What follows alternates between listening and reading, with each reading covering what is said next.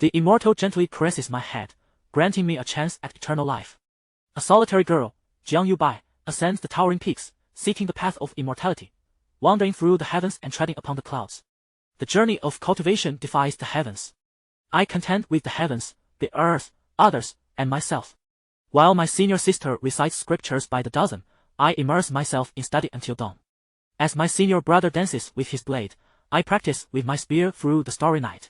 My master concocts elixirs through the night, and I ensure the furnace remains alight. If one does not perish from their own ambition, they shall strive to outshine others, weeping for the entire realm of cultivation. Your relentless pursuit of alchemy has overwhelmed the furnace, causing it to explode. Alchemy Proficiency E. You procure an iron pot to continue your alchemical endeavors and discover that it is easier to control the fire, allowing for more even heating of the herbs. Alchemy Proficiency 5. Congratulations, your alchemy skills have leveled up. Chapter 001. The path of immortality must be contended for. The path to the azure clouds shall eventually be traversed, the setting sun casting a radiant glow towards the heights. Even when fierce winds arise, I shall ride the gales and soar thousands of miles. In the ninefold mountains, beneath the azure cloud ridge, a faint shimmer of multicolored light emanates from the spirit testing tablet, with the blue light being the most prominent, while the others are comparatively dim. 5 elemental roots, primarily wood, with a root value of 5. The others are relatively low. Beside the spirit testing tablet stands a stern-looking middle-aged overseer of the Tianyan sect, Hong Tao, who, while clutching the last wooden token, furrows his brow as he surveys the girl before him. She appears filthy and frail, with sparse yellow hair clinging to her forehead, hands stained with blood, her knees torn, and her footwear reduced to one sandal. Unlike others who were sent by their families, she has climbed the treacherous ninefold mountains alone.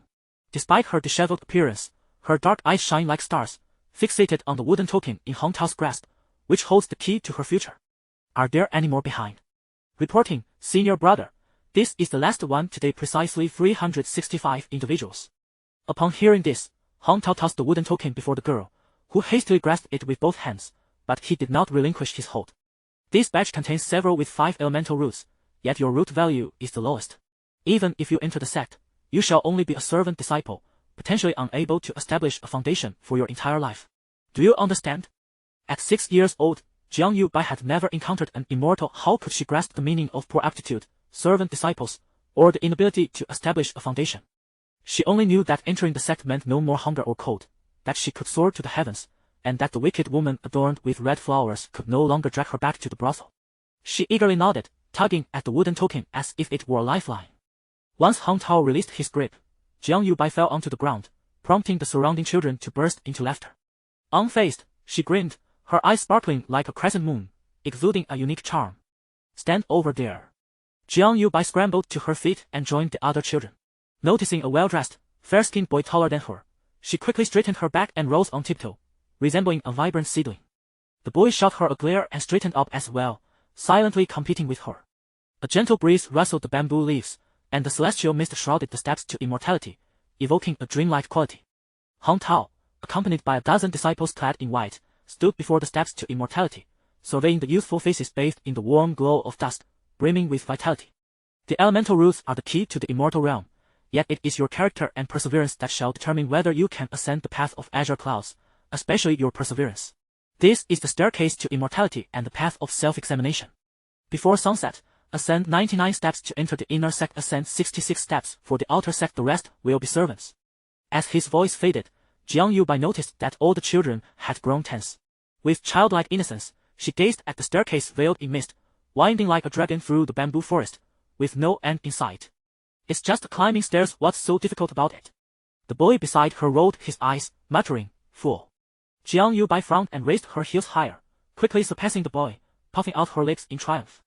The boy gritted his teeth, continuing to silently compete. As the staircase to immortality opens, you all wait. A beam of light descended before them, and Jiang Yubai beheld a figure flying on a sword for the second time, her eyes widening with curiosity. An elderly man, with hair as white as snow and an air of ethereal grace, appeared, holding the hand of a haughty young girl. Upon recognizing the girl's face, Jiang Yubei's expression drained of color, and she took several steps back. Lin Suwang, the one who had sold her off, ultimately leading her into the clutches of the brothel in Yaodong City. As soon as the elder appeared, Hong Tao and the other Tianyan sect disciples immediately clasped their hands in respect, exclaiming, Elder Lin. Lin Xiangtian nodded, pulling Lin Suiwang closer.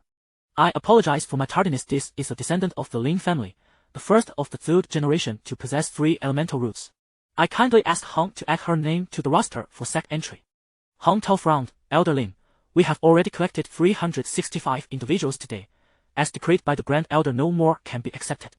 Lin Xiangtian, unfazed, replied, then simply remove 1. The Grand Elder's decree pertains to the number, not the specific individuals. Is it not permissible to replace a 3-rooted individual with the worst 4 or 5-rooted one? Do you truly intend to disregard the good in pursuit of the bad? Lin Xiangtian scanned the children, and a chill ran down their spines. Jiang Yu Bai hurriedly covered her token. Hong Tao's brow furrowed, his gaze fixed ahead, but his disciple behind him pointed at Jiang Yu Bai. That child has 5 elemental roots. As soon as the words left his mouth, Hong Tao shot him a fierce glare, but it was too late. They were merely the lowest rank of Qi refinement disciples. Even though Lin Xiangtian was not a formidable figure within the sect, he was a golden core cultivator, and they could not afford to offend him, especially with many seeking to curry favor. With a wave of his sleeve, Jiang Yu Bai was swept up by a gust of wind and unceremoniously thrown before several individuals, her token landing at Lin Suan's feet. Ignoring her pain, Jiang Yu Bai scrambled forward, pressing her token down, only to find a boot clad in deer leather pinning her hand firmly. How could it be you? Hearing this, everyone turned to Lin Suiwang. Does Wang Wang recognize her? Lin Xiangtian inquired. Lin Suiwang, with an air of arrogance, replied, she used to be my maid. After stealing my jewelry, I had the matron sell her off. Jiang Yu Bai defiantly raised her head. I did not. No one paid her any heed. Lin Xiangtian addressed Hong Tao.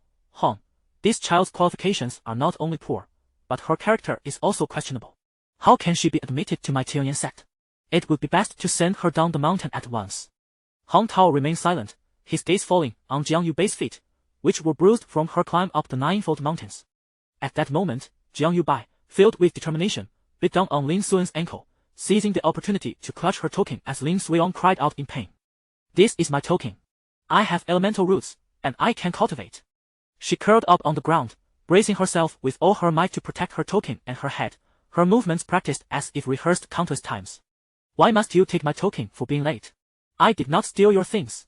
I did not. The crowd cast sympathetic glances at Jiang Yu Bai, yet their concern remained superficial. Lin Xiangtian sneered, raising his hand with a gentle flick, sending Jiang Yu Bai crashing against a nearby rock. Pain surged through her, blood spurted forth, and her token fell to the ground. Lin Xianshan's fingers curled slightly, and the token flew into his hand. Upon seeing the bloodstains, he displayed a hint of disdain, casting a cleansing spell that rendered it pristine once more. Gen API call failed with status code 429. Error. Code 429. Message, resource has been exhausted, e.g. chat quota. Status, resource exhausted. The farthest she could see was a girl, and just slightly behind her was the fair-skinned boy who had previously stood beside her, mocking her as foolish. To climb so high must mean they are truly exceptional. Jiang Yu Bai could not help but feel a surge of envy, but she quickly inhaled deeply and glanced back to see how many were even less capable than her, who was deemed the most unqualified. As she descended the steps, the crowd grew larger. Amidst the throng, she spotted Lin Suiwang. Their eyes met. Jiang Yu Bai lifted her chin slightly, and in an instant, Lin Suan's eyes brimmed with tears as she squatted down, sobbing pitifully. Having exerted every ounce of strength to ascend 66 steps to the outer gate, how could she be surpassed by a lowly, wretched girl? Others looked at Jiang Yu Bai with astonishment, envy, and jealousy, making her the center of attention. At that moment, she stood on the 81st step. Hong Tao hovered above on his flying sword, surveying the entire staircase. From the records of their spiritual roots, he had anticipated the capabilities of this group of children. Seeing Lu Nangji, Sheng Huaishi, and Xia Jinshang reach the 99th step did not surprise him in the least. He had largely expected the others to follow suit.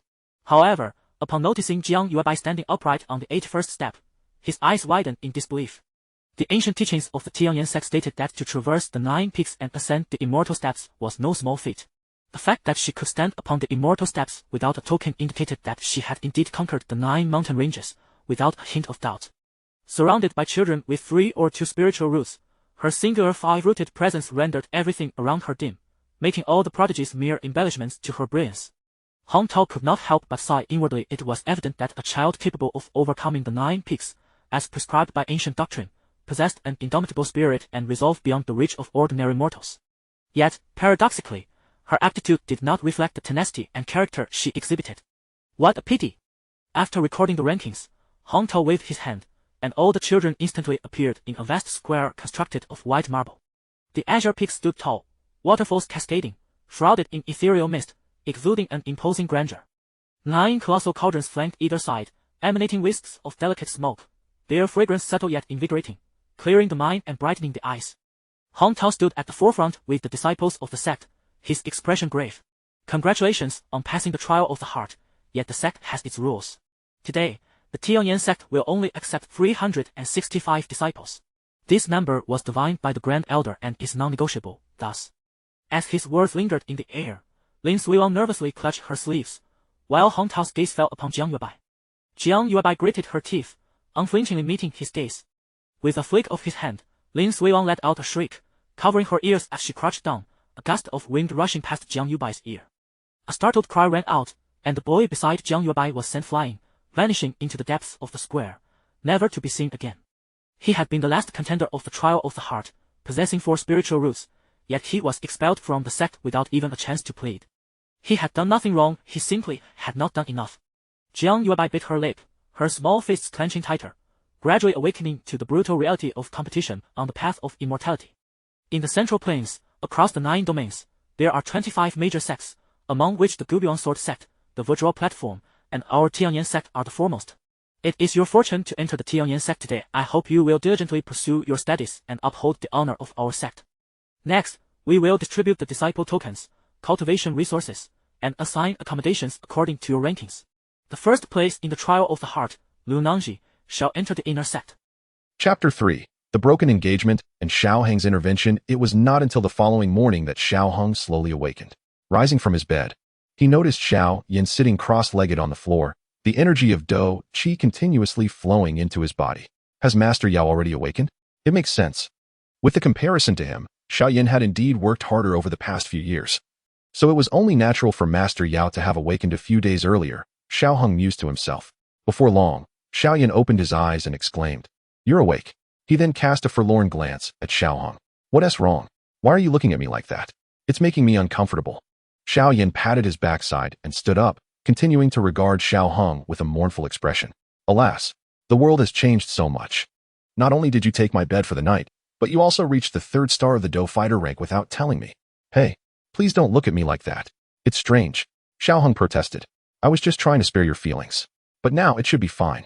So, have you found out why your Dou Qi disappeared?" Xiao Heng was quite adept at shifting the topic away, and he did so with ease. "I have found out. I took on a mentor who helped me recover," Xiao Yin replied. "Don't worry, I will surpass you in no time." Although his tone was calm, Xiao Heng could sense the heavy undertone of grievance in his words. "I'm hungry, aren't you?" Xiao Heng pretended not to understand what he was implying and forcibly redirected the conversation. Faced with this, Xiao Yin felt helpless. "All right then, young master. Shall we go for a meal? But it's on you." "Haha, you truly never miss an opportunity." Xiao Heng chuckled. "I've been broke these past few days. Why don't you, young master Xiao, cover the expenses for now? I'll pay you back next month." "Wow, you shameless rascal. I must be blind to have befriended you," Xiao Yin exclaimed, spitting in mock disdain. "Ah, a face cannot be eaten. Since you've promised to treat me, let us embrace shamelessness. I don't mind. So what shall we eat?" Just as Xiao Yin was about to argue further with this brazen fellow, a knock echoed through the air. "Third young master, the clan leader requests your presence in the hall." "All right." Upon hearing that Xiao Zhan was looking for him, Xiao Yin abandoned his debate with Xiao Heng, muttering under his breath, "Just wait." Xiao Heng suddenly seemed to remember something and gravely said, "Wait, I'll go with you." Although Xiao Yin was puzzled by Xiao Heng's sudden seriousness, he didn't speculate further and simply nodded. "Young Master Xiao Heng, you are here too?" With a smile, Xiao Heng replied, "Yes."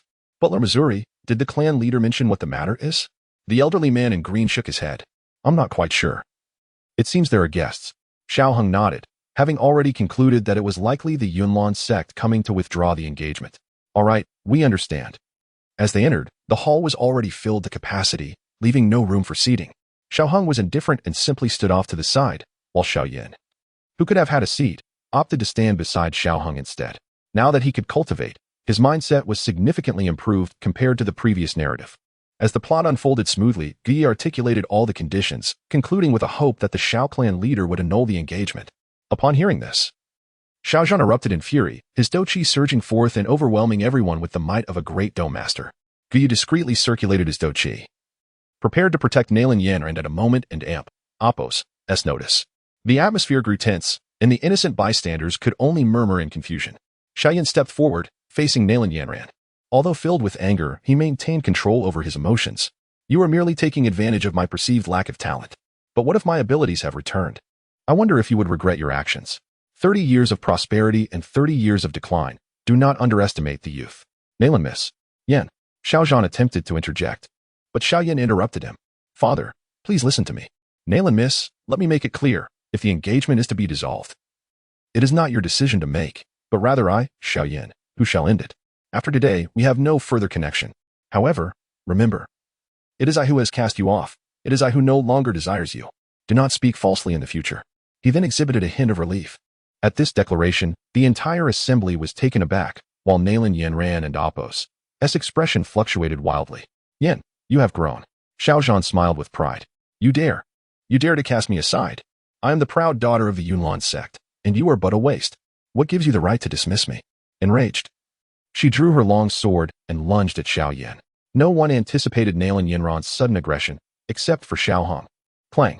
The crisp sound of metal clashing resonated as Nalan Yanran and Amp. Oppos' sword halted just an inch from Xiaoyan and Amp. Oppos' chest. That inch proved insurmountable, as her blade was intercepted by another sword held firmly by Xiaohong. Nalan Miss, I mean no offense, but if you wish to engage in combat, I would be more than willing to entertain you, Xiaohang said with a gentle smile, his demeanor deceptively calm despite the tension in his grip. Yanran, lower your sword. Dou Qi, taken aback, realized that they were in the Xiao residence. If Xiaozhan decided to act, they would all meet their end here. Even if the Yunlan sect would not spare the Xiao clan in retaliation later. Hearing Dou Qi and Oppos' words, Nalan Yanran and Oppos' expression darkened further. She had never endured such indignity. But she was not foolish enough to ignore the gravity of the situation. Humph. With a huff of frustration, she retracted her sword. Xiaohong swiftly returned the weapon to its scabbard, stepping back afterward. Xiaoyan cast a grateful glance toward Xiaohong before addressing Nalan Yanran once more. Nalan Miss, I understand you feel insulted, but I am indifferent to your feelings. Here's the deal. In 3 years, I will personally visit the Yunlan sect to settle this matter. If I lose, I will serve you as a slave, but if you lose, all I ask is for you to acknowledge the annulment of our engagement. Before Xiaoyan could finish, Nalan Yanran interjected. Elder Ge, let us go. She said nothing further, but shot a fierce glare at both Xiaohang and Xiaoyan as they departed. Understood. Dou Qi recognized the dire state of affairs and swiftly gathered their belongings before following Nalan Yanran out. Thus, the 3-year agreement was established, leaving Xiaoyan feeling significantly more composed. After Dou Qi and Amp. Oppos' departure, some onlookers began to murmur about the potential repercussions of offending the Yunlan sect. Ultimately, it was Xiaozhan who brought the commotion to a close. Brother Yin, you were truly impressive just now, remarked one of the beautiful girls in attendance. What? Is it only Brother Yin who is formidable? I am quite capable too. If it weren't for me, your little admirer would have been injured. Shouldn't you commend me? Stop speaking nonsense. What admirer? Xiaoyan, now composed, shot a glance at Xiaohong. Yet, Sun Er offered no rebuttal. Her cheeks flushing as she said, Thank you, Brother Xiaohang. During the past 3 years, Xiaohong had frequently been in Xiaoyan's company, thus strengthening his bond with Xiao Sun Er significantly. Xiaohang chuckled. I won't intrude on your little rendezvous any longer. I have matters to attend to, so I shall take my leave. All right. Goodbye, Brother Xiaohang. Xiaoyan merely nodded in response. Returning to his courtyard, Xiaohang discovered that a new feature had emerged in his system. Summoning the panel, he felt a surge of excitement as he beheld the fresh content displayed before him. Host, Xiaohang cultivation level, 3-star fighter technique, innate skill combat techniques, basic martial arts. Zongheng sword technique skill points, 16 energy points. For heavenly Dao points, 5, can be used for altering the plot, can be utilized for a lottery. 1 heavenly Dao point allows for 1 lottery draw per day. Xiaohang felt an overwhelming excitement at the emergence of new functionalities. System, conduct a lottery draw. As Xiaohang silently recited, one of his heavenly Dao points diminished. A virtual box opened, revealing the black and white Xuanzhan, a mid-level weapon of the Xian rank. Eligible for upgrades. Wow, what incredible luck. Let and Oppos' try again. System, conduct a lottery draw. Another treasure chest opened, yielding the insights of 3rd-grade alchemy techniques, usable for learning alchemy. Subsequently, Xiaohang felt an influx of knowledge flooding his mind, encompassing information about medicinal herbs and various formulas ranging from 1st to 3rd grade, over 20 types in total. Most of this knowledge consisted of various insights related to alchemy, and he refrained from examining the formulas further, fearing he might faint from the sheer overload. System, triple draw. He received the White Lotus Fire, a powerful primordial fire. In ancient times, there was a lotus flower that, despite belonging to water and wood, blossomed atop the sunlit mountain, continuously scorched by the sun's true fire. When it bloomed, its petals transformed into flames. As long as the sun shines, the flame shall not extinguish. Unrefined. 10 Qilin fruits. Legend has it that these fruits sprout from the blood of a Qilin, and consuming them can enhance one and amp, Oppos, as cultivation. A doling 8-star card, when used, grants doling cultivation for 1 hour. What a delightful surprise. Xiaoheng was elated. At this moment, he felt empowered, possessing the means to rival the formidable Xiaoyan. The system had already stored the items in its space, though regrettably, the system space only accommodates items obtained through the system. Receiving such an abundance of treasures was quite unfamiliar. Xiaoheng had previously speculated about the origins of the system, but upon reflection, he concluded that if a powerful entity intended to manipulate him, they would likely employ more sophisticated methods. Thus, he felt reassured about the system. Though he would not fully rely on it, he decided to try the black and white Xuanzhan. With a mere thought, 2 swords, 1 black and 1 white, materialized in his hands. Although he had yet to wield them, even their simple grip exuded a chilling aura. It seemed prudent to procure sword sheaths for them. Next, he examined the White Lotus Fire. Its searing heat felt as if it could melt him, even through the system and Oppos' seal. He had no intention of merging with it just yet. He did not possess the qualifications for such an undertaking. He planned to wait until he reached the fighter level before attempting to fuse with this flame. Finally, Xiaoheng retrieved a Qilin fruit. The fruit was small, roughly the size of a grape. Upon placing it in his mouth, it immediately transformed into pure energy that coursed through his body, channeling the innate skill to its fullest. He felt the immense energy within him. This was likely comparable to a third-grade pill. Although he had never consumed one, he imagined it would be similar.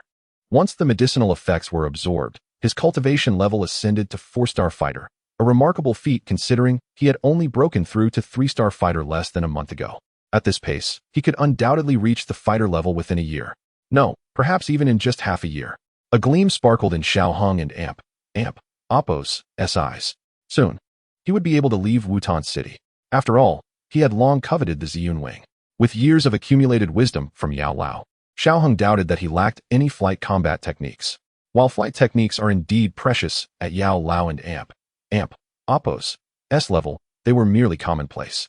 Thus, he felt no burden in seizing the Ziyun Wing. Chapter 4. Borrowing money. The tumult of the broken engagement had faded into the past several days ago. For most, the incident seemed like a distant memory, primarily because it did not concern them. Many merely observed the spectacle. Who would truly dwell upon it? Xiaoyan, what brings you here? Xiaoheng had just completed his training and was about to venture out for breakfast when he encountered Xiaoyan at the door. Xiaoheng, are we not good brothers? He eyed Xiaoyan with confusion. Indeed. But why this sudden madness so early in the morning? Then could you lend me some money? What did you just say? I said, lend me some money. No, I meant, what did you say before that? Oh, so we are good brothers, are we? Not quite. Hey, you can and Oppos, be like this. What a jest. You, the son of a clan leader, asking me for money. Are you out of your mind? Wait, it seems Xiaoyan is indeed short on funds. But I lack money too. I haven and Oppos, even got enough for a sword sheath. Wait. Perhaps a solution has just occurred to me. Xiaoheng's eyes suddenly brightened, fixing an intense gaze upon Xiaoyan. Xiaoyan felt somewhat disheartened at the prospect of not securing a loan, but he soon detected the peculiar glimmer in Xiaoheng and Oppos' eyes, causing a shiver to run down his spine. What do you intend to do? I assure you, I offer my talents, not my person. Xiaoyan crossed his arms defiantly. Xiaoheng rolled his eyes at this fool. What are you daydreaming about? I'll take you to meet someone who can certainly lend you money. And perhaps at one and Oppos, to even need to be repaid. No way. How could a grown man like me ask a girl for money? Absolutely not. Realization struck Xiaoyan as he discerned who Xiaoheng referred to, and he shook his head vehemently, portraying an expression of utter impossibility. Scene shift. Thank you, Sister Sunner, for the loan. Rest assured, Xiaoyan will repay you. If I cannot, I shall repay in flesh. You rascal. You borrowed more than I did. So why must I repay? Xiaoyan regarded the shameless individual, even though he too had borrowed money, but it had been voluntary on his part. Xiaoheng draped an arm around Xiaoyan's shoulders. Come now, we are brothers. We share fortune and misfortune alike, right, Sister Sun and Oppos? Observing their playful banter. Sun and Oppos refrained from engaging instead suggesting, "Would you like to accompany me for some shopping? I haven't and amp, oppos, been in ages."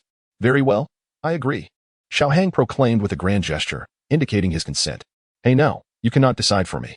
I haven't even agreed yet," Xiaoyan protested, casting a dissatisfied glance at his companion. Just as he prepared to continue his teasing, a cheerful voice chimed in. "Then does brother Xiaoyan not wish to join?" All right, all right. How could I dare to refuse sister sooner?" Reluctantly, Xiaoyan acquiesced, allowing himself to be led into her plans. Boundary line 3rd Young Master. Young Master Xiaohang, Miss Sun and amp, oppos, I am Pain, the captain of the guard personally appointed by the clan leader last year. You may call on me whenever needed. The market of the Xiao clan was bustling, offering a plethora of goods, rendering Xiaohang momentarily dazzled. However, possessing a clear objective, he refrained from indulging in unnecessary purchases, primarily due to his financial constraints. ISN and oppos, that Miss Sun and oppos, what a delightful surprise to encounter you here. Sun and oppos, furrowed her delicate brows slightly, turning towards the voice, only to see a throng of people approaching, surrounding a young man clad in lavish attire. The young man, appearing to be around 20, possessed striking features. Though his complexion was somewhat pallid, his eyes were fervently fixed on the graceful young woman before him, exhibiting unabashed admiration. Upon spotting him, Sun and amp, oppos, instantly turned to leave. Noticing her attempt to depart, the young man grew anxious and moved to block her path, but was halted by another. "Young Master Galio, it is ill-advised to harass ladies in public. Xiaoyan, where have you been? Do you not see that sister Sun and oppos, is being accosted? Are you dead?" Xiaohang, seeing Xiaoyan still rummaging through a vendor's wares, felt exasperated, wanting to kick him for his negligence regarding his own girlfriend. To his surprise, Xiaoyan remained indifferent, responding, "Oh, I see, then you handle it. I and amp, oppos, take Sun and amp, oppos, to browse over there. Sun and amp, oppos, come, let us explore that way." Having waved to Sun and amp, oppos, inviting her to join him, Xiaohang was shocked as she cheerfully replied, "Brother Xiaoyan, I'm coming. As for you, brother Xiaohang, I leave this matter in your capable hands." With a radiant smile, she strode towards Xiaoyan. "You three, how dare you?" Galio seethed at their dismissive attitude. Anger welled within him as he prepared to take action. Observing the situation, Xiaohang's expression sharpened. "Is there a problem, young Master Hung?" Pain approached with a few of his men, casting a wary glance at Galio. Galio attempted to retort, but his companions pulled him back. "Young Master, this is the Xiao clan's territory. We are no match here. We shall seek another opportunity." Galio glared at the retreating figures of Xiaoyan and company, his teeth clenched in frustration. Xiaohang, seeing Galio depart without further incident, felt relief. After all, he was not yet a match for Galio's father. However, he knew that would change in due time and chose not to dwell on those destined for demise. "Young Master Hong, young Master Xiaoyan and the others have moved over there," Pain informed, assuming Xiaohang intended to follow them. "No need, let them explore." Xiaohang replied, "Uncle Pain, do you know where I might find a blacksmith? I wish to purchase some items." Though unsure of Xiaohang and amp, oppos, intentions, Pain kindly directed him to the blacksmith and sent a young man to accompany him. "Young Master Hong, I shall take my leave now." The guide was a youth a few years older than Xiaohang, bearing a rather stoic demeanor, having scarcely exchanged words with him along the way. "Very well, return. Inform Xiaoyan that I will be a bit late. There is no need to wait for me." "Understood, young Master Hong." The youth nodded his acknowledgement. Upon entering the blacksmith and amp, oppos, shop, a wave of heat greeted him. There was no formal reception. Inside, a middle-aged man was forging metal. As soon as he saw Xiaohang, he paused his work and approached him. "Young master, what weapon do you require?" "My craftsmanship is the finest in all of Wutan City. I do not seek a weapon. I need 2 sword sheaths." As he spoke, he retrieved the black and white swords from his spatial ring. The blacksmith, having seen such artifacts before, was not overly astonished. "These swords, their quality must be at least of the Xian rank. May I examine them closely, young master?" The blacksmith and oppos' demeanor shifted to one of excitement, as he had not encountered such fine craftsmanship in years. Xiaohang gestured for him to proceed, observing intently as the blacksmith scrutinized the swords. After a considerable time, the blacksmith exclaimed, "I have never seen swords of such exquisite artistry. These are the finest I have ever encountered." Eventually, Xiaohang inquired, "Then, can you create the sheaths?" His intent was not to interrupt, but the blacksmith seemed so entranced he could have gazed at the swords for eternity. "Certainly, however." The blacksmith hesitated, and Xiaohang pressed, "As long as you can craft them, money is no object. Please, tell me your price." "Approximately 5,000 gold coins." The blacksmith and amp, Oppo's face flushed slightly, revealing a hint of embarrassment. Given the consumer prices in Wutan City, the thought of crafting 2 sword sheaths for 5,000 gold coins would surely provoke laughter. Yet, he had not demanded much more. No problem. How long will it take? He asked. I realize I might be exaggerating, but if these swords are to be worthy. You may proceed, replied the blacksmith, astonished by Xiao Hang and Amp. Oppo's agreement. Boss, I and Amp. Oppo's LL pay you a deposit of 2,000 gold coins. When can I collect them? Xiao Hang, disinterested in small talk, stated directly. The blacksmith paused for a moment before responding seriously. 10 days. Give me 10 days, and I will ensure your satisfaction. After leaving the 2,000 gold coins, Xiao Hang turned to leave. By the time the proprietor finished taking all the measurements, it was already noon. The meticulousness of the measurements was almost infuriating, as not a single corner had been overlooked, testing Xiao Hang and Amp, Oppo's patience. Finally done, he exclaimed. It was now time to pay a visit to the middle auction house. The items he intended to purchase were crucial to his future financial prospects. He squeezed the card that Sun and Amp, Oppo's, had given him that morning, feeling a surge of confidence. Otherwise, he would have indeed felt apprehensive about entering the middle auction house. Greetings. Welcome to the middle auction house. Are you here to buy or sell? A rather attractive young lady greeted him as he entered, clearly well trained in her duties. To buy. Xiao Hang replied. This way, please. The young lady led the way, her movements graceful and alluring, causing Xiao Hang to momentarily lose his composure. Acknowledging that he was indeed entering his teenage years, he was ushered into a room where a middle-aged man sat at a desk. Young Master Xiao, please take a seat. What can we assist you with today? The man recognized Xiao Hang, who had gained some notoriety in Wutan City over the past 2 years. Thank you, Xiao Hang expressed. Taking a seat and retrieving a piece of paper. Everything I require is listed here. Do you have these items in stock? 100 wisteria flowers, 80 white fruits, 50 white alumin plants, 80 sorrel leaves, 20 green vines, 10 magic cores. Additionally, a 2-chambered cauldron and a low-tier storage ring. The middle-aged man read through the list carefully before speaking. Young Master Xiao, the items you seek are rather expensive. May I inquire if you are prepared financially? He hesitated, hinting at a doubt regarding Xiao Hang and Amp, Oppo's financial capacity, considering he was merely an adopted child. Even a legitimate heir might find such a sum challenging to gather. You need not worry about that. My presence here is assurance enough. Simply procure the items, and whether I can afford them will become evident, correct? Xiao Hang picked up a cup of tea and sipped it gently before calmly responding. The middle-aged man rose, saying, Young Master Xiao, please wait a moment. The items will be here shortly.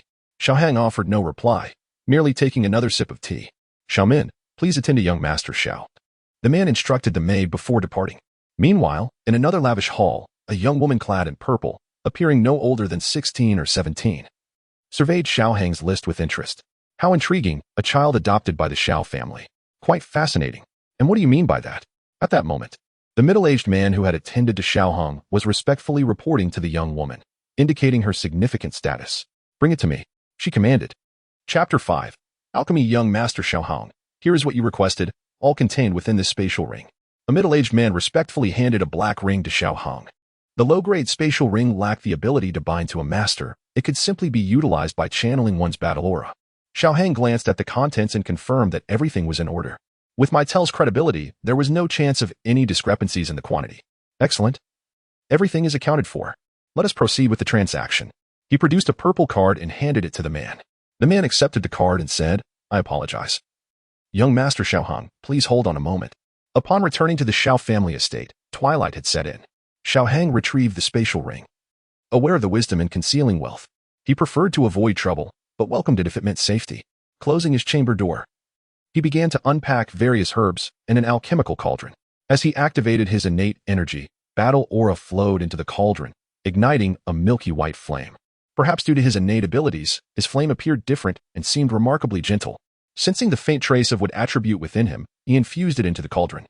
While a third-tier alchemist might not compare to the venerable Yao Lao, Xiao Hang benefited from comprehensive teachings, including various alchemical techniques and insights typically gained only through prolonged practice. The knowledge transmitted by the system did not grant instant mastery, but rather, it felt as if someone had guided him through the process physically. Thus learning became a matter of execution. With the infusion of his wood attribute, the previously turbulent flames gradually calmed. According to the lore of the battle aura realm, individuals typically possessed only one attribute, with only a rare few able to wield a second. However, Xiao Hang was distinct. He possessed a myriad of attributes within him. This meant he could cultivate any technique or battle skill without hindrance. His soul energy penetrated, meticulously sensing the changes within the cauldron as he began to add the herbs. Wisteria, ginkgo, and alum root. He was currently concocting a basic healing potion, effective for staunching wounds and promoting recovery. The wisteria, a resilient vine, could grow from a seedling to several meters in length in just a year. The alum root served to stop bleeding, while the ginkgo acted as a neutralizer, facilitating the fusion of the two herbs and enhancing their combined properties. The knowledge imparted by the system made Xiaoheng feel as though he inherently understood the process, though he had yet to practice it. Thus, he needed to transform the theoretical knowledge in his mind into tangible results. Sizzle. A sound echoed as the herbs turned to ash within the cauldron. The flames were too fierce. Sizzle. The ginkgo lacked sufficient roasting time. Sizzle. The fusion was rushed. Xiaoheng encountered failure after failure, yet with each setback, he could precisely identify the cause. It continued until the 30-second attempt. Xiaoheng beamed at the green liquid in the vial. Ha ha ha. I told you this wasn't so difficult. According to current market prices, this small vial could fetch at least 200 gold coins. An alchemist, indeed, the most affluent profession in the battle aura realm. The following day, as sunlight streamed through the window, Xiaoheng glanced at the potion on his desk. With his eyes closed, he resumed his training. His battle aura was nearly depleted, and his spirit was weary, a result of a brief respite he had taken. Nevertheless, every moment was worthwhile. After 32 failures, he had only encountered 5 more setbacks, indicating a remarkably low failure rate. At this rate, he estimated that he would be ready to attempt crafting first-tier elixirs within 3 or 4 days. This was the advantage of possessing the complete inheritance of a third-tier alchemist. Every failure revealed a lesson, allowing him to swiftly enhance his success rate in alchemy. When he sensed that both his battle aura and spirit had fully recovered, nearly 2 hours had elapsed. It appeared he should follow Xiaoyan's example and seek out a more secluded location, while his current surroundings were relatively tranquil. Being at the heart of the Xiao family, it would be prudent to find an even more secluded spot for alchemy. The back mountains of the Xiao family led directly to the Monster Beast Mountain range. Perhaps it was worth exploring. However, before venturing out, he needed to procure additional supplies. He could not embark empty-handed. After safely stowing the potion within the spatial ring, Xiaoheng made his way to the Xiao family market to gather the necessary items before heading towards the back mountains. To be honest, the cliffs in the back mountains were numerous. He selected a cliff about 30 to 40 meters high, secured a rope to a tree, and began his descent. Upon reaching the midpoint, he grasped the rope with one hand and drew his sword with the other, swiftly carving out a platform suitable for standing. He continued to chisel away, soon creating a space of approximately 30 to 40 cubic meters, leaving only a 1-meter opening to conceal his entrance. With a firm tug on the rope, it descended smoothly. The rope had initially been a precautionary measure, but now that the area seemed secure, he deemed it unnecessary and decided to hide it to avoid detection.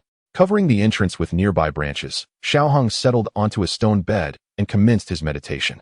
As night fell, he resumed his alchemical pursuits. His progress was rapid. By the 4th day, he successfully produced a first-tier elixir. Though he only managed to create one, it was still a noteworthy achievement. However, he faced a dilemma. His herbs were nearly depleted. Food was not a concern, as he could gather wild game during his sword training sessions. It was time to venture out. Remaining away for too long could raise concern. He had not informed anyone of his absence, and the Xiao family would likely send someone to search for him if he did not return soon. After packing his belongings, Xiaoheng prepared to head back. As he approached the courtyard entrance, he spotted someone standing at his door. Xiaoheng walked over. "Xiaomu, what brings you here?" Xiaomu had changed significantly compared to 3 years prior, yet he and Xiaoheng maintained a strong bond.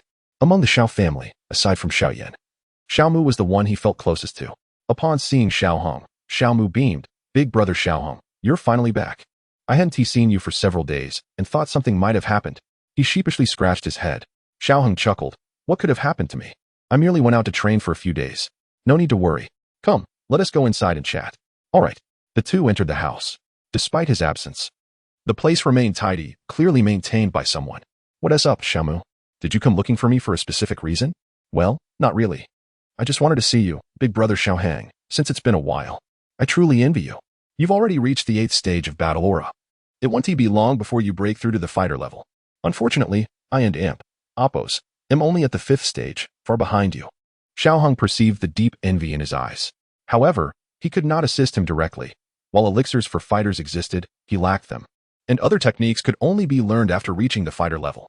He could only offer words of encouragement. "You're doing well. Better than many of your peers in the Xiao family. If you continue to work hard, there's a chance you can catch up to me.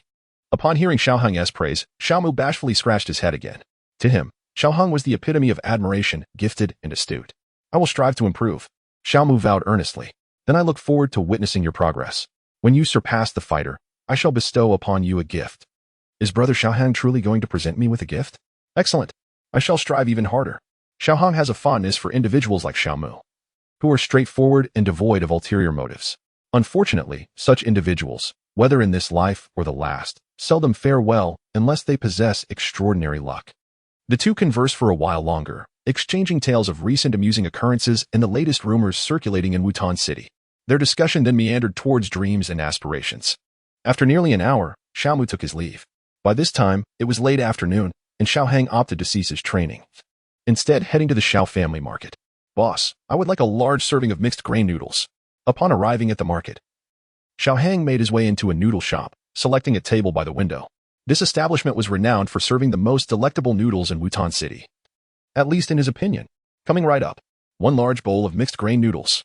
The waiter skillfully called out to the kitchen, then fetched a pot of tea. Though the tea was not of the finest quality, it was still drinkable. It is worth mentioning that the culinary delights of the Dou Qi continent are not lacking compared to the past life, while the variety may be limited. The ingredients are of superior quality. Even a single grain of rice here possesses a flavor far surpassing that of the past. Were it not for the fact that cultivation is the primary focus, Xiaoheng would have considered opening a hot pot restaurant. Pouring himself a cup of tea, he patiently awaited his noodles, noting that the establishment was bustling, with over 10 tables occupied. Just then, two individuals entered, a man dressed in green and a woman clad in a striking red dress. The woman, though young, had an appealing figure. These two were none other than the young master and mistress of the Xiao family, Xiao Ning and Xiao Mei. As they entered, the waiter promptly approached them, intending to guide them to a table. However, upon scanning the room, he realized there were no available seats.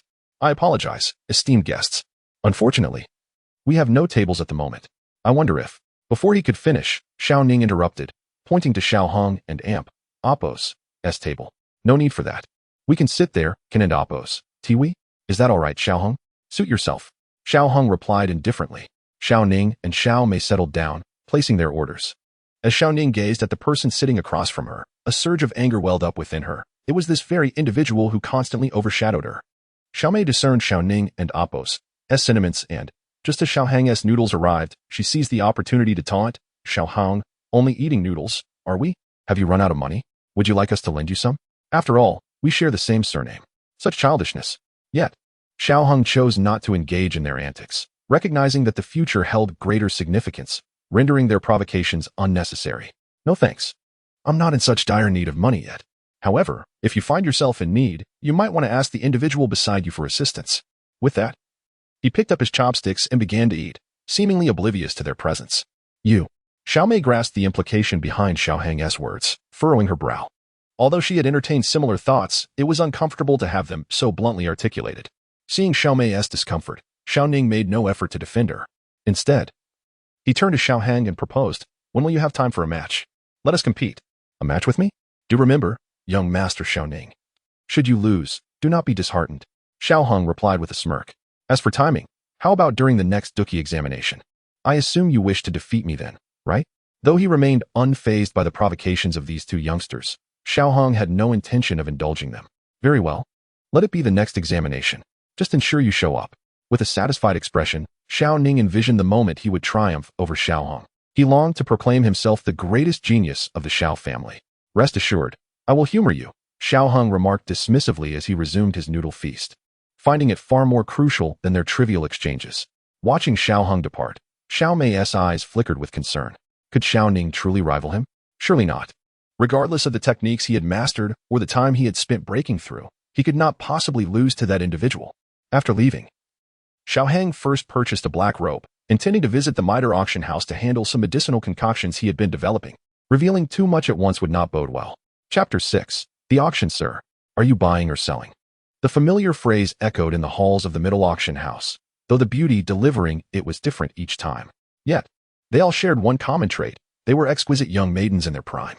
I wish to sell, and perhaps purchase a few items as well, Xiaoheng replied, lowering his voice to avoid drawing attention to himself too early. Very well, this way please. In a private booth, the middle-aged man from last time emerged once more. Greetings. What would you like to sell? At Middle Auction House, respect for strangers was not overly abundant, for they were one of the 10 prominent families of the Gamma Empire. When Xiaohang visited previously, they had treated him with slightly more regard, as the Xiao family held some local influence. With a thought, several bottles of various sizes appeared on the table beside him. The middle-aged man was taken aback by the sheer number of vials. In Wutan City, not everyone who came to purchase potions was an alchemist, but one who could produce such a collection certainly was. The man's attitude shifted instantly, recognizing Xiaohang's status. My apologies, sir. I shall arrange for a more suitable room for you. Xiaohang shook his head. No need for that. This will suffice. He gestured to the bottles. These contain healing elixirs, barely qualifying as first-grade pills, and this one is a rejuvenation pill, also first-grade. Could you provide an estimate of their worth? In Wutan City, anyone who could concoct potions was considered an alchemist, as few truly understood the craft. The middle-aged man, still speculating about Xiaohang and Apos' identity, replied, Please hold on a moment. Sir. He swiftly took a vial of first-grade potion, stirred it with a needle, and scrutinized it carefully. Though he lacked expertise in alchemy, distinguishing low-grade potions was within his capability. After inspecting the healing elixirs, he turned his attention to the rejuvenation pill, examining it thoroughly before returning it to its vial. Indeed, it is a first-grade pill.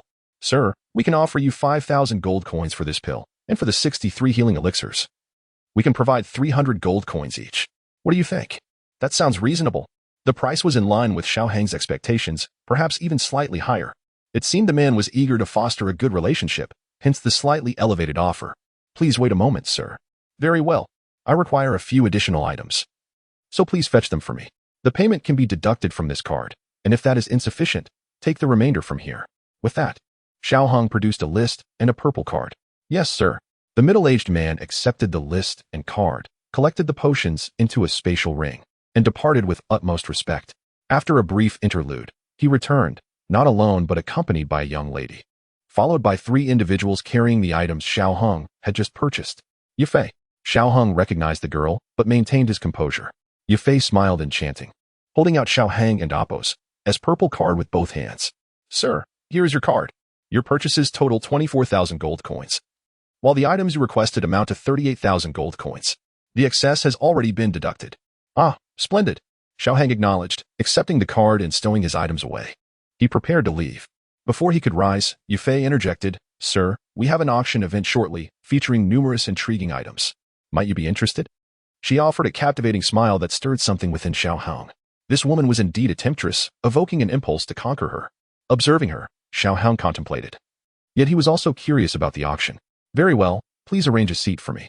Upon hearing his agreement, Yifei beamed. This way, please. Xiaohang stood and followed her. The auction did not have private booths, so he chose a seat toward the back. Such events seldom offered items of interest to him. And even if they did, he could hardly afford them.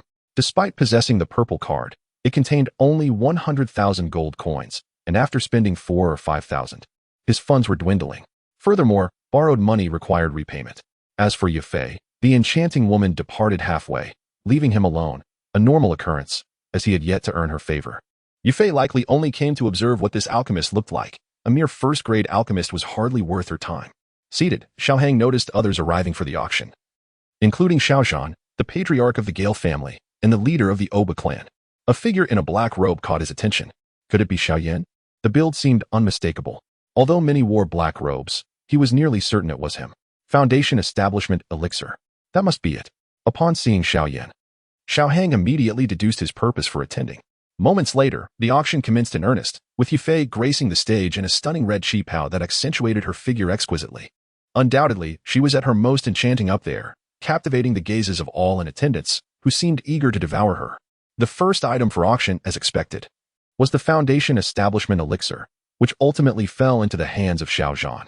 The event continued without much excitement until the finale, the windstorm technique, ignited the crowd and Apos' enthusiasm.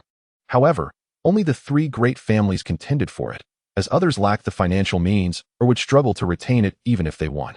The windstorm technique was successfully auctioned off by Patriarch Gale. With the final gavel, the event was officially concluded. Xiaohang, desiring the technique himself, contemplated how it might integrate with his innate skills to enhance his abilities. He was one of the last to leave the auction, unwilling to jostle with the throng. As he exited, the figure in the black robe, Xiaoyan, emerged just behind him. Gazing at the retreating figure, a flicker of astonishment crossed Xiaoyan's face. Teacher, could that person be Xiaohang? Indeed, it is Xiaohang, and his cultivation has reached 4 stars in fighter rank. After nearly a month of training, Xiaohang had indeed achieved that level. Although his innate skills allowed him to conceal his aura, such subtleties were easily perceived by someone as experienced as Yao Lao. Xiaoyan's shock stemmed not only from Xiaohang's cultivation, but also from Yefei's earlier revelation that he was an alchemist, amplifying his surprise. Clenching his fist, Xiaoyan moved away from the scene. Xiaohang, upon leaving, gave little thought to these matters. Back at the Xiao residence, he did not return to the cave, for the sword sheath was expected to arrive soon, as he had instructed the craftsman to deliver it directly to the Xiao family upon completion. In the courtyard, Xiaohang drew 2 wooden swords, one in each hand. In the realm of Dou Qi, swordsmanship appeared rather rudimentary, primarily limited to sword energy without the finesse of sword intent. He yearned to cultivate sword intent, though the Zongheng sword technique merely suggested its possibility without detailing the process. The only guidance it provided was a single character, heart, which Xiaohang had yet to decipher. Thus, he resolved to practice diligently. For the past month, he had trained swordsmanship for 3 hours daily, spent 1 hour on martial arts, and devoted the remaining time to alchemy and cultivation, rarely allowing himself any respite. His talent and fortuitous encounters were not the sole reasons for his current prowess. Closing his eyes, Xiaohang meticulously felt each sword stroke he executed. Following the principles of the Zongheng sword technique, he exerted all his strength with each strike, repeating the sequence until exhaustion claimed him. 3 hours later, he panted heavily. Beads of sweat dotting his forehead. He sank onto his bed, retrieved a Qilin fruit, swallowed it, and commenced his innate cultivation practice. He refrained from alchemy, for caution was paramount within the Xiao clan, as not all its members harbored goodwill towards him. The following day, he commenced his training in fundamental martial arts. Each punch and kick imbued with strength, occasionally punctuated by the sound of air being sliced apart.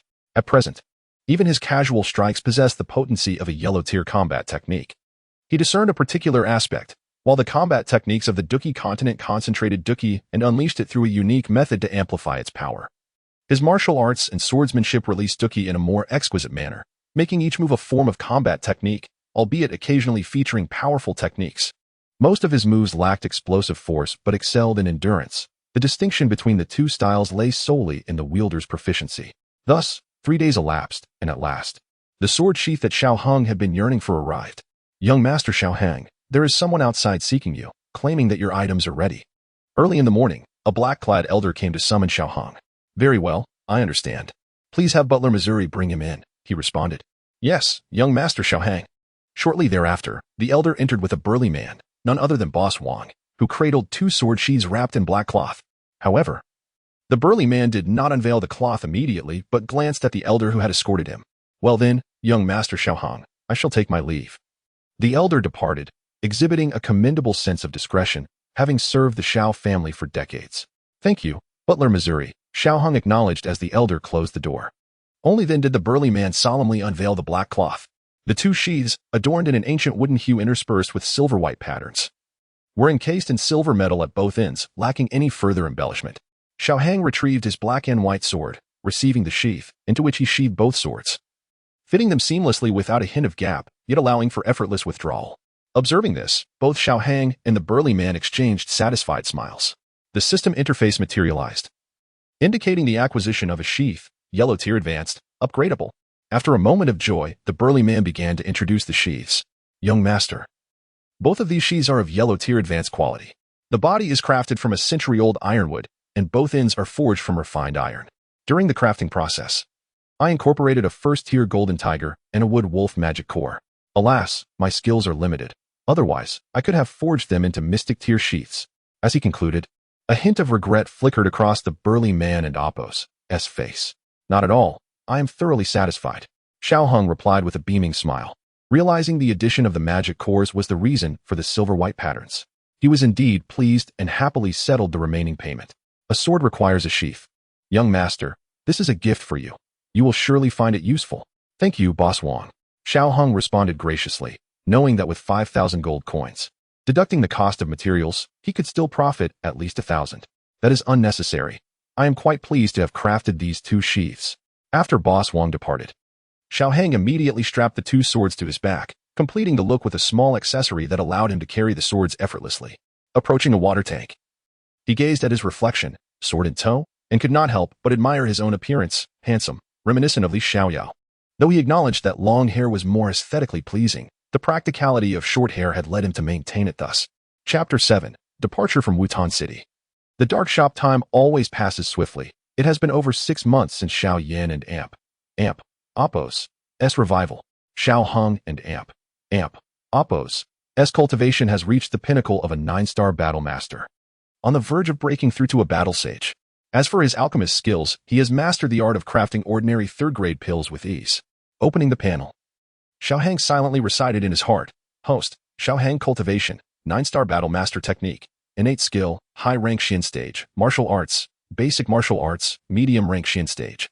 Zongheng sword technique, high rank Xin stage, skill points, 329 energy points, 698 since becoming an alchemist. Xiao Hung and Appo's pace of earning has accelerated, allowing him to purchase numerous items, including techniques and martial arts, to recharge the system. Among these, he acquired a low-grade Xian stage martial technique, the 100 Strikes Fist, which fused with basic martial arts, elevating it to a Xin stage level, and introduced a new move, the Mountain Shattering Strike. This technique involves condensing battle energy before unleashing a powerful burst, though lacking the sustained power of Xiao Yan and Appo's S8 Extremes Collapse. Speaking of Xiao Yan, Xiao Hung finds himself somewhat envious of Yao Lao. The old man is practically a treasure trove. However, there is little he can do about it. He cannot expect Yao Lao to take him as a disciple. Regardless of whether that is a possibility, if he were to approach Yao Lao, he would likely be dealt with immediately. That old fellow is no pushover. One could say that anyone who is cultivated to that level is not without their darkness. Without the old man, Xiao Hung must leave Wutan City. There remains a year until the enrollment at the Jia Nen Academy. Thus, he intends to first obtain the Ziyun wings and refine the White Lotus fire. Finally, he will return to Wutan City and await the Academy's enrollment. If fortune smiles upon him by the time of the 3-year appointment, he might be able to break through to a Grand Battle Master. As the protagonist's early main storyline, Xiao Hung wishes to partake in this adventure. Setting aside the potential for gaining heavenly Dao points, he yearns to witness the grandeur of it all. The vast Tagore Desert, the Serpent People, the invigorating waves of the East Sea, and the so-called Yulan sect, he wishes to see them all. This is indeed the purpose of his arrival in this world, is it not? But before that, he must strap on his sword. Xiao Hang first bid farewell to Xiao Zhen before proceeding to Xiao Yin and Appo's courtyard. Xiao Hang, is there something you need? Xiao Yin inquired. His mood buoyant these days due to his cultivation progress. Although every time he met Xiao Hang, Yao Lao would remind him of Xiao Hung and Appo's cultivation level, which left him feeling somewhat disheartened. This did not affect their relationship. Rather, it spurred him to work even harder. I am leaving. I came to say goodbye. Also, I have a gift for you. With that, Xiao Hang retrieved a scroll from his spatial ring. Horizontal sword, medium rank Xin stage. The Zongheng sword technique can be separated. And when separated, it reverts to a medium rank Xin stage technique. He might need to take some items from Xiao Yan later, so he offered him some compensation. Although those items do not truly belong to Xiao Yan. It isn't entirely compensation. Rather, it is merely a token of friendship before his departure. Upon receiving the scroll from Xiao Hang, Xiao Yan curiously unfurled it. Medium rank Xin stage. Xiao Hang, you. Seeing Xiao Yan's touched expression, Xiao Hang playfully bumped into his chest. No need for sappy sentiments. We are brothers. You rascal. Xiao Yan responded with a resigned smile, accepting the scroll without refusal. That's more like it. I still need to visit sooner. Care to join me? All right, let's go together. The two made their way to Sun's courtyard.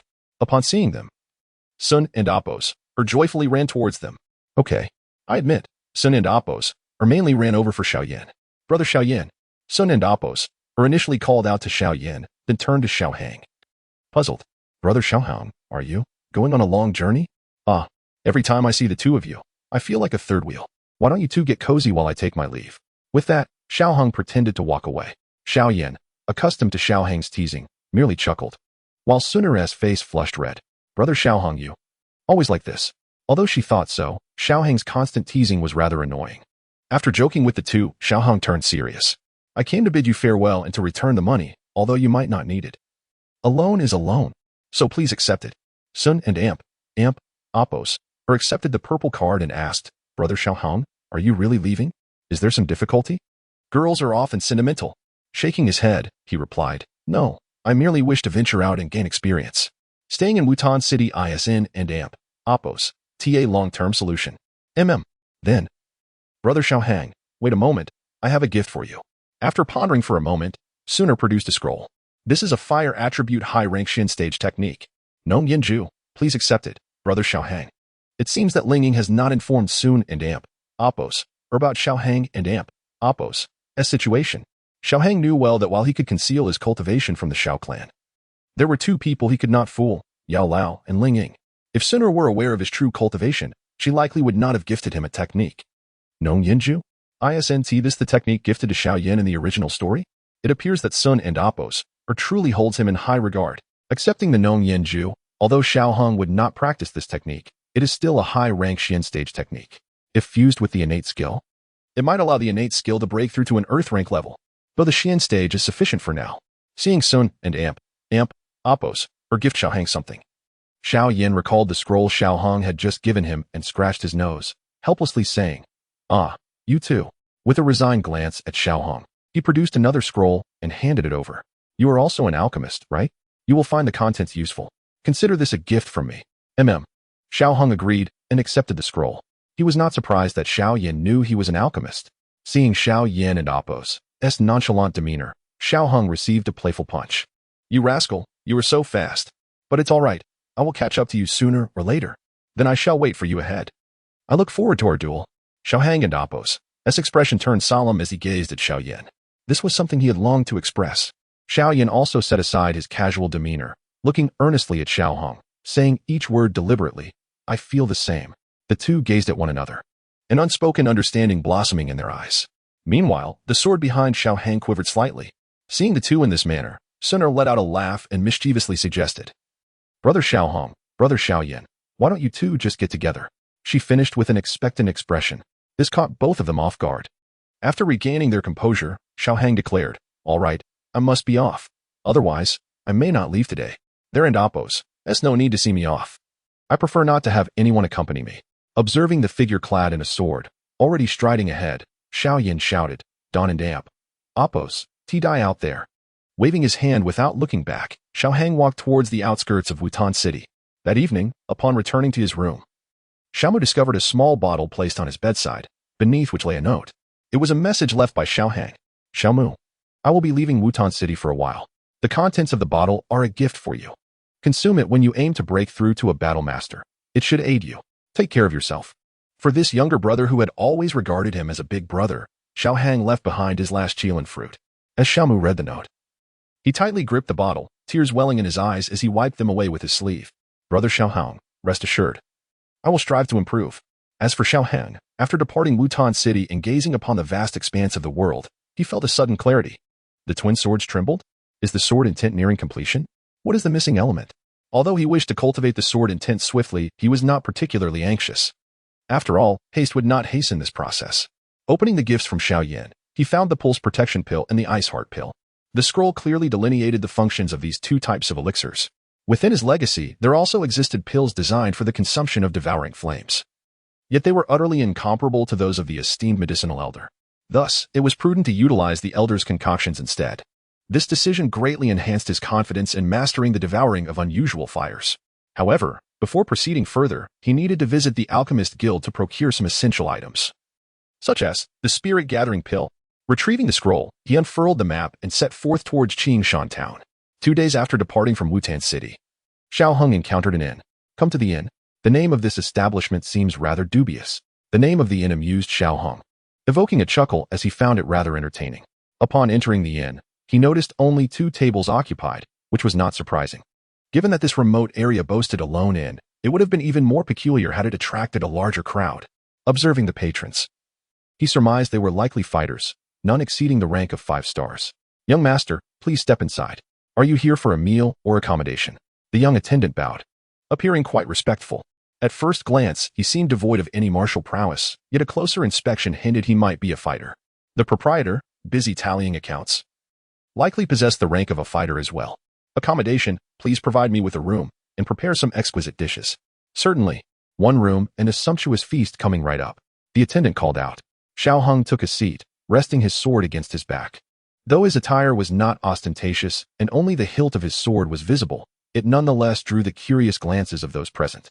He removed the sword, placing it on the table, his hand gently resting upon its blade. Shortly thereafter, the attendant arrived with the dishes, followed by a towering figure, an individual with a brutish visage, standing nearly 2 meters tall. Xiao Hong surmised he, too, was a fighter. However, the man merely cast a cursory glance before departing. The patrons at the adjacent tables continued their conversations, seemingly oblivious to the earlier encounter. After finishing his meal, Xiao Hang returned to his room, seated cross-legged on the bed, resting the dual swords upon his legs as he commenced his cultivation. Hours passed until darkness enveloped the surroundings. After some time in the shadowy night, Xiao Hang opened his eyes to find 13 individuals half-crouched before his door, the leader being the burly man alongside the slender proprietor. It turned out they were all part of the same cohort. Xiao Hang smiled faintly, pondering this revelation. Chapter 8. Murder, Sword Intent. The thin boss gestured to the others, and one of them understood immediately, brandishing a large knife as he kicked the door open. Yet upon entering the room, they found it empty. Before they could react, a flash of silver light darted past, and the burly man dropped his knife, clutching his throat desperately as blood flowed uncontrollably between his fingers. His eyes instantly filled with blood, and with a thud, he collapsed to the ground. The others finally grasped the situation. The thin boss shouted in fury, "You dare to kill my second brother? I'll slaughter you. Brothers, attack." Xiao Hang flicked away the non-existent blood from his sword and chuckled derisively. How laughable. He then drew his twin swords and engaged in combat with several men. The thin boss wielded a sword, his energy swirling around him as he clashed with Xiao Hang's blades, while others attacked him as well. However, Xiao Hang remained unfazed. Ants can kill an elephant, but their numbers were insufficient. With every few strokes of his sword, another foe fell, yet not a single wound marred his body. What manner of monster is this? How could one so young possess such prowess? The thin boss grew increasingly terrified. After over a decade in this line of work, and with his 3-star dome master cultivation, he had never been bested. Yet now, he had to admit defeat, despite being surrounded by more than a dozen men. He gained no advantage and watched as his comrades continued to die. More terrifying was the fact that he could not fend off his opponent. Every swing of Xiao Hong and Appo's sword was swift and powerful. The weapons of his subordinates could scarcely withstand a single strike before the second would be dispatched. Finally, after all his men had perished, he could no longer hold out. With all his strength, he parried a blow, and then, with a crack, he knelt, crying out, "Spare me. Oh, give me a reason." Xiao Hang and Appo's sword hovered above his head. I am willing to give you everything, and I will pledge my loyalty to you forever." He feared for his life. He did not wish to die. Interesting. Do people like you truly experience fear? Xiao Hang revealed a hint of a mocking smile. Upon hearing Xiao Hang speak, the thin boss relaxed slightly, eager to respond, but in the next moment, he was silenced. "By killing you, all of this becomes mine. Moreover, your past victims likely wish to live too. These fellows are clearly not virtuous. Their deaths are of no consequence." Xiao Hang slowly sheathed his sword, removing the storage ring from the thin boss and Appo's hand. Peering inside, he found little of worth: 2 nameless cards, a handful of gold coins, some low-grade herbs and pills, a scroll of yellow tier techniques, and 2 combat skills. Glancing at them, he converted them all into skill points. Skill points, 389, not bad. He gained 60 skill points. With sword in hand, Xiao Hang exited the inn.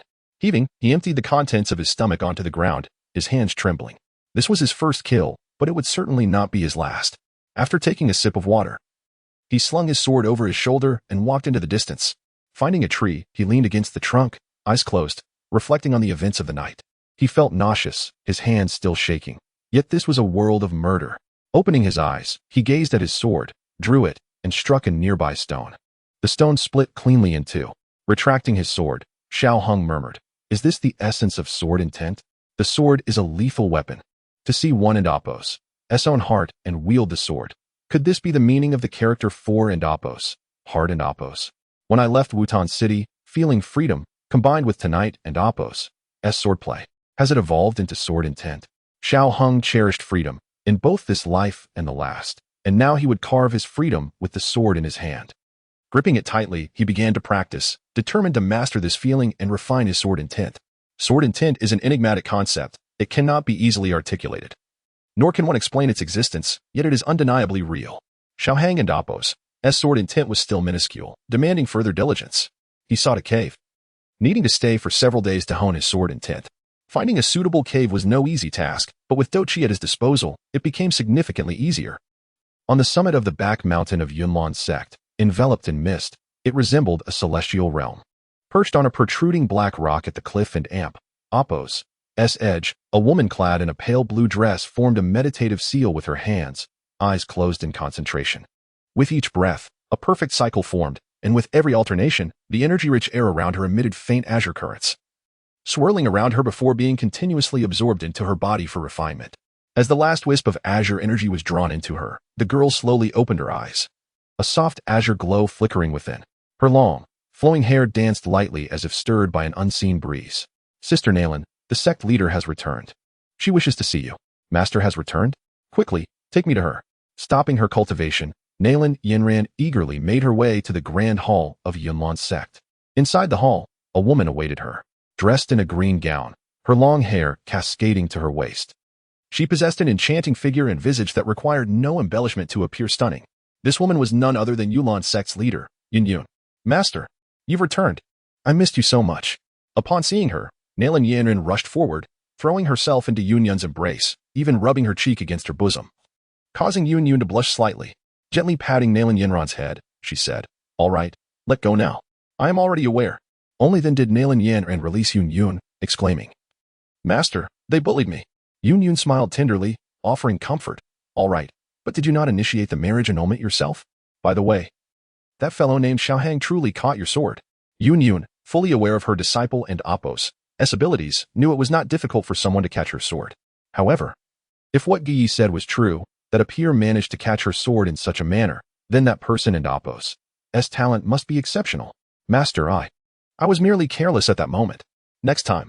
Nalan Yinran stammered, her face reddening, as if she were determined to pierce Xiaohang with a sword next time.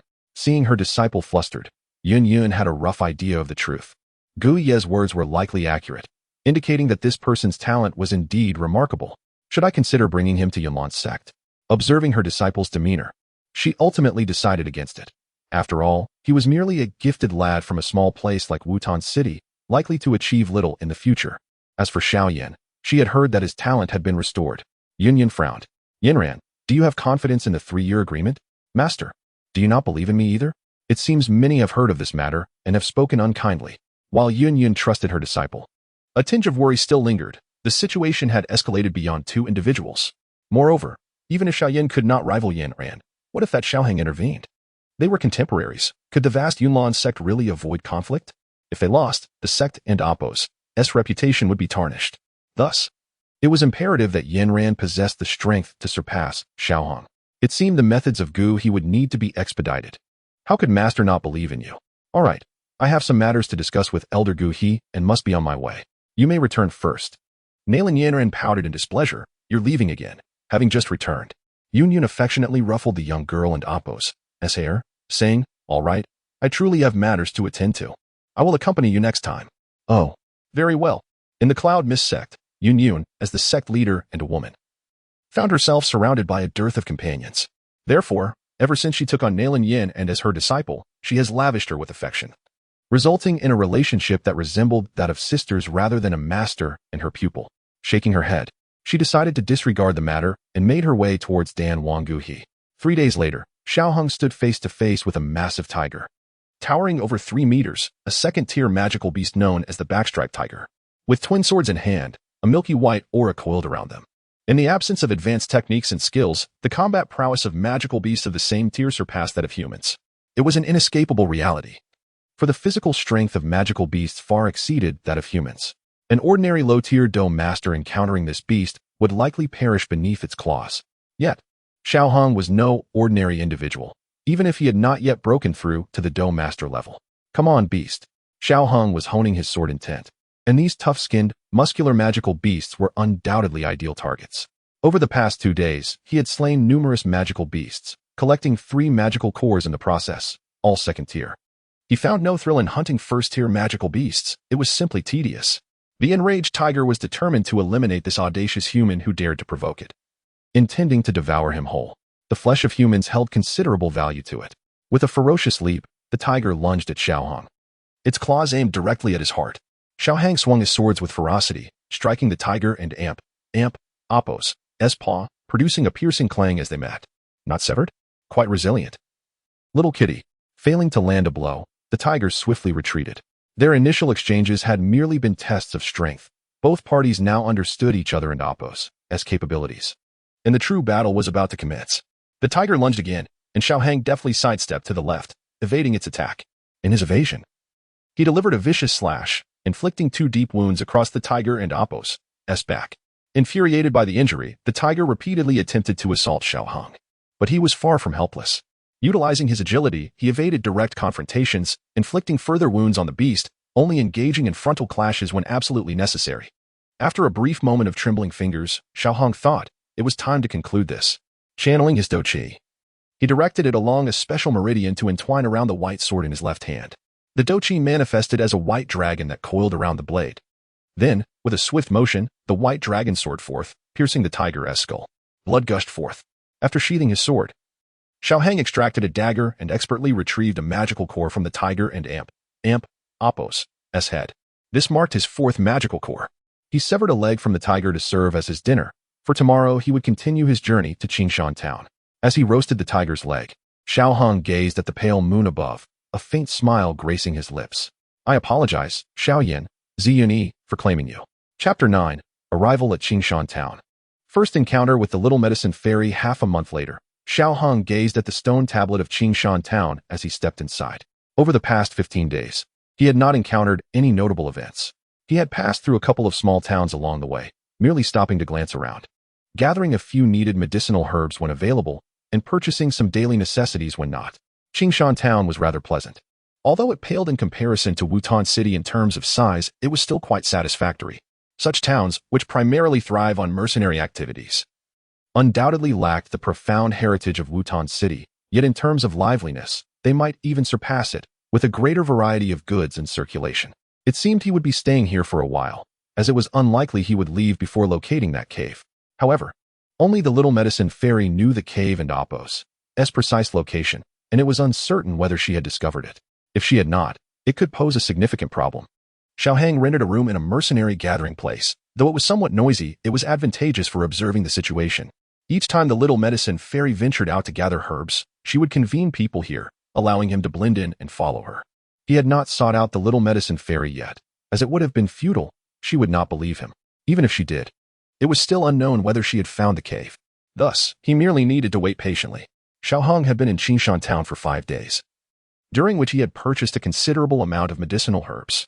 He had almost gathered all the necessary ingredients for the pulse guard pill, while only 1 second-tier ice attribute magical core was still needed for the ice spirit pill. The majority of the Gamma Empire consisted of deserts and forests, resulting in a scarcity of ice attribute magical beasts. There were plenty of earth and wood attribute beasts, but he currently had no need for them. It seemed he would have to venture into the magical beast forest and try his luck. If all else failed, he could postpone the time for refining them. However, with just these 2 pills, he could likely refine the beast fire, whereas for refining he would require significantly more time.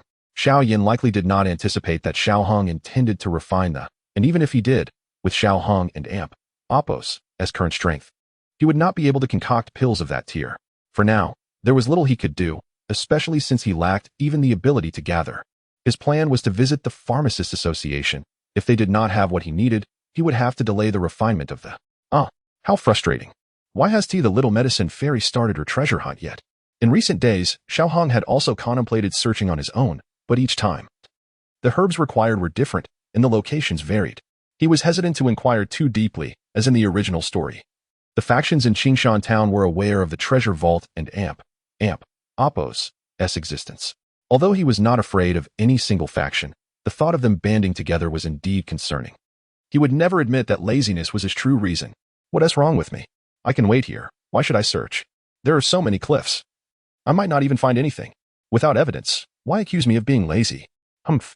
At that moment, an older mercenary called out that Wan Yaozhai needed 50 personnel to accompany them into the magical beast mountains for herb gathering, and the little medicine fairy would be joining as well. The requirement was for fighters of at least 2 stars. Xiaohang's eyes brightened. An opportunity had arisen. After a long wait in line, when it was finally his turn, the older man glanced at Xiaohang's youthful face and disapprovingly said, "You brat, get lost. Don't waste my time here." Xiaohang clenched his fists, striking the ground fiercely, causing cracks to spiderweb across the stone floor. He raised his fist. "Is that enough?" The man, startled by the fractured ground, quickly changed his tone. All right, That's enough. Register over there. He smoothly entered the queue, and soon enough, they had gathered 50 people. Notably, nearly half of them were from the wolf head mercenary group.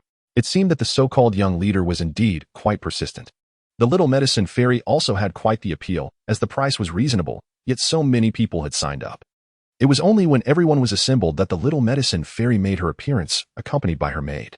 Although one could argue she was more closely monitored by Wan Yaozhai than simply accompanied.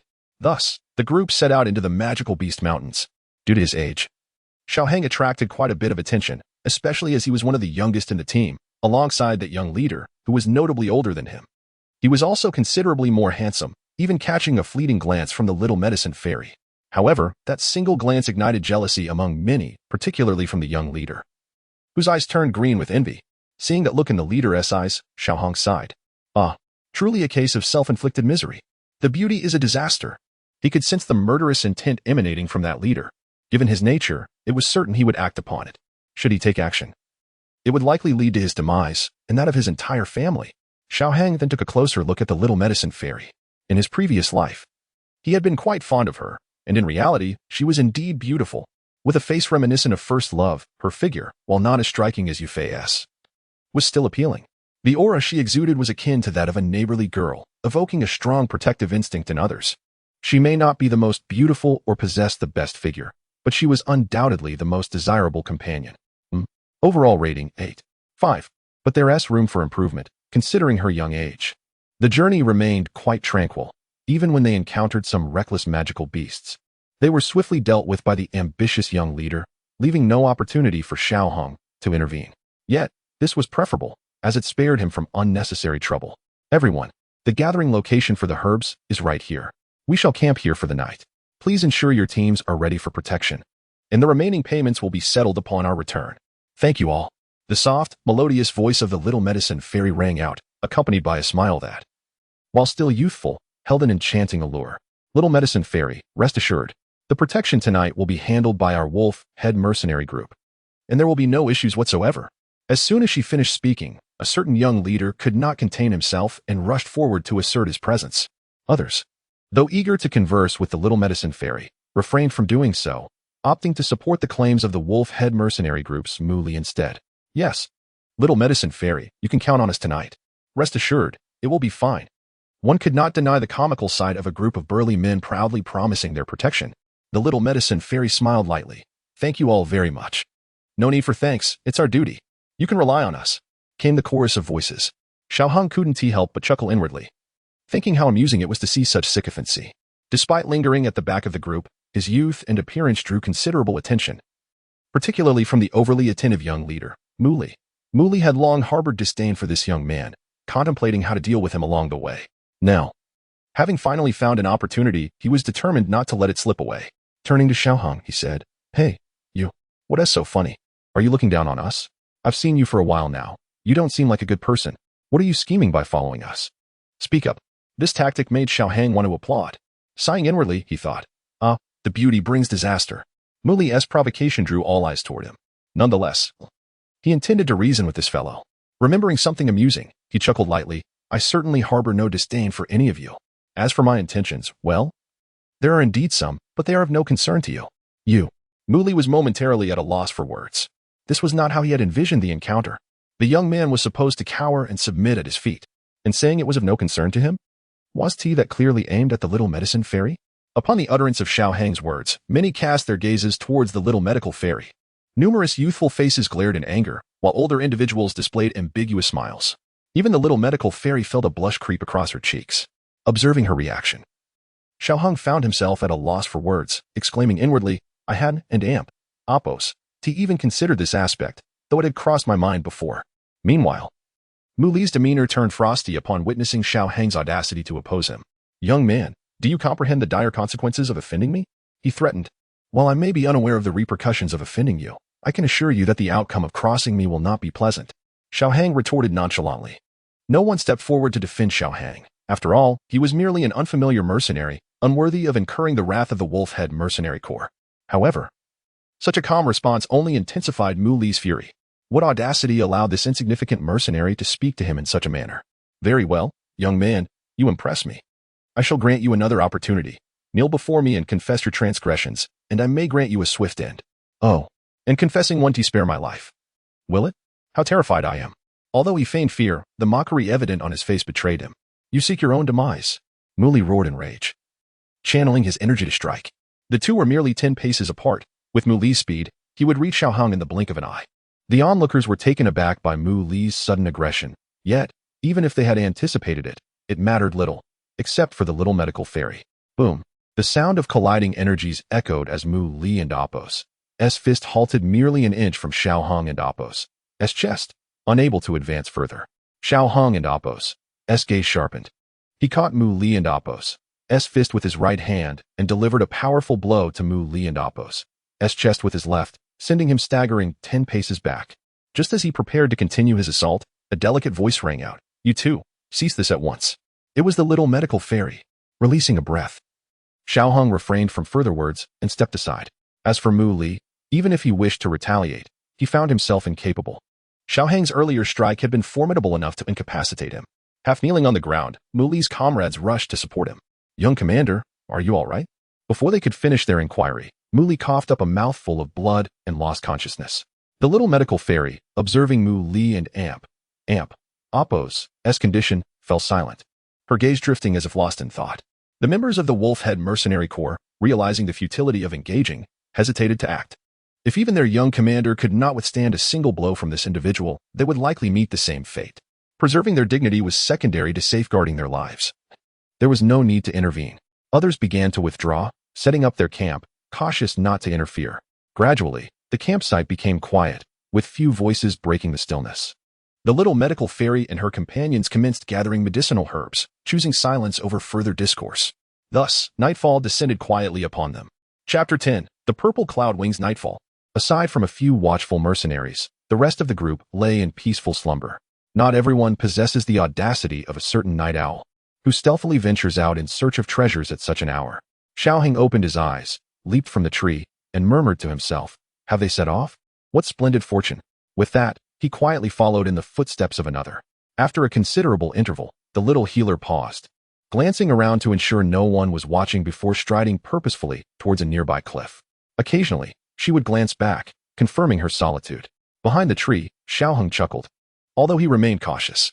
Yet, his caution proved futile. Moments later, the two arrived at their destination, which was not far. The girl had merely taken a convoluted route, prolonging their journey. Treasure. Is it you? The little healer and Apos' eyes sparkled with excitement as she gazed down the cliff. This place was one she had discovered during a previous herb-gathering expedition, though she had not yet verified its contents. She intended to ascertain its nature tonight and return for it later. How on earth do I descend from such a height? She had not anticipated needing rope for this venture, and her predicament began to weigh heavily on her mind. Just then, a voice broke the silence. Is it that you lack a rope? Would you like my assistance? The sudden voice startled the little healer, causing her to lose her footing and tumble towards the cliff and Apos' edge. The unexpected fall shocked Xiaoheng as well. He had no desire to cause harm, especially not to the girl who had sought to aid him during the day. Channeling his energy, Xiaoheng leapt after her, grasping the little healer with one hand. He drew his sword with the other and plunged it into the cliff face. Yet it was not so simple. They merely paused momentarily before plummeting again. Damn it! Xiaoheng cursed under his breath. At this rate, they would both meet their demise. He thrust his sword into the cliff once more, but to no avail. Again, he drove the sword into the rock, using all his strength to yank the little healer up to his chest. Startled, she instinctively wrapped her arms around his neck, her legs entwining around his waist. In this position, Xiaoheng drew out his sword again. With both blades, he forcefully embedded them into the cliff. This time, the sharp edges penetrated deeply, securing their hold as sparks flew from the contact with the stone. Within moments, they hung quietly from the cliff face, both panting heavily. Sweat beaded on Xiaoheng and Apos' forehead as he glanced at the girl in his arms, who had ceased her shrieking but clung tightly to him. He couldn't and Apos' resist the urge to tease her. Hey, beautiful, wake up and take a look. The little healer, sensing the stillness, slowly opened her eyes. She shot him a glance, ready to scold him, but the realization of the void beneath her made her gasp and cling to him even tighter. Hey, beautiful, think of a way out. This hanging about isn't a solution. Xiaoheng couldn't help but jest, finding amusement in her bashfulness. The little healer, summoning her composure, glared at him. This is all your fault. If not for you, I wouldn't and Apos' have fallen. Xiao Hung felt a pang of embarrassment under her scrutinizing gaze. But I came down to save you. His voice trailed off, lacking conviction. The fragrance emanating from her was distinctly enchanting. She harbored a desire to bite him in retaliation for his audacity, her face flushing from their proximity. You rogue, you scoundrel. Xiao Hung was at a loss for words. Though it was she who had clung to him, he found himself unable to argue, clearing his throat. Let and Oppos, let's focus on how to get down, shall we? We are still dangling here. Glaring at him, the little healer longed to stab him, feeling wronged for being in this perilous situation while he seemed to take advantage of it. You filthy rogue. I swear I'll make you pay. Yet she recognized that revenge was not an option at this moment. She wished to survive, not perish alongside him. After giving him another fierce glare, she began to analyze the surrounding terrain carefully. To her surprise, she discovered they were quite close to the location she had found earlier. However, the cave lay beneath her to the left, making access difficult. But she dismissed any concern, blaming him for the predicament. Look, there and Oppos, a ledge over there. Take me to it. The little healer pointed towards the cave with determination. Upon her direction, Xiao Hang spotted the concealed ledge, which was nearly invisible without careful scrutiny.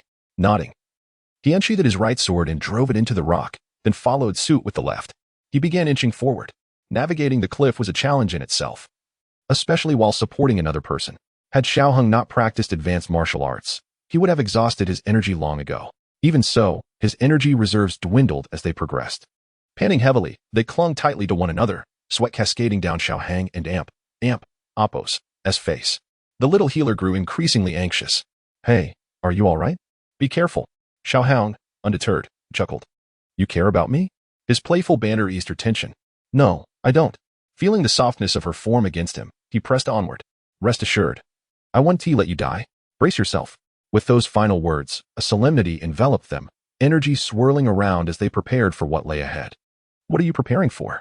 Before she could finish, they both soared upwards. You scoundrel. Beast. Rogue. I swear I won't let you off easily. They landed on a ledge. With the little healer continuing her tirade, Xiao Hung sheathed his sword and, with resignation, suggested, How about you get off me before you continue your rant? Only then did she cease her complaints, opening her eyes and testing the ground beneath her feet. Once assured of solid footing, she released her grip around his neck and stood beside him, attempting to regain her composure while muttering insults. You scoundrel. Filthy rogue. Xiao Hang felt the absence of her warmth, a pang of regret washing over him. What a pity. I truly miss that. With no option to ask her to climb back up, he retrieved a green vial from his storage ring, consuming a pill that rapidly restored his depleted energy. What are you consuming? The little healer inquired, now calmed. A recovery pill. You can't have any. She was still not yet a fighter and could not consume such pills without risking her foundation. Moreover, she could not withstand the volatile energy, though she understood her limitations. Her curiosity about alchemy was piqued. Why can't I have any? How do you know? Hey, are we leaving? Are we going up? She sought to conceal her eagerness, fearing he might be oblivious. Casting a sidelong glance at her, Xiao Hung decided to have a little fun. Look, there's a passage here. It might lead to the abode of a great master, and if it does, we could strike it rich. But fear not, should I discover treasure, I shall share it with you. To his surprise, the little healer blushed, feeling bashful. Is that so? Well, then. Her shy demeanor made Xiao Hung want to burst into laughter, yet he contained himself. Indeed, you needn't Oppos, worry. It will be a shared fortune. Is that so? Thank you. The little healer wished to express something but felt a tinge of embarrassment. Surely she could not claim that this place was her discovery. Yet, why had she not spoken up earlier? Well, let us go. She glanced at Xiao Hang, initially feeling shy, but as she observed him, a realization struck her. Ah, you rascal. A deceiver. You pushed me off the cliff, took advantage of me, and now you wish to claim my treasures. Truly a scoundrel. Having been exposed, Xiao Hang remained unfazed. Well, to the victor belong the spoils. No matter who discovered it, let us divide it equally. Hurry. Otherwise, if others arrive first, it will be even more troublesome. The little healer suddenly recalled that she had spoken rather loudly. The camp was not far away, although hidden, with so many people around. If someone overheard and came investigating, it would lead to greater complications. She shot Xiao Hung a fierce glare. You scoundrel. I certainly do not want you to profit. However, she knew that once those others arrived, she would end up with nothing. Observing that he did not appear to be a villain, she felt helpless but resigned. Gritting her teeth, she muttered, Let us go, you rascal. Seeing her demeanor, Xiao Hung could only respond with an awkward smile, acknowledging that he was indeed in the wrong. He conceded that he was coveting her fortunes. The little healer led the way, effortlessly opening the grand door. as they beheld the abundant herbs and gold coins. Xiaoheng did not rush to collect them. Instead, he approached the skeleton and offered a slight bow. He retrieved the key and then produced a scroll from its chest. Unrolling the scroll, a fragmented map appeared before them. "This is of no use to you. It belongs to me." The little healer, upon seeing the map, nodded in agreement. "And what of the 3 remaining boxes and those herbs? Here's the deal. I only desire the ice spirit flame grass. You may have the rest. As for the contents of the boxes, let us open them and whoever needs them can take what they wish." Though she yearned for that particular herb, she knew she could not defeat him, and the poison dust would likely be ineffective against him. Thus, with a heavy heart, she relented. Opening the first box revealed a colorful scroll. "The 7-colored poison classic," he said, tossing the scroll to the little healer. "I have no use for this. Take it." He proceeded to open the second box. Indeed, the wing of the eagle. This was Xiaoheng and Appo's primary aim for venturing here, as it would grant him the ability to soar before reaching the rank of king of fighters and provide substantial protection for his life. Perhaps soon, he would put it to use. Noticing how tightly Xiaoheng held the scroll, the little healer inquired, "What is this?" "A flying combat technique that allows one to soar before attaining the rank of king of fighters," he explained. Upon hearing his description, she responded with an "oh," and then declared, "It's yours." Opening the third box unveiled the roaring lion, a high-level combat technique. "This too serves me no purpose, so it belongs to you." The little healer glanced at it briefly, disinterested, and turned away to gather herbs. Collecting the 2 scrolls into her spatial ring, she reminded herself that this was not the time for cultivation. Observing the industrious little healer, Xiaoheng approached and retrieved the sole herb that rightfully belonged to him. He posed a critical question. "With all this gathered, how will you carry it away?" The little healer turned back, casting a mournful look at him. "You see, I am at a loss." Continuing to stare, she finally relented. "All right, I shall grant you a spatial ring." The mention of the spatial ring instantly brightened her mood. "Rest assured, once I return, I will return the ring to you." "Not necessary," he replied, leaning against the stone wall. "The value of what I've taken far exceeds that of the ring. Consider it compensation for your troubles." "Very well," she agreed with a smile. "You truly are quite unreserved," he remarked. "After you've taken so much from me, can I not ask for a spatial ring?" He turned to continue gazing at Xiaoheng. "Why bring that up again?" He sighed. All right. You have the final say. Now that is more like it," she muttered before resuming her herb gathering. Chapter 11. Cultivating the purple cloud wings. After some time, the little healer had gathered all the herbs. The 2 of them returned to the platform, perplexed as to why the group of mercenaries had yet to approach them, whether due to their sluggish reactions or other reasons. An hour ago, a voice echoed out. "Ah." Upon hearing it, the nearest mercenary looked around the tranquil campsite and shook his companion beside him. "Did you hear that sound?" The other, eyes still closed, grunted dismissively. "What sound?" "You must have misheard," and promptly began to snore. "Did I mishear?" "Surely not. With so many people around. What could possibly happen? Just a little more rest." And so, they found themselves in the present moment, gazing at the cliff before them. Xiaoheng deliberately inquired, "How do we ascend?" The little healer grinned mischievously. "Beg me, and I shall take you up.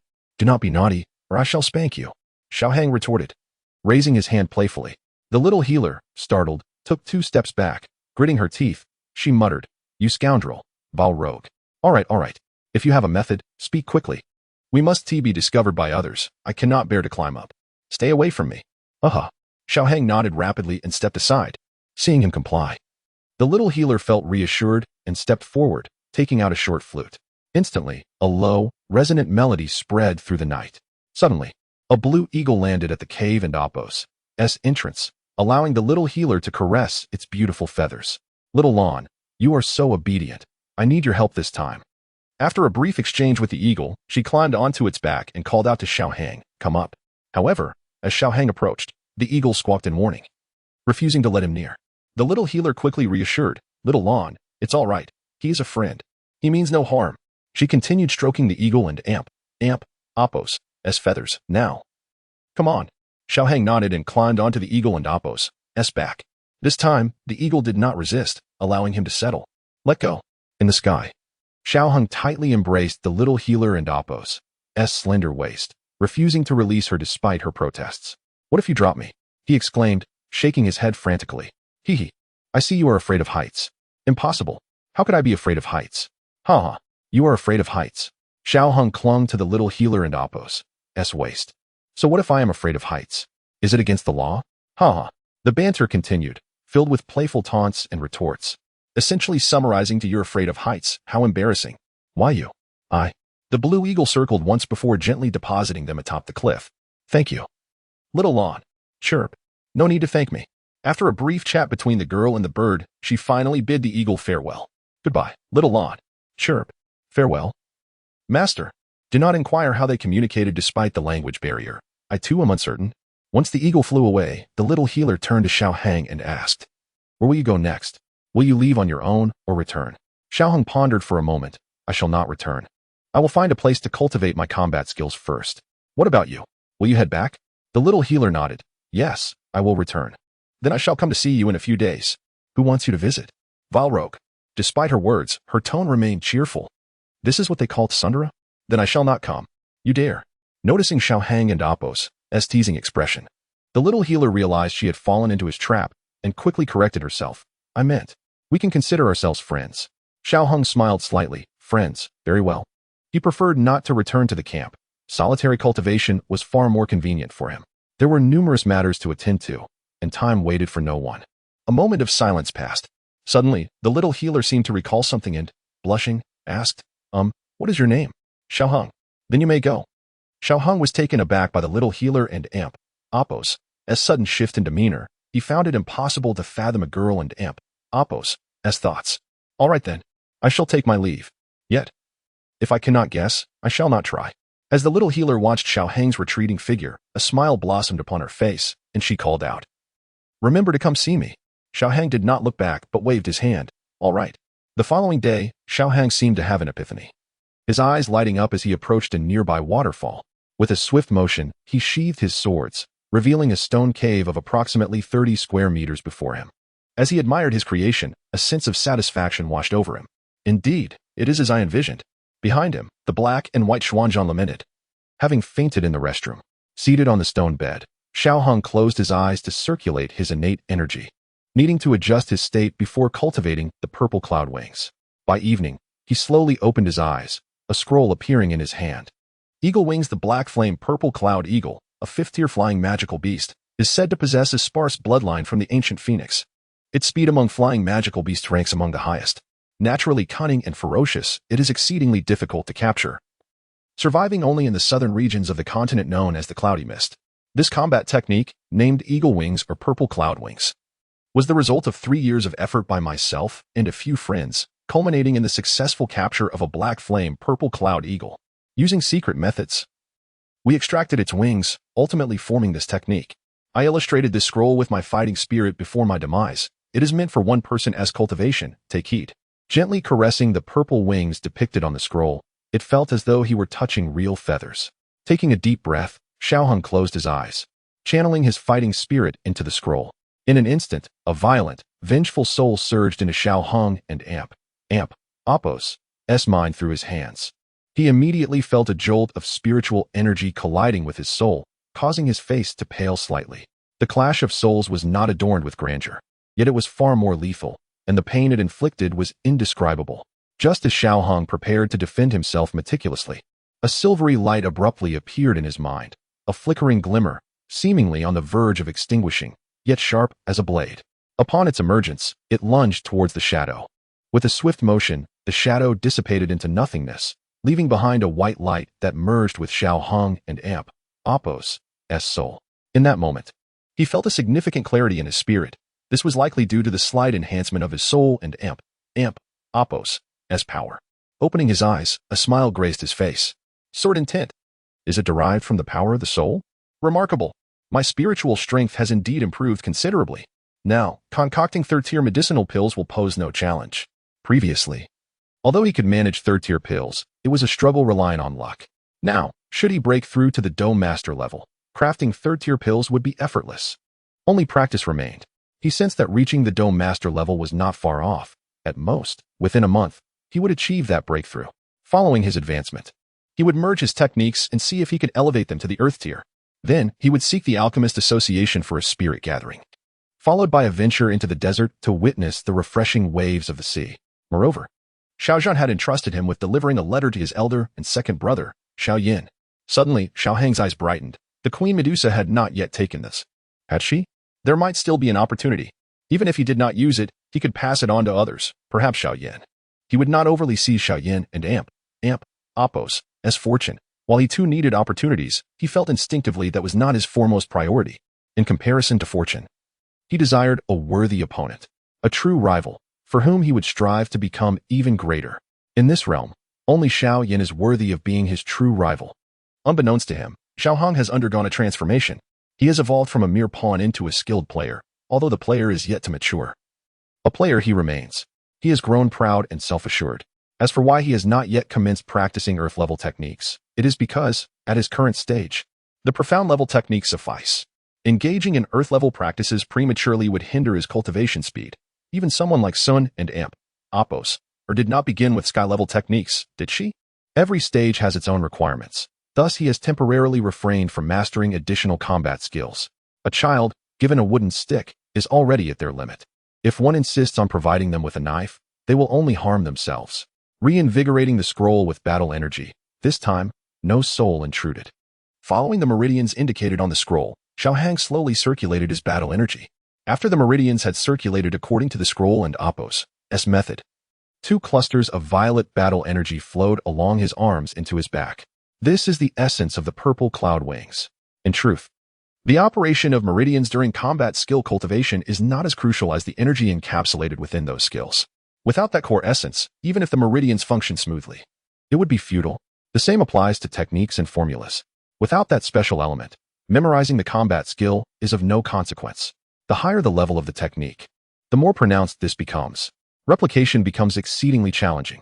Without strength, it is simply unachievable.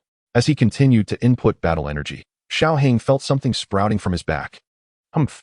A cold snort escaped him, and beads of sweat began to form on his forehead. The sudden growth of something within the human body is no trivial matter.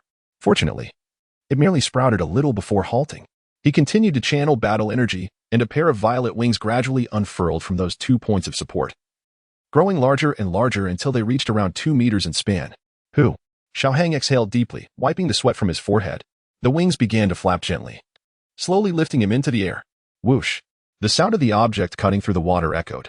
Xiao Hang was gently flapping his wings in the air outside the waterfall.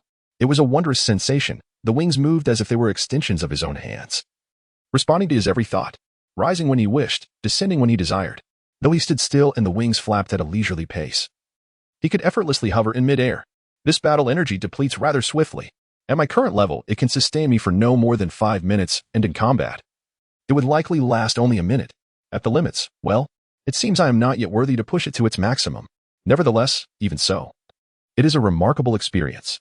The sensation of flight is indescribably delightful, entirely different from the experience of riding the blue eagle yesterday.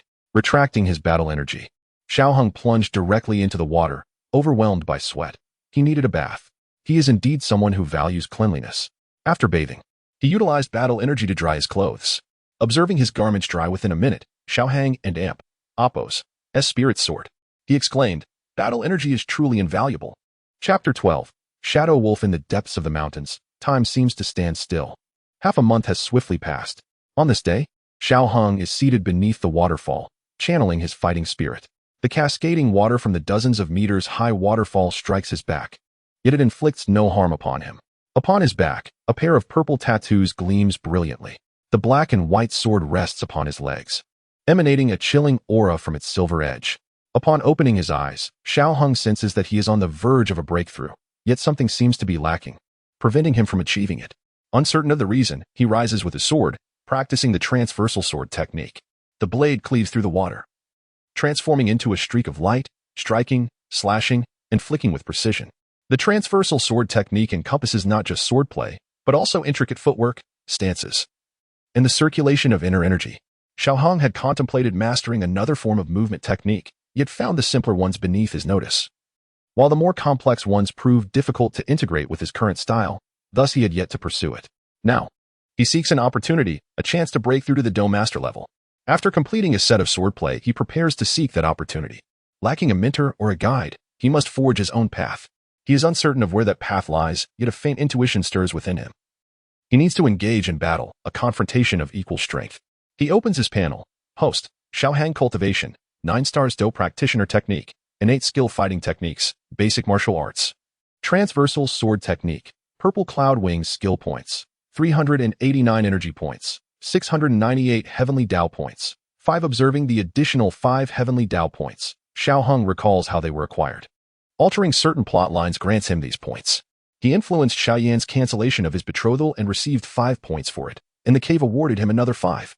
It appears he has begun to comprehend the system's operations. It converts energy into energy points for exchange and upgrades, transforming fighting techniques or skills into knowledge, skill points that can be utilized for advancement. Ultimately, the heavenly Dao points allow him to seize certain advantages.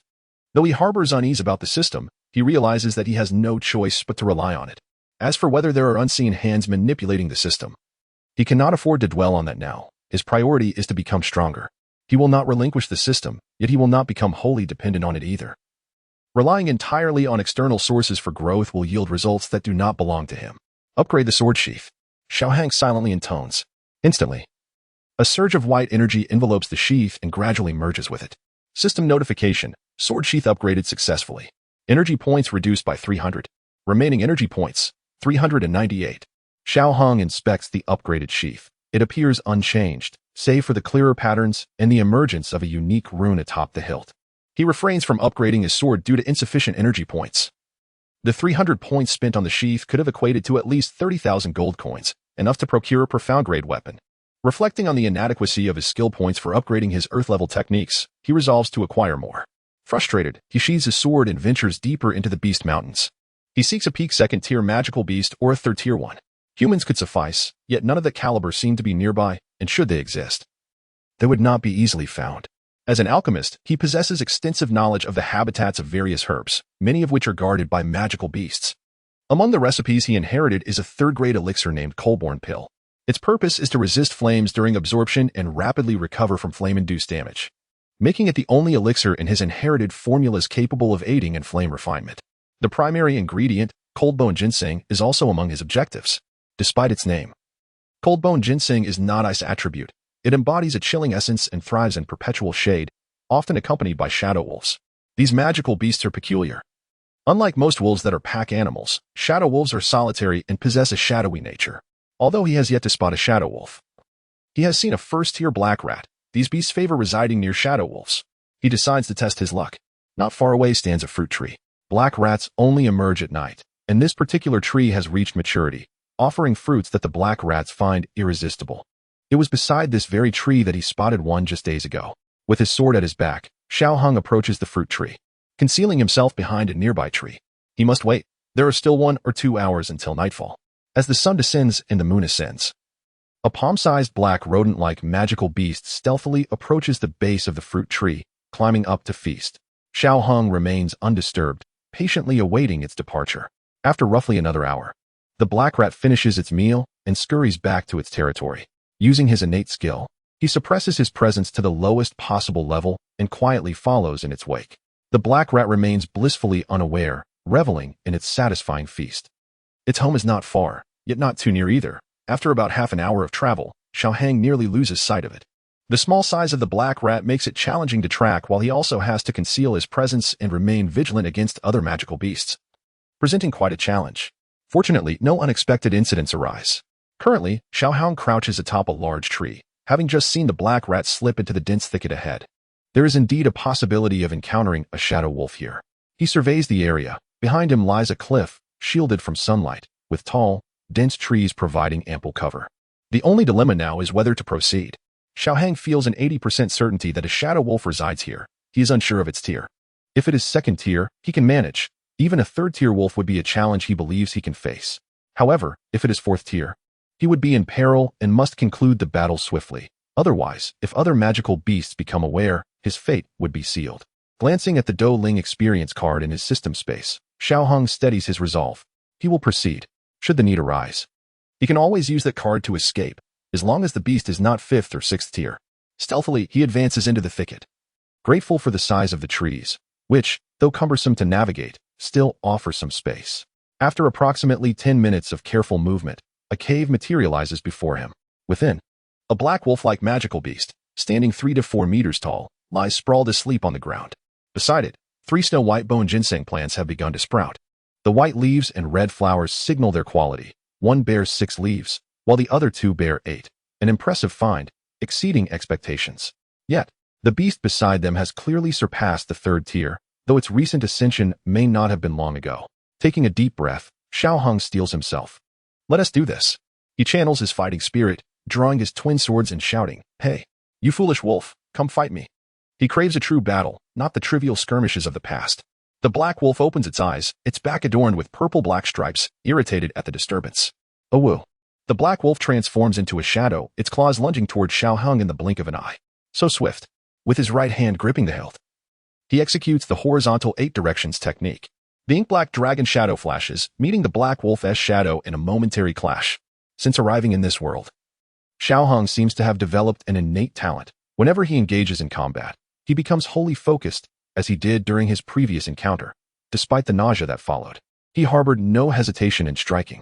Indeed, as expected of a shadow wolf, it is incredibly fast. Xiao Hong feels warmth trickle from the left side of his face.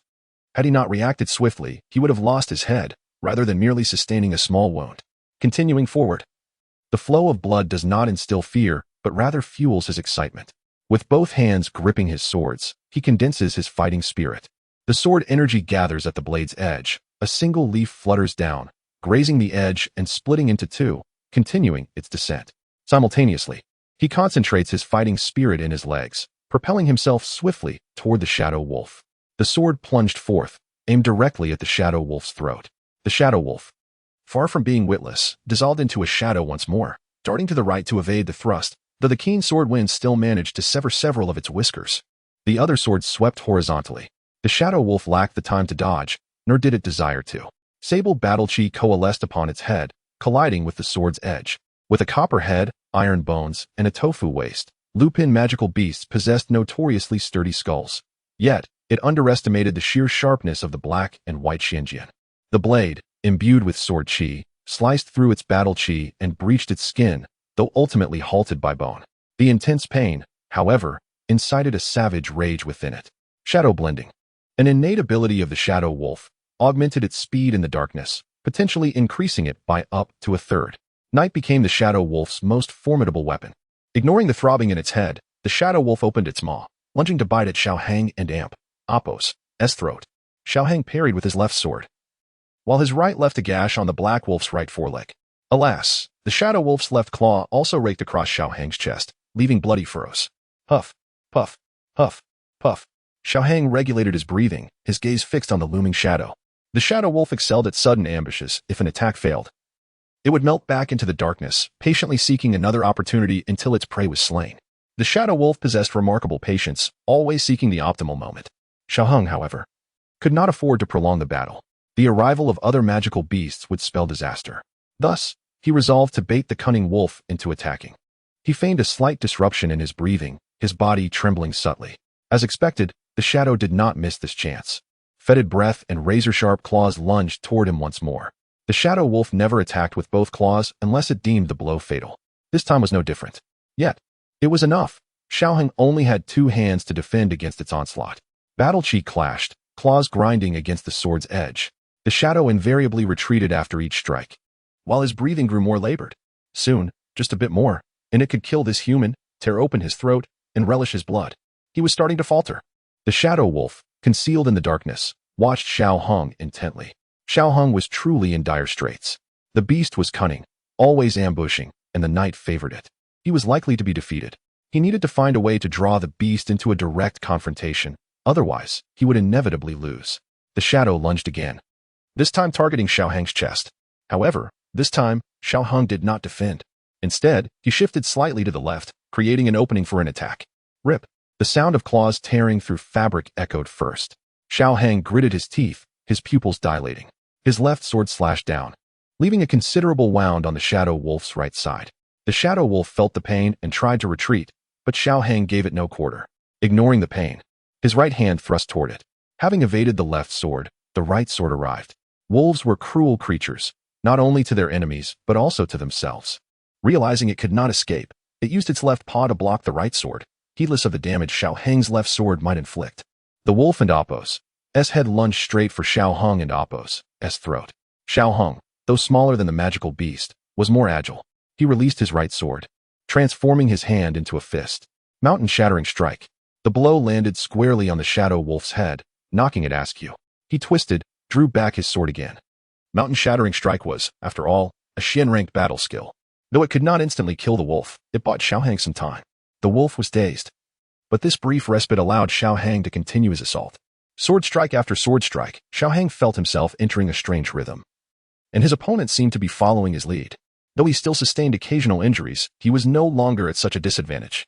The shadow wolf descended into a complete fury, howling and attacking Xiaohang relentlessly. Each attack was parried, and each attempt to disengage was thwarted by Xiaohang. Man and wolf, locked in combat, exchanged dozens more blows before separating. Both sides were now depleted of battle qi, unable to flee, forced into a direct confrontation. To attempt escape would likely mean certain death. Xiaohang gasped for air, his clothes soaked with blood, some the magical beast and Oppos. It was time to end this. Convergent and divergent. This was the ultimate move of the convergent and divergent swordsmanship. Using it to send off this wolf was the greatest respect he could offer.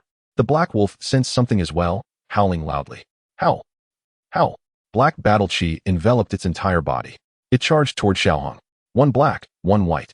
Two dragonic shadows pierced through the black wolf and Oppos' silhouette, severing its head. Huff! Huff! Huff! Xiaohang panted. One hand braced on the ground, the other struggling to sheath his sword. Then he stumbled toward the cave. Chapter 13. Yunji? Retrieve the cold bone from the spatial ring. Xiaohang staggered towards the corpse of the shadow wolf. The likelihood of a third-tier magical beast producing a magic core is substantial. The third-tier dark attribute magic core is quite rare, when needed. It can be even more valuable than a fourth-tier core. Xiaohang was gravely injured, expending considerable effort to reach the shadow wolf's body. He unsheathed his blade, slicing open the chest of the carcass, and crouched down, extending his right hand into the cavity. After rummaging for a while, his bloodied hand emerged, revealing a black orb. Gasping for breath, he retrieved a jade box to place the magic core inside, then returned it to his spatial ring. Collapsing to the ground, exhaustion overwhelmed him. Gritting his teeth, he took out several jade vials, pouring their contents into his mouth without hesitation. He opened another vial containing a crimson liquid. Hiss! The liquid sizzled as it dripped onto his wounds, rapidly staunching the bleeding. Yet he could not reach the injury on his back. Time was of the essence. He wasted no effort, pouring as much as he could onto his wounds. A low growl escaped Xiaohang and Oppos' throat. The second-tier medicine was highly effective for stopping blood loss. But the pain was excruciating. He returned the jade vial to the spatial ring, leaning on his sword as he slowly moved towards the exit. He needed to leave quickly. The scent of blood would soon attract nearby magical beasts, which would come to investigate. If he did not hurry, he would surely meet the same fate as the shadow wolf, torn apart by other beasts. Cursing under his breath, he found it difficult to even make a sound. His expletives were strained. After a few steps, darkness clouded his vision, and the world began to spin before he collapsed, his eyes closing in defeat. His last thought was, it's over. He wished to use the spirit combat card, but it was too late. His injuries were paramount. His cultivation might allow him to endure a little longer, but it would not alter his fate. Outside the dense forest, over a dozen magical beasts lingered, hesitating to enter. Their territorial instincts were strong, and the shadow wolf was among the most formidable in the area. They dared not venture forth lightly. However, their patience was wearing thin. If the shadow wolf did not appear soon, they would be compelled to feast on the spoils within. After a moment, one beast could no longer resist. It let out a roar and charged inside. The others followed suit, rushing towards the center. A horde of beasts, with various colored eyes, fixated on the wolf's corpse. And not far from it lay a human, clutching a sword. Sniffing the air, they prepared for a hearty meal, their deep growls echoing. The massive body of the shadow wolf was hardly a sight to behold for the beasts. It was quickly devoured to mere bones, and their gaze shifted to the human. They surged forward, ready to pounce. Suddenly, a flash of azure light descended, severing 5 heads from their bodies. Blood gushed forth, and the surrounding beasts scattered in terror. A figure clad in azure descended beside Xiaohang, lifting his seemingly lifeless form with one hand. Wings of azure unfurled from its back, soaring skyward. In his dazed state, Xiaohang felt himself being lifted, oddly positioned as he ascended. The following day, warm sunlight bathed Xiaohang and Oppos' face. He slowly opened his eyes, shielding them from the blinding light. I am still alive. Struggling to rise, he noticed a figure in azure meditating on a nearby rock. Thank you for saving me, he called out, yet the figure did not respond. What is your name? He pressed on. Finally, the figure stood, but instead of answering said, The sword is beside you. Xiaohang turned, finding his black and white sword at his side. He turned back, wanting to express his gratitude, but the azure figure had already vanished, leaving behind only a fleeting silhouette. returning the sword to his spatial ring. He lacked the strength to carry it for now. How aloof, he mused. A woman of the wind attribute, Yin? Though he was unsure why she had come here early, since she saved his life, he resolved to repay the favor. With a slight smile, he confirmed his direction and limped away toward another path. A day later, after exhausting nearly all his medicinal pills, Xiaohang finally managed to walk normally. Yet, his wounds remained unhealed. Assessing his condition, he estimated he would be unable to fight for at least 3 days. And full recovery would take at least 5 or 6 days, while complete healing might require half a month. Primarily, he had run out of pills and had little medicinal herbs left. Otherwise, the recovery could have been expedited. Emerging from the waterfall, Xiaohang touched the scabs on his face, muttering to himself, I wonder if this will leave a scar. I cannot afford to mar this handsome visage. He chuckled at his own vanity. At that moment, a clash of purple and azure energies erupted in the air, the shock waves palpable even from a distance, sending tremors through the lesser creatures of the magical beast mountain range, causing them to tremble in fear. The two energies collided repeatedly, the aftermath of their battle causing nearby trees and rocks to crack and crumble. Suddenly, the purple energy surged mightily. The azure figure, albeit delayed, managed to unleash a final azure sword light but was struck nonetheless, retreating in haste. An angry voice rang out, search for her. We must find that human woman. Xiaohang furrowed his brow, glancing towards the direction of the azure figure. He needed to move quickly. He hoped for divine assistance. Channeling his energy, he sprinted towards that location. After more than 10 minutes, Xiaohang halted before the azure figure. What a twist of fate. Gazing at the stunning beauty before him, he lifted her gently and placed her on a stone bed. He beheld the woman, whose beauty transcended mere words, exuding an elegance and splendor that defied description. Yet, beneath her snow-white neck, 5 ghastly claw marks marred her chest, a stark contrast to her beauty. To be frank, he was unsure how to handle her attire. Should he tear it? He pondered. Just as his hands approached her chest, the woman opened her eyes, her icy gaze fixated warily on him. I merely wish to assist you in healing, Xiaohang stated calmly. He took a few steps back. Noticing his retreat, the woman and Appo's wariness lessened slightly. She then slowly closed her eyes again, reopening them after a moment to scrutinize him. You may continue, she said coolly. Upon uttering those words, a faint blush crept across her face, as if she had issued an invitation herself. Her voice was melodious, imbued with an ethereal quality. Very well, Xiaohang replied, resuming his position on the stone bed, lost in silence. After a while, the ethereal voice broke the stillness. Do not worry. Once I recover, I will not harm you. Feeling somewhat embarrassed, Xiaohang finally spoke. Appo's. That's not that. I just on and Appo's. Do you know how to remove your clothing? I don't mean to take advantage. Appo's. Just that if the fabric adheres to your wounds, it could worsen your injuries, and it would be difficult to apply medicine. The woman was taken aback by his candidness. Turning her head away, she instructed, tear it off. Her tone trembled slightly, yet remained cold. Understood. Xiaohang complied, tearing the fabric apart. The wound is beneath the armor, so. The woman and Appo's face flushed crimson, yet her tone remained frigid. I appreciate your help. Xiaohang could vividly envision the shade of crimson that had graced the woman and Appo's face, yet he chose to remain silent. His hand delicately slipped beneath her garments, traversing to her back, where he encountered the button. With a gentle motion, he unfastened the final button. Given that the woman was lying face down, the situation inevitably bore an air of intimacy. Apart from her parents, she had never been so close to anyone, let alone a man. No male had ever ventured within a meter of her personal space. As he removed her inner garment, the exquisite figure before Xiaohang was entirely unveiled. Unbeknownst to him, blood began to trickle from his nose, yet he remained oblivious, entranced by the sight. The woman seemed to sense the shift in the atmosphere. Despite her overwhelming embarrassment and indignation, she attempted to regain her composure. Mind your eyes, she admonished, her tone a blend of coldness and shyness. Only then did Xiaohang recognize his inappropriate behavior and hastily offered apologies. I'm terribly sorry, it was unintentional. Flustered, he fumbled, unsure of where to place his hands. Please apply the medicine. Her icy voice pierced the air once more. Though she yearned to vanquish him, the severity of her injuries rendered her powerless. Moreover, could she truly bring herself to harm her savior, even if she recovered? The thought eluded her. Yes, certainly, Xiaohang replied, taking a deep breath to steady his racing heart. He painstakingly began to apply the ointment. As his fingers glided over her delicate skin, he could palpably sense her tension. While she was engulfed in a tumultuous mix of anxiety and embarrassment, tinged with fear, Xiaohang, too, was in torment, though the pain seemed to dissipate slightly. After finally administering the medicine, he swiftly retrieved a black cloak from his spatial ring and draped it over her. Rest well. I shall step outside for a moment, he declared, his face aflame as he uttered the words, not pausing for her response before hastily exiting the cave. Inwardly, he rejoiced at having laid down several animal skins on the stone bed. Otherwise, she would have been most uncomfortable. Standing at the cave and Appo's entrance, Xiaohang inhaled the fresh air deeply, only then realizing the warmth trickling from his nose. He quickly wiped it away, dismissing it as an incidental occurrence, and ventured nearby.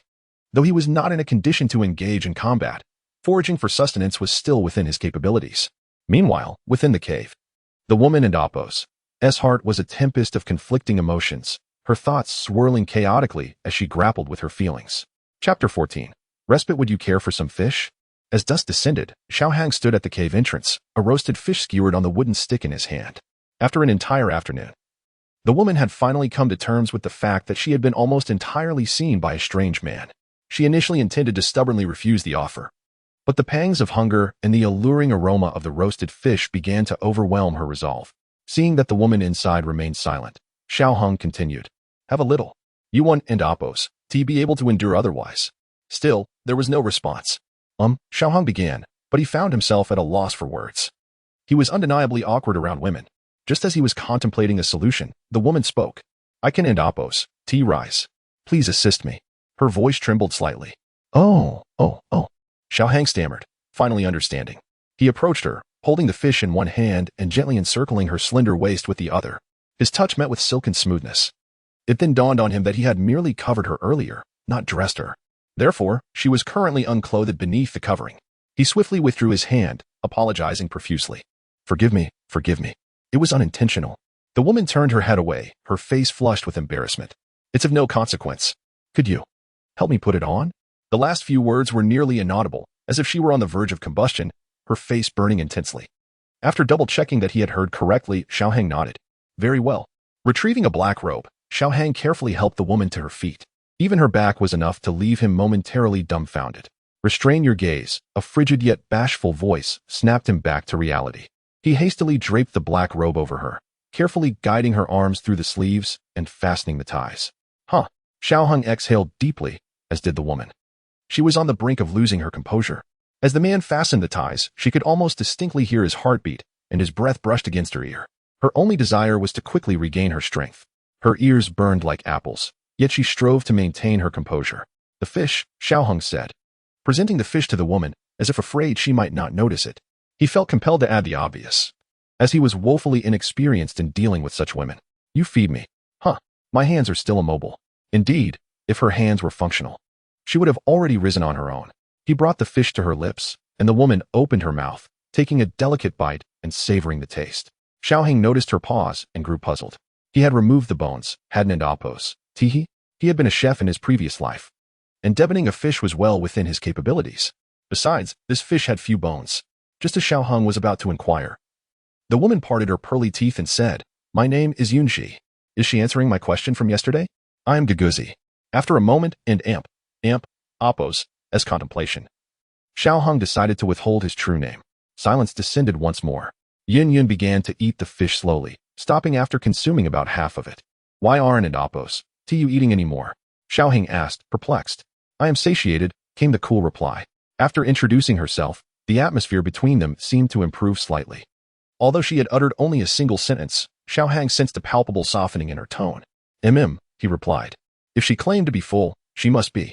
Discarding the remains of the fish she had eaten, Xiaohang picked up the 2 remaining fish, one in each hand, and began to devour them. His table manners left much to be desired, but he had never been one to concern himself with such trivialities. "Which clan do you hail from?" Xiaohang replied between bites, "A minor clan." "You likely Haven and Appo's tea heard of it. Not from the Jiama Empire?" After swallowing a mouthful of fish, he answered, in a manner of speaking. Strictly speaking, he was not from the Jiama Empire, or even this world. Instantly, an image formed in Yun and Appo's mind, a boy, subjected to relentless ostracism within his clan, yet unyielding in his spirit, who ventured alone to a foreign land to cultivate. "When I recover, I shall take you to a place where, with your talent, you will receive the finest tutelage." Xiaohang did not slow his pace of consumption. "Perhaps," he replied, neither refusing nor accepting outright. Silence fell once more. After finishing the 2 fish and tossing aside the bones, Xiao Hong produced a leather flask and turned to Yun Yun.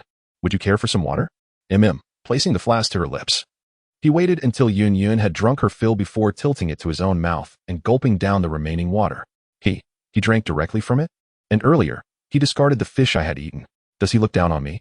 Recalling the fish she had gnawed on, she thought, well, it was a bit unsightly. Yun Yun's ears flushed again, and she forced herself to dismiss the thought. She then turned her gaze back to Xiao Hang. She saw the youth had already moved to one side and was sitting cross-legged, cultivating. Gazing at his handsome face, she was struck by a sudden thought. And her ears burned once more. She closed her eyes, attempting to devise a means of breaking the seal. An hour later, Xiao Hang suddenly heard a soft moan. Opening his eyes, he saw Yun Yun struggling to rise, but to no avail. Seeing Xiao Hang watching her, her face flushed even more. Are you trying to get up? Yun Yun and Appo's face grew even redder, and her voice was barely audible. No, I merely wish to. Xiao Hang did not catch the last few words, but he had already surmised her intention. Smiling, he said, allow me to assist you, and reached out to help her. Yun Yun glared at the detestable fellow. Supporting Yun Yun as she struggled to her feet, he saw that the waterfall was just outside. She could not risk getting wet in her current condition. Reaching the cave entrance, Xiao Hang stopped. Perhaps you should remain here. Seeing Yun Yun's fierce stare, Xiao Hang quickly added, it's not advisable for you to get wet right now. Moreover, that scent could easily attract magical beasts. You know, some are particularly sensitive to smells. The entire magical beast mountain range is searching for you. If we and Appo's rediscovered, we might not be able to escape. Do not peek. Hearing her delicate scolding, Xiao Hang raised a hand. I shall not peek. I promise.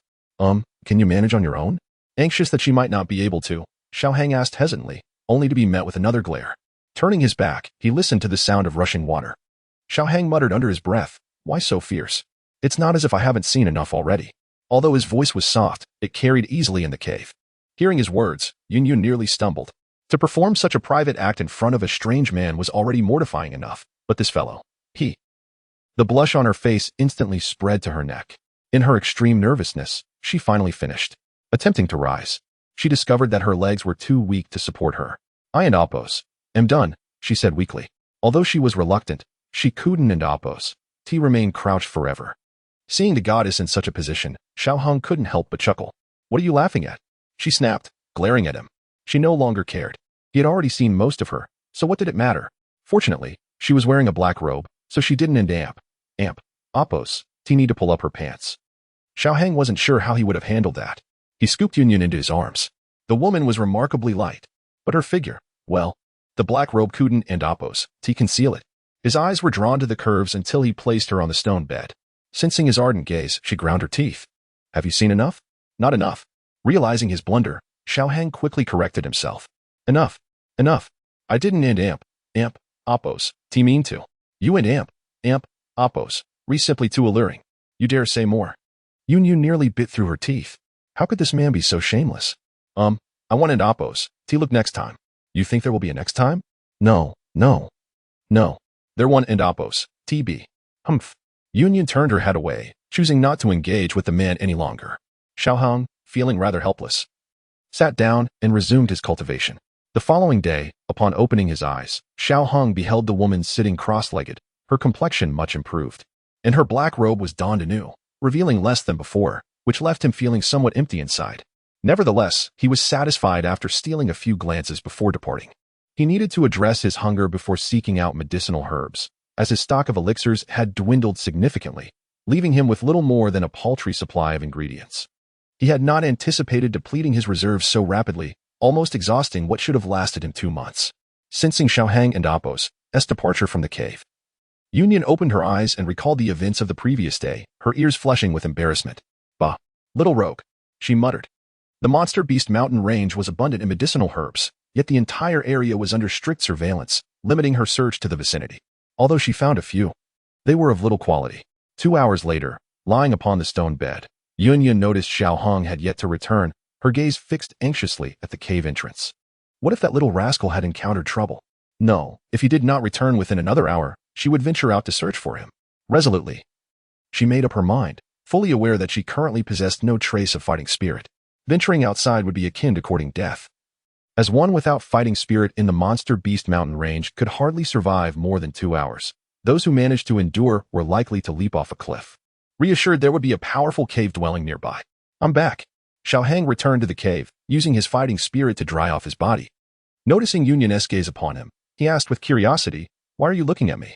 What's wrong?" Seeing him unharmed, she sighed in relief. That little rascal had finally returned.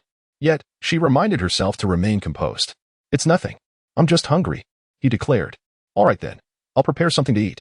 He produced a leg of a magical beast, stripped off the skin, cleaned it thoroughly, and then fetched an array of jars and bottles, applying their contents onto the meat before placing it over the fire.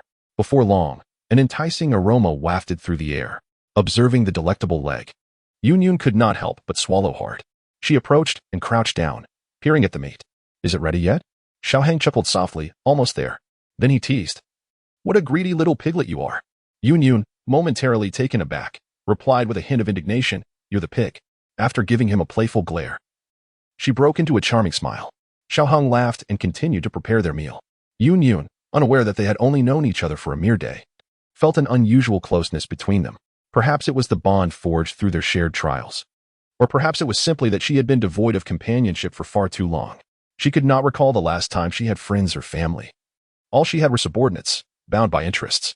Thus, this newfound rapport felt refreshing, allowing her to relax for the first time in ages. Chapter 15. The moon cut off a piece of meat, reinserted onto a stick and handed to Yunyun. Xiaohang seized the entire leg, gnawing at it with fervor. Small bites cannot compare to this. A friend once told him that meat tastes best in large chunks. Suddenly, a wave of melancholy washed over him. Unbeknownst to him, he had nearly spent 16 years in this world, and he often wondered how the people from his previous life were faring. He had been merely in his 20s when he arrived here. Had he remained there, he would likely have married, had children, and purchased a home, perhaps even faced difficulties in doing so. My mother must be heartbroken, he pondered. I hope my elder brother is taking good care of her. In his past life, Xiaohang hailed from a single-parent household. His father had tragically perished in a car accident when he was very young. He had an elder brother, a year his senior, who excelled academically and had successfully entered the police academy, earning a substantial monthly income at just above 20. Xiaohang gazed out at the cascading waterfall, feeling a profound sense of longing for home, for the friends who would tease him at any moment, for his elder brother who had always overshadowed him, and for his mother who occasionally nagged him. Yet, he knew he could never return. "Oh, I wonder how they are doing." "What?" Yunyun, unable to hear his musing, shook her head and pushed those thoughts aside. Xiaohang flashed a bright smile, revealing his pearly whites. "It and Appos, that's nothing." His laughter was genuine, as he wore a smile most of the time. He understood that sulking would not alter his circumstances. Life is fleeting, and one must cherish each day of joy. Observing the youth with a sudden grin, Yunyun felt a twinge of sentiment, not because of any affection, but rather a pang of pity. He was of a similar age to Yin Ran, alone in the Beast Mountains, enduring peril. Perhaps I should assist him when this is over, she thought. After tidying up, Xiaohang sat cross-legged, closing his eyes to resume his cultivation. If I cultivate, the loneliness will dissipate. Seated upon a stone bed, clad in a black robe, Yunyun rested her hands on her legs, her gaze fixed on the somewhat handsome young man, realizing that he was and Appos, as detestable as she had first thought. Lost in his cultivation, Xiaohang was oblivious to her thoughts. His internal energy surged. He was on the brink of breaking through to the Dome Master level. Yet he chose to wait until he was fully healed. His current training aimed to solidify his foundation. Time passed unnoticed, and after a few hours, he opened his eyes to find Yunyun asleep. He approached her, captivated by her exquisite features, his gaze lingering on her alluring lips. A quick kiss, and she won and amp, Appos, no, right? Xiaohang mused, as a battle raged within him between two internal angels. The dark angel urged, "Go ahead." She won and amp, Appos, notice. The white angel countered sternly, "Yes, she is asleep now. She won and Appos, perceive it. Get lost. Am I that kind of person?" Xiaohang retorted as the two imaginary angels stared at him in disbelief. "Am I not?" His cheeks flushed as he dispersed the visions. He leaned in, observing her gently quivering eyelashes, only to swiftly slap himself and retreat to kindle a fire for cooking. Meanwhile, the sleeping Yunyun had indeed awakened, sensing Xiaohang's breath. She thought he might lose control but was startled by a sudden noise. Pretending to awaken, she discreetly glanced at Xiaohang, relieved to see him gone. Crouching next to where he had been, she feigned interest in the ground. Xiaohang noticed her approach and felt embarrassed about earlier. Thankfully, he had refrained from kissing her. Otherwise, it would have been awkward. "Did you sleep well?" he inquired nonchalantly. Yunyun nodded. "Quite well, though I had a dream." "What kind of dream?" Xiaohang asked, intrigued. I dreamt of a little thief who wanted to kiss me. She replied, casting a playful glance at him, adding, fortunately, he didn't succeed. Otherwise, I and Appos, D have torn him to shreds. She raised her fist in mock threat. Xiao Hung chuckled awkwardly. Huh. Yes, good thing it was just a dream. At that moment, he realized she was referring to him, but such matters were best left unacknowledged. Turning away, he saw Yun Yun still staring at him, forcing a few awkward laughs before grabbing his leg. I need to wash up. He hurried off, eager to escape. Whoever that little thief is. I hope I dawn and Appos, to find him.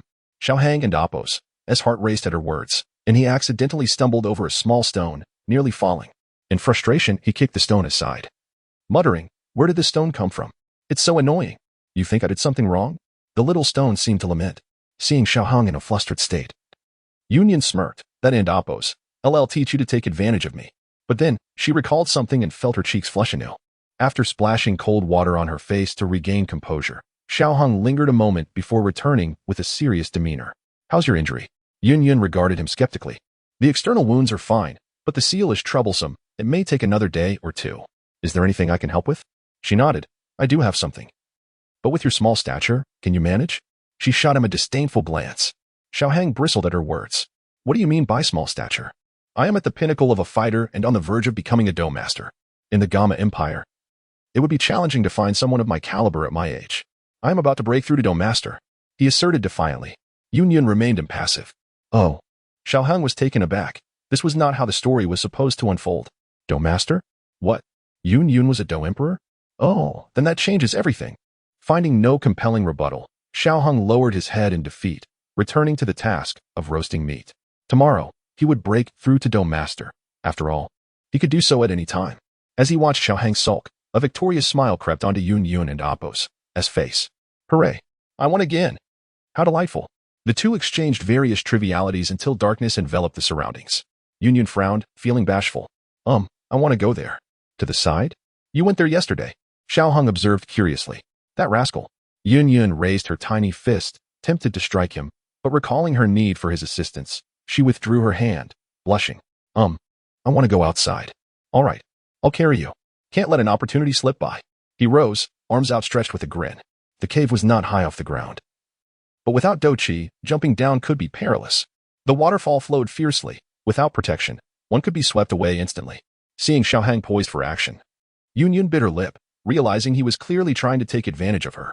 Yet, she found herself unable to resist, and with a determined breath, she opened her arms and leaped into his embrace.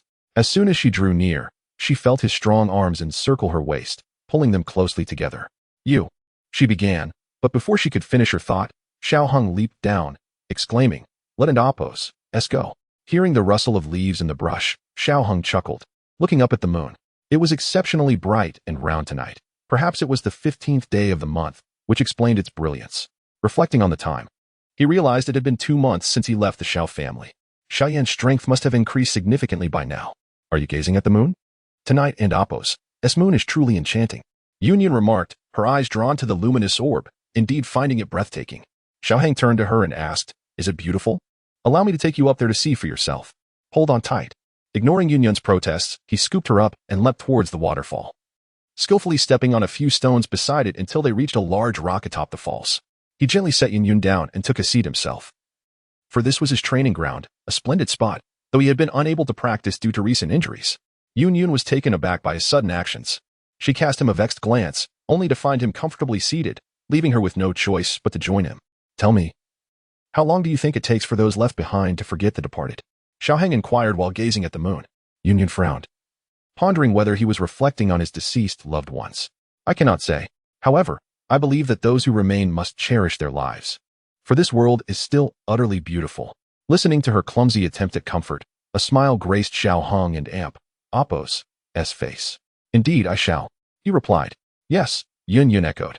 After their exchange, a silence enveloped them as they continued to admire the bright, silvery moon.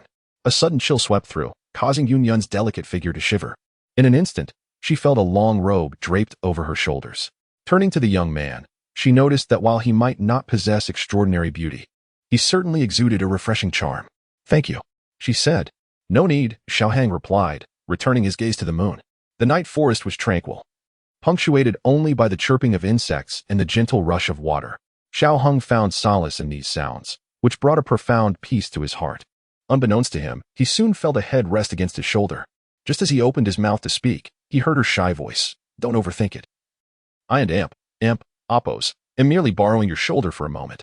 Xiao Hang smiled gently, choosing silence as he continued to gaze at the moon. After a while, he noticed her breathing becoming slower and lighter, her body completely relaxing. A glance revealed that she had fallen asleep, exhausted after many years without a proper rest. Tenderly, he lifted Yun, conjuring a protective barrier of energy around them to shield from the water, and laid her gently on a stone bed, brushing a strand of hair from her face. Then he settled nearby, crossing his legs to begin his meditation. Okay. Here's the refined version of the text you provided. Chapter 16. A breakthrough to Dou Qi. The following day, dawn broke as usual. Xiao Hung entered the grotto and gently roused Yun from her slumber.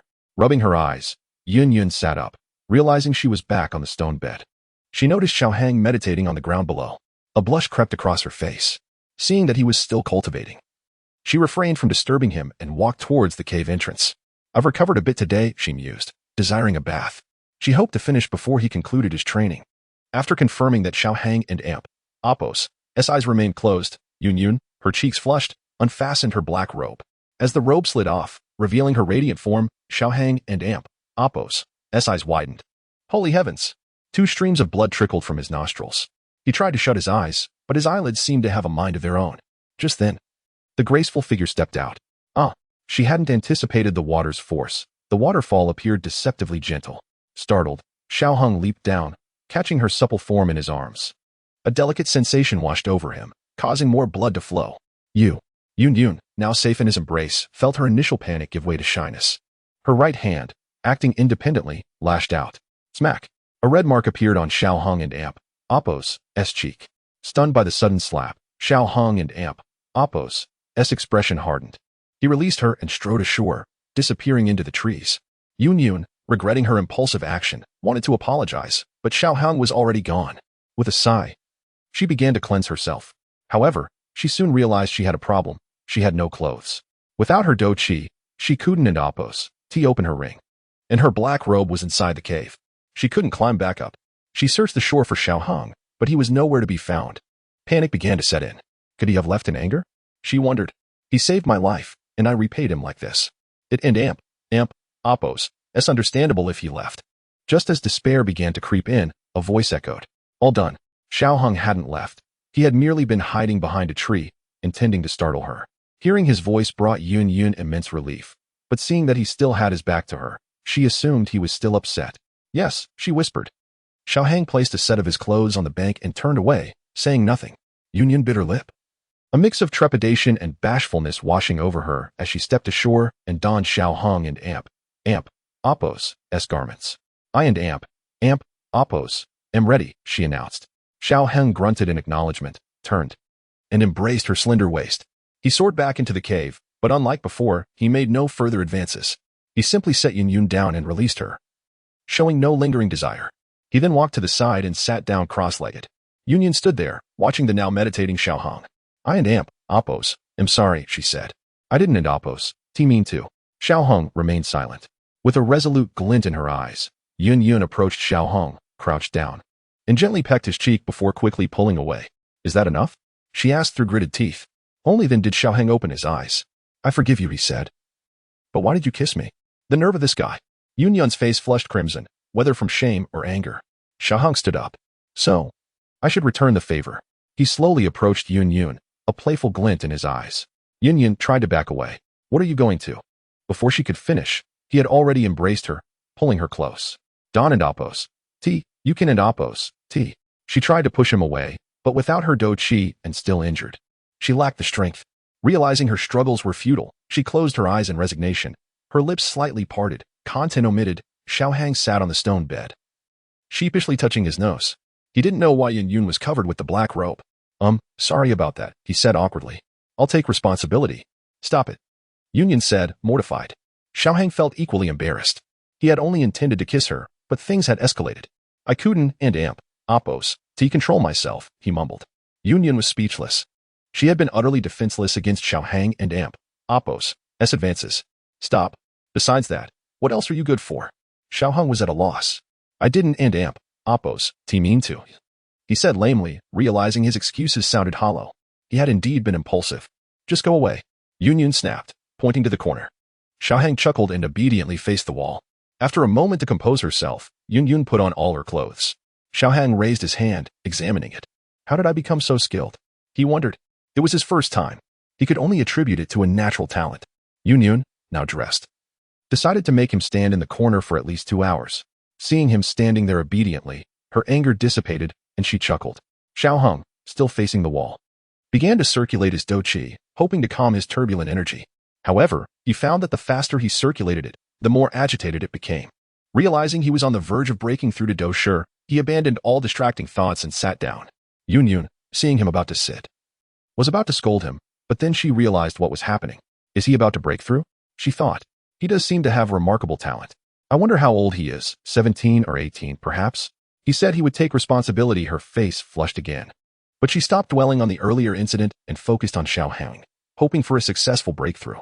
Xiaohang and Oppos' foundation was solid, and the innate skill was inherently gentle.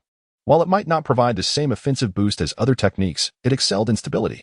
As the breakthrough commenced, ambient Dou Qi surged towards Xiaohang, forming a vortex around him, drawing in even more energy.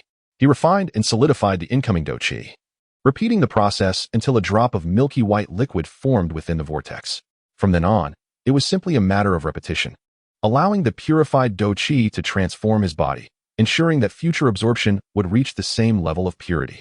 He's almost there, Yun murmured, relieved as the chaotic Dou Qi around Xiaohang gradually calmed. Breakthroughs were fraught with risk, and failure could not only set back progress, but also create a mental barrier that would hinder future attempts. Drop by drop, the milky white liquid permeated Xiaohang and Oppos' flesh and meridians, completely reshaping his physique. The Dou Qi vortex dissipated, and Xiaohang opened his eyes. A surge of power coursed through him. He unleashed his Dou Qi, and the energy that should have dissipated instead coalesced around him, forming a white, ethereal garment. Yun was astonished by the density of his Dou Qi garment. Few could fully materialize a Dou Qi garment upon breaking through, let alone one so solid. Even she had only managed a faint garment during her own breakthrough. She had never seen anything like this. Xiaohang stood up and channeled his Dou Qi. Striking the wall, a large hole appeared where he had hit. This was solid rock, which he had only been able to excavate with the aid of the black and white Xinjian. Satisfied with the extent of the damage, Xiaohang retracted his Dou Qi and turned to Yun. I broke through. Yun expressed her joy for him, smiling as she said, congratulations on breaking through to the Dou Qi level. Xiaohang beamed with delight. Upon inspecting his injuries, he found that they had mostly healed, with only some residual paleness remaining. In no more than 2 days, he would be fully recovered. Please sit down and consolidate your strength, Yun advised. Being well-versed in the process of breakthroughs, consolidation is crucial, not only to solidify one and Oppos' foundation, but also to prevent a regression if the breakthrough was achieved without sufficient reinforcement. Agreeing, Xiaohang immediately sat cross-legged to begin reinforcing his cultivation. By the time he opened his eyes again, night had fallen. He had completed his consolidation in a relatively short period, unlike others who might take 2 or 3 days. Not wanting to disturb Yun, who sat in meditation on the stone bed, he went out to catch a few fish, seasoning them and preparing them for roasting. His array of seasonings was extensive. Being a glutton from the empire of gourmets, this was merely a basic skill. After a while, Yun opened her eyes, and Xiaohang offered her a fish. How's it going? He inquired, clearly referring to the matter of the seal. Yun, understanding his intention, nodded and replied, it and Oppos' going well. I should be able to break it tomorrow. Xiaohang paused, a hint of disappointment in his tone, though he feigned indifference as he said, that and Oppos' great. Yun smiled mischievously. What? Are you afraid I'll turn on you once I recover? Xiaohang continued to nibble on his fish nonchalantly. What I have to fear? Dying under a peony flower is still a form of romance. Unfazed, Yun replied calmly, I will certainly satisfy you when the time comes. In these past days spent with this rascal, she had learned much, particularly how to toughen her skin. I will be waiting. Once I regain my strength, you'll be leaving, right? Though reluctant, she masked her feelings, striving to appear carefree. A man should not be overly sentimental. All right, I'm full, Yun declared, tossing the remaining fish to Xiaohang. He accepted it without complaint, devouring it with gusto. Yun felt a flush rise to her cheeks, but considering their current state, she dismissed it, teasing, What, this time you didn't throw away my fish? Xiaohang looked up at her, a knowing glint in his eyes, and replied, Well, it is what it is. I won't complain. Yun promptly spat, "Pa. Little rogue." With that, her face burning, she turned to focus on breaking the seal. In truth, there was no need for an active break. She simply had to wait for the seal and Apos' power to wane and dissipate. The move from the amethyst-winged Lion King was indeed formidable, but it was not a permanent seal. Otherwise, it would have posed a significant problem. After finishing the fish, Xiaoheng glanced at Yun, who was still seated on the stone bed, and decided to lie down. He had not slept in a while and suddenly longed to experience the sensation of slumber. "What are you doing? Get down." Yun attempted to rouse him. Alas, as the saying goes, one cannot awaken a person feigning sleep. With no other option, Yun gave him a kick and left him be. After a moment, he murmured, "What are you doing? I and Apos am cold and just want to get a little closer. I'll just hold your hand. Just a kiss." "No, don't." Xiaoheng swore he was merely tired and had no other intentions. Chapter 17. Yun recovers and faces the amethyst-winged Lion King again the next day. Xiaoheng opened his eyes to find that the person beside him had vanished. A feeling of loss washed over him. Had she left? Perhaps it was for the best.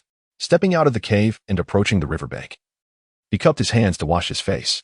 However, as he crouched down, a sword was suddenly pressed against his neck. Gazing at his reflection in the water, he saw a graceful figure wielding the sword, standing behind him, the blade resting ominously against his skin. A smile broke across Xiaoheng and Apos' face. "I thought you were going to leave without a word." The sword was not withdrawn. "How could I? I still have to fulfill your wish of dying beneath a peony." Gently, he pushed the sword away with his left hand. Xiaoheng smirked. "Do you really have the heart to do that?" She sheathed her sword. Having already changed back into her attire, a hairpin firmly fixed in her hair. With her weapon in hand, she cast a glance at him, choosing silence. Xiaoheng looked at Yun and remarked, "You look even more stunning." Still, she remained silent. She should have left directly or killed him before departing. But when he lightly pushed her sword aside, she realized that it was impossible to kill him in this lifetime. Perhaps they would never meet again. Changing the subject, she asked, "Do me a favor." Xiaoheng readily agreed. "What do you need?" "The amethyst spirit crystal is usually found in the den of the amethyst-winged Lion King. I had initially planned to sneak in, but it detected me. I will distract the amethyst-winged Lion King, and I would like you to enter its lair and help me find the amethyst spirit crystal." "Of course." Xiaoheng nodded. Yun then produced a purple crystal and handed it to Xiaoheng. "Hold this crystal. It will heat up when you are near the amethyst spirit crystal. You can locate it by sensing the temperature changes." "All right." Xiaoheng accepted the purple crystal. "Let us go." With that, Yun transformed into her winged form. Just as they were about to take off, Xiaoheng spread his arms wide, preparing to mimic Xiaoyan. That night, when he had used the purple cloud wings, Yun had already been asleep and was unaware of his ability to fly. "Are you seriously expecting me to run that far? What if I encounter some 3rd or 4th tier magical beast along the way? I'd be doomed. If that happens, your plan would be ruined too." With a sigh, Yun thought, this guy. In midair, Xiaoheng held on to Yun and Apos' waist tightly, nearly pressing against her. This made Yun and Apos' cheeks flush. "Are you trying to fall?" Xiaoheng shook his head fervently. No. I and Apos am holding on tightly, so I won't fall. Please don't misunderstand." Yun was left speechless and could only let him be. They descended near the amethyst-winged Lion King and Apos' cave, and Xiaoheng reluctantly released his grip. Yun shot him a glare. "It's time to start. Be serious." Xiaoheng straightened his expression. "Don't worry, be careful." Yun replied. "You too, be cautious." They exchanged a knowing glance, and Yun soared into the sky, while Xiaoheng stealthily approached the cave of the amethyst-winged Lion King. "You dare to show yourself, human woman? Today, I shall take your life to avenge the destruction of my horn." Yun wasted no words. Previously, she had acted alone and, after a failed infiltration, sought a peaceful exchange. This time, however, her goal was to hold it off, and she had no intention of saying more. With a swing of her sword, a streak of azure light surged towards the amethyst-winged Lion King. The amethyst-winged Lion King charged out of its cave without hesitation, and the clash of azure and violet lights erupted in the sky. Seeing that the amethyst-winged Lion King was drawn away, Xiaoheng hurried towards the cave. The higher-tier magical beasts near the cave had mostly been dealt with by Yun's strike, leaving only 2 or 3 trembling in fear. They had no time to bother with Xiaoheng, who swiftly made his way into the cave. Upon entering, he was faced with 2 passages. He recalled from the original text that the amethyst spirit crystal was in the right passage, where a small amethyst-winged Lion King also resided. As a peak 3rd-tier beast, he estimated he wouldn't stand a chance against it with his current strength. Thus, he decided to leverage Xiaoyan and Apos' wisdom once more. He possessed purple smoke fruits. which were not difficult to find, as well as a second-tier pill specifically designed for attracting magical beasts. There was no need to wonder why. Alchemists typically had several methods to deal with magical beasts. If Master Yao had wanted to assist Xiao Yin, he would have had plenty of such pills at his disposal. Stuffing the pill into the purple smoke fruit and adding some other enticing ingredients, Xiao Hang quietly ventured deeper into the cave. Inside, a small amethyst-winged lion king was sleeping soundly when it suddenly caught a whiff of an irresistible aroma. It had never encountered anything so fragrant before. Approaching the fruit, it sniffed again. Indeed, it was the source of the alluring scent. A voice deep within warned it against eating. Yet its instincts urged it to indulge in the delightful treat. After a moment of hesitation, instinct prevailed, and it swallowed the fruit whole. Before long, it felt drowsy, its eyelids growing heavy, and it slumped down to sleep. Hidden in the shadows, Xiao Hung grinned with satisfaction. If I can handle a fourth-tier magical beast, how could I not deal with you? Without delay, he approached the spot where the small amethyst-winged lion king had been lying, tapping lightly on the ground. After just 2 or 3 knocks, he discovered a hidden compartment.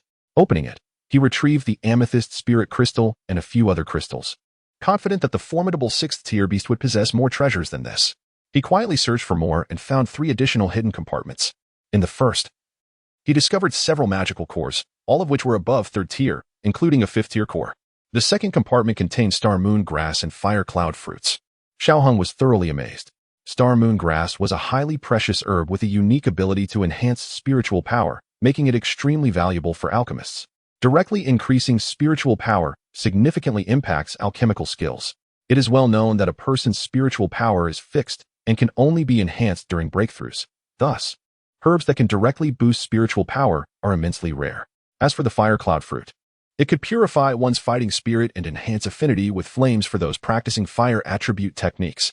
If these 2 herbs appeared on the market, they would fetch no less than 1,000,000 gold coins and are exceedingly hard to come by. Opening the 3rd compartment revealed nothing of interest, just some storage rings, likely belonging to those the amethyst-winged lion king had vanquished. It seemed that it was aware these rings contained valuable treasures. Gathering his findings, Xiao Hang chuckled with satisfaction as he hastily made his way to the other side. He was unaware of when the amethyst-winged lion king might return. Should they cross paths, his demise would be inevitable. Even the spirit fighting experience card wouldn't save him. The magical beast outside made that abundantly clear. The strength disparity between a battle emperor and a battle spirit was not trivial. With experience on his side, Xiao Hung was careful not to let the amethyst source flow away like Xiao Yin had. He cautiously used the amethyst spirit crystal to create a small opening. Retrieving a jade vial, he had forgotten how many vials Xiao Yin had filled, but he had managed to collect a total of 12 vials, most of which were full. After storing all the amethyst source, Xiao Hang quickly made his exit. With the strength of a battle master, he moved much faster than Xiao Yin had, ensuring he didn't encounter the amethyst-winged lion king head-on. Just 2 or 3 minutes after Xiao Hung left the cave, a shadow flew in, the amethyst-winged lion king. At that moment, Yin Yin also arrived, spotting Xiao Hang and soaring beside him. "Shall we leave?" she asked, not inquiring about the amethyst spirit crystal first. Instead, she prioritized their retreat. Then, high above, Xiao Hung heard a furious roar. "You dare to steal my treasure! You wretched humans shall not escape my wrath." At this moment, however, Xiao Hang and Yun Yun had already departed, leaving it unable to pursue them. After issuing a search command, it returned to check on its offspring. Though the little one appeared merely dazed, humans were notoriously cunning. What if something were to go awry? This was its sole child. Upon returning to Xiao Hang and Appo's cave, Yun Yun inquired, "Are you uninjured? Have you found the purple spirit crystal?" Xiao Hang produced the purple spirit crystal, handing over the violet gem to Yun Yun, assuring her, "I am unharmed." Yun Yun accepted the crystal with gratitude, saying, "Thank you." She then revealed 3 scrolls, explaining, "This is the advanced Qian level technique, wind control technique. The middle one is the high-tier combat skill, extreme wind slash, and the last is the mid-tier combat skill, explosive step. Extreme wind slash and wind control technique are part of the same set. Please practice diligently. I see your techniques lack attributes. You should transition your training as soon as possible. I can offer you some assistance." Xiao Hang did not decline and took the scrolls, asking, "Are you leaving?" Yun Yun nodded, "Yes. I have already delayed here for quite some time. Also, about what happened before. Let us forget it." Although sadness weighed on her heart, she was ultimately a Dou Huang and the leader of Yunlan's sect. Their relationship was unattainable. "I cannot forget." Xiao Hung shook his head. Yun Yun nearly thought she had misheard him and reiterated, "We are impossible together. Do you know who I am?" Xiao Hang smiled slightly. "Indeed. You are the leader of Yunlan's sect. Your name is not Yunji, but Yun Yun, right?" Yun Yun was momentarily taken aback, having assumed he was unaware. It seemed that fate had already revealed itself. How did you know? She asked. Xiao Hong chuckled. It's quite easy to deduce, I assent it. A Dou Huang with wind attribute Dou Qi, bearing the surname Yun. Who else could it be but the leader of Yunlan's sect? And you? Yun Yun began. But Xiao Hong interrupted. I understand what you wish to say. It's merely the Yunlan sect. My cultivation will soon match yours, if not surpass it. Yun Yun shook her head in resignation. I truly do not know where your confidence stems from. Despite her words, a flicker of joy ignited within her heart. Xiao Hong, choosing not to elaborate further, smiled. Then await my arrival. You will belong to me, and only me. For a moment, Yun Yun found it difficult to reconcile the person before her with the little rogue she had known. Yet, if he possessed such confidence, what harm was there in waiting for him? I shall wait for you, she replied, before quickly pecking him on the lips and transforming into a streak of light. Xiao Hang watched the luminous figure depart, touching his lips with a newfound sense of ease. Life truly felt like a fleeting dream. However, he knew he must strive harder in the days to come. Meanwhile, the departing Yun Yun grappled with complex emotions, struggling to believe she had genuinely developed feelings for this younger man, whose cultivation was so inferior to hers. She had initially resolved to sever ties with him. Yet he had ultimately stirred her heart, leaving her uncertain of how to proceed. Xiao Hong did not return to the cave. Instead, he headed towards Qingshan town. Now that his injuries had healed, he needed to procure additional medicine and essential supplies. Chapter 18. The Wolf Head Bounty and the Demise of the Wolf Head. Upon arriving in the quaint town, Xiao Hang suddenly noticed an unsettling phenomenon. Many individuals were deliberately avoiding him. Occasionally, he could overhear hushed whispers, mentioning something about a bounty.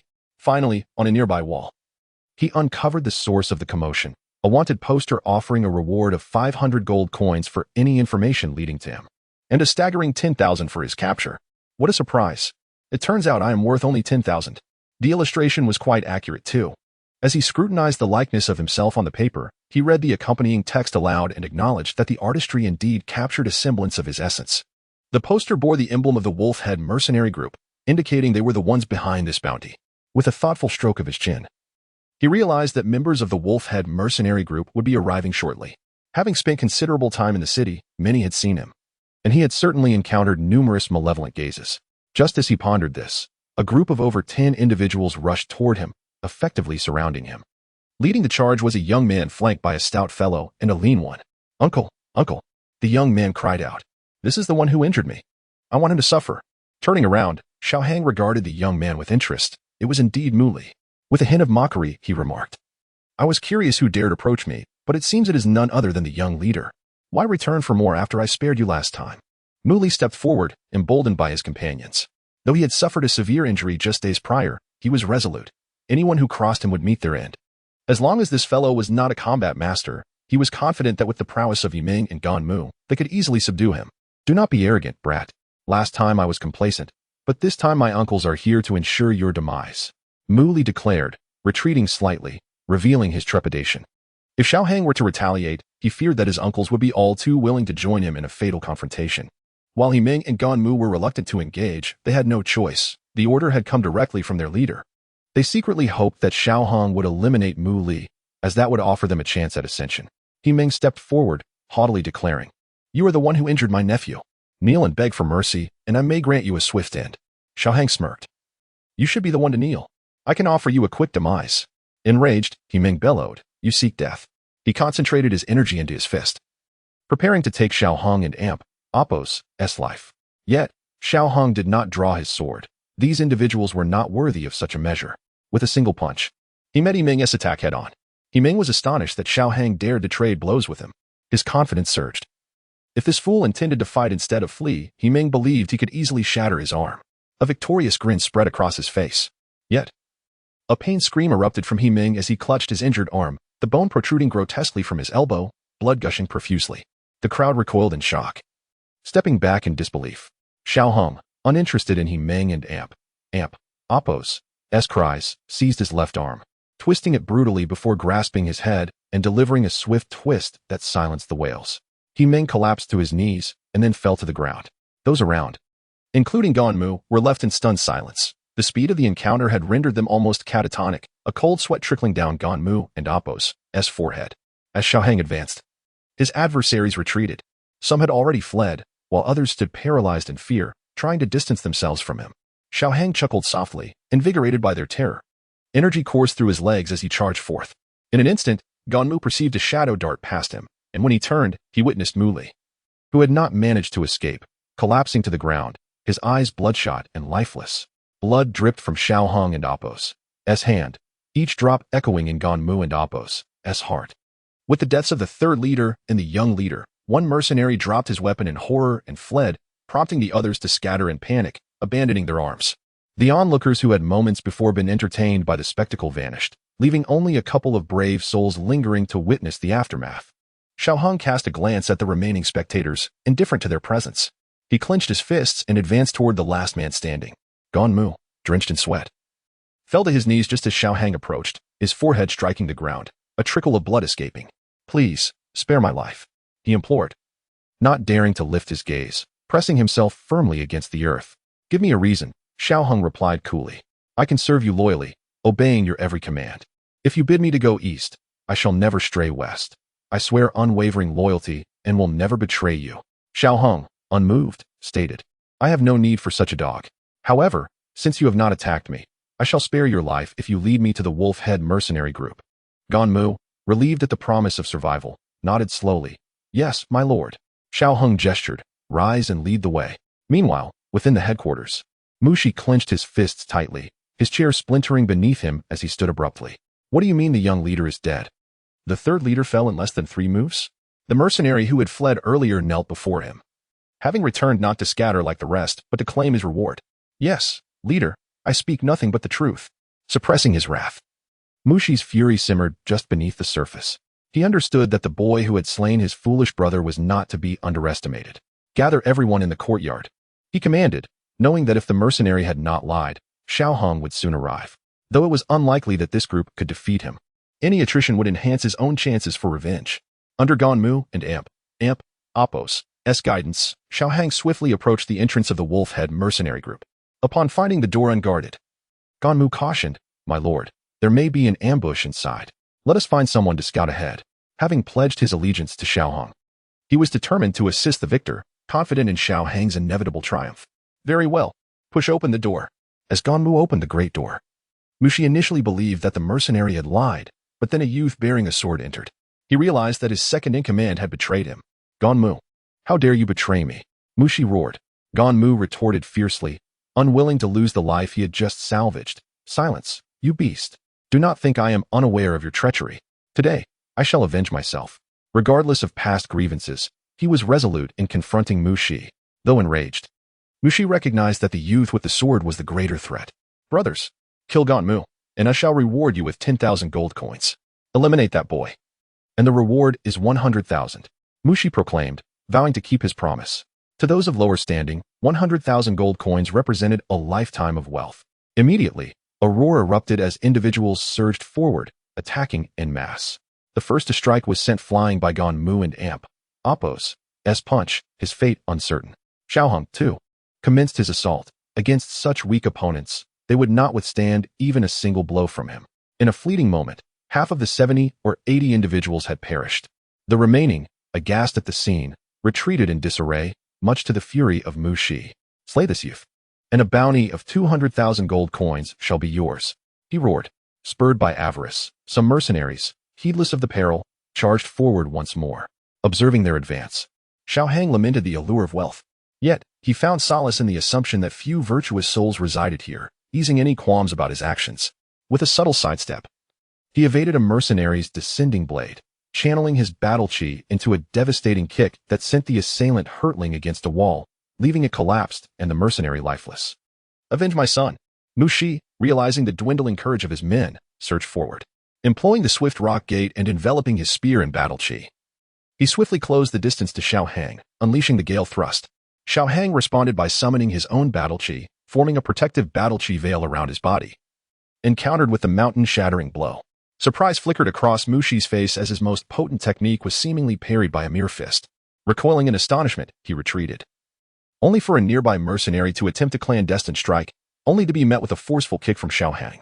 The remaining mercenaries, no longer naive, recognized the futility of their efforts, even with their leader engaged. Fear gripped them anew, and they began to falter.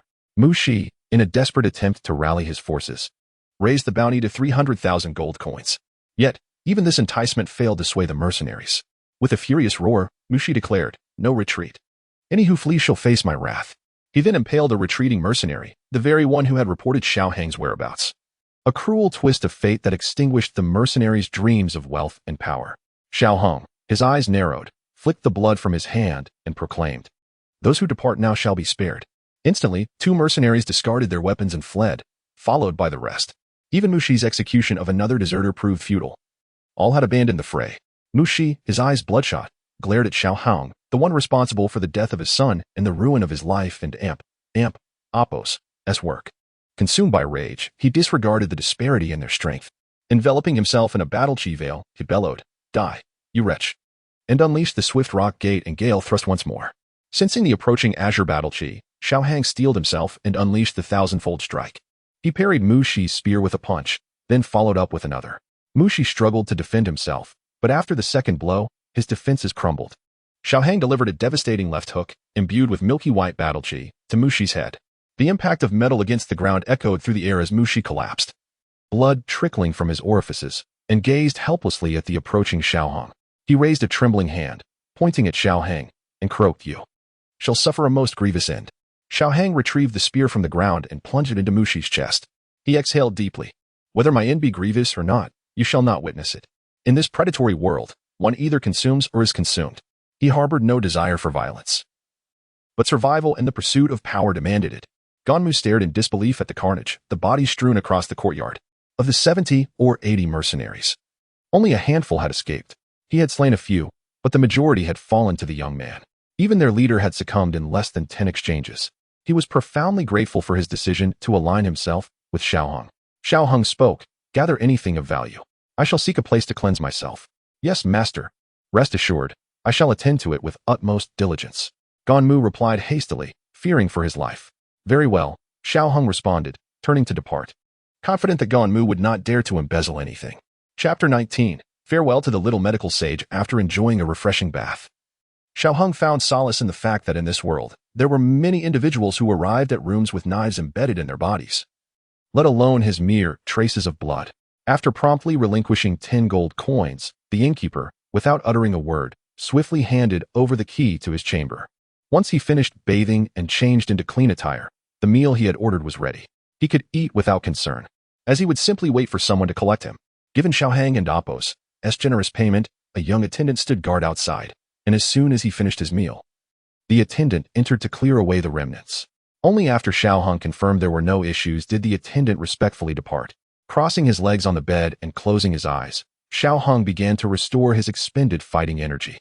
His high-level martial arts techniques were sufficient to sustain him through several more battles of this nature. However, it was imperative for him to remain at the pinnacle of his powers. The following day, Ganmu arrived early at Xiao Hang's door, bearing 3 space rings. He did not disturb him, but instead waited silently for Xiao Hang to conclude his meditation. Sensing someone outside, Xiao Hang opened his eyes, his dark pupils shimmering with a pale light. He summoned the attendant to bring him washing tools for his face and teeth. Yes, one could brush their teeth in this world. Ganmu stood respectfully by, hesitant to speak, too timid to take a seat. Sitting on a stool, Xiao Hang poured himself a cup of tea, took a sip, nodded, and remarked, "Quite satisfactory. Feel free to sit. If you wish for water, help yourself." "Forgive me, my lord, I shall remain standing." Though the young man appeared harmless at present, Ganmu could not easily forget the events of the previous day. He placed the 3 space rings on the table and cautiously stated, "My lord, these are Dou Qi and Apos' space rings. I have not tampered with them. The latter 2 contain some martial arts techniques and medicinal herbs from the mercenary group, and the third holds gold coins." Upon inspecting Dou Qi's ring, Xiao Hang found it lacking in valuable items, only the martial arts techniques and some ordinary herbs, easily obtainable with wealth. The third ring contained 2 cards and approximately 40 to 50,000 scattered gold coins. Satisfied, he nodded and asked, "Is there anything else?" Ganmu, treading lightly, responded, "My lord, the mercenary group possesses several shops and herbs. I wonder if you intend to re-establish a mercenary group here, or..." His implication was clear. Those items were challenging to manage, and should Xiao Hang choose to remain, they would stay. If he decided to leave, Ganmu would hasten to liquidate them. However, Xiao Hang did not intend to linger. He estimated he would depart within a few days and was indifferent to those possessions. Those shall be yours, he declared. Upon hearing this, Ganmu momentarily fell into a daze, but then realized it was only fitting, with the Lord's age and cultivation. How could he remain in such a small place? Yes, I am grateful for your generosity, my lord. He awkwardly bowed to Xiao Hang, who remained unresponsive, and then cautiously exited. It wasn't until he left the inn that he noticed his back was drenched with sweat, not from cowardice, but from the recollection of yesterday's harrowing scene. Casually tossing a space ring into a bag, he realized he had nearly filled a small pouch with them. Space rings could not contain other space rings, which was quite vexing. From Mushi's ring, Xiaohang acquired several herbs, yet their variety was limited. Thus, his initial plan remained unchanged, to procure more herbs and pay a visit to the little medical sage before embarking on his next journey. He had determined his next destination and would require the little medical sage and Appos as assistants. With little to prepare, Xiaohang set off directly toward the Wanyao pharmacy. Upon arriving at the entrance, he walked straight inside. The shopkeeper, a young girl, turned pale upon seeing him, stammering and struggling to articulate her words. In her helplessness, she could only pour him a cup of tea and urged him to wait. Touching his own face, Xiaohang muttered to himself, "Am I truly so fearsome in appearance?" At that moment, a middle-aged man entered, laughing heartily. "Ah, so this is the young hero who annihilated the wolf-head mercenary group yesterday." Xiaohang detested such individuals, yet could only rise to his feet, extending his hand in greeting. "I cannot claim such a title. It was merely a fortunate occurrence. You must be the proprietor of the Wanyao pharmacy, correct? Your business is quite prosperous." The middle-aged man maintained his composure, but inwardly thought, "What an arrogant youth. If annihilating the wolf-head mercenary group were so easy, I would have done it long ago." He smiled broadly and replied, "Not at all, young brother. You are the true hero. Please, take a seat." Xiaohang did not hesitate, scrutinizing the middle-aged man, who appeared slightly stronger than Mushi, yet only marginally so, likely a 3- or 4-star fighter. The man poured Xiaohang a cup of tea and asked with a grin, "Pray tell, young brother, what brings you to the Wanyao pharmacy? Speak freely. I shall do everything within my power to assist you." Xiaohang, uninterested in banter, stated his purpose directly. "I merely wish to see the little medical sage and procure some herbs." Though he masked it well, Xiaohang noticed the proprietor's face shift slightly at the mention of the little medical sage. The middle-aged man feigned difficulty, and Xiaohang played along, inquiring, "Is there some trouble?" The middle-aged man appeared to consider the matter, finally responding, "The herbs are certainly no problem. Any that you desire will be yours at half price. However, the little medical sage has recently caught a chill and is not available for visitors." He wore an expression of feigned distress, as if genuinely concerned for her health. Recognizing the charade, Xiaohang deduced that the little medical sage was likely in distress, perhaps imprisoned for utilizing precious herbs, as suggested in the original story. Yet, he was no fool and chose to follow the middle-aged man and Appos' lead, replying, "What a pity. I may not return for quite some time." The middle-aged man, upon hearing this, felt a surge of relief but still feigned regret. Indeed, how unfortunate. Feigning nonchalance, Xiaohang produced a list, stating, "These are the herbs I require. I entrust them to you, good sir." The middle-aged man accepted the list, rising with a solemn demeanor. "Fear not, young brother. I shall procure these herbs immediately. Xiaomei, please keep our young friend company while I gather the items." The young girl, who had initially received Xiaohang, stood beside him, her head bowed in trepidation, fearful of his intentions. However, Xiaohang held no interest in her. While they waited quietly, a short while later, a sizable quantity of herbs was delivered. Fortunately, the gold coins from Mushi and Appos' ring were ample. Otherwise, he would have lacked sufficient funds. Subsequently, Xiaohang feigned a departure, stealthily infiltrating the rear courtyard. With his prowess, even under the light of day, it would be challenging for others to detect him. Meanwhile, as the proprietor observed Xiaohang and Appos' exit, his expression hardened. He promptly fortified the guards watching over the little medical sage and demanded to ascertain the origins of the herbs. If necessary, he would resort to coercion. The final statement bore a menacing undertone. "Little medical sage, do not blame me. If blame is to be assigned, it falls on you. I have treated you well, yet you refuse to part with even the slightest token." Prior to today, he had been patient in his inquiries. But Xiaohang's arrival instilled a sense of urgency within him. He could wait no longer. At that moment, Xiaohang concealed himself behind a tree, seizing a young attendant and pulling him behind the trunk, covering his mouth while pressing a dagger against his throat. "If I release you, do not scream. Tell me where the little medical sage is, and I shall let you go. Do you understand?" "Not if you comprehend." The young servant dared not resist. He promptly nodded, feeling as if his throat were about to be severed. Indeed, the blade was perilously close to his throat, leaving a crimson line upon it. Any erratic movement would surely spell his doom. Upon witnessing the servant and Appo's acquiescence, Xiao Hong released his grip and, after clarifying the route, rendered the servant unconscious, making his way directly to the chamber of the little healer. Who goes there? The little healer, engrossed in her concoctions, suddenly sensed a presence behind her and immediately grasped a handful of medicinal powder. It is I, Xiao Hang, he responded. Turning around, the little healer relaxed upon seeing him. Oh, it is you. I thought you had forgotten me after such a long absence. She feigned a pitiful demeanor. Xiao Hang sighed in exasperation. Not at all. I and Appo's merely been occupied. Might you consider putting down what you hold in your right hand? Embarrassed, the little healer retracted the powder and sheepishly replied, I apologize. You know, as a delicate woman, I must always be prepared for any eventuality. You, a delicate woman? I have yet to encounter a frail maiden who keeps poison at the ready. He jested, eliciting a playful smile from her. She produced a small vial from her bosom, dispensing a drop of pale red liquid, and took his hand to apply it. Xiao Hong did not refuse and inquired, What is the situation? Why are there so many guards at the door? The cave incident has been exposed, she lamented, brushing back a stray lock of hair. It was an unfortunate oversight. However, they have yet to confirm anything, so they are merely observing me. Xiao Hong was at a loss for words, despite the secrecy surrounding the cave. The little healer had still been discovered. He lightly tapped her forehead, chiding, Fool, how could you let this happen? The little healer feigned pain, covering her forehead with her hand. I did not do it on purpose, she protested, her voice laced with contrition. Xiao Hong shook his head in disbelief. Then what are you still doing here? With a bright smile, she lowered her hand. I was waiting for you to rescue me. Heaving a resigned sigh, he replied. Very well, let us go. Wait a moment while I gather my things, she said. Women can be quite troublesome, he thought, as he sat down to pour himself a cup of tea. Just as he was about to sip, the little healer's voice rang out, Do not drink that. The tea is poisoned. Gently placing the cup down, Xiao Hang felt exasperated once more. Even a simple cup of tea was now beyond his reach. The little healer, however, was adept at packing her belongings, and soon she was ready. Let us depart, she announced. Xiao Hang rose and affirmed with a nod. Where to now? After being here for so long, you do not even inform Uncle Yao of your departure. And you, my friend, neglect to mention your visit to my home. Is that not rather impolite? Chapter 20. The cabin. Though his words were courteous, Xiao Hang perceived a dissonance between his demeanor and tone. The man brazenly pushed open the door to little fairy doctor and Appo's chamber, flanked by 4 or 5 individuals who cast malevolent glares upon Xiao Hong and her. Little fairy doctor stepped forward, enunciating, Mr. Yao, would you inspect your right palm? Does it bear a subtle cyan hue? Upon hearing this, the middle-aged man and Appo's complexion shifted. He hastily extended his right hand, indeed discovering a faint cyan tinge at its center. He exclaimed, You've poisoned me?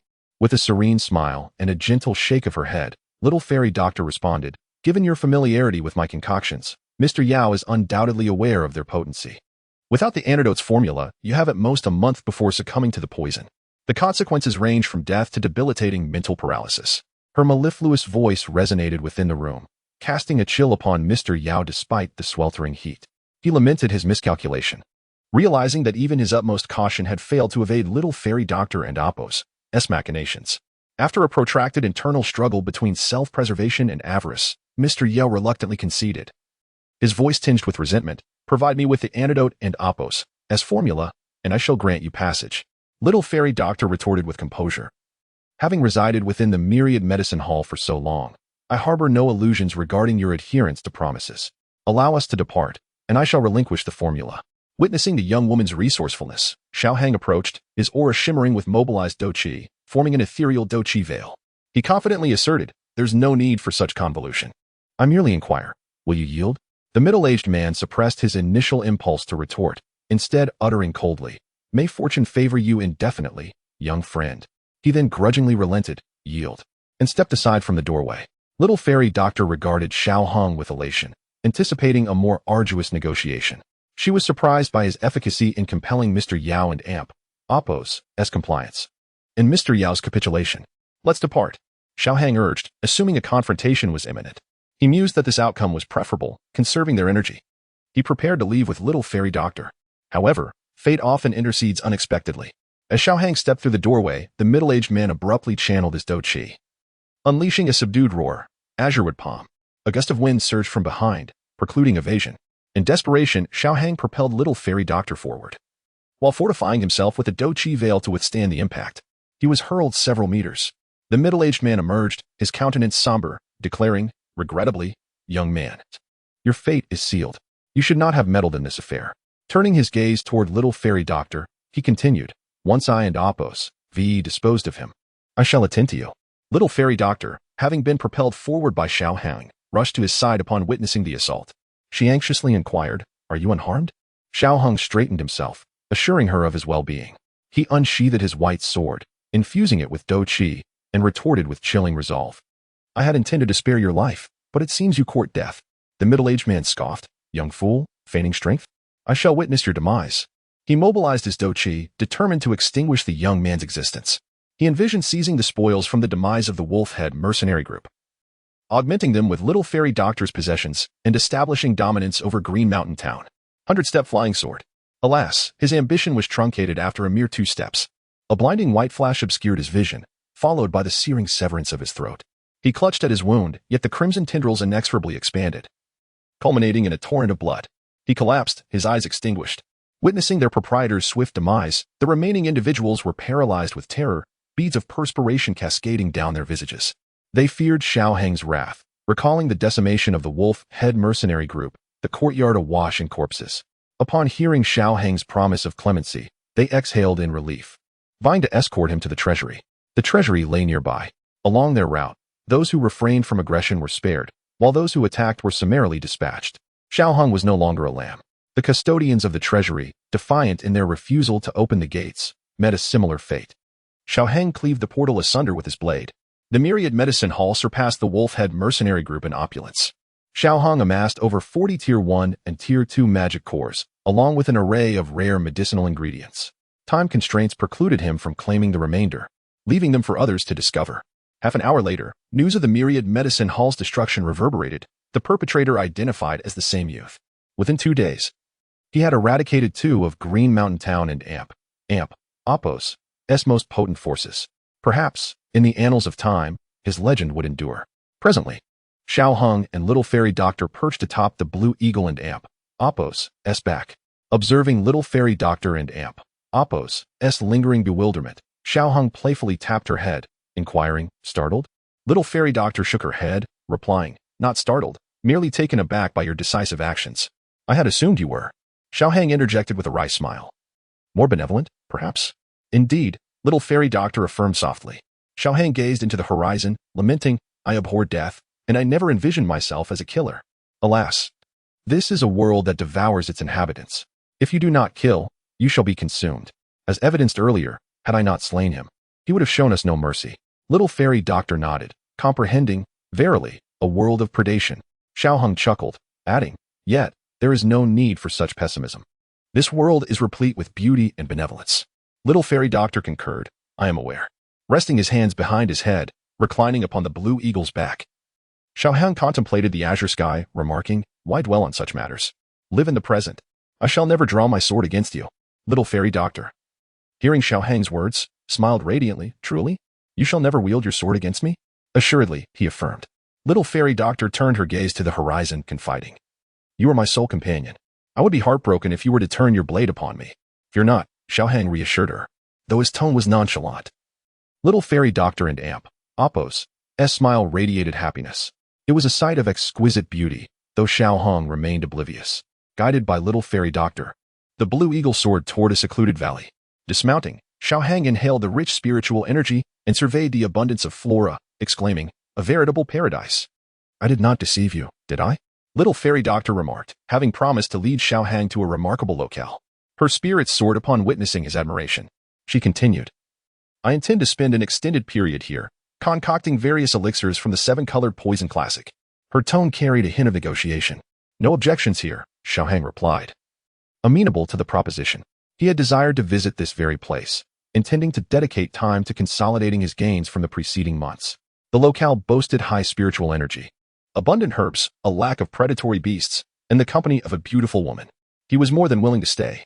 Upon witnessing Xiao Hang's agreement, the young healer beamed with delight, only to quickly compose herself, raising her petite fist and declaring, "Furthermore, let me remind you, do not assume that with just the 2 of us here, you can act recklessly. I am not easily intimidated. In response, Xiaohang promptly raised his hands in surrender. Feigning innocence as he replied, "How could that be? Rest assured, I am undoubtedly a good person." Amused by Xiaohang and Appo's comical demeanor, the young healer couldn't and Appo's helped but chuckle. Though she remained proud as she retorted, "It is best to maintain that stance." "Very well. Please turn around for a moment while I tidy up." "Understood," Xiaohang responded. Beginning to scrutinize the valley, and with each glance, he realized that it was indeed a splendid location. Meanwhile, in Qingshan town, Ganmu had just consolidated the remnants of the Wolf-Head mercenary group when he received the news of the demise of the owner of the Wanyaozhai. Reportedly at the hands of a young boy, a wave of relief washed over him for his previous choices. With a sudden thought, he called out, "Wang Hu? Gather all our brothers. We are heading to Wanyaozhai." A rather ordinary-looking man stepped forward, affirming, "Yes, Captain," utilizing his prowess as a 9-star fighter. Ganmu managed to leverage Xiaohang and Appo's reputation, thereby acquiring the majority of the remaining forces of Wanyaozhai, swiftly ascending to become the preeminent power in Qingshan town. Naturally, he dared not utter Xiaohang's name outright. Instead, he subtly guided others to draw their own conclusions. As the sole surviving senior member of the Wolf-Head mercenary group, it was only natural for some to unconsciously gravitate towards that notion, making the endeavor relatively uncomplicated. In order to establish his standing as an agent for that esteemed individual, he even named his faction the Bloodsword Mercenary Group. The moniker Bloodsword was bestowed upon Xiaohang by the locals, as it was said that whenever his sword was drawn, death would inevitably follow in its wake. Unbeknownst to Xiaohang, he was preoccupied with repairing their dwelling. After some consideration, the young healer deemed a mere cloth insufficiently secure, thus compelling Xiaohang to upgrade their humble abode. Within the valley, a melodious voice resonated continuously. "Over there. The roof is askew. Hey, Xiaohang. The pillar is crooked. Quick, support it." Just as Xiaohang managed to stabilize one area, the enchanting beauty below promptly redirected him to another task. Sighing in exasperation, he rolled his eyes and implored, "Dear lady, spare me. I can no longer endure." Beside them, the blue eagle was panting heavily, sprawled on the ground, weakly emitting a few cries to express its own fatigue. Gently stroking the blue eagle, the young healer sweetly remarked, "Thank you, Xiaolan. I shall prepare something delicious for you shortly." Xiaohang, not to be outdone, shamelessly edged closer, expressing his desire for a touch as well, only to be dissuaded by a pointed glance from the young healer. Even the blue eagle regarded Xiaohang with disdain, as if to say, "This human is utterly shameless." Ultimately, through the collective efforts of the trio, a young woman, a man, and an eagle, the thatched cottage was transformed into a wooden abode by midday. Do not inquire why an eagle was involved. In this valley, wood was scarce, and it is needless to elaborate on who bore the burden. Furthermore, the young healer proved to be quite the culinary talent. Her dishes were delightful, and the best part was, no dishes were left to wash afterward. Truly blissful. Chapter 21. Harvest Organization and System Upgrade. After a delightful dinner, Xiaohang contentedly patted his belly. He lounged beside the wooden cabin, reminiscent of days gone by, enjoying the coolness while watching the sunset. Back then, life was impoverished, yet his brother and mother were always by his side. The little medical fairy approached and sat beside him, gently inquiring, "What are you thinking about?" Xiaohang smiled and replied, "Thinking about family." The little medical fairy fell into silence. "Family? I miss them too." Understanding her past, Xiaohang gazed at the gentle girl beside him, realizing she must have endured much pain. "I'm sorry," he said. She hugged her knees and shook her head. "It's all right. I have grown accustomed to it." Turning his gaze to the sunset, Xiaohang mused, "Habit? What a terrifying word." The little medical fairy shook her head to dispel the somber mood and smiled. "Let us not talk about me. What about your family? If you miss them, why not go back and see them?" Xiaohang shook his head. "I can't go back." The girl, ever so sensitive, caught his meaning and chuckled. "That makes us alike." Xiaohang continued, "In the past, we would sit after dinner and watch the sunset. Even in our poverty, we were content." "Indeed, such nostalgia. But life must go on, right?" she replied, embodying her gentle nature, always comforting her friends despite her own sorrow. Xiaohang chuckled softly. "I am not that fragile, but you must take care of yourself." "Yes," the little medical fairy affirmed. Thus, they watched the sun sink lower until the last glimmer of light vanished. "All right, let us rest early," she said, rising with a warm smile. Xiaohang stood as well, responding with a smile, "Rest early," and they each headed toward their rooms. As the little medical fairy was about to close her door, a voice called out, "Good night." She smiled gently. "Good night." Xiaohang closed his door, initially intending to remind her to take less poison, but the words morphed into a simple farewell. Until he found a solution, he would not voice his concerns lightly. Having replaced Xiao Yin and become her friend, he felt compelled to fulfill his responsibilities. Rest assured. I will ensure your survival, he thought. He never considered himself extraordinary.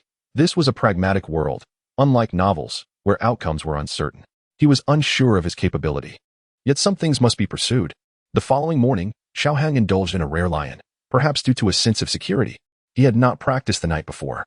Feeling an exhaustion that transcended physical fatigue, stemming instead from deep within his soul.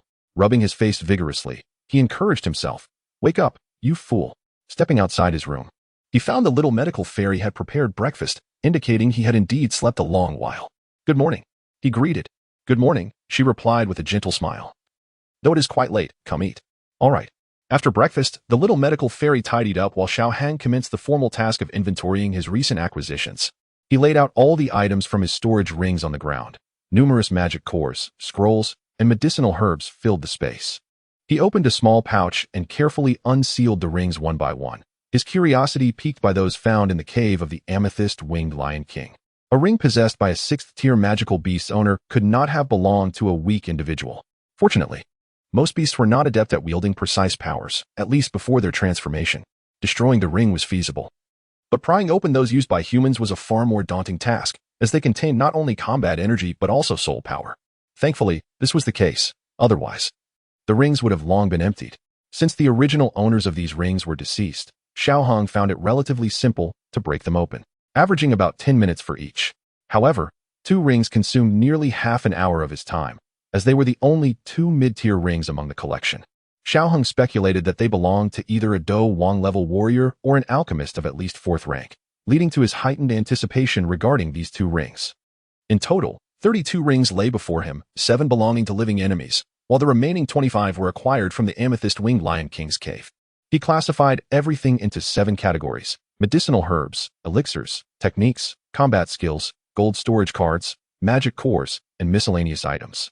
Once he completed the sorting, an hour had elapsed, primarily due to the multitude of techniques and combat skills that required individual examination, along with the need to verify the usefulness of various elixirs and herbs.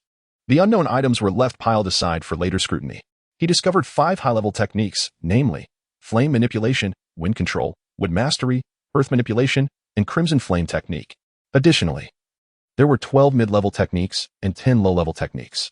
For combat skills, he found 9 high-level techniques: ultimate wind slash, wood barrier, wooden flight, earth tornado, firebird technique, flame spear, water shield, thunder kill, and savage lion and Apos, roar. There were also 15 mid-level and 21 low-level combat skills. Moreover, he encountered a 5th-tier elixir formula for explosive flame pill, primarily composed of a 4th-tier fire attribute magic core, alongside 6 4th-tier formulas, 19 3rd-tier formulas, and several 1st and 2nd-tier formulas. Among the 4th-tier elixirs, he discovered one particularly suitable for himself, made from the amethyst-winged Lion King's purple spirit crystal.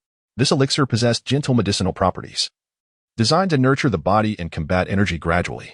Union likely sought the purple spirit crystal to concoct this very elixir. Indeed, one of the rings belonged to a 4th-rank alchemist, evident from the abundance of 4th-tier elixirs contained within, yet not a single 5th-tier elixir. He had 42 gold storage cards, uncertain of whether they were named. The total gold amounted to approximately 7 to 800,000. As for magic cores, he found 2 5th-tier cores, one of which was from a ring that took considerable time to open, 18 4th-tier cores, 35 3rd-tier cores, and various 2nd and 1st-tier cores. In terms of medicinal herbs, he discovered 1 star moon grass, 1 fire cloud fruit, 1 ice spirit flame grass, 3 cold bone ginseng, 2 golden crow mushrooms found in the alchemist and Apos ring, 1 green orchid flower, also from the alchemist, and 1 white spotted fruit from another ring, alongside several other herbs. In terms of elixirs, he had 6 4th-tier elixirs and 32 3rd-tier elixirs, with several 1st and 2nd-tier elixirs. Xiaohang gazed at the remnants of elixirs that had turned to ash due to poor preservation and the herbs that had dried to husks. Feeling a surge of excitement within, those were all his possessions. What a pity. Among the remaining items, he found mostly weapons and a block of black ore, the nature of which he could not discern, alongside a 4-legged cauldron and some clothing. He planned to discard all of it, for he had no inclination to wear garments worn by others, including several small skirts. Upon opening the system panel, Xiaohang discovered that the system had once again upgraded, expanding its functionalities. It now featured 4 interfaces: techniques, combat skills, fusion, and heavenly path. The techniques interface was now filled with various techniques, including the star absorption technique and the North Sea divine skill. However, they now required specific skill points for exchange, of which he currently possessed 10. The combat skills interface mirrored this, entirely dedicated to combat, with 20 skill points available. Regarding the Heavenly Path interface, he noted 10 points available, likely due to a plot scenario involving Yun Yun granting him 5 additional points, though currently, these points could only be used for lotteries. Let Endopos S proceed with fusion. Xiaohang glanced briefly, still opting to utilize energy points. However, the current energy points had astonishingly transformed into 100. Do not inquire as to why. I suspect the system has devoured my energy points. It can refine anything, yet it primarily pertains to the integration of martial arts techniques. Not only does one require technique points, but energy points are also indispensable, and the same applies to combat skills. It seems I am left with the ability to refine weapons and other items without needing skill points. Nevertheless, this is rather favorable. The system panel is now exceedingly clear. A significant improvement from before. Upon examining the integration requirements for innate techniques, I found that only those of at least intermediate mystical rank could be assimilated. However, this is quite reasonable, as the disparity in levels is far too great, rendering any reference meaningless. Refining would be futile. Taking a deep breath, I commanded, "System, absorb all techniques below intermediate mystical rank." Instantly, all such techniques vanished, and my technique points surged to 90. Absorb all combat skills below intermediate mystical rank. The combat skill points then increased to 102. Separate the unnecessary herbs. I commanded further, absorbing this collection of herbs along with all first-tier magical cores. The first-tier magical cores had become of little use to me. Rather than allowing them to occupy space, it was far more prudent to absorb them all. Consequently, my energy points escalated to 1,000. As Xiao Hong surveyed the clutter, he suddenly inquired, "System, can these weapons be transformed into energy points?" Naturally, all previous communications with the system had been silently contemplated in his mind. A line of text appeared, "No, but they can be fused with weapons." System, list all items within this collection that can be fused with my belongings. Subsequently, the panel displayed a first-tier acceptance diagram, revealing that both the weapons and a piece of black stone could indeed be fused with the weapon. Astonishingly, a piece of wood and some metal could also be fused with the sword sheath. Most astonishing of all was the revelation that the accompanying purple crystal source could merge with the white lotus fire. Taking a deep breath, Xiaohang mentally commanded the system, "Fuse all techniques with the innate technique." A line of text materialized, stating that the fusion required 80 technique skill points and 500 energy points, and asked for confirmation. Confirmed. Instantly, all techniques vanished. The system displayed a progress bar, 10%, 30%, 60%, 90%. The earlier stages progressed swiftly, yet upon reaching 90%, the pace slowed dramatically, taking nearly 10 minutes for a mere increment. The final fraction was even more excruciating, stalling for half an hour, leaving Xiaohang in a state of anxious suspense. A notification appeared, "Fusion successful. The new technique is a low-level earth-tier technique, possessing 4 attributes, wind, fire, earth, and wood, along with attribute-less combat energy that can be switched at will. It boasts formidable enhancements to attack power and defense, while also solidifying foundational strength. Please name the technique. Let it be called the Ascending to Immortality Decision." Xiao Hong, filled with ambition, yearned for the title of immortal, the most powerful legend in his heart, symbolizing true freedom. He hoped that one day he could genuinely revel in freedom and become that supreme being, an immortal. The naming was complete. Earth-tier low-level technique Ascending to Immortality Decision. Do you wish to learn it? Not at this moment. Chapter 22. Comprehensive Upgrade. Xiao Hong meticulously observed the combat techniques before him, then retrieved the fusion diagram. He silently contemplated the integration of all movement techniques. The fusion was remarkably swift, taking merely a little over 10 minutes. A notification appeared. "Fusion successful. The new combat technique is of the high profound rank, possessing immense explosive power, significant evasion capability, and commendable long-range mobility. Please name it." Explosive Step. Xiaohang, lacking the inclination to ponder a name, casually chose one, as the essence of this movement technique lies in its explosive power. Naming successful. High profound combat technique Explosive Step. Would you like to learn it? No, he replied. Next, he fused all fire attribute techniques. Fusion successful. High profound combat technique. Please name it. Flame Kill, but I won't learn it yet. He proceeded to fuse all defensive techniques. Fusion successful. Rashomon. Now, he combined all energy impact techniques. Though Xiao Hong was not adept at naming, he was certainly skilled at appropriation. Fusion successful. Lion King's Fury. He then fused all sword techniques with the remaining martial skills. Fusion successful. Please name it. Why is it still high profound? How can the system enable sword techniques to reach Earth rank? The system and Oppos S notification appeared. It is recommended that the host exchange for the Dou Qi 9 swords to achieve Earth rank swordsmanship. Xiaoheng took a deep breath. Alright. I shall exchange for Dou Qi 9 swords. Notification. Insufficient energy points. Xiaoheng then retrieved several second-tier magic cores and some herbs to accumulate enough energy points. Fusion. This process consumed considerable time, but the fusion was successful. Please name it. Celestial Slashing Sword Technique. Finally, Xiaoheng used his remaining energy and combat points to fuse the previously acquired Low Profound technique, Mountain Breaking Strike, elevating it to High Profound, though the name remained unchanged. After this comprehensive fusion and upgrade, the scant energy and skill points Xiaoheng had saved were now depleted. He initially intended to upgrade his sword as well, but found himself devoid of energy points. He was left with only 10 points in cultivation skills, while combat skill points were entirely exhausted and energy points stood at 0. Now, only the heavenly Dao points remained. He realized he had become somewhat overzealous. Thus, he decided to refrain from drawing again for the time being. Next came the task of diligently refining all these gains anew. Clearing everything, Xiaoheng stored all his belongings back into the Alchemist and Oppos S spatial ring, which was a mid-level spatial ring, significantly larger than his original one, not to mention more stable and secure. As long as he remained alive, others would find it futile to claim his spatial ring. However, should he remain alive, it was likely that others would not even have the opportunity to acquire it. He also separately stored the pile of weapons and ores in one ring, and the gold coins in another. Xiaoheng surveyed the 3 spatial rings on his left hand with satisfaction.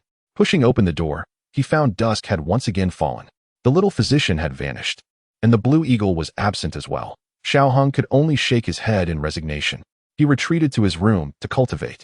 System, learn the ascension technique. Immediately, a torrent of profound knowledge surged into Xiaoheng's mind. He absorbed all the content, momentarily feeling a bit lightheaded.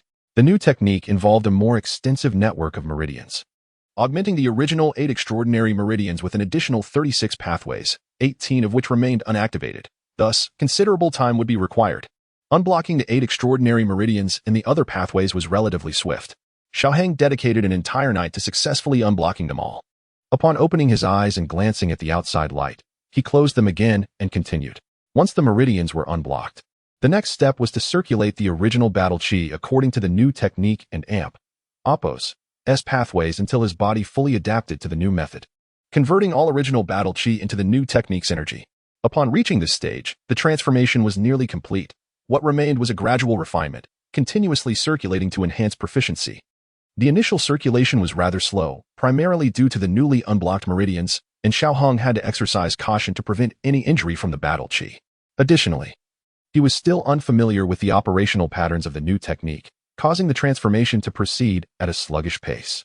After completing the first full cycle of circulation, Xiaoheng opened his eyes, his face alight with joy as he noted it was nearing noon. He proceeded to continue his practice. Xiaoheng closed his eyes once more and resumed the circulation, this time completing it in half the previous time, approximately taking an hour. He repeated this, then again half the time, until 2 days later, he could freely circulate the technique. His internal battle chi transformed from its former milky white to a striking red and white, resembling a cup of milk with a drop of chili oil, a sprinkle of pepper, and bits of scallions and fried peanuts, though these colors were minimal, with white still predominating.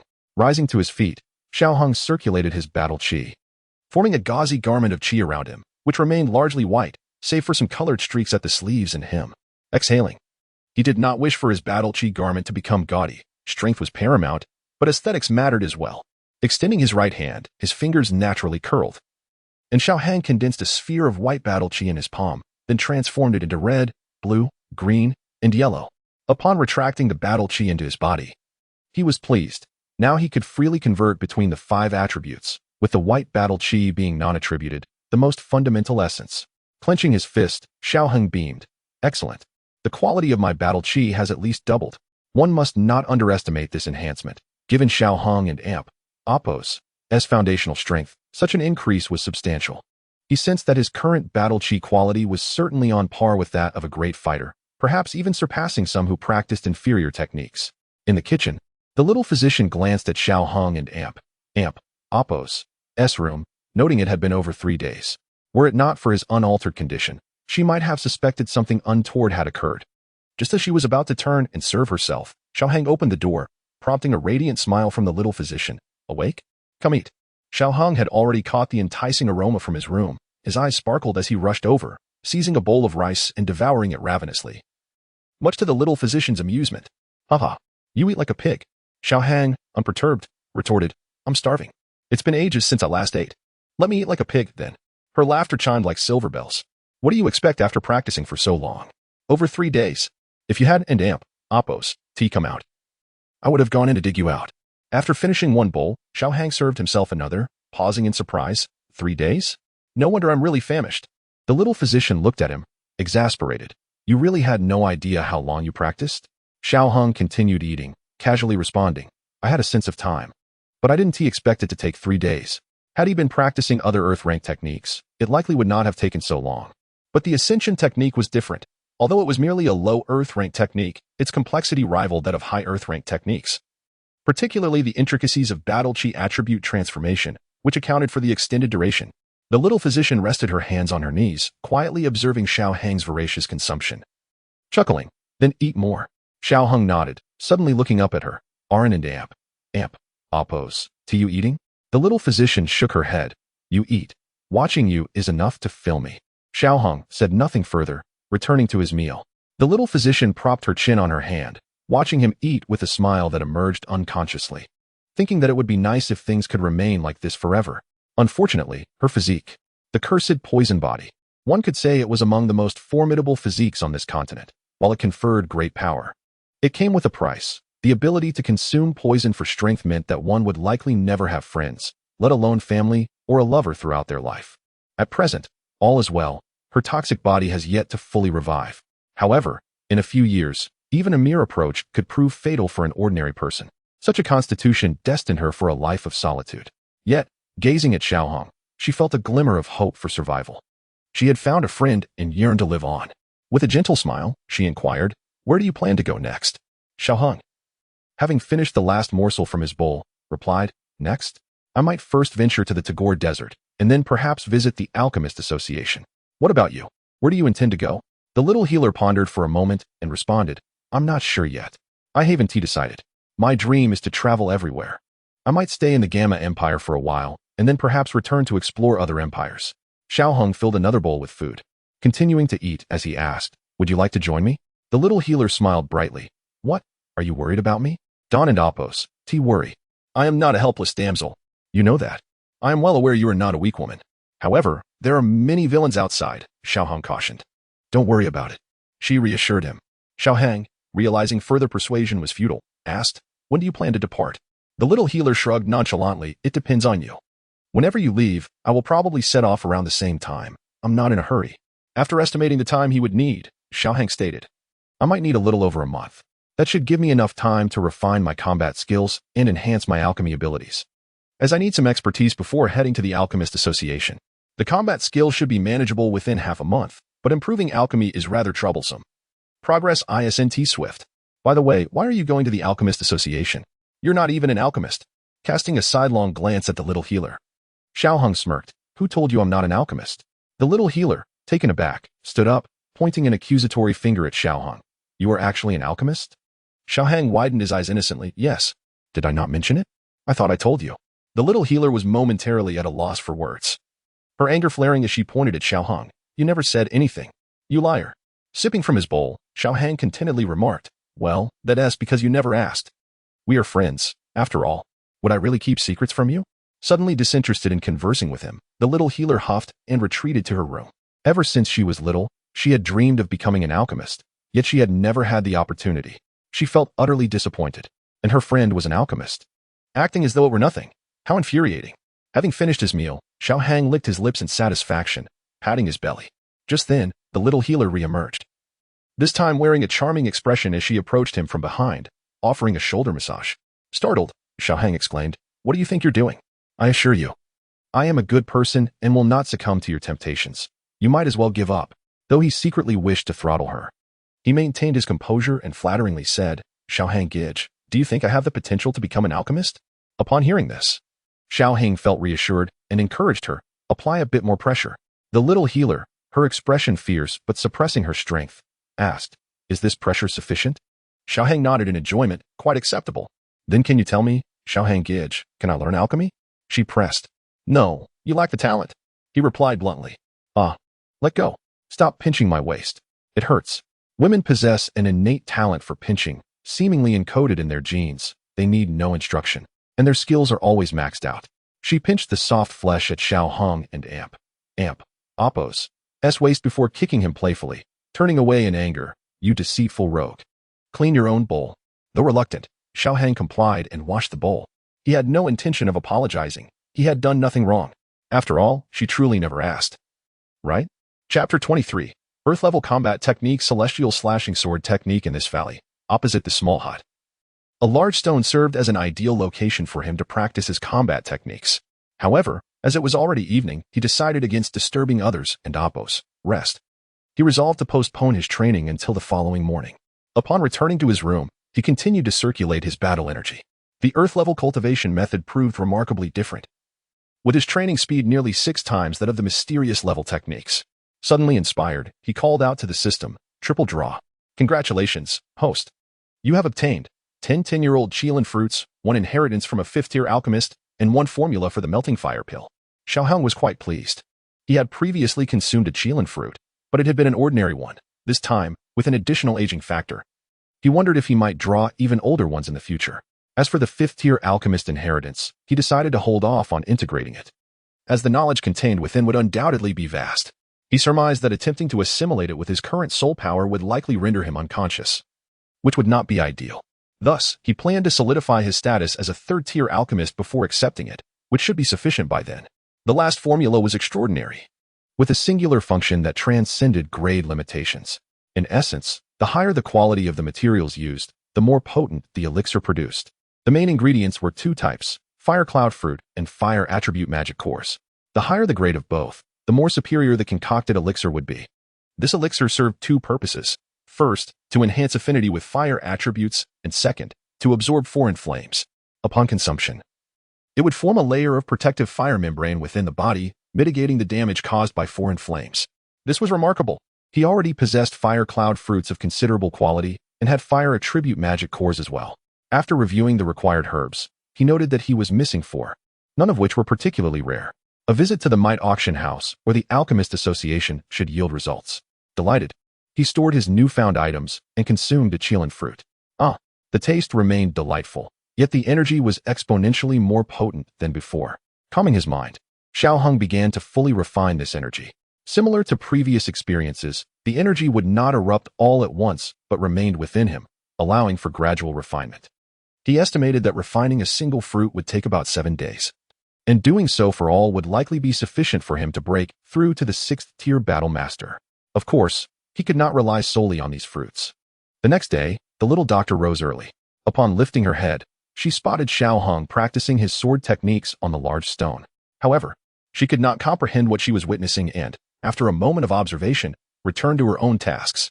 Following his integration, the sword technique had transformed significantly compared to the foundational swordplay, with many of the previous combos now absent. Only 3 moves remained, escalating in intensity. The first move, centered on wind attributes, was named Absolute Stillness. The second, inspired by the Dou Qi 9 swords, could manifest 9 sword energies, all equally powerful, yet interconnected yet independent, aptly named 9 Edicts.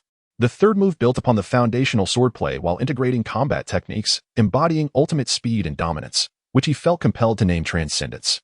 Thus, the Earth-level swordplay was born, marking the advent of Xiaohang and Appo's first Earth-level combat technique. However, this did not mean he would cease practicing the foundational swordplay. His approach to swordsmanship diverged from that of this world. For many, the sword was merely a weapon to be replaced at will. For Xiaohang, the sword was a companion, akin to family, an integral part of himself. Having not practiced swordplay in a while, Xiaohang felt somewhat rusty. He closed his eyes, repeatedly practicing the foundational sword technique, sensing the sword in his hand as if it breathed, as if it possessed life. Suddenly, at a certain moment, he opened his eyes. Absolute stillness. A blade of azure-white light cleaved towards the heavens, moving with astonishing speed, as if to rend the sky itself. With a swift motion, he sheathed his sword and sat cross-legged on the stone, deeply reflecting upon the sensation he had just experienced, etching that moment into his heart. He had anticipated mastering this move so swiftly, but considering he had trained for a decade, It would be quite slow if it took an extended period to grasp even the first move. However, this earth-level combat technique could only be wielded by him. It was not merely a combat technique, but rather a sword art that required intention for its utilization. Thus far, he had not encountered anyone in this realm who possessed such intent, not even Yun, who merely regarded the sword as a sword, nothing more. As an earth-level combat technique, its consumption of battle energy was considerable. Just executing this single strike drained a third of his internal energy. This implied that he could manage approximately 3 strikes in a single battle. Sitting down, he began to channel the energy from the Qilin fruit, and his battle energy swiftly recuperated. After about 10 minutes, he was nearly fully restored. He then attempted to unleash the second strike, which took significantly longer than the first, consuming over an hour. Xiaoheng, sword in hand, stood atop the massive stone.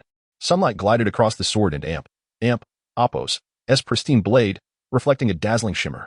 Gradually, white battle energy ascended along his arm until it reached the sword and Appo's tip. Then, beside him, the sword energy began to stir. 9 brilliant white blades slowly took shape and solidified. Xiaoheng thrust the sword skyward. The 9 sword shadows vanished in the blink of an eye.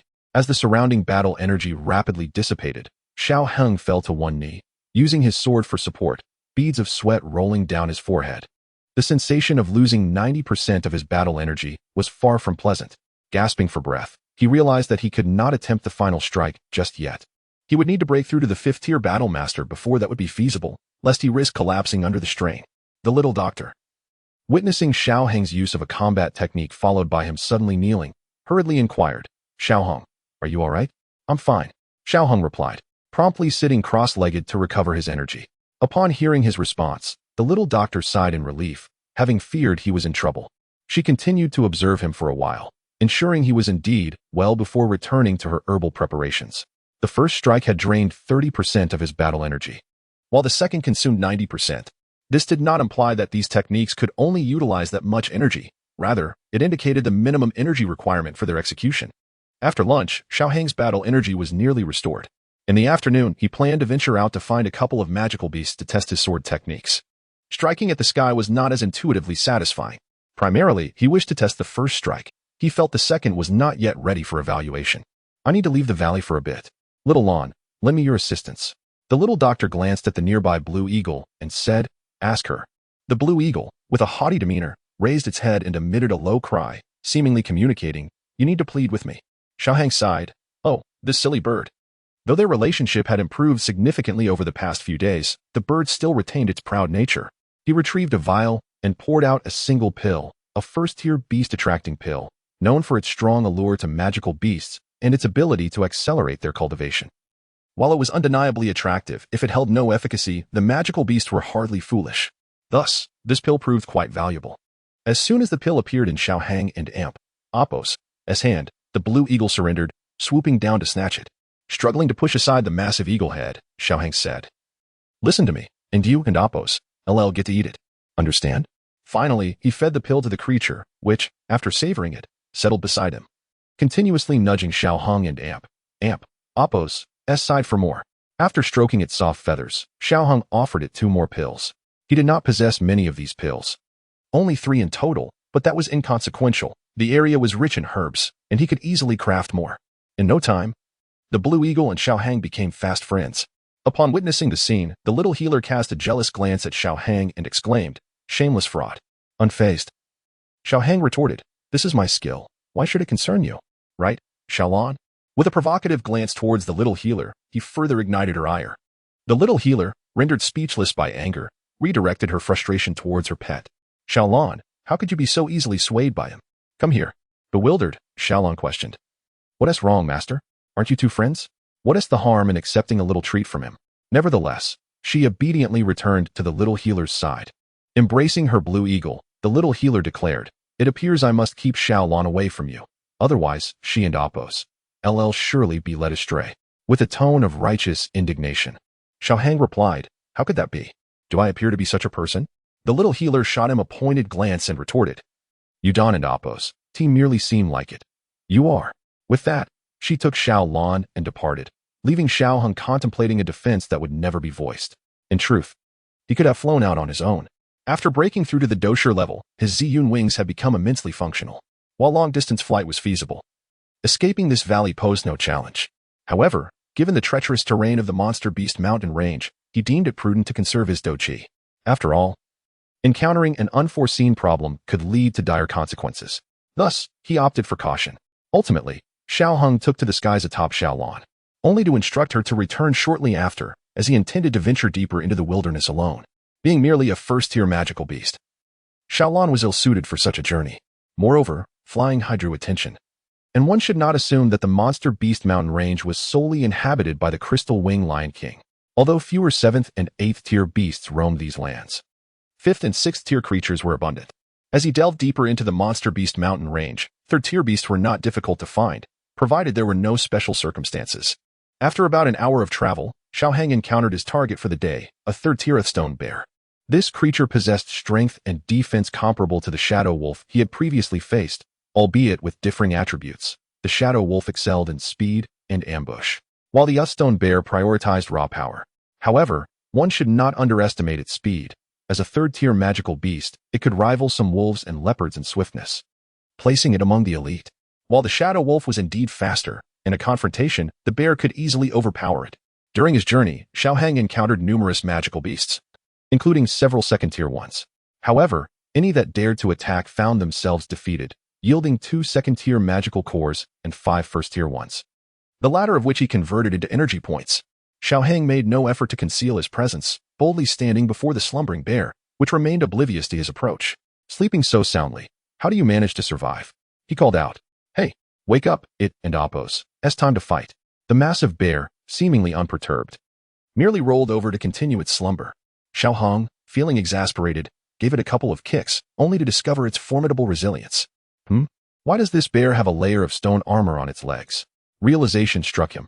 This bear had evidently surpassed the 4th tier. Had he waited too long to escape? Stone bears only developed stone armor after breaking through to the 4th tier, and it was likely that this one had only recently made that leap, as the armor was still in its nascent stages. Otherwise, Xiao Heng would not have dared to provoke it so recklessly. Suddenly, a wave of doubt washed over him. Did I just kick it? He pondered. I should make my exit, quickly. As he stealthily attempted to retreat, a massive paw ensnared his right leg. The very bear he had just kicked, still in slumber, instinctively holding on to him. Chapter 24. Apprenticeship. As Xiao Heng gazed at his leg ensnared within the massive paw of the bear, it resembled a mere twig, and he felt on the verge of tears from his own foolishness. What to do now? Perhaps he should use a spirit card and strike it with an earth-tier combat skill. He pondered the likelihood of success, estimating that while he might manage to flee, his leg would surely be lost. Just as Xiao Heng hesitated, another bear emerged from a nearby cave. Goodness, even the spirit card would be futile now. He could already sense the formidable aura emanating from this bear, at least a 5th tier beast. How could a 5th tier magical creature appear here? Although this place was not the outskirts, it was still far from the heart of the beast mountain range. Encountering a 4th tier creature would be understandable, but a 5th tier was outrageous. Moreover, this bear was a stone bear, and he had never heard of them being social animals. Xiao Heng and Oppos' expression hardened. He remained vigilant towards the bear before him. The moment it exhibited any intent to attack, he would retaliate immediately, determined not to let it have an easy time. The stone bear halted upon noticing Xiao Heng, fixing its gaze upon him, and spoke. Human, depart from this place, and I shall spare your life. You can speak? Xiao Heng was taken aback. While 5th tier beasts were intelligent, they had not yet reached the capacity for speech, save for those with extraordinary talents. This is not your concern. Leave now, and I shall spare your life. The colossal bear ignored Xiao Heng and Oppos' surprise, insisting he vacate the area. Despite his profound curiosity as to why the bear was willing to spare him, Xiao Heng was not so foolish as to seek death after being granted clemency. Sheathing his sword, he clasped his hands and said, Thank you, Bear King, for your mercy. I shall not return. He vowed never to set foot in this place again. He added, Might I request the Bear King to allow me to go free? Upon hearing this, the Bear King addressed the bear still clutching Xiao Heng's leg. Bear 2. Awaken and release him. The commanding voice resonated with the authority of a high-tier beast. It seemed such force was necessary to rouse the sluggish bear. Finally, the sleeping bear stirred, relinquishing its grip on Xiao Heng, rubbing its eyes with its massive paw, and upon seeing the larger bear, it dashed over without a second thought. Brother bear, you have returned. What treats have you brought me? A 4th-tier beast could speak. If the ability to converse was a mark of the 5th tier and Oppos' extraordinary talent, then a 4th tier speaking was indeed remarkable. Xiao Heng, momentarily stunned, realized that any astonishment paled in comparison to the urgency of fleeing. The next second, the magical beast might reconsider its decision. However, just as he had taken a few steps, the larger bear called out, "Human, wait." Xiaoheng halted. Not by choice, but because the giant bear had positioned itself directly in his path. Bear 2 regarded its elder brother with confusion. Did the elder intend to feast on the human? But hadn't he, the elder, promised not to consume humans? It was perplexing. Yet it chose to trust its brother. Xiaoheng stood firm, his gaze locked on the enormous bear thrice his size, and inquired, "Might I ask if the Bear King has further intentions? I shall do my utmost to comply with any requests." Though uncertain of the bear and Appo's motives, he did not believe he could escape from its grasp, even with the aid of his purple cloud wings and spirit experience card. This was precisely why he had hastily sheathed his sword earlier. His meager strength was no match for a 5th-tier beast, and any struggle would merely prolong the inevitable. The Bear King spoke. "Rest assured, I harbor no ill toward you, but I require your presence in that cave for a brief moment." Xiaoheng followed the bear and Appo's gaze, realizing it was directing him toward their lair. Uncertain of the bear and Appo's intentions, he felt he had little choice.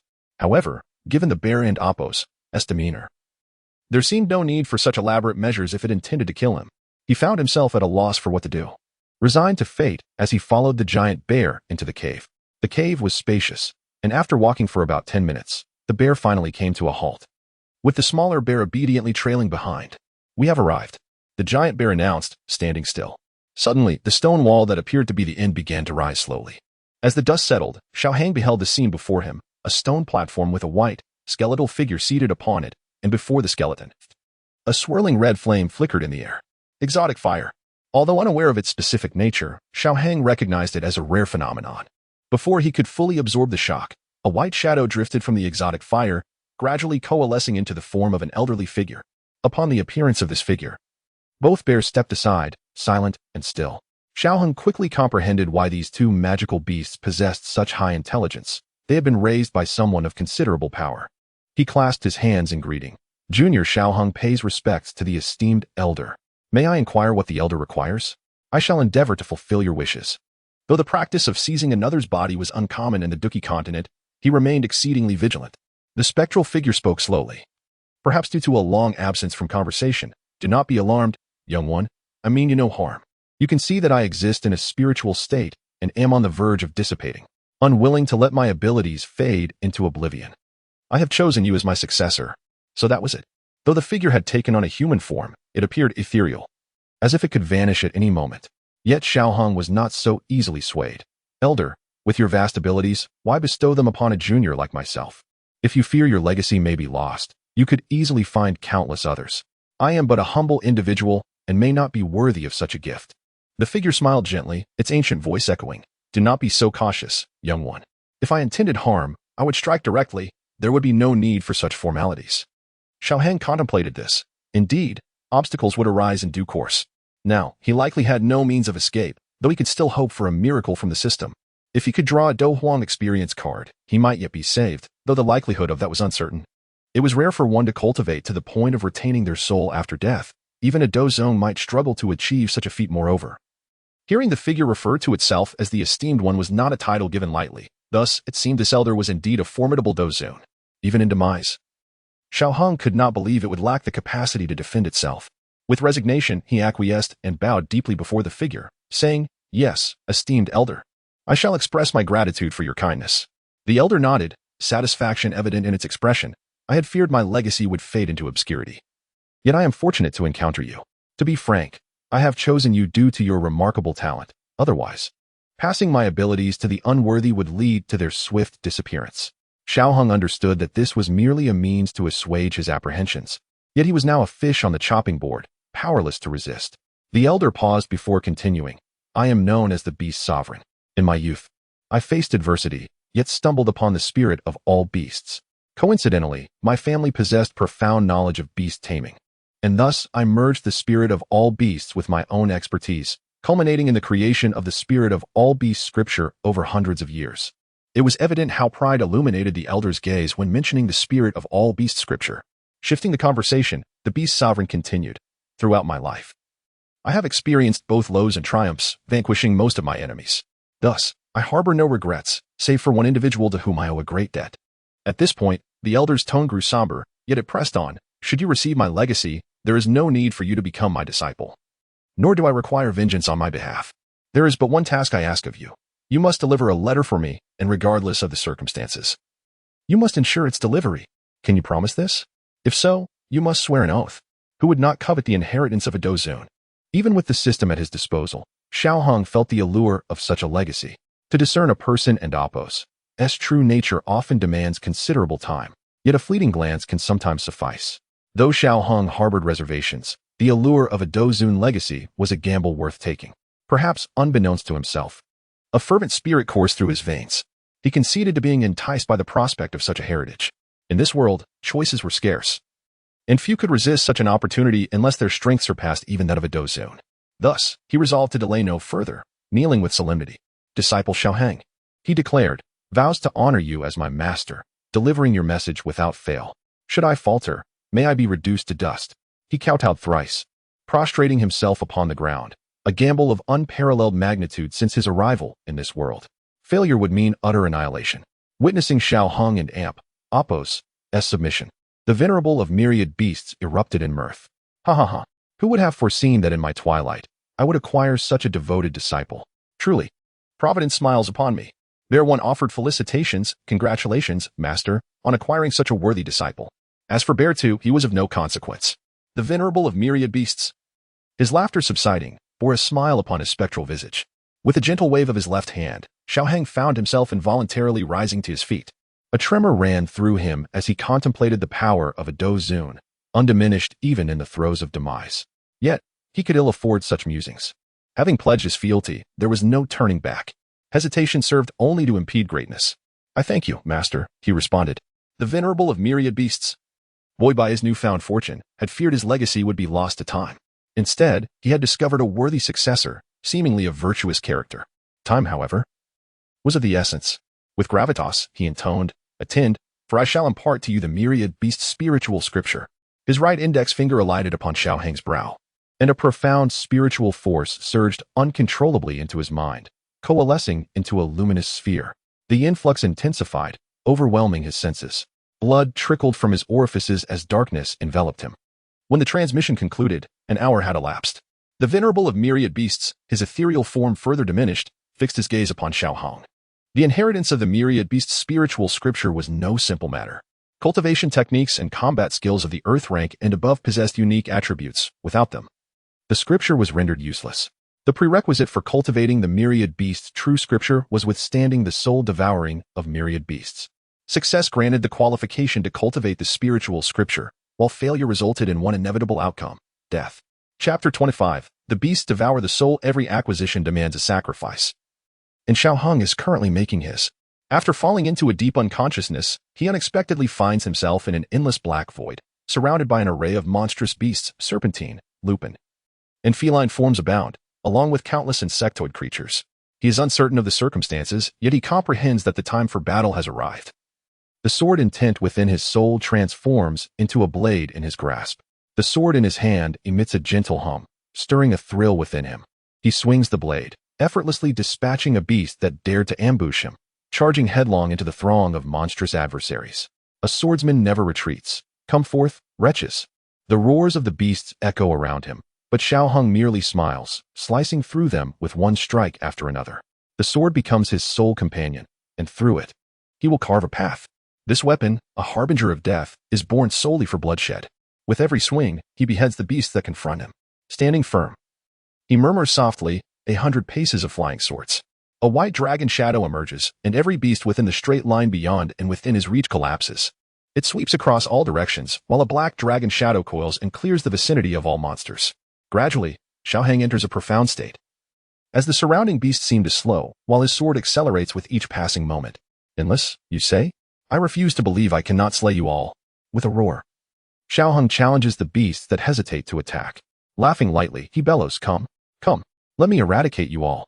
The beasts continue to surge forward, and those that fall transform into crimson light, merging with his sword, rendering it even more potent and razor-sharp. He swings the sword relentlessly. A swordsman who has never been defeated can only be slain. Until his last breath, he shall never cease to wield his blade. Unbeknownst to him, the beast sovereign outside is oblivious to these events. This technique, born from the fusion of the beast's spirit fire and his lifelong studies, has reached a high tier of earth-level mastery, with one foot already poised at the threshold of heaven-level prowess. The prerequisite for mastering this technique is enduring the gnawing of the beasts. This mental fortitude, if withstood, will yield immense benefits in the future. Furthermore, the essence of the beasts is essential for cultivating this skill. He refrained from informing Xiaoheng beforehand, driven by selfishness, fearing that the young man might waver and his life and Appo's work would be lost. Observing the myriad expressions on Xiaoheng and Appo's face, the beast sovereign feels a mix of worry and guilt, yet he holds no regrets. This technique has the potential to reach heaven level, a creation of his life. As long as Xiaoheng does not perish prematurely, his future accomplishments will undoubtedly surpass his own. He does not regret, even at the cost of a young life. Little does he know, Xiaoheng is acquiring this unique essence through a different means, through slaughter. Xiaoheng loses track of time. Unable to recall how many swords he has swung, the azure sword energy manifests, and he roars fiercely, unleashing a streak of blue sword light that instantaneously annihilates a serpentine beast. 9 strikes. 9 sword shadows emerge. With a swift thrust, he obliterates every beast before him. The corpses of the monsters dissolve into red light, merging with his sword. Releasing his grip from the blade, he tightens his hold once more and shouts, "Transverse." A colossal dragon emerges, following Xiaoheng's sword swing, charging forward and sweeping away all in its path before gradually dissipating after slaying a bird-like beast. These monsters are the result of the combined efforts of the beast's spirit fire and the beast sovereign. The spirit fire, birthed from the beasts, was acquired by the sovereign and nurtured through the essence of countless beasts, resulting in such a spectacle. Otherwise, the sovereign alone could not achieve this. The monsters here are not mere illusions, their true forms are beasts, and they are manifestations of the essence transformed by the beast's spirit fire at the sovereign and Appo's behest. During the battle, Xiaoheng realizes that this is not merely a conflict of souls, but rather a confrontation of will and spirit. At this moment, he embodies the fusion of will and soul. The slain beasts become fragments of spirit and will, merging into his sword and body, allowing him to persist. Otherwise, he would have perished long ago. This realization reinforces his conviction that the beast sovereign does not intend to usurp him. As he anticipated, this is indeed more a battle of will, for he has suffered no injuries from the beasts. Each blow is painful, akin to genuine wounds. Yet as long as he refuses to yield, he recovers swiftly. Although this diminishes the thrill of combat, it allows him to hone his swordplay effectively. In this realm, he has even unlocked the highest tier of the immortal slaying sword technique. In the outside world, it would take him a considerable time to achieve such mastery. Thus, he welcomes the opportunity to train further here. As Xiaoheng slaughters more beasts, he senses the dwindling numbers surrounding him. Their assaults have lost the fervor they once possessed. This space is a mental construct forged by the combined efforts of the beast sovereign, the beast spirit fire, and Xiaoheng. Here, time and space cease to exist.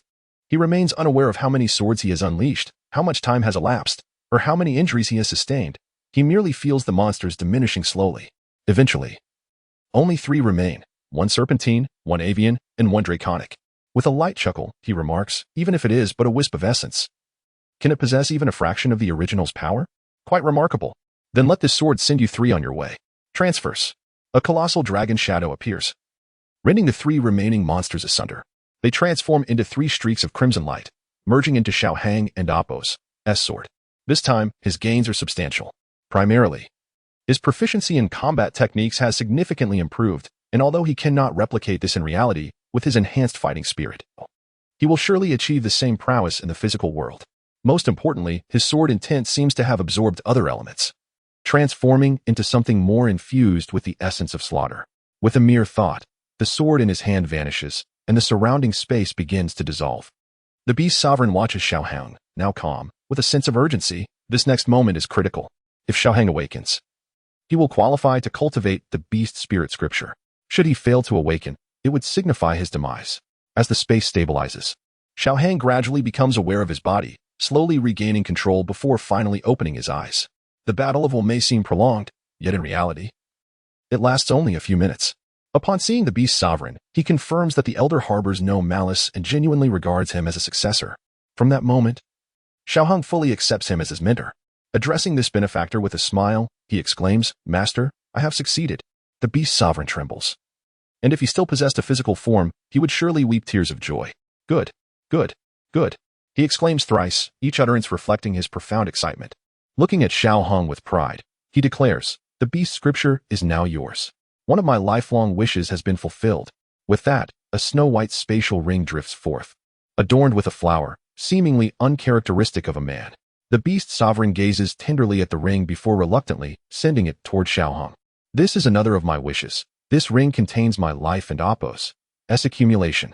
The and Apos, beast spirit scripture and Apos, is among its treasures, along with numerous other techniques and combat skills. Use them wisely. Within the ring, there is a sealed letter and a token. Take the token to the flower sect and find someone named Hua Liu. Deliver the letter to her, and my final wish will be fulfilled. After speaking, he appears to feel a sense of relief as he continues. I can assist you with one final matter, helping you refine the spirit of the myriad beasts seemed to sense the sorrow, gently nuzzling against the beast sovereign.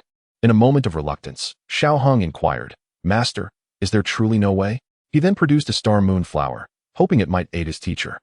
Xiaohang understood the principle of reciprocity. Although the star moon grass was precious, it paled in comparison to the inheritance of a battle sovereign. The beast sovereign affectionately caressed the spirit of the myriad beasts, as if bidding farewell. Hearing Xiaohong and Apos' words, he shook his head and replied, I am not merely exhausted in body. My essence has been depleted, akin to those who cannot cultivate facing their inevitable end. No divine elixir can alter this fate. It is simply the law of existence. Meeting you before my departure is a tremendous honor. There is no need to seek further assistance. Observing the beast sovereign's nonchalance, Xiaohong felt a wave of sadness for his recently acquired mentor. He spoke the truth. It was indeed the law. Unless one transcended this realm, compliance was the only option. With a flourish of his sleeve, the beast sovereign jovially remarked, Enough of this nonsense. Allow me to assist you in refining the stop your fussing like a woman. The beast sovereign was quite pleased with his newly accepted disciple, knowing that Xiaohong recognized the star moon grass.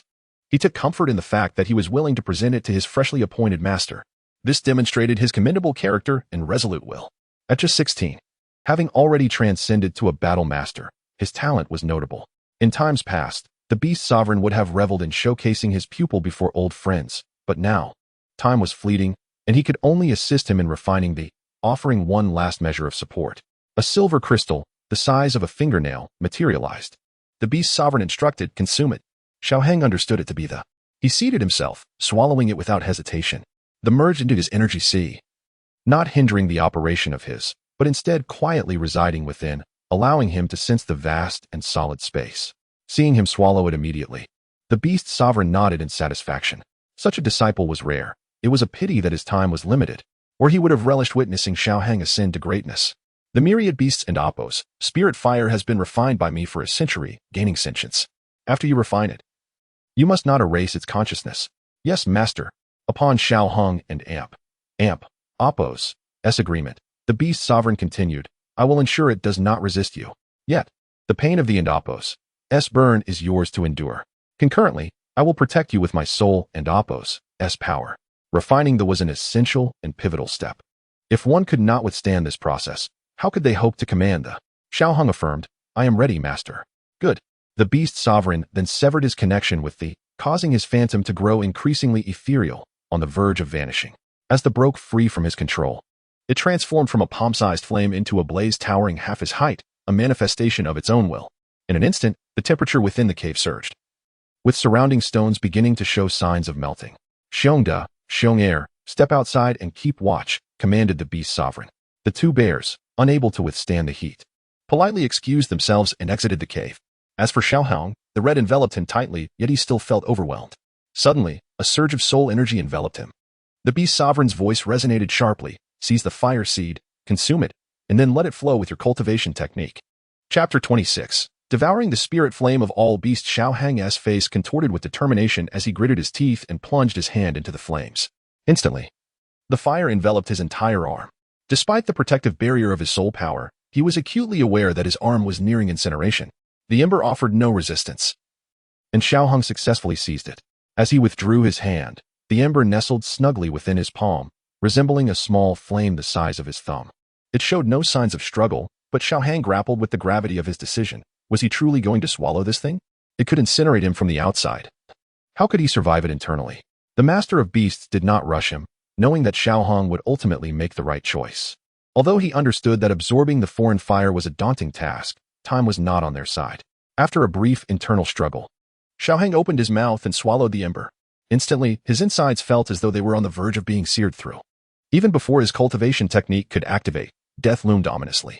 The agony from within was beyond what any ordinary person could endure.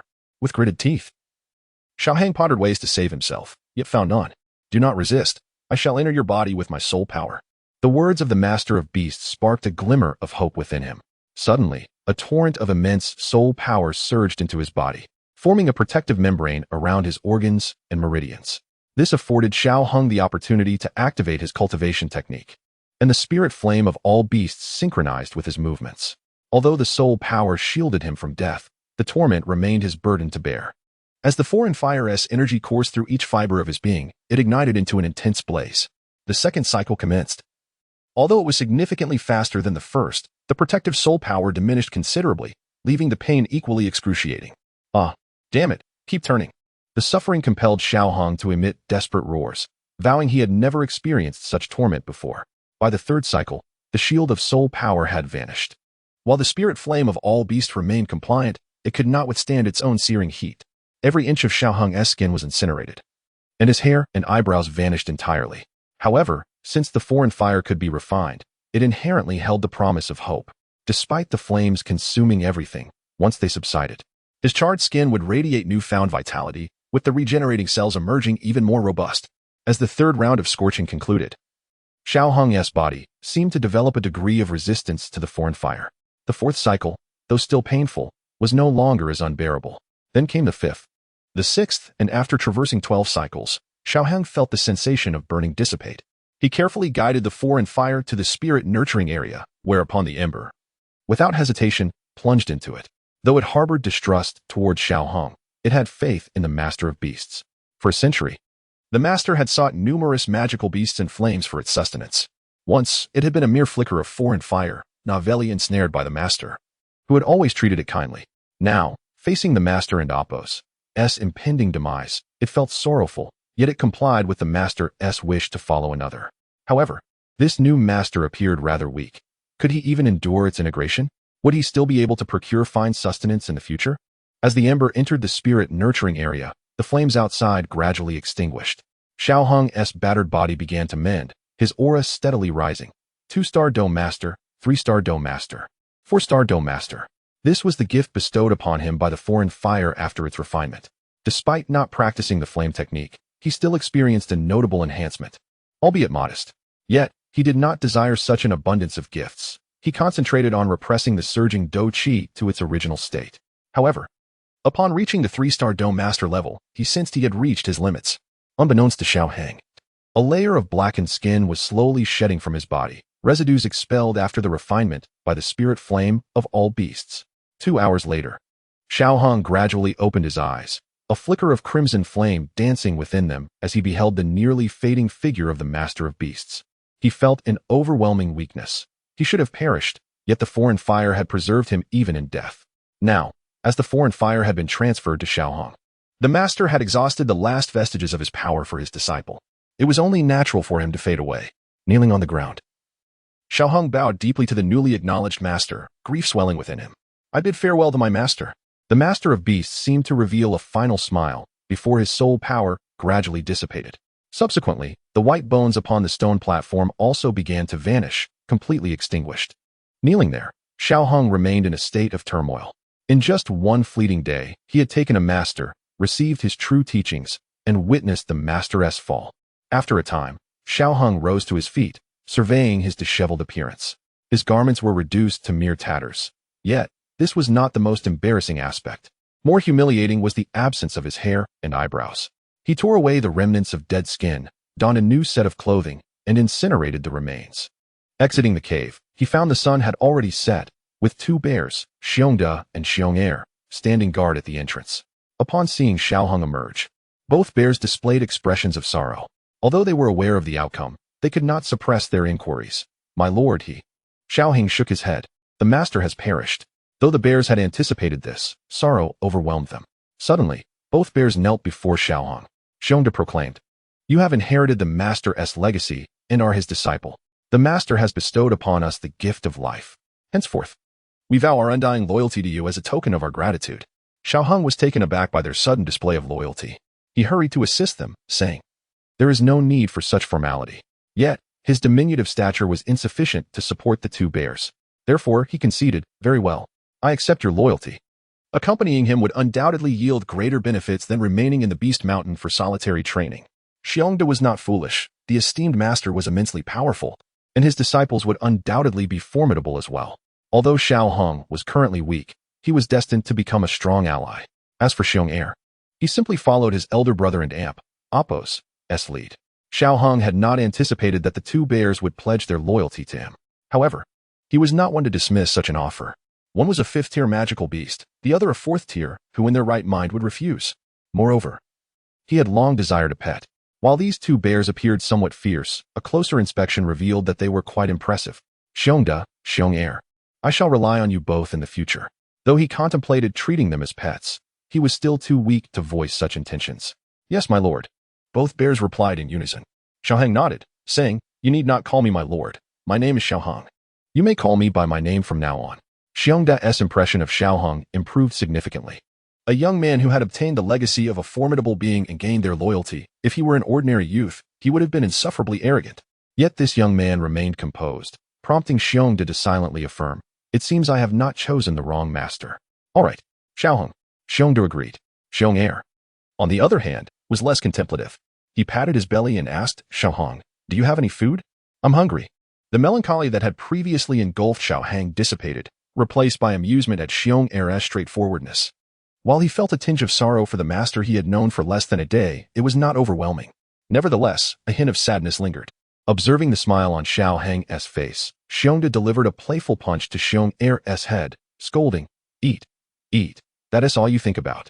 Xiaohang was thoroughly amused by the scene before him. Indeed, one could hardly expect less from true brothers. Bear, having been struck by his elder brother, dared not retaliate and could only mutter in a pitiful tone, "Why did you hit me? I was merely hungry." Meanwhile, Bear cast an awkward glance at Xiaohang and helplessly remarked, "My younger brother is simply lazy. Please do not take offense." Unable to suppress a smile, Xiaohang replied, "Not at all, it's quite fine. By the way, I must return for a while. Would you like to accompany me?" He had informed the little medical fairy that he would be returning that night, should he delay, and the young lady venture out in search of him. Encountering other high-tier magical beasts would spell disaster. Bear first inquired, "Are you leaving the magical beast mountain range?" Xiaohang explained, "Not quite. I have another companion also within the mountain range. I need to return to reassure her, or she might worry." Upon hearing this, Bear continued, "If you are not leaving the mountain range, then we shall not go either. The soil here is rich in earth attribute energy, making it more suitable for our cultivation. You can visit us again when time permits. By the way, would you like me to escort you?" Xiaohang shook his head, saying, "No need. I can manage on my own. I will return when I have the opportunity." Bear responded, "All right." Bear added, "Remember to bring me some delicious food next time." Xiaohang laughed, "Certainly, I will bring you tasty treats." He then took his leave. Upon reaching the outskirts of the magical beast mountain range, Xiaohang noticed a blue eagle circling above. It seemed the little medical fairy had sent the blue eagle to find him. Jumping to the top of a tree, he caught the eagle's keen eyesight, and with a sharp cry, it swooped down towards him. Without waiting for it to land, Xiaohang unfolded his purple cloud wings and leaped onto the eagle's back. "Let us return to the valley." The blue eagle was somewhat astonished. How could Xiaohang fly as well? If he could soar through the skies, would it not mean that it would no longer be needed, and thus miss out on those delectable elixirs?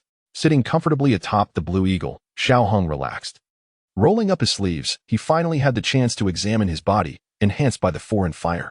It was evident that the resilience of his skin and flesh had increased at least twofold. Then, forming his right hand into a claw, he circulated his fighting spirit, conjuring a blaze of crimson flames in his palm.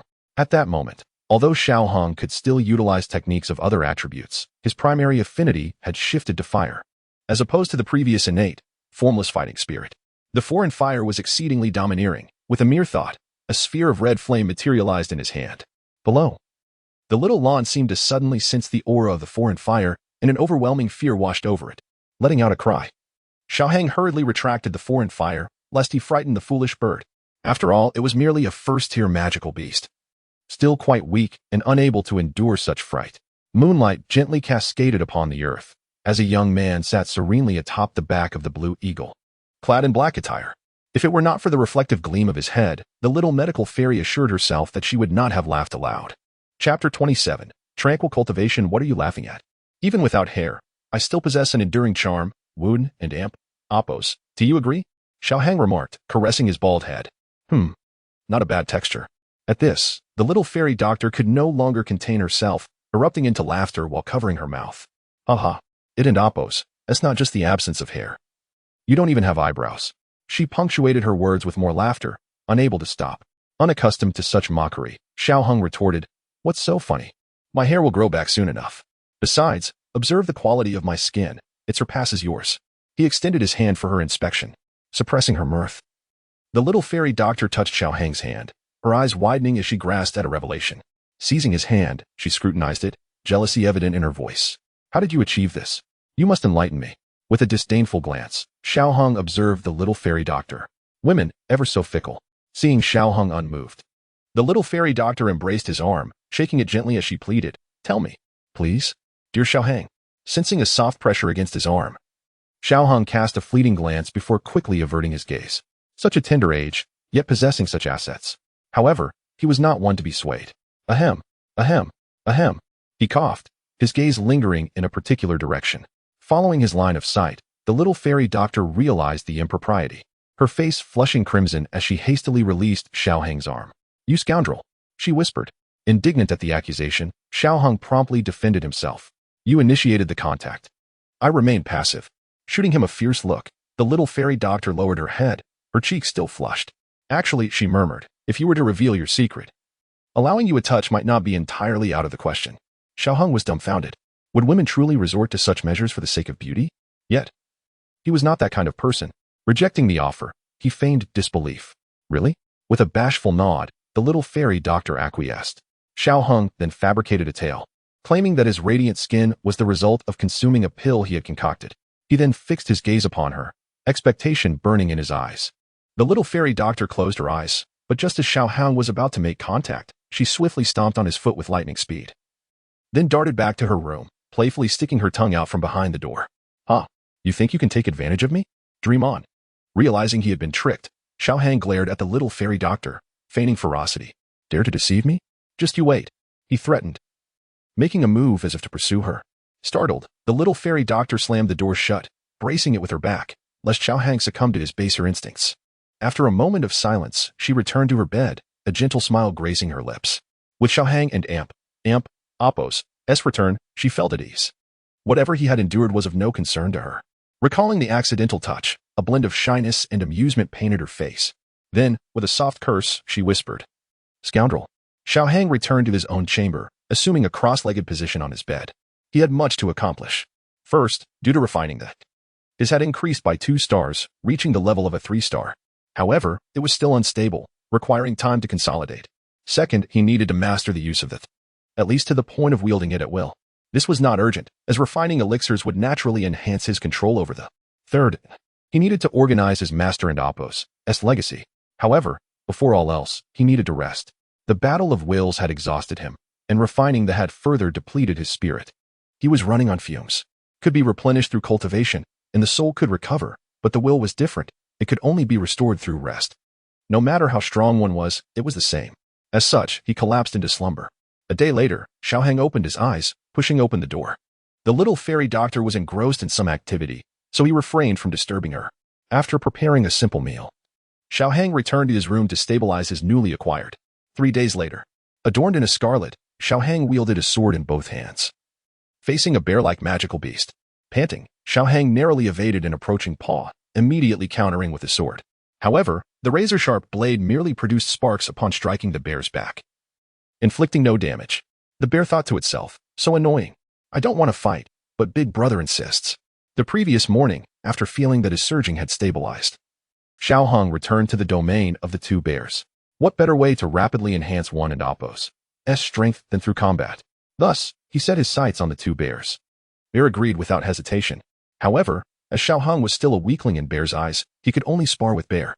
Unfortunately, he had yet to breach Bear's defenses. Channeling his remaining into the sword, Xiao Hung exclaimed, Bear, be cautious. Bear nodded earnestly. Xiao Hung had employed this technique before, and while it posed no threat, it could at least marginally penetrate his defenses. An earth-yellow armor enveloped his body. Azure enveloped the sword, and crimson flames erupted from his hands, slowly crawling up the blade. The azure on the blade was now encased in flames. Xiaoheng roared. The blue and white blade struck Bear, who raised his earth-yellow armored fists to meet the attack.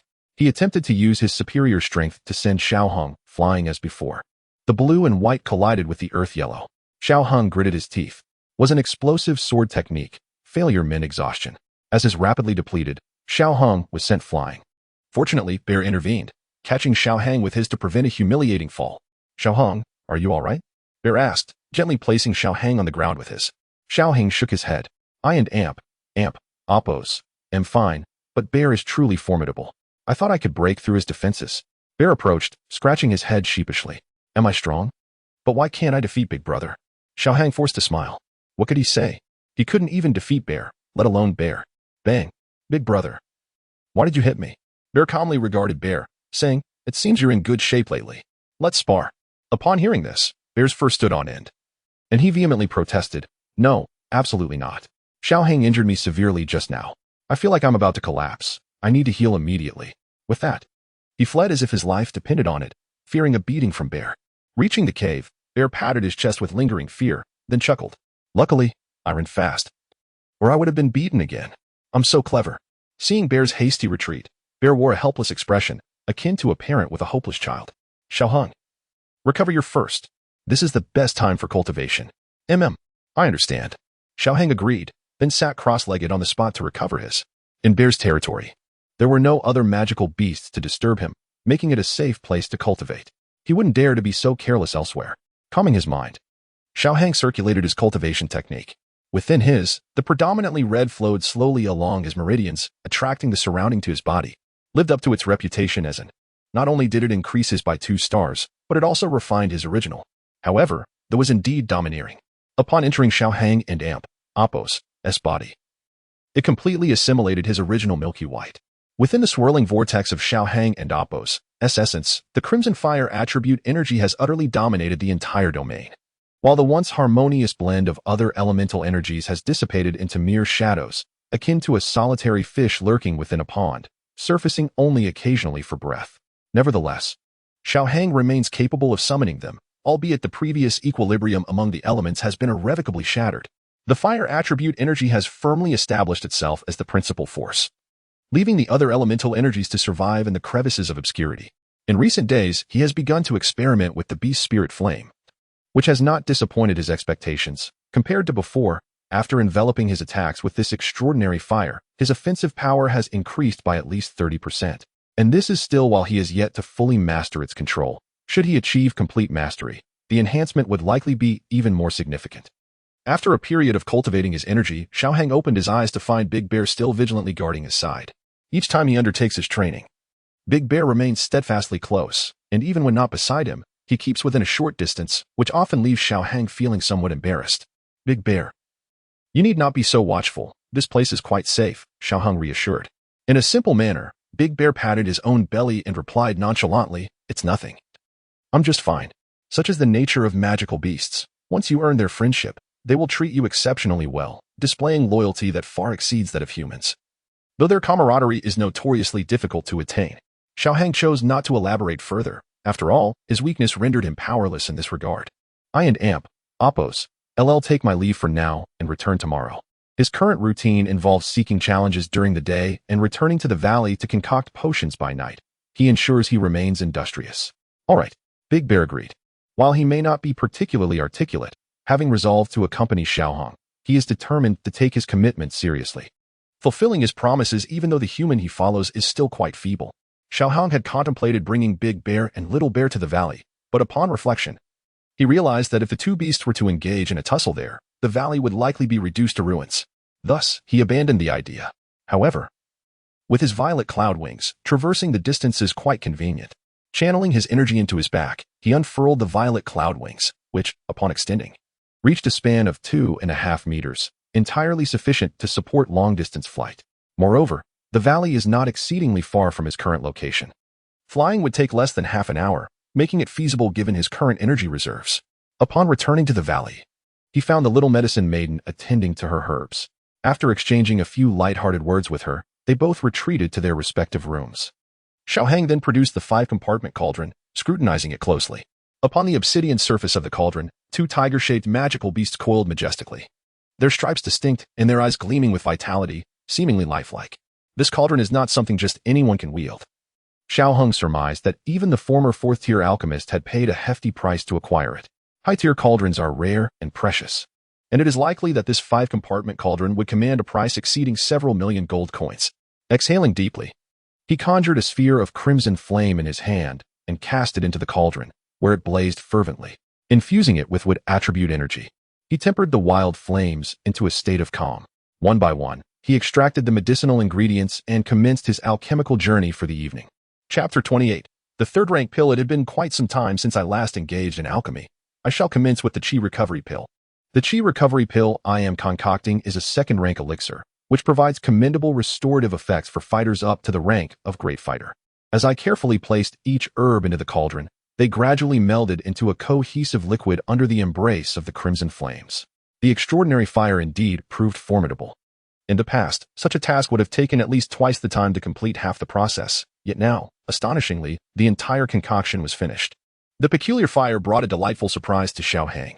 Using this unique flame not only accelerated the process but also refined the herbs with greater precision, significantly reducing impurities and enhancing the quality of the elixir. However, the extraordinary fire was not devoid of drawbacks. It was notably more challenging to control, and a moment's inattention could reduce the herbs to mere ash. Yet, this was merely a consequence of my inexperience. With time and practice, such shortcomings would inevitably fade. With a soft thud, the cauldron signaled the completion of the process. A pang of regret crossed my face at the thought of the gold coins wasted, all due to my slight miscalculation in temperature during the refining process. With a swift motion, I cleared the residue from the cauldron and, regaining my focus, reinvigorated the cauldron with my fighting energy, commencing the alchemical process anew. This time, with unwavering concentration, the Qi recovery pill came forth successfully. I stored the elixir in a porcelain vial, setting it aside, for a single pill was not my goal for the evening. The following day, gazing upon the 10 or so jade vials scattered across the ground, a satisfied smile graced my features. Engaging in alchemy was indeed the swiftest means for me to master the extraordinary fire. In the days that followed, I dedicated myself wholly to the art of pill making, producing a plethora of second-rank pills and a few third-rank ones. Each night, I immersed myself in alchemy, while during the day I sought out bare da and bare air for combat training. Though not life-and-death battles, they sufficed to hone my combat skills. The enhancement of my alchemical abilities hinged upon not only my innate talent and a capable instructor, but also a crucial resource, a continual supply of materials. As I practiced and produced more elixirs, my skills naturally progressed. Having inherited the legacy of a third-rank alchemist, my foundational knowledge far surpassed that of any single tutor's teachings. While I may lack some advanced techniques that higher-tier alchemists possess, my grounding in the basics remained unparalleled. What I required now was to revisit the knowledge embedded in my mind, applying it according to my own conditions and habits, much like mastering a mathematics textbook that I had already memorized. All that remained was to practice and internalize. There were no shortcuts at this stage, only relentless repetition of alchemical processes until I became adept. Carefully controlling the flames, I introduced a second-rank ice attribute magic core into the cauldron. Magic cores are typically the most challenging materials to refine, and this one was no exception. The ice heart pill I was crafting, bestowed upon me by Xiao Yan, ranked fairly high among second-rank elixirs. I only dared to commence this endeavor after having successfully produced several third-rank pills, for although I possessed a good supply of materials, they were not easily acquired. The ice attribute magic core, under the influence of the extraordinary fire, could not withstand the heat for long, and soon melted into a pristine white solution. Though enveloped by the flames, the chill remained undiminished, precisely the essence I required. Taking a deep breath, I began to merge 4 to 5 different colored liquids under my control, gradually shaping them into a rounded form. Yet, this was not yet a success. The energies of the various liquids had yet to fully amalgamate. Meticulously regulating the temperature of each component, the snowy liquid began to consume the others, gradually claiming dominion over the entire concoction. The chilling energy enveloped the pill. Even amidst the flames, frost began to crystallize upon its surface. A glimmer of joy illuminated my face as I whispered, "It's done." After allowing the pill to solidify thoroughly, I extinguished the flames. With a gesture of my left hand, the ice heart pill appeared instantly in my grasp. I procured a jade vial to contain it, nodding in satisfaction as I began to restore my fighting energy. The crafting of second-rank pills still demanded significant energy from me, especially those of higher quality. Once my energy was replenished, I proceeded to concoct the guardian pill and the cold ginseng pill, without accessing the spatial ring of the beast sovereign. I found my current techniques and combat skills sufficient. In fact, they were slightly advanced for my current cultivation level, hence I refrained from utilizing the ring, which likely contained many valuable items that I did not require at this moment. What I truly needed was the passage of time for my foundation to solidify. Perhaps before I broke through to the rank of fighting king, what I possessed would suffice. I had learned a valuable lesson from my past career. Every achievement necessitates time for maturation. A skyscraper built in a day will never stand firm. However, it was crucial to absorb the extraordinary fire first. Upon consulting the system, I discovered that the two flames could indeed merge, but I needed to consume one before proceeding. I contemplated whether to absorb the second extraordinary fire, but ultimately decided that assimilation was the wiser choice. The beast spirit fire, while not weak, ranked only 22nd among extraordinary fires, while the white lotus fire, though unique to this world, likely did not surpass the beast spirit fire significantly in rank. Thus, I resolved to merge the two extraordinary flames. Yet, there was no rush. I planned to take the next few months to refine my techniques and combat skills completely, aiming to elevate my alchemical abilities to the 4th rank. Then, I would embark on a journey to the Tagore Desert before returning to the Shao family. The timing would be right as I also needed to return to Wutan City to enroll in the Canaan Academy. The academy would serve as an excellent transitional phase before I broke through to the rank of fighting emperor. Not to mention the plethora of narratives woven into the academy and Oppos, as fabric, it would be remiss not to explore. In my previous life, I had yearned to travel and behold the world as beauty. If possible, I wished for a life filled with grandeur. Having not accomplished this in my past, I resolved to fulfill those regrets in this lifetime. With such a mindset, death would hold no fear for me. An hour later, the guardian pill was complete. I began to restore my fighting energy once more, then proceeded to concoct the cold ginseng pill. My first attempt failed, a result of my previous successes leading to a lapse in concentration. Fortunately, I had 2 more cold bone ginsengs on hand, and my second attempt met with success. I stored the cold bone pill in a jade vial as dawn began to break, restoring my fighting energy once more until the sun fully illuminated the sky. As I opened the door, I found the little medical fairy standing in the valley. Upon seeing me, she beamed with a smile and inquired, "Are you heading out again?" With a playful grin, I replied, "What is this? Does the little beauty wish to explore as well?"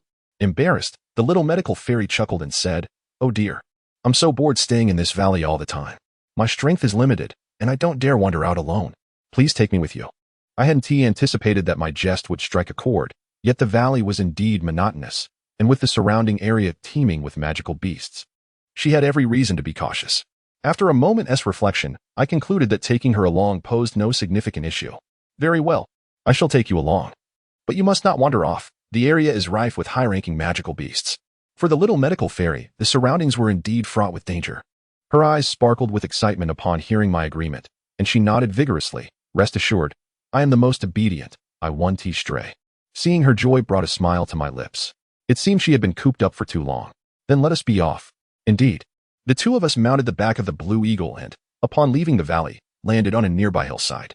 "Little Lawn, remember to come fetch me tonight." The Blue Eagle nodded in acknowledgement, letting out a cry to signify its understanding before soaring into the sky. "We must proceed on foot from here. Are you up for it?" The little medical fairy smiled brightly. "Not a problem. Being in the company of a beautiful companion always lifted one's spirits. Let us embark on our journey." The beautiful maiden nodded in agreement.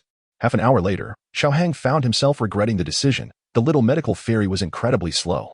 After all, she had only recently advanced to the rank of combatant. Given her current pace, it was a feat in itself that she had managed to walk this far. At this rate, by the time they reached the bears, they would likely have to turn back to the valley immediately. With no other option, Xiaohang glanced at the little medical fairy, who was recuperating her fighting energy, and suggested, "Allow me to guide you from here. Otherwise, we may not reach our destination before nightfall." The little medical fairy playfully stuck out her tongue and replied, "I had no idea it was this far. But how will you carry me?" With a graceful extension of his Ziyun wings, Xiaohang lifted the little medical fairy into his arms, demonstrating precisely how he intended to transport her. Caught off guard by the sudden embrace, the little medical fairy felt a wave of confusion, but quickly regained her composure. While she was accustomed to soaring through the skies, being held so closely by Xiaohang left her blushing fiercely, unsure of what to say. Yet, enveloped in his embrace, she could almost feel the rhythm of his heartbeat. At that moment, suspended in the air, she disregarded all else and clung tightly to his neck, her cheeks aflame. After a brief pause to collect herself, she shyly remarked, "You're taking advantage of me." Xiaohang chuckled nonchalantly and replied, I assure you, I am not trying to take advantage of you, but could you possibly move a bit faster? The little medical fairy recognized her own shortcomings in this regard and chose to remain silent. However, Xiaohang was not one to let her off easily and teased. By the way, my dear, you are rather weighty. Upon hearing this, the little medical fairy playfully punched Xiaohang and shot him a glance, exclaiming, You shouldn't speak of girls that way. Xiaohang, unfazed by her light-hearted retaliation, feigned a sudden drop in altitude, startling her. With a serious tone, he cautioned, Behave yourself, or we may fall. Though his demeanor was earnest, the little medical fairy saw through his playful nature. Gritting her teeth, she chose to remain silent, contemplating how she might seek her revenge once they returned to the valley. Observing her frustrated yet helpless expression, Xiaohang found amusement in her plight. Nevertheless, he decided to refrain from further teasing and infused more fighting energy into his Ziyun wings, declaring, Hold on tight. I shall quicken our pace. Flying not too high above the ground, their journey remained tranquil. In this region of the Beast Mountains, aside from the aerial beasts above, few creatures possessed the ability to fly. When the magical beasts caught sight of Xiaohang, they were momentarily stunned, but by the time they processed the situation, he had already soared far beyond their reach, leaving them disinterested in pursuit. Chapter 29. The March of Time. After briefly introducing the little medical fairy to the two talking bears, Xiaohang commenced his training for the day. As customary, he engaged in combat with Bear 2. The little medical fairy was quite curious about the two anthropomorphic bears, yet she hesitated to converse with Bear 1. Despite Xiaohang's reassurances regarding their harmlessness, a twinge of apprehension lingered within her. Bear 1, though cordial towards Xiaohang, exhibited little enthusiasm for the little medical fairy. As a fifth-tier magical beast, he possessed a sense of pride. Thus, the two stood beneath a tree, observing the skirmish between Bear 2 and Xiaohang. Bear 2, are you ready? Xiaohang inquired. Come on, replied Bear 2. The battle commenced, predominantly featuring Xiaohang and Appo's offensive maneuvers while Bear 2 focused on defense. A sword struck Bear 2's earthy yellow armor, prompting Xiaohang to retreat, mindful of the potential impact of a bear's paw. Despite being a magical beast not renowned for its speed, Bear 2 was surprisingly swift, thanks to his fourth-tier status. The sheer pressure of his rank allowed him to close the distance with ease, though he refrained from using his full strength. Were he to unleash his entire power, Xiaohang would likely succumb in mere 3 exchanges. Xiaohang was acutely aware of the disparity between himself and Bear 2, choosing his words carefully. It would be foolish to provoke Bear 2 into unleashing his full potential. The little medical fairy observed the clash with initial intrigue, but soon found herself growing weary. Even as Xiaohang and Bear 2 concluded their bout, Xiaohang immediately began to replenish his energy, leaving no time for conversation. Seated beneath the tree beside Bear 1, the little medical fairy sighed. How dull. Bear 1, watching the duel, remarked, Training is often tedious, yet it is through such monotony that true strength is cultivated over time. The little medical fairy gazed aimlessly ahead and pondered, Why must one strive to be strong? Is it not permissible to live an ordinary life? Bear 1 paused, seemingly lost in memory before responding, I cannot say why one must seek strength. However, I do know this. Sometimes, without a measure of power, one may face death. Indeed, in any realm, the powerful invariably hold the reins of control, dictating the course of events. The little medical fairy fell silent at Bear 1's words. Recognizing that strength could alter many circumstances, though some matters remained immutable, even if she yearned for a simple existence. After a moment of contemplation, Bear 1 continued. When I was young, my mother was slain by other magical beasts. I fled with my brother for a long time. Had it not been for the intervention of adults, we would likely have perished long ago. In those moments, I often wondered if I had been stronger, would my mother have survived? The little medical fairy looked at Bear 1, her voice laced with regret. I'm sorry for bringing up your sorrowful memories. Bear 1 shook his head, replying, It is of no consequence. My only desire now is to protect my brother, and that is enough for me. The little medical fairy nodded thoughtfully, murmuring, Protection. How wonderful. Bear 2, with a swift motion, knocked the sword from Xiaohang's left hand, his expression revealing his delight. The discomfort caused by Xiaohang's weapon had prompted dissatisfaction. Xiaohang, concede. You have but 1 sword left. Bear 2 beamed with triumph, confident that without the second sword, Xiaohang's strength would surely wane. His elder brother had promised that should he defeat Xiaohang with his current abilities, he would receive delicious fruits as reward. With a slight tremor in his left hand, Xiaohang gripped the sword in his right, thinking to himself, such strength. But how can a man concede? He flashed a bright smile, revealing his white teeth, and declared, You'll have to wait a while longer for that. Bear 2, undeterred by Xiaohang and Appo's refusal to yield, decided to press on. He gathered his earthy yellow energy and struck towards Xiaohang, consciously moderating his strength to avoid causing serious harm. Xiao Hong, grinning, recognized that while he wielded a sword, he was not solely reliant on it. With a surge of crimson energy, he prepared to counter with a left fist. Mountain Shatter. Seeing Xiao Hong and Appo's determination to engage in close combat, Bear 1 felt a flicker of concern for Xiao Hong and Appo's safety. Yet he could not retract his fist once it was in motion. He hoped Bear 2 would refrain from striking too hard. Boom. Their fists collided. While advanced techniques could significantly enhance attack potency, allowing one to fight beyond their level, it was not an invincible state. In an instant, Xiao Hang's assault crumbled. Though Mountain Shatter prioritized explosive power, its follow-up lacked force. In that fleeting moment, he could match Bear 2. Yet he knew he would not withstand a prolonged confrontation with the formidable bear. Aware of this, he had reserved a final move. As their fists shattered, the energy enveloping his sword surged. With a fierce roar, he unleashed absolute breath. A dazzling red-green sword light sliced towards Bear 2's chest. Taken by surprise, Bear 2 was sent reeling backward. Examining the armor across his chest, Bear 2 noted the sword mark that was gradually mending. A testament to the power behind Xiao Hang's strike. Although it had not breached his defenses, it represented a notable improvement from before. Bear 2, momentarily bewildered, glanced at Bear 1, questioning whether he had indeed grown weaker. Bear 1, undistracted, urged, continue. Though his energy reserves were dwindling, Xiao Hong was resolute in his determination to fight until his energy was entirely spent, while Bear 2 could afford to daze in thought. Xiao Hong knew that a moment's negligence could lead to him being struck down. He pressed on, charging toward Bear 2 with his sword in hand. The two resumed their fierce combat. In life and death battles, encounters seldom last long. One must exert their utmost strength to vanquish their opponent swiftly. If the adversary remained standing, the prudent course would be to flee. However, at present, Bear 2 was primarily on the offensive, resulting in a combat duration that was neither particularly brief nor excessively prolonged. Meanwhile, Bear 1 observed Xiao Hang's progress with a sense of joy, despite his ignorance of human training methods. The more powerful Xiao Hong became, the more pleased Bear 1 felt. Having absorbed their earlier discussion, the little medical fairy realized that the bear beside her was not so daunting after all. She inquired, "What tier is Bear 2? Bear 2 is at the pinnacle of the 4th tier. I would be classified as a high 5th tier, Bear 1 replied. Even though Xiao Hong had previously informed her of the bear's and Appo's formidable strength, she remained in awe of Bear 1 and Bear 2 and Appo's capabilities. How impressive, she exclaimed. Upon hearing her praise, Bear 1 displayed no arrogance, instead stating, "Our progress as magical beasts is quite slow. For me to ascend to the 6th tier, barring any extraordinary occurrences, it will likely take decades. As for Bear 2 to break through to the 5th tier, it will require several more years. You humans, however, are different. With sufficient talent, one can reach the rank of Battle Emperor in merely a few decades." The little medical fairy seemed to ponder this and asked, "How long do you think it will take for Xiao Hang to become a Battle Emperor?" Bear 1 shook his head. "I cannot say for certain, but given his talent, he should be able to achieve it before turning 30, barring any unforeseen circumstances." His understanding of human potential was limited, but he had heard that those with exceptional talent could attain the rank of Battle Emperor before 30 years of age. Given that a certain esteemed individual had recognized Xiao Hang and Appo's talent, Bear 1 was confident in Xiao Hang and Appo's future success. The little medical fairy smiled brightly. "I did not realize this fellow possessed such remarkable talent." She turned her gaze toward Xiao Hong with delight. "Indeed," Bear 1 affirmed. After exchanging blows with Bear 2 for over 10 rounds, the battle ultimately concluded when Xiao Hang's energy was fully depleted.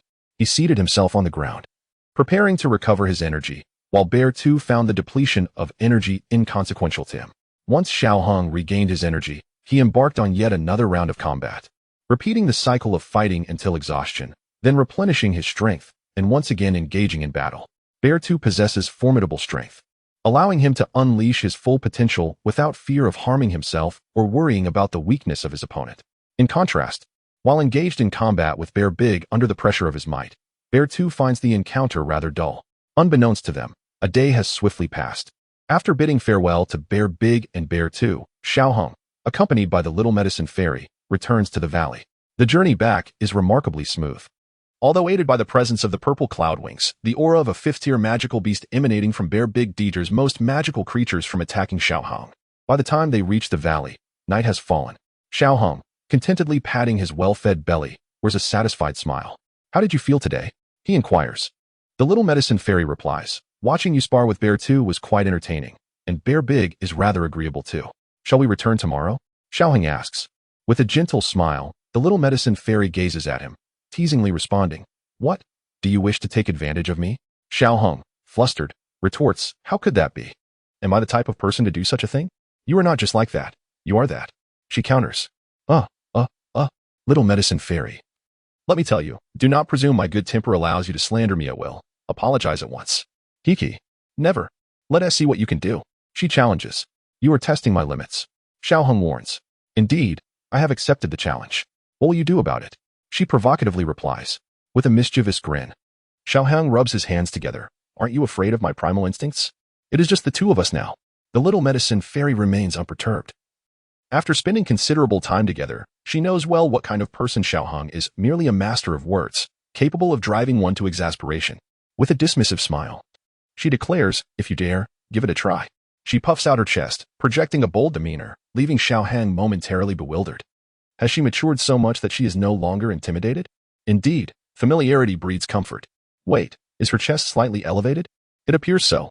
Noticing Xiao Hong's intense gaze, the little medicine fairy's face flushes, yet she refuses to back down, challenging, "If you have the courage, come at me. I don't believe you would dare." Her voice trails off, clearly lacking conviction. Xiao Hong, choosing not to engage further, takes a moment to appreciate the sight before saying, "I want to hold this against you. I am off to cultivate." Primarily, he fears that if he continues to gaze, he may lose control. As Xiao Hong closes the door behind him, the little medicine fairy exhales in relief. Despite her faith in Xiao Hong's character, she recognizes the need for boundaries, resolving not to repeat such interactions. She calms her thoughts and retires to her room for the night. Thus, Xiao Hong spends his days battling Bear 2 and his nights refining potions, occasionally foraging for herbs and eliminating magical beasts. Meanwhile, the little medicine fairy primarily remains in the valley, occasionally accompanying Xiao Hong to visit Bear Big and Bear 2. In this manner, time gradually slips away, and before they know it, 3 months have passed in a leap. Chapter 30. Amethyst Pill. Xiao Hong sat in the wooden cabin, exhaling deeply. 3 months had sufficed for him to solidify his third-grade alchemical skills, and he had even made significant progress with fourth-grade pills. He had successfully absorbed the inheritance of a fifth-grade alchemist. Tonight, he intended to concoct a fourth-grade pill, specifically the amethyst pill, for which he had acquired the formula from the amethyst-winged lion king. He had already reviewed the formula for the amethyst pill, and all the necessary ingredients were gathered, albeit only 4 portions. However, he still possessed several pieces of purple spirit crystal, which had been verified by the system. The red, exotic fire blazed fiercely within the alchemical cauldron as Xiao Hong meticulously refined the 13 types of medicinal materials. The process was relatively smooth. Extracting these materials was not particularly challenging for him at this stage. Taking another deep breath, Xiao Hong cast the purple spirit crystal into the cauldron. This crystal was formed only once every 20 years by the amethyst-winged lion king, inherently possessing immense fire attributes and exceptional hardness. Even with the use of it took nearly half an hour for him to complete the refinement. Next came the most crucial and challenging phase. The various medicinal liquids gradually merged, ultimately converging before the purple liquid. Once the blue liquid made contact with the purple substance, it emitted a sizzling sound. The liquid formed from the purple spirit crystal, infused with immense fire energy, began to awaken, and purple flames slowly rose. This was entirely normal. Xiao Hong and Apos' task was to expel this cluster of purple flames, the last vestige of the crystal and Apos' violent essence. If he could eliminate this fire and blend the remaining energy with the medicinal liquid, the amethyst pill would be complete. Though it sounded simple, the execution was far from easy. Fire attributes were inherently volatile, and the collision of 2 flames could lead to unpredictable results. Considering Xiao Yan and Apos' Buddha and Apos' Wrath Lotus made the danger apparent. Xiao Hong possessed a unique advantage in alchemy that no one else had. He was balanced in all attributes, a benefit of his transmigration. This attribute balance allowed him to channel additional wood attributes, energy, to stabilize the flames. As he infused more wood energy, his became increasingly delicate and serene. Even when confronted with another type of flame, it merely resisted without retaliating, seeking weaknesses in the purple flames to eradicate and incinerate them. After another half hour, with the last flicker of purple flame extinguished, all that remained was a translucent mass of purple energy. Xiao Hong released a sigh of relief, consuming a recovery pill. Although the process had proceeded smoothly thus far, the depletion of his was considerable. This was why high-level alchemists were invariably formidable fighters. Without ample, the crafting of a high-grade pill would be unattainable. It is worth noting that refining certain pills consumed comparable to that expended in battle, perhaps even more. Thus, When an alchemist possesses such an abundance of, their combat capability naturally remains formidable. As the purple flames dissipated, the surrounding green liquid began to merge gradually into the mass of purple energy under Xiaoheng and Apos' control. At this moment, he could not afford to relax. Any lapse in concentration could spell failure for this attempt at alchemy. Sweat trickled down Xiaoheng's face, falling to the ground as he meticulously sensed every detail within the cauldron, recalling all the temperatures required during the refining process. With each increment of fusion, the necessary temperature shifted. If he mishandled it, the pill would fail to coalesce, resulting in disaster. The purple energy and green liquid gradually merged, forming a cohesive entity. Under the scorching heat of, the pill slowly took shape, transforming into a purple orb. Stopping the flow of, he grasped the freshly forged amethyst pill, which was still warm to the touch, yet Xiaoheng paid no heed to the heat. With an air of satisfaction, he remarked, "The amethyst pill ISN and Apos. Tea as difficult as it seems." Xiaoheng acknowledged that he felt somewhat conceited. The had indeed elevated his alchemical prowess. Without it, a typical fourth-grade alchemist might struggle even with the initial refinement of the purple spirit crystal, let alone the complete pill. Placing the pill into a jade vial and sealing it with, Xiaoheng closed his eyes, slowly reflecting on the intricate details of the recent alchemical process. The success of crafting this pill significantly enhanced his alchemical skills. He planned to attempt several more refinements. If successful, it would solidify his status as a fourth-grade alchemist. By the time he exhausted the remaining 3 portions of ingredients, it was already noon the next day. Content. He smiled at the 3 jade vials before him.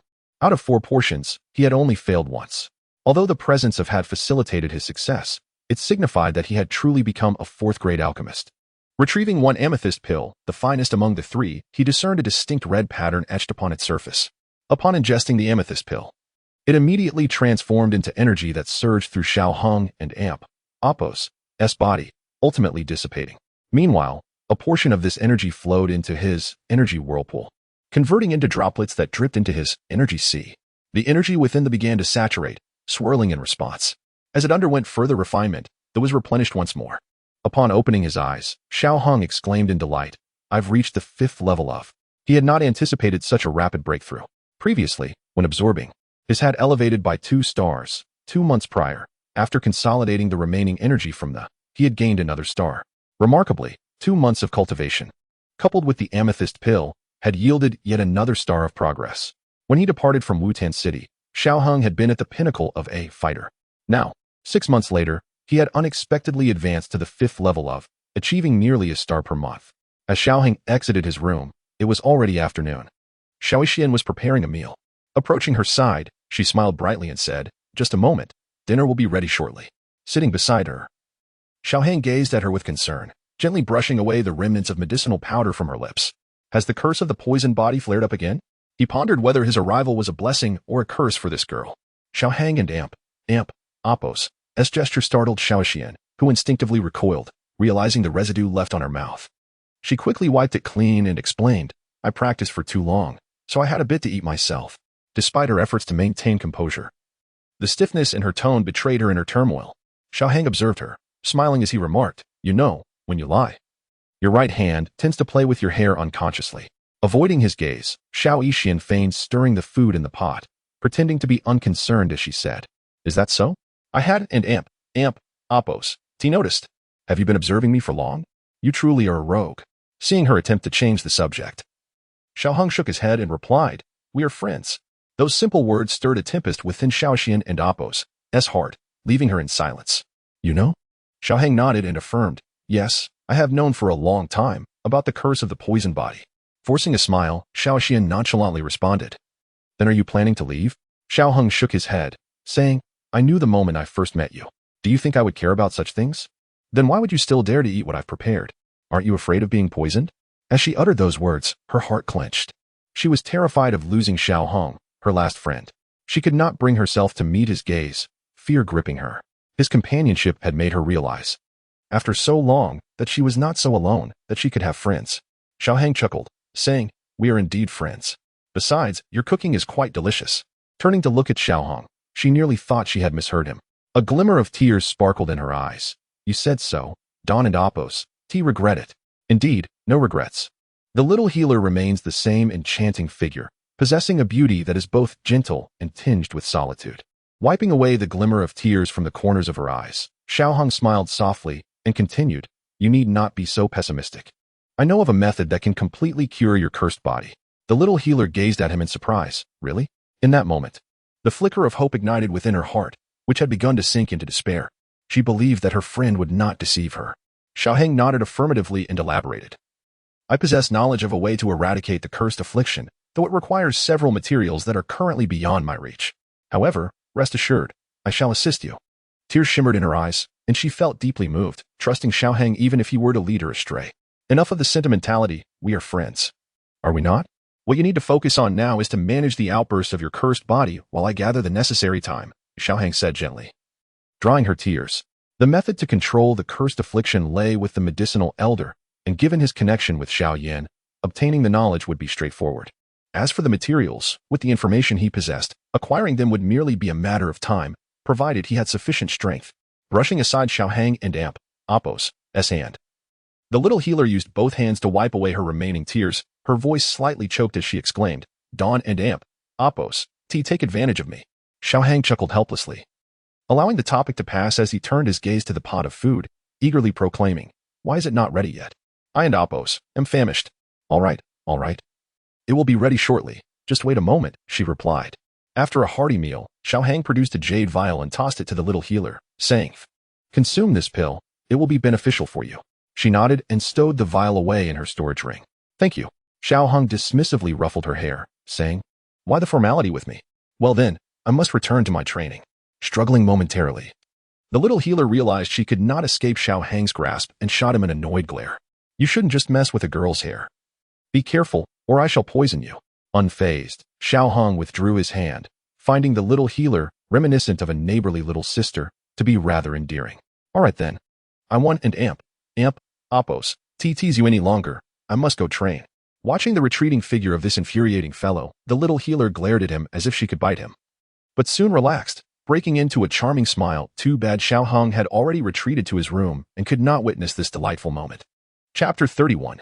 Xiong'er and Appo's promotion to a 5-star beast. Upon returning to his chamber, Xiaoheng activated the system panel, which remained unchanged. Host, Xiaoheng Cultivation, 5-star Dou Master Cultivation Method, Ascension Decision, Low Earth Grade, Martial Techniques, Celestial Slashing Sword Technique, Low Earth Grade, Explosive Step, High Profound Grade. Fiery Kill, High Profound Grade, Rashomon, High Profound Grade, Lion King and Appo's Fury, High Profound Grade, Mountain Shatter Strike, High Profound Grade.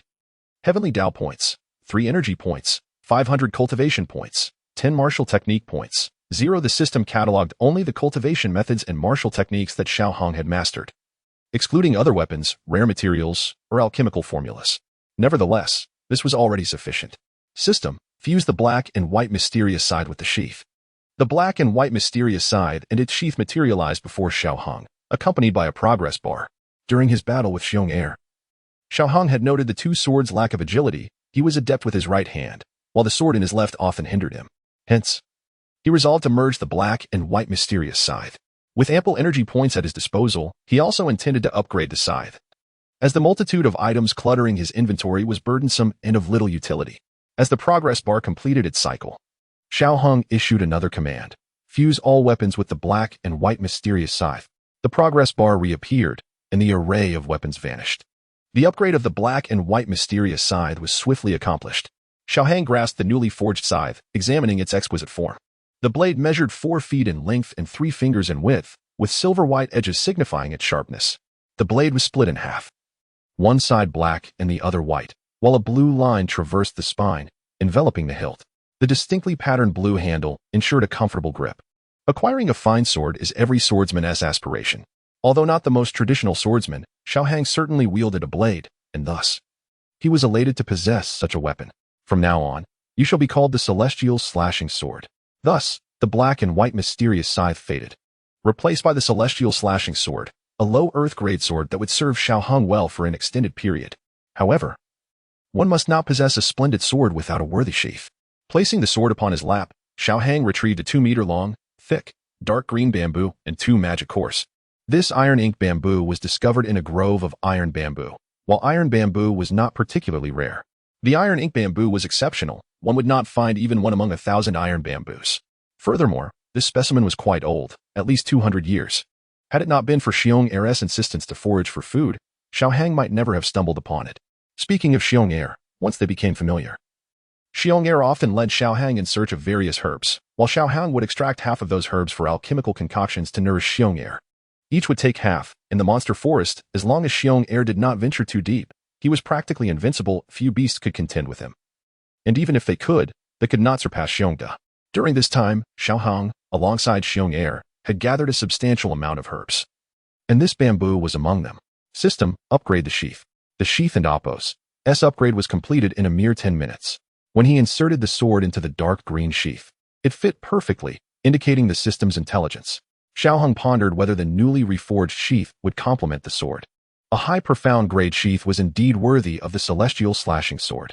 Nodding in satisfaction, Xiao Hang glanced at the assortment of clothing remaining in his storage ring and resolved to fuse them using his remaining energy points, as the materials were commendable. Ultimately, he refined 3 sets of garments, all well suited for him, 1 white, 1 blue, and 1 black. All 3 sets were of yellow grade, which was quite impressive. However, their ornate designs rendered them unsuitable for his current needs, so Xiao Hang stored them in his ring. Closing his eyes, he swallowed a Qilin fruit, ready to embark on tonight's cultivation journey. The following day, Xiao Hang, accompanied by the little medical sage, returned to Xiong Da and Xiong Air.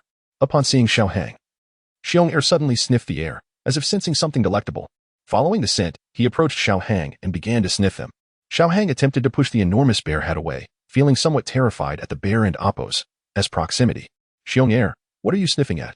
Despite Xiao Hang's attempts to deter him, Xiong Air continued to investigate the scent emanating from Xiao Hang, curiously inquiring, Xiao Hang, what delectable food have you consumed? Xiao Hang, puzzled, replied, I haven't eaten much. Just a purple crystal pill. Xiong Air asked, what is a purple crystal pill? Do you have any left? I also wish to eat. Xiao Hang produced the purple crystal pill and explained, this is the purple crystal pill. Do you want it? Though it may not be of much use to you. Suddenly, Xiao Hang seemed to recall something. He retrieved the remaining purple spirit crystals, stating, is this what you mean? He had initially obtained 9 purple spirit crystals, had given 1 to Yun, and used 4 for alchemy, leaving him with 4. Upon seeing the purple spirit crystals, Xiong Air's eyes lit up with joy as he eagerly asked, can I eat this? Xiong Da approached, noticing Xiong Air's excitement over the purple spirit crystal, and seized one from Xiong Air's grasp. This is a potent source of fire attribute energy. Monsters are inherently skilled at locating rare materials, a talent undoubtedly linked to their innate abilities. Although Xiong Da was not as sharp as Xiong Air in this regard, he could still sense the abundant fire attribute energy within the crystal. Xiao Hang was intrigued by Xiong Air and Appo's keen interest in the purple spirit crystals. However, if they could benefit Xiong Air, he would not hesitate to share. After all, Xiong Air was at the pinnacle of the 4th tier, and a breakthrough would elevate him to a 5-star beast, which would be advantageous for him. The purple spirit crystal is a precious item shed by the purple crystal-winged Lion King every 20 years. I used it for alchemy. But if it can help Xiong Air, he may have it. After all, I have no use for it. Before Xiong Da could voice his thoughts, Xiong Air jubilantly reclaimed the purple spirit crystal from Xiong Da's grasp, clutching it tightly, and exclaimed, thank you, Xiao Hang. I will certainly take you to find more herbs in the future. Seeing this, Xiong Da could only helplessly concede, saying, Xiao Hang, thank you. Xiao Hang shook his head, replying, there and Appo's no need for thanks. Xiong Air has helped me gather plenty of herbs. The little medical sage, observing the 2 bears, suddenly posed a question to Xiong Air. Xiong Air, will eating this allow you to advance? Xiong Air nodded. Yes, I believe that if I consume these crystals, I will surely break through. This revelation struck Xiao Hang. It made sense why Xiong Air reacted so strongly to the crystals. If they were indeed capable of facilitating an advancement, it was understandable. Xiong Da, upon hearing Xiong Air's assertion, was equally astonished. He had originally thought it would be quite some time before Xiong Air could advance. Without hesitation, he dashed back to the cave, returning shortly with a large yellow mushroom the size of a human face. Thick earth mushroom. Xiao Hang immediately recognized this remarkable herb. It was no ordinary find. It could only be discovered in areas with a rich concentration of earth attribute energy, and its energy was exceptionally dense, playing a significant role in many medicinal concoctions. Xiong Da carefully cradled the thick earth mushroom, stating, I stumbled upon this by chance. There were 2 in total. I consumed 1 when I broke through to the 5th tier, leaving only this one.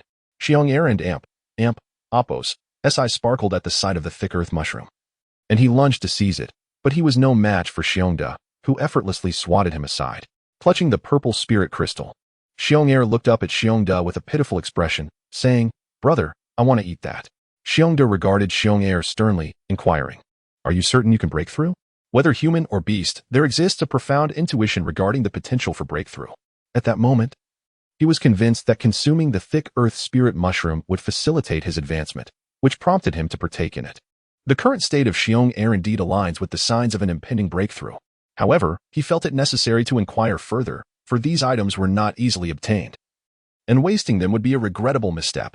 Observing his elder brother and Appo's serious demeanor, Xiong'er solemnly affirmed, Brother, I am certain. A breakthrough often hinges upon a fleeting sensation, compelling Xiongda to act without hesitation, promptly handing the spirit mushroom to Xiong'er. Meanwhile, Xiaoheng suddenly recalled something and addressed Xiong'er. Can you wait a moment longer? If possible, I shall refine these items further to enhance your absorption and transformation. Xiong'er nodded. I can hold on for a little while. Xiaoheng looked towards Xiongda, who also nodded in agreement, recognizing Xiaoheng and Appo's expertise as an apothecary and trusting his judgment. Then I shall trouble you with this. Without further ado, Xiaoheng retrieved the alchemical furnace, and amid Xiong'er's pained expression, seized the purple spirit crystal and cast it into the furnace. He added nothing more, merely purifying and refining it. After half an hour, 4 vials of purple liquid emerged, and Xiaoheng transformed the thick earth spirit mushroom into small medicinal pills. He presented the purple liquid to Xiong'er, who seemed unable to resist, swallowing both the liquid and the pills in one gulp. A moment of calm ensued, followed by an overwhelming surge of breakthrough energy. Xiaoheng's expression shifted dramatically. He had not anticipated such an astonishing force accompanying Xiong'er and Appo's advancement, and the purple cloud wings unfurled instantaneously. With explosive speed, Xiaoheng and Appo's fighting spirit erupted from beneath his feet, shattering the ground as he soared towards the little medical sage. Xiongda, taken aback by Xiong'er and Appo's sudden outburst, was relieved that Xiaoheng reacted swiftly, whisking the little medical sage away to safety. Once they landed at a distance, Xiaoheng set her down, asking, Are you unharmed? The little medical sage shook her head. I am fine. Xiongda approached, relieved to see both of them safe, acknowledging his oversight. Had the little medical sage been injured, it would have weighed heavily upon him, for he was not blind to the new lord and Appo's exceptional regard for her. Moreover, he had grown familiar with the little medical sage and wished for neither of them to suffer harm. The recent surge of energy might have posed little threat to Xiaoheng, yet for the little medical sage, it could have resulted in severe injury. Xiong'er's breakthrough will take a while longer. You two should return to the cave. I will stand guard here. Xiongda instructed Xiaoheng and the little medical sage. Xiaoheng nodded, aware that the beast forest was not a tranquil realm, yet felt reassured by Xiongda's protection. He deemed it prudent for them to refrain from any displays of bravado, as unforeseen dangers could arise, and their presence might inadvertently hinder rather than help. Understood. Xiaoheng replied, leading the little medical sage towards the cave. However, he did not venture deep within. Instead, he remained at the entrance, observing Xiong'er and Appo's breakthrough, as the prospect of a magical beast advancing to the 5th tier held great allure. As for the little medical sage, Xiaoheng urged her further inside, recognizing her current fragility. In the event of any unforeseen circumstances, she would need every moment to escape. Chapter 32. Devouring the White Lotus Fire. The forceful breakthrough of Xiong'er attracted the attention of numerous magical beasts, and Xiaoheng even spotted a 5th-tier beast among them. However, those beasts dared only to linger at a distance, too fearful to approach. Xiong'er stood protectively about 10 meters in front of Xiong'er, his earthy-colored energy coalescing into armor, emanating a 5th-tier aura that deterred the distant beasts from advancing. A thunderous roar erupted from him, a warning to the encroaching magical creatures to keep their distance. This was Xiaoheng's first close encounter with the presence of a 5th-tier beast, and he found it immensely powerful. Even though the aura was not directed at him, he could not help but feel a weighty pressure enveloping him. Outside, a 5th-tier tiger-shaped beast let out a low growl, seemingly issuing commands. It was reluctant to retreat but equally wary of provoking Xiong'er nearby. 2 4th-tier beasts acknowledged the command with soft growls, yet they hesitated to advance. The tiger-shaped beast released a mighty roar, signaling its rising fury. Cautiously, the 2 4th-tier beasts began to inch forward. Intelligence was not foreign to 4th-tier beasts, and their ingrained fear of stronger opponents was deeply embedded in their instincts. Hence, they did not dare defy the tiger's command. They crept forward, hissing. Xiong'er responded with another furious roar. The 2 beasts paused momentarily but ultimately pressed on. As they neared Xiong'er, now within 100 meters, he decided to take action, charging forward with a powerful strike. The 2 beasts were caught off guard and sent flying. The Earthstone Bear, a formidable creature among its tier, possessed immense strength and defense. Once it closed the distance, few could withstand its powerful paws. The disparity in strength was even more pronounced, as the two beasts were a tier below Xiongda. A direct strike was fatal for them. One beast was smashed into the ground, leaving a massive crack that signified the end of its life, while the other was flung over 10 meters, crashing into two large trees before falling silent. A long howl from the tiger-shaped beast echoed, filled with rage over the loss of its subordinates. Yet, with its considerable intelligence, it recognized that it could not contend with the bear. Reluctantly, it began to retreat, leading its remaining followers away. As the tiger and its entourage departed, the surrounding beasts gradually dispersed, with only a few lingering at a safe distance, still too apprehensive to approach. Despite the retreat of most beasts, Xiongda remained vigilant. Both beasts and humans were vulnerable during breakthroughs. Any disruption could result in catastrophic consequences for the challenger. He could not afford to relax, keeping a close watch on the nearby creatures and occasionally roaring to intimidate them. The breakthrough process for magical beasts was lengthy, and 3 hours had already passed without completion. However, Xiaohong estimated that it was nearing fruition, as the energy surrounding Xiong Air surged violently, indicating a buildup of power for the impending breakthrough. Indeed, after another half-hour, the energy around Xiong Air erupted, forming a vortex of energy much larger than before, amplifying the oppressive aura. A roar erupted from Xiong Air, and the unleashed energy sent sand and stones flying. As the dust settled, the energy coalesced around Xiong Air, eventually forming a suit of yellow armor that enveloped him completely. His size increased significantly, now towering over 5 meters, nearly matching Xiongda. With Xiong Air and Oppo's successful breakthrough, the remaining magical beasts began to vanish. Recognizing that two fifth-tier beasts were not within their capacity to challenge. "Brother, I've succeeded," Xiong Air exclaimed to Xiongda, who beamed with joy and pride. "It is a relief that you have broken through." Xiaohong, accompanied by the little medical fairy, stepped forward. With a sweet smile, she congratulated Xiong Air on his successful breakthrough. Xiaohong added, "Congratulations on your advancement. The journey to breakthrough is no simple feat, often taking decades or even centuries. Yet, upon achieving it, the strength gained is remarkable.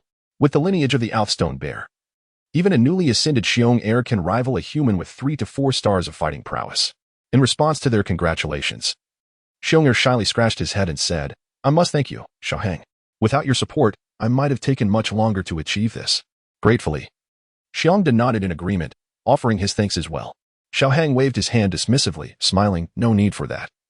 I will require your assistance in many matters to come." Xiongda promised earnestly, "Rest assured, I will do my utmost to aid you." "Me too," Xiong'er chimed in. Xiaoheng smiled gently. With two combatants of the king level by his side, in the realm of the Gamma Empire, they would not need to tread lightly. Given that Xiong Air had just broken through, Xiaoheng knew their battle could not continue, and they made their way back to the valley. He had one last task to complete before leaving. Upon returning, he turned to the little medical fairy, stating, "I will likely be departing in about a month." She smiled warmly, twirling a lock of hair. "A month? That is quite a while." Xiaoheng chuckled. "Indeed, a month is not short. Perhaps it is too early to discuss such matters." He continued, "We shall speak again when the time comes." "All right. I'll get started on dinner." "Okay. I'll join you." Truth be told, Xiaoheng longed to linger a while longer, yet he could not remain indefinitely. Had he not left Wutan City, he might not possess such strength today. Thus, for the sake of the future, parting was inevitable. After dinner, Xiaoheng returned to his room to meditate. And a full day passed before the next evening arrived. Taking a deep breath, he retrieved an item from the System S space. A flame resembling a white lotus hovered serenely before him. This was the extraordinary fire he had won through the system lottery, the White Lotus Fire. After careful contemplation, he resolved to absorb the fire now. Finding a tranquil and safe location would be challenging upon departure, especially without Yao Lao to protect him. This valley, devoid of magical beasts and imbued with peace, was the perfect sanctuary for absorbing extraordinary fire. Yet, trepidation coursed through Xiaoheng. His hair had only recently grown back, and he harbored a profound fear of this fire. He had endured the agonizing pain of tempering his body with extraordinary fire before. Previously, he had absorbed extraordinary fire under cooperative conditions. This time, however, the fire would not yield willingly. Fortunately, he had experience from his prior attempt. And this White Lotus fire was still in its nascent stage, its power not nearly as formidable as the spirit of 10,000 beasts, offering a glimmer of hope. Gazing at the flame before him, which bore little resemblance to traditional fire, Xiaoheng's expression was complex. Even in its sealed state, he could sense its heat, which exceeded that of the spirit of 10,000 beasts, akin to the unquenchable flames of the sun. He was uncertain how powerful the extraordinary fires ranked on the list truly were, yet he sensed that, given time, this fire could rival any beyond the top 15. However, in its current weakened state, the difficulty of absorption might not be insurmountable. This was why he dared to proceed. Drawing a deep breath, Xiaohang retrieved 3 jade vials from his spatial ring, Ice Heart Pill, Pulse Protection Pill, and Cold Ginseng Pill. Unseal, he commanded. And the white lotus fire began to reveal its dominant nature. The palm-sized lotus instantly transformed into a towering inferno. Its intense heat incinerating most of Xiaohang's clothing within moments, while the nearby stones and soil began to melt at an observable pace. Xiaohang was not in the wooden cabin, for it could not withstand the scorching temperatures of the. After all, it was his own creation, and he had no desire to see it reduced to ruins. Thus, he opened another hole in the valley wall. Enveloped in a crimson aura, Xiaohang, having absorbed once before, knew precisely what to do. He swallowed a layer of frost subtly cloaking his body. With determination, he extended his right hand toward the heart of the flames. Sizzle, sizzle. Despite the dual protection of, and the fierce flames were potent enough to reduce his hand to ashes within a fleeting moment, compelling him to act swiftly. His actions seemed to provoke the white flames, which surged dramatically, transforming the cave into a crimson realm, with drops of red liquid cascading from its apex. Damn it, Xiaohang roared, gritting his teeth as blood trickled from the corner of his mouth, his flesh beginning to char. At that moment, he realized how fortunate he had been during his previous absorption of, channeling all his. The crimson energy enveloped him entirely. He needed time to wear down the power of the before he could seize the fire seed. The white flames, fueled by their clash with the red fire, grew increasingly ferocious, expanding further. Yet, they remained feeble. Such a grand display of energy could not be sustained for long. Nevertheless, even this brief period was sufficient to leave Xiaohang severely injured. As time passed, he sensed the strength of the gradually waning. With a fierce roar, Xiaohang and Apos' visage twisted in rage as he grasped the fire seed, a flicker of white flame igniting in his palm. Without hesitation, he pressed the flame into his abdomen. Though the white fire had weakened, it still possessed the capacity to reduce Xiaohang to ashes. The white flames erupted within him, rampaging through his body. In an instant, he felt his internal organs being seared. Had it not been for the protection of Vand, he would have likely been reduced to dust. Swallowing in, Xiaohang began to channel his against the white flames.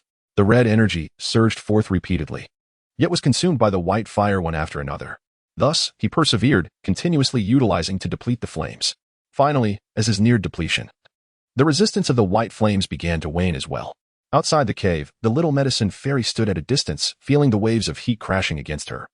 Even from afar, the entrance of the cave was obscured, entirely enveloped in red magma and white flames. Her hands clenched tightly. It must succeed. Xiaohang, you must return unharmed. Concern was etched upon her face. Swallowing Xiaohang commenced directing the fire seed in accordance with his cultivation techniques. It was a slow process, and as the flames coursed through his meridians, the searing heat threatened to melt his very veins.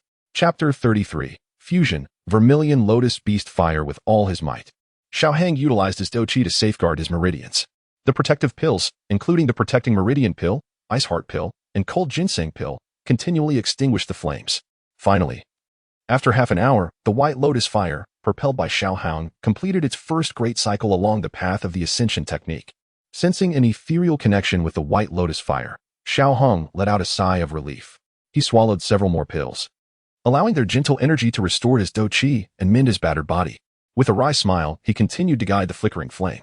Though the flame remained fiercely hot, it began to calm gradually. The protection from the 3 pills was waning, leaving him reliant solely on his own Dou Qi for defense. As the flame synchronized with Xiaohang and Apos' consciousness, it circled in accordance with the Ascension technique. After the 13th cycle, the flames finally settled. Observing his ravaged body, Xiaohang felt tears welling up. It was once again this torment. The paused at the Qi Sea, tranquil yet aware of the danger posed by the silvery light nearby. However, it was no longer within its control. Redirecting the scant remaining red liquid within the Qi Sea, it transformed into energy, enveloping the white flame and pushing it toward the silvery point. Despite its desire to resist, it lacked the strength and was reluctantly drawn toward the radiance, ultimately being absorbed. Feeling the White Lotus Fire merge into the spirit realm, Xiaohang finally relaxed. Yet, an even graver challenge loomed as the White Lotus Fire entered the spirit realm, provoking a confrontation with the beast spirit fire, which was none too welcoming of this newcomer. The 2 flames collided, unleashing terrifying temperatures that rendered Xiaohang and Apos' already weakened body even more fragile. Blood trickled from his lips, and as he wiped it away, he understood why one could not simultaneously possess multiple flames. But with matters having reached this point, he could only press on. Gritting his teeth, he declared, "Fusion." On the system panel, the heavenly Dao points diminished by 2, a fact Xiaohong had long anticipated, and thus, he was not surprised. As the heavenly Dao points vanished, a gray energy entered his Qi sea, subsequently entering the spirit realm, positioning itself between the two and beginning to spread. Curiously, this gray energy and Oppos's expansion did not provoke an attack from either flame. Instead, it seemed to calm them, reminiscent of two brothers who had fought over a toy, only to be soothed by their mother's arrival. Though merely a thread of energy, it rapidly enveloped both, leading to their mutual interaction. This time, their contact did not erupt into conflict. Rather, it was unusually serene. The flames exchanged essence, ultimately merging into a brand new flame. The progress bar on the panel reached 100, and at the moment of completion, a scarlet flame emerged. This newly manifested took the form of a lotus. Its color a vivid red, significantly lighter than the original beast spirit fire. Upon witnessing this lotus, a smile broke across Xiaohong and Oppos's face. Ha ha ha, it worked. Finally succeeded. Yet, his smile quickly morphed into a grimace as the energy released by the new began to reshape his body, the agony of flame tempering returning with a vengeance. I knew it wouldn't be that simple. With no time to lament further, Xiaohong hastily resumed his cultivation, refining the incoming flames and energy once more. Having previously tempered both, they posed no danger to him, though the sensation of being forged by them was no less painful than before. The scarlet flame scorched every inch of his skin while simultaneously mending his injuries. Watching the sunrise, the little medical fairy felt an immense anxiety within her. Although the flames within had begun to extinguish in the early hours, Xiaohong had yet to emerge. She dared not enter recklessly, opting instead to wait anxiously outside the cave. Touching her now sparse hair, Xiaohong forced a bitter smile. Perhaps I should wait until my hair grows back before I leave. In truth, he needed time to readjust. The recent flame tempering had elevated him to 6-star Dome Master, despite having only recently broken through. At this pace, by the time he reached Wutan City, he would likely have ascended to Great Dome Master. With a slight motion of his right hand, a scarlet fire lotus materialized, and a smile gradually illuminated Xiaohong and Oppos's face, growing louder with laughter. After a moment, he finally calmed down and raised the flame. I shall name you Vermilion Lotus Beast Fire. Changing into a new set of clothes, Xiaohong emerged from the cave. The moment the little medical fairy spotted him, she rushed over, inspecting him from head to toe, making Xiaohong feel somewhat embarrassed. Hey, you don't need to be so thorough just to check if I'm fine. After confirming he was unharmed, the little medical fairy glanced at him. Who's trying to take advantage of whom? Dream on. I'm tired. I'm going to sleep now. Watching her retreating figure, Xiaohong chuckled. She seemed far more adorable than in the original story, resembling a little girl in her innocence. Yet, he found himself rather fond of this version of the little medical fairy. A gentle smile graced his lips as he realized he had suddenly grown fond of this world, not for any particular person or event, but for the power he now possessed to effect change. Even though he remained weak, he believed that one day he would grow formidable. He cherished this feeling. In this life, he was fortunate enough to have the opportunity to succeed through effort. The following day, Xiaohong sat atop a large stone in a high valley, absorbing the energies of heaven and earth. The tempering had further refined his Dou Qi and allowed him to reach 6-star Dome Master. He needed to master these newfound powers adeptly. Time for a meal. In the valley, vibrant green medicinal herbs thrived, seemingly unaffected by the scorching sun outside. A girl in a white dress, adorned with pink embroidered shoes, tossed the final seasoning into the pot and called out to the boy practicing at the valley's peak. The little medical fairy set out the bowls and chopsticks, pouting slightly as she remarked sarcastically, "Some people only know how to cultivate all day long. Never cooking a meal or washing a bowl. Must be nice." After taking a mouthful of rice, Xiaohong shamelessly praised her. "But you're here, aren't you? Why should I bother? With your culinary skills, it would be a waste not to let you cook."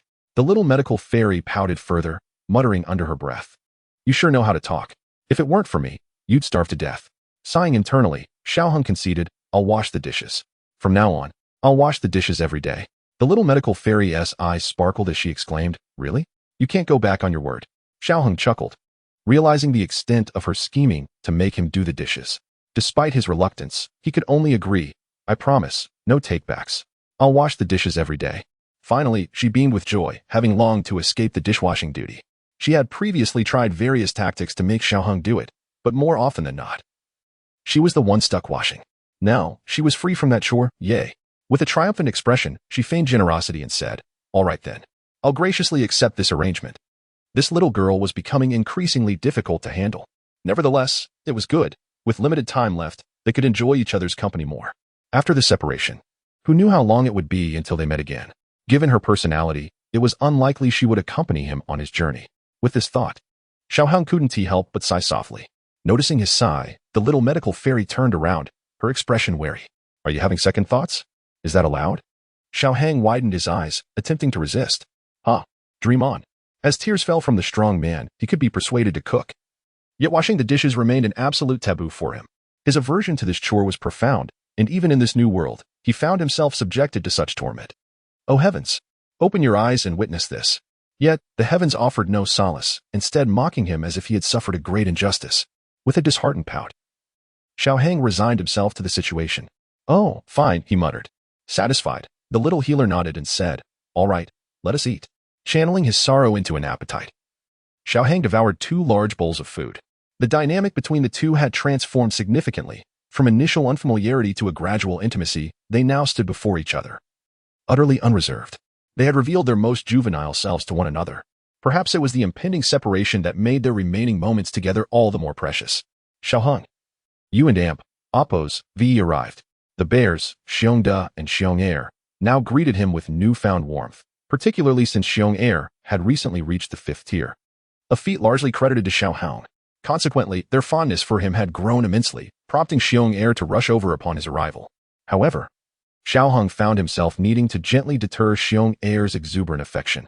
It wasn't out of reluctance, but rather a lingering apprehension since the last encounter nearly resulted in injury. A bear standing 4 to 5 meters tall hugging a human of slightly over 1.70 meters was a daunting prospect for him.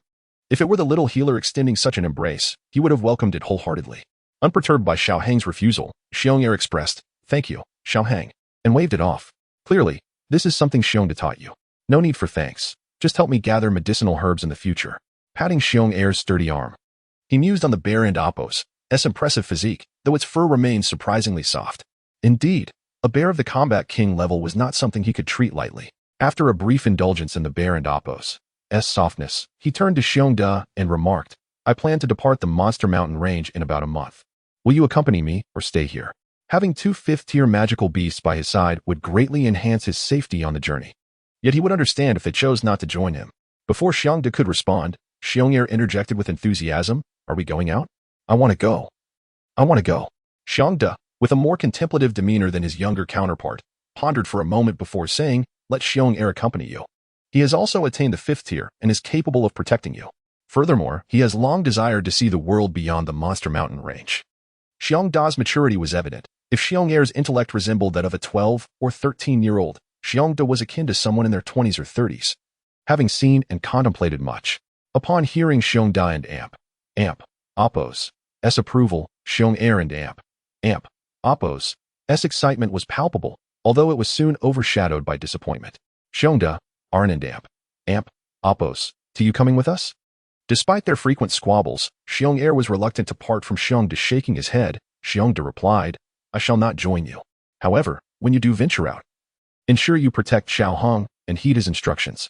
Xiong'er nodded, contemplating whether to go, only to express his dismay. "Then perhaps I shouldn't go after all." Observing his foolish younger brother, Xiong'da encouraged, "Didn't you always wish to explore? This is the perfect opportunity. I will feel reassured knowing you're with Xiaohang. And you must also ensure his safety." Xiong'er had more to say, but before he could articulate his thoughts, Xiong'da firmly stated, "It is settled then." Seeing Xiong'er and Appos' lingering disappointment, Xiaohang reassured him, "Do not fret. We shall return before long. If you miss Xiong'da, you may always return." Hearing this, Xiong'er and Appos' spirits lifted once more. "Right. I can come back any time." Xiaohang and Appos' visit primarily aimed to continue his training. This matter was merely a secondary consideration. Thus, he proceeded to request a sparring session with Xiong'er. Xiong'da interjected, "Xiong'er has just broken through and still struggles to control his strength. Allow me to accompany you instead." Xiaohang nodded, though he anticipated that the upcoming battle would be significantly more challenging than before. Previously, he could barely penetrate Xiong'er and Appos' defenses, while against Xiong'da, he felt utterly at a loss, for the elder bear and Appos' combat experience far surpassed that of the younger. Chapter 34. Farewell. As the stars twinkled in the night sky, Xiao Hang sat upon a stone before the wooden cabin, gazing up at the myriad of celestial bodies. The beauty of the evening mirrored that of his childhood hometown, and whenever he looked up at the vast expanse of stars, an extraordinary tranquility enveloped him. Beside him, the little medical fairy casually remarked, "Are we leaving tomorrow?" Xiao Hang lowered his gaze, idly toying with the sword in his hand, and replied with a smile. "How did you know?" Having spent nearly 5 months in this place, and considering the scattered time spent elsewhere, it had been nearly half a year since he departed from Wutan City. It was time to venture to new horizons. The path of cultivation is often a solitary one. Acquiring strength is no simple feat, and he could not remain here indefinitely. Though the thought of leaving brought sadness, it was an inevitability. With a gentle smile, the little medical fairy tucked a strand of hair behind her ear and said, "Otherwise, how would you accompany me to watch the moon? You are as perceptive as ever." Xiao Hung replied lightly, aware that farewells are always tinged with sorrow. Without looking at his face, the tender girl softly requested, "Promise me one thing, will you?" "What is it?" he inquired. "Live well." Turning to observe her beautiful profile, a gentle breeze stirred her dark locks, and a faint smile graced Xiao Hung and Appo's lips. "You too." Through her side view, he could clearly see the radiance of her smile, as if this was not a farewell, but rather a preparation for their next encounter. The girl cheerfully agreed to this simplest of conditions, vowing to uphold it. Both of them quietly gazed at the starry sky, mesmerized by the twinkling lights, feeling that despite the passage of time, they would surely reunite. After a while, Xiao Hang felt a sudden weight on his shoulder. A voice emerged. "May I lean on your shoulder for a moment?" "Sure." Leaning against the shoulder of the boy beside her, she watched the stars above and listened to the steady rhythm of his heartbeat, feeling an overwhelming sense of peace. Gradually, she closed her eyes, her breathing becoming even. The following day, Xiao Hung spread his purple cloud wings and arrived at the Valley of the Two Bears, who had long been prepared for his arrival. "Xiong Air, let us depart." The girl opened her eyes instantly and dashed towards the boy's room, but alas, it was empty, save for a wooden bed that still held a faint warmth. Sunlight streamed through the doorway, illuminating the floor beneath her feet, affirming the reality of it all. Closing the door, she returned to her own room, where she discovered a letter by her bedside. Opening the envelope, she read, "Little medical fairy, I am not adept at farewells, so I leave this letter instead. It is I who found you, and therefore, it is I who must bid farewell first." Beneath the letter lay a spatial ring. With urgency, she checked inside and found indeed a spatial ring. Clutching it tightly, she continued reading. Within the ring are several medicinal pills, each marked with its purpose. There is also a scroll of combat techniques that should suit you well. Finally, farewell. A tear fell onto the letter, and after a moment, the girl dried her eyes and smiled brightly. "Farewell, my friend, Xiao Hang." Folding the letter, the little medical fairy opened the spatial ring to discover various medicinal pills, each clearly labeled with their effects. Additionally, a blue scroll lay quietly within. 10,000 leaves, flying flowers. She softly spoke as she unrolled the scroll. Stepping out of the wooden cabin, a blue eagle landed before her. "Caw." The eagle gently nudged her, seemingly offering comfort. She patted the eagle's head and declared, "Let us go, Xiaolon. It is time for us to set forth." Under the blazing sun, a towering bear and a handsome youth trudged forward. To any onlooker, this duo would appear quite peculiar. Xiong Air produced a water pouch, opened it, and began to gulp down the contents. However, such a small vessel could hardly quench a bear and Appo's thirst, and soon it was drained. Shaking the pouch in frustration, he tossed it aside. Turning to the youth, he exclaimed, "Xiao Hung, when will we reach the next town? I am parched." Xiao Hung handed him a water flask. Realizing too late that Xiong Air and Appo's voracious drinking had depleted their supply far too soon. "We are not far now. We will arrive shortly," he assured, though he had already uttered this promise 4 times. Xiong Air quickly finished the contents of the flask, skepticism etched on his face. "You have said that before." I'm sorry," Xiao Hung said sheepishly. "This time, I truly mean it." Xiong Air remained unconvinced, muttering, "I will never trust you again." He was lost. He simply lacked any reference points in this desolate terrain, leaving anyone bewildered. Pulling out a map, he carefully compared it and confirmed that the nearest town lay ahead, emboldening him to say, "This time, I assure you, there will be no issues." Skeptically, Xiong Air regarded Xiao Hung, unsure if he was being deceived once more. Yet, without evidence to the contrary, he resolved to trust him one last time, for there was no alternative. "Fine." Wiping the sweat from his brow, Xiao Hung felt a twinge of embarrassment. It was indeed awkward to mislead a bear, but more importantly, he could not let Xiong Air discover that he too had lost his way. "Let us hurry," Xiong Air urged, taking the lead.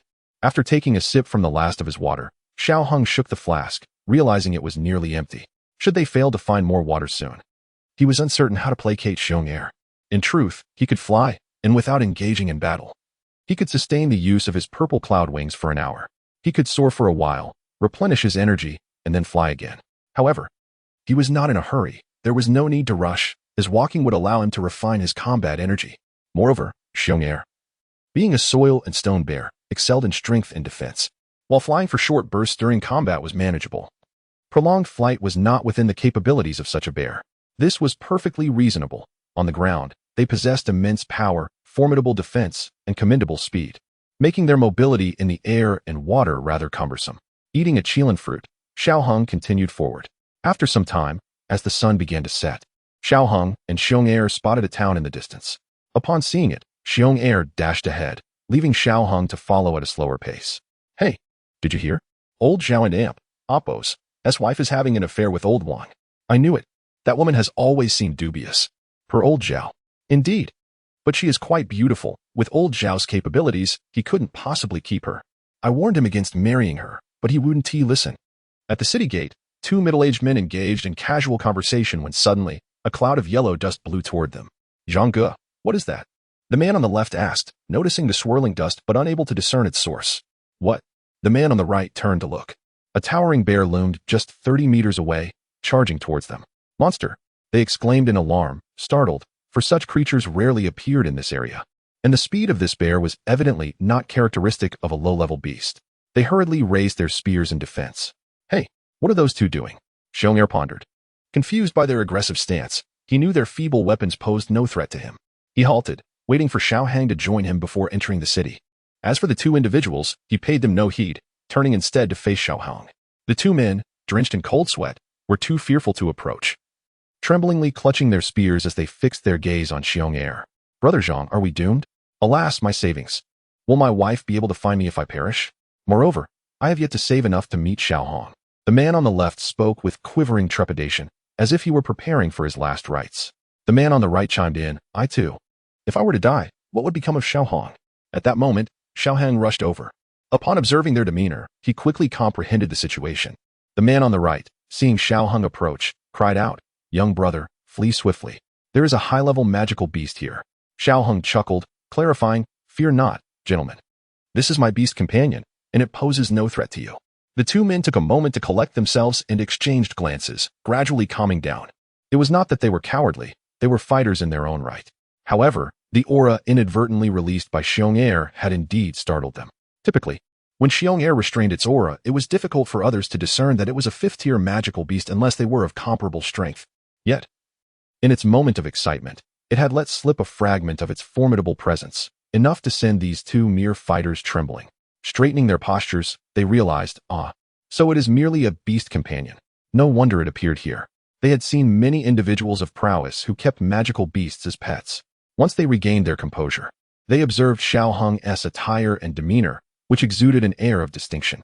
It appeared he was a scion of a prominent family out on a training expedition. They hastily composed themselves, feigning that it was not they who had just embarrassed themselves. The man on the right finally spoke. Next time, please keep your beast companion in check. We can overlook this incident, but it would not be good if others were frightened. The man on the left quickly added, Indeed. Manage it well. Xiao Hang smiled, choosing not to reveal their earlier fright. Understood. May we now proceed inside? Yes, indeed. At last, Xiao Hang had the opportunity to observe the city. The walls were constructed entirely of dark rock, and the grand entrance bore the inscription Haiyan City. Haiyan City. Xiao Hang repeated the name. Let us go, Xiong'er. Xiong'er nodded in agreement. It was not until they had entered that the two men at the entrance realized they had inadvertently revealed something significant. They exchanged glances for 3 seconds before turning away. Choosing silence. Xiao Hang. Chapter 35. The Alchemist and Imp. Appo's Guild is one of the more prosperous towns within the Gamma Empire. The scale of Black Rock City is undoubtedly considerable. However, Xiao Hang lacked the energy to continue exploring with Xiong'er, and the pair sought refuge in an rest. Welcome, esteemed guests. The townsfolk of Black Rock City exhibited a noticeably subdued attitude towards Xiong'er. Although the number of beast tamers was few, they certainly existed. Many regarded the sight with curiosity, yet were not overly astonished. The duo devoured their meal with great fervor. Xiong'er had an impressive appetite. Were it not for Xiao Hang and Appo's financial means, maintaining such a companion might have proven challenging. Nonetheless, Xiong, being in such a large town for the first time, was quite exhilarated. It was only after Xiaoheng promised to take him out for a stroll the following day that he calmed down. The following day, Xiaoheng led Xiong onto the bustling streets. While there were indeed beast tamers present, most citizens kept their distance, wary of Xiong's potential volatility. "I want to eat that," Xiong exclaimed excitedly, pointing at a candied hawthorn skewer, his arms laden with various treats. The man holding the skewer was already sweating profusely, yet he struggled to maintain his composure. With a resigned shake of his head, Xiaoheng mused that while others traveled with beautiful companions, he was accompanied by a bear, which was rather peculiar. He handed over 2 gold coins. "Sir, I'll take everything." The man trembled as he accepted the coins, fearing for his safety. Yet he had a family to support and could only endure his trepidation. He handed over an entire skewer of candied hawthorn to Xiaoheng, speechless. "Excuse me." A voice interrupted. "Young friend, your beast is remarkably intelligent, capable of speech." As he passed the skewer to Xiong, an elderly man stood a short distance behind him, smiling politely. "That's merely a small talent of his, nothing extraordinary. While traveling, it was prudent to avoid unnecessary trouble and attract minimal attention." Despite the fact that his bear was already quite conspicuous, the elder did not dwell on the issue, having noticed this unusual pairing before. Although the youth's fire attribute aura was well concealed, as a 4th-tier alchemist, he could still perceive it. Moreover, the beast beside him was no ordinary creature, instilling a subtle sense of danger within him. "Are you here to participate in the alchemist assessment?" Xiaoheng felt quite indifferent towards the notion of taking the alchemist exam. As long as he could concoct potions, formal certification seemed unnecessary, though he could not express this openly. "Let us see how it goes. I do have such intentions, however. I will only be staying here for 2 or 3 days.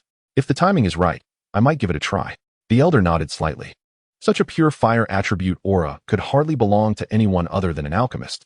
Yet, he could not ascertain the youth's level. It likely wasn't very high. After all, judging by his appearance, if he hadn't disguised himself, passing as a 1st-tier alchemist would be commendable. The old man acknowledged the youth's strong fire attribute aura. Yet he refrained from showing excessive enthusiasm towards a stranger. His earlier inquiry had merely been a spur-of-the-moment decision to confirm whether the boy was indeed an alchemist. Now that he had his answer, there was little more to discuss. The alchemist assessment is available daily. It could be worth a try. Even if you do not succeed, you will gain valuable experience. "Very well, I shall take a look." Since the assessment could be attempted daily, there was no harm in trying, especially as he had some free time. Obtaining a formal alchemist identity would certainly prove advantageous. "Farewell, young friend." The elder harbored doubts about the youth and Apos' immediate success in the assessment, yet the purity of his fire attribute aura instilled a glimmer of hope for his future. "Goodbye." Xiaoheng nodded politely, observing the farewell. Although he was unsure of the elder and Apos' intentions in conversing with him, the man did not seem malevolent. After parting ways, Xiaoheng did not rush to the alchemist and Apos' guild. Instead, he continued to explore the streets with Xiong, satisfying the bear and Apos' curiosity. However, after a while, Xiong lost interest, primarily focused on food. After sampling various delights, he remained particularly fond of the candied hawthorn. Consequently, Xiaoheng purchased an entire skewer for him to carry. Yet, taking Xiong to the alchemist's guild could pose some inconvenience. Thus, Xiaoheng handed Xiong a bag of gold coins, allowing him to continue exploring on his own. If he grew weary, he could simply return to the inn. "Don't worry, Xiaoheng, I'll be fine." Xiong happily accepted the coins and, without a backward glance, set off. Xiaoheng could only shake his head as he made his way to the alchemist and Apos' guild. The alchemist and Apos' guild was relatively easy to locate. Anyone could provide directions. Xiaoheng quietly recited the name as he approached the entrance, but 2 heavily armed men abruptly blocked his path. "Stop. Please present your introduction letter." An introduction letter. He had no mentor to provide him with one. Yet, having come this far, he could not simply turn back. Is entry prohibited without an introduction letter? The guard shook his head. "You cannot enter without one." Xiaoheng found himself in a quandary. Where could he possibly procure an introduction letter? It appeared he would have to leave. With a sigh, he turned to depart. "Let him in." "Master Otto." The guard quickly saluted upon recognizing the elderly figure behind Xiaoheng. It turned out the old man was Master Otto. No wonder. Xiaoheng had been puzzled earlier. If someone could discern his status as an alchemist, it would certainly be Otto. Naturally, this ability stemmed from the fact that he had not yet concealed his fire attribute aura effectively. Given another month, he could completely mask it, rendering it undetectable unless faced with someone of significantly higher strength. His ability to suppress his aura was formidable. After gesturing to the guards to disregard him, Otto turned to Xiao Hang with a genial smile. Perhaps this young lad had not yet had a mentor and had accidentally acquired the alchemist's inheritance.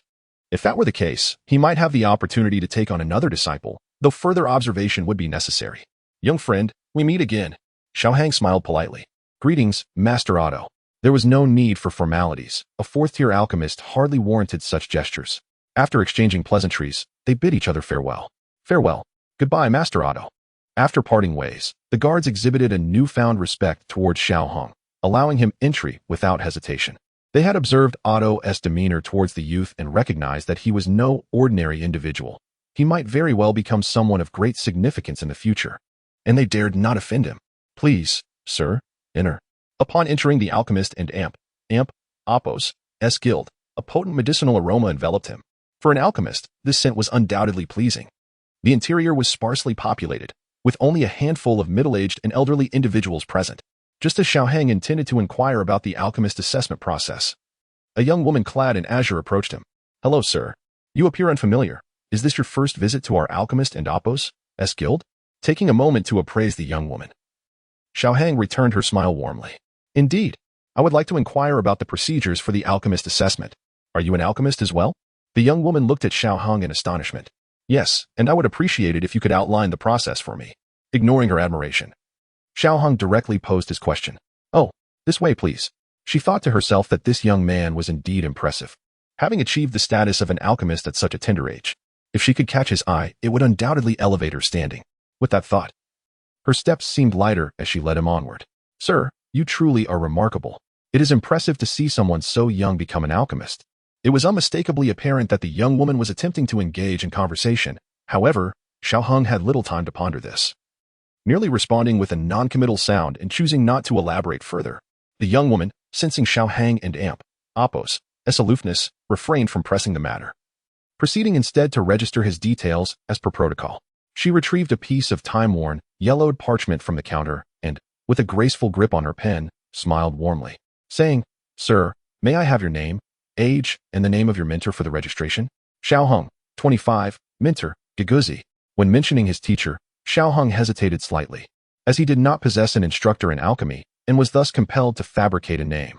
The young woman diligently inscribed Xiao Hong and Apos' name and age, but faltered upon reaching the section for his mentor.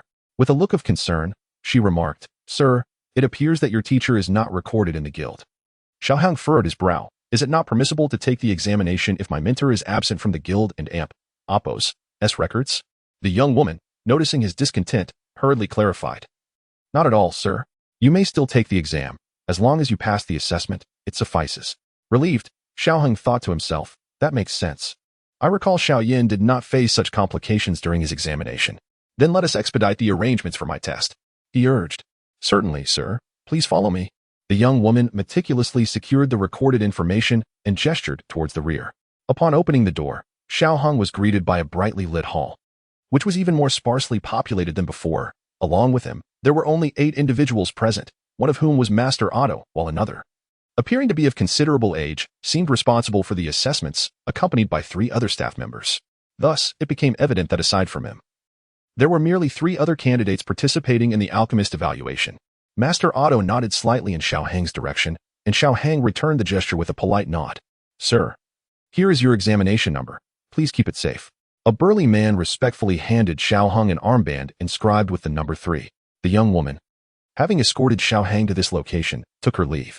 Soon after, another individual entered the hall. A venerable old man with a full head of white hair stood beside Master Otto and respectfully announced, Master Otto, we may begin.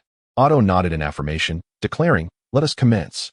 The man, appearing older than Otto, though only a second-tier alchemist, typically oversaw the alchemist examinations alone. Although he was uncertain why Master Otto had chosen to attend this particular assessment, he saw it as an opportunity to display his capabilities, hoping that perhaps Otto might offer him a word of guidance. Despite being several years Otto and Apos' senior, his alchemist rank and combat prowess were significantly inferior to Otto and Apos', compelling him to show appropriate deference in the latter and Apos' presence. The elder gestured towards another man nearby, who understood the process and proclaimed, the alchemist examination is officially underway. The 4 of you are to enter your designated rooms according to your numbers. Use the materials and formulas within to concoct the required elixirs, and you shall be deemed qualified. Now, please proceed. With the instructions clearly articulated, the 4 candidates, devoid of any confusion, made their way to their assigned rooms.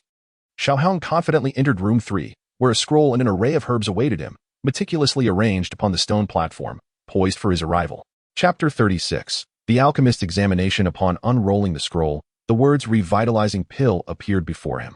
Xiao Hong had previously crafted this elixir numerous times. It was a moderate-grade pill among the first-tier concoctions, relatively easy to prepare, and its efficacy was commendable. Thus, it posed no significant challenge for him. He retrieved 5 cauldrons from his spatial ring, allowing the exotic flames to flow into the openings of the cauldrons. The crimson flames swiftly enveloped the entirety of the cauldrons.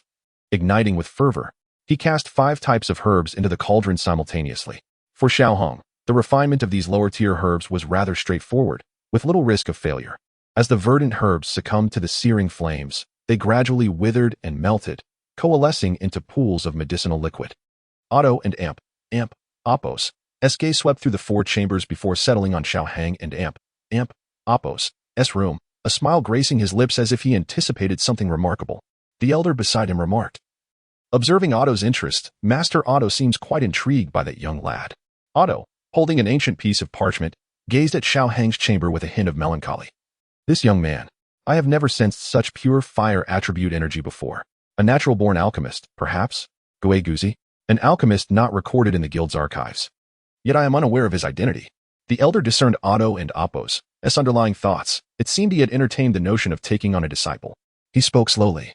If Master Otto wishes to accept a pupil, he certainly has no reason to decline. Otto shook his head, tucking away the parchment with a hint of disappointment. Initially, I believed it to be a possibility, but now it appears unlikely. I had thought the boy merely came to test his skills, yet upon his entrance, he exhibited no signs of panic, only confidence. This suggests he possesses genuine assurance. If he successfully concocts a first-tier elixir, the existence of Dou Qi as an alchemist may indeed hold truth. With a sigh, Otto lamented the difficulty of discovering a promising talent only to realize it belongs to another. However, he consoled himself, thinking that even if he could not accept the boy as a disciple, forming a good relationship would still be worthwhile. The elder nodded in agreement, albeit cautiously, offering, "Let us wait and see. Perhaps that young man truly lacks a mentor." Otto and Amp, Oppos' hopes, however, were destined to be in vain.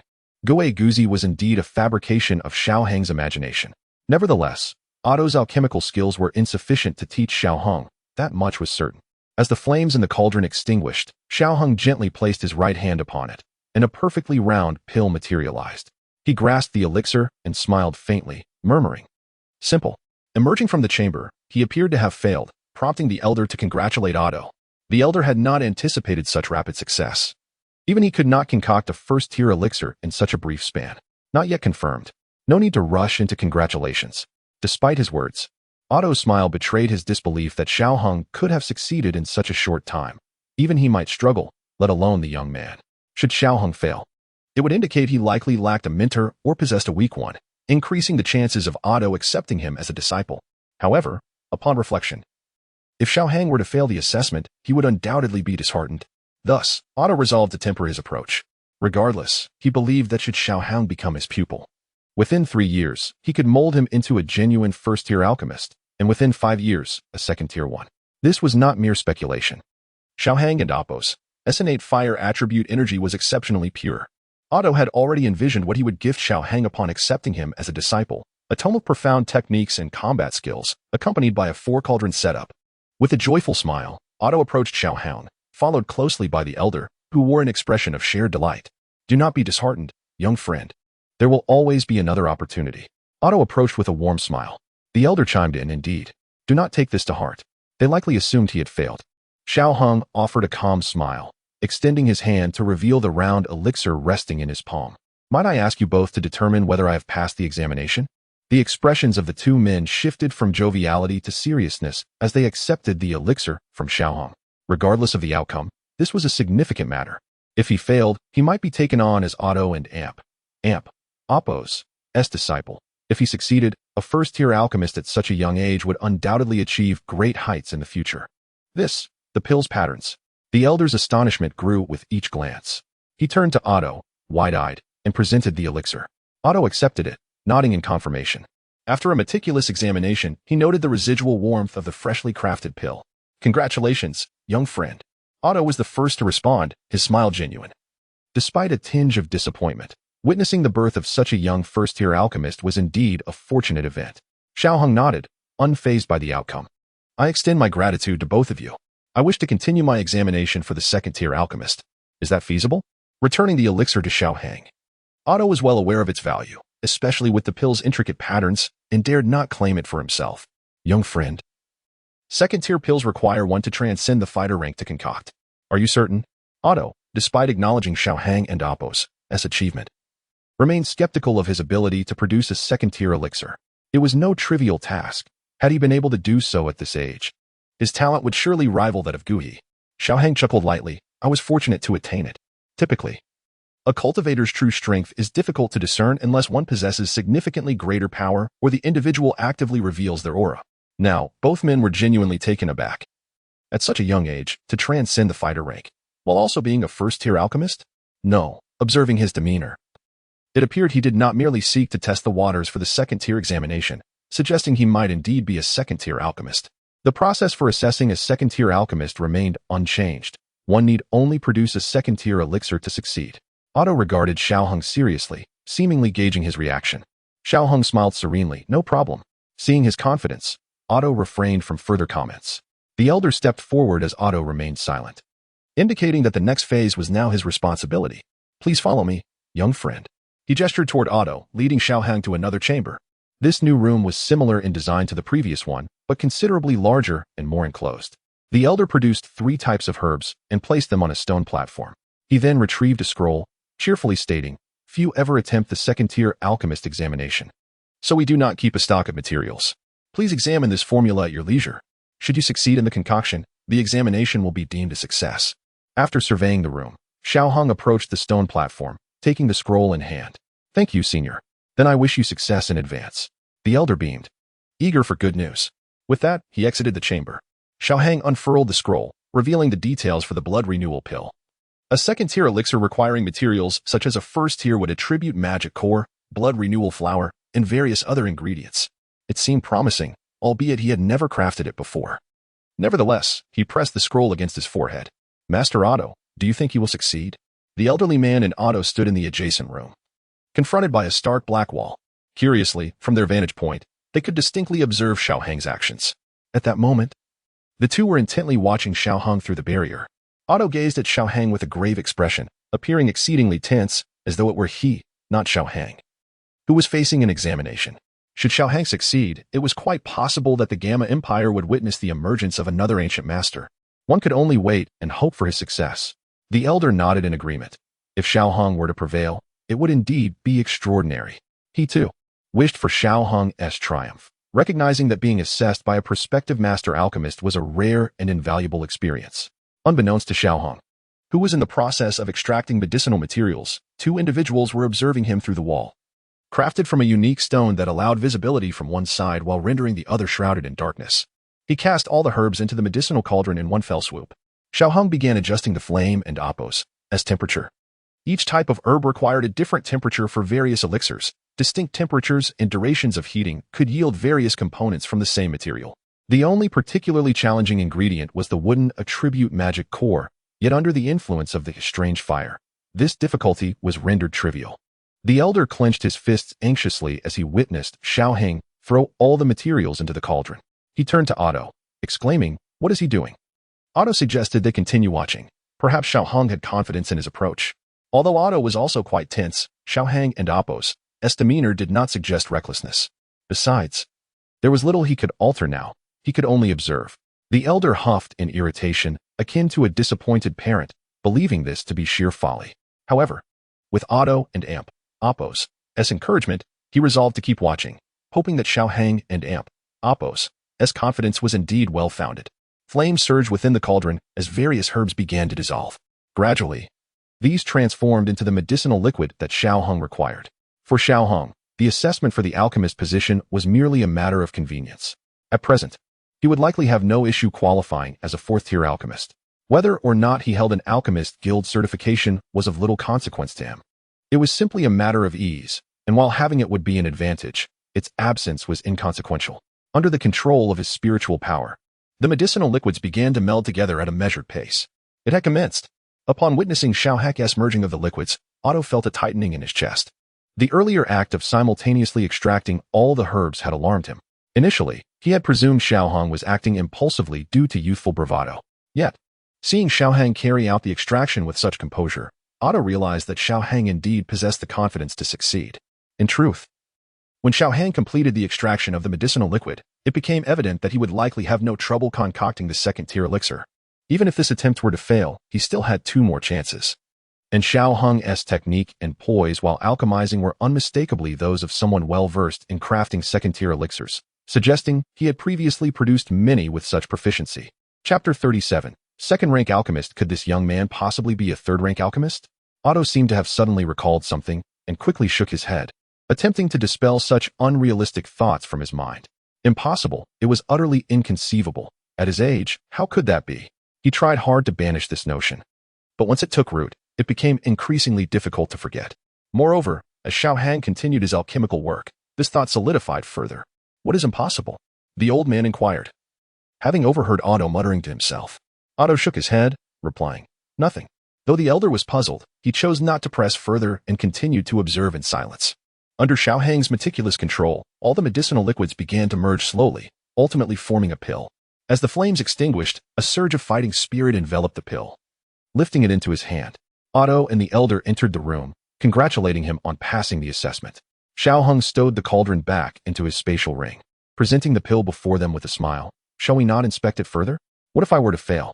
Otto chuckled softly. Do not jest, my young friend. If that were deemed a failure, then all my years of alchemical work would be for naught. The elder beside him managed a bitter smile, reflecting inwardly. You claim to have wasted time? I have truly squandered mine. After so many years of effort, I find myself outpaced by a youth, who may soon surpass me entirely. Given Xiao Heng and Otto's appearance, his foundation appears exceptionally solid. It likely won't be long before he can refine third-rank pills. Yet, he could not voice such thoughts. That would be too humiliating. Let us step outside, he suggested instead. Otto nodded in agreement, acknowledging that discussing such matters here was indeed inappropriate. The trio re-entered the hall, where the elder waved his hand to summon a middle-aged man, whispering a few words in his ear. The man looked astonished as he glanced at Xiao Heng. Then back at the elder. The elder nodded, gesturing for him to depart, before returning to Xiao Heng and Otto. Master Otto, young friend Xiao Heng, please follow me. The elder led them into a rather spacious chamber. Inside, a young girl was pouring tea for Xiao Heng. Thank you. Xiao Heng smiled at the girl before him. She lifted the teapot, curiosity evident in her gaze, wondering who this youth was to be in the company of Master Otto and Master Socrates.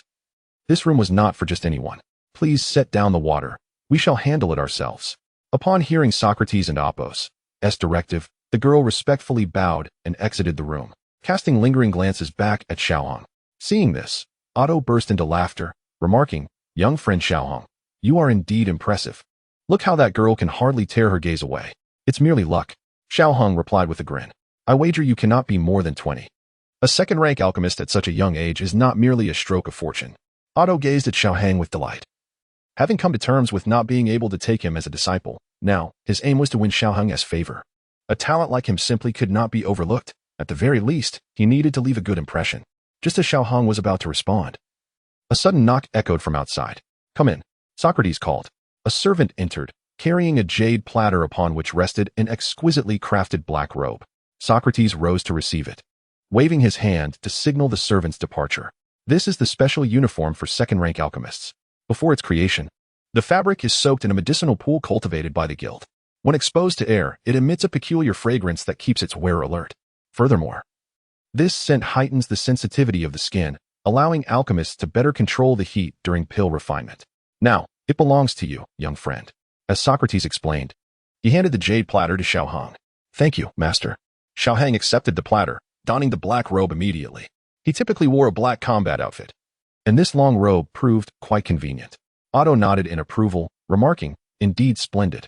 The robe is remarkable, but Xiao Heng is even more so. Achieving such accomplishments at your age surpasses my own achievements at that time. He mused. Frank has taken his time. I wonder what he shall say to Xiao Heng upon arrival. Please, have a seat.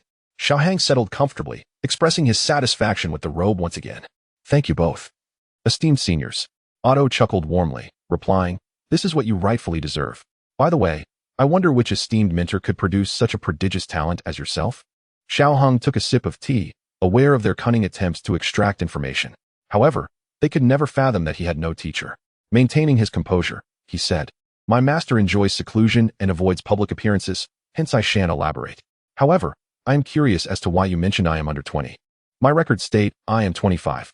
Xiao Hong knew well that his youthful appearance belied his true age, but he could not continue fabricating tales about his master.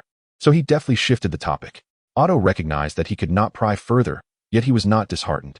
He continued, "There are indeed many means to alter one and oppose, as apparent age, but any method employed would leave traces.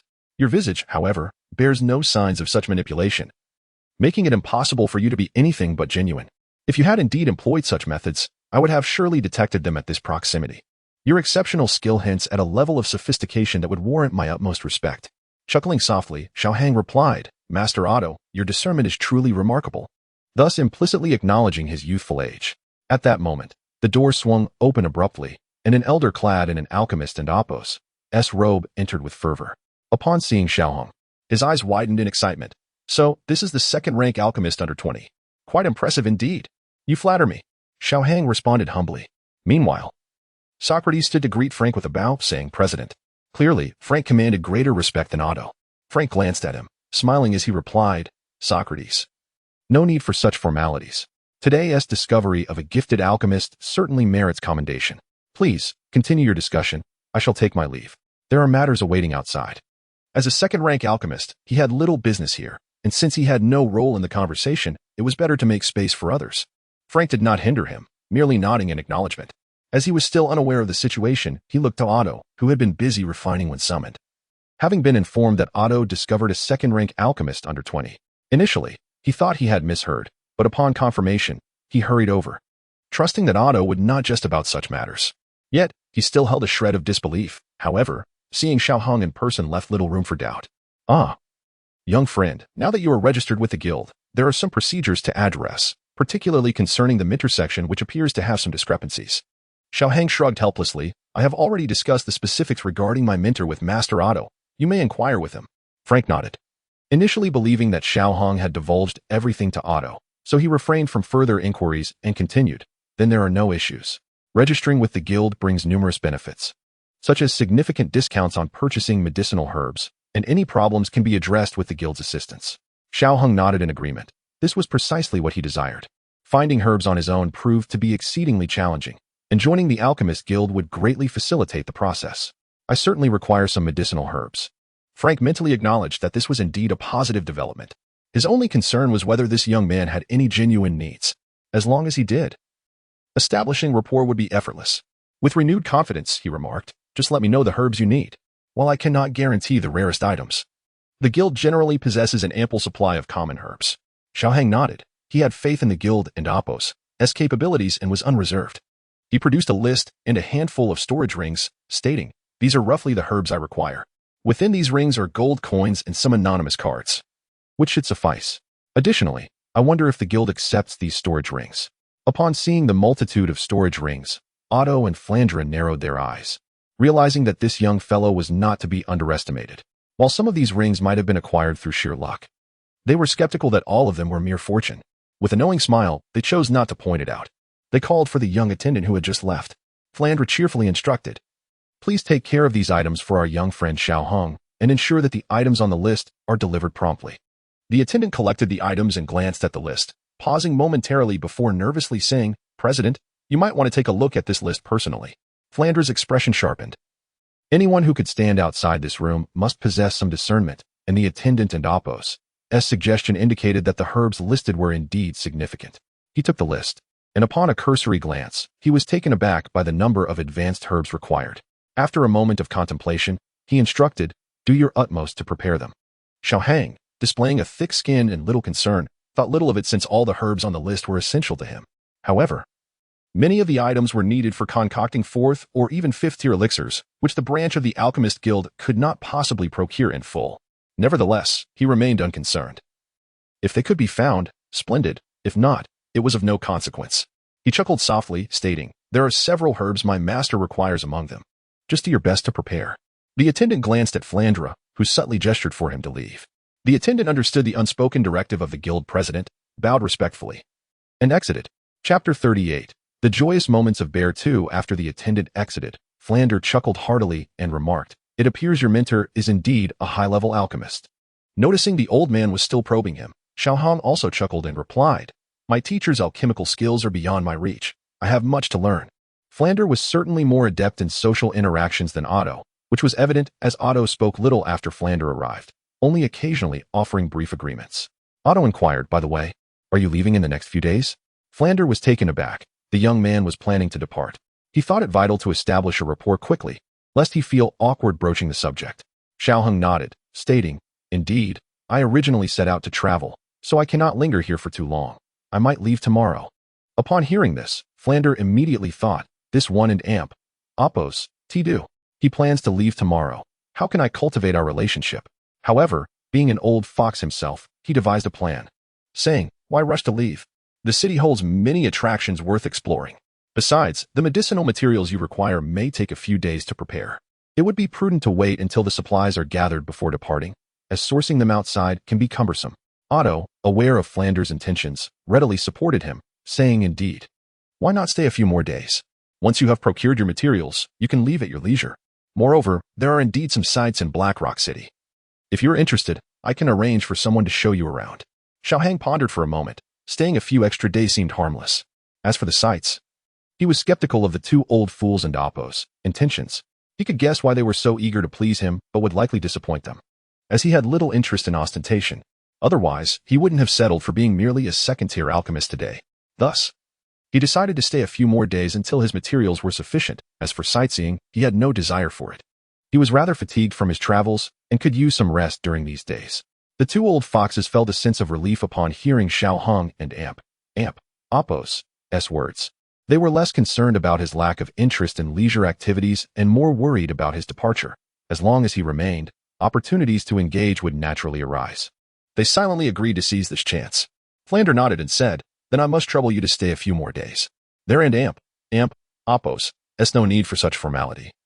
It is I who require the materials, and thus I have inconvenienced you," Xiaohong replied graciously, recognizing the goodwill extended towards him.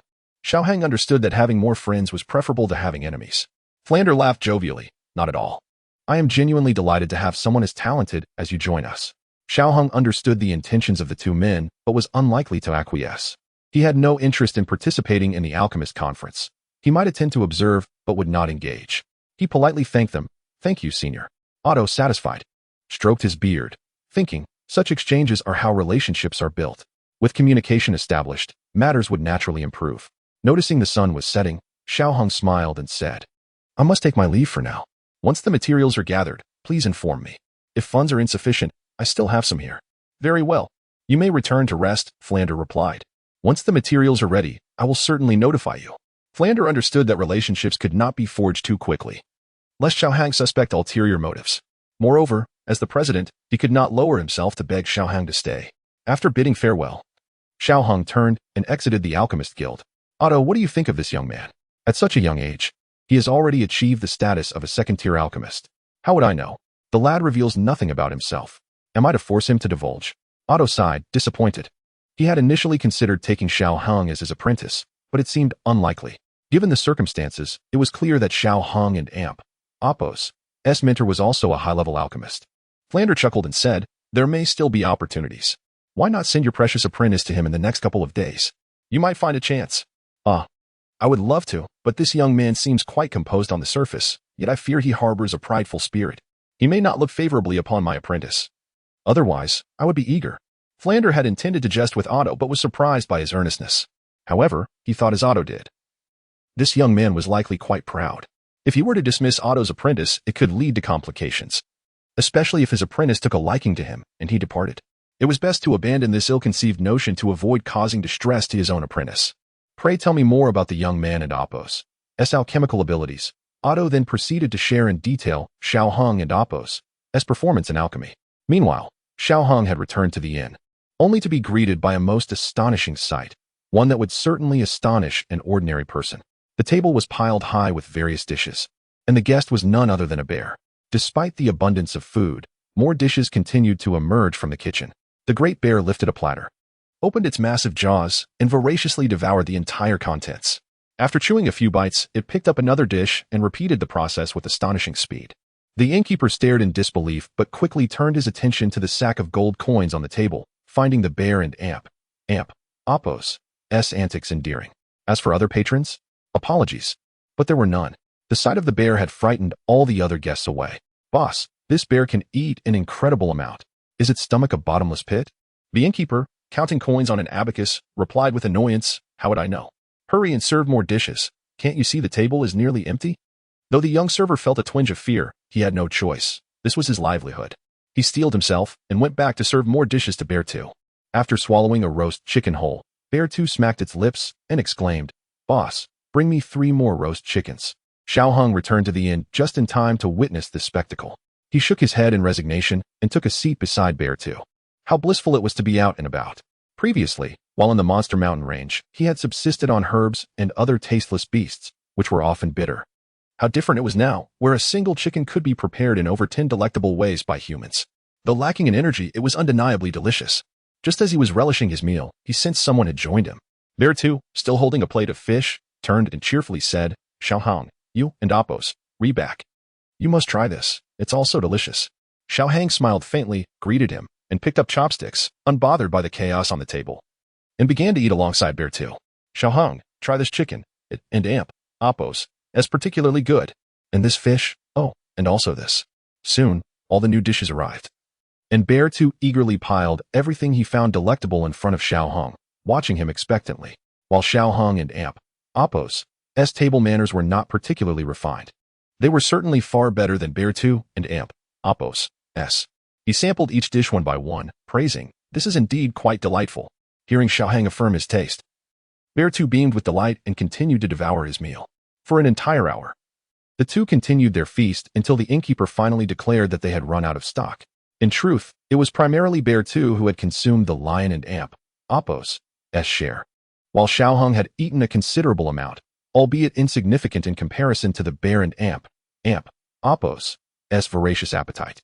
Contentment washed over Bear 2 as he patted his round belly.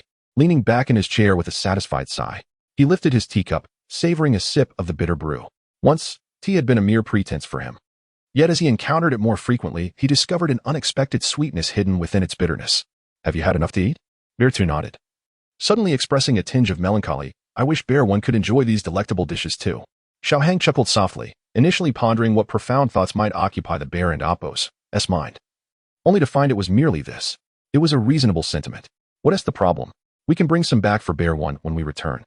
Bear 2's eyes widened in realization. Yes, we can bring some for Bear 1. Boss, please bring us everything we had just now. The proprietor cast a helpless glance at Xiao Hung, as if seeking assistance. With a sigh, Xiao Hung replied, the boss just mentioned that there are no more dishes available. Besides, it's not urgent to bring some back for Bear 1 right away. It may be quite some time before we return. It would be wiser to wait until then. If we take it now, it might spoil before we reach Bear 1. Only then did Bear 2 grasp the concept of food spoiling, though the wisdom of a fifth-order magical beast was comparable to that of humans. Bear 2 still lacked much common knowledge. Oh, very well. We shall wait until we return to bring some for Bear 1. He then reclined contentedly in his chair, thinking to himself how delightful the food was and how comfortable this chair was too. He resolved to bring one back for Bear 1 as well. Unbeknownst to Xiao Hung, Bear 2 and Apos' thoughts wandered as the night deepened outside, the streets ablaze with lights and bustling with pedestrians. Xiao Hung observed this scene quietly, occasionally sipping his tea, his fingers dancing upon the teacup. Bear 2 opened his eyes and noticed the lively atmosphere outside. Excitedly, he exclaimed, Xiao Hung, let us go out for a stroll. It's so lively out there. Although Xiao Hung was not particularly fond of shopping, for Bear 2, this was indeed a marvel of vibrancy. All right, Xiao Hang replied with a smile. In the subsequent 2 days, Bear 2 scurried about, eager to experience the splendor of the human world within such a brief time. To Xiao Hang, these things seemed unremarkable, yet for Bear 2, who had spent his life in the Beast Mountain range with only Bear 1 as his companion, who rarely played with him, this newfound world was a source of immense joy. Of course, there were minor conflicts. Some mercenaries had their eyes on Bear 2 but were promptly deterred by the sight of Xiao Hang's alchemist robe. Chapter 39. The Alchemist Conference. Early in the morning, Frank brought a young girl to Xiao Hang's inn. The The girl, with her silver hair and white robe, exuded an air of cool elegance. President Frank. Xiao Hong greeted as he stood with Bear 2 behind him. Xiao Hong, my young friend. Frank beamed at Xiao Hong, his gaze fleetingly shifting to Bear 2, his expression momentarily tensing before returning to its previous warmth. This beast accompanying you is quite remarkable. I and Oppos, VE heard whispers of a talking high-level magical beast appearing in the city these past few days. It must be you. Indeed. My master is merely cautious. It is not a high-level beast, just exceptionally gifted, Xiao Hang replied with a chuckle, deliberately omitting any mention of Bear 2's true strength. However, they all understood that a talking beast, even one with a unique bloodline, could not be too lowly in rank. Frank, being knowledgeable, did not press further on the matter, allowing it to pass. The silver-haired girl silently observed Xiao Hong before suddenly speaking. I've heard you are a second-tier alchemist. May I inquire your age? Frank furrowed his brow. Shuemei, do not be rude. She was intrigued by the boy before her, priding herself on her talent and guidance from her master. She had often encountered peers who surpassed her. However, just days ago, her master had mentioned a boy of similar age who had already passed the second-tier alchemist examination, piquing her interest. This morning, it was she who had insisted her master bring her along. Seeing his disciple's impoliteness, Frank regretted agreeing to this outing. He sheepishly addressed Xiao Hong. My apologies, young friend Xiao Hong. My disciple is simply curious. Please do not take offense. Though Xiao Hang's heart was not particularly expansive, he was not inclined to hold a grudge against an innocent girl. President Frank, there is no need for concern. He turned to the girl, continuing. I am considerably older than you, and my success in alchemy is but a stroke of luck. I believe you shall soon catch up. Shuemei nodded. Though unimpressed by Xiao Hang's answer, she was not one to persist in her inquiries. Seeing his apprentice relent, Frank sighed in relief, had she continued. The atmosphere could have soured, leaving him at a loss for words. He chuckled and presented a spatial ring. Young friend Xiao Hong, these are the materials you require. Most of them are already inside. We regret that a few high-level ones are temporarily unavailable. Xiao Hong accepted the ring, his soul energy sweeping over it to reveal it filled with fine-quality materials. He immediately clasped his hands in gratitude, stating, Thank you, President Frank. Should you require anything in the future, I shall do my utmost. This was precisely what Frank had been waiting to hear. He then inquired, by the way, Young friend Xiao Hong, do you know where your travels will take you next? I do not know either. Since it is a journey, I shall wander as I please. Is there something you wish to discuss, senior? Frank smiled casually, saying, In 2 years, the Imperial City will host an alchemist conference. Should you be interested? It would be worth attending. Otto and I will be there. If you arrive, do seek us out. Though he doubted he would attend the conference, it mattered little. No one had insisted he must. Rest assured, President Frank. If I arrive, I will certainly pay a visit to you and Master Otto. With that, Frank felt his purpose had been fulfilled. Are you departing today, young friend Xiao Hong? Yes. I must leave today, as a traveler. I cannot linger in one place for too long. Upon hearing Xiao Hang and Oppos' words, Frank felt no inclination to keep him. Then I wish you a safe journey. After bidding farewell to Frank, Xiao Hang and Bear 2 left Black Rock City, continuing on their expedition. Beneath the blazing sun, a young man, sword slung over his back, trudged forward with a 2-meter-tall bear at his side. Xiao Hang's fighting spirit, originally of no attribute, had transformed into fire attribute energy after absorbing this, making this scorching environment quite beneficial for his cultivation. Xiao Hong, when will we reach the next town? Bear 2 inquired, yearning for the comfort of human settlements, each of which offered an abundance of delicious food. Wiping the sweat from his brow, Xiao Hang appreciated that having Bear 2 around alleviated his loneliness. At least he had someone, a bear, to converse with. Moreover, Bear 2 had a knack for locating rare resources along their path and could serve as protection during his training. However, every advantage has its disadvantages. Firstly, Bear 2 had an insatiable appetite. Secondly, his presence often attracted trouble from the ignorant. The first issue was trivial, but the latter was quite bothersome, as exemplified by the group ahead.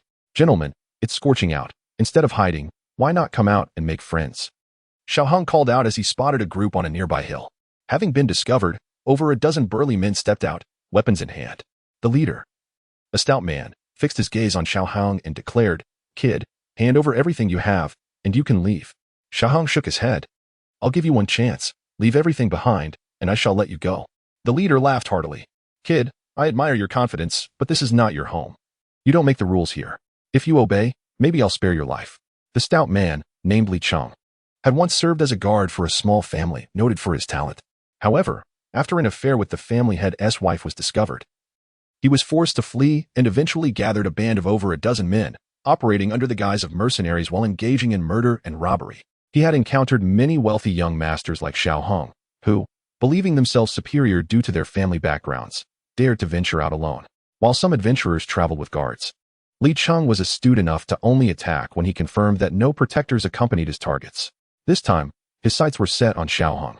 Despite the boy's youth and potential, he believed that his own recent breakthrough to a combat master would easily overpower him. As for the bear, it seemed merely a low-level beast to him. He relished such easy prey, weak opponents with ample wealth, and the risk of pursuit felt negligible in such a remote area. I'll give you one more chance. Leave everything behind, and I'll spare you, Xiao Hong reiterated, wishing to avoid bloodshed, allowing them the freedom to choose their fate. Upon hearing his words, the group erupted in laughter. Haha, this kid thinks he can spare us. Did you hear that? Indeed, he must be out of his mind. Yet, he is not bad-looking. Can we keep him for later? One of them jested. All right, Black Old 2, go ahead and take him down.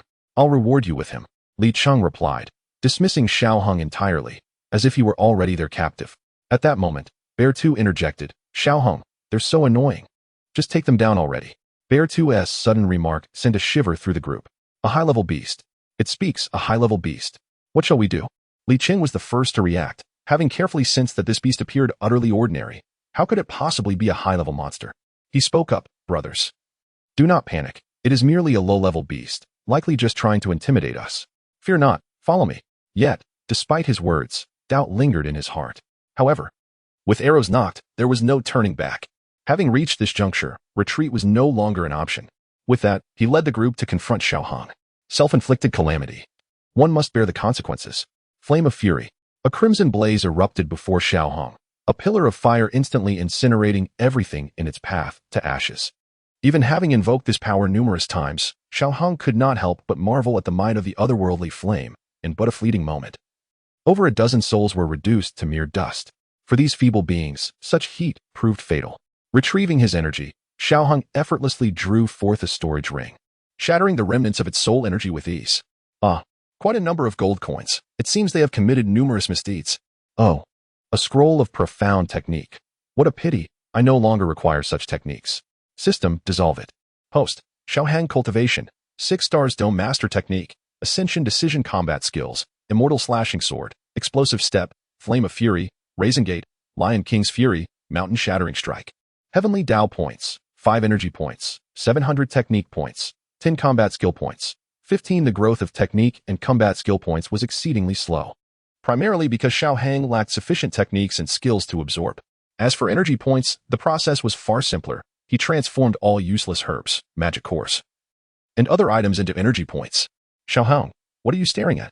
Xiong Er inquired, waving his hand curiously in front of Xiao Hang, confirming that there was nothing before him. The others could not see the panel, which reassured Xiao Hang, allowing him to view it freely in front of Xiong Er. Closing the panel, Xiao Hang nonchalantly replied, nothing much, let us proceed. The next town lies not far ahead. I shall take you to savor some delectable treats. Yes, let us hurry, Xiao Hang. The thought of those delightful dishes made Xiong Er and Appo's mouth water in anticipation. Chapter 40. Emo City amidst the golden expanse of the desert. A yellow city stands proudly. 2 crimson characters are prominently engraved on the yellow city gate. Emo City. At last, I have arrived. Gazing at the grand inscription, Xiao Hang softly uttered the name. The city itself held no extraordinary allure, but within its confines lay a person whom Xiao Hang eagerly wished to meet. Accompanied by Xiong Er, Xiao Hang strode confidently into the city. His identity as an alchemist afforded him considerable convenience, allowing him to enter without the hindrance of the city guards. Xiao Hang, is there something peculiar about this Emo city? Why did you choose to come here instead of the city we passed yesterday? Xiong Er inquired, his curiosity piqued. It appeared that this place held no remarkable intrigue. As the city closest to the Tagore Desert, Emo City was a bustling hub for numerous mercenary groups and merchant caravans, creating a lively atmosphere.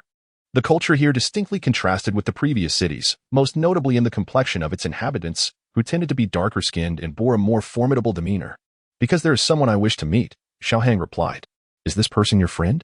Xiong Er asked, trailing behind Xiao Hang, his gaze wandering. Having traversed several cities with Xiao Hang recently, the novelty had begun to fade.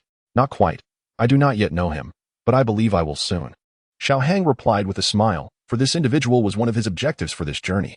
Xiong Er remained puzzled, unable to comprehend Xiao Hang and Appo's cryptic words about not knowing someone yet anticipating their acquaintance. In truth, the cities that were not specifically marketplaces lacked vibrancy, merely bustling with a few more people than the smaller towns. Never mind, Yuwuden and Appos, T understand these things. Let us find someone to guide us, rest for a while, and then seek out that person. Speaking to Xiong'er felt somewhat like preaching to the uninitiated. Halting his steps, Xiaoheng produced a pouch of gold coins. Surveying the surroundings as he called out, I need someone to guide me. This bag of gold will be yours if you do it well. He shook the pouch. The sound of clinking coins capturing the attention of many passers-by. Dressed in the robes of an alchemist and accompanied by the intimidating presence of Xiong'er, most people hesitated to approach. The mere sight of the 2-meter-tall beast was enough to deter many from coming too close. However, the allure of gold was undeniably potent. In an instant, 4 or 5 individuals rushed forward. Sir, I know this place best. I can take you anywhere.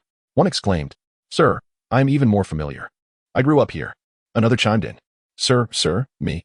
A chorus of voices clamored, each trying to promote their knowledge of the city. These guides relied on such opportunities for their livelihood, and securing this job would be far better than dealing with mercenaries or traders, who were often demanding and miserly. Xiaoheng scanned the eager faces and ultimately chose a rather amiable-looking plump man, without any particular reason other than his approachable demeanor. Catching the gold coins tossed his way, the plump man eagerly opened the pouch. Confirming its contents, he carefully tucked the coins away, while the other hopefuls left in disappointment. Within the crowd, Xiaoheng noticed a few individuals casting unfriendly glances his way, as if plotting something against him. However, he remained unconcerned. Their absence was preferable, for if they dared approach, he would certainly teach them the meaning of kindness. The plump man, now with the coins securely in hand, approached with a beaming smile. Where would you like to go? Sir? First, let us find an inn. Tomorrow, I will need you to locate a place that sells maps. By the way, what is your name? Having arrived in Mo City, there was no rush to find Hai Buodong.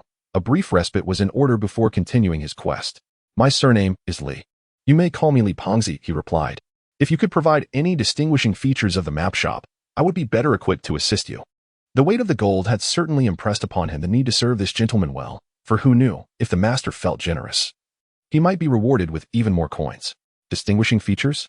Xiaoheng pondered, realizing he could recall no notable traits. The shopkeeper is an elderly man, and he runs the shop alone. He may have a temper, but beyond that, I cannot recall anything. Will you be able to find it? The plump man, sensing Xiaoheng's hesitation, believed it would take considerable effort. However, upon hearing the mention of the proprietor's temperament, he quickly responded, I know exactly which shop you mean. It's located to the north, albeit in a somewhat secluded area. That old man is indeed grumpy, but his maps are quite fine.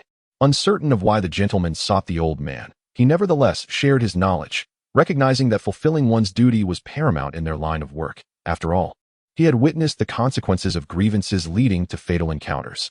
Good to know, otherwise it would have taken much longer, Xiaoheng replied. Now, please lead me to an inn. Cost is of no concern, but I would prefer one with ample food available.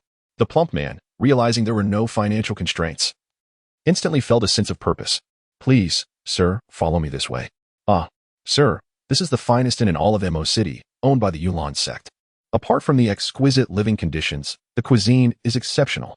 I have heard they serve even the meat of third-tier magical beasts, provided one can afford it. As Li Pengzi spoke, he cast envious glances at those entering, contemplating when he might have the means to indulge himself. Xiaoheng surveyed the imposing multi-storied inn before him, finding it satisfactory. It was quite impressive that such a grand establishment could thrive in proximity to the desert. The sign indeed bore the emblem of the Yulan sect. Let us enter, he declared. Li Pengzi, eyeing the patrons with envy, awkwardly remarked, You may enter alone, sir. I cannot afford to stay here. However, rest assured, I shall be here bright and early tomorrow. If you require anything, you may entrust it to me. Very well, do return tomorrow morning, Xiaoheng replied. For now, he had no additional needs. He would need to procure some supplies, but he preferred to do so himself. After all, he was about to journey into the heart of the Tagore Desert, and the necessities were many. Caution was paramount. Then, sir, I shall take my leave. Li Pengzi awkwardly bowed to Xiaoheng and departed upon receiving permission. Upon entering the inn, Xiaoheng found it far superior to his previous lodgings, with attendants consisting of youthful maidens. Welcome, esteemed alchemist. May I inquire if you have a reservation? One of the maidens greeted him, noticing his alchemist robes. I do not. Must one have a reservation to stay here? He asked.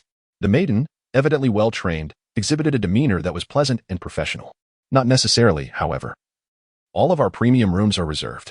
Without a reservation, only mid-tier and low-tier rooms are available. Then I shall take 2 mid-tier rooms. Additionally, please bring all available food to my rooms. Naturally, Xiong would require a separate room. Even if he rarely slept, such a large bear still needed his own space. Upon hearing Xiaohang and Amp, Apos' instruction to bring forth all the food, Xiong immediately displayed a joyful smile. The human world is truly delightful, and Xiaohang is truly wonderful.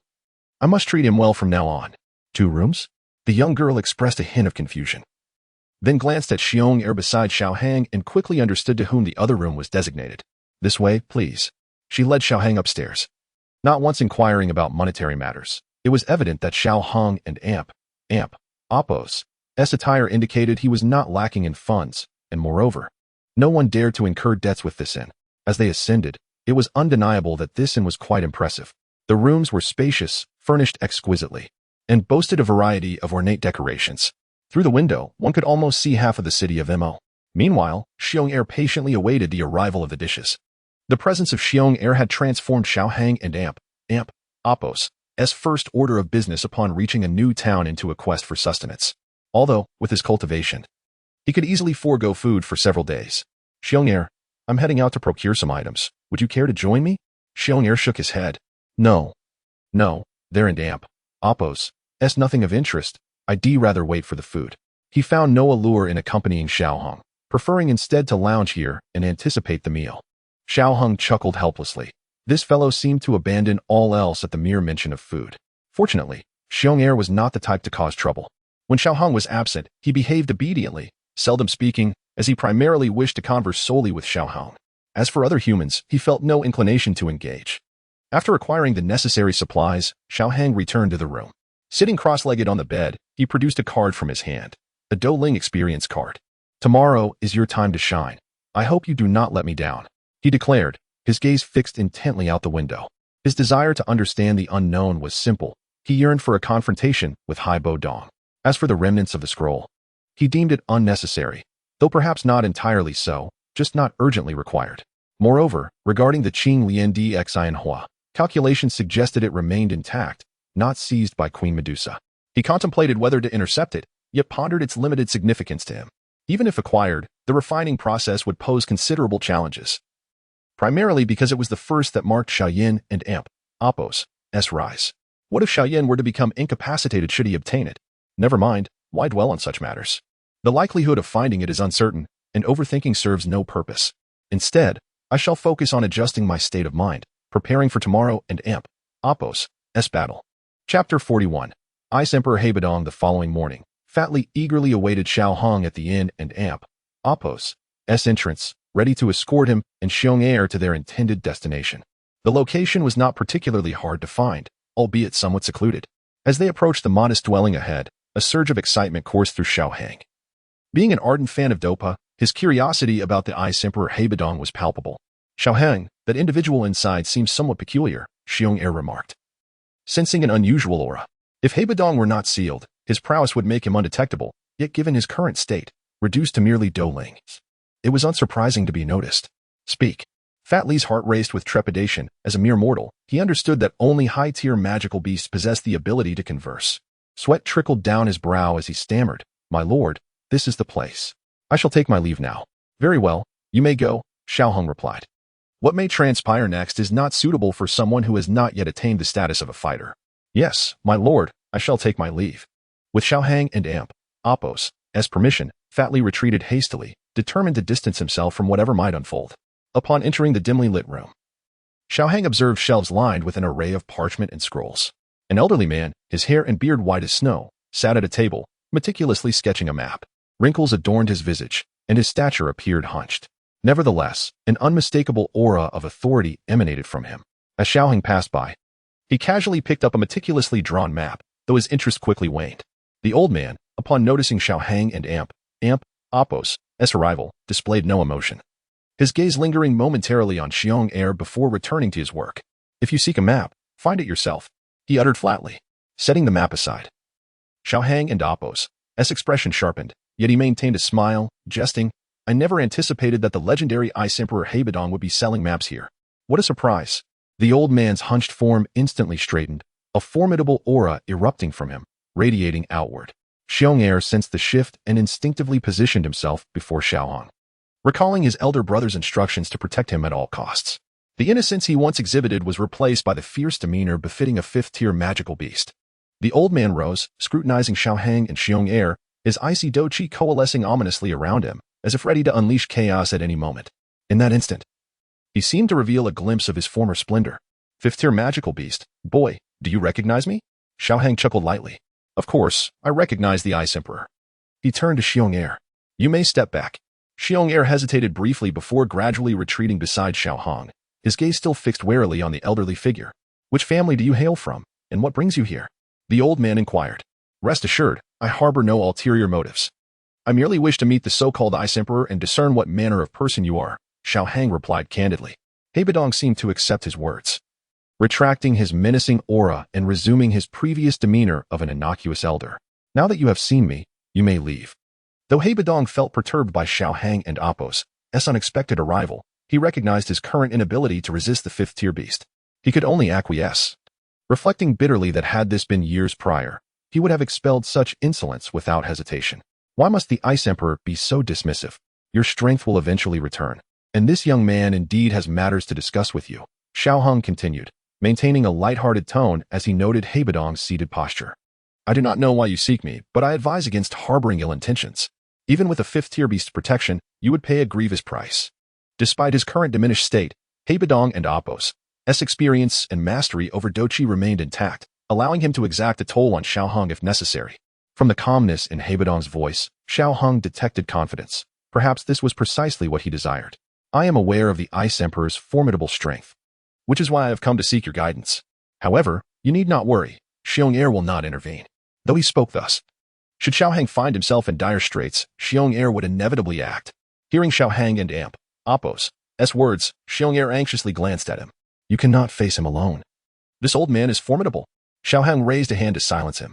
In exchange, I can agree to a reasonable condition.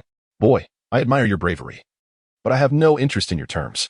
Therefore, I kindly ask you to leave, Heibadong retorted, his current needs being limited to breaking his seal. Although he had discovered a method to do so, he had yet to find a suitable alchemist. He did not believe this young man could concoct sixth-tier pills. Furrowing his brow, Xiaohang had not anticipated Heibadong's refusal. Having held a favorable impression of him, he was reluctant to foster enmity. Yet, departing without resolution left him unsatisfied. Exiting the establishment with Xiong, he drew the sword of immortals, crimson Dou Qi enveloping him in a vibrant shroud. Heibadong set down his pen, muttering, I knew it wouldn't be so simple. Trouble. An icy Dou Qi instantly permeated the room, massive ice spikes materializing around him, then hurtling toward the door. Gripping his sword in his right hand and forming seals with his left, Xiaohang murmured, Rashomon. A verdant shield appeared before him, intercepting the incoming ice spikes. Upon impact, the spikes shattered, frigid air swiftly enveloping the surroundings, encasing Xiaohang in an icy embrace. Xiaohang shifted his sword to the left, blocking an oncoming blade. A tremendous force slammed against his blade, and in an instant, he felt overwhelmed. Purple cloud wings, he called, violet wings unfurling from his back, enabling him to soar above the frigid air. This was not merely the manifestation of Dou Qi, it was a flight technique, raising questions about the young man and Appos' origins. Despite his sealed Dou Qi, the skills and experience of a former Dou Wang were still formidable. He could contend even with a Dou Wang. You have piqued my curiosity. But this is where it ends. Depart now, and I shall treat this as if nothing has transpired, Heibadong declared. Xiong observed anxiously. But as Xiaohang instructed him to refrain from acting, he complied, recalling his elder brother's warning to heed Xiaohang's commands. He thought to himself, how could Xiaohang possibly match this old man? Perhaps I should intervene after all. Better to face reprimand than allow Xiaohang to face danger. Xiaohang and Appos' trembling hand gripped the sword tightly. Indeed, this was the prowess of a former Dou Wang. Even in a diminished state, he remained formidable, wielding power capable of forcing Xiaohang to struggle to maintain his grip. Was this the Ice Emperor's might? The thrill of it exhilarated him. Heibadong, you are indeed powerful. I may have underestimated you. Now, I shall give it my all. Rest assured, after this battle, I shall uphold my promise. Utilizing the doling experience card. As Xiaohang issued his command, a card within the system space shattered instantaneously, transforming into a warm current that surged into his body. However, since Xiaohang had not yet attained doling, that energy could only be stored in various parts of his being, temporarily granting him immense power. It is no wonder there is a time limit. Such storage would inevitably dissipate quickly. Nevertheless, It was sufficient for him to determine the outcome against Hai Buodong before its vanishing. Ice Emperor, allow me to demonstrate this technique. Absolute silence. A crimson sword light was swiftly unleashed, while Hai Buodong's withered hand rapidly formed a seal. Frost Mirror. The moment the seal was completed, a shield forge of ice materialized before him, intercepting Xiaohang's blade. Although the sword light was halted, Hai Buodong felt the tremendous force behind it, causing his heart to tremble with disbelief. How could this be? He had witnessed numerous secret arts that temporarily enhanced strength, yet he had never encountered one that could elevate power to such an extent in an instant. Furrowing his brow, he declared, "You are quite enigmatic, young man. However, you should not challenge me. I shall say this once more, withdraw now, and I shall overlook all that has transpired." Crimson Dou Qi swirled around Xiaohang, and then an extraordinary fire emerged, enveloping him and forming a crimson armor. Ultimately, it wrapped around his sword, even though he did not primarily wield fire. The enhancement provided by the extraordinary flame was undeniably real. Xiaohang chuckled heartily, replying, "Ice Emperor, you jest. Since I have come, there is no reason for me to depart so easily. Prepare yourself for what is to come." As his words faded, Xiaohang channeled his Dou Qi. Explosive step. The collision of his Dou Qi with the ground granted him tremendous propulsion as he thrust his sword forward, aiming at Hai Buodong. Hai Buodong altered his hand seal, and a long spear of solidified ice manifested in his grasp.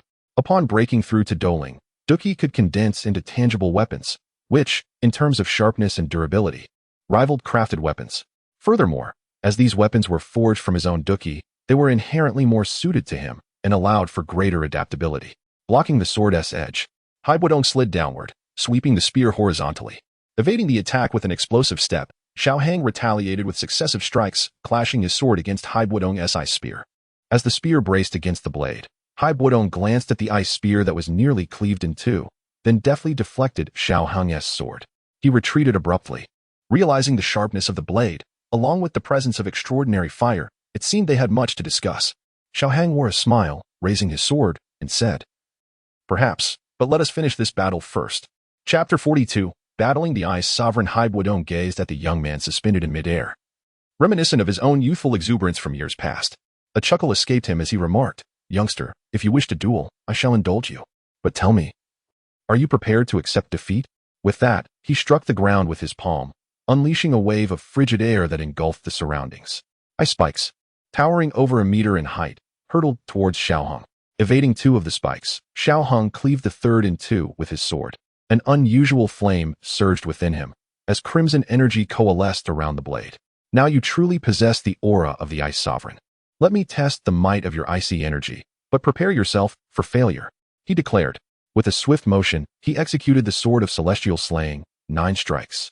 9 beams of scarlet light flared momentarily, the clash of fire and ice notably diminishing the surrounding chill. As the mist dissipated, a towering ice shield materialized before Hai Buodong. Xiaohang advanced with his sword, temporarily unburdened by concerns of energy depletion. Each strike was imbued with his vast energy and unique flame. In an instant, Hai Buodong found himself on the defensive. His ice was inherently countered by the flame, and the sharpness of Xiaohang's sword energy relentlessly harried him. Though merely energy, it was exceedingly sharp, posing a risk of injury with the slightest lapse in vigilance. The shadows of spears and blades danced as crimson and snow-white energies collided. With a deft flick, Xiaohang lifted Hai Buodong and Appos, a spear before thrusting directly at his chest. Hai Buodong and Appos' expression shifted dramatically. If the strike landed, the battle would conclude. Gathering cold energy, he swiftly formed a seal with his left hand and bellowed, "Ice Spirit Armor." The sword tip struck the transparent armor but could penetrate no further. Xiaohang focused intently, his energy swelling once more. The unusual flame intensified, enveloping the sword in a blazing red glow, resembling a blade of fire. "Ah, young one, you have forced me to this extent. You have every reason to be proud. However, despite the ferocity of your flame, breaching my ice spirit armor will not be a simple task," Hai Buodong declared, confidence radiating from him. Though he sensed Xiaohang's energy was formidable, it lacked the finesse and control of his own. A slight smile curved Xiaohang and Appos' lips. He understood that while the flame was fierce, it might still fall short of breaching the Ice Sovereign and Appos' defenses. His current strength was not entirely his own, a fact that rendered him slightly at a disadvantage. The flame might close the gap, but victory remained elusive. "Your words ring true. The flame may not suffice to penetrate your defenses, but I never claimed it was my ultimate technique." With his right hand wielding the sword and his left forming a sword gesture, Xiaohang murmured, "Sword intent, converge." In his mind, a radiant white sword illuminated, and a silver light suddenly manifested at the sword and Apos' tip, piercing through the layer of transparent armor. Haibodong and Apos' pupils widened in alarm. Not good, he growled, altering his hand seal. Mysterious ice cyclone. Countless shards of ice swirled around Haibodong, coalescing into a massive icy whirlwind that enveloped both combatants. A tremendous force erupted from the surrounding space, a shard of ice grazing Xiaohang's cheek, causing a trickle of blood. With a flap of his purple cloud wings, Xiaohang retreated into the air. As the icy tempest subsided, Haibodong remained grounded, a crimson mark blooming on his chest. Xiaohang hovered above, sword in hand, a streak of blood marring his cheek, yet it did not spread further. Elder, what do you think? He inquired, a smile gracing his features. Glancing at his chest, Haibodong felt a pang of fear. That last strike had been no trivial matter. Though he appeared unscathed, he alone knew that the mysterious silver entity had invaded his body, wreaking havoc within. While he had managed to temporarily suppress it with his icy energy, it was only a matter of time. What is this force that even my icy energy can merely contain? He seethed inwardly. If the battle continued, the tide would turn against him, especially if that young man possessed more of such power. Resolutely, Haibodong intensified his hold on the encroaching energy. Youngster, I acknowledge your strength. However, besting me will not be an easy feat. I possess another technique, one I had hoped to reserve, but given the circumstances, I will no longer hold back. Be wary. This technique is formidable. Xiaohang suppressed his smile, sensing the climax was near. Just as I had hoped. With his right hand, he raised the sword of celestial slaying before him, his left forming a sword gesture, gliding it along the blade. As he did so, the sword began to shimmer with a silver-white sword intent, while the surrounding sword energy contracted, vanishing in an instant. Xiaohang, clad in black, stood poised, his robe billowing without wind. Simultaneously, Haibodong formed seals with both hands, summoning the surrounding cold energy to coalesce. He needed to harness all his strength for this technique. The sword's name was Dominion of the Sword. Please enlighten me. With a swift motion, his sword gesture swept over the sword's tip, and all his strength erupted forth.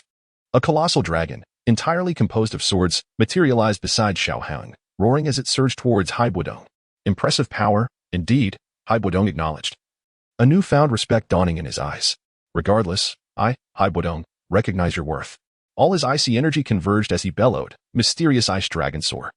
The silver dragon and the ice dragon collided in an explosive clash. Haibodong had expected that this technique would defeat the young man as countless opponents had before him. But to his astonishment, his proud, mysterious ice dragon sword was shattered almost instantly. Staring in disbelief at the unfolding scene, Haibodong exclaimed, "How is this possible?" The silver dragon roared past him, dissipating behind him without inflicting harm. As the dust settled, Xiaohang stood a short distance behind Haibodong, sheathing his sword. With a gleeful smile, he proclaimed, "Elder, I have emerged victorious." Haibodong remained rooted, devoid of any icy aura. He had anticipated a mutual downfall. Yet the outcome was far from what he had imagined. With a hint of despondency, he admitted, "Youngster, you have won." Xiaohang approached, a smile adorning his face. His energy now reigned in, the foreign energy within him dissipating.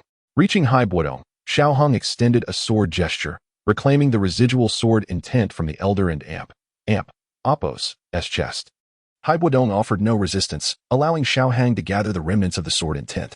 "Youngster, what force did you wield earlier that could shatter my ice dragon?" he inquired, intrigued. Having traveled extensively, he had yet to encounter such power or an individual like Xiaohang. With a smile, Xiaohang relished the victory over Haibodong. It was indeed a source of joy for him. This was the first time he had utilized sword intent on such a grand scale. A feat made possible by the combat technique experience card. Otherwise, he would not have been able to unleash such a formidable attack. It was a power intrinsic to the sword, possessed by few. Utilizing sword intent in this manner had brought him immense surprise. Yet he understood that sword intent was inherently overwhelming. Thus, when wielding sword intent, he could only employ attribute-less energy, lest he be repelled by the sword's essence. Unless he discovers the essence of another sword intent one day, that is a matter for the future. As for now, he is not yet qualified to comprehend a second sword intent. Haibodong nodded, refraining from further inquiries, and proceeded towards his store. "Come with me. There may be some matters that require your assistance," he said. Xiaohang nodded and followed closely behind Haibodong, while Xiong remained dazed beside them. When that old man executed his move earlier, Xiong was ready to intervene, but Xiaohang's sudden eruption left him momentarily bewildered. Was that truly Xiaohang? How could he be so formidable? Wasn't he supposed to be subdued by me? Is human strength capable of such rapid growth? 3 questions swirled in Xiong mind, rendering him momentarily dazed until Xiaohang called out to him, "Coming." He rushed to Xiaoheng and Appo's side, yet after pondering once more, he decided to abandon his thoughts, thinking it best to simply follow the directives of Xiongda and Xiaoheng, leaving everything else aside. Upon entering the store, the aftermath of the recent battle had already wreaked havoc, leaving the place in disarray. Observing the chaotic scene, Xiaoheng let out an awkward chuckle, feeling a bit embarrassed, for it was he who instigated the conflict. Fortunately, Heibadong did not comment on it. He merely glanced around and led Xiaoheng and Xiong'er into the inner chamber. Upon inspection, Xiaoheng noted that the inner chamber remained relatively intact and spacious, furnished with some shelves, a table, and several stools. On the table lay a teacup, alongside a bed, indicating that this was where Heibadong typically rested. Heibadong seated himself comfortably, pouring himself a cup of tea from the cup placed on the table. As for Xiaoheng, he felt too awkward to offer him tea, especially considering the state of his shop. Regarding Xiong'er, he deemed a fifth-tier magical beast unworthy of partaking in his tea. Fortunately, Xiaoheng did not mind, and as for Xiong'er, it was not fond of tea, preferring honey instead. After taking a sip of tea, Heibadong placed the cup on the table and gently rotated it, inquiring, "You just employed, did you not?" Xiaoheng affirmed, "Indeed, it was." Heibadong then asked, "Are you an alchemist?" "Yes, a fourth-tier alchemist." Though he understood what Heibadong sought from him, he truly found it beyond his capabilities. To concoct a sixth-tier elixir would likely require at least a year or two, by which time, Xiaoheng surmised that Xiao Yin would have already lifted Heibadong's seal. "I require you to refine a sixth-tier elixir for me," Heibadong stated, as expected. He paused momentarily before adding, "In exchange, I can owe you a favor." Xiaoheng shook his head. Heibadong frowned, saying, "You should be well aware of the immense value of a favor from a Dou Huang-level expert." Only then did Xiaoheng respond, "It is not that I am unwilling. I recognize the significance of a favor from the Ice Emperor. However, I have merely just crossed the threshold of being a fourth-tier alchemist, and I am still far from achieving the sixth tier." Heibadong remained silent for a moment, filled with a sense of melancholy. His desire to break free from the accursed seal had led him to place his hopes upon Xiaoheng. "Alas, it seems to be fate." He sighed. "Then let us discuss this when you are capable of refining sixth-tier elixirs." He had not entirely relinquished hope. Rather, he intended to wait until Xiaoheng attained the status of a sixth-tier alchemist. He believed Xiaoheng would not refuse, as he could discern that Xiaoheng was not a petty individual. Xiaoheng neither agreed nor declined, but stated once more, "I know someone who can assist you, though I cannot ascertain whether he would be willing." Heibadong and Appo's eyes sparkled with interest as he asked, "Who?" Chapter 43, Clue of the Exotic Fire. Heibadong and Appo's heart was in turmoil. Xiaoheng had given him hope, only to snatch it away, and then offered it again. At this moment, he was fervently eager to uncover the identity of that individual. Xiaoheng smiled gently and said, "There is no need for the Ice Emperor to inquire about his identity. Even if you were to learn who he is, it may not prove beneficial. He does indeed possess an exotic fire and the ability to concoct sixth-grade elixirs, but if he is unwilling, even at the height of the Ice Emperor's power, you would find yourself powerless against him." Upon hearing Xiaoheng's words, Heibadong felt an unexpected calmness settle within him. Yes, what could he possibly achieve even if that man stood right beside him, possessing the ability to craft sixth-grade elixirs and wield exotic fire? He swirled his fingers around the cup, listening intently to what Xiaoheng had to say, for he could not believe that Xiaoheng would mention that person merely to toy with him. Heibadong and Appo's swift return to composure astonished Xiaoheng. Was this truly the Ice Emperor? If one had been sealed for over a decade, the sudden glimmer of hope for regaining strength would likely evoke a far more tumultuous response. Xiaoheng continued, "I am acquainted with him. However, whether he will agree to concoct elixirs for you will depend on the price you are willing to pay." Heibadong furrowed his brow. He possessed nothing particularly enticing for a master alchemist, aside from his own strength. Surely, he could not offer himself as collateral. Isn't the favor of a Dou Huang strong enough? Recalling that fellow Xiao Yin, a smile involuntarily graced Xiaoheng's face. For that individual, it might indeed be sufficient. But he could not vocalize such sentiments. The Ice Emperor understood that while the favor of a Dou Huang was valuable, it paled in comparison to what a sixth-grade alchemist could demand. Therefore, he could not guarantee anything. Heibadong nodded. Having hope was certainly preferable to waiting endlessly. "Then I must trouble you, young friend, to introduce me to that esteemed individual." With his request, Heibadong's demeanor towards Xiaoheng softened considerably. Xiaoheng nodded in return, assuring him, "Rest easy. However, I cannot take you to meet him just yet. He is likely to arrive here in about a year. Whether he will lend his expertise then is up to you." Upon hearing this, Heibadong felt a profound sense of relief. A year was a wait he could endure. He clasped his fists in gratitude, saying, "Then I owe you a favor, young friend." Xiaoheng hesitated to accept this favor, replying, "There is no need for such formality. Ice Emperor. Just call me Xiaohong. As for the favor, let it be reserved for that alchemist. The notion that someone would decline the favor of a Dou Huang piqued Hai Budong and Apos' curiosity about Xiaohong. Who was this prodigy cultivated by some ancient being? The surname Xiao, he had never heard of a prominent family by that name. Perhaps it was a lesser-known clan from the continent. Not wanting to dwell on Xiaohang and Apos' origins, Hai Budong decided to set it aside, as long as Xiaohong posed no threat to him. Thus, he casually remarked, in that case, I shall address you as Xiaohong, and please, call me Hai Budong. If the Ice Emperor has no objections, I shall refer to you as Hai Lao instead. To forge an acquaintance with the Ice Emperor is a small goal achieved during my travels. Hai Budong set down his teacup and nodded. Xiaohong, might I inquire about the name and characteristics of that alchemist? I would not wish to miss him when the time comes. Xiaohang smiled. In truth, it was unnecessary for him to elaborate. According to the narrative, Xiaoyan would inevitably cross paths with Hai Budong. However, since he arrived first, it might alter certain events. So he would need to inform Xiaoyan later. Rest assured, Hai Lao, you need only wait patiently. That alchemist will surely come. He bears no distinctive traits. But I have faith that you will recognize him when the time arrives. Xiaoyan is bound to attract trouble wherever he goes. Unlike me, I have yet to encounter anything particularly extraordinary. At that moment, as Xiaoyan was immersed in his training, he suddenly sneezed. How peculiar. Why would I sneeze all of a sudden? Is someone speaking ill of me? He pondered, but could not ascertain who it might be. Yao Lao, floating nearby, smacked him on the back of the head. You lazy brat, get back to training.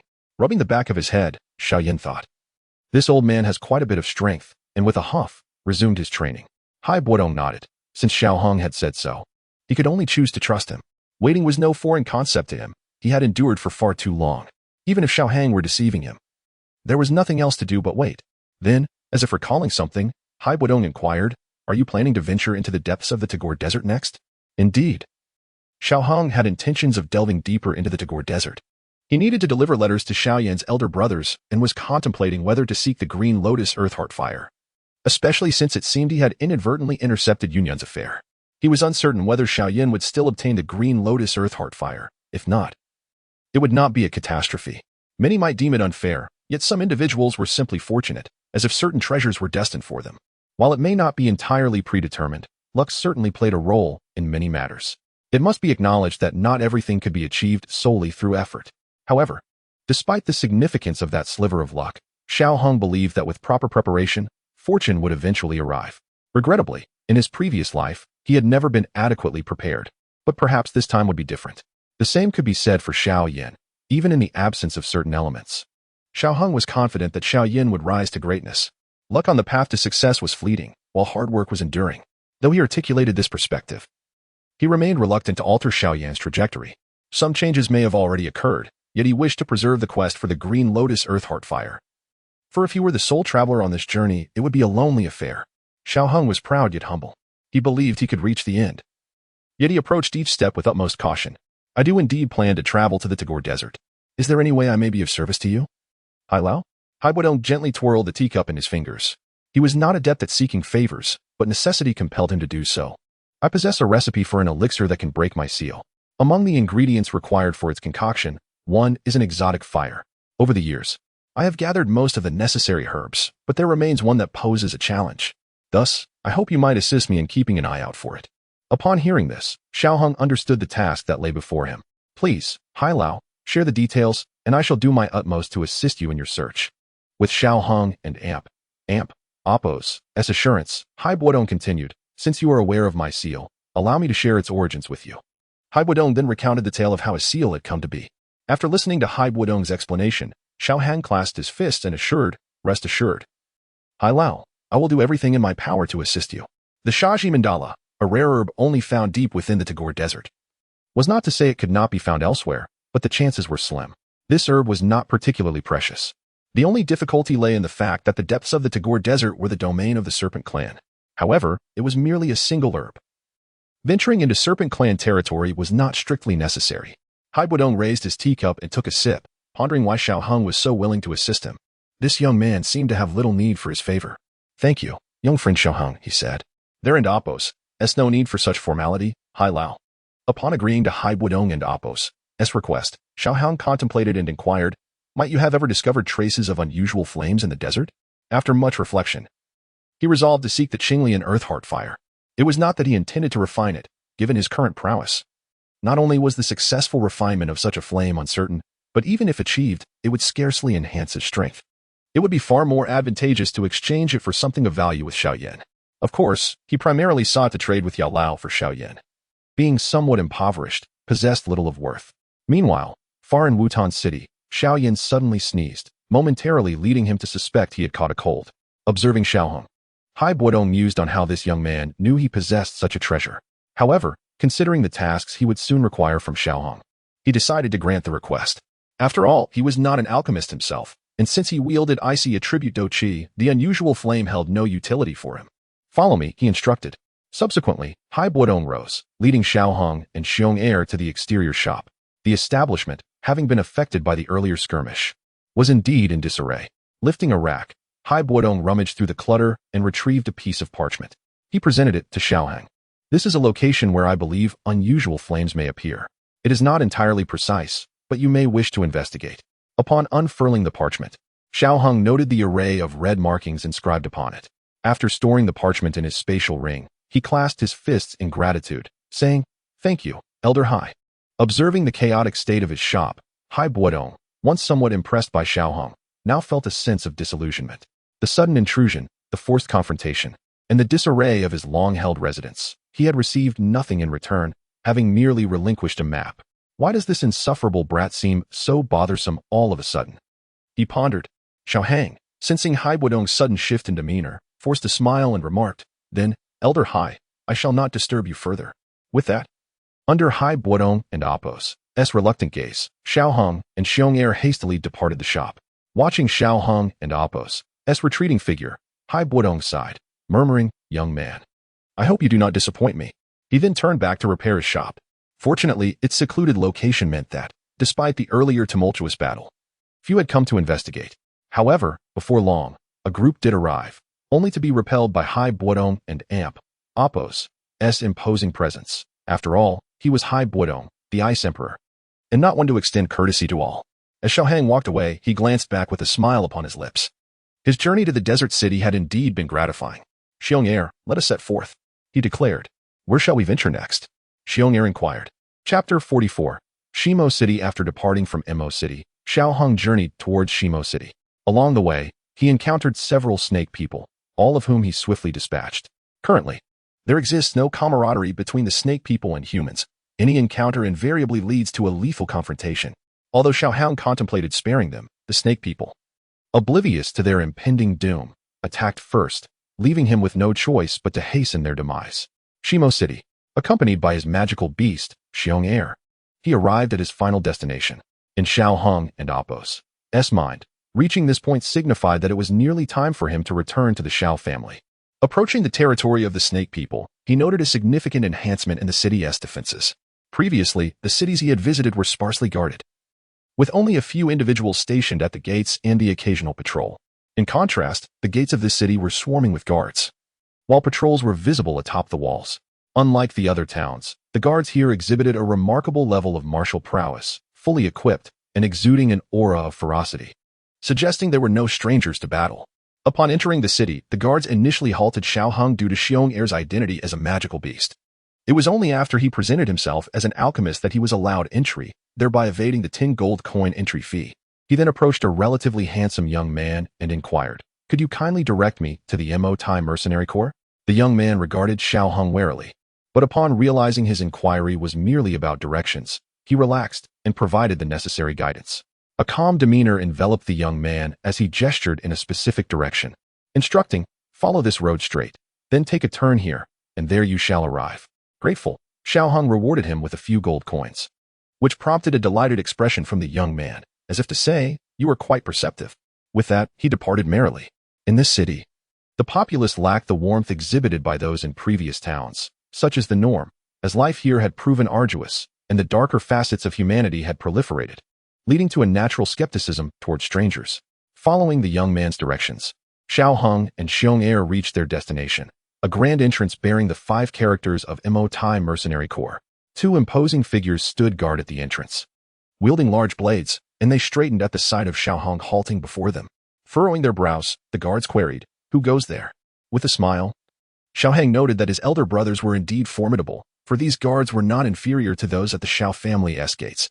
Do not be alarmed. I am Xiao Hang, a relative of your captain, here to see him. Please notify him, he explained to the guards. Upon hearing this, the two exchanged glances before focusing intently on Xiao Hong. Do you have any proof? They pressed. Xiao Hong sighed. Unfortunately, I possess no proof. However, you may inform the captain, and upon meeting me, he will surely recognize my identity. The guards shared another glance, noting Xiao Hong's confidence. They were inclined to believe him. One of them entered to relay the message while the other remained vigilant, prepared to act at the slightest hint of deception. Inside the courtyard, Xiao Ding and Xiao Li were observing the mercenary corps and Oppos monthly competition when a burly man approached Xiao Ding and whispered in his ear. Xiao Hong? Xiao Ding pondered momentarily, recalling the name. By the time they had left their home, Xiao Hong had already gained a degree of notoriety within the family. Thus he was somewhat familiar with him, though not intimately. Xiao Ding remembered him well, while Xiao Li had no recollection whatsoever. Curious, Xiao Li asked, elder brother. Do you know this person? Xiao Ding nodded. Indeed, he has made quite a name for himself. It is said his cultivation speed rivals that of Xiao Ning. Upon hearing this, Xiao Li felt reassured. Though he did not know Xiao Hang personally, he trusted his elder brother and Oppos' judgment and assumed he was no fraud. Nevertheless, he wondered what brought him here. Though puzzled, they decided to await Xiao Hang's arrival. Nodding, Xiao Li instructed the messenger, please escort him inside. The messenger complied and hurried back to the entrance, informing the other guard. The captain requests that we bring him in. The second guard, in agreement, nodded, acknowledging the captain's orders. Come with me. The captain wants to see you. In the not overly large arena, the arrival of an unfamiliar face was easily noted, especially with a magical beast in tow.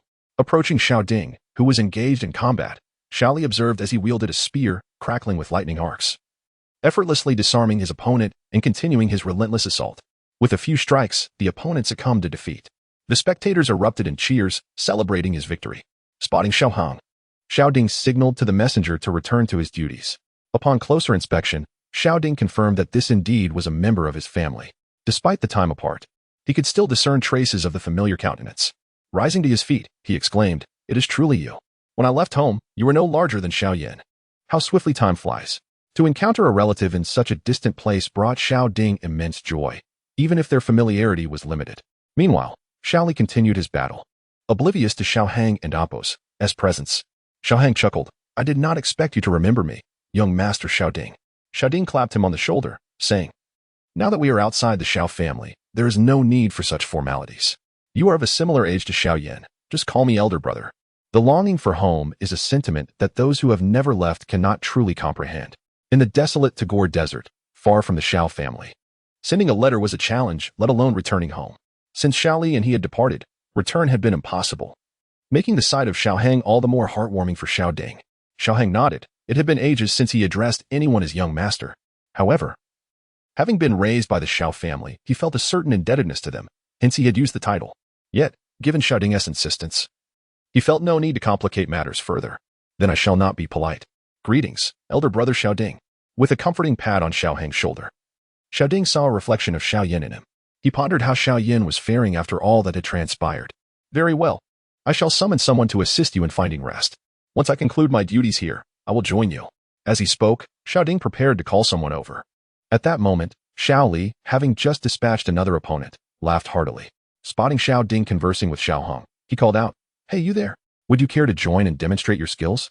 I wish to see if your talent is as formidable as my brother claims. Instantly, all eyes turned towards Xiao Hong. Who is he? I'm not sure. Perhaps he has come to join our mercenary corps? Yes, but I wonder if his delicate appearance translates to combat prowess? The crowd murmured amongst themselves, oblivious to the volume of their whispers. Xiao Ding was taken aback by his younger brother and Oppos' antics, his expression stern as he admonished, what nonsense. He then turned to Xiao Hang, reassuring him, do not mind this fool.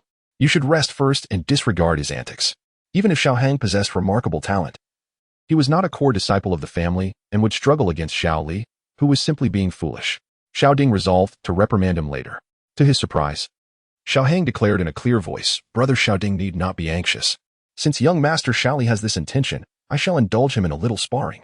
Noticing that Xiao Ding still wished to protest, Xiao Hang continued, rest assured, it is merely a friendly contest. With Xiao Hang's words, Xiao Ding could only acquiesce. With a graceful leap, Xiao Hong positioned himself opposite Xiao Li. Observing the sword on Xiao Hang's back, Xiao Ding urged, draw your sword. Xiao Hong smiled nonchalantly and replied, "Not just yet." Seeing Xiao Hong refrain from unsheathing his sword, Xiao Li tightened his grip on his spear and remarked, "Very well, let me see your true abilities." He then summoned his fighting spirit, his body crackling with arcs of lightning, and lunged at Xiao Hang with a thrust of his spear. However, he consciously restrained some of his power, intending to hold back should the need arise. This was merely a whim. A chance to gauge the capabilities of this newcomer to the family. He had no intention of injuring him. The onlookers watched with eager anticipation, curious about the source of Xiao Hang's confidence. As the spear lunged forward, Xiao Hang deftly sidestepped, allowing the spear tip to graze his chest without inflicting any harm. Xiao Ding and Amp, Appos, S expression turned serious. While others might attribute Xiao Hang and Amp, Appos, S evasion to mere luck, he could clearly sense that it stemmed from confidence. A smile crept onto his face. This newly acknowledged brother possessed considerable skill. Xiao Li, too, was taken aback by Xiao Hang's ability to evade his strike. Having already prepared to retract his spear, with a hearty laugh, he proclaimed, "It seems you do possess some talent, young man. Be cautious, for I shall now be serious." With that, his fighting spirit surged once more, enveloping him in a shroud of energy, while Xiao Hang remained unfazed. The spectators were convinced that their second commander was assured of victory. Unperturbed by Xiao Li and Imp, Appos, S declaration, Xiao Hang felt no tremor within. After all, he was merely a fighter. And his cultivation was not superior to Xiao Li and Amp, Appos, S. If he could not withstand this, he might as well find a block of tofu to end it all. "No need for courtesy, young Master Xiao Li," he declared before launching his attack. The distance between them was but a few steps. In an instant, Xiao Hong and Amp, Appos, S fist, imbued with fighting spirit, was at Xiao Li's face. Xiao Li's expression sharpened. How swift. So rapid was the assault that he barely managed to respond, just able to defend himself. This young man was no ordinary opponent. The tremendous force compelled Xiao Li to stagger back a few steps, and he quickly sensed the gravity of the situation. Thunder Arc triple slash. A fierce determination crossed Xiao Li and Appos' face as he unleashed his most formidable fighting technique. The Thunder Arc triple slash was an advanced technique characterized by its swift, consecutive strikes, many having succumbed to its might. Yet, as Xiao Hong faced this onslaught, his demeanor remained steady, his fighting spirit surging as a crimson energy enveloped him. Muttering under his breath, he invoked Mountain Breaker Punch. The crowd was astounded. How could this young man, seemingly delicate, possess such formidable prowess? Xiao Li, astonished by the energy enveloping Xiao Hong, quickly regained his composure. This was acceptable, for he harbored no fear of defeat. The dormant madness within him surged forth, amplifying his thunderous might. With a deafening roar, Xiao Li's spear was sent flying aside, while Xiao Hong and Appos' fist halted mere inches from Xiao Li and Appos' chest. Chapter 45.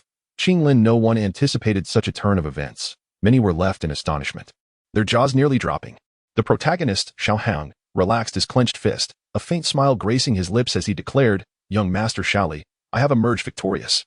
It was at that moment that Xiao Li regained his composure. The force of that punch had left him utterly defenseless. The immense power transmitted from the tip of the spear had dismantled his Thunder Arc 3-stage slash in an instant, rendering even his grip on the weapon tenuous. However, he was not the type to take defeat lightly. With a hearty laugh, he replied, "You, young lad, are formidable. No need to call me young master. Just refer to me as second brother." Xiao Hang nodded and addressed him as second brother. "Excellent," Xiao Li bellowed, slapping Xiao Hang on the shoulder with a hearty thud. He then turned to the crowd and exclaimed, "Why are you all standing there in a daze? Did you not witness my brother and Appos' triumph? Hurry and congratulate him." The onlookers finally snapped out of their stupor, erupting into cheers for Xiao Hong. Xiao Ding, too, smiled in delight, marveling at the strength of his brother who, at such a young age, had bested Xiao Li. His spirited demeanor reminded him of the young Xiao Yan from days gone by. The competition resumed. Yet the electrifying clash between Xiao Hong and Xiao Li left the subsequent matches rather dull in comparison. Once the grand contest concluded, Xiao Ding and Xiao Li arranged for an extravagant feast, eager to toast with Xiao Hong. The others remained outside, as the presence of Xiao Hong had uplifted the spirits of both Xiao Ding and Xiao Li, prompting them to extend a banquet to all. At the table, a sumptuous spread awaited, complemented by several jars of liquor. Xiao Li lifted a jar, uncorking it, and the rich aroma of the wine quickly filled the room. With a hearty laugh, he sniffed the air and remarked, "A fine wine indeed. Xiao Hong, I trust you can handle it?" Xiao Hang chuckled, finding the Xiao brothers amusing. The eldest was clever, the second was ruthless, and as for the third, well, you could relate to him somewhat. "I can drink. But there is one matter to attend to first. This is a letter from the clan leader that I was meant to deliver. I didn't take it out earlier due to the crowd. Let us read it before we indulge." He retrieved a letter from his spatial ring and handed it to Xiao Ding, who thanked him, and, alongside Xiao Li, began to read it intently. The letter was not lengthy, but Xiao Hong could tell from their expressions that it bore grim news. It likely pertained to Xiao Yin and Appo's recent engagement being called off. Xiao Li slammed his fist on the table, his fury palpable. That scoundrel! He spat. Yet, Xiao Ding shook his head, urging him to maintain his composure. Turning to Xiao Hang, Xiao Ding attempted to steady himself and forced a smile, saying, "Apologies for our outburst." Xiao Hang shook his head, signaling that it was of no concern. After years in this world, he understood the shame of being rejected in an engagement and empathized with them. There is no need for excessive anger. I can surmise the contents of the letter. However, I bring good news. The issue concerning Xiao Yin has been resolved. When you next see him, you may be quite astonished. Is that true? Xiao Li sprang to his feet, even more animated than before. Xiao Ding, though more composed, could not suppress the tremor in his hand. Indeed, Xiao Hong affirmed confidently. The conversation continued, with Xiao Li and Xiao Ding inquiring about the current state of the Xiao family and Xiao Yin, while Xiao Hang recounted the happenings within the clan since their departure. The atmosphere grew increasingly lively. Thus, Xiao Li drank cup after cup, ultimately succumbing to the table, while Xiao Ding fared better, arranging accommodations for Xiao Hang before succumbing to his own inebriation. As for Xiao Hong, he was unsure why, but he had never been prone to losing control in front of others. In his past life, he had suffered from a weak stomach, leading to embarrassing moments. However, this time, his stomach seemed to tolerate the drink well, and he peacefully fell asleep upon returning to his room. In truth, he could have expelled the alcohol using his fighting spirit, but what was the point of that? The purpose of drinking was to indulge in inebriation, and without that, what was the pleasure? As he closed his eyes, a fleeting thought crossed his mind. Xiong air. Huh? Xiao Hong recalled being dragged by a group of mercenaries for a drinking bout. His head spun. No matter, sleep beckoned. A night of silence ensued. The following day, sunlight streamed through the window, warming Xiao Hong and Appo's face. He raised a hand to shield his eyes and smiled gently as he stirred. At that moment, a small figure entered, carrying a basin of water for washing. Upon seeing that Xiao Hong was awake, the little one appeared visibly nervous. Young master, you are awake. I am Qin Lin, sent by young master Xiao Ding to assist you with your morning routine. The child hurriedly delivered her message, her head bowed in shyness. Unwilling to meet Xiao Hong and Appo's gaze, Xiao Hong smiled faintly. This little girl had a minor role in the original narrative, yet she was no ordinary character. Her formidable by snake three-flower eyes granted her talents on par with, if not superior to, those of any so-called Dou Emperor lineage. Nevertheless, he held no intentions toward this child and certainly did not possess the charm of Xiao Yin when it came to charming young girls. Just place the items down. There's no need to call me young master. We're of similar age, and I do not have the habit of being attended to. Qinlin cautiously set down the basin but clutched the towel tightly. In a soft voice, she replied, Young master Xiao Ding instructed me to assist you. Xiao Hong sighed, realizing this little one must have endured considerable hardship in her past. He stepped forward to take the towel, but she held on tightly. Not out of inability, but rather from fear of hurting him. Ultimately, he had to relent. Very well, you may assist me with my washing. The little girl timidly lowered her head and carefully helped Xiao Hang wash up. However, her cautious demeanor only deepened his discomfort. She seemed far too fragile for such a task. As she gently wiped his face, she was overly cautious, fearful of causing him any pain. Yet, in her clumsiness, she accidentally knocked over the basin. Startled, she hurried to clean the mess, crying and apologizing, I'm sorry, young master. It was my fault. I did not mean to. Xiao Hang found himself at a loss for words, sighing deeply. It's all right. There is no need to cry. I'm sorry, young master. I'm so sorry. She continued, her head bowed, repeatedly apologizing. With a burst of flame, he evaporated the water from the floor, glancing at the little girl with a hint of exasperation. If anyone else witnessed this scene, they might think he had mistreated her. Calm down. The water is gone now. You need not continue crying. Upon seeing the water had vanished and hearing Xiao Hang's words, she slowly ceased her tears, cautiously glancing at him. She noticed he was still observing her, prompting her to lower her head once more. Her pitiable expression brought a smile to Xiao Hang's face. He gently wiped her tears away and reassured her, It's fine. You need not worry. I am not angry with you. Qin Lin, still looking down, timidly murmured. You are the brother of the two captains, so you are naturally a young master. Xiao Hang chuckled helplessly, pondering how to explain. I was merely taken in by the Xiao family. I am not their biological brother, merely sharing the surname Xiao. But why am I even discussing this with you? Lead me to the two captains. Perhaps seeing Qin Lin and Appo's pitiful state reminded him of his own less than joyful childhood, during which he, too, had faced bullying.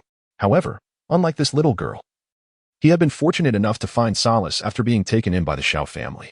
As for those who had bullied him, a decade has passed, and they have long been forgotten. It is unnecessary to dwell on such matters.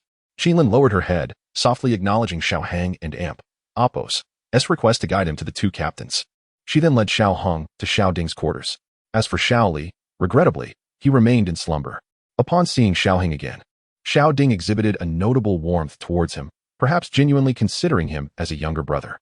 With a smile, he inquired, "How did you sleep last night?" Xiao Hong chuckled and replied, "Quite well. That rascal Xiao Li is still asleep."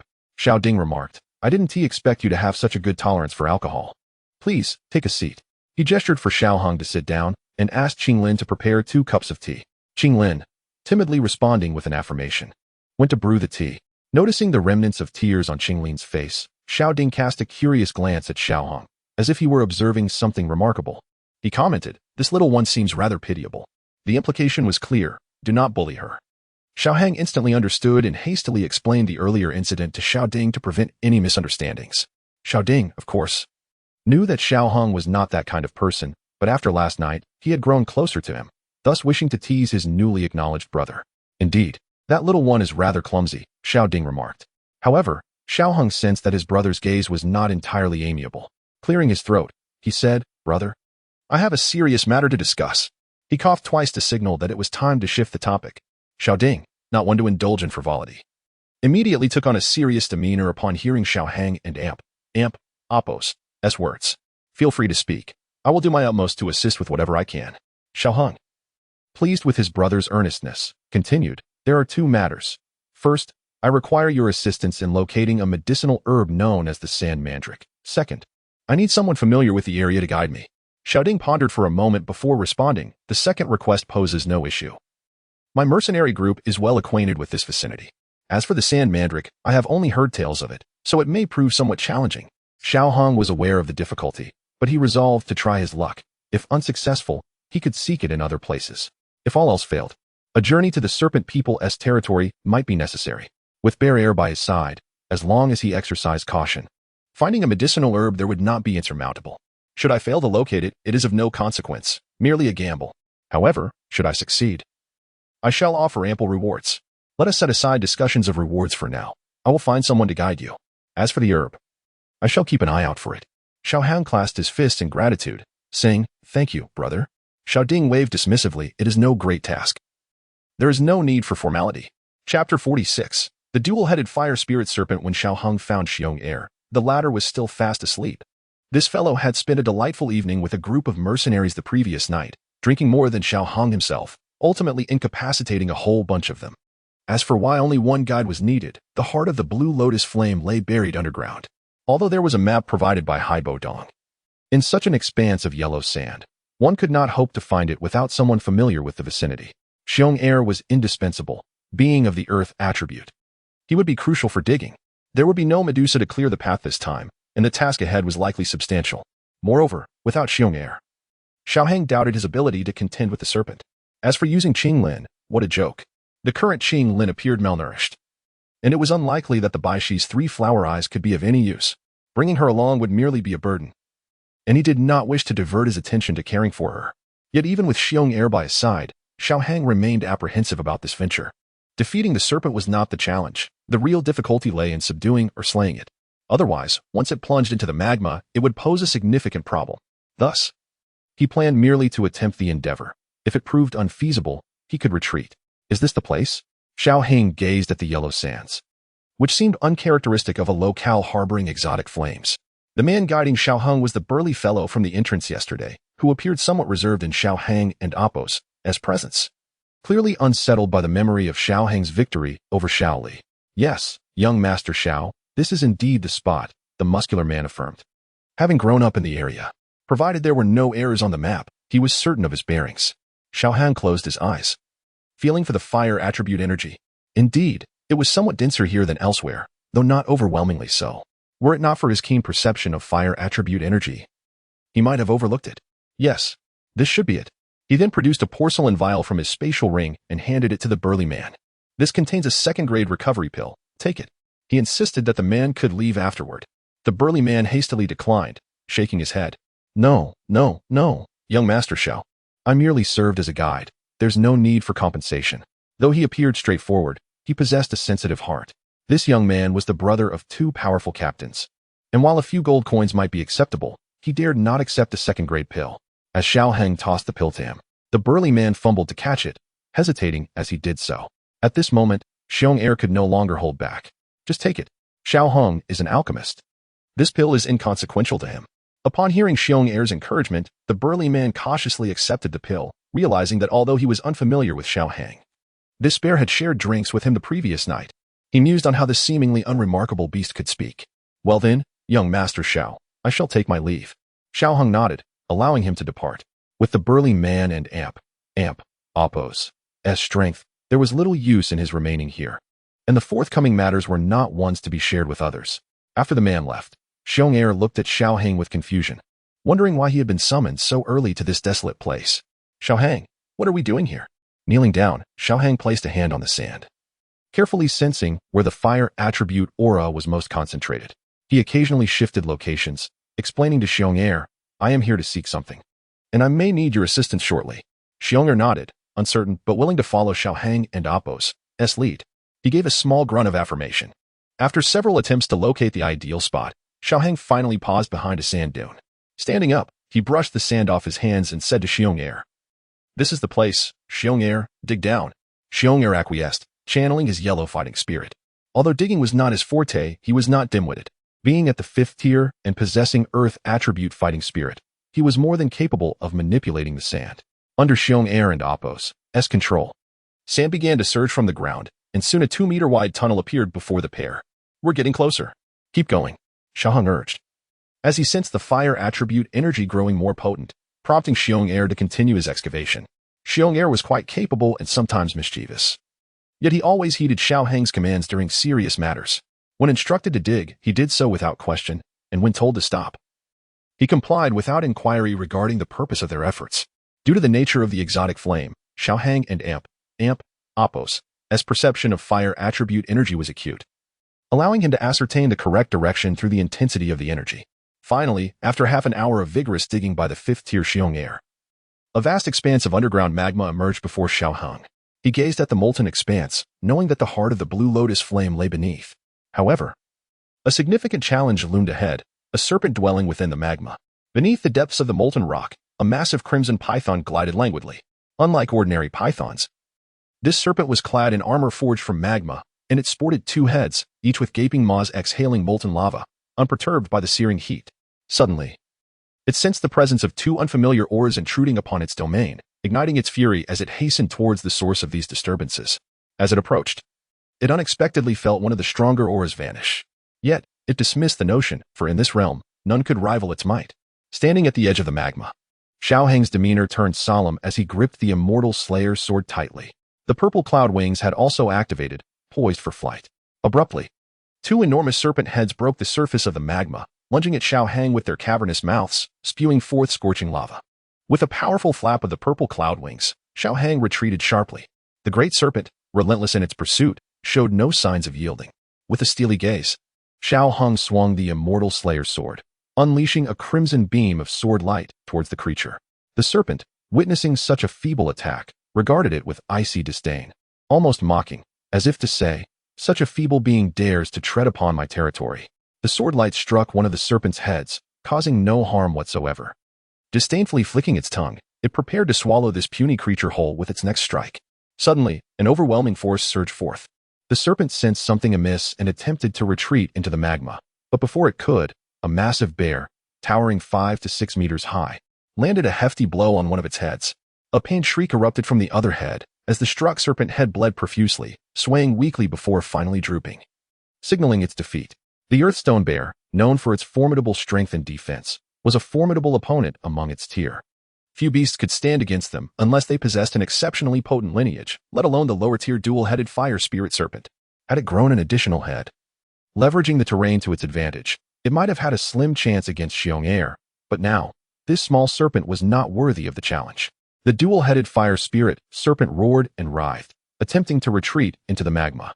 Yet, even unscathed, it had been unable to evade Xiong Er and Appo's powerful fists.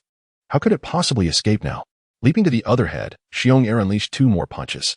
While it did not render the second head as incapacitated as the first, the serpent had lost its will to resist. Xiong, that and Oppos. That's enough.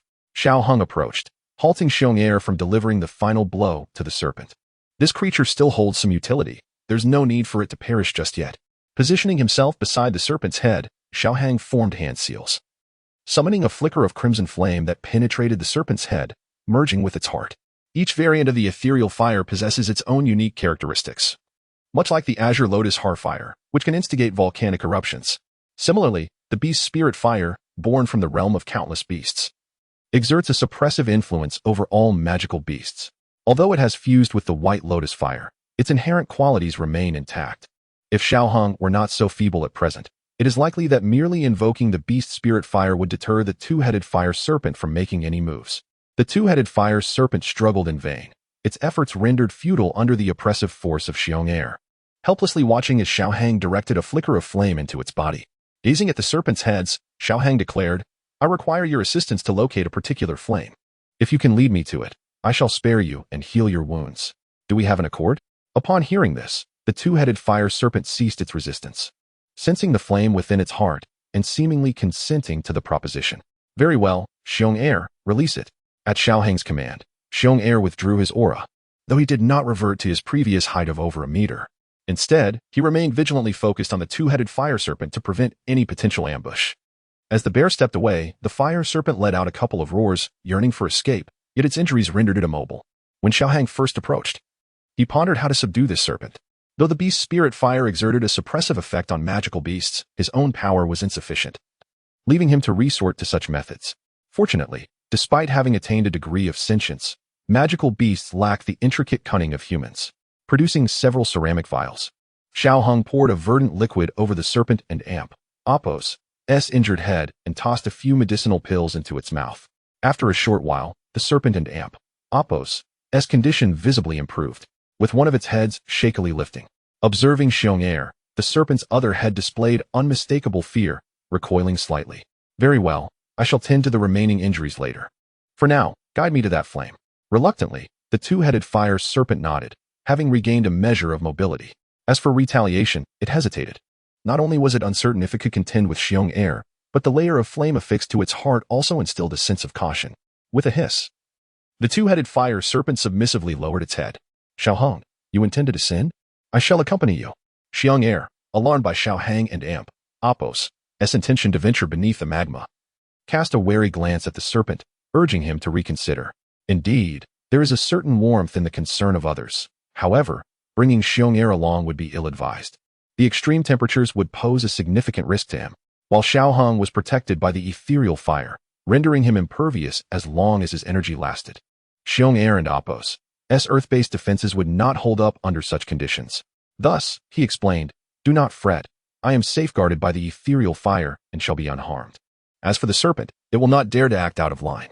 Should it make a move, I will swiftly deal with it and return." Hearing Xiao Hang's reassurances, the fire serpent nodded obediently, affirming that it would not cause any trouble. Xiong, seeing this, could only acquiesce, understanding that his defenses would be of little use in the magma. "Be cautious," he advised. Chapter 47, Azure Lotus Core Flame perched atop the twin-headed fire spirit serpent. A vermilion blaze shielded Xiao Hong from the surrounding magma. He had anticipated resistance from the beast upon their descent, yet it proved surprisingly docile. "I had envisioned it as more cunning from the source material, but reality diverges significantly from the narrative," Xiao Hang mused inwardly. The serpent navigated the fiery depths with vigor, oblivious to Xiao Hang's thoughts. Had it known, it would have surely retorted, awakened from slumber by 2 intruders, subjected to a brutal beating, and forced to ingest a potent poison. Compliance was the only path to survival. Though tempted to seek retribution, the formidable aura of Xiong loomed large, coupled with the enigmatic flame within its heart, stifling any rebellious inclinations. Having descended into the crimson magma world for nearly an hour, Xiao Hong retrieved and consumed several Qi recovery pills, replenishing his dwindling Dou Qi. Despite his fatigue, he pressed onward, driven by the proximity of the unwilling to concede defeat. "Damn it, why is it so far? I'm almost tempted to deny this to Xiao Yan. That wretch will pay the price," he inwardly exclaimed. As his Dou Qi reserves dwindled, despite the minimal expenditure required to maintain this protective aura, Xiao Hang's situation grew precarious. Above, Xiong'er anxiously monitored the magma's surface, his worry mounting with each passing moment. Channeling Earth attribute Dou Qi, he manifested a complete ochre armor. Plunging into the magma, Xiong'er swam towards the depths. Finally, after 10 minutes, an azure luminescence emerged, igniting elation within Xiaohong. This marked his inaugural solo acquisition of an, albeit pilfered from Xiaoyan. Attempting to command the twin-headed fire spirit serpent forward, the beast remained obstinate, paralyzed by the azure aura. Resigned, Xiaohang propelled himself closer to the cerulean domain. Surging with Dou Qi, Xiaohang breached the azure barrier. Surprisingly, the temperature plummeted within its confines. Gazing upon the azure lotus before him, he couldn't and Oppos, help but marvel. How exquisite. Aware of the urgency, he extracted a jade dagger and severed the entire lotus pedestal, storing it within his system space. Storage rings were unsuitable for housing, as even high-grade rings would be instantly incinerated. Fortunately, the system space provided a safe haven. Otherwise, he would face dire consequences. Any leakage of this aura would attract countless powerhouses, placing him in grave peril. After consuming additional Qi recovery pills, Xiaohong returned to the waiting twin-headed fire spirit serpent, which longed to escape. However, its limited intellect reminded it that only the human could extinguish the flame within its heart. Reluctantly, it awaited Xiaohong and Oppos' return. Let an Oppos' go? Xiaohong declared, mounting the serpent. Obediently, the serpent surged upward. Another half-hour elapsed, and Xiaohang's initial elation waned, replaced by solemnity. His Dou Qi was nearing depletion, threatening his demise. The vermilion flames surrounding him had diminished significantly, reduced to a thin, fading layer. He had overestimated his capabilities, believing his earth-tier cultivation technique would sustain him throughout the journey. However, the expenditure proved far greater than anticipated. 10 minutes prior, his Dou Qi had been nearly exhausted. Relying solely on Qi recovery pills, the twin-headed fire spirit serpent's eyes flickered with anticipation, sensing the gradual weakening of the flame within its heart. Recalling its previous deception, it resolved to bide its time, striking when the flame vanished completely. 20 minutes later, Xiaohang's protective aura dwindled further, nearing extinction. The Qi recovery pills had lost their efficacy, having consumed over 20 within the past hour. Xiong'er exclaimed joyfully, having finally located him. Their bond had transcended mere protection, forged through months of companionship. Seeing Xiong'er, Xiaohang's face brightened. He had resigned himself to death moments earlier, and the twin-headed fire spirit serpent had begun to stir. Xiong'er enveloped Xiaohong in an earth attribute shield before placing him on his back and swimming upwards with all his might, kicking the twin-headed fire spirit serpent in the process. The serpent seethed with frustration. Its revenge had been thwarted by the beast and Oppos' sudden appearance. It had envisioned ambushing Xiaohang, then hiding within the magma, beyond Xiong'er and Oppos' reach. After years of cultivation, it would seek retribution. Alas, Xiong'er and Oppos' arrival had dashed its hopes. Resigned, it trailed behind, wary of approaching. Xiaohong, are you all right? Xiong'er asked anxiously, observing Xiaohang and Oppos' pallid complexion. Xiaohong shook his head, sitting cross-legged. I and Oppos am fine. Just Dou Qi depletion. I need to recover. He closed his eyes, focusing on replenishing his Dou Qi. After half an hour, Xiaohang slowly opened his eyes. The abundant fire attribute energy in the area facilitated a swift recovery. The excessive consumption of Qi recovery pills had hindered his progress. Standing up, Xiaohong expressed his gratitude to Xiong'er. Without his intervention, he would have perished. Revealing his pearly whites, Xiaohong said, Thank you, Xiong'er. Seeing Xiaohang and Oppos' restored complexion, Xiong'er scratched his head sheepishly and chuckled. It was nothing. Xiaohang turned his gaze towards the magma below. The twin-headed fire spirit serpent remained vigilant, observing them cautiously. It yearned to flee, but the resurgence of the flame within its heart, fueled by Xiaohang and Oppos' recovering Dou Qi, deterred it. Instead, it lingered beneath the surface, watching. Seeing the serpent, Xiaohang retrieved several bottles of pills from his storage ring and placed them on the ground. Then extinguished the within the serpent and Oppos' heart. He would honor his word, refraining from deceiving the beast. Xiong'er, let and Oppos' go, Xiaohang said, turning to leave with Xiong'er. Okay. Once they departed, the twin-headed fire spirit serpent cautiously approached the pills, sniffing them before swallowing them whole, bottles and all. Upon returning to the desert mercenary group, Xiaoding tactfully refrained from inquiring about Xiaohong and Oppos' activities. Noticing Xiaohong and Oppos' elation, he surmised that he had achieved his objective. That evening, Xiaohang erected a barrier using within his room, then retrieved the azure lotus core flame from his system space. The azure flame lotus evoked awe, even upon repeated viewing.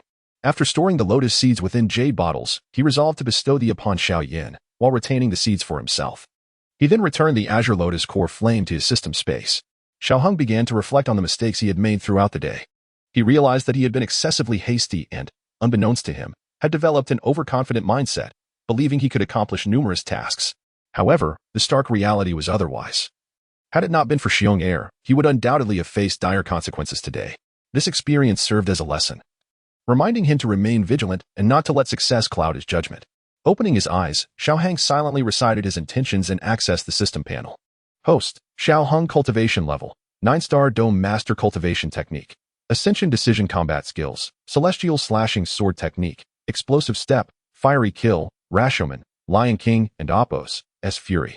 Mountain Shattering Strike Heavenly Dao Points, 5 Energy Points, 1350 Technique Points, 15 Combat Skill Points. 20 several months had passed since he departed from the Monster Beast Mountain Range, during which his cultivation had indeed reached the 9-star Dome Master level. He had also accumulated energy points by regularly exchanging unnecessary magic cores and herbs, resulting in a relatively swift increase. However, his cultivation techniques and combat skills had not seen significant advancements during this period. System, initiate a 5-time draw. Following the events of the day, he resolved to convert those heavenly Dao points into something beneficial. He obtained a 1-hour 6-star Dou Emperor experience card. He acquired 10 century-old Qilin fruits. He received a treasure map. He procured a cold jade bed, which could enhance his cultivation speed. He obtained 3 beast blood fruits, which could enhance the bloodline of magical beasts. Closing the system panel, Xiao Heng contentedly retrieved the cold jade bed from the system space. Indeed, as soon as he reclined upon it, he felt a chilling aura permeate his meridians. However, with his possession of this cold energy posed no threat to him. Instead, it invigorated both his body and mind, stimulating him to accelerate the operation of his cultivation technique and absorb energy more swiftly. Seated on the cold jade bed, he consumed a century-old Qilin fruit, and instantly, he felt his cultivation speed multiply by 3 to 5 times. At this rate, he could potentially break through to the 9-star Dome Master level in just a few days. As for the treasure map, he glanced at it but could not discern its location. He would have to inquire later when time allowed. The beast blood fruits could be fed to Xiong Air, which should benefit it significantly. Having completed all his tasks, Xiao Heng closed his eyes and commenced his rigorous cultivation. Chapter 48, The Unexpected. The following day, that little girl arrived early at Xiao Heng's room. However, Xiao Heng was still not accustomed to being attended to by such a young maid, so he had to decline her kind offer. Qing Lin, where are the 2 captains? Xiao Heng inquired after finishing his morning routine, glancing at the timid girl beside him. After a moment of contemplation, Qing Lin shyly replied, "It seems the captains have gone on a mission today. They left quite early." Xiao Heng furrowed his brow.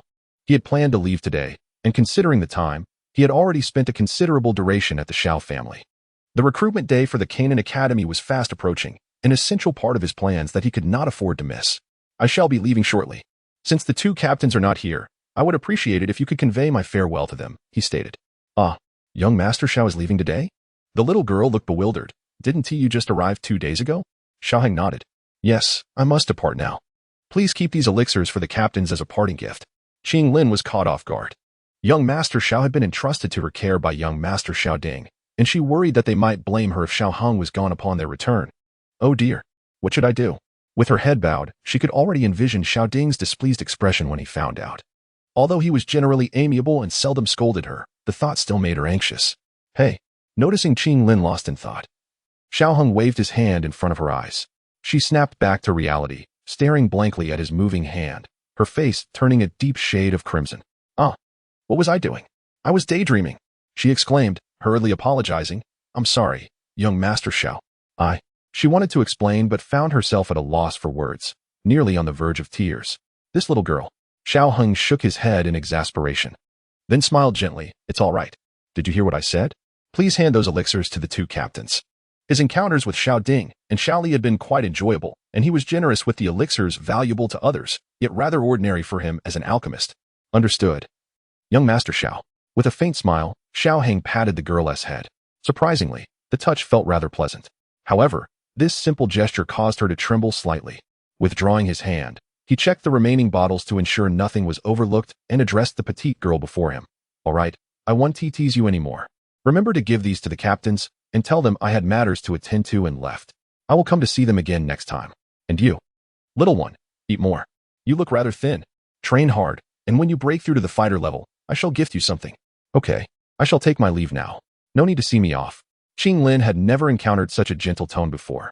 Although the people in the mercenary group treated her well, none knew how to comfort a little girl like him. Her cheeks flushed instantly, her mind blank. It wasn't until Xiao Heng had stepped out that she regained her senses. Wait, young Master Xiao, I'll see you off, she called out, quickly chasing after him.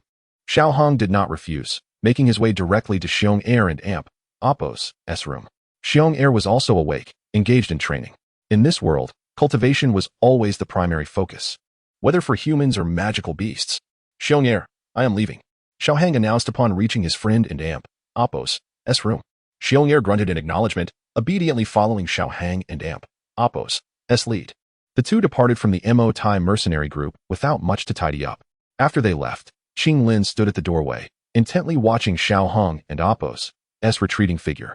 Once she confirmed he was gone, she returned to her room, tidying up the bottles and arranging the bedding before sitting down to daydream.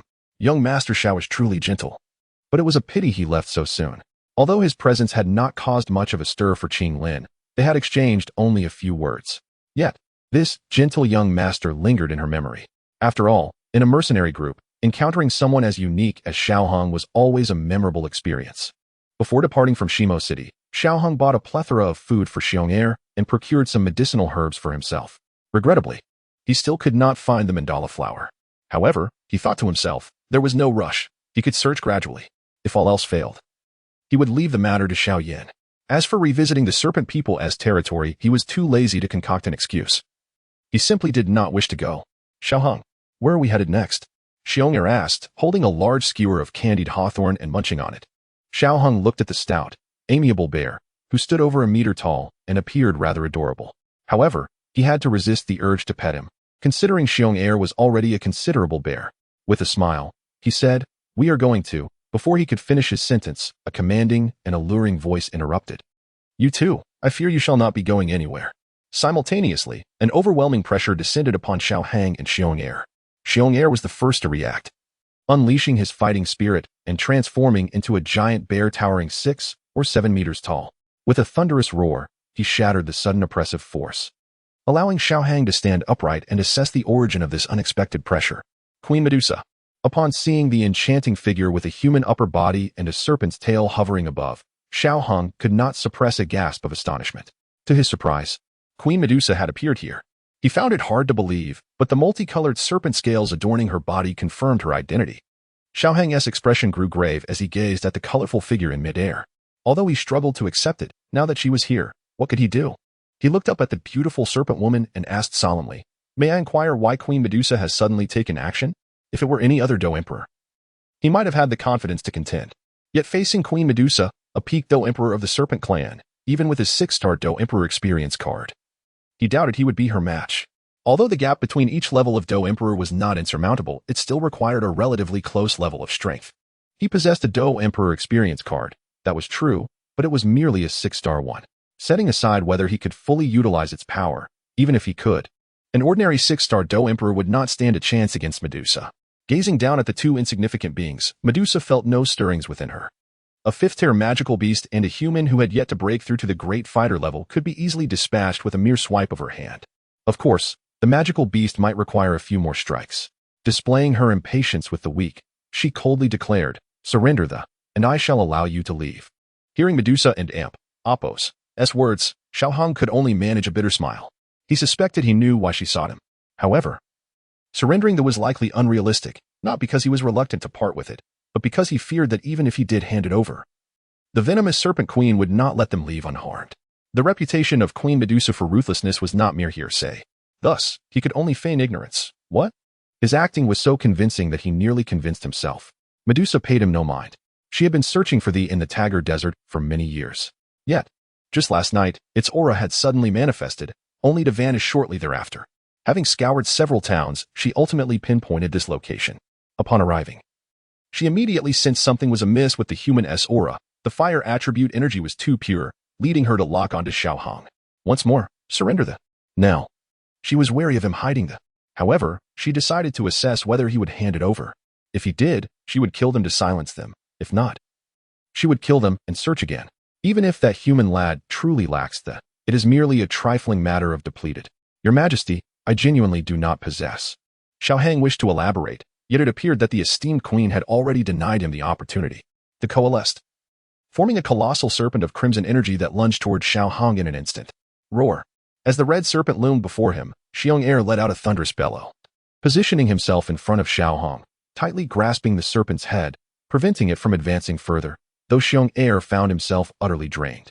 In this encounter, Medusa found it remarkably effortless to handle Xiong Er, akin to how Xiong Er had confronted the just yesterday, with the disparity between and being far less pronounced than that between and Pinnacle. How intriguing, Medusa mused. A hint of mockery gracing her features beneath her veil as she observed Xiong Er intercept her assault. Soon, another serpent emerged, darting towards Xiao Hang. Let us see how you will defend against this one. As the serpent charged at him, Xiao Hang's pupils dilated.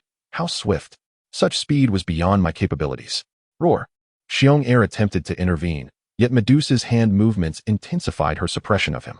With his unfurling, Xiao Hang sought to evade, but the velocity left him no room for escape. Just as Xiong Er believed Xiao Hang was doomed to perish under this strike, a formidable aura suddenly surged, forcefully stifling the serpent's advance. In the next moment, a scarlet sword light ascended skyward, cleaving through the serpent, followed by another beam of light that annihilated the serpent before Xiong Er. Medusa did not hinder the destruction of her serpents. Rather, she watched the human below with considerable interest, her ruby lips parting to utter two words. Fascinating. Such a diminutive human could unleash such tremendous power, igniting a flicker of intrigue within her. That force seemed to possess a caliber, did it not? Hovering in mid-air, with his unfurled, Xiao Hang floated, feeling an overwhelming surge of strength coursing through him, imbuing him with an exhilarating sense of invincibility. Yet, he recognized this sensation as but an illusion, a mirage born of a sudden surge in power. Xiong Er gazed at Xiao Hang in delight, his back sprouting a pair of earthy wings, his form expanding to over 10 meters in height. This marked the first occasion he fully harnessed his strength post-breakthrough. Ascending into the sky, Xiong Er and Xiao Hang flew side by side. Initially, Xiong Er felt elated for Xiao Hang, but soon his expression turned grave as he cast a wary glance at the distant Medusa. Xiao Hang, what shall we do? Xiao Hang chuckled, exuding confidence as he replied. For now, we cannot contend with that woman. You must flee. I will follow shortly.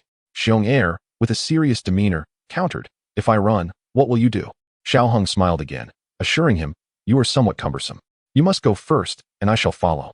Though I may not be able to fight her, I certainly can escape. Trust me, I would never deceive you. Chapter 49. The Medusa Queen. Xiong Er observed Xiao Hang and Apos' confident demeanor and hesitated briefly. This woman was formidable, seemingly even more so than Xiongda. Could Xiao Hang truly escape? Just as uncertainty clouded his mind, Xiao Hang urged, hurry. My strength now surpasses yours, and my speed is greater too. You must flee first and return quickly to find Xiongda. Together, we shall confront this woman. Seeing Xiong Er still hesitant, Xiao Hang added, have you forgotten who my teacher is? Rest assured, I shall be fine. Recalling that esteemed individual, Xiong Er felt a flicker of belief in Xiao Hang and Apos' words. Gritting his teeth, he spread his wings and soared towards the beast mountain range with all his might. Medusa, overhearing the exchange between the man and the bear, made no attempt to intervene. She remained rooted to the spot as if observing a performance. It was only when Xiong Er flew into the distance that she formed a hand seal, sending forth a denser serpent to pursue him. This was her full-powered strike. And given Xiong Er's speed, evasion was impossible. Despite her admiration for the duo, she had no inclination to allow a formidable enemy to remain at large. As the great serpent surged forward, it was clear that Xiong Er would not escape unscathed. However, Xiao Hang would not permit her to succeed. With a burst of brilliance from his purple wings, he positioned himself in front of the massive serpent, brandishing his sword across his chest. Sword light surged forth, successfully blocking the approaching serpent. Medusa, seeing her serpent thwarted, dismissed it from her mind and prepared to pursue Xiong Er instead. If you chase him, I will retreat immediately. Trust me, once you finish with him, you shall not catch me.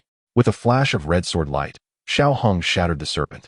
Holding his sword in his right hand, with his purple wings unfurled, Xiao Hang, clad in a black robe, hovered in midair. Opposite him, a stunning figure with a pair of crimson wings stood poised. Dressed in luxurious attire, adorned with an elaborate headdress, her silhouette was impeccably accentuated, save for the veil obscuring her beautiful face and the vibrant tail that trailed behind her. The enchanting beauty spoke slowly. You threaten me. Xiao Hang shook his head, a bitter smile gracing his lips. This hardly qualifies as a threat. Moreover, Your Majesty, would it not be more accurate to describe yourself as the one issuing threats? Ah, human, you are quite intriguing. Do you believe he will remain safe while you entertain such thoughts? Of course I know. I personally rescued him from his brother, and I intend to return him unscathed. Reminiscing about the past months spent with Xiong Er, a smile crept onto Xiao Hang's face. This fellow, if only he were a bit more clever, I might not have been able to deceive him. In truth, a fleeting thought of abandoning Xiong Er to save himself had crossed his mind. Yet one cannot be selfish, can they? Given the circumstances, what more was there to say? Let us fight. Killing me will surely bring you what you desire. With that, Xiao Hang's fighting spirit surged. Crimson energy enveloped him, forming a suit of armor. As his thoughts focused, a silvery sword intent began to coalesce around his blade. In a battle of this magnitude, he could not afford to hold back. Having lost the initiative, retreat was not an option. Turning his back would spell a swift demise. Very well, human. I commend your courage. I sincerely hope you possess the strength to match it. With a sudden motion, a colorful longsword materialized in her hand. Medusa lunged, and Xiao Hong raised his sword to block her thrust. The force was formidable, and through her eyes, Xiao Hong perceived the fierce killing intent within her gaze. The clash of metal resonated, and the friction between their energies produced a resounding boom, igniting sparks in the air. The two crimson figures collided in the sky. Engaging in a fierce exchange, in the span of mere moments, they had exchanged no less than 20 blows. As Medusa continued her relentless assault, each strike bore greater intensity than the last. Xiao Hang struggled to withstand the onslaught, gritting his teeth as he roared internally. Vortex. A colossal silver dragon emerged, and Medusa, unyielding, formed another hand seal, summoning a serpentine red beast of equal stature. They clashed head-on. Impressive combat technique. Alas, your strength is insufficient. The massive dragon and the crimson serpent collided in midair, momentarily locked in a stalemate before both began to dissipate. Not far away in Stone Desert City, Qing Lin suddenly heard a tremendous roar. Rushing outside, he witnessed the sky ablaze with crimson hues, a breathtaking sight. Meanwhile, Xiong Er, having covered considerable distance, glanced back but did not turn, contemplating. No wonder he is a disciple of that esteemed individual. Xiao Hong will surely escape. I must hasten to find Xiongda, and together we shall confront this wicked woman. Xiao Hang wiped the blood from his lips, gripping his sword tightly as he fixed his solemn gaze upon the distant red figure.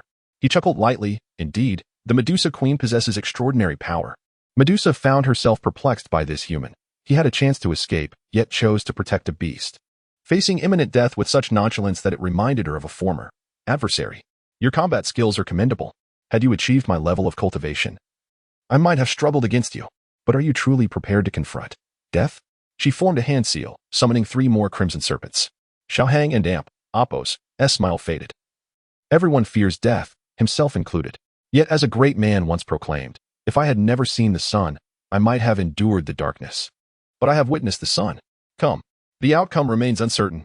With explosive speed, he executed a strike that shattered one of the colossal serpents, then concentrated his energy anew. Lion's roar. A roar erupted from his throat as a lioness had appeared in a blaze of red, obliterating the serpent on his right.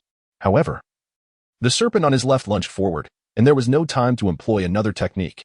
Xiao Hang braced himself, solidifying his left arm's defense, gritting his teeth as he prepared to absorb the impending attack. Boom. The energy dissipated, leaving Xiao Hang suspended in the air. His crimson armor vanished, and his purple wings no longer held their previous solidity. His attire lay tattered, and his once unblemished form bore several minor wounds, from which blood flowed freely. You managed to withstand my strike, human. Impressive. Medusa observed the man before her with growing curiosity, his rapidly increasing power, formidable combat skills, and his fearless demeanor in the face of death intrigued her. Yet the more she admired him, the less she could allow him to survive. The serpent people could not afford to have such a mysterious and youthful adversary. Despite Medusa's commendation, Xiao Hang felt a flicker of elation within. Receiving recognition from a stronger opponent was a source of pride for any man. With another smile, he gradually replied, Do not be overly pleased. I have not yet conceded. 9th decision. The 9 massive swords, accompanied by the sword in his grasp, surged toward Medusa. She conjured a red barrier with a single hand, and the 10 swords struck the shield with great force, yet could not penetrate it, slowly being worn down before vanishing entirely. As the giant swords dissipated, Xiao Hang displayed no signs of despondency. Instead, he grinned widely as silvery sword intent coalesced once more at the tip of his blade, more solid and sharper than before. In the astonished gaze of Medusa, the crimson shield unexpectedly began to shatter from the tip of Xiao Hong and Appo's sword. What appeared to have slowed down now accelerated to an extreme, so swiftly that even the fearsome Queen Medusa struggled to respond. A few vibrant serpent scales fell, accompanied by several droplets of her blood. Xiao Hang smiled faintly and remarked, "Your Majesty, how does this sword strike fare?" Medusa furrowed her brow. Although she had managed to mitigate the blow just in time, it merely deflected Xiao Hang's sword slightly. Nevertheless, the wound on her tail attested to the sharpness of his strike. While it seemed a mere small injury, only Xiao Hang and Medusa understood the extent of the damage inflicted. Parting her crimson lips, she declared, "Indeed, you have wounded me. Yet, I shall not grant you such an opportunity again." Xiao Hang maintained his smile, countering, "That remains to be seen. One must understand that a beast is most ferocious when it has no escape. Flames, kill." Both combatants unleashed their techniques simultaneously, this clash seeming even more ferocious than the last. They collided repeatedly, intermittently exchanging attacks. In this battle, blood became an indispensable element, and even the mighty Queen Medusa could not evade the fate of injury. Under Xiao Hang and Appo's relentless assault, a new wound appeared on her left shoulder. As for Xiao Hang, he fared no better than Medusa, bearing at least a dozen wounds, with no part of his body left unscathed, all marked by the assault of energy and overwhelming force. Rashomon, a red arrow was halted beyond a 3-meter-high green shield, and Xiao Hang charged at Medusa once more. Explosive step, mountain breaker. The tremendous force compelled Medusa to stagger back a few steps, causing her red bow to vanish. Simultaneously, multiple new wounds marred Xiao Hang and Appo's chest. Breathing heavily, he stood, his body struggling to remain upright. He swallowed over a dozen pills as if they were worthless. Having bought this much time, Bear too must have fled far by now. With this thought, a weary smile crept onto Xiao Hang and Appo's face. He recalled someone once telling him that in life, many things cannot be chosen or changed. So whether one smiles or cries, it is still a day. We cannot choose our lives, but we can choose to face each day with a smile. From that moment on, Xiao Hang resolved to wear a smile, understanding that if change was impossible, facing it with a smile was preferable. With his sword in hand, he forced himself to stand tall. Lifting his sword once more, he grinned. "Queen Medusa, I have one last sword strike, conceived in a moment of inspiration. I have yet to name it, but since it is a sword for my final breath, let us call it and Appo's, carefree and Appo's." Pausing briefly, he continued, "Throughout my life, I wish for freedom, yet it seems I have never achieved it. So, for my final strike, I ask you to experience this, Queen Medusa." As he spoke, he raised his gaze to the heavens, and in that instant, he seemed to see a myriad of images, past and present, the people encountered, the events lived, the words heard, the farewells that faded away. Everything appeared vividly before him. A smile adorned his face. At that moment, he was devoid of any energy fluctuations, only bearing countless injuries. Yet upon the immortal Slayer sword, an increasingly potent aura began to manifest. Medusa narrowed her eyes. This human proved his might through action, and the presence emanating from the sword instilled a sense of fear within her. However, she was the Queen Medusa. She feared nothing, nor could she ever falter. "Let me accompany you on your final journey." With both hands forming seals, a colossal red serpent, larger than all the previous ones combined, emerged behind Medusa. The overwhelming energy surged, stirring the yellow sands beneath and causing the air to whirl. Xiao Hang raised his left hand, as if feeling the wind, murmuring, "The wind has risen." Then, he thrust his sword forward, and simultaneously, the gigantic serpent behind Queen Medusa unleashed a deafening roar, launching its attack. Chapter 50. The Tree of the Gods and the Serpent. The sword light, measuring nearly 3 feet, collided with the imposing red serpent in the air, each force gradually wearing the other down. Both were evenly matched in strength. Behind the red serpent, Medusa furrowed her brow, forming a seal once more, causing the already diminished phantom of the serpent to flare with renewed crimson brilliance. Yet, Xiao Hang found himself devoid of strength, helplessly witnessing the scene unfold. As the sword light dwindled to the size of a palm, Xiao Hang let out a furious roar. Break. The palm-sized sword light reignited, piercing through the serpent and advancing directly towards Queen Medusa. At that moment, she had no time to defend herself and allowed the sword light to penetrate her abdomen. Medusa let out a cold huff, a trickle of crimson flowing from her lips. Simultaneously, the red serpent passed through Xiao Hang, causing his hair to turn white at a visible rate. Ultimately, he fell weakly to the ground. The sky was a brilliant blue, devoid of any blemish, and through its expanse, Xiao Hang seemed to perceive a myriad of stars. Blood poured from his various wounds, and he could not stem the flow from his mouth and nose. He uttered 2 words, "Goodbye," before closing his eyes, with her own energy sealing the wounds.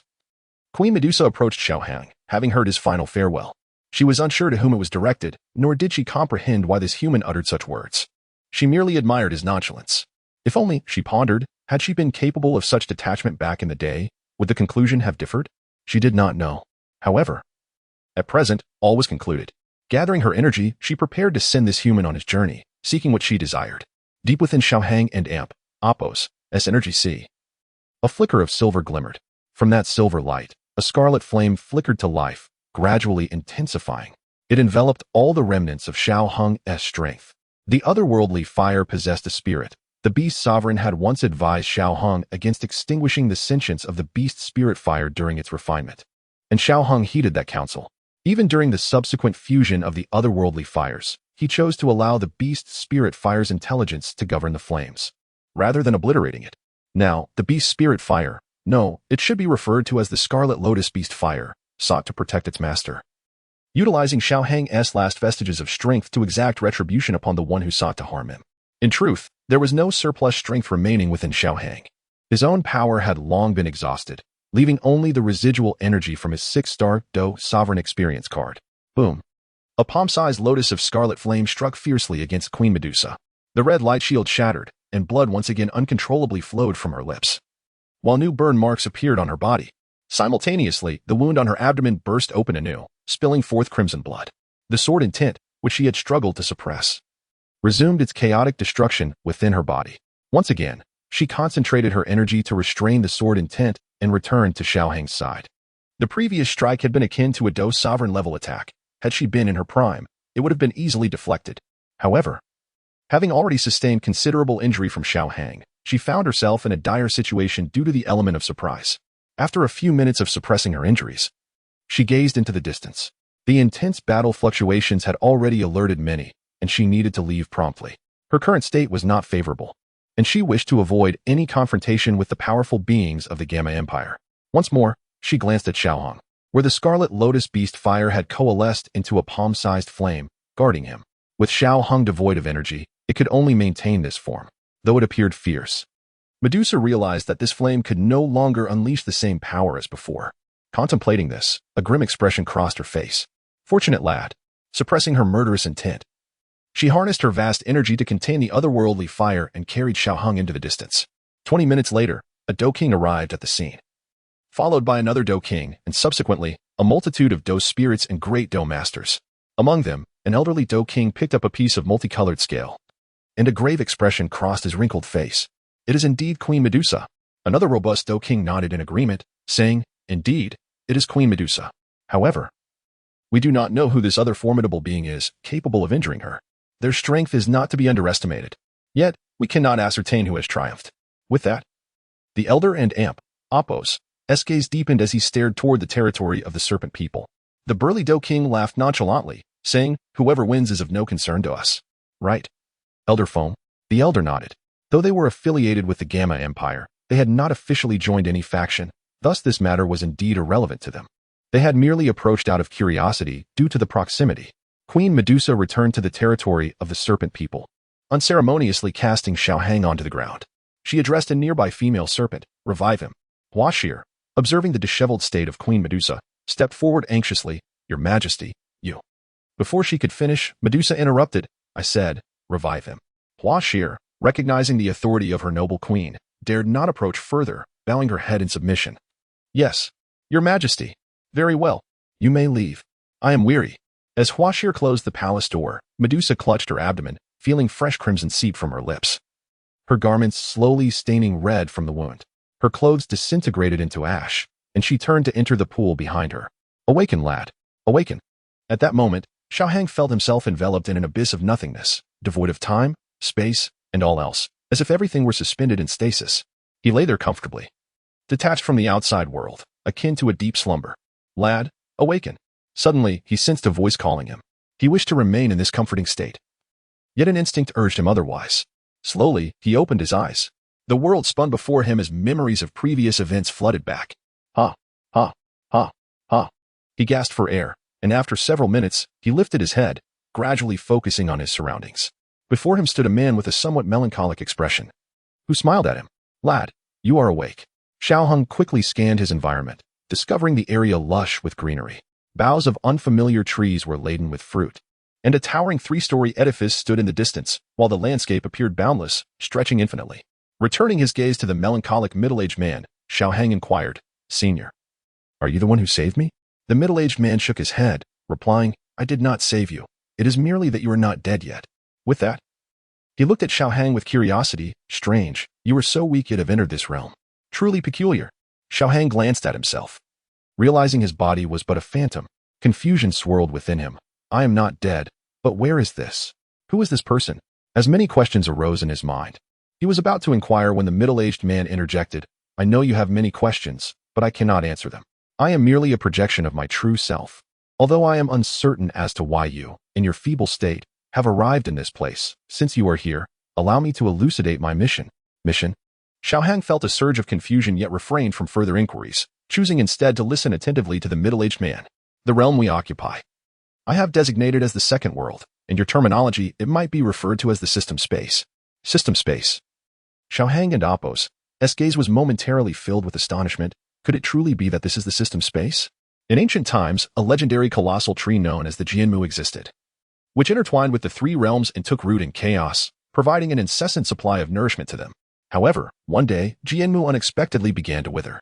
After millennia, it completely decayed, subsequently being divided among the primordial deities who refined it into magical artifacts, thus marking the tree and Appo's disappearance from existence. Yet, unbeknownst to all, after the decline of Jianmu, a single seed was produced. As Jianmu was divided amongst the primordial deities, this seed fortuitously remained. Many years later, it was discovered by a passing deity. Initially, the deity regarded the seed with indifference, perceiving it merely as an exceptionally hard seed, perhaps a promising spiritual plant, and took it back to cultivate in their sanctuary. Countless years passed, and the seed showed no signs of germination, leading the deity to forget about it entirely.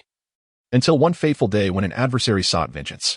After vanquishing this foe with a thunderous strike, the deity was astonished to find that the seed had absorbed the essence of the deceased deity, eventually sprouting. Intrigued, the deity began to investigate further and concluded that this seed might indeed be a remnant of the legendary Jianmu. Thus, the deity aspired to cultivate a new Jianmu.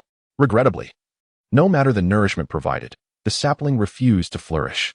Years later, after slaying another primordial deity, the deity noticed that the sapling had grown slightly. This revelation enlightened him. The Jianmu thrived in the void, transcending the three realms, and could only absorb the most primal forces of nature to grow. The two deities he had previously vanquished possessed the original essence of the cosmos within them, which facilitated the sapling's growth. However, the deity was not one to revel in slaughter, which is why the sapling remained stunted.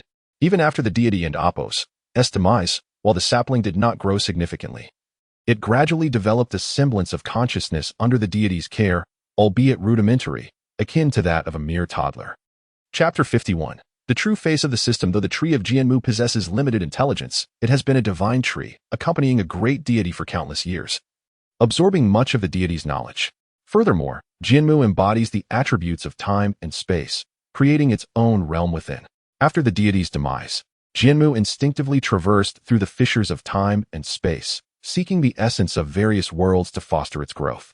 During this period, it also sought out hosts, as parasitizing living beings allowed it to more easily absorb the primal energies of the universe.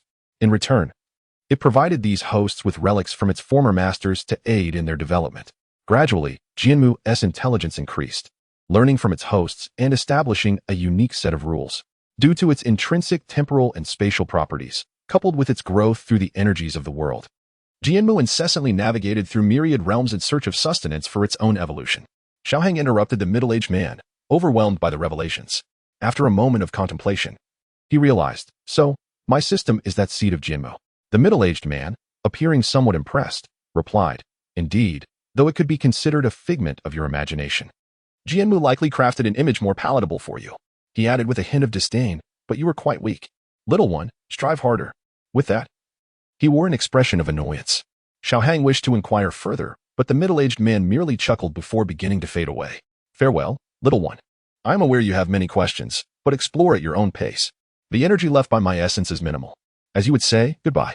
He even waved at Xiaohang before vanishing completely. Faced with this situation, Xiaohang could only smile wryly and began to explore his surroundings. To be honest, having a phantom body was rather pleasant. At least floating made walking effortless. Upon entering a towering structure, Xiaohang discovered an array of martial arts techniques and powers, including those he had previously exchanged for. The system's interface displayed an abundance of martial arts techniques, indicating a self-sustaining system. attempting to grasp a technique book. He found it inaccessible, reflecting the local rules. He sought to ascend to the second floor, but encountered an invisible barrier preventing him from doing so. With a bitter smile, he muttered, "It seems I'm too weak to enter." Having no choice but to leave the loft, he ventured outside, only to be astonished by the diverse landscapes within this space. Fiery oceans, vast deserts, towering glaciers, and expansive seas were all present. Regrettably, he could only observe. Given his current strength, approaching any of these elements was impossible. Goodness, is that a Chilean fruit? He gasped, standing beneath a massive vine laden with fruits. He realized, with dismay, that the fruits he had previously consumed were merely the lesser varieties nearby. Sighing, Xiao Hong turned away from this sorrowful sight. Increasingly agitated by the abundance of treasures out of his reach, he spotted the white lotus flowers atop the distant mountains, noticing there were more than a dozen. What other wonders lay within the fiery peaks? And that towering cauldron, wasn't it where he had honed his swordsmanship? Countless treasures and divine artifacts appeared before him. Yet he could not claim them, much to his chagrin. In truth, he did not particularly desire these items. He was not that kind of person. Crouching beneath a grand tree, Xiao Hong leaned against its sturdy trunk and gazed at the vibrant fruits above. Alas, they were beyond his reach. Here, he sensed no space nor the passage of time, which led him to wander extensively. The more he saw, the more his heart grew heavy. All these treasures belonged to others. However, contemplating that with diligent training, he could eventually claim them for himself lightened his spirits. Lying idly on the ground, Xiao Hong gazed at the ethereal sky, murmuring, "How dull. When will I be able to leave?" Gradually, he succumbed to slumber. When he next opened his eyes, the towering trees and mountains had vanished, replaced by a magnificent palace. Was I rescued? Or? He hesitated to consider the latter. But the multitude of serpent motifs within the opulent chamber seemed to validate his suspicion. The door creaked open, and a serpent woman appeared at the threshold. "You're awake. Follow me," she stated coolly, turning away. With no time to ponder how he had arrived here, Xiao Hong hurriedly followed in her wake. As he trailed behind the serpent woman, he observed the surroundings. Although he had yet to encounter other serpent beings, the architecture confirmed his location, the heart of the serpent tribe. The serpent woman led him through winding passages until they halted before a resplendent palace. Upon arrival, a flower serpent stood by, its elongated tail coiled elegantly. The grand doors swung open silently, and without a word, the flower serpent guided Xiao Hong inside. They traversed a lengthy corridor and came to a serene lake, where a colossal serpent raised its head from the water, flicking its tongue. They approached a small island at the lake's center, passing through a grove of bamboo, before arriving at a pavilion. The flower serpent bowed deeply, declaring, "I pay my respects to Her Majesty." A languid voice responded, "You may withdraw." "Yes, Your Majesty." The flower serpent bowed and departed. One must not underestimate the status of Queen Medusa among the serpent tribe. Apart from a few elders, she was the sole ruler of the serpent people. The elders, unless in extraordinary circumstances, were bound to obey Queen Medusa's commands. As the head of the Queen and Apos' guard, the flower serpent was undoubtedly her confidant. Harboring no doubts about her orders, the reason for bringing Xiao Hong back was of no concern to her. "Beautiful, ISN and Amp, Apos, Tiet?" A voice emerged behind Xiao Hong. Queen Medusa stood there, slightly leaning forward, her breath brushing against his ear. Stripped of his fighting energy, Xiao Hong could not discern how she had approached so stealthily. Nevertheless, he managed a calm smile, replying, "Quite beautiful," though he remained perplexed as to why Queen Medusa had not killed him and had instead brought him to the heart of the serpent tribe. He refused to believe that this enchanting serpent had developed feelings for him. A chill breeze swept past him, and in the blink of an eye, Queen Medusa had vanished once more. Reclining back on the bed, Xiao Hong chuckled softly, his gaze wandering to the side, where Queen Medusa lay languidly. One arm propped her head, and she wore nothing more than a sheer red garment draped across her form, devoid of the ornate attire and elaborate headdresses she usually sported. Save for a solitary golden hairpin nestled in her tresses. Although the distance between them was considerable, it felt inconsequential to Xiao Hong's keen sight. Unfazed by his bold gaze, Queen Medusa merely waved her hand dismissively, stating coolly, "Human, do you wish to die?" Xiao Hong smiled lightly, replying, "If the queen desired my death, I would not be standing here, and moreover." Xiao Hong paused momentarily before continuing, "Even if I must die, it is not a loss to behold a little more of the world." He disregarded the playful undertones in his words and paid no heed to the fleeting glimmers of spring that he had revealed. Medusa, unfazed, let her hand fall and casually remarked, "If you willingly offer I shall overlook your earlier rudeness and allow you to depart." The queen exhibited remarkable magnanimity. Yet Xiao Hong questioned, "Even if I surrender would you truly dare to accept it? Are you not concerned that I might tamper with it? Moreover, if you truly let me go, do you not fear my vengeance upon the serpent clan in the future? Although his tone was laced with jest, he could not shake the chilling aura that swept past him. In an instant, Medusa and Apos' demeanor transformed from languid and casual to the haughty visage she wore during their previous battle. Human, do you truly believe that I would hesitate to end your life? The veil was lifted, and Xiaohang and Apos' silvery hair danced in the wind. As the tension dissipated, a single strand of white hair fell before his eyes. It was then that he caught a glimpse of his own reflection in the water, revealing a cascade of white hair. Xiaohang had always kept his hair short for practicality, yet now its length almost reached his waist, a feat he had never achieved before. He touched his white locks and smiled faintly, inquiring, "How long have I been unconscious?" 3 months, came the reply. No wonder, he mused, the white hair suited him well. He had truly become a white-haired sword immortal. A tinge of melancholy flickered in his heart upon seeing his hair, but he swiftly recalibrated his mindset. "Where's my sword?" he asked again. In a flash, the celestial slaying sword was thrust into the ground beside him. He grasped the sword, drew a segment from its sheath, and then returned it to its resting place. Holding the sheath in his right hand, he declared, "I can offer you the refrain from any deceit within it, and even forego revenge against the serpent clan. But what can you offer me in return? Life? Is that not sufficient?" Medusa replied coolly. "Then let us proceed." Xiaohang and Apos' expression was resolute, as if he bore no fear of death. While he appeared calm outwardly, inwardly he was gripped by anxiety, fearing that the queen might not be able to restrain herself. Medusa regarded Xiaohang with clenched teeth, her desire to slay impalpable. Yet, she understood the immense risks associated with advancing in such a manner. A single misstep could lead to her obliteration. The serpent clan could not afford to lose her. Observing the affection they exhibited towards this human, she realized that forcibly extracting it could result in her being reduced to ashes. Moreover, she lacked the time to search for another. Such flames were exceedingly rare, and the mere acquisition of one had consumed decades of her life. She could not wait any longer. Thus, this human must not perish, at least not yet. This accursed human, once I successfully ascend, I shall ensure your demise in the most excruciating manner, she seethed. In exchange for your cooperation, I can provide you with martial techniques, cultivation methods, and an array of resources for your training. Xiaohang nodded in agreement. At this juncture, it seemed they had reached an understanding. Should he press for further demands, Medusa might indeed lose her composure. Both waited, each anticipating the other and Apos' next move. Chapter 52. The gift of the serpent people. I have my suspicions regarding the purpose of that the Medusa queen seeks. However, is Her Majesty truly prepared for its evolution? A flicker of astonishment appeared in Medusa and Apos' eyes. This human actually comprehends her motives for pursuing. No wonder he carries himself with such audacity. He must already be aware that she cannot harm him. Though her heart brimmed with murderous intent at this juncture, she could not simply dispose of this human.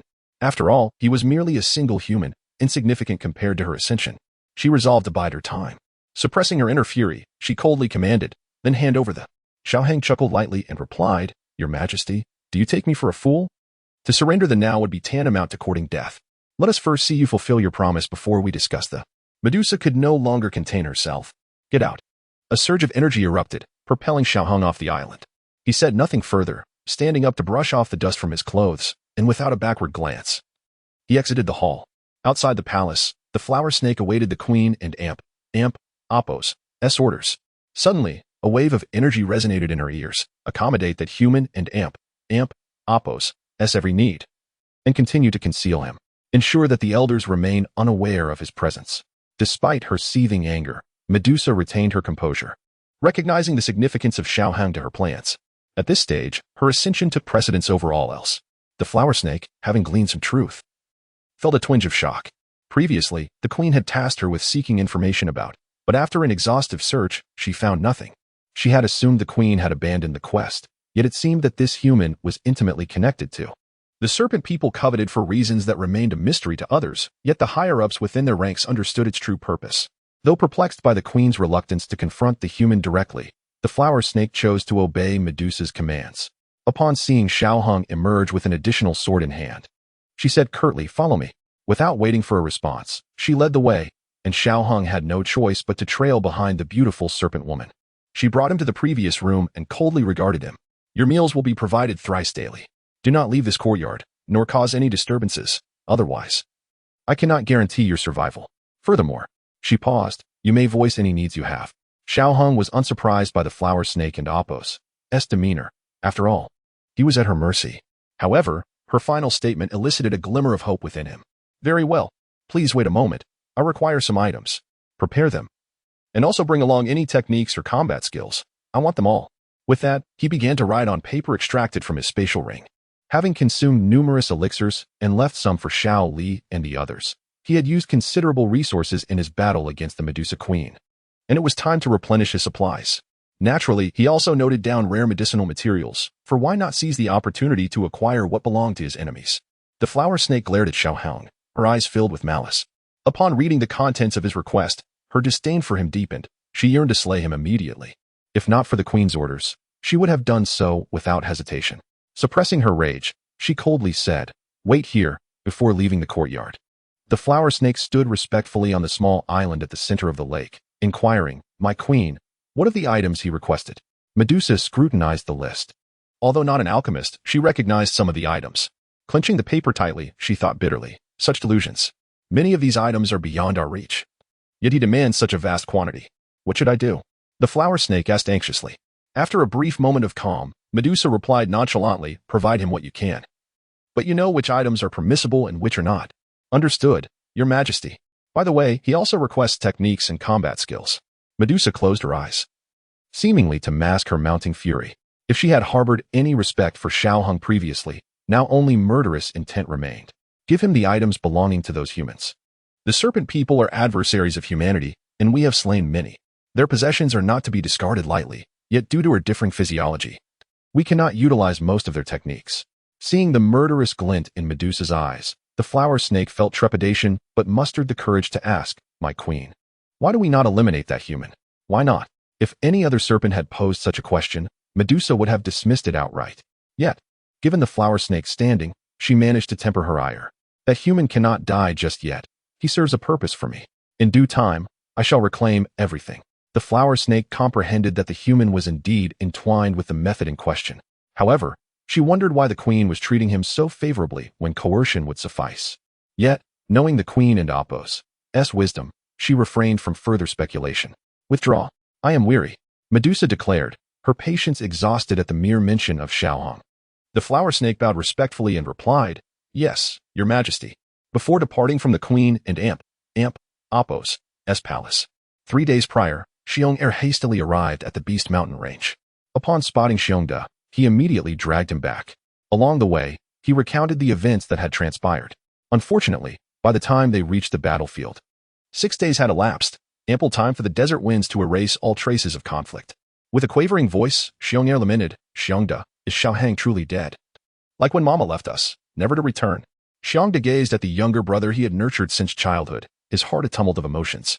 The Medusa Queen, a pinnacle existence at the peak of the Battle Emperor realm, reigned supreme in the Gamma Empire. Surely no one or beast could rival her. As for how Xiong had survived, he had his suspicions. How ironic that he had tasked Xiong with protecting Xiao Hong, only for Xiong to become the one in need of protection. Sighing inwardly, Xiongda concealed his despondency. "Do not worry. Xiao Hong is the disciple of that esteemed individual. He shall be unharmed. He may have fled. Let us search for him. Perhaps he is waiting for us somewhere." Upon hearing Xiongda's words, a glimmer of hope ignited within Xiong. Xiongda had never deceived him, nor had Xiao Hong, since they both asserted Xiao Hang's safety. He believed wholeheartedly in their words. "Then let us hurry, Xiongda. Xiao Hang may be injured and in need of our help." Convinced of his cleverness, Xiong led Xiongda along the paths they had once traversed, yet they found no sign of Xiao Hong. Each time they reached a town, Xiong would reminisce about the meals Xiao Hong had shared with him or the games they had played together. Each time, he entered with confidence, only to exit in disappointment.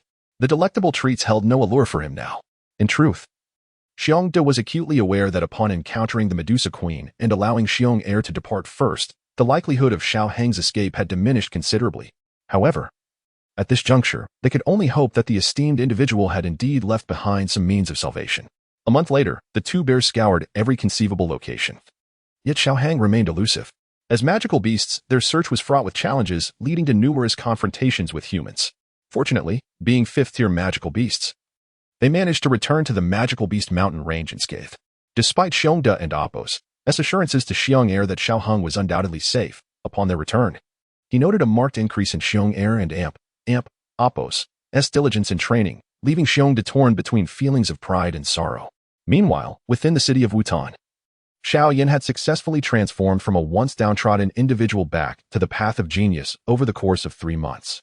He even engaged in a bout with his mentor, Roland, securing a 2-year sabbatical for himself, thus embarking on a journey of exploration. Unbeknownst to him, Xiao Hong was blissfully occupied with the treasures bestowed upon him by the Medusa Queen, fields of Tian Shu grass, serpent-shaped roots, eastern sunflower seeds, tin-leaf ginseng, and fish-field banyan trees, alongside second-tier earth attribute magical cores and ice attribute materials of the 4th tier. Upon meticulously cataloging all the herbs delivered by the serpentine creature, a joyful smile illuminated Xiao Hong's face. Turning his attention to another spatial ring, he was astonished to find low-tier, mid-tier, and even high-tier mysterious grade items. He had anticipated that Medusa would merely offer him a token gesture, yet she had truly provided an abundance of medicinal materials and martial techniques. Am I being too stingy? He pondered, gazing at the contents of the spatial ring. Of course, his jest regarding stinginess was unfounded. He did not genuinely believe that Medusa harbored benevolent intentions. On the contrary, the better the gifts, the deeper her murderous intent towards him. The sheer volume of valuable items indicated that Medusa would never permit him to leave this place alive. Nonetheless, it was clear that Medusa would not execute him immediately, so he could afford to bide his time. When the moment came for Medusa's evolution, that would be his cue to depart. Transforming the items into various points, Xiao Hong accessed his status panel. Host, Xiao Hong Cultivation Level, Peak Dome Master Cultivation Technique, Ascension Technique Martial Techniques, Sword Technique of the Immortal Slayer, Explosive Step, Fiery Kill, Rashomon, Lion King's Fury, Mountain Shattering Strike, Carefree, Sword Heavenly Path Points, 0 Energy Points, 2,000 Technique Points, 170 Martial Technique Points, 280. The panel clearly illustrated the magnitude of his recent gains. These items alone sufficed to assemble a foundational grade technique and martial skills. However, he had no immediate need for that, as the techniques and cultivation methods at his disposal were already more than adequate, even bordering on excessive. What he required most at this moment was to enhance his cultivation level. Although he had been in a state of unconsciousness for 3 months, his cultivation had not stagnated. He had reached the pinnacle of the Dome Master level, poised for a breakthrough. In addition to all this, it appeared he had acquired something else as well. Chapter 53. Breaking through to the Great Dome Master. With a flicker of thought, a wisp of silvery sword intent materialized at his fingertip. Xiao Hong casually pointed to the ground, and a small hole appeared beneath him. It was merely the size of a finger, yet, under Xiao Hong's spiritual perception, its depth astonishingly reached around 3 meters. Although, if it were pure Dou Qi, Xiao Hong could have achieved this with all his might, but this was not Dou Qi. It was merely a fragment of sword intent. During his battle with Haiba Dong, it was the first time Xiao Hong had utilized sword intent. Under the impetus of formidable Dou Qi, he could barely wield it. However, with his current cultivation as a Dome Master, it was impossible, since he comprehended sword intent. It had seemed almost non-existent, merely sharpening his attacks. In ordinary circumstances, he found it exceedingly difficult to condense sword intent into a tangible form, let alone launch it outward.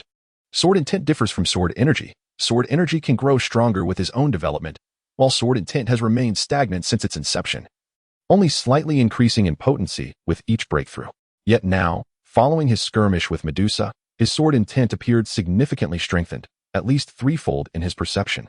This tripling does not merely denote an amplification, it signifies enhancements in sharpness, purity, and inherent power. This was undoubtedly a fortuitous development. For sword intent arises from the confluence of essence, energy, and spirit, manifesting as both substantial and ethereal. He could discern the reasons for its newfound strength. His true self had become clearer, and his strength had been amplified. In the confrontation with Medusa, he had unleashed everything, as if he had transcended through that final strike. He even created the free and easy sword, an achievement that held immense promise, as self-created swords possess boundless potential compared to those bestowed by systems or other techniques. Dividing line. 3 days later, feeling the surging Dou Qi within him, Xiao Hong focused his mind. The time to break through to the Great Dome Master had arrived.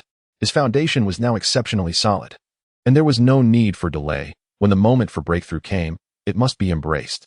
Outside the door, Hua Xi'er sensed the atmosphere within the room and realized that Xiao Hong was likely on the verge of a breakthrough. Yet, she hesitated, contemplating whether to interrupt him. If she wished, a mere flicker of Dou Qi from her could easily disrupt his breakthrough and inflict severe injury upon him. Recalling Her Majesty and Apos' attitude towards this human, Hua Xi and Apos, clenched her teeth and muttered, "Consider yourself fortunate." She then set down her meal and enveloped Xiao Hong in a protective shield of Dou Qi to prevent any leakage of his burgeoning energy. Sensing Hua Xi's actions, Xiao Hong smiled faintly, having felt a moment of panic when she had been at the door. He had not anticipated her response. Dismissing all distractions, he began to channel his technique with all his might. Within the cyclone, a crimson liquid filled every nook, teetering on the brink of overflowing. As Xiao Hong accelerated the operation of his technique, the once tranquil liquid began to whirl, gaining velocity. The method to break through to the great Dou Master is straightforward. Upon reaching the pinnacle of Dou Master, one must compress all the liquid Dou Qi within the cyclone to form a solid. This solid is commonly referred to as a Dou crystal. Xiao Hong diligently worked his technique, merging the liquid within the cyclone, where the red liquid spun rapidly towards the center and continuously fused. Meanwhile, the previously uniform crimson liquid began to segregate into various colors, albeit minimally. Collectively, these diverse hues comprised merely 1/10 of the total liquid, and their influx into the center lagged behind the deluge of red. Simultaneously, within the chamber, the speed at which Xiao Hong absorbed Dou Qi caused the external energy to coalesce into a cyclone surrounding him. The Dou Qi entered his body, was refined by his technique, and subsequently further purified by the ultimately forming droplets that infused a cyclone, rotating and condensing at the center. Hua Xia stood in the courtyard, feeling a twinge of discomfort. When have the snake people become guardians for human breakthroughs? Intensifying the protective barrier around the courtyard, she cursed, "Damn it, Xiao Hong." Oblivious to Hua Xiao's curses, would only chuckle if he had heard them. Having experienced the age of keyboard warriors, he felt indifferent to the insults of this world, even finding them somewhat amusing. At this moment, he was at the critical juncture of breaking through to the great Dou Master. As more Dou Qi flowed into his sea of energy, the rotational speed of the liquid within accelerated. For Xiao Hong, breaking through to the great Dou Master posed little challenge. It was almost effortless. With the continuous compression of the liquid, a small crystal gradually emerged within his cyclone, followed by an influx of Dou Qi integrating into this minuscule gem.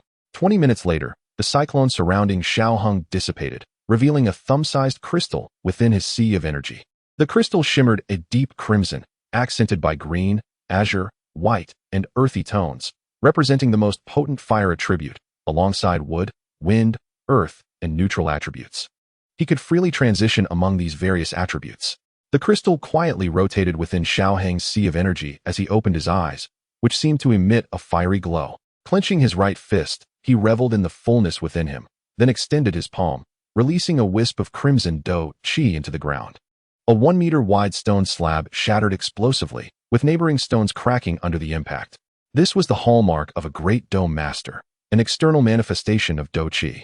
Although Xiao Hong had previously been able to project Dou Qi, it had always relied on techniques or sword energy. He had never managed a pure projection before.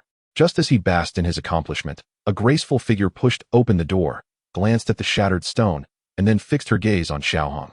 He sheepishly smiled and said, "Apologies for breaking a little something." Hua Xi and Apos regarded him coldly, icily stating, "If it happens again, I shall kill you," before departing the room. Once she left, Xiao Hong merely shrugged, musing, "The physique of the snake people is indeed impressive, but she is far too fierce. Otherwise, she would be perfect." He had not forgotten where he was. Contemplating was sufficient.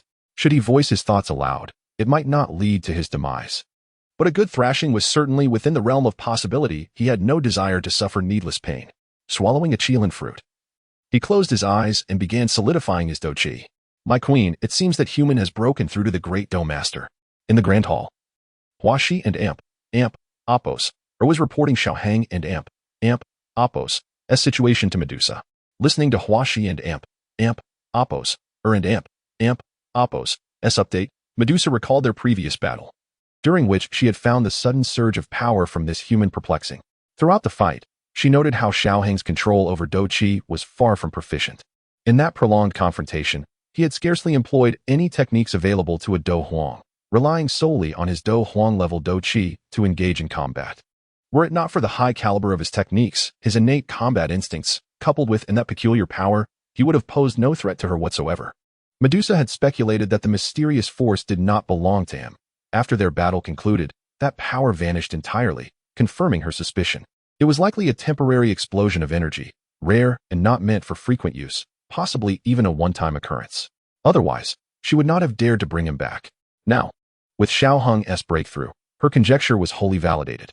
How amusing that an insignificant insect could inflict harm upon me. "Your Majesty, did that human injure you?" Upon hearing the murmurs of Queen Medusa, the serpent inquired. That day, Medusa returned in a rather dire state, her left hand clutching Xiaohong, her body marred by the scars of flames, with evident wounds on her shoulder and tail. Most notably, the injury on her abdomen seemed to still ooze fresh blood. If it were any mere human, she would have instantly dealt with them. "They are unworthy to inflict harm upon me," Medusa stated coldly. Her left hand gently brushed over her abdomen. Although the wound had healed, the memory of that blade still echoed with a faint pain. "Indeed, Your Majesty, it was true. That human was so feeble that she could easily crush him with a single swipe. How could he possibly injure the formidable queen?" The next day, Xiaohang awoke to find a meal on the table long since gone cold. He paid it no mind. With a surge of crimson energy, the food soon emitted steam once more. After satisfying his hunger, Xiaohang contentedly retrieved his alchemical cauldron from his spatial ring. For the next few days, his task was to concoct potions. Having previously depleted a significant number of elixirs, he intended to brew another batch to replenish his stock. With practiced ease, he poured his unique flame into the cauldron, discovering that his control over it had significantly improved following his recent breakthrough. His mind felt clearer, and indeed, breakthroughs came with numerous benefits, even enhancing his soul power. Soul power and sword intent share similarities. Both cannot be strengthened through ordinary means and can only be enhanced during breakthroughs. However, the increase in soul power during a breakthrough is considerably greater than that of sword intent, and there are various rare treasures that can augment soul power. Thus, it is generally easier to elevate soul power compared to sword intent. Moreover, he possessed a herb that could enhance soul power. Once he gathered sufficient materials, he would concoct an elixir to boost it. Currently, he was in the process of refining a third-tier potion, the upgraded version of the Qi recovery pill, known as the revitalizing pill. This potion was several times more effective in restoring energy than the Qi recovery pill, benefiting not only Duelings but also Dou Kings. Generally, a great Dou master would find such potions beyond their means. However, Xiaohang was no ordinary great Dou master. He was also a fourth-tier alchemist. With that distinction, he could afford such luxuries. Since he began crafting fourth-tier potions, he rarely bothered with those beneath that level. After all, why settle for less when one can indulge in the finest? Chapter 54. 1 year in the scorching expanse of the Tagore Desert, amidst the territory of the serpent people. A youth clad in white, with flowing white hair, sat serenely under the blazing sun. A gentle breeze swept by, lifting his hair gracefully, bestowing upon him an air of effortless elegance. As he felt the refreshing wind, the youth opened his eyes and stood, gazing at the sky with a faint smile upon his lips. Anyone who beheld him could not help but exclaim, "What a dashing young man!" A year has passed. In Xiaohang and Appo's life had been relatively pleasant. Aside from the absence of freedom, all was well. He wore white garments, which he had seldom donned before, and his hair now cascaded to his waist. Raising his hand, he savored the wind, softly murmuring, "The wind has risen." Throughout this year, Xiaohang had resided in this modest courtyard, venturing out only occasionally to the grand hall of Queen Medusa. Each visit was marked by her persistent request for the mysterious flame. Today marked the final ultimatum. Should he fail to surrender it, she would extract it by force. In his mind, Xiaohang recited the details of his status. Host, Xiaohang Cultivation, 7-star Great Fighter Cultivation Method, Ascension Decision Martial Arts, Celestial Sword Decision, Explosive Step, Fiery Kill, Rashomon, Lion King's Fury, Mountain Shattering Strike, Carefree Sword, Heavenly Dao Points, 0 Energy Points, 3,200 Cultivation Points, 210 Martial Arts Points, 320 in this environment. Devoid of distractions and solely dedicated to cultivation, Xiaohang and Appo's progress had been commendable. He had attained the rank of 7-star Great Fighter. He gazed skyward as the energy of the heavens surged into him. With a soft thud within himself, he mused, 8-star it is. After a while, a graceful figure entered through the door. It was Wash and Appo's, the serpent people's fighter he had encountered most frequently over the past year. Yet, even after all this time, the cold demeanor of this serpent king towards him remained unchanged. "Follow me," she commanded. Retracing the same path yet again, this marked Xiaohang and Appo's fourth journey along this route. And, barring unforeseen circumstances, it would likely be his last. "Will your queen truly allow me to depart?" Xiaohang inquired, casting a glance at the frosty serpent king beside him. "I do not wish for this to be my fate. Yet, do you comprehend how I have spent this year? Though I lack for neither food nor clothing, the monotony is unbearable. I have no one to converse with." Thus, his only interactions were the occasional exchanges with Washar during her visits.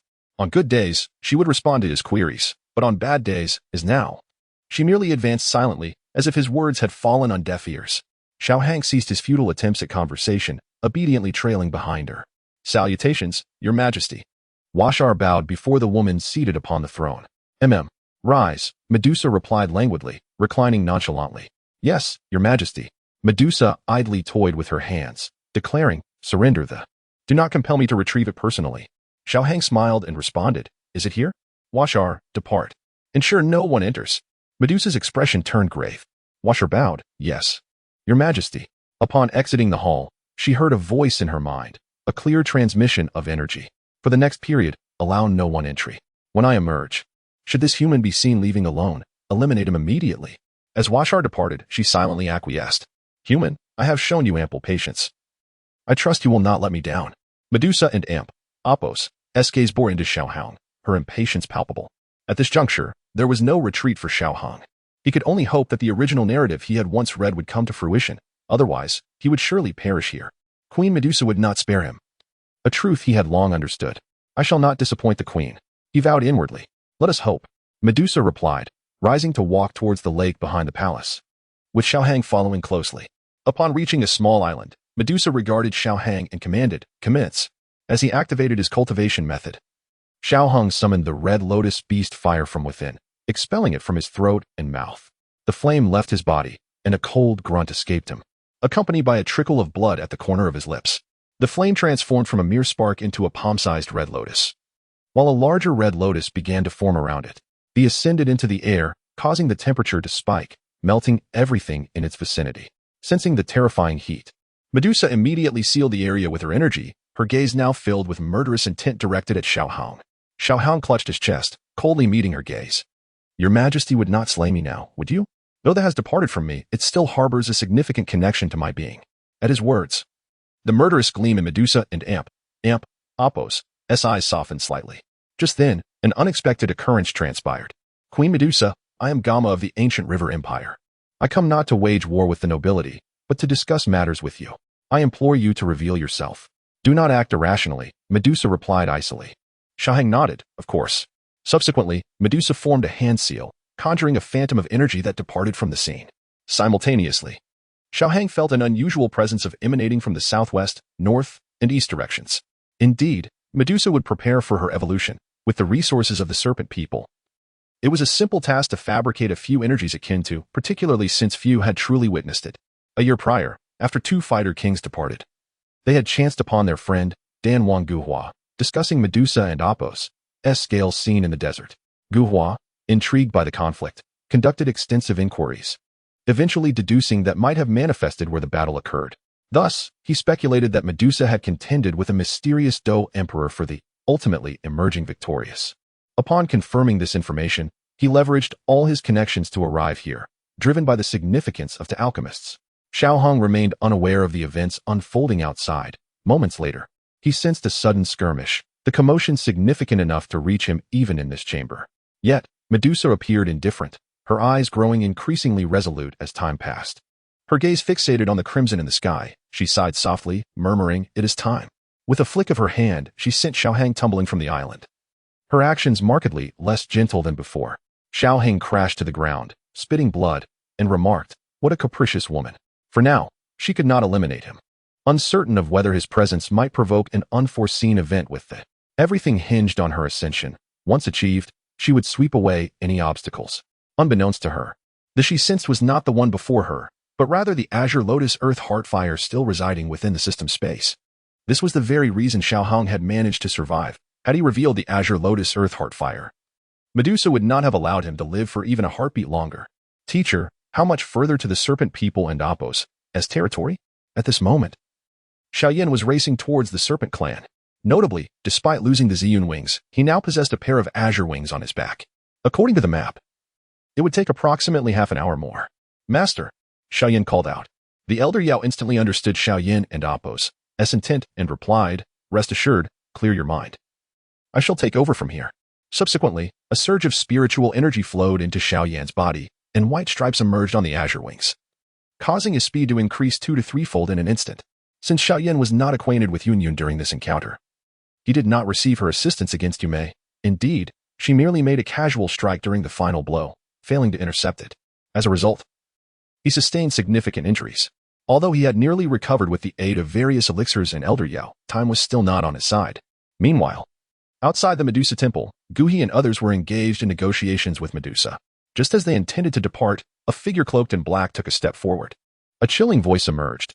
I once stumbled upon a passage in an ancient tome regarding the serpent clan and Apos, as queen.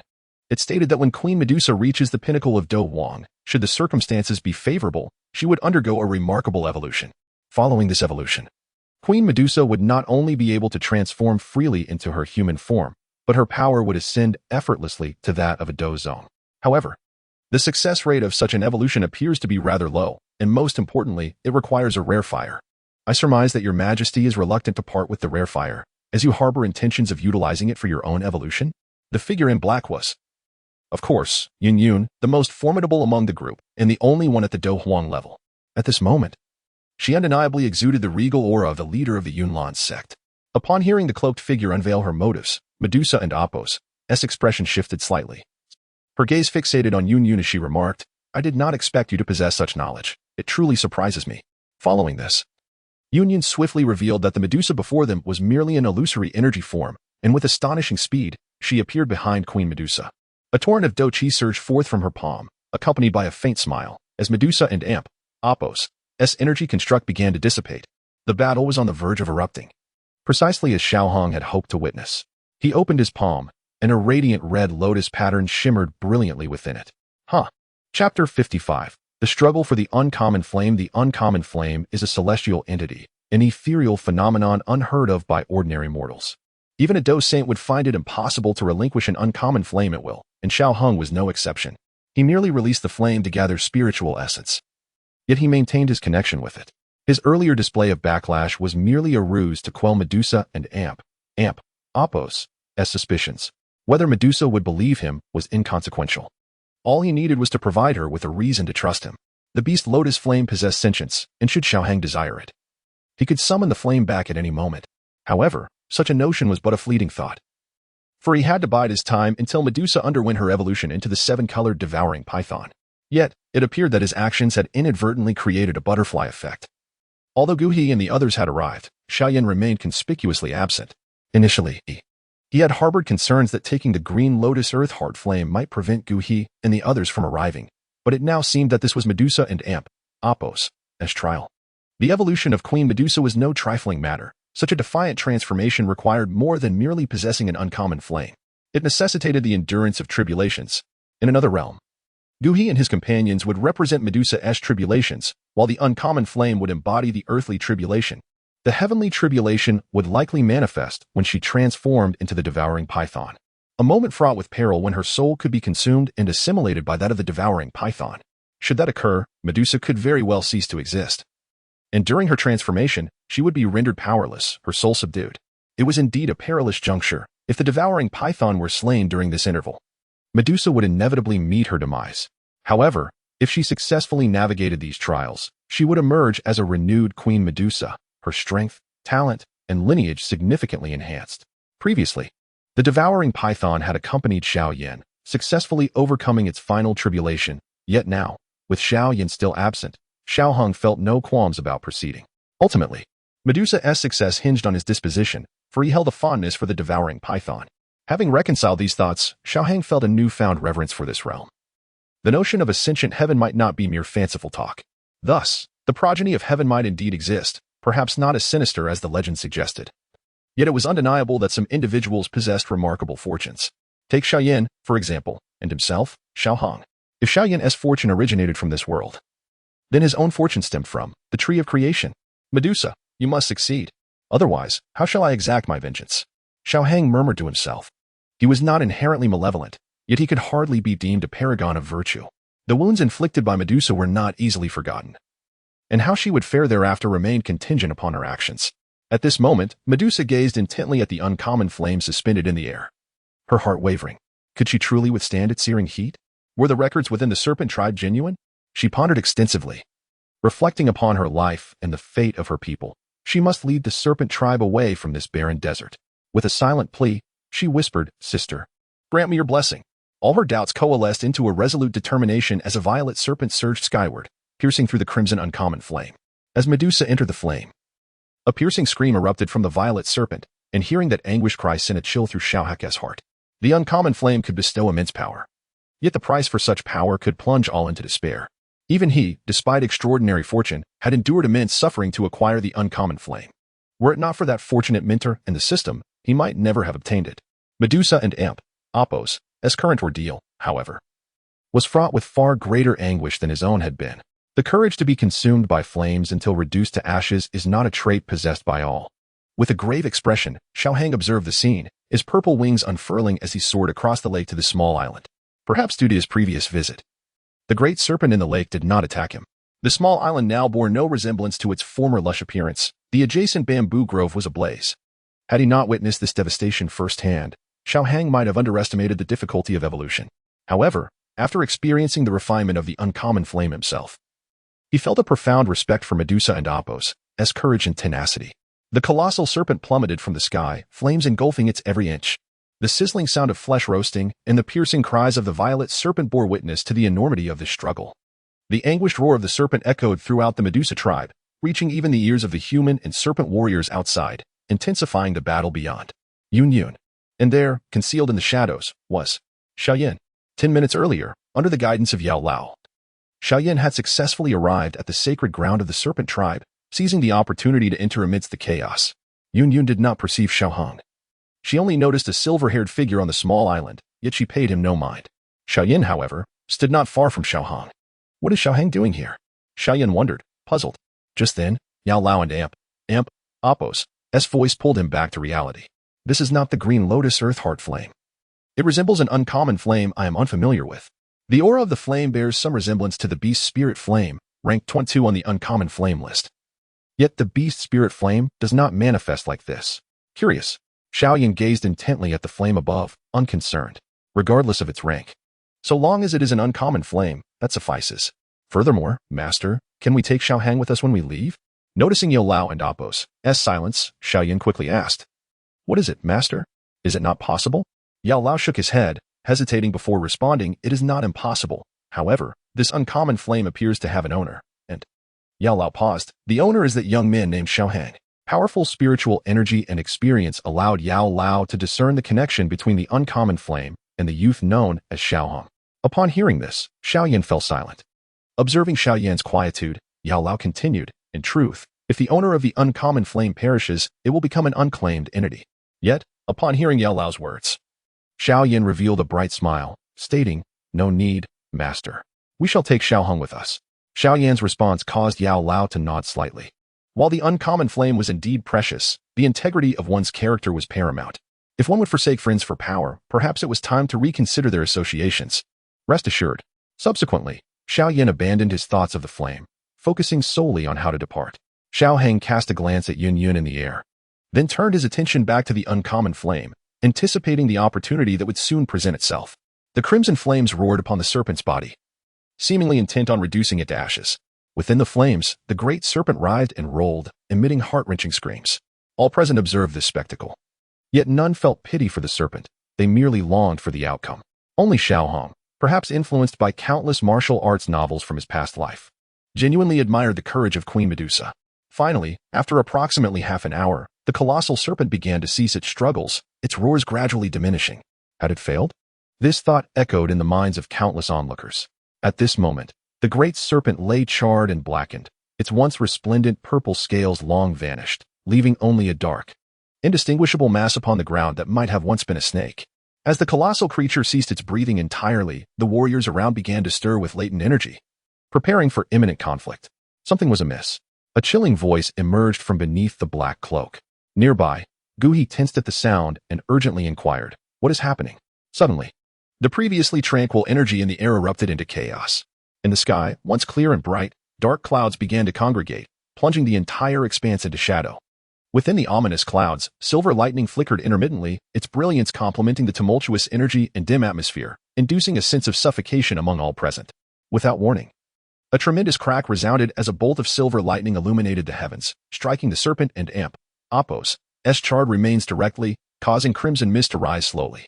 All awaited the dissipation of the fog, and then, astonishingly, the serpent's scorched form began to fade gradually. while a terrifying and immense aura surged forth from the remnants of its body, spreading with alarming speed.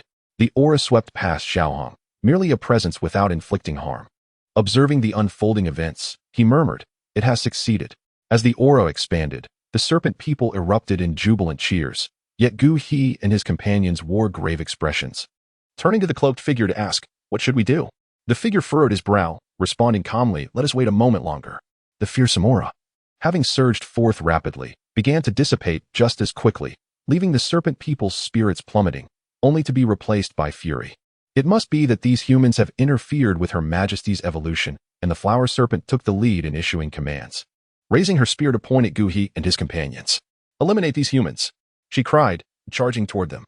In total, the serpent folk boasted 2 combat kings, while Dou Qi's side held 3 combat kings and 1 combat emperor. The serpent people were no match for them, falling like leaves before a gust of wind. Meanwhile, on the small island shrouded in crimson mist, Xiaohang stepped forward, extending his hand as the lotus mark upon his palm shone brightly. It resonated with the ethereal flames suspended in midair, causing the surrounding flames to dissipate and revealing a palm-sized crimson lotus that floated toward him. As it grew smaller, it drifted down his throat, re-entering his body. Controlling the flame seed to reintegrate into his spirit, Xiaohang exhaled in relief. Everything had transpired smoothly. Fortunately, his relationship with the red lotus beast fire remained amicable. Otherwise, even if he had not severed the connection with the ethereal fire, reclaiming it would not have been so effortless. With a faint smile, Xiaohang turned to a rather concealed corner of the island and said, "Come forth." Chapter 56. Farewell. Brother, a figure emerged from the corner, spotting Xiaoyan. With a smile, Xiaohang playfully punched Xiaoyan, who winced in pain and returned the gesture. The reunion brought Xiaohang joy, yet he knew this was not the time for idle chatter. With a serious expression, he urged, "We must leave quickly. It won't end Appos, TB long before the serpent people arrive, and we'll find ourselves trapped." Despite the myriad of questions swirling in his mind, Xiaoyan understood the urgency of the situation and replied, "Aren't you coming with me? I have matters to attend to. You go ahead, I shall follow shortly."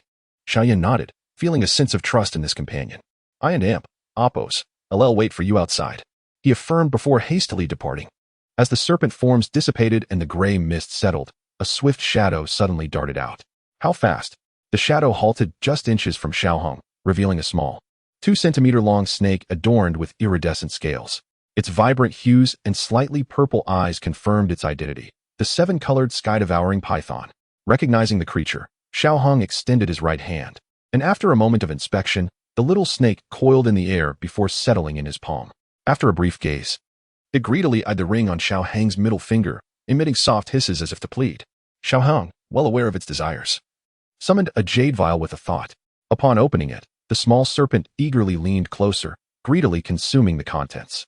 After partaking of a tenth of it, the little creature raised its head, its demeanor much friendlier. Unable to resist, Xiaohang gently stroked the adorable creature and Appos' head. It responded affectionately, nuzzling against his hand. "Compared to Queen Medusa, you are infinitely more charming. What say you, little one? Do you wish to accompany me?" At this, the little serpent hesitated momentarily. Sensing its uncertainty, Xiaohang reopened the vial containing the precious purple gold essence. The hesitation vanished, and the serpent returned to its feeding frenzy, consuming a similar amount before appearing slightly dazed. It then wound itself around Xiaohang and Appos' arm. With a satisfied smile, Xiaohang felt that acquiring this little companion made the pasture worthwhile. He now contemplated whether to help this creature suppress Medusa's spirit, but that was a concern for another day. For now, it was best to vacate the territory of the serpent people. Suppressing his smile and gathering his fighting spirit, Xiaohang began to stealthily exit the serpent people's domain. Knowing that the ground was the safest route under the current circumstances, calculating the time, he deduced that the other serpent warriors would soon arrive. As long as Dou Qi and the others remained, he was relatively safe. Once Xiaohang departed, the light barrier set up by Medusa shattered dramatically. Dou Qi entered the remnants of the barrier, only to find no trace of the strange fire, just a desolate island and a massive pit. Damn it, could it be that the strange fire was destroyed? Medusa shouldn't possess such power. Beside Dou Qi, an elderly man urged, "We must leave. I've sensed another serpent warrior approaching." Dou Qi, his face pale with frustration, stared at the vast pit. After a moment of reluctance, he declared, "Let us go. Can they come and go as they please in our territory?" At that moment, the 8 leaders of the serpent tribe arrived, their roars echoing throughout the clan. Flames of fighting spirit surged around them, enveloping their forms like a blazing inferno. "Get out of my way," Dou Qi shouted in anger. feeling humiliated after exerting so much effort only to find nothing. He anticipated mockery upon his return. Following this, Yin Ci took the initiative to attack Dou Qi and the others, while numerous serpent warriors brandished their spears, taunting each other amidst the chaos. Shortly thereafter, a figure in a black robe, along with 2 other Dou Huang of the serpent tribe, arrived. Standing against the 3 Dou Huang to buy Dou Qi and his companions time to retreat. The figure in black formed seals with his hands and uttered a chilling command. Wind, return to the earth. A tangible tempest materialized at his command. And with a gentle wave of his hand, countless azure blades descended upon the serpent warriors below. In an instant, anguished cries filled the air as the 3 Dou Huang activated their techniques to defend against the onslaught. Seizing the opportunity, the figure in black unfurled his azure wings, darting into the distance. At this moment, Xiaohang stealthily slipped out of the city, not due to his prowess, but because Dou Qi and his companions were too engrossed in the chaos. On the city wall, a peculiar sword mark appeared, broad at the back and narrow at the front. Compared to other marks, it was rather wide, resembling a ruler and Apos' imprint more than a sword and Apos'. To the south, despite its oddity, Xiaohang discerned the message left by Xiaoyan. After rushing southward for 10 minutes, he activated his purple cloud wings and soared away. Along the way, he noted more messages left by Xiaoyan. Half an hour later, Xiaohang arrived at an oasis, a rare sight within the Tagore Desert, especially since most were claimed by the serpent tribe. Xiaohang, over here. Xiaoyan emerged from a cluster of small trees, waving excitedly. Xiaohang smiled and approached. The two then traversed the thicket, settling on a large stone beside a small lake. How have you been lately? Xiaohang inquired, genuinely pleased to reunite with an old friend. Feigning indifference, Xiaoyan replied, what else? Just managing to break through to the douche. Though he attempted to appear nonchalant, Xiaohang could sense the pride oozing from his movements, gaze, and tone. Xiaohang, however, had no intention of indulging his vanity. He replied coolly, oh, hey, what's with you? Xiaoyan exclaimed, frustration mounting as he realized he couldn't elicit the response he desired. Then, recalling that Xiaohang had likely broken through to Dou Qi shortly after leaving Wutian City, he wondered about the star level. Deflated, he muttered, well, you must have become a Dou Qi too, right?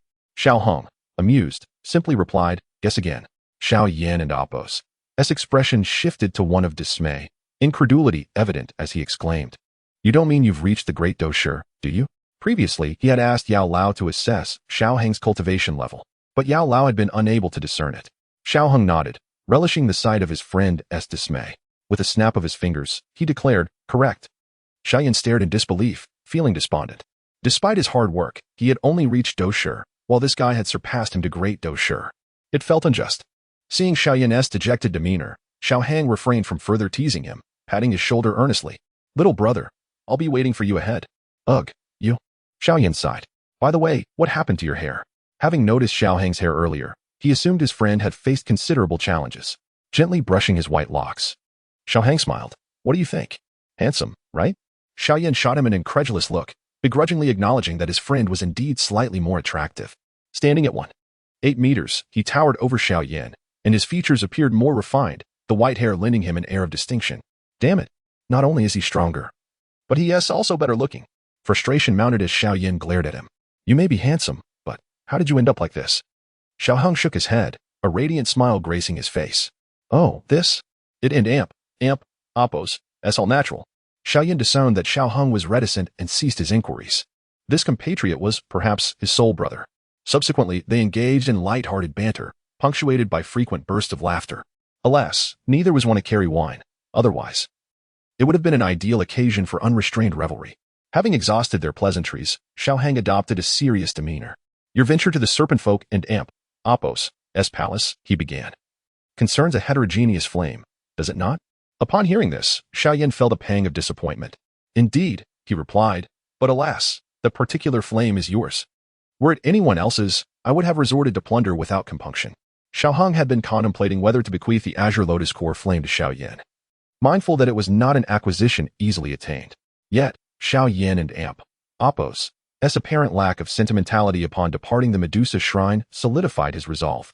Cognizant of the flame's significance to Xiaoyan, and witnessing his indifference towards it under such circumstances, coupled with his concern for Xiaohang's well-being, Xiaohang deemed him worthy of the azure lotus core flame. Would you desire a heterogeneous flame? Xiaohang inquired earnestly. Naturally, Xiaoyan replied casually, but it is yours. I possess another, Xiaohang declared, which I would offer to you. What? Xiao Yan momentarily believed he had misheard. Steadying Xiao Yan, Xiao Hong gazed upon him and retrieved the azure lotus core flame from his system inventory. The cerulean flame burned gently in the air, its lotus base resembling an azure lantern, casting its light upon the faces of the two youths. Witnessing the flame he had strived so assiduously to obtain materialize before him with such ease, Xiao Yan was momentarily stunned. The venerable Yao Lao, within the ancient ring, was equally astounded. A heterogeneous flame, Xiao Yan, he exclaimed, it is the azure lotus core flame. As a seasoned veteran, Yao Lao maintained greater composure than Xiao Yan. After the initial excitement, he mused upon the character of one who would so readily relinquish such a treasure. A gesture of generosity he had only witnessed in individuals such as Feng Zunjia. Xiao Hong, momentarily taken aback, was roused by Yao Lao and Amp. Appos! Exclamation. He stared blankly at the azure lotus core flame, then turned to Xiao Hong. You would truly bestow this flame upon me? Observing Xiao Yan's hesitant demeanor, Xiao Hang seized his hand and placed the lotus base upon it.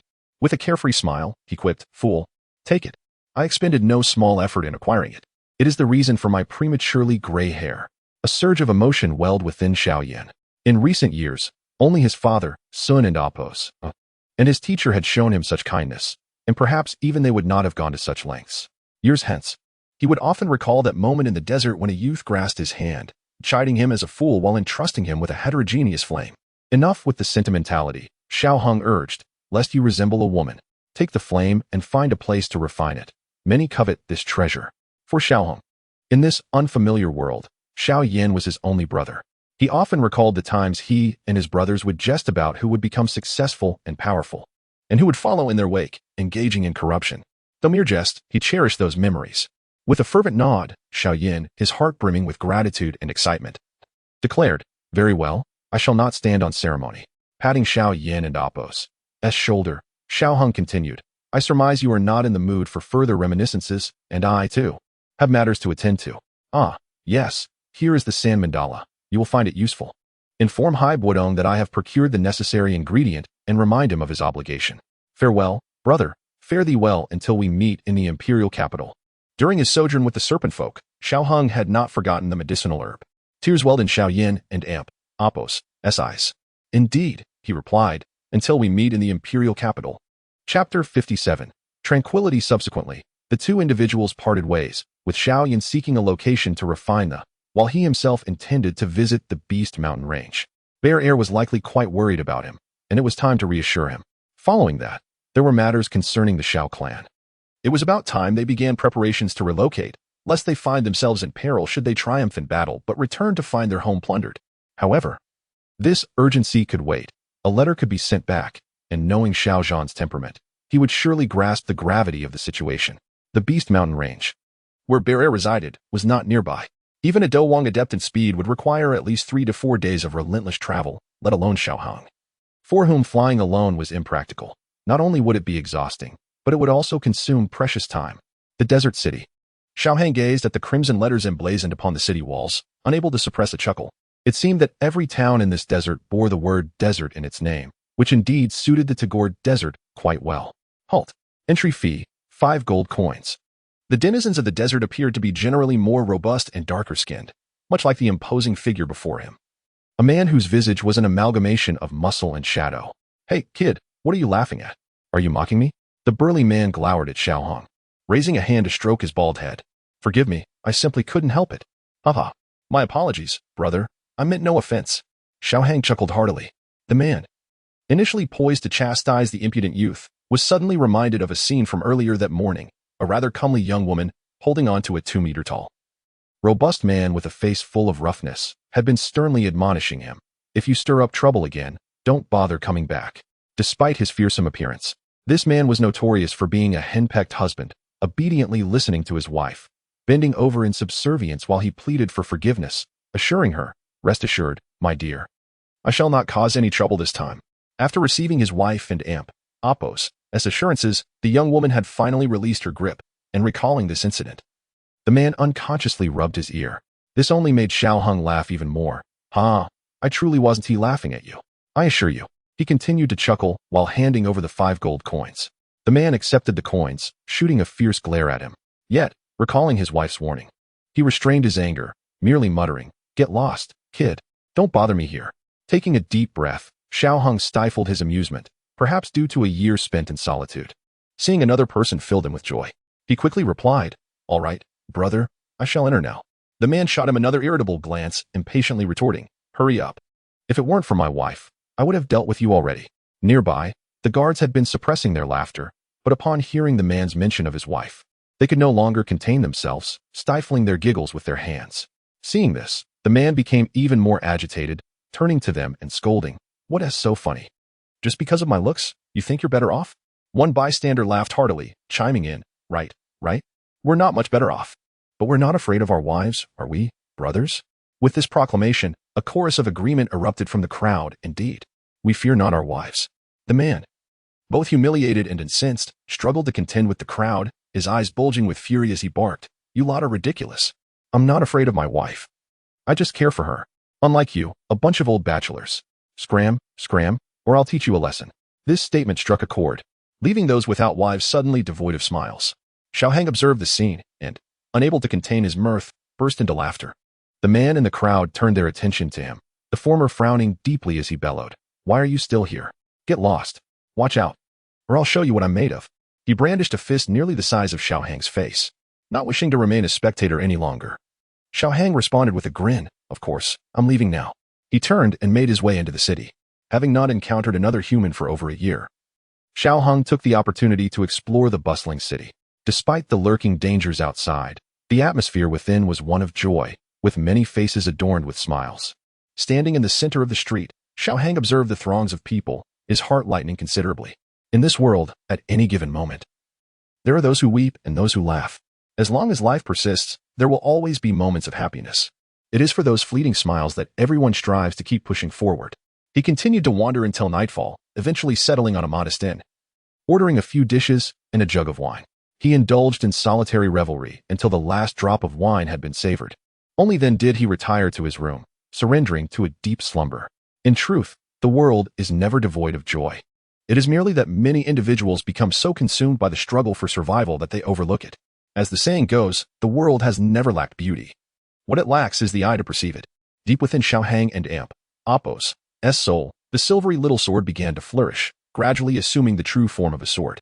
Initially, it had merely been a flicker of silvery light. Following his battle with Medusa, it had grown slightly, but only now did it begin to take on a discernible shape. All of this transpired as Xiao Hang slumbered, utterly unaware, contentedly lost in dreams. The next day, under the warm caress of sunlight, Xiao Hang awoke slowly. As he opened his eyes, a glimmer of silver flashed within his pupils. Rubbing his eyes and stifling a yawn, he completed his morning routine and gazed out the window, murmuring, "Onward." The growth of his sword intent sparked no confusion within him. It was born of him and flourished alongside him, etched deep within the essence of his soul. He was acutely aware of everything. Utilizing his status as an alchemist, he rented a second-tier flying beast and set forth towards the Beast Mountain range. Flying beasts are quite precious throughout the Jayamar Empire. Had it not been for his rank as a second-tier alchemist, securing one would have proven a formidable challenge. These specially bred flying beasts are sizable, their wingspan reaching at least 100 meters, with a compartment atop for passengers to rest. However, such beasts are not only exceedingly expensive for a single journey but also have limited range. Had Xiao Hang not appealed to the proprietor with both reason and emotion, he might not have secured a deal. "Impossible. Too far," exclaimed the rotund owner. 30,000 gold coins. Xiao Hung countered. What are you saying, my lord? I am not driven by greed. I merely wish to serve you." In the end, Xiao Hung successfully boarded the beast, which was attended by a young girl responsible for caring for both the creature and him. Dressed in black with her hair tied back in a practical ponytail, the young girl approached him. "My lord, shall we depart?" "Yes, let us set forth," Xiao Hung replied. Throughout the journey, nothing particularly remarkable transpired between Xiao Hung and the girl. Despite her pleasing appearance, he was no beast, and she clearly seemed a virtuous young lady, rendering him hesitant to engage in any form of teasing. 2 days later, the flying beast arrived at the nearest town to the Beast Mountain range where Bear resided. As the girl watched with hopeful eyes, Xiao Hang completed the remaining payment. Without delay, he unfurled his purple cloud wings and ventured into the depths of the mountain range. As Xiao Hung passed through the valley, he decided to take a look at the herbs he had previously neglected, which had now sprouted anew.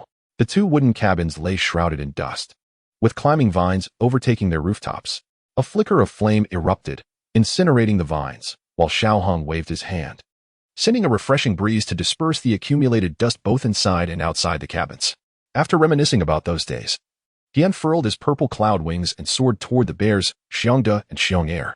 Their absence rendered his visit merely a nostalgic endeavor, making it unnecessary to linger here. At that moment, Xiong'er was engaged in training, battling Xiongde just outside the cave. The two colossal bears, towering over 10 meters, faced each other in fierce opposition. Xiong'er and Amp, Oppos, as thunderous roar echoed throughout the nearby monster beast mountain range, causing all surrounding creatures to cower in fear. With his earthy yellow wings flapping behind him, he launched a vigorous assault on Xiongda. The two massive beasts became entangled in combat, exchanging powerful blows, each strike resonating through the air. Their formidable physiques served as the most potent weapons, their resilient bodies and immense strength granting them the right to exist in this world. Even when confronted by beings of superior intelligence and combat skills, they could still wield their innate power to contend with, and even overpower, most humans of their level. The two bears clashed from the sky to the ground, each blow executed with full force, creating a cacophony of sound as they struck. Wherever they fought, small hills crumbled, trees shattered, and the ground was marred by numerous deep craters. This exemplified the formidable strength of the earth and stone bears. Typically, even a battle king would find it challenging to inflict such damage without advanced combat techniques. However, strength comes with its drawbacks. The two bears' speed was not particularly high. On the ground, they matched the speed of an average battle king, but once airborne, they lagged significantly behind in both speed and agility. While the bears were locked in their fierce battle, Xiongda suddenly sensed an approaching presence and paused, saying, "Wait, it seems a human is drawing near." Xiong'er, however, was undeterred, bellowing, "You think you can deceive me? You've used that move before." His massive fist, enveloped in a gauntlet crafted from yellow battle energy and an unknown mixture of rocks and soil, swung towards Xiongda's face.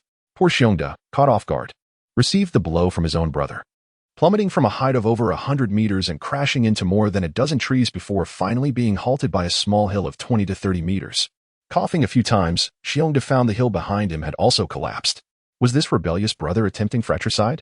Xiong'er, eager to press the advantage, suddenly sensed another human presence racing toward them. It was Xiaohang. Tears welled in his eyes. After spending 3 to 4 months with Xiaohang, he was intimately familiar with his aura. With a surge of battle energy, he flew outward, eager to reunite. Chapter 58, Beast and Amp. Amp, Oppos, S. Bloodfruit Xiaohang. Bear 2 exclaimed with delight, rushing towards Xiaohang. Xiaohang was soaring through the air when, suddenly, a blinding flash enveloped him, and he felt as though he had collided with a mountain. A massive crater formed beneath him, revealing a giant bear towering over the ground. Soon after, a human hand struggled to emerge from the side. "Bear 2, get up. You've crushed me." Xiaohang gasped, having exerted all his strength in that brief moment. Only then did Bear 2 realize the situation and hurriedly rise, shrinking back to his 2-meter height, sheepishly scratching the back of his head with a grin. Struggling to pull himself from the pit, a human figure suddenly appeared where he had just climbed out. With a flick of his wrist, Xiaohang retracted his crimson battle armor, wiping the cold sweat from his forehead. Phew, if it weren't and Amp, Oppos, T for the swift activation of the battle armor, I might still be down there. As for why, just look at that crater. Xiaohang, are you alright? Bear 2 inquired with concern, waving his hand dismissively. Xiaohang adjusted his expression, flashing a bright smile. "I and Oppos am fine, really. That and Oppos, that's good to hear. I need to tell you." Bear 2 leaned closer, babbling away about how he had searched for Xiaohang after he had sent him away. Bear 1 approached as well, remarking, "Well, you didn't and Oppos, T mention anything about your older brother." After saying this, Bear 2 sheepishly scratched his head again. Bear 2 was rather simple-minded, possessing an intellect akin to that of a child barely in his teens, far from the quick-witted nature of his elder brother, Xiaohang. Yet, this simplicity made him extraordinarily caring towards those who treated him well, like Xiaohang. All right. I and Amp, Oppos, am back." After patiently listening to Bear 2, Xiaohang gently patted his shoulder in reassurance. Once the conversation between the two bears concluded, Bear 1 finally spoke up. "Xiaohang, are you truly all right?" Xiaohang shook his head. "I and Amp, Oppos, am fine." Bear 2, still bubbling with excitement, interjected, "Oh, by the way, Bear 1 joined me in searching for you." Bear 1 and Amp, Oppos' expression darkened. "You only remember your older brother now?" However, he was far more mature than Bear 2 and managed to keep his emotions in check. In his heart, Bear 1 was deeply moved by Xiaohang and Amp, Oppos' decision to let Bear 2 escape, while he held back the danger himself. In the human world, he had witnessed brothers turning against each other in the face of life and death. Xiaohang and Amp, Oppos, actions proved that his choice had been the right one. Bear 2 and Amp, Oppos, future would undoubtedly be bright following Xiaohang. He also noticed Xiaohang and Amp, Oppos, head of white hair, contemplating the sacrifices Xiaohang must have endured to survive. Indeed, who could easily escape the clutches of the Medusa Queen? Nevertheless, survival was what mattered most. Thank you for taking care of Bear 2, Bear 1 expressed gratefully. Xiaohang smiled in response. Bear 2 has helped me immensely as well. Shortly thereafter, the trio returned to the cave. With no stools available, Xiaohang sat on the ground alongside the two bears. Fortunately, he wore dark clothing today, and the grass beneath him offered some comfort. Otherwise, he would have been at a loss without any water attribute battle aura. After a lively conversation, Bear 1 asked, "So, Xiaohang, are you planning to head to the imperial capital next?" Xiaohang nodded. "Yes. I may stay in the imperial capital for about half a year before setting off for the Black Corner region. More specifically, to Canaan Academy near the Black Corner region." Though he had missed the enrollment period for Canaan Academy, he believed his strength would allow him to enter. Even if he couldn't attend, he knew he could not remain in the Gamma Empire any longer. His ambition was to attain the utmost power, far beyond the level of a Dou Emperor or Dou Zong. If he stayed in the Gamma Empire, Xiao Yan would likely surpass him within a few years. And he was not inclined to allow that. "I've come to inform you that I am well, and to ask if you would consider accompanying me." Xiaohang had yet to finish his sentence when Bear 2 eagerly interjected, "Of course, I want to come along." Xiaohang gestured for him to calm down and continued.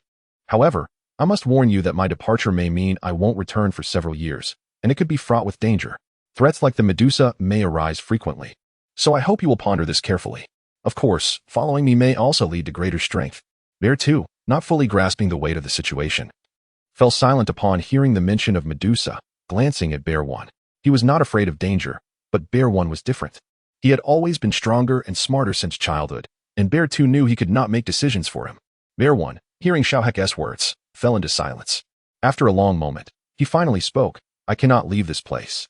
As for the reason, I apologize. You will understand in due time."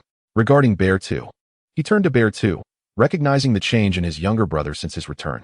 "If you wish to go, you may. You have grown up, and I cannot dictate your choices for a lifetime. The decision to leave is yours alone." With Bear 1 granting him the freedom to choose, Bear 2 fell silent.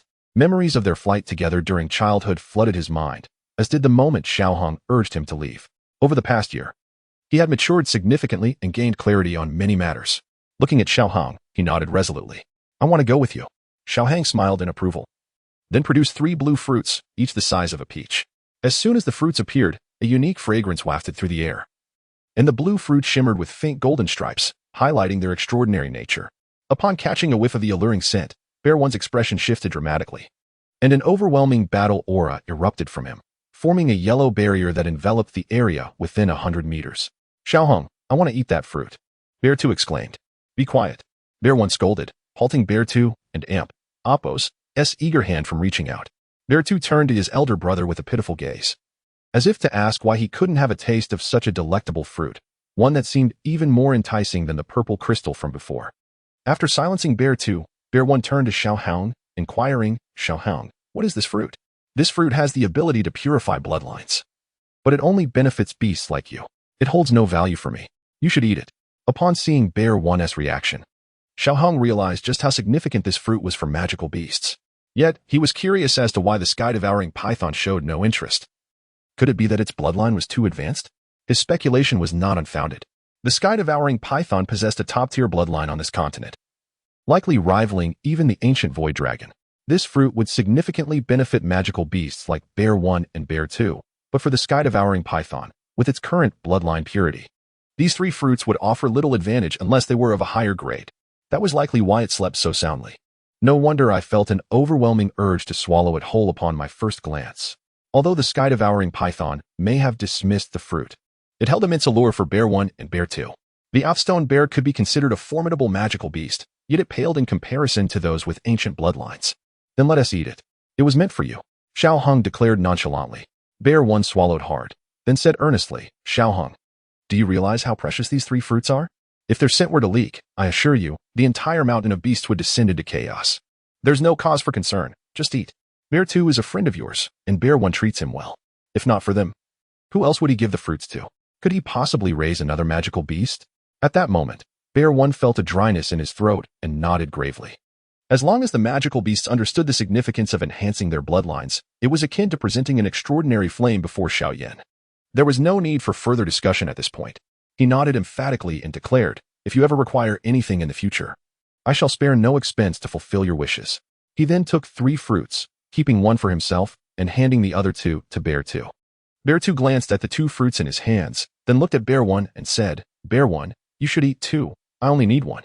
Bear 1, though touched by this gesture, smacked Bear 2 on the head and gruffly retorted, "If I tell you to eat, then eat. No need for all this chatter." However, Bear 1, "Enough of the nonsense. I will reinforce the shield," Bear 1 added, taking a moment to strengthen the protective barrier. Such critical matters could not afford to be jeopardized by external interference. Subsequently, both bears consumed their fruits, and in an instant, the energies of the world erupted in chaos. Xiaohang held his breath and focused, as the crimson battle armor rapidly materialized around him. Yet, despite this, he felt an overwhelming force drawing him toward Bear 1 and Bear 2. Fortunately, this tumultuous energy did not persist for long, subsiding after roughly 10 minutes.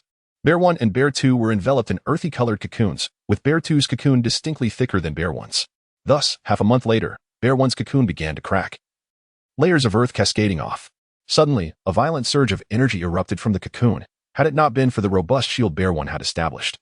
It might have been shattered by this force. Xiaohang grimaced internally, lamenting, "What sin have I committed to deserve this treatment? Bear 2's pit still needs tending." Despite these thoughts, he promptly cloaked himself in battle armor, summoning swirling azure energy to conjure a 3-meter-tall green shield before him. Then, with a thunderous roar, Bear 1 and Appos, S large cocoon shattered, revealing a 2-meter-tall, earthy-hued bear that stepped forth and solemnly bowed to Xiaohang, saying, "Thank you. In the days to come, should you require my services, I would face 1,000 deaths without hesitation." Though he had not yet broken through to the 6th tier, Bear 1 understood the extent of his transformation. From this point forward, achieving the 6th tier would pose no challenges. He needed only to cultivate in tranquility, with sufficient opportunity. Even the 7th tier was within reach, and his current lineage might even allow him to aspire beyond that. Conversely, Bear 2, having consumed 2 fruits, reaped even greater benefits, making the prospect of transcending the 7th tier not entirely implausible.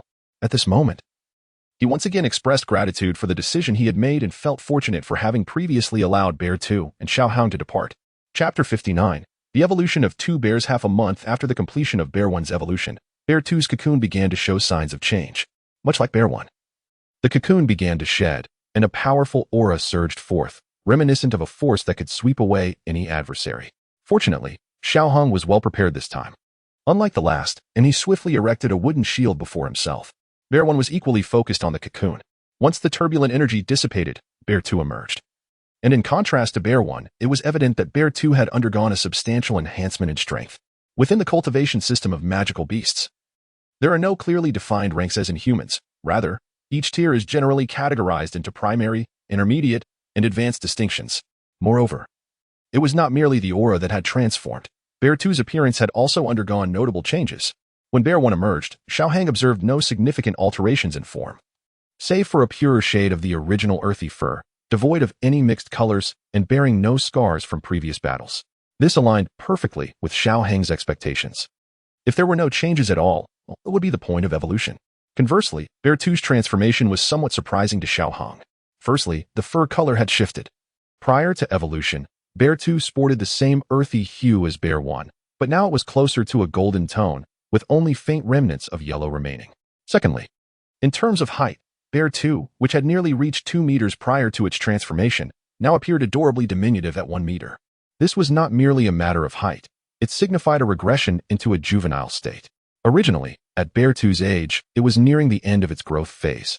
Yet it had inexplicably returned to infancy, a clear indication of its potential for enhancement. The juvenile stage represented a 5th-tier magical beast, implying that when it reached maturity, it would be considerably stronger than before. At this rate, once Bear 2 matured, even with a conventional training regimen, its strength would be at least 7th tier. As for further ascension, that would depend on fortunate circumstances. However, barring extraordinary events, Bear 2's transition to adulthood would likely take over a century. Unlike humans, magical beasts rely heavily on their bloodlines. Lacking the formidable intelligence of humans, their cultivation speed is inherently slow, yet they are also bestowed with remarkably long lifespans. Bears like Bear 1 and Bear 2 barring unforeseen circumstances, are estimated to live for over a millennium.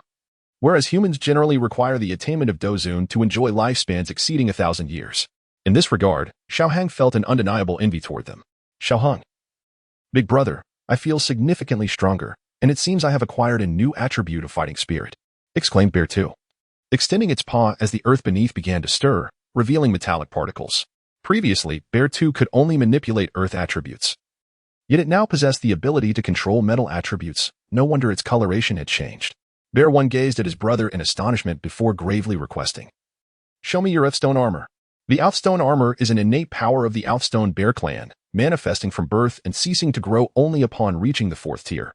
Upon attaining the 5th tier, the armor can be retracted into the body and summoned during combat.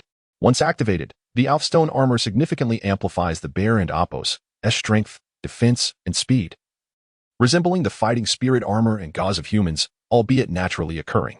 The purity of a Bear and Apos' bloodline is assessed by the completeness of its armor. The more intact the armor, the purer the lineage. Bear 2 nodded and summoned the Outstone armor, which enveloped it completely under the influence of fighting spirit. In its previous form, Bear 2 and Apos' armor could only cover its chest, legs, and left paw. Now, armor adorned its back and right paw, leaving only its head exposed. Bear 1 summoned his own armor, which was similarly enhanced. Previously, it covered just his chest, hands, and right leg, but now, like Bear 2, it covered every part of his body except for his head.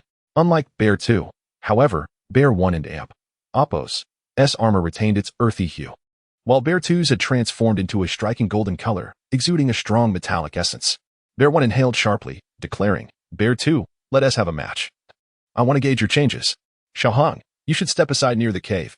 Xiaohang complied, recognizing that it would be unwise to remain nearby during the clash of these two colossal beings. With an increase in strength, the quickest way to assess 1 and Apos' abilities is through combat, a notion Bear 1 embraced.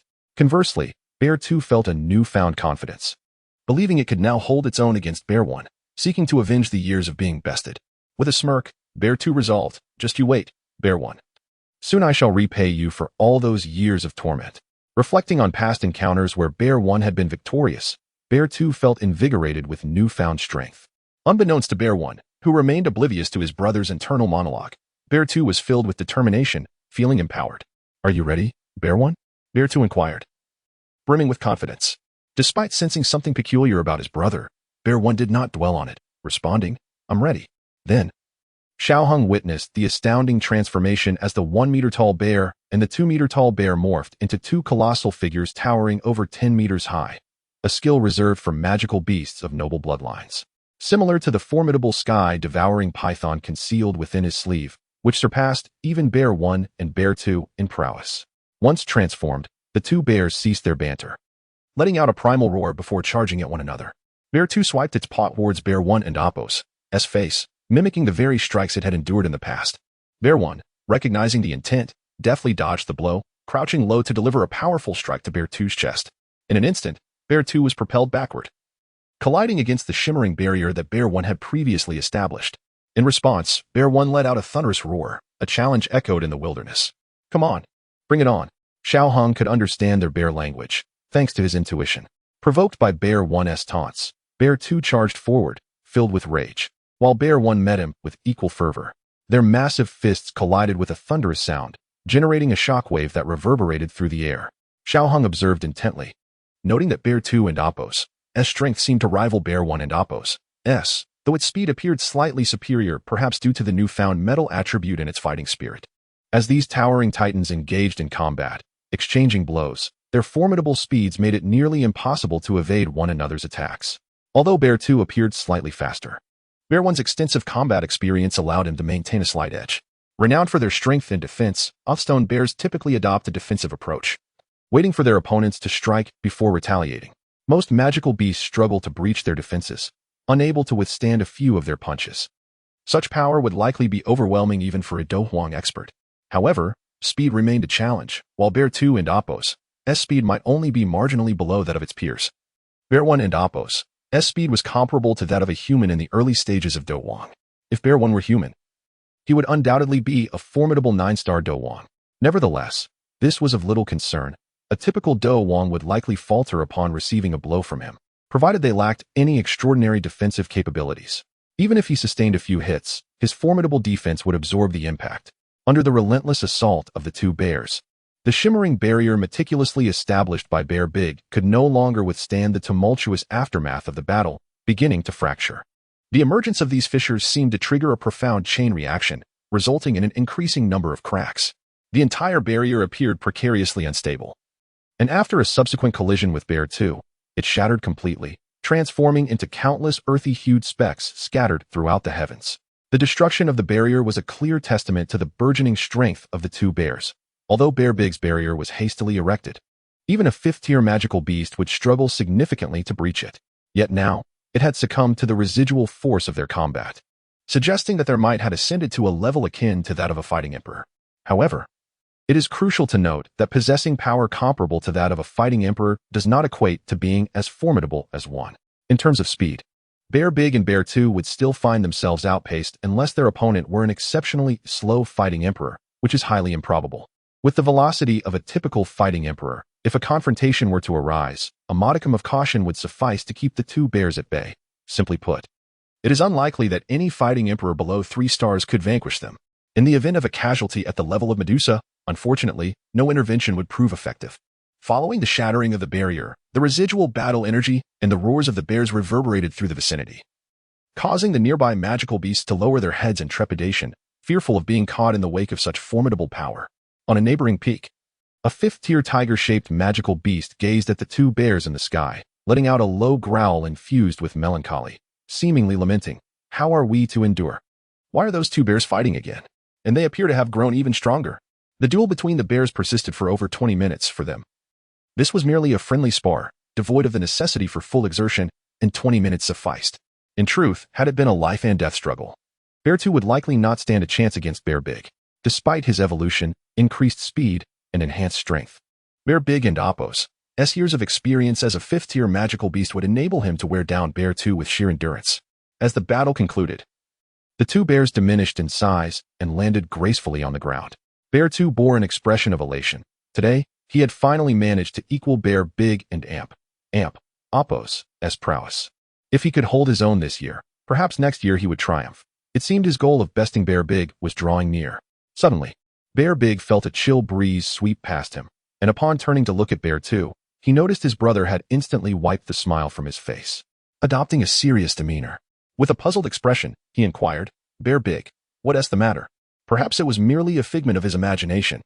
How could his younger brother harbor any ill will towards him? He had always been so well behaved since childhood. Shaking his head, he banished the thought entirely from his mind.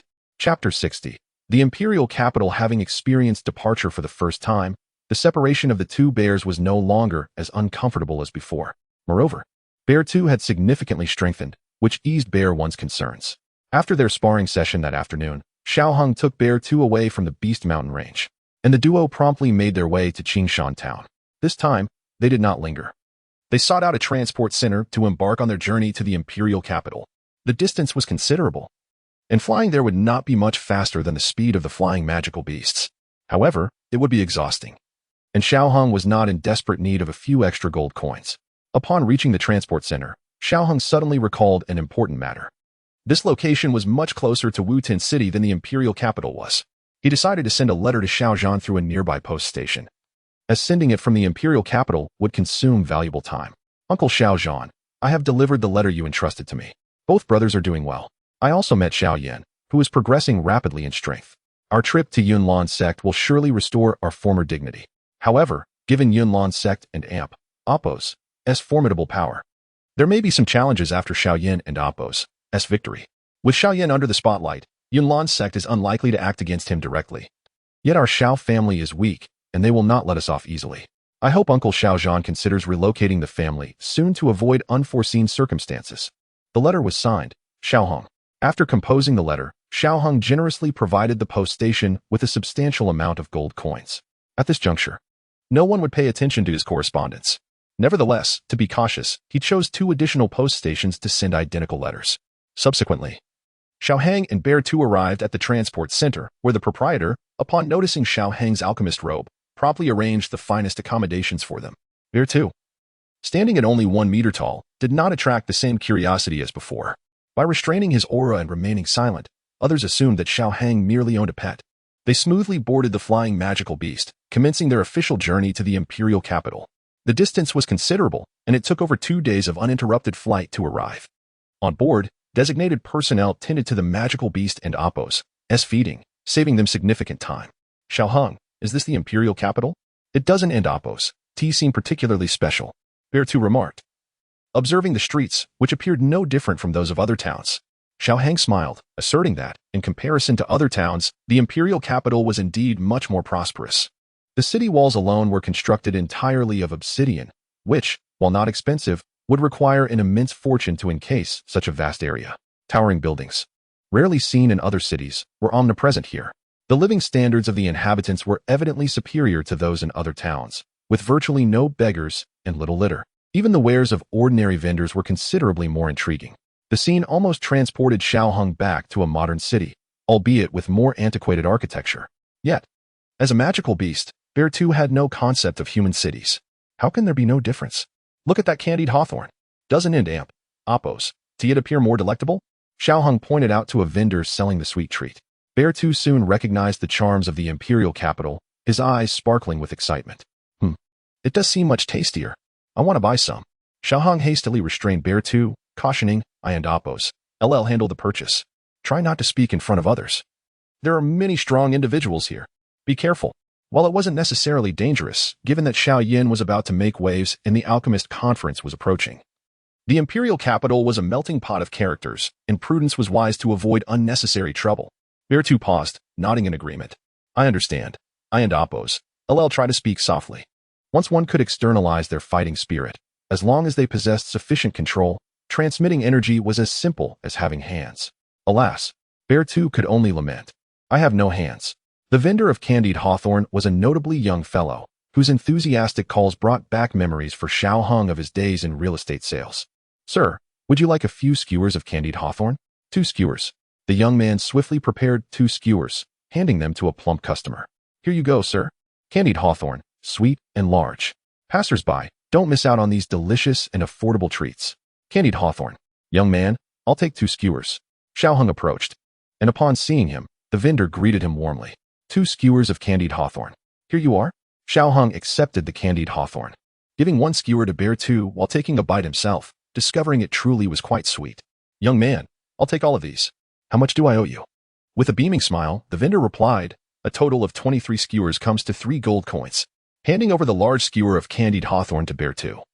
Xiao Hung continued, by the way, where can I find a real estate agency nearby? I'm looking to buy a house. Staying in an inn for several months in the imperial capital wasn't practical. Purchasing a house seemed wiser, especially since he wasn't lacking in funds. The life of an alchemist was indeed quite simple. Upon hearing Xiao Hang and Appo's intent to buy a house, the young man and Appo's eyes lit up. Sir, I can help you. What? Aren't you selling candied hawthorn? Xiao Hung questioned, surprised. The young man shyly smiled, confidently patting his chest. Selling candied hawthorn is just my side job. My primary occupation is in real estate. His demeanor suggested, trust me, making Xiao Hung chuckle as he revealed a bright smile. Besides selling houses, do you have any other side occupations? How did you figure that out? Dawn and Appo's let my daytime candied hawthorn sales fool you. At night, I and Appo's am an information broker. Oh. What kind of information do you deal with? Xiao Hung inquired. The young man proudly gestured to himself, exclaiming, I am known as the information prince. In this area, there is nothing I do not know. Xiao Hang smiled, saying, well, I do have some information I and Appo's do you like to inquire about? Sir, please go ahead. From the highest dignitaries to the lowest ruffians, I know it all. Let's focus on finding a house first. He indeed had 2 items he wished to procure. But there was no need to rush. Sir, this room faces south, warm in winter and cool in summer. Just look at this small courtyard, the pond, and the green bamboo. What a splendid environment. Moreover, the most crucial aspect is the location. The front gate leads directly to the miter auction house, and the back gate opens to the Alchemist Guild. The surrounding area is bustling with activity, and all amenities are readily available. It is situated right in the heart of the imperial capital, ensuring complete safety. Xiao Hang surveyed the area and nodded, acknowledging that it was indeed satisfactory. Though the courtyard was not vast, it spanned around 70 to 80 square meters, ample space for sword practice. The 3-story building even boasted a basement, which was quite appealing. Bear 2, what do you think? Bear 2, clutching a large skewer of candied hawthorn and another skewer in hand, was about to stuff one into his mouth, relishing the sensation. When he heard Xiao Hang's question, he casually replied, I trust your judgment. Did the bear just speak? The young man, startled by Bear 1 and Apos' words, nearly thought he was hallucinating. Luckily, having traveled widely over the years, he forced himself to remain calm, refraining from acting as he had before. This must be a person of great stature. Even the bear can talk. I must tread carefully, he stammered. Sir, what do you think? Even at this moment, he remained focused on his primary task, selling the house. Yes, quite nice. How much? Xiao Hang inquired, having observed that it was indeed a commendable property. Extending a finger, the young man cautiously declared, 200,000 gold coins. He attentively observed Xiao Hang's expression, fearful of dissatisfaction. However, Xiao Hang and Apos' subsequent words nearly brought him to tears of joy. Very well, let us proceed with the card payment. The young man felt invigorated once more. No talking bear could ever surpass the importance of profit. Fearing that this divine being might retract his offer, he hastily added, My lord, if you would follow me, we must go to the middle auction house to complete the payment. Xiao Hang indeed possessed the 200,000 gold coins. His total wealth was approximately 1 million, having spent a considerable amount previously, leaving him with an estimated 70 to 80,000. The precise figure eluded him, yet he remained unconcerned about finances for the time being. Upon arriving at the middle auction house, guided by 2 staff members, Xiao Hang signed the agreement. The payment process consumed roughly 20 minutes, underscoring the reasons behind the Middle Merchant Guild and Apos' vast success. Within the Gamma Empire, if anyone could rival the royal family in power, it would likely be the Yunlan sect. However, in terms of wealth, the middle family was equally formidable, controlling nearly a quarter of the empire's riches. One must not underestimate that quarter, as it is based on the entirety of the empire. In a society like that of his previous life, a family such as Middle would have been swiftly dealt with by the royal family. Even the house Xiao Hang had just purchased belonged to them. A young woman respectfully handed the property deed to Xiao Hang, sweetly stating, My lord, here is your property deed. The young man beside her exhibited a look of excitement. The success of the deal meant a substantial commission for him, at least 2,000 gold coins, enough to sustain him for a year selling candied hawthorns. Accepting the deed, Xiao Hang expressed his gratitude and subsequently departed from the middle auction house, returning to his courtyard. My lord, do you require any additional services, such as procuring 2 serving maids? The young man suggested with a knowing glance, his intentions clear. Xiao Hang felt a flicker of temptation, but ultimately decided against it. Ahem. No need for that. I pride myself on my integrity. My lord, are you truly certain? The young man pressed, his expression mischievous. To maintain his composed demeanor, Xiao Hang cleared his throat twice, banishing any distracting thoughts. Then, in a serious tone, he replied, I genuinely do not require them. By the way, you are skilled in gathering information, are you not? Assist me in locating a place, and there will be generous rewards.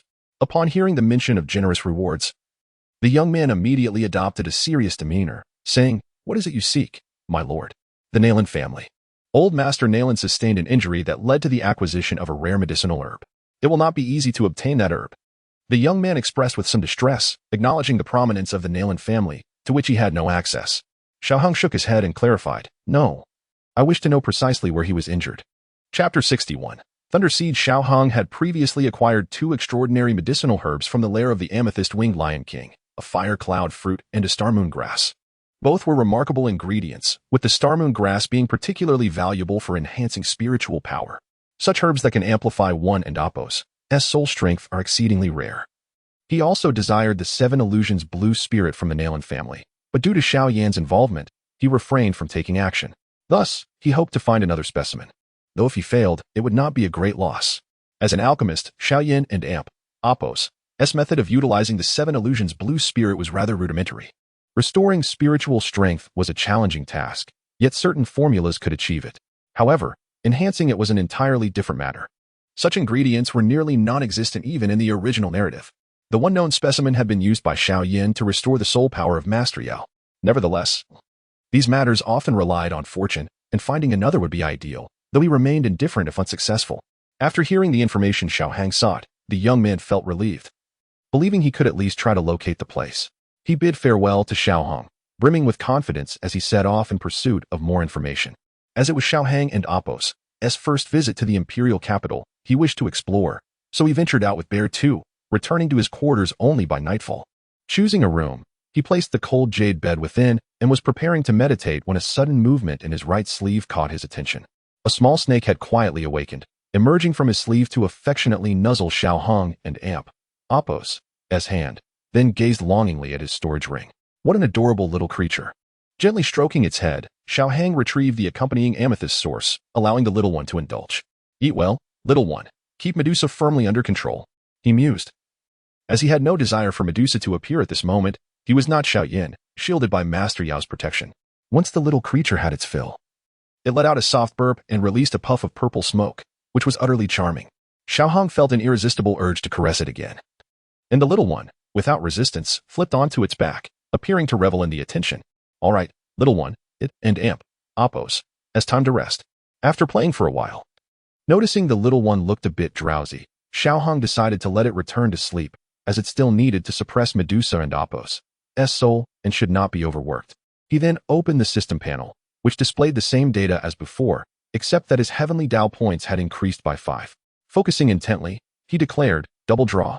He obtained a 1-hour 6-star Do Huang experience card and a thunder whale seed.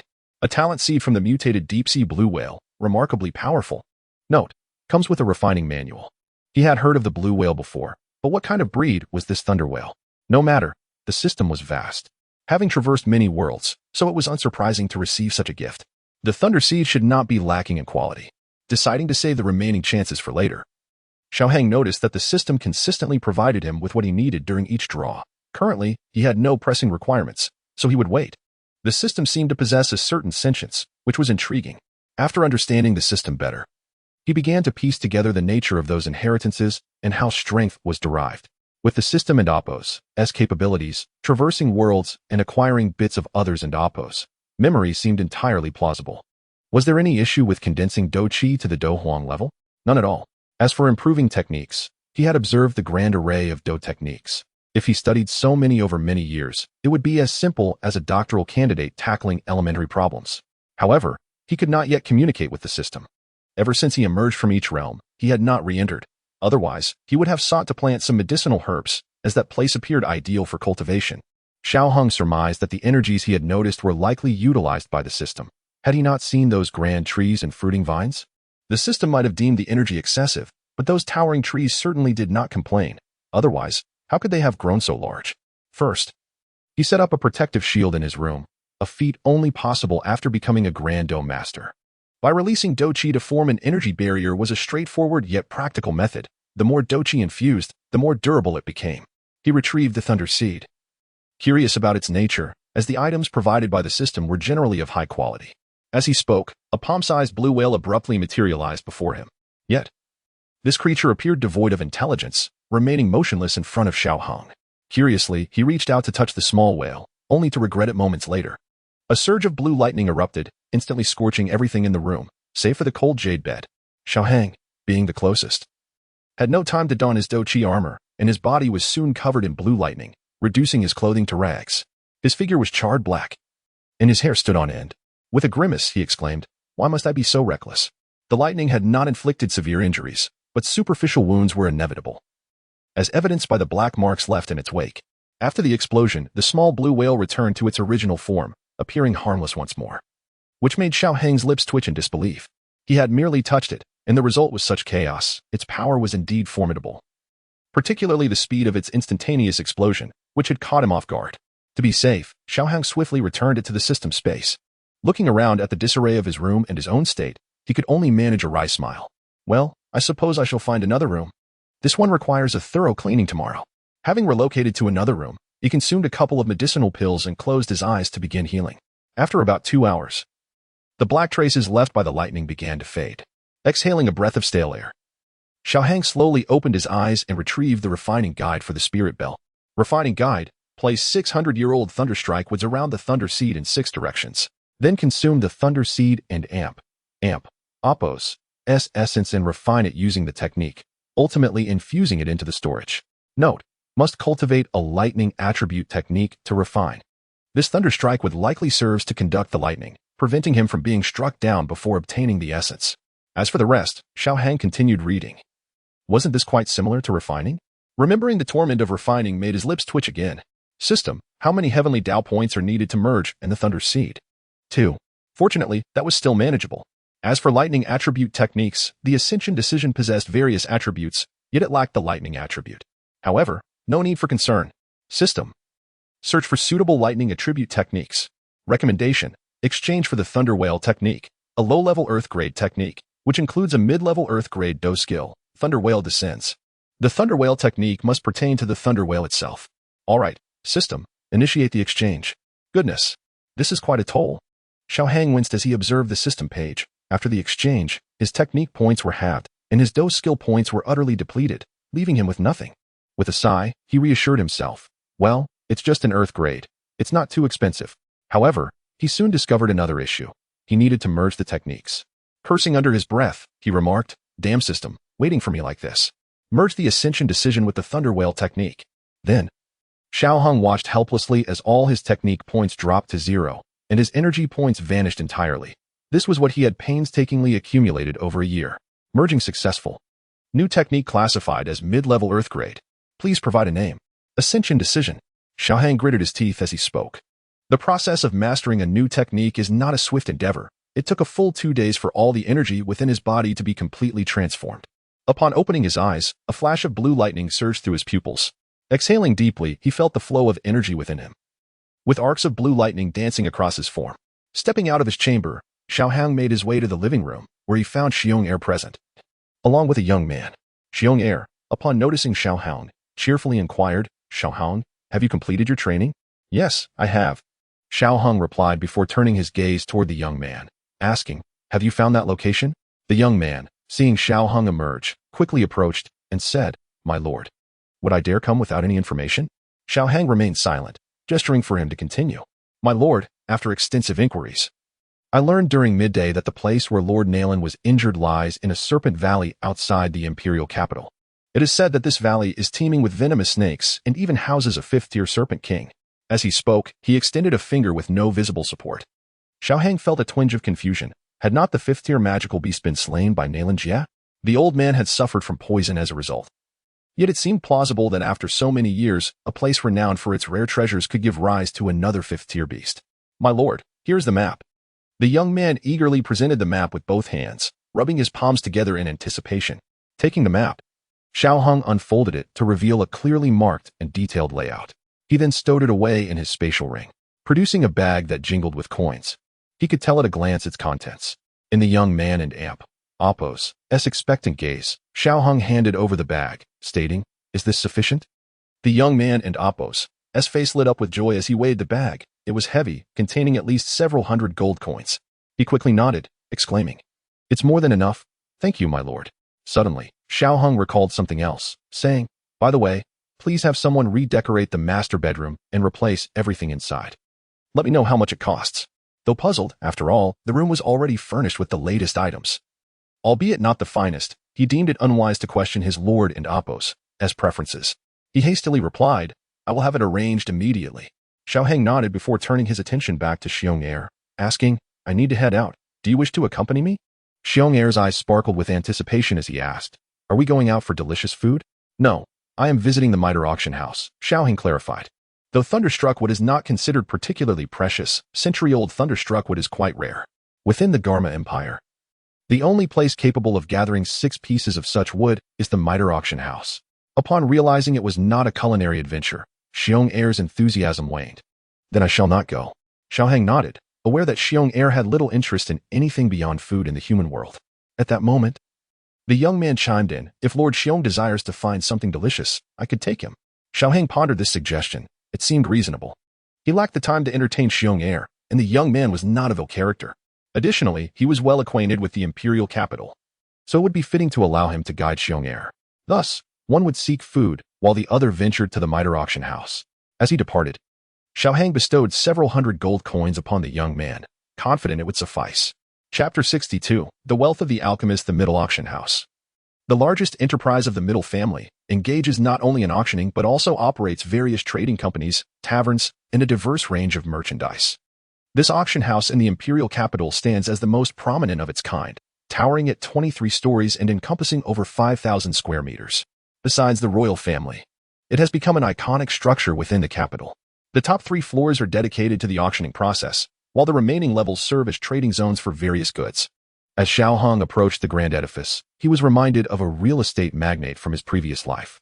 Noting the similarities between the middle auction house and Wanda real estate, upon reaching the 20th floor, he discovered an elevator that operated automatically, a feature that surprised even him with its advanced technology. The 20th floor was designated for high-end merchandise, and had it not been for Xiao Hang's alchemist robe, he might not have been granted entry. "Welcome, esteemed sir. How may I assist you today? I can guide you." A young lady clad in a splendid red robe greeted him with a smile as he exited the elevator. It was his first visit to such an upscale venue. And he couldn't and Oppos, help but feel slightly flushed at her refined appearance. However, feeling somewhat confident due to his current status, he inquired, "Do you have any century-old lightning-struck wood?" "Indeed. This way, please." The young lady inclined slightly, gesturing for him to follow. These attendants were meticulously trained by the middle family and possessed a thorough understanding of their offerings. She led Xiao Hang to a platform brimming with lightning-struck wood, numbering over 100 pieces. Standing on the platform was another young lady in a similarly ornate robe, though her attire bore more intricate patterns, indicating a higher rank. Upon seeing Xiao Hong, she immediately bowed. "Greetings, esteemed sir. What kind of lightning-struck wood do you require?" The guiding lady remained nearby, attentively observing. Xiao Hong, gazing at the array of wood, felt a surge of admiration for the middle auction house's wealth. He had anticipated a more arduous search. "I would like 6 pieces of the century-old lightning-struck wood, the finest you have," he requested. "Understood, sir." The young lady promptly turned to select 6 exquisite pieces. "The total comes to 330,000 gold coins," she announced. "Very well." Xiao Hong handed over his purple card. After the transaction, the attendant respectfully returned the card. "Sir, all set. By the way, how much is left on this card?" he asked, wanting to avoid any potential embarrassment regarding insufficient funds. With a charming smile, she replied, "Sir, your card has a balance of 223,500 gold coins." Receiving the card back, Xiao Hang sighed, realizing how quickly money could dissipate. "No matter, if I run low, I can always sell some elixirs," he thought.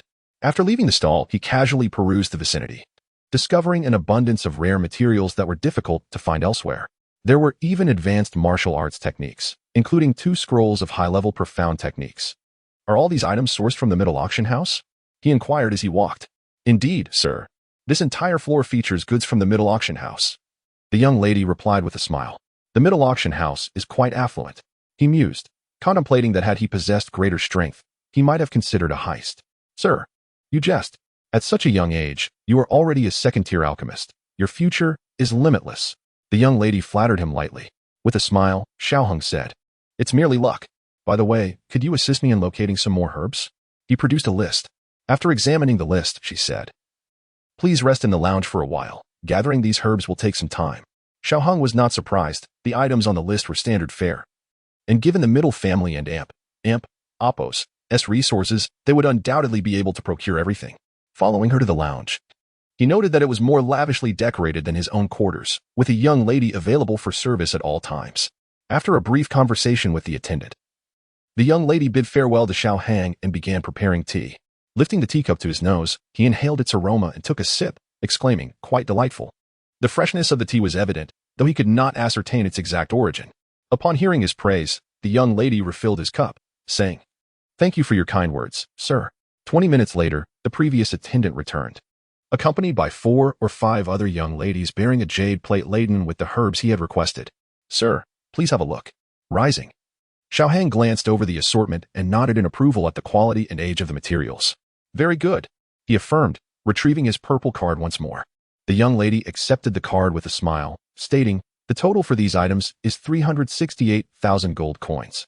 However, your card and Oppos' balance may not suffice." Xiao Hong was taken aback, having assumed it would cover the cost. With no other resources at hand, he helplessly suggested, "Do you accept elixirs?" The young lady nodded with a smile, "We do."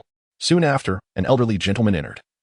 Meticulously assessing the elixirs, Xiao Hang produced and offering prices for each. 3 second-tier blood-reviving pills valued at 80,000 gold coins, 10 second-tier resurrection pills worth 100,000, and 2 third-tier iron bone pills at 15,000 each.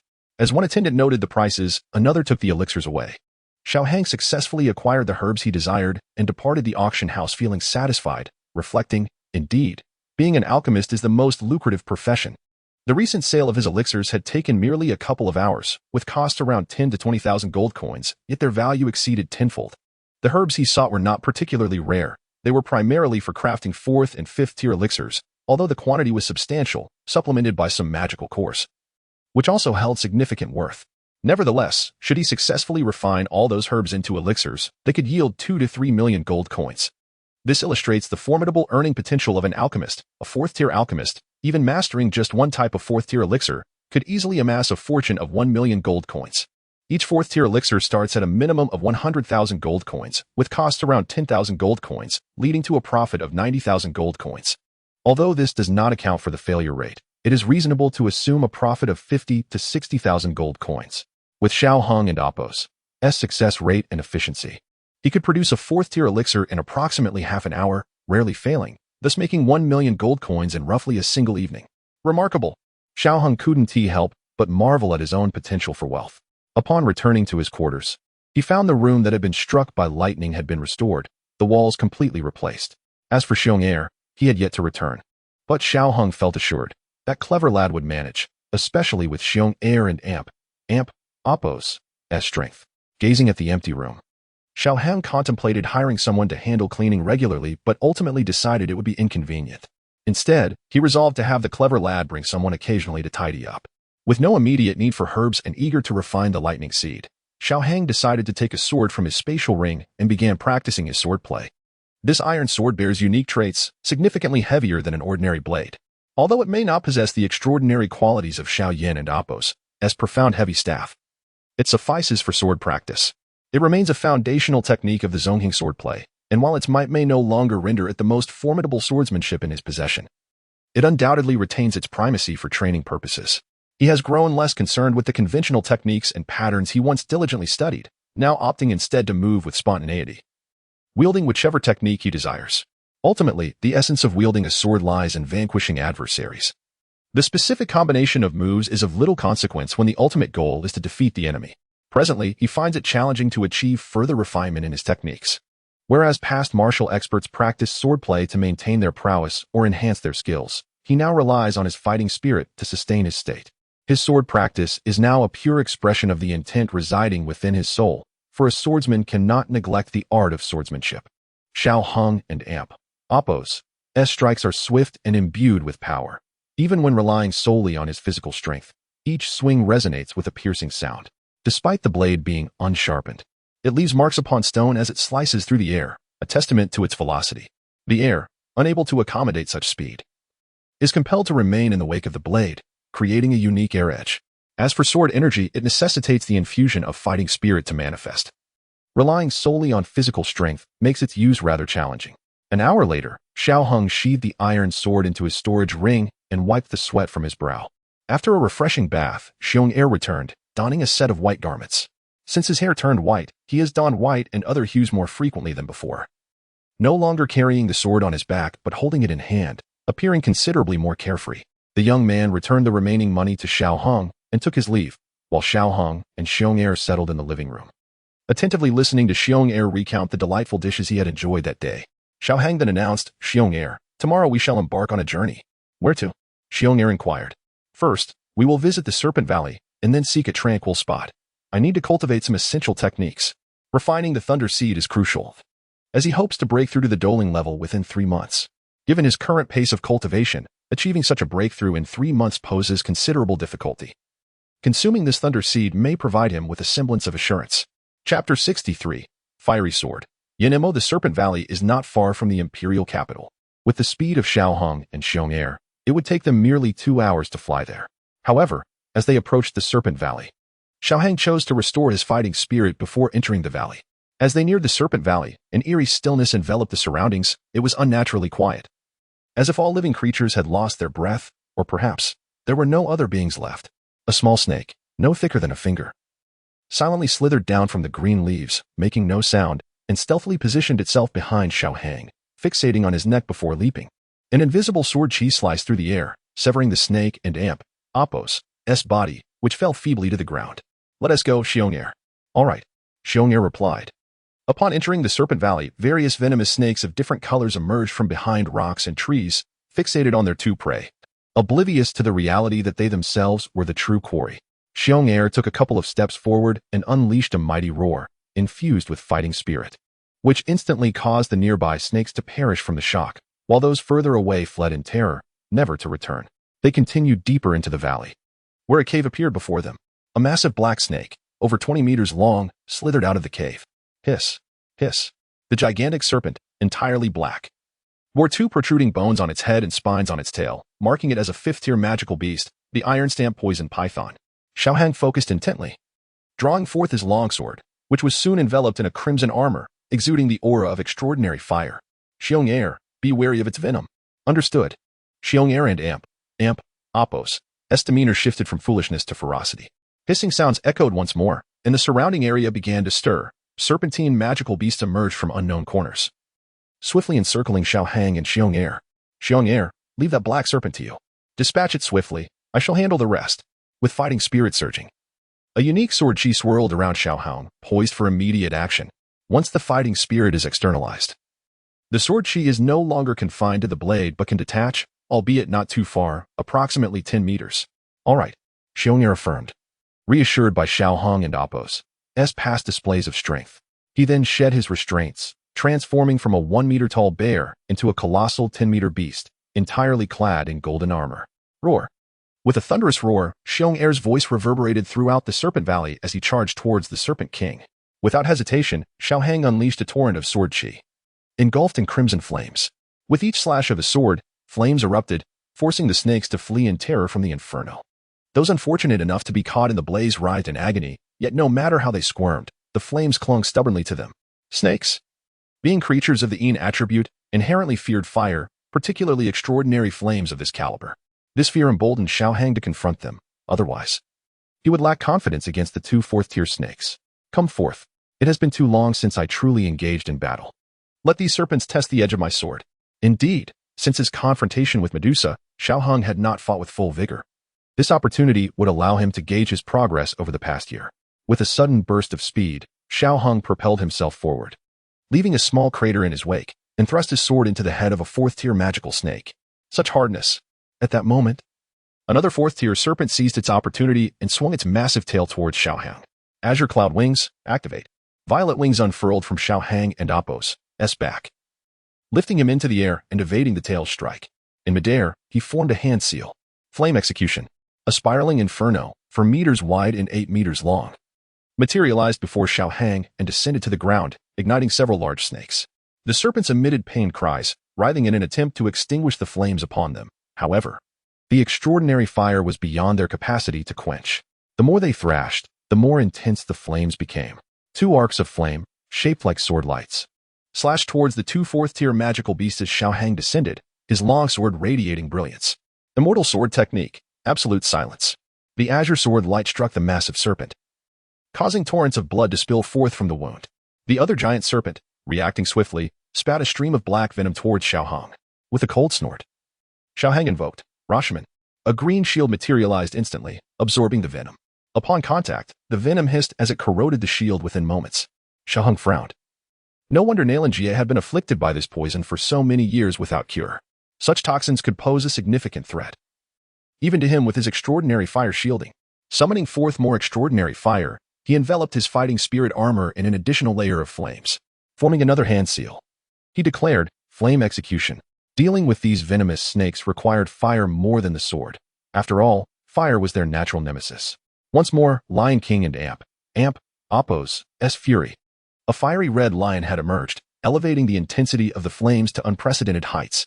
Meanwhile, Xiong'er and Amp, Oppos' battle was not proceeding smoothly either. The massive snake was swift, making it difficult for Xiong'er to keep pace. However, the serpent could do little against Xiong'er, often resorting to tail strikes and sporadic venom sprays.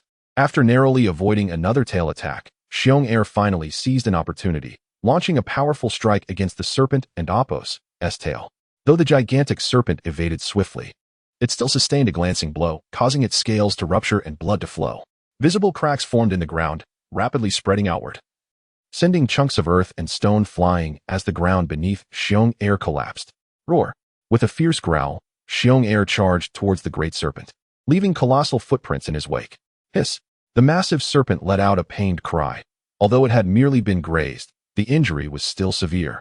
With crimson blood seeping from the scales, spitting forth a stream of black venom, the serpent darted towards a nearby tree, using his hands to shield his head. Xiong Air allowed the venom to splatter harmlessly against his armor. He shook his hands. The venom sizzled upon contact with the armor but failed to penetrate. With a powerful paw, Xiong Air smashed a 2-meter-wide tree in half, roaring as he continued his pursuit of the serpent. Anything that obstructed his path was ruthlessly shattered. The iron-stamped poison python was terrified. This bear, seemingly born of an unknown origin, was impervious to its venom, while each of its strikes inflicted severe harm upon the snake. Thus, it could only evade Xiong Air for the time being, biding its time until it could join forces with its subordinates to eliminate the human. Separation line on Xiaohang and Appo's side. The battlefield had transformed into a sea of flames, with only 9 snakes remaining from the original hundreds. Among them, 7 third-tier snakes were grievously wounded, while the 2 fourth-tier snakes, though injured, still retained considerable combat capability. Xiaohang hovered in midair, grateful for his azure cloud wings. For the snakes could not fly. Otherwise, the situation would have been far more complicated. With his left hand forming a sword-like gesture, Xiaohang's expression hardened. He murmured, "It is time to conclude this battle. The next technique is one I have yet to employ. I hope you can withstand it." Extraordinary fire surged forth, coalescing at his fingertip. As he swept his finger along the sword and Appo's blade, the sword began to glow a bright red, as if freshly forged and not yet tempered. Beyond mere combustion, fire possessed tremendous explosive power. In truth, Xiao Yan's Buddha's Wrath Fire Lotus bore some resemblance to a grenade from a past life, both embodying the instantaneous eruption of flames to unleash immense energy. Xiaohang's technique was similarly explosive, yet while Xiao Yan enveloped his flames within his soul, Xiaohang constrained his flames with sword qi, compressing the raging flames and condensing them upon the sword, enveloping it with sword energy, and finally unleashing an explosion. Strictly speaking, this technique transcends the realm of mere swordsmanship. However, it possesses a significant drawback. The time required for preparation is excessively long. Should the enemy anticipate this attack, its execution becomes exceedingly challenging. Nevertheless, in this encounter with the serpents, he enjoys a considerable advantage. He can soar through the skies. The serpents writhe helplessly below, unable to reach the airborne Xiaohang. Their venom may soar to such heights, yet Xiaohang is shielded by defensive techniques and the protection of the exotic flames. Combined with his remarkable agility in the air, they simply cannot strike him. The exotic flames wield tremendous lethality against them, and Xiaohang, being an adept practitioner of earth-tier techniques and an alchemist, can sustain this consumption for an extended duration. However, he has no intention of prolonging the confrontation. As the sword in his hand transformed into a vivid crimson hue, Xiaohang steadied his breath and focused. This move was no trifling matter. The ultimate compression of flames could only be successfully executed due to his formidable mental fortitude as an alchemist and the sword energy that binds the flames. With a fierce thrust, the sword, an amalgamation of fire and sword energy, plummeted downward, detonating just 2 or 3 meters above the ground. The immense heat instantaneously melted everything within a 10-meter radius, while the fine sword energies encasing the flames erupted with unprecedented force under the tremendous impact. Following the explosion, a towering sword-shaped apparition appeared above the blast, resembling a sword, albeit vaguely. Xiaohang smiled faintly, only to be seized by a violent bout of coughing. Cough, cough, cough. A trickle of crimson seeped from the corner of his mouth. Unfazed, Xiaohang wiped away the blood with nonchalance, chuckling, "A tremendous force, albeit with severe drawbacks, cough, cough." This level of compressed flame placed a considerable strain on his body, and the sword energy enveloping the flames had to be sufficiently resilient. Otherwise, it could not withstand the explosive force. The speed of execution was slightly lacking, yet the power remained commendable. Reflecting upon his newly devised technique, he felt a sense of satisfaction. Although it could not compare to Xiao Yan's Buddha's Wrath Fire Lotus, it was still impressive in its own right. In juxtaposition with Xiao Yan, his technique resembled an ordinary grenade, while Xiao Yan's was akin to a concoction infused with metallic glass, justifiably more potent. Moreover, his technique was considerably simpler, with a difficulty level comparable to Xiao Yan's Pseudo-Buddha's Wrath Fire Lotus. With a slight smile, Xiaohang mused to himself, "Not bad at all. Let us name this technique, and Appo's Fire Sword, Yama and Appo's." He felt quite pleased with the name he had chosen. As the sword-shaped apparition dissipated, the scene below unfolded before his eyes. He beheld several third-tier serpents nearly reduced to ash, while one of the 2 fourth-tier serpents lay deceased, the other gasping feebly on the ground, its breath shallow and labored. Xiaohang descended beside it and remarked, "Allow me to escort you on your journey." He then plunged the sword into the serpent's skull, withdrawing it with a few drops of blood falling from the blade, leaving no trace behind. Subsequently, he soared into the sky. There remained unfinished business with Xiong Air. Chapter 64. The The birth of the 7 illusory green spirits arriving at the side of Xiong Air, the situation was far more intricate than that of Xiao Hong. The iron-marked venomous python was no match for Xiong Air, yet its agility surpassed that of the bear. Within the dense forest, although it could not harm Xiong Air, the bear found it utterly impossible to capture the serpent. By now, the woods were in disarray, riddled with craters from Xiong Air and Appo's strikes and the corrosive marks of venom. Observing the speed of the iron-marked venomous python, Xiao Hong realized that if it truly wished to flee, neither Xiong Air nor he could hope to detain it. A plan formed in his mind. He stowed his Ziyun wings and stealthily approached a large tree 100 meters ahead of the python, quietly gathering his fighting spirit upon his sword, patiently awaiting the right moment. 10 minutes later, the trees and boulders surrounding the giant python had been entirely cleared by Xiong Air, leaving it without a hiding place and forcing it to flee towards Xiao Hong. Xiao Hong had noted earlier that this area of the forest was relatively small, with the more complex terrain already devastated, leaving only the dense woods to the left, which was slightly closer. Thus, it was highly probable that the python had been driven to this location after being destroyed in the other area. Of course, this was merely a possibility, yet it was evident that Xiao Hong and Appo's intuition was correct. As the fighting spirit coalesced, a silvery sword intent enveloped the blade. With the sword technique of celestial cuts, he unleashed a powerful strike. The silver dragon collided forcefully with the head of the iron-marked venomous python, inflicting a deep gash that erupted from its skull, accompanied by numerous smaller wounds that oozed blood. Withstanding a tiered combat skill, even a 5th-tier magical beast would pay a heavy price. A painful hiss escaped the python as its eyes turned blood red, fixating on Xiao Hang, intent on devouring this human. Enraged, it lost its reason, forgetting the presence of a more formidable beast behind it.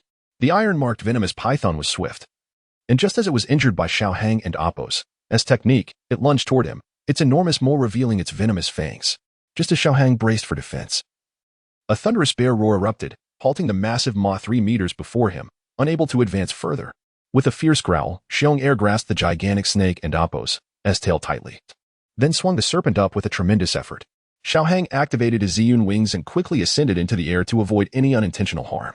Xiong Air, gripping the tail, swung the entire snake down with tremendous force, creating a trench over 20 meters long and 2 to 3 meters deep in the ground. Xiong Air roared again, spinning the snake and Appo's tail with all his might, shattering everything within the serpent and Appo's reach, trees and stones alike, into fragments. He hurled the giant serpent repeatedly against the ground, 4 times in succession, before finally releasing his grip. With a mighty leap, Xiong Air descended, fist raised high, crashing down onto the massive snake and Appo's head. The serpent attempted to evade, yet it was too exhausted to escape, forced to watch helplessly as the bear's fists descended with crushing force. In an instant, dust and debris flew, the snake's head embedding deep into the earth, sinking another 5 to 6 meters. The ground around it fractured, radiating fissures from the serpent's head. Subsequently, Xiong Air delivered 2 more powerful punches to ensure the death of the giant serpent before ceasing his assault, reverting to his 1-meter height. With a goofy grin, he proudly declared, "Xiao Hang, it and Appo's done." Remarkable. Xiao Hang praised Xiong Air, who bashfully scratched the back of his head upon receiving the compliment. One could not deny the terrifying power of the stone bear, gazing at the numerous craters left in the wake of the battle. Xiao Hang shuddered at the thought of being struck by such force. Surely, it would have been fatal. It was likely that the iron-marked venomous python met its end in a rather frustrating manner. Most of its abilities lay in its venom. Yet Xiong Air was impervious to its poison, making its demise all the more pitiable. Shaking off such thoughts, Xiao Hang began to scour the battlefield. Sure enough, he collected a 5th-tier magic core, a 4th-tier magic core, 4 3rd-tier magic cores, and 12 2nd-tier magic cores. Delighted, he stored all the cores within his spatial ring, for he had no fondness for waste. After securing the magic cores, Xiao Hang turned his attention to the cave from which the iron-marked venomous python had emerged. If the 7 illusory green spirits truly existed, they would likely be found within that cave. Xiong Air, let's go. The bear nodded in agreement. The duo entered the cave, which was relatively clean, albeit dimly lit. Xiao Hang conjured a flame to illuminate their surroundings, expecting to encounter some trouble within. They were surprised to find nothing of note after walking 100 meters. A few minutes later, a beam of white light emitted from ahead, revealing an extraordinary herb radiating a gentle glow. With 7 leaves displaying a spectrum of colors, this plant glimmered in the dim environment, exuding a unique fragrance. Indeed, it was the 7 illusory green spirits. Scooping it up along with the surrounding earth, Xiao Hang cradled the herb in his hands, overwhelmed by the invigorating aroma that sent a jolt through his spirit. He stored the herb in his system space, typically. Xiao Hong kept most of his possessions in his spatial ring, not for any particular reason, but because the system refused to accept them. Perhaps the system deemed those items too trivial. However, it was evident that this precious herb could be stored in the system space. The spatial ring could not house living entities, and given the value of the 7 illusory green spirits, it was uncertain how well Xiao Hong could tend to it himself. Thus, placing it within the system space alleviated any concerns. After searching the snake and Appo's lair and finding nothing else of significance, Xiao Hong and Xiong Er left the cavern. Xiao Hong, where shall we go next? Xiong Er inquired, trailing behind, appearing adorably clumsy at his 1-meter height. Next, we must seek a quieter place. I need to refine something. Now that the 7 illusory green spirits were in hand, he only needed to refine the thunder seed. Calculating the time. It had been over 20 days since he parted ways with Xiao Yin, and the alchemist conference was approaching. Xiao Yin should be arriving soon. 5 days later. Xiao Hong sat cross-legged in a secluded valley devoid of trees, with only a barren patch of land surrounding him. This spot had been hard-earned, secluded, and undisturbed, rich in earth attribute energy. The reason for seeking a location abundant in earth energy was that its density made it less reactive with lightning. Moreover, refining the thunder seed required clear, cloudless skies. Otherwise, summoning the wrath of the heavens could spell disaster. Feeling the chill of the breeze, Xiao Heng opened his eyes to gaze at the sky, where countless twinkling stars shimmered brilliantly against the backdrop of a cloudless expanse. He extended his hand, feeling the cold wind flow through his fingers, murmuring, "It is time." The energy of lightning is yang, and refining it at night could mitigate some risks. With a solemn expression, he stood and declared, "Xiong Er, during this period, ensure that nothing enters this valley." Xiong Er nodded earnestly, responding, "Rest assured, Xiao Heng." He then exited the valley, taking up position at the entrance, his 5th-tier magical beast aura radiating slowly, deterring any creatures that dared approach. With a flick of his spatial ring, 6 3-meter-long black wooden stakes were driven into the earth, forming a hexagram. Taking a deep breath, a small blue whale appeared before Xiao Hong, gradually floating into the center of the hexagram. Another deep breath, Xiao Hong commanded, "Release the bindings." As he issued the command, the restraints covering the blue whale shattered, and a surge of blue lightning erupted, shooting skyward and illuminating the entire expanse. Boom. Fortunately, the location chosen by Xiao Hong was rather secluded. Had it been near the imperial capital, such a tremendous commotion would likely have roused the entire city. Soon, the thunder in the sky began to dissipate, replaced by a colossal thunder whale, measuring 5 to 6 meters in length, entirely composed of lightnings. Its aura of destruction illuminating the entire valley. Outside the valley, Xiong Er gazed at the brilliantly lit expanse, his expression grave. What could that be? That instills in me such a sense of dread? Yet, he did not venture to investigate. Xiao Hong had instructed him to stand guard, and thus he remained vigilant. The thunder whale seemed ensnared by 6 thunderstrikes, its terrifying electrical energy continuously siphoned into the ground. Observing the whale, suffused with an aura of annihilation, a wry smile played upon Xiao Heng's lips. What kind of calamity have I wrought? The power of this entity is likely no less formidable than that of the... He was aware that the system's gifts were not to be underestimated, yet this was truly alarming. Were it not for the constraints of the thunderstrikes, this creature could potentially expand its might even further. Moreover, the charred earth beneath attested to the challenge of refining such a being. A tendril of lightning escaped, instantly scorching anything it touched into a charred blackness. Initially, he had believed this entity would be comparable to refining a mere beast fire. How wrong he was. However, having resolved to proceed, Xiao Heng hesitated no longer. Casting a glance at the trembling thunderstrikes, he understood the urgency. If the binding force were to fail, the power of the thunder seed would likely double. With a determined grit of his teeth, a suit of azure armor enveloped him instantly. Arcs of lightning coursing over its surface. This was his battle armor forged from lightning attribute energy, although not as resilient as that of fire. It harmonized with the properties of thunder, rendering it more adept at warding off electrical assaults. Cursing under his breath, the blue armor coalesced as Xiao Heng gritted his teeth and charged toward the azure thunder whale. As soon as his hand made contact with the whale, an onslaught of lightning surged along his arm, flooding into his body. In an instant, his garments were torn to shreds, leaving only the protective azure armor intact. Where the lightning coursed, brilliant blue light erupted, leaving behind darkened scars. With all his might, Xiao Hong began to push forward, gradually immersing himself within the thunder whale. By the time his entire form was enveloped, he was entirely shrouded in lightning, the crackling sound resonating through his flesh. After advancing another 2 meters, the azure armor shattered completely, leaving his body scorched and blackened. The relentless pull of the lightning rendered his every step arduous, as the electrical currents coursing through and drained his strength entirely. Chapter 65. refining the thunder seed, breaking through to the spirit of combat. Cursed be this fate. At this rate, I shall be reduced to charred remains within 10 breaths. Thunder is unlike fire, while flames burn layer by layer. Thunder penetrates the very essence of one and Apos, being. In simpler terms, flames cannot harm the internal organs until the outer defenses have crumbled, whereas thunder disregards external barriers and directly assaults the innermost core. Damn it!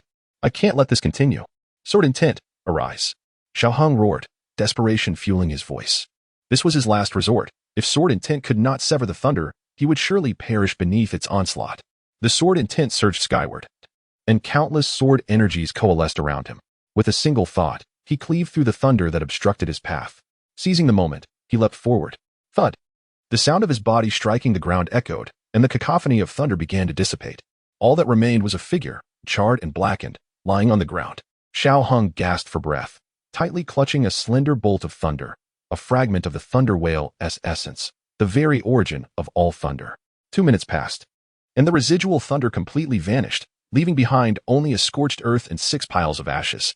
For Xiaoheng, the time since he encountered the thunder felt as though a year had elapsed, while in reality, it had been merely 10 seconds from the moment he faced the thunder to the moment he grasped the thunder seed. Struggling to sit cross-legged, Xiaoheng gazed at the minuscule bolt of thunder in his hand, a fierce determination igniting within him. He opened his mouth and swallowed it whole. He did not tend to his injuries first, not for lack of will, but because his internal condition had reached a dire state. His organs were entirely scorched, barely functioning under the strain of his combat energy. The wounds were too grievous. Without a 7th-grade medicinal pill, recovery seemed impossible. His only path to survival lay in refining the essence of the thunder seed, harnessing the flicker of vitality it contained to save himself.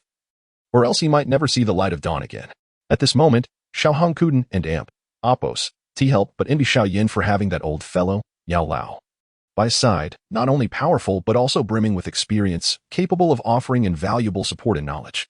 Heavenly transformation of 49, escape through 1. This principle granted Xiaoheng a fleeting opportunity to refine these celestial and earthly essences.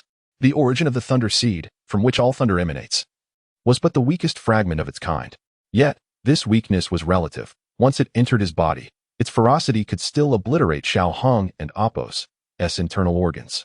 As the essence entered Xiaoheng and Apos' abdomen, it stirred violently upon contact with his combat energy, unleashing a torrent of thunder along his already battered organs, exacerbating their frailty.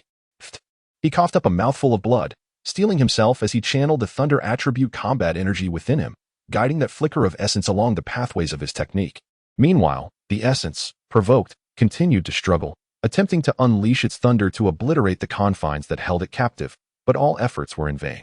Xiaoheng relentlessly propelled the essence through the meridians of his technique, disregarding the potential harm the thunder could inflict upon him. His meridians, fortified by previous trials with the foreign fire, had grown resilient enough to withstand the current intensity of the thunder. As long as they remained intact, he could continue to push the essence forward. This endeavor was agonizing, for each moment brought fresh injuries to his body. During this time, Xiaoheng frequently coughed up blood. An hour later, he finally completed the first great cycle of his technique with the thunder seed's essence, and gradually, that flicker of essence began to calm. Though it still released sporadic thunder, its intensity significantly diminished compared to before. Next came the 2nd, 3rd, and 4th cycles, all the way to the completion of the 9th great cycle, at which point the thunder seed and Apos' essence finally settled down.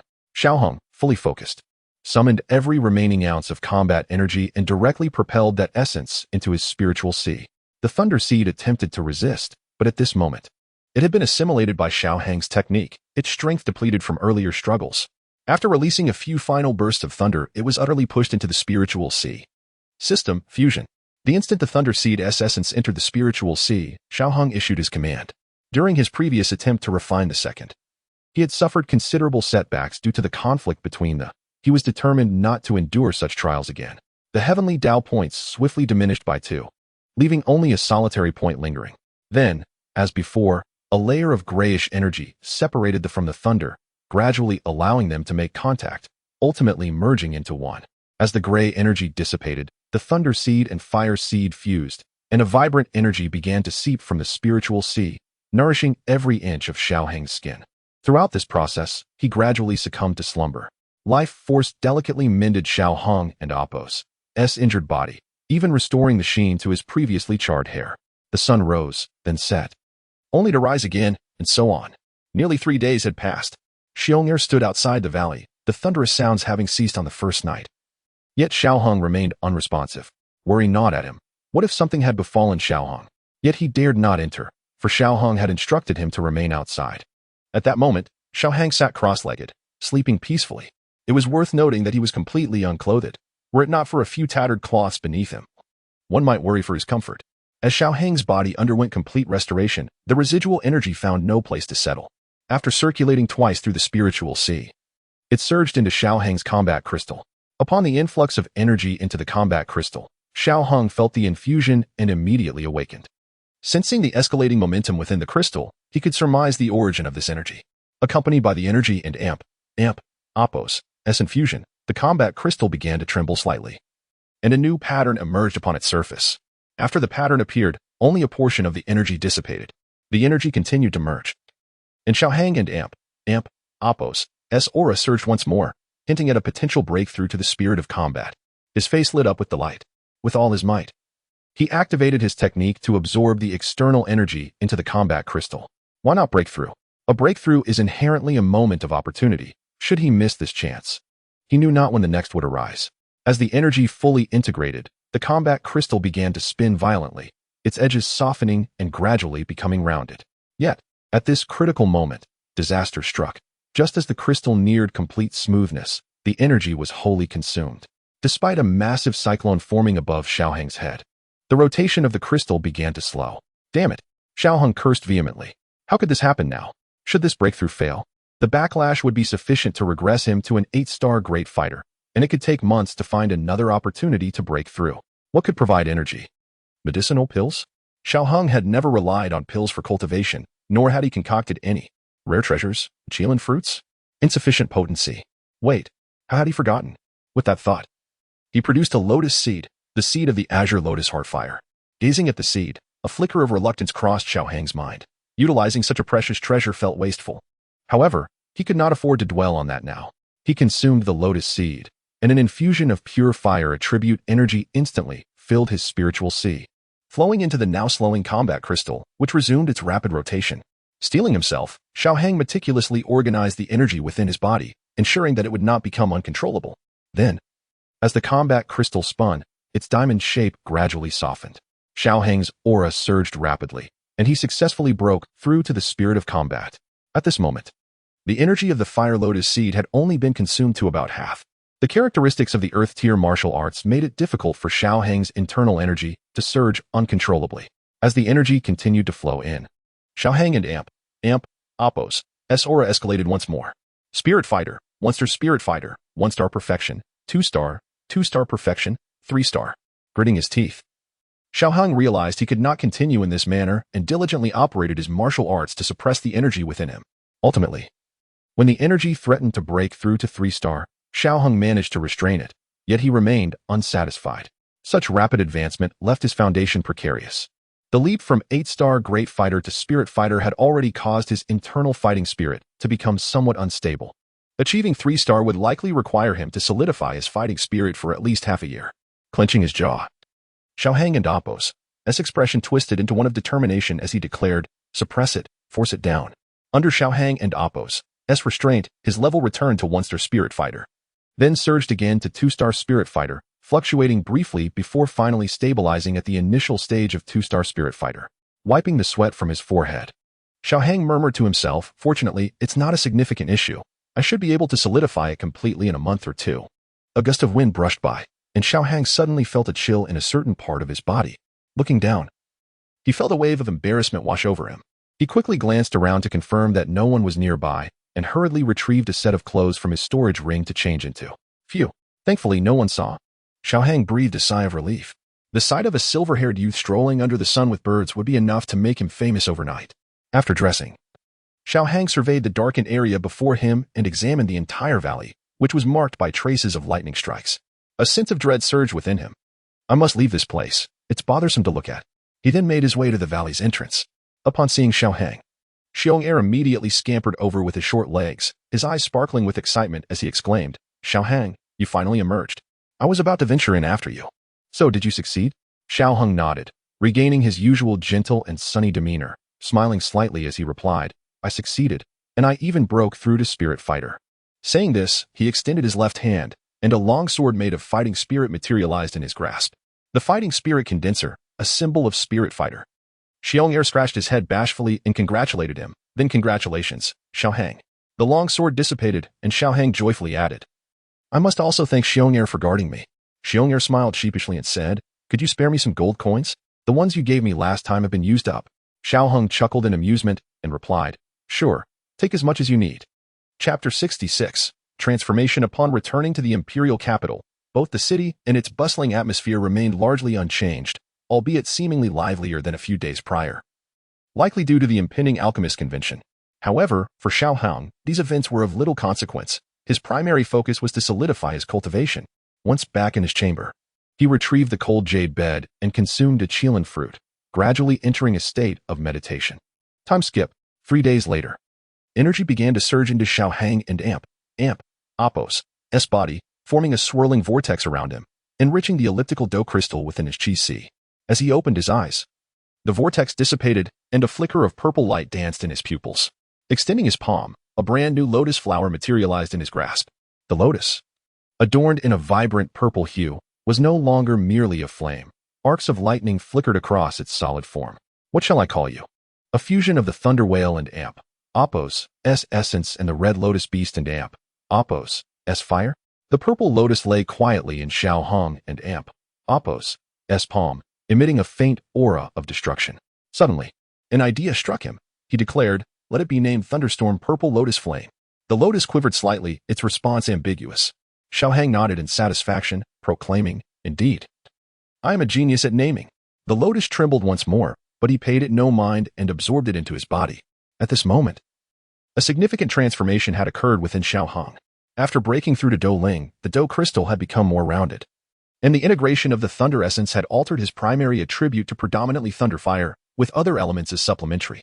Previously, his Dou Qi was a fiery crimson, but it had now transitioned to a striking purple, embodying both thunder and fire attributes.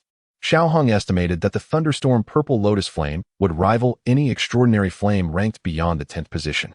Having diligently cultivated for 3 uninterrupted days, Xiaohang stood, his bones crackling in protest as he stretched.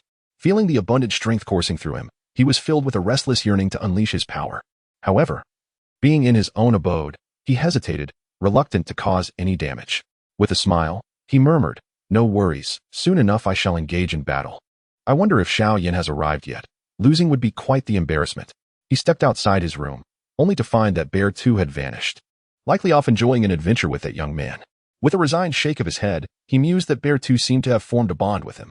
After all, most individuals do not harbor a strong defensive instinct against adorably foolish creatures. Exiting the courtyard, Xiaohang made his way straight to the middle auction house. Knowing that if Xiao Yin had indeed arrived, there would be someone who could provide information. Upon reaching the auction house, he approached the front desk and stated, I seek Lady Yafei. The receptionist, a young girl with a ponytail dressed in a green gown, felt a thrill of excitement as Xiaohang approached. How handsome. Is he here to flirt with me? His smile is so warm. It is undeniable that in every world, there are those enchanted by beauty. And Xiaohang's appearance was indeed striking, standing over 6 feet tall, clad in a flowing white robe and boots, his long white hair cascading down his back. He resembled a dashing figure stepped straight out of a painting. However, upon hearing the name Yafei, the girl and Apos' radiant smile faltered. Thankfully, her training allowed her to quickly regain composure. I'm sorry, sir, but may I inquire about your business with Lady Yafei? Although Lady Yafei typically dismissed her suitors, they couldn't outright refuse them. They had to be tactful in their approach. As who knew if a significant figure was among them? Xiaohang smiled lightly. Just inform her that an old acquaintance from Wutan City is here to see her. Wutan City? So she knows him? The receptionist, captivated by his charm, thought, his smile is simply too enchanting. Very well. Please hold on for a moment while I inquire. Whether Lady Yafei will see you is beyond my authority to decide. Xiaohang nodded in understanding. There was also a male attendant at the front desk, but he had remained silent throughout their interaction. Why engage with him when he could converse with the young lady? In a private room within the auction house, a woman clad in a black brocade robe was engrossed in a book when a knock interrupted her concentration. Enter. The receptionist stepped in and respectfully announced, Lady Yafei, someone is here to see you. He claims to be an acquaintance from Wutan City. The woman closed her book, her brow furrowing in curiosity. Wutan City? An acquaintance? I only know one person from there, and that is Xiao Yan. However, he arrived a few days ago, and we have already met. What does this individual look like? The young girl pondered for a moment before responding. He is a young man with white hair, quite handsome. As the woman returned the book to the shelf, she lightly tucked a strand of hair behind her ear, exuding a mature allure that drew a silent admiration from the receptionist. White hair, handsome? Lady Yufei found it hard to recall who it might be. However, in the interest of clarity, it was best to meet him. She parted her lips, revealing her alluring smile, and said, "Let us go and see." With that, she exited. The young girl trailing behind, casting glances at her graceful figure while reflecting on her own insecurities. Lady Yufei entered the hall and scrutinized the white-haired youth for a moment, realizing she indeed did not recognize him. She donned her professional smile and sauntered over. "Good sir, it appears we are not acquainted. May I ask what brings you to seek Lady Yufei?" As Xiaohang spoke her name, her demeanor shifted abruptly. Her expression turned serious as she fixed her gaze on him. "What do you want with him?" It seemed Xiao Yan had attracted some noteworthy attention. Observing her sudden tension, Xiaohang couldn't help but tease. He must be quite the character to garner such a lovely lady's concern. Lady Yufei scrutinized him closely, uncertain of his identity. But his natural demeanor when mentioning Xiao Yan suggested no ill intent. "Follow me," she instructed. Xiaohang nodded and followed her. He couldn't help but think that Xiao Yan was quite fortunate. This woman's allure was rivaled only by Medusa herself. If the little doctor was the innocent neighbor girl, Yun embodied a mature older sister, and Medusa was the domineering CEO, then this woman was the embodiment of temptation itself. As Xiaohang departed, Lady Yufei had been relatively innocent, but now she had ripened into an extraordinarily enticing figure. Arriving at the room where Lady Yufei had been reading, she closed the door, her expression serious as she confronted Xiaohang. "Who are you? How do you know Xiao Yan? What is your relationship with him?" She rarely permitted concern for others, yet Xiao Yan had left a profound impression on her despite their limited interactions. Although her tone was unfriendly, Xiaohang chose to overlook it, recognizing her protective instincts for Xiao Yan. He had intended to engage in playful banter, but refrained, understanding the delicate nature of their relationship. "I am Xiaohang, and we have met in Wutan City. I harbor no ill intentions towards Xiao Yan. My purpose in seeking you is solely to find him."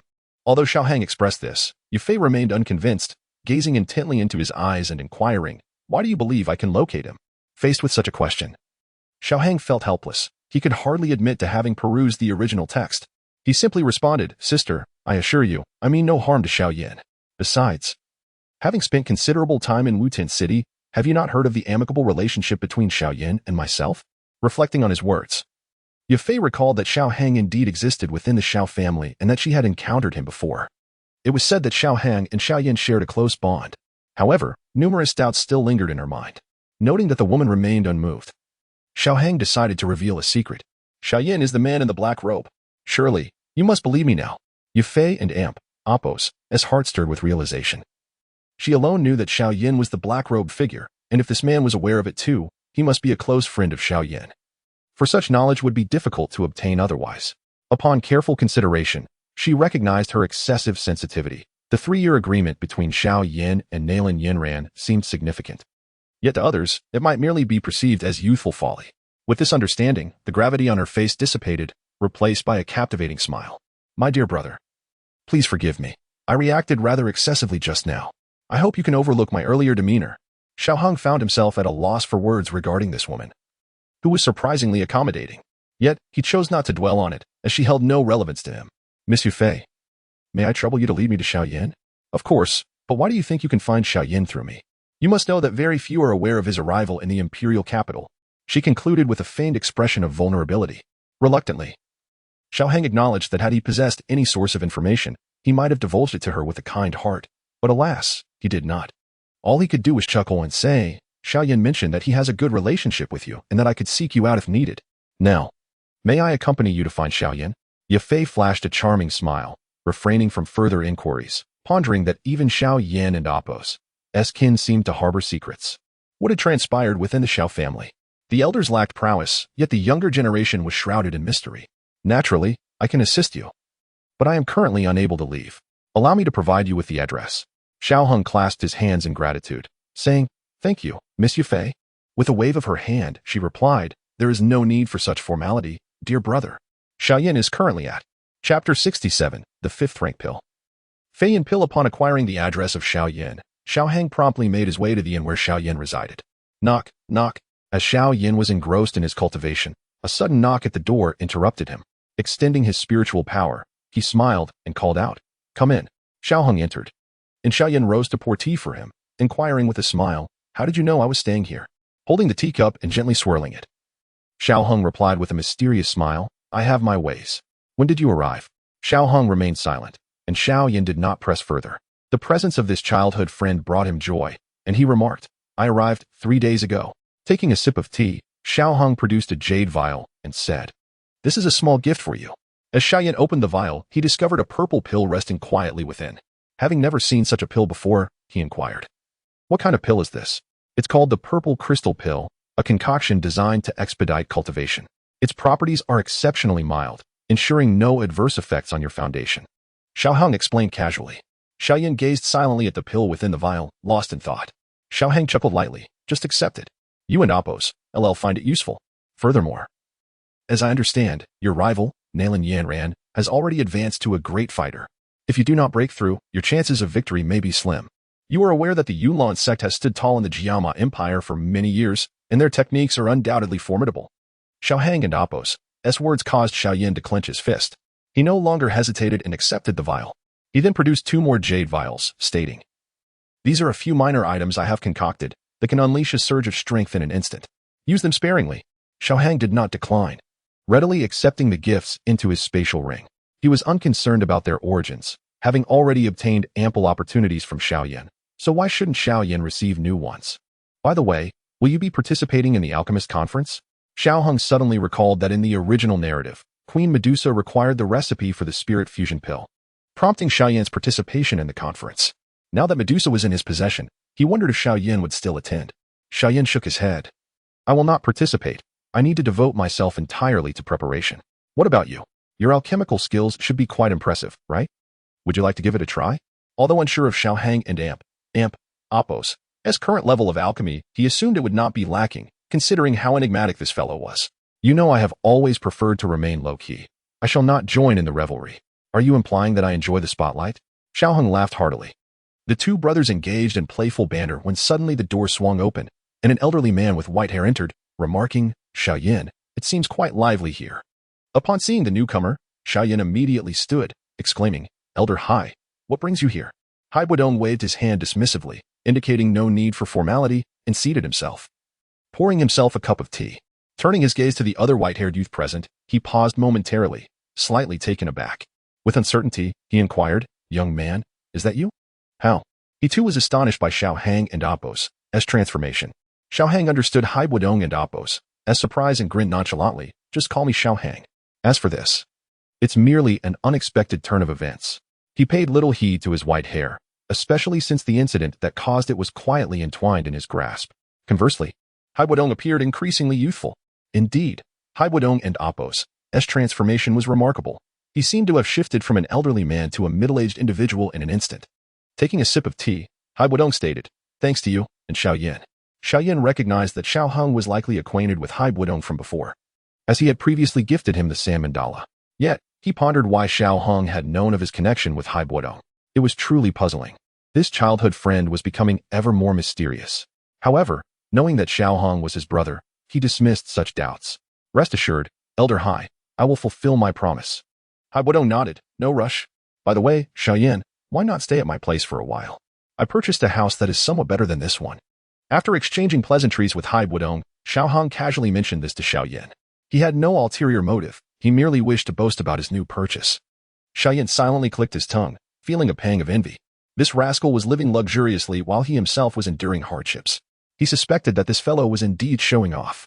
However, considering the inconvenience of his current lodgings, he reluctantly agreed. "Well then, given your enthusiastic invitation, I shall reluctantly accept."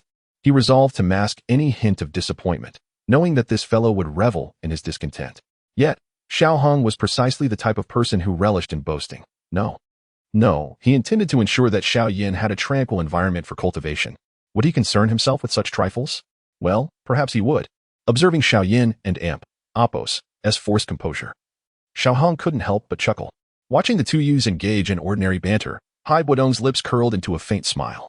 It seemed that only during such moments did these 2 youngsters reveal their youthful spirits. As for the other individuals, Xiaoyan was exceptionally formidable. And though Xiaoheng had little interaction with him, he sensed that this fellow was equally enigmatic. His strength was such that even he found it difficult to gauge.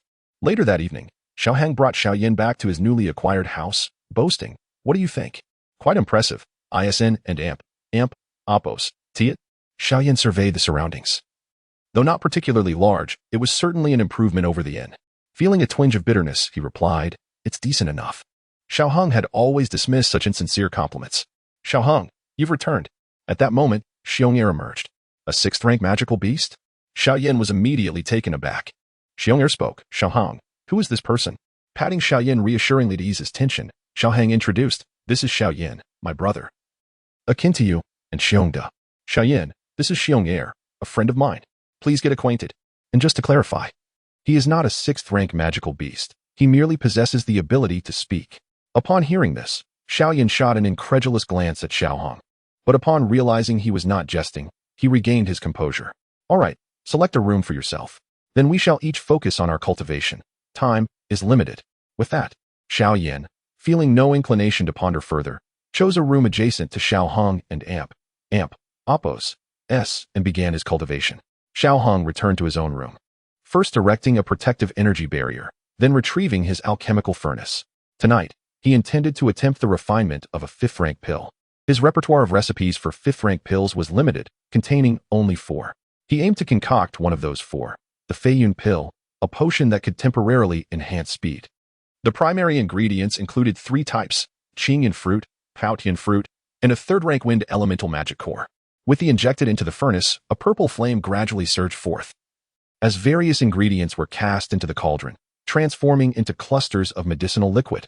This process was not particularly challenging, hence no failures occurred, as the other liquids fully integrated. Xiao Hang directed the final medicinal liquid towards the remaining azure liquid. The magic core was inherently volatile, and despite having eliminated most of its chaotic factors, the fusion with the core was undoubtedly the most arduous aspect of this pill refinement. Xiao Hang concentrated intently, fixating on this final fusion as the tricolored liquid slowly approached the azure substance. Under the impetus of his spiritual force and the flame, the 2 liquids began to make contact. Bang! A muffled sound erupted from the furnace, extinguishing the flames and releasing a cloud of black smoke from within. Fortunately, the medicinal cauldron is of decent quality. Had it been one like Xiao Yan's, capable of being used at any moment, it would have likely exploded under the pressure. A failure would mean the loss of 40,000 gold coins. The materials for the 5th-grade elixir are rather expensive. Even with Xiao Hang and Oppos' financial resources and the accumulated wealth of the Serpent clan, coupled with the purchases made at the middle auction house, he has only managed to gather enough for 6 portions of ingredients. With a flick of his wrist, Xiao Hang dispersed the black residue from the cauldron and focused once more, commencing a new round of alchemical refinement. The process remained unchanged. And this time he did not encounter failure at the initial stage. However, he faltered midway through the fusion. Another cloud of black smoke erupted. Coughing a couple of times, Xiao Hang refused to concede defeat and began the refining process anew. His previous attempt had suffered due to insufficient flame temperature, which had hindered the fusion process. After reflecting on the cause, he initiated his 3rd attempt. Given Xiao Hung and amp, oppos' current pace in refining 5th-grade elixirs, from melting to the final product, it typically takes about 2 hours per round. Thus, after 2 previous failures, he had already spent over 3 hours, and dawn was beginning to break. In his fervent endeavor, Xiao Hung remained oblivious to the barrier that had previously been unknown to him, which was weakening due to the lack of energy. Excellent. The fusion of the elixir posed no issues. Under his intense concentration, the merging of the 3rd batch of medicinal liquid proceeded relatively smoothly, successfully uniting under the heat of the flames, and the azure liquid began to solidify. Waves of azure energy emanated from the cauldron, brushing against the barrier, which silently manifested a slight fissure. However, due to Xiao Hang and Oppos' complete focus on the elixir, he remained unaware of this crack. As the flames continued to scorch, the elixir gradually assumed a rounded shape, and gusts of fresh air swirled from the cauldron. Not all 5th-grade elixirs exhibit signs before their emergence, but the Feiyun pill, designed to enhance speed, evidently met the required standards. It was the final step. With rapid hand gestures, the elixir within the cauldron began to tremble. Holding his breath and concentrating, Xiao Hang bellowed, "Consolidate."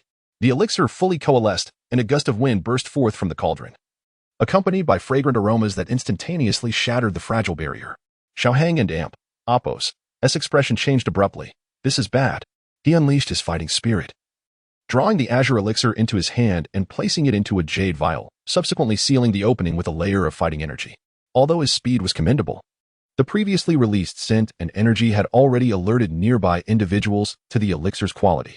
Damn it, Xiao Hong cursed under his breath. However, there was little he could do now. Although he wished to remain inconspicuous, all he could do was hope that no alchemists were nearby. Unfortunately, his hopes were destined to be dashed, for his residence was situated in the very heart of the imperial capital, surrounded by individuals of considerable strength. And with the alchemist conference approaching, several alchemists were indeed in the vicinity. Chapter 68. The alchemy turmoil. At this moment, dawn had arrived, and the sun hung high in the sky. Xiao Hang leaped gracefully onto the rooftop, while numerous onlookers directed their gazes towards the small building. Xiong'er, Xiao Hong called out, and Xiong'er promptly sprang from his room to join him on the roof, glancing at Xiao Hong. Noticing the gravity etched on Xiao Hang's face, Xiong'er understood that something was amiss. The aura of a fifth-tier magical beast was gradually permeating the surroundings. Xiao Yin, awakened by the scent of medicinal herbs, immediately recognized it as the fragrance of a fifth-grade elixir. With a bitter smile, he muttered, "Xiao Hang, oh Xiao Hang, time is of the essence. I must hasten my pace." Although he was now awake, he refrained from venturing outside, as Xiao Hong had not called for him, indicating that his presence was unnecessary and would only complicate matters. Nonetheless, he steeled himself, ready to act at a moment's notice. At this juncture, only a minute remained until the elixir was completed, and many had only just begun to grasp the situation. The residents of this area could discern the scent of high-tier elixirs. Just as they contemplated investigating, the aura of the fifth-tier magical beast swept over them, causing all to change countenance. Then, Xiao Hang's voice resonated. "I apologize for disturbing everyone's rest while refining elixirs. I hope you do not take offense." Despite his words of apology, his tone was exceedingly grave. In the presence of the fifth-tier magical beast stilled the steps of many. The 5 individuals already at the base of the small building spoke up. "No worries, no worries. How could a master alchemist disturb us?" Indeed, although they professed such sentiments, their eyes remained fixated on Xiao Hong, as if they wished to etch his visage into their memories, with unclear intentions for the future. Surveying the crowd, Xiao Hang maintained his composure and addressed them. "Please, return to your rest. I am fatigued from the alchemy process and need to recuperate." He then descended from the roof with Xiong'er, disregarding the crowd. Xiao Hong was acutely aware that had he remained outside, a battle might have already erupted. Even if Xiong'er and Apos' fifth-tier magical beast aura temporarily intimidated the onlookers, he knew that by day and Apos' end, his reputation would have spread throughout the imperial capital. Once Xiao Hang departed, those present gradually dispersed, and the crowd no longer approached, as the aura of the fifth-tier magical beast continued to deter most.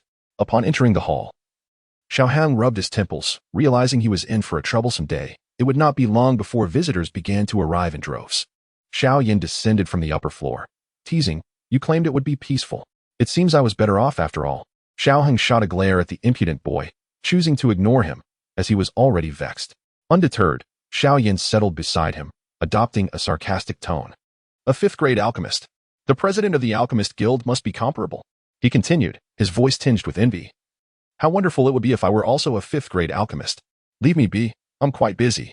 Xiao Hang waved dismissively, akin to shooing away a fly. Xiong'er sat nearby, still processing the events. "What's wrong?" he queried, perplexed. Xiao Hang intended to explain to Xiong'er, but found himself at a loss for words. Settling on a simple, nothing. He was not particularly concerned about safety. If they were in the wild, he might fear being robbed. However, this was the imperial capital, and with Xiong'er's fifth-tier magical beast aura, it was unlikely anyone would dare act recklessly. Nonetheless, he anticipated a steady stream of visitors. It was not vanity that fueled his confidence. Rather, the status of a fifth-grade alchemist was exceedingly revered in the Jiamu Empire. Inside the royal city, a tall, armored young woman stood before an elderly man, reporting on recent developments. Upon hearing something, the elder's expression sharpened. "A fifth-grade alchemist, do we know his origins?" The young woman shook her head, replying, "No, it seems he appeared out of nowhere, likely having just arrived in the imperial capital." The elder nodded, stating, "Regardless of where he comes from, prepare a gift and send someone to pay a visit." After a brief pause, he added, "You will go personally." The young woman nodded solemnly, affirming, "Understood." Similar scenes unfolded across various prominent families. In the middle family, they hastily instructed Yufei to prepare a lavish gift to visit this alchemist. The Nayland family echoed the sentiment, "A fifth-grade alchemist. Prepare a gift and send someone to pay their respects." In the Mu family, a burly man solemnly declared, "Prepare the gifts." This phenomenon was not confined to the major families. Numerous smaller clans were also making arrangements to meet this esteemed alchemist. In just one day, the entire imperial capital was stirred by the presence of Xiao Hong, a fifth-grade alchemist whose status alone rivaled that of a Dou Huang expert. If a force were given the choice between selecting a Dou Huang or a fifth-grade alchemist, there was a substantial likelihood they would opt for the fifth-grade alchemist. The following day, at dawn, representatives from numerous factions gathered before the small courtyard. Initially, Yufei had been curious about the source of this fifth-grade alchemist, but upon learning the details, her astonishment only deepened. After providing Xiao Hong and Xiao Yin and Appo's address, Yufei immediately dispatched individuals to gather information about Xiao Hong. For the middle family, who held sway in the imperial capital, locating someone was a straightforward task, especially since he had purchased property from them. After confirming that the alchemist was a young man with white hair, she finally realized the significance of the individual who had stood before her that day. If this person was indeed the Xiao Hang from Wutan City, then thus, she arrived early, only to encounter representatives from various prominent families. Today, every major power in the imperial capital had come, including the Alchemist Guild and the Yun Lanzhou. However, these two factions had sent their own envoys. "Good day, Your Highness." Yufei greeted, to which Yu nodded. "Miss Yufei, I did not expect you to arrive so early." Yufei smiled. "We are not alone in our early arrival." She then surveyed the surrounding company. In the Jiamu Empire, the relationships among various factions were rather tenuous, with only Yufei and Yao Yi being of similar age, allowing for a few casual exchanges. Despite the lack of camaraderie, pleasantries were still exchanged.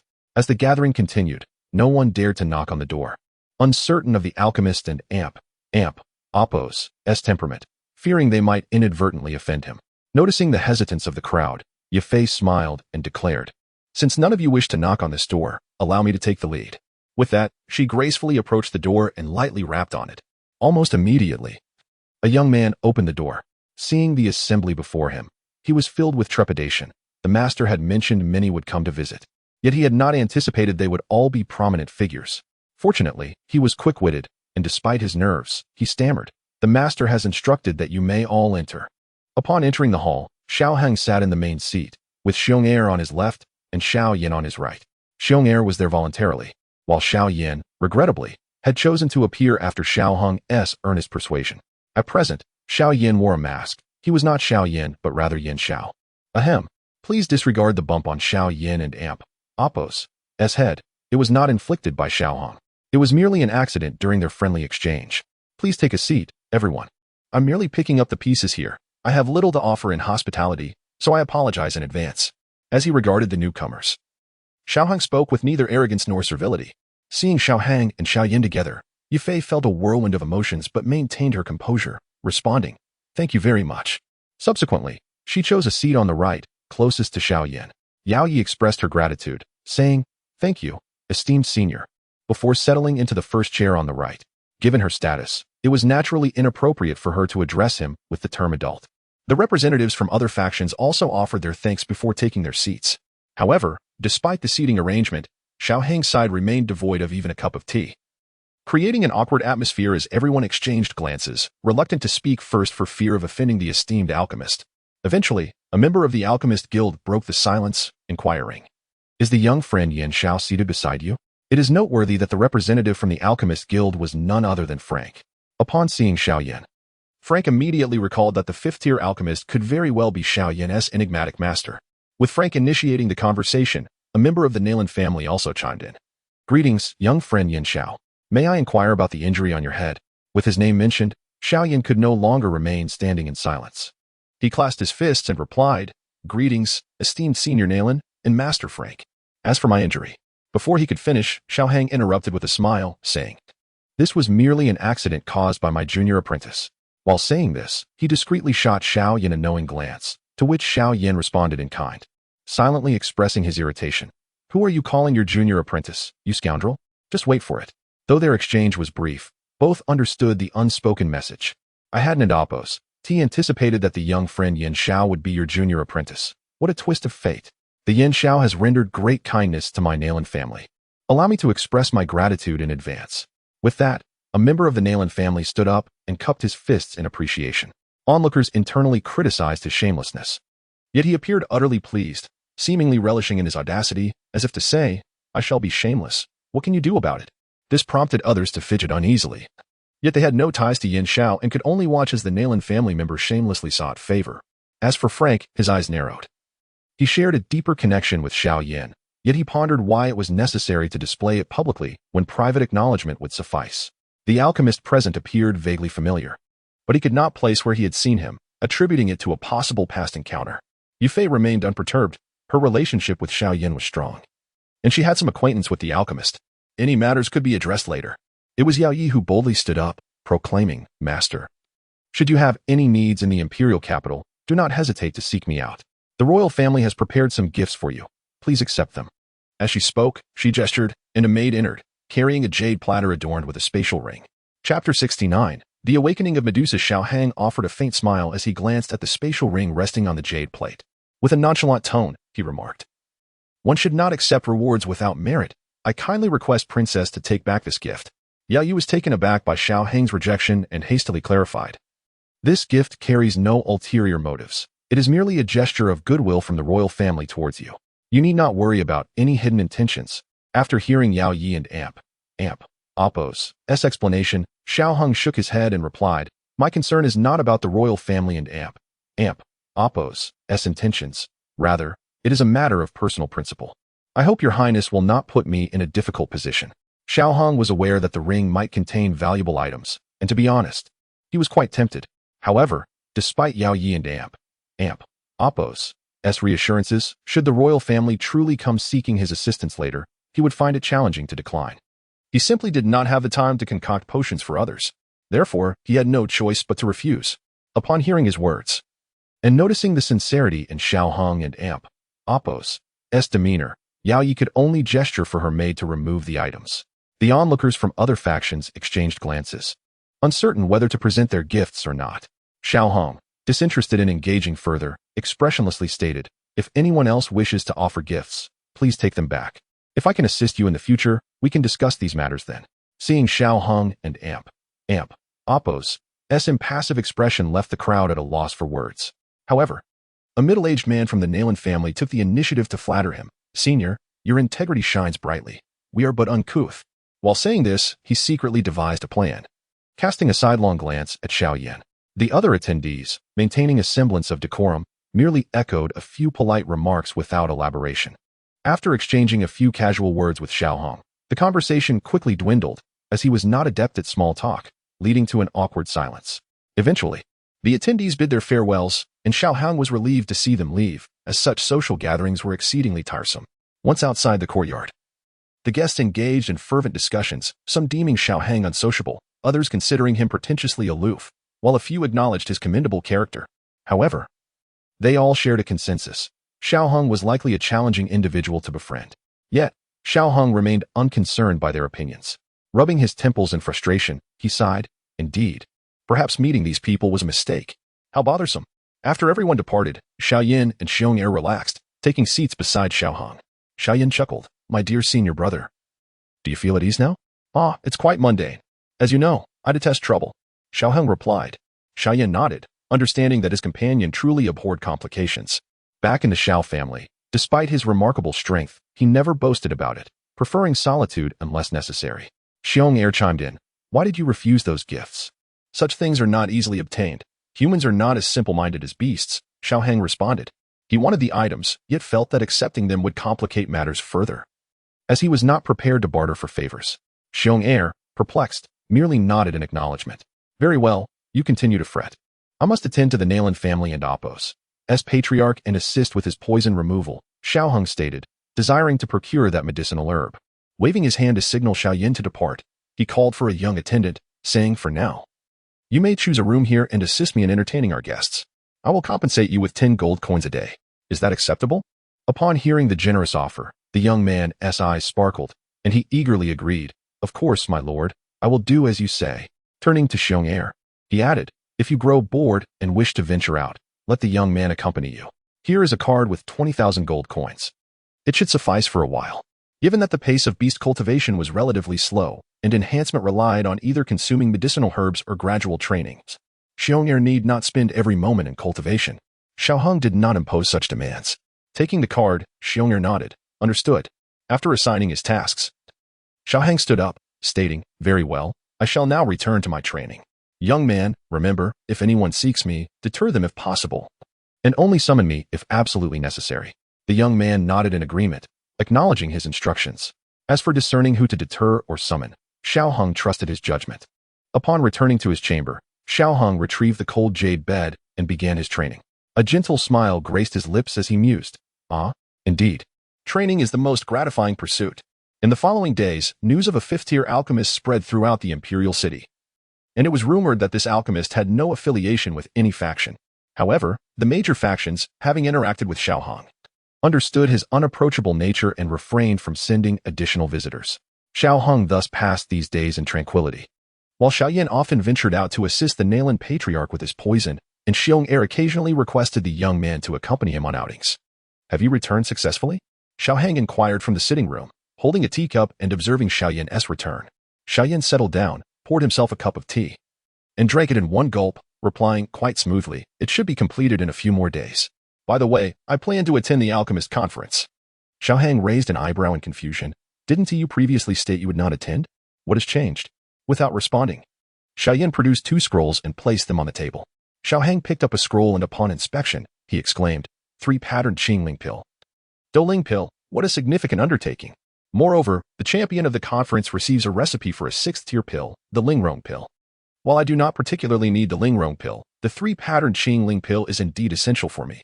Xiao Hang acknowledged, agreeing to participate.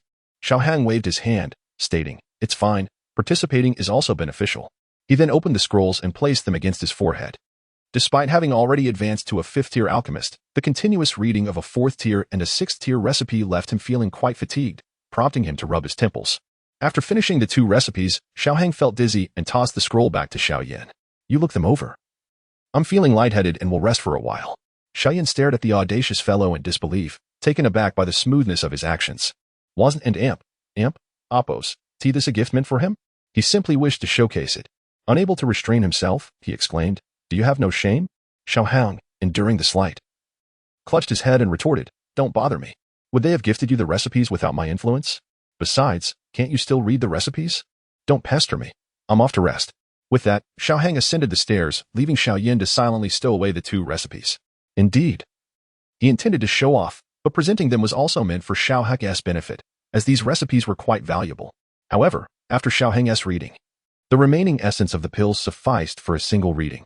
Carefully tucking away the recipes, he retreated to his chamber for training.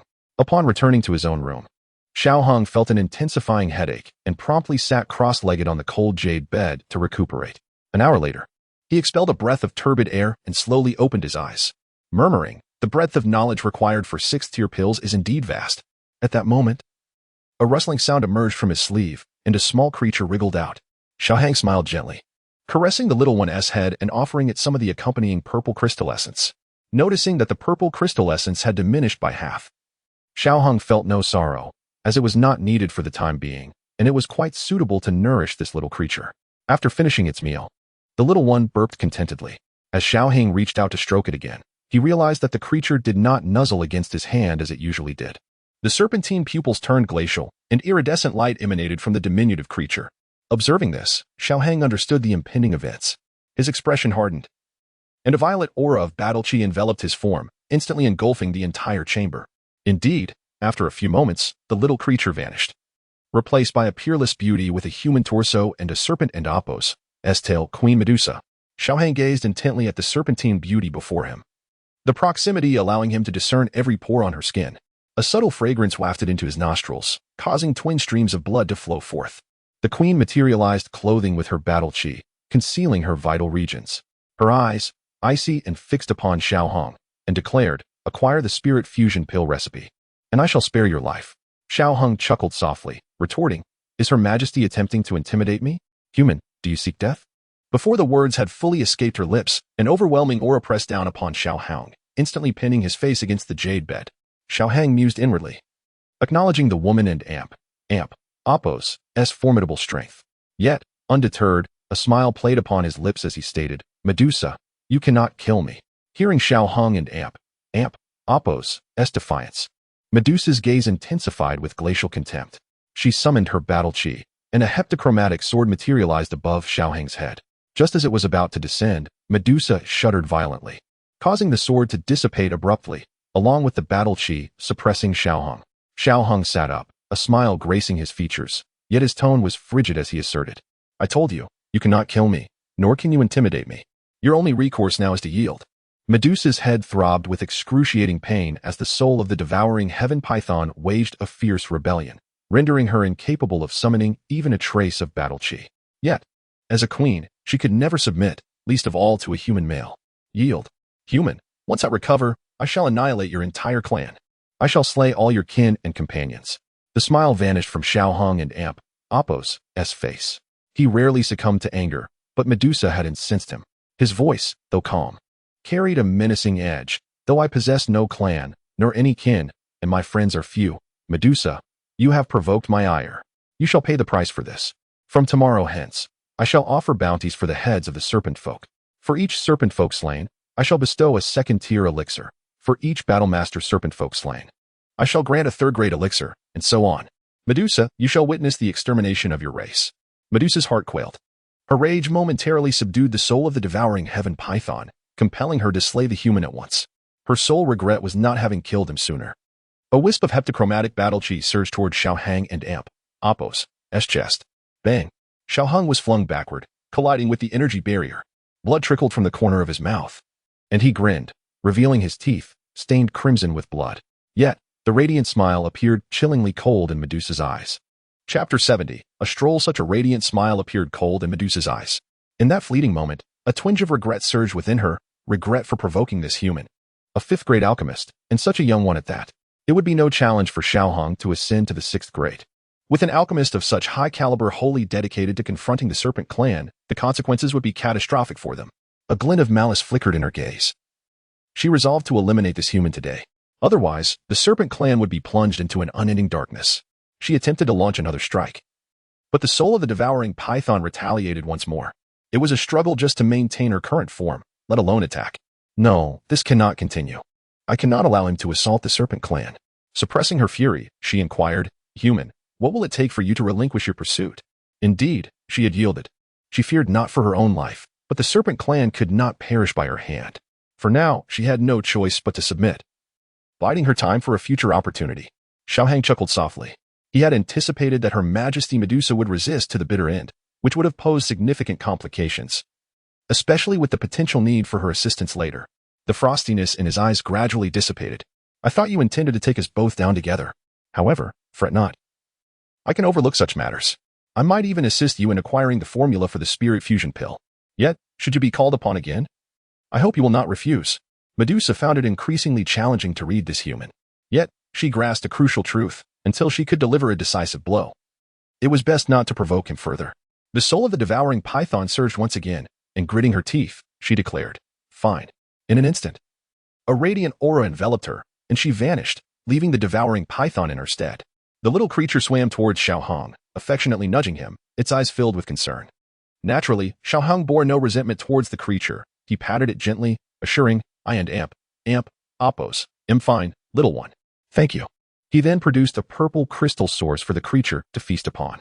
Afterward, it nestled back into his sleeve, coiling around his arm and drifting into a deep slumber, the effort of suppressing Medusa's soul having exhausted it. Resuming his meditative posture on the cold jade bed, Xiao Hong exhaled a heavy sigh, murmuring, What a terrifying woman. With that, he swallowed a healing pill to mend his wounds.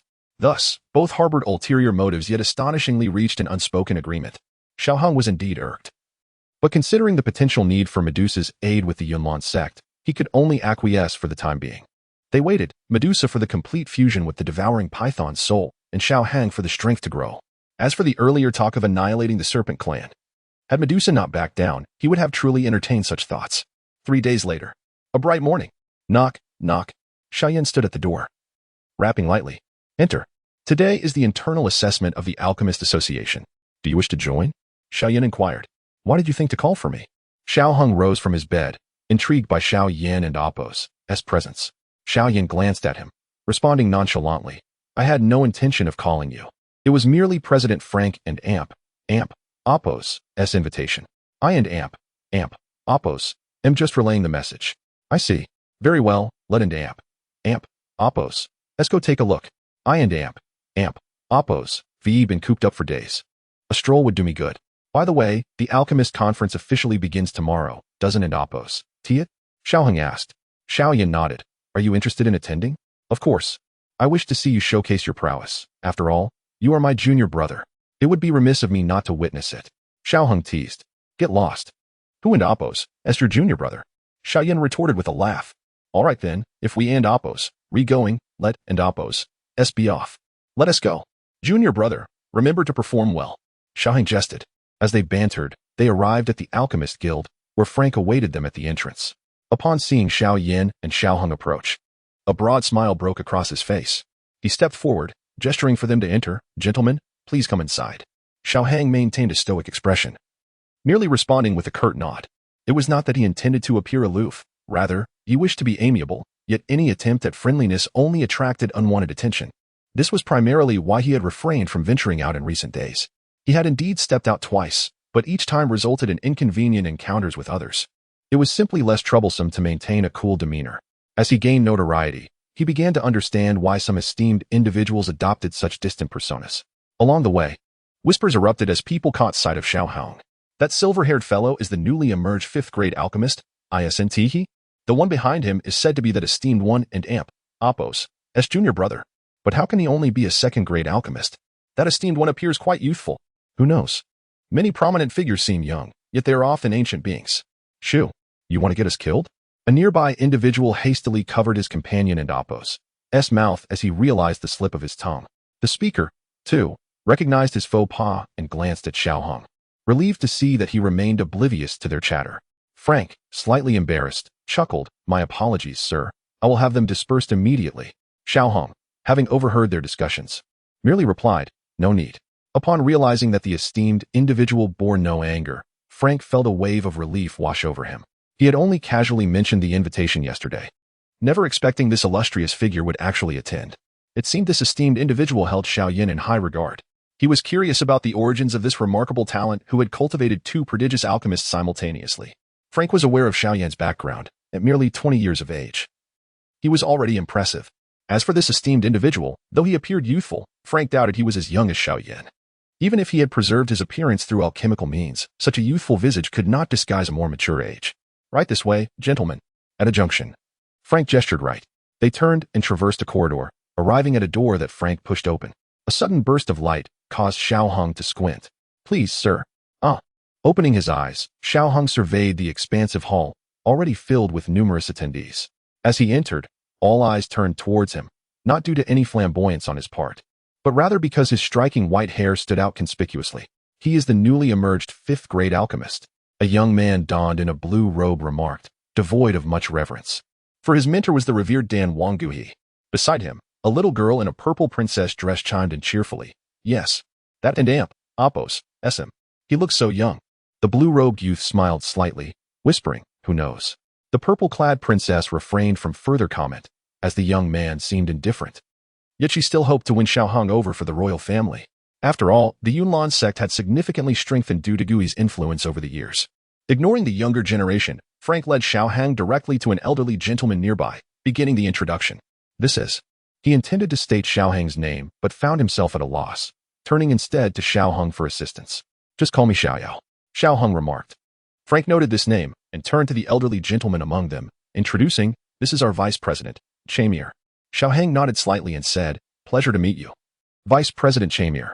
Chamir felt a twinge of curiosity. Wasn't it said that this individual was rather aloof? He had even declined to accept gifts, yet here he was, invited by Frank. It was indeed peculiar. Although he couldn't and Oppos quite fathom it, he nonetheless nodded and replied, greetings, Brother Xiao Yao. Given my age, I shall take advantage of this. I trust that is acceptable, my young friend. After all, he was the vice president of the Alchemist Guild, and it would be unbecoming for him to address Frank as and Oppos, Mr. and Oppos, while treating Xiao Hang differently, despite the latter being old enough to be his grandfather. However, this world did not adhere to the customs of respecting elders. No problem, he continued. The three then engaged in a discussion about alchemy. For Xiao Hang, who had inherited all the knowledge of a fifth-tier alchemist, these matters posed no challenge. He readily addressed most of their queries. As for Xiao Yan, he found himself overshadowed. With Xiao Hang present, who would pay attention to him, a mere second-tier alchemist? After a while, the internal assessment commenced. Although Xiao Yan felt a twinge of displeasure at having to address Xiao Hang as senior brother, he still said, Senior brother, I'm off. Xiaohang, maintaining a stoic expression, merely replied with a grunt, remember to secure first place, or else. Despite feeling a sense of indignation, he and Xiaohang were both concealing their identities. So he could only respectfully respond, yes, senior brother, before departing towards the testing ground. Chamir stroked his beard, chuckling. It seems brother Xiaoyao has great confidence in his disciple. Through their brief exchange, he had gained a deeper understanding of this fifth-tier alchemist. He deduced that the alchemist and Appos' prowess was certainly on par with that of the guild president. As evidenced by the intricate questions he had posed earlier, questions that only a seasoned fifth-tier alchemist could possibly know. Xiaohang smiled faintly and replied, I naturally have faith in my own disciple. Chamir turned to Frank and remarked, Frank, it appears you have unearthed a treasure this time. Frank, equally pleased, responded with a modest compliment. Of course, the senior brother's disciple is bound to be remarkable. The trio then indulged in mutual flattery. In this regard, Xiaohang was somewhat outmatched by the seasoned Frank, often listening more than speaking, only interjecting occasionally. Approximately 20 minutes later, the time had come, and numerous alchemists began to emerge.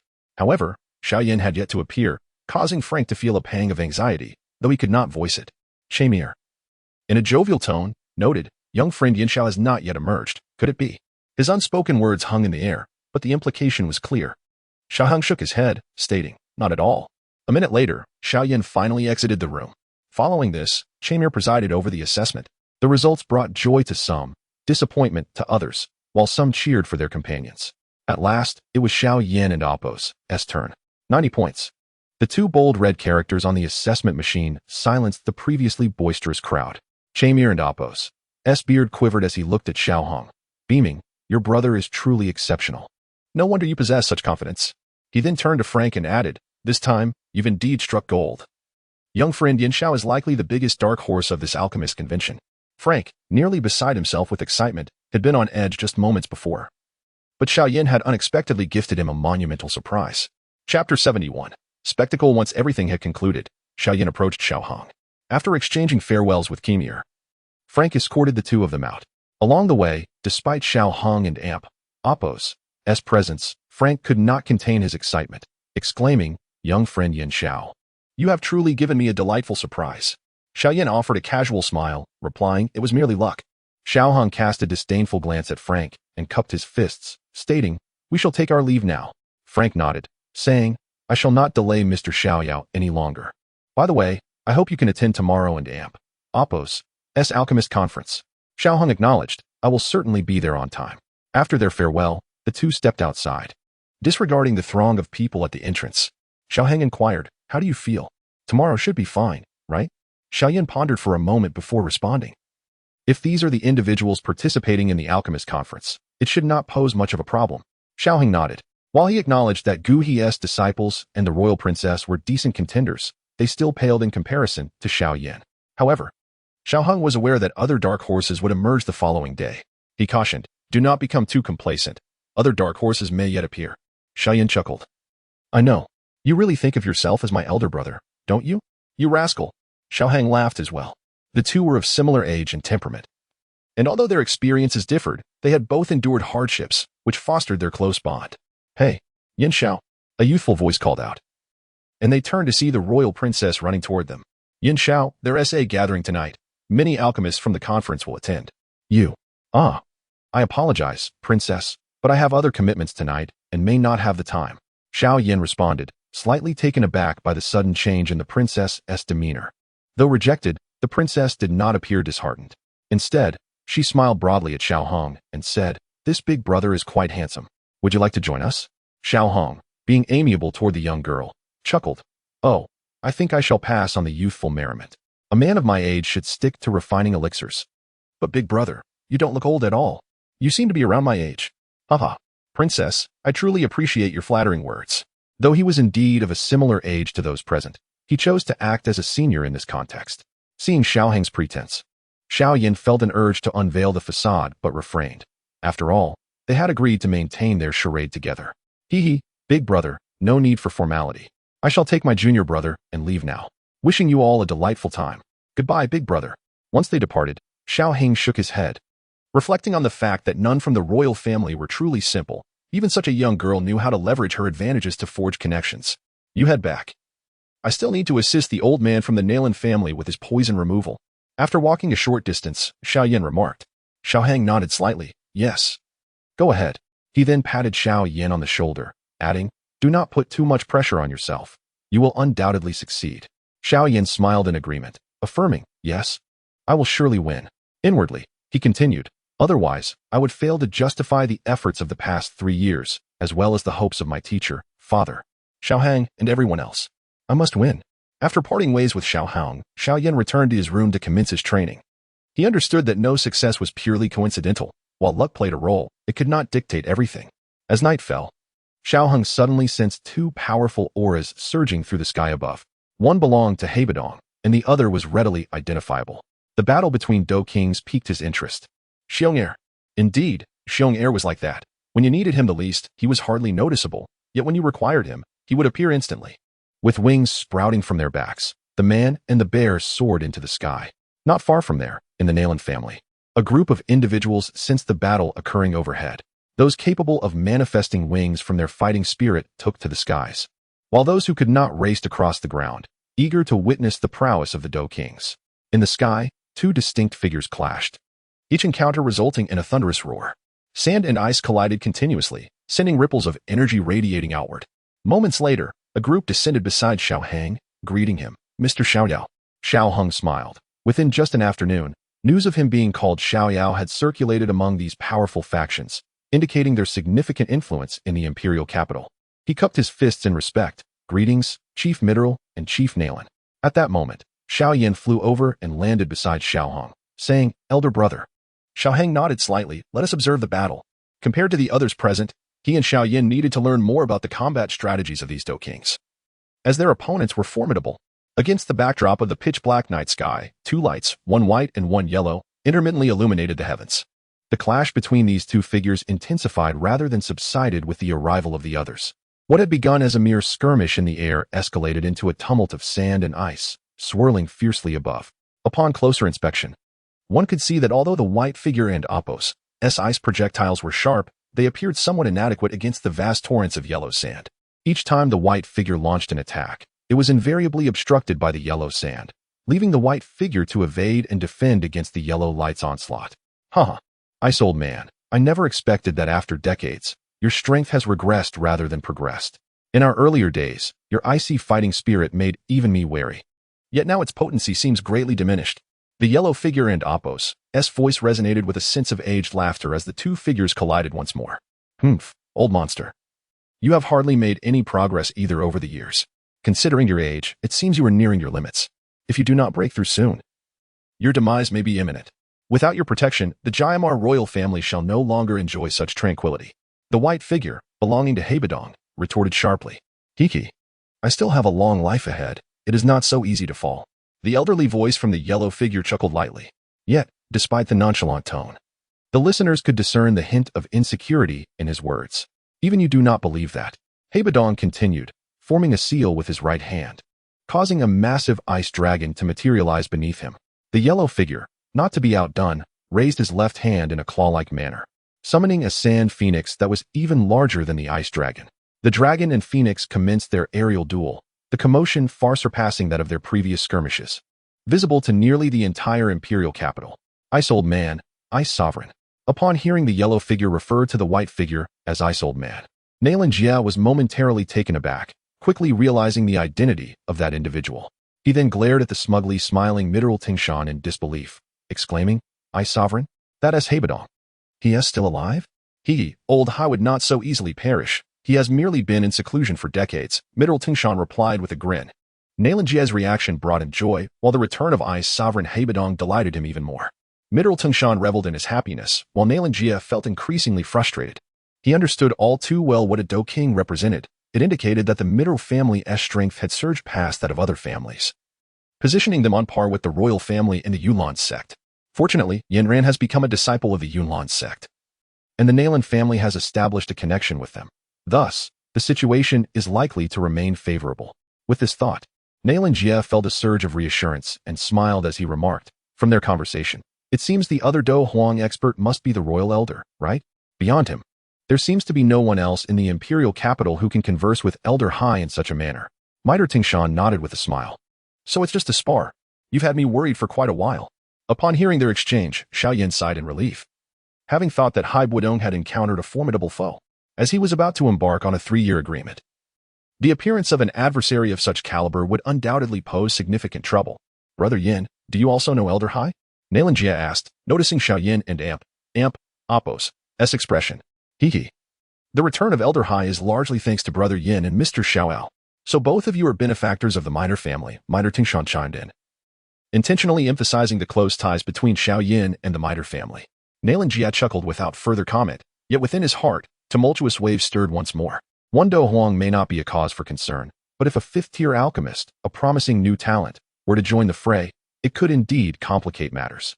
It seems that Yin Ran must be encouraged.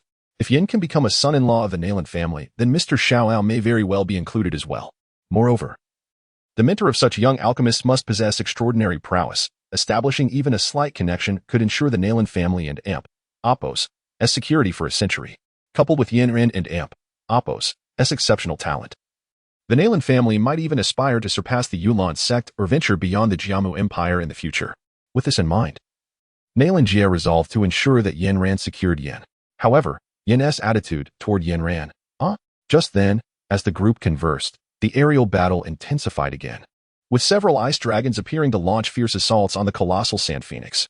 The Sand Phoenix retaliated fiercely, shattering nearly half of the ice dragons with a powerful flap of its yellow wings, while the remainder struggled to sustain themselves. Indeed, the disparity was immense. Elder Hai was clearly no match for the Royal Elder, whose methods likely rivaled those of Medusa before her breakthrough. As the final 2 ice dragons were on the verge of vanishing, Hai Buodong suddenly dissipated his Dou Qi and resigned with a heavy heart. Alas, it seems I am truly no match for you now. Elder Ice, your strength has indeed diminished significantly this time. With Hai Buodong's concession, the yellow light flickered slightly, and the Sand Phoenix gradually faded, revealing a white-haired elder clad in simple linen robes, who smiled amiably at Hai Buodong. Hai Buodong, indifferent, gazed skyward and calmly replied, in due time, my strength will naturally be restored. There is no need for you to worry. Furthermore, your concerns can be set aside, as I have no intention of resuming management of the Mitre family. The younger generation will manage just fine. We have grown old. Why bother entangling ourselves in those tedious matters? A leisurely cup of tea and a stroll sounds delightful, the elder in the linen robe said, his demeanor softening considerably. Do not think I am unaware of your worries, Hai Buodong retorted with a cold chuckle. The elder, unfazed, turned his gaze to the group below. It appears we have stirred quite a crowd tonight. His eyes scanned the onlookers until they settled on the timid little princess, causing him to pause momentarily before shaking his head with a sigh. Elder Jia, you seem even more spirited than before after years apart. Mitre Tingshan promptly greeted the elder upon their descent. Why have both of you come as well?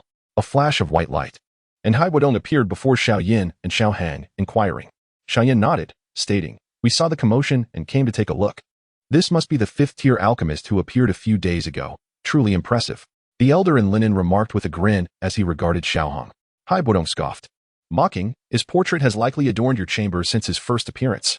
Junior Xiaoao pays his respects to Elder Jia. Xiao Han clasped his fist in greeting. Young friend Xiaoao, might you be interested in joining the royal family? The terms are entirely negotiable, and I have a granddaughter who is just of marriageable age. You might consider it. Ignoring Hai Buodong and Appo's jibe, the elder smiled at Xiao Hong. Shameless. Hai Buodong interjected. Xiao Hong smiled faintly. The elder was indeed an amusing character, yet he shook his head, replying, I have my own flaws. I would not want to trouble the princess. The elder nodded, unperturbed by Xiao Hang's refusal. While the others appeared quite pleased, if the royal family failed to recruit him, perhaps they still had a chance. Casting a glance at Xiao Yan, they thought that if they could not secure the senior, the junior would suffice. After all, should the junior join, would the elder truly be able to disregard the matter? Subsequently, the elder seemed to temporarily relent, shifting his focus to Xiao Yan in another attempt to persuade him. However, Xiao Yan was no ordinary individual. He was far more astute than a mere hound, managing to navigate the conversation with great finesse. In the end, the elder had no choice but to concede defeat. Let us disperse, he announced, seizing the little princess who had been hiding nearby and descending into the sky as a streak of yellow light vanished from sight. After bidding farewell to the others, Xiao Han, Xiong Er, Hai Buodong, and Xiao Yin flapped their wings and soared towards Xiao Hang's courtyard. As the main figures departed, the remaining onlookers scattered in various directions. Chapter 72. Elder Jia. Hai Buodong during their flight, Xiaoyan furrowed his brow and inquired, "You haven't revealed our identities, have you?" Hai Buodong shot him a glance filled with disdain, remaining silent. Xiaoyan felt insulted, but upon reflection, he recognized that Hai Buodong was not the type to gossip indiscriminately. Xiaoyan then probed Hai Buodong for information regarding the elder in the only to frown deeply upon hearing that this individual was at the pinnacle of the Dou Huang realm. "He won't interfere with our affairs, will he?" he asked. Hai Buodong shook his head, responding, "No, that old coot would love to see the Yunlan sect in turmoil. He won't affect us." Having listened for a while, Xiaohang noticed the worry etched on both Hai Buodong and Xiaoyan and Appos as faces and reassured them, "No one can interfere with your matters. What you should focus on now is victory, not on unexpected incidents. I assure you, as long as you win, there will be no unforeseen complications. And, if you lose..." Hai Buodong concurred, saying, "Indeed, Xiaoyan, now is not the time to dwell on such issues. It is paramount to strategize on how to secure a win. I have seen that girl from the Nalan family. If you lack the requisite strength, victory may prove challenging." Hearing their words, Xiaoyan calmed down, realizing he had indeed been overly sensitive. Recalling his earlier demeanor towards Hai Buodong, he apologized, "I'm sorry, Elder Hai. I was a bit impulsive earlier." Hai Buodong nodded and replied, "No matter. I shall take my leave now. You two should rest well. Goodbye, Elder Hai." They both replied. After parting ways, Hai Buodong transformed into a streak of white light, heading towards the Miter family. Back in the small building, Xiaoyan picked up his tea but did not drink. Furrowing his brow, he asked Xiaohang, "Do you think I can win?" giving the fool a playful slap. Xiaohang nodded and said, "Of course you can win. Moreover, do not overthink it. This is merely a brief segment of your life's journey. Do not burden yourself with excessive pressure. Rest well. If you need anything, just let me know." After a moment and Appos, as thought, Xiaohang added that last remark. Even though he currently had no quick solutions for enhancing Dou Qi. "Understood. Thank you," Xiaoyan replied, refusing to dwell on his frustrations, aware that such feelings were futile. He resolved to focus on his training. For the next day he would participate in the alchemist conference. Having enrolled, he was determined to claim victory. Honoring his teacher's guidance, beside him, Xiong'er, somewhat puzzled, asked, "Are we going to fight?" In an instant, both Xiaohang and Xiaoyan were amused by Xiong'er and Appos' question. Xiaohang nodded, saying, "Yes, there may be fights in a few days, so prepare well." Xiong'er earnestly replied, "All right, I want to go out to play. I'll prepare diligently." Upon hearing the exchange between the human and bear, Xiaoyan suddenly realized something and asked, "Are you going to accompany me?" Xiaohang shot him a disdainful glance, produced a blue letter, and tossed it onto the table, which bore the exclusive seal of the Yunlan sect. The content was straightforward, essentially stating, "Our sect master's disciple wishes to crush a little brat, and we hope you will witness the might of the Yunlan sect." Xiaoyan picked up the letter and his expression darkened immediately. He said grimly, "The Yunlan sect is indeed arrogant, thinking they are guaranteed victory?" Clenching his fists, he could not forget the humiliation his father had endured 3 years ago, nor the proud demeanor of Nalan Yin and the Yunlan sect. "Now, don't ruin my invitation, otherwise. You want to be able to enter, and you'll bear the consequences." Xiaohang snatched the letter back and stored it in his spatial ring. Looking at Xiaohang, Xiaoyan and Appos' anger dissipated, and he forced a smile, saying, "You need not be so serious. You know this journey is anything but easy. What if nonsense? Do I need your concern while I handle my affairs? Hurry and train. Prepare well for tomorrow's alchemist conference. If you don't win the championship, just wait for me to punish you," Xiaohang said sternly. At that moment, Xiaoyan was filled with gratitude, but found himself at a loss for words, merely responding with a heavy nod. Xiaohang turned away and descended the stairs, calling Xiong'er, "Let us go. It's time to train." "All right, Xiaohang." Xiong'er nodded and followed suit, leaving Xiaoyan alone. After a few minutes, Xiaoyan chuckled bitterly and returned to his room to concentrate on his training. The next day dawned bright and clear, with a gentle breeze and a few wispy clouds drifting across the azure sky, adding a touch of color to the vast expanse above. Xiaohang took a deep breath, noting that the air here was far superior to that of his previous life. "Where is Xiong'er? Isn't he coming?" Xiaoyan walked over to Xiaohang, noticing Xiong'er was absent, and asked curiously. Xiong'er dislikes such an atmosphere. There are too many powerful humans, and he feels uneasy, so he wants to be joining us, Xiaohang replied, shaking his head slightly. As a magical beast, it was normal for him to prefer solitude from human strongholds. Given the number of powerful figures expected at today's alchemist conference, it was perhaps for the best that Xiong'er stayed behind. "Then let us go." Xiaoyan nodded slightly and walked to the left. As they proceeded, they encountered Frank and Otto, who were making their way towards them. Upon seeing Xiaohang and Xiaoyan approach, Frank greeted, "Greetings, Mr. Xiaoyao, and young friend Yin Xiao." "Greetings, President Frank and Master Otto." The duo responded warmly. "Since we've met, let us travel together." Xiao Hong, holding a favorable impression of them, suggested amicably, "Is this the alchemist who refines fifth-grade pills? He appears quite youthful. Yet, this person seems somewhat familiar," Otto mused, though he decided to shelve his curiosity for now. With a smile, he said, "I have met Mr. Xiao before. I am Otto. Greetings, young friend Yin Xiao." "Mr. Xiao, young friend Yin Xiao. Time is of the essence. Let us converse while we walk." Frank, increasingly fond of Xiao Yin, observed that with him around, the Black Rock City would not finish at the bottom this time. The group chatted amiably as they made their way to the competition venue. Walking along the street, Otto elaborated, "This conference is being held at the Royal Grand Plaza, which is spacious enough to accommodate thousands of people. This event is arguably the largest in 20 years. With roughly 2,000 alchemists participating, many of whom are exceptionally talented. Young friend Yin Xiao, you should be cautious." Xiaoyan smiled faintly, responding, "I shall do my utmost." The conference will be divided into several rounds of assessments, each eliminating a significant number of participants, with the difficulty increasing as one progresses. Those who remain by the end will vie for the championship. Xiao Hong nodded in agreement, recognizing that this event promised to be quite spectacular. Featuring disciples of the Pill King Dou Qi, the president of the Alchemist Guild, and even the Dark Horse, Xiao Yin, along with various other imperial contenders seeking to stir up trouble. "I see Mr. Xiaoyao is still quite young. If you were to participate, the championship would likely be a mere formality." Otto, sensing a familiarity with Mr. Xiaoyao, sought to gauge his response. "Aha, Master Otto, you jest. My age has long surpassed the standard. Had it been 3 to 5 years earlier, I might have considered participating. After all, I am quite intrigued by that 6th-grade pill formula." Xiao Hang chuckled, reflecting on how perceptive Otto was.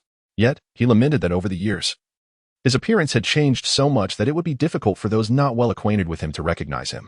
Frank also laughed heartily, adding, "If you could participate, there would be no need for others to contend. However, even if you do not, I believe that 6th-grade pill formula will inevitably find its way into your hands."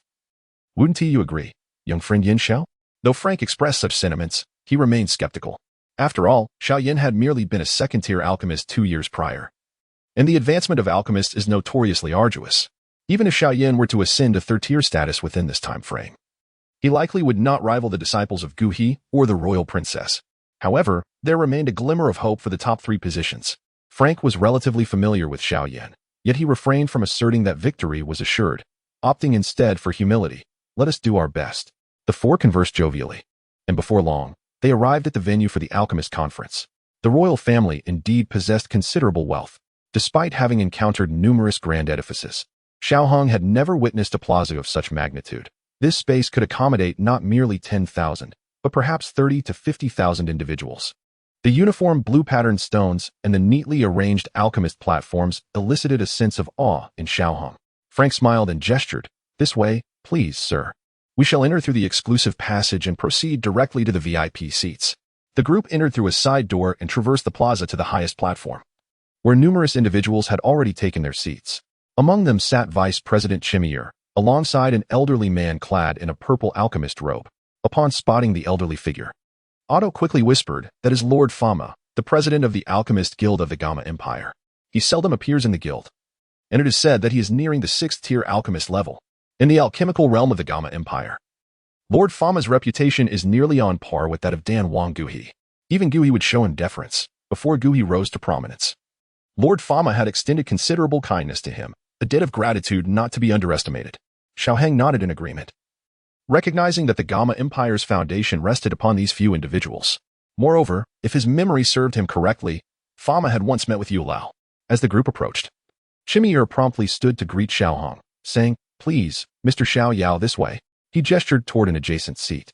The elderly alchemist in purple smiled warmly at Xiao Hong, saying, "Let the young friend sit beside me.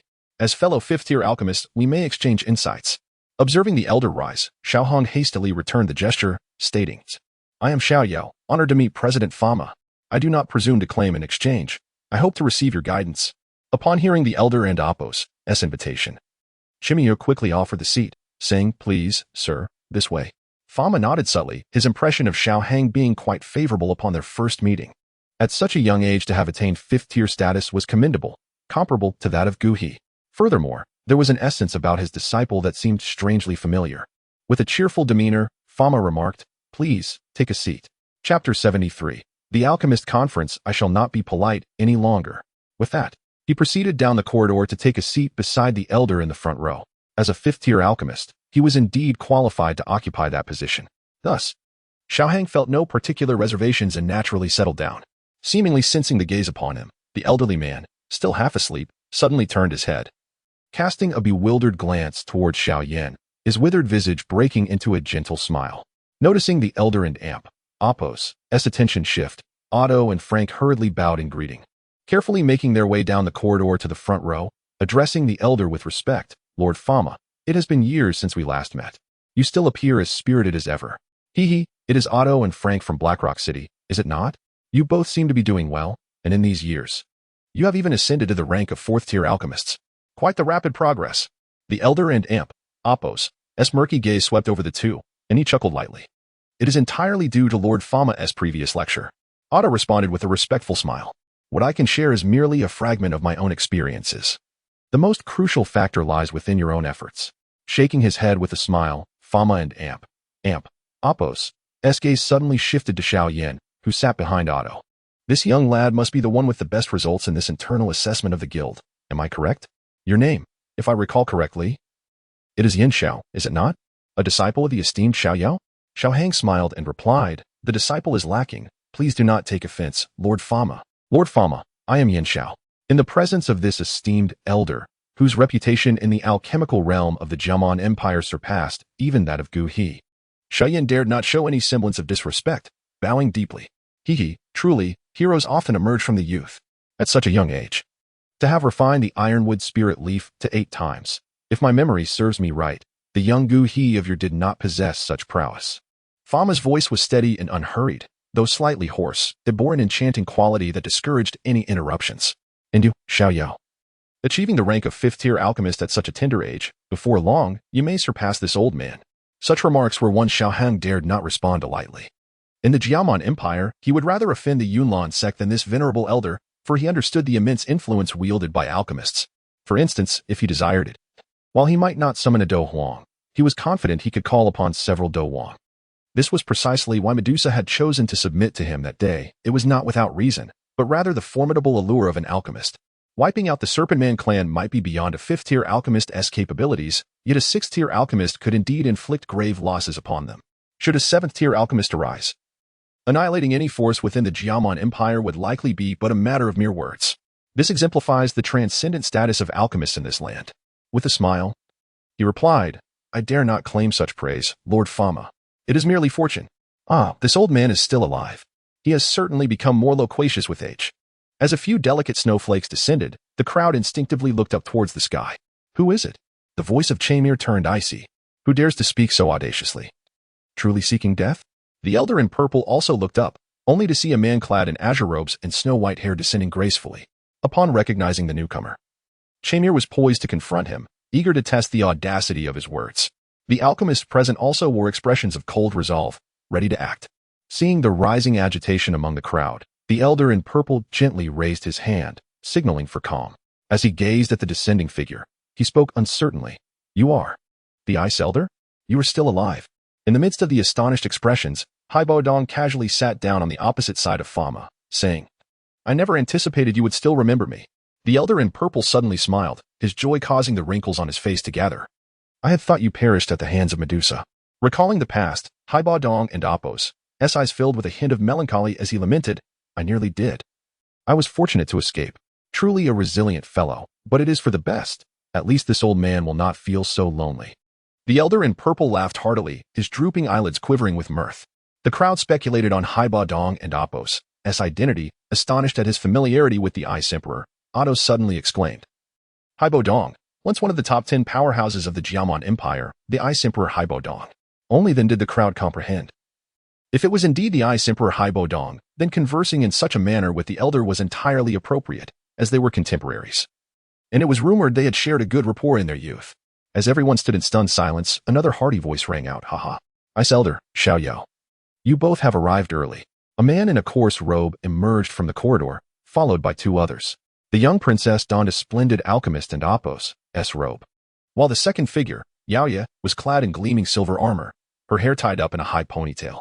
Haiba Dong offered no response, his icy gaze fixed ahead, as if the newcomer did not exist.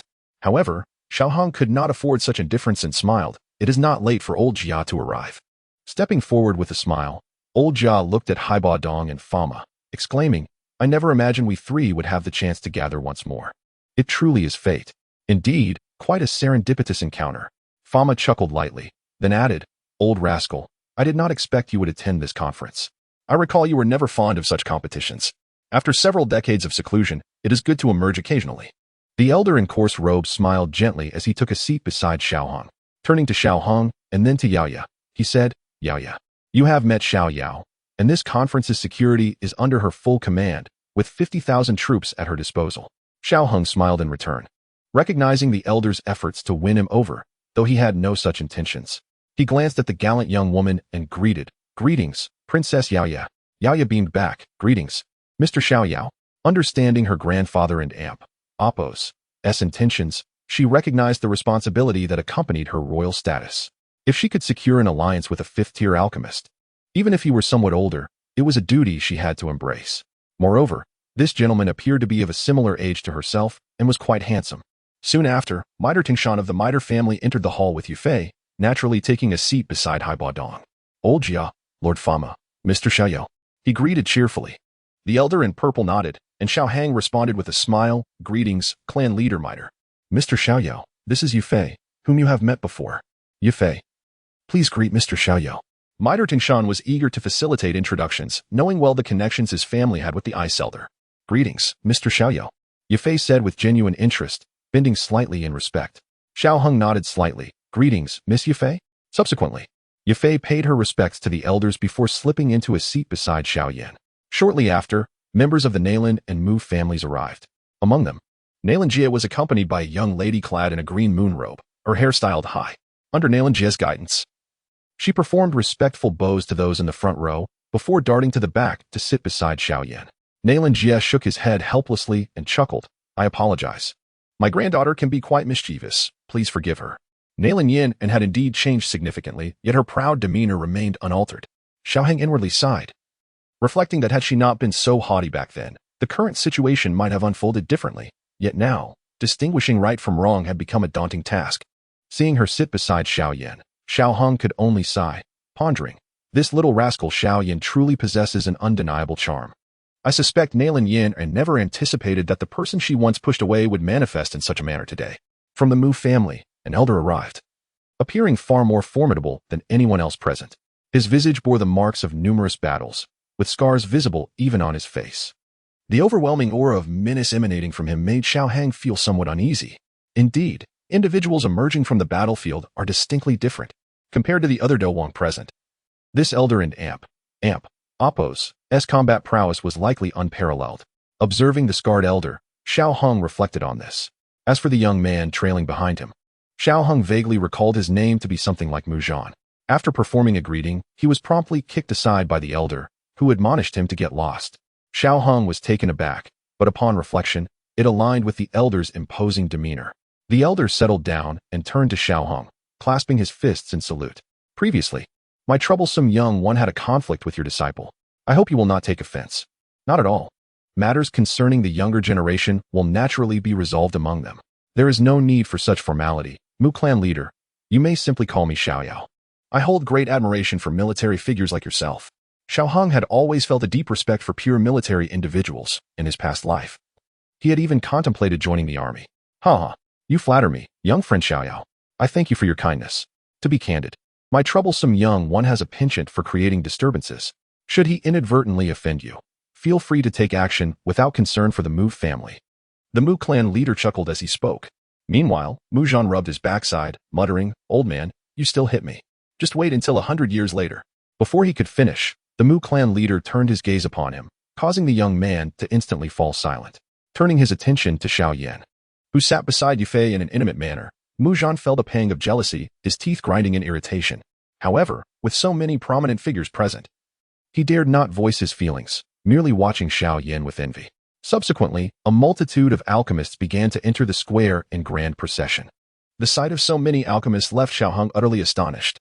Surely, A substantial number of alchemists under 40 from the Jamma Empire were gathered here. As the sun gradually traversed the sky, the pointer on the stone plate moved towards the center. The sound of a bronze bell resonated, abruptly silencing the previously boisterous crowd. All eyes turned to the elderly man in purple robes on the VIP platform. Upon hearing the bell, the elder slowly rose and proclaimed in a clear, resounding voice, "In the name of the president of the Alchemist Guild of the Jamma Empire, I hereby declare the 7th Alchemist Convention officially commenced." The crowd erupted in fervor, the sounds of drums and gongs filling the air, marking the official beginning of the Alchemist Convention. Chapter 74, The Alchemist Conference, Part 2. Standing before the VIP platform, Ma gazed at the bustling square. After a brief moment, he chuckled softly. "Now, I kindly ask all participants to take their designated positions." His voice, though not loud, resonated clearly throughout the assembly. Xiaoyan couldn't help but look at the elderly gentleman, who seemed to struggle even to stand. In the original text, this elder rarely took action, yet it appeared his strength was not to be underestimated. Upon hearing Ma's words, several alchemists in the VIP section rose simultaneously. These alchemists were either courted or nurtured by various powerful factions, thus earning their place in this esteemed area. The VIP platform, situated on the eastern side of the square, towered several meters above it. This elevation was somewhat daunting for the younger alchemists present, so, apart from a few, most descended slowly via the steps on either side of the platform. Haha, Lu Ling, Xiaoyu, Yin Xiao, please return to your respective positions. Ma gestured toward the center of the square, where a dozen independent, elevated stone platforms awaited them. Due to your outstanding performance in the internal assessments, those positions are rightfully yours, and they will surely make you the focal point of the event. Following Ma and Appos' indication, the trio observed the special locations with varied expressions. Lu Ling, filled with surprise and excitement, while the young princess exhibited curiosity and eagerness. In contrast, Xiaoyan appeared momentarily taken aback, his brow furrowing slightly. His temperament did not favor such ostentatious prominence. Ma's gaze swept across their faces, finally resting on Xiaoyan. It seemed he discerned his thoughts and smiled gently. "Young man, understanding the virtue of modesty is commendable. However, some matters are destined to draw attention. Since you have chosen to participate in this conference, it is with the intent to achieve remarkable results. To stand out among these 2,000 individuals necessitates becoming the center of attention. If exposure is inevitable, what difference does it make whether it happens sooner or later? Fostering some audacity and youth adds flavor to one's future memories," Ma remarked with a smile. "Indeed. Chairman Ma speaks wisely," Xiaoyan acquiesced with a helpless nod. "Then, you may proceed." Ma chuckled, encouraging them. "I shall take my leave first," Lu Ling responded, smiling at Xiaoyan and the others. With a light touch upon the ground, she leaped gracefully to the edge of the high platform. Casting a glance at the vast square below, she jumped, drawing gasps of astonishment from the VIP seats. This bold act left many spectators awestruck, and Lu Ling was met with thunderous cheers. "This fellow truly revels in showcasing her talents," Xiaoyu remarked, pouting slightly. Following suit, she too leaped from the high platform, descending like a delicate leaf, her graceful form eliciting another wave of applause. The young princess, captivating in her beauty, naturally attracted attention, and the audience erupted into fervent cheers, akin to a pack of wolves in fervor. "Haha, old man Jia, who would have thought you would impart your elusive techniques to this young lady?" Ma commented, turning to Jia with a grin. Her understanding of these techniques is still superficial. In a real confrontation, she would become an easy target, Jia replied with a chuckle. Though he spoke lightly, the expression of satisfaction on his face belied his words. Now, only Xiaoyan remained, and all eyes shifted toward him. Feeling the weight of their gaze, he sheepishly suggested, "I suppose I shall step down as well." Hai Bodong, fixated on Xiaoyan, was irritated by Ma and Appos' earlier amusement. A surge of fighting spirit erupted from his palms, propelling Xiaoyan downward unexpectedly. "What the? You old rascal!" Xiaoyan shouted as he plummeted. The swift descent caused the air to whoosh past him. Just before hitting the ground, a burst of fighting spirit erupted from his palms, cracking the stone floor and allowing him to rebound gracefully upon landing. The audience, initially bracing for a disastrous fall, instead witnessed a stunning display, prompting an exclamation of awe. "Such remarkable control over fighting spirit, my young friend Yin Xiao," Simei remarked, impressed by Xiaoyan and Appos' landing. "Ah, the youth of today truly enjoy showing off," Xiaohang commented nonchalantly. "Yet, my friend Xiaohang, you cannot be much older than young Yin Xiao. Why the somber demeanor? Youth should embrace their vitality," Ma teased, casting a mysterious glance at Xiaohang. While those unfamiliar with alchemy might overlook the implications, Fa Ma recognized that such youthful exuberance, coupled with an unassuming countenance, implied something extraordinary. How could a mere potion grant such remarkable effects, reversing age to that of someone in their 20s? And he detected no signs of special maintenance on Xiaohong. The only explanation was that he was indeed of that age, perhaps a few years older, but certainly not over 30. Old codger, enough prattle. Hai Bo Dong interjected, surprised by Fa Ma and Amp Oppo's commentary and eager to prevent further speculation. Fa Ma, undeterred by Hai Bo Dong and Oppo's interruption, refrained from elaborating further. Yet, the revelation stirred a tempest of speculation among the onlookers. How much older could he possibly be? 20, 10, or just a few years? Initially, they had assumed Xiao Hang merely maintained himself well, but Fa Ma's words cast doubt on that notion. If what was suggested held truth, then the talent possessed by this individual was indeed formidable. Moreover, Hai Bo Dong and Amp Oppo's intervention only reinforced Fa Ma and Amp Oppo's assertion. Although silence reigned among the crowd, their regard for Xiaohong's sword, a fifth-tier alchemist in his 20s, if secured by a faction, their family could rise to rival the Yulan sect, or even surpass it. Unfazed by the shifting perceptions, Xiaohang smiled lightly, recognizing that in this world, strength was paramount, and everything else was but trifles. Yet, he feigned a pout. Please, do not speak of my age. Now that you have, everyone seems to regard me with less respect. At that moment, Jiao was particularly agitated. Casting a glance at the solemn Yao Yi, who nodded gravely. He had grown old, perhaps with a few years left to live. Once he departed, a seismic shift would undoubtedly engulf the royal family. Should any faction gain Xiaohang, it would drastically alter the power dynamics. Inwardly troubled, Jiao lamented, contemplating the implications. A young fifth-tier alchemist who could fathom the strength of his mentor. With a sigh, he resolved to remain vigilant. Meanwhile, Otto sighed, turning to Flanda. I told you. This individual is not as young as you presumed. You doubted me. Flander and Oppo's face turned an ashen hue as he recalled how he had previously addressed others as Sir and Senior.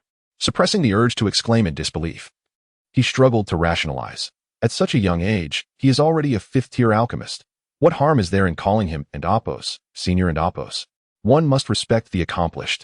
The catalyst for everyone's curiosity, however, was a mere chuckle followed by the words, let us watch the competition. Soon, all eyes were fixated on the arena below. Yet their thoughts lingered on the young alchemist seated at the center. In the vast square, every participant held a thin sheet of paper, their faces reflecting a myriad of emotions as they meticulously studied its contents. A profound silence enveloped the entire square, persisting for nearly 5 minutes until the crisp chime of a bell resonated through the air. Upon hearing the bell, each contestant instinctively set aside their materials, raising their hands. And in an instant, thousands of uniquely colored and shaped cauldrons materialized upon the azure stone platform. As the bell chimed once more, the atmosphere grew tense, and an aged yet calm voice echoed in the ears of every participant. I trust you have grasped the essence of this challenge. The first round requires you to concoct a complete elixir based on this incomplete formula. Each of you has 2 attempts. Should you fail to produce a successful elixir after that, the jade mirror upon the azure stone platform will illuminate in red, signaling your disqualification. On the opposite wall stood an hourglass, clearly visible to all. That marks the time for the competition. Should you fail to create an elixir before the sands run out, you too shall face defeat. Do you understand? The final inquiry carried a noticeable weight. Yes. A chorus of voices from the square erupted, merging into a thunderous roar. Then let the first round of the examination commence. With a slow raise of his hand, the judge smiled and brought it down sharply. At that moment, 1,000 flames erupted across the square, reminiscent of a volcanic eruption, igniting a grand display akin to a fireworks festival. Afterward, the judge returned to his previous, lethargic demeanor. Squinting his eyes, Senior scanned the crowd below and cheerfully inquired, I wonder, my carefree friend, who do you believe will claim victory in this alchemist competition? As Senior and Amp Oppo's words hung in the air, the crowd and Amp Oppo's gaze shifted to Xiaohang. It was well known that this alchemist competition was no trivial affair, with the likes of Lu Ling, the little princess, and thousands of other alchemists vying for supremacy. Just when everyone anticipated Xiaohang to humbly deflect the question, he chuckled and declared, the champion this time shall undoubtedly be my junior brother. Laughter rippled through the crowd, though no one dared to flatter excessively. The current situation was too uncertain. If Yan Xiao were to falter, such flattery would seem inappropriate. Everyone was astute enough to avoid such blunders. However, Jia Lao remarked with a grin, it seems my young friend Yan Xiao possesses a secret weapon. Xiaohang merely smiled in response, saying, we shall see. Wudong nodded slightly, adding, "No need for further discussion. Let us continue watching. Happy New Year." As we approach the year 2022, there is little left to say except that I wish everyone safety and happiness in the coming year. Chapter 204 has been obscured. Everyone, please refer to the subsequent chapters. The content of Chapter 204 reveals that the protagonist was defeated by Boss Li. Alas, it has been obscured again, which is quite exasperating. Chapter 75. The Alchemist Conference. As the scale announced the official commencement of the conference, numerous alchemists displayed their unique talents, casting flames of various hues into the cauldron. However, the majority utilized flames condensed from their fighting spirit, with only a handful employing genuine fire. Among them was Xiaoyan, who conjured a vibrant orange flame in his hand and cast it into the cauldron, methodically refining the medicinal materials. The orange flame. With its distinct aura, could it be the beast fire of the Earth Scorpion King? It seems our dear friend Yan Xiao has encountered quite the fortune. Such flames are not easily obtained. Seeing Xiaoyan wielding the orange flames, the scale chuckled. Xiao Hang smiled as well, commenting, "This lad has always been fortunate." He marveled inwardly, recognizing that the fire of the Earth Scorpion King was no simple acquisition. Such a beast only produces flames upon reaching maturity, which is at least a level 4 creature. The deeper the color, the higher the level, and judging by the flame in Xiaoyan and Appo's hand, it likely belonged to a creature no less than level 5. Wudong observed the proceedings with calm detachment, aware that he understood Xiaoyan's prowess even better than Xiaohong. This flame was merely the weakest among those he commanded, so he felt no surprise. As the competition progressed, all participants diligently refined their materials. Those who qualified for the Alchemist Conference possessed a degree of confidence, at least sufficient to avoid immediate failure.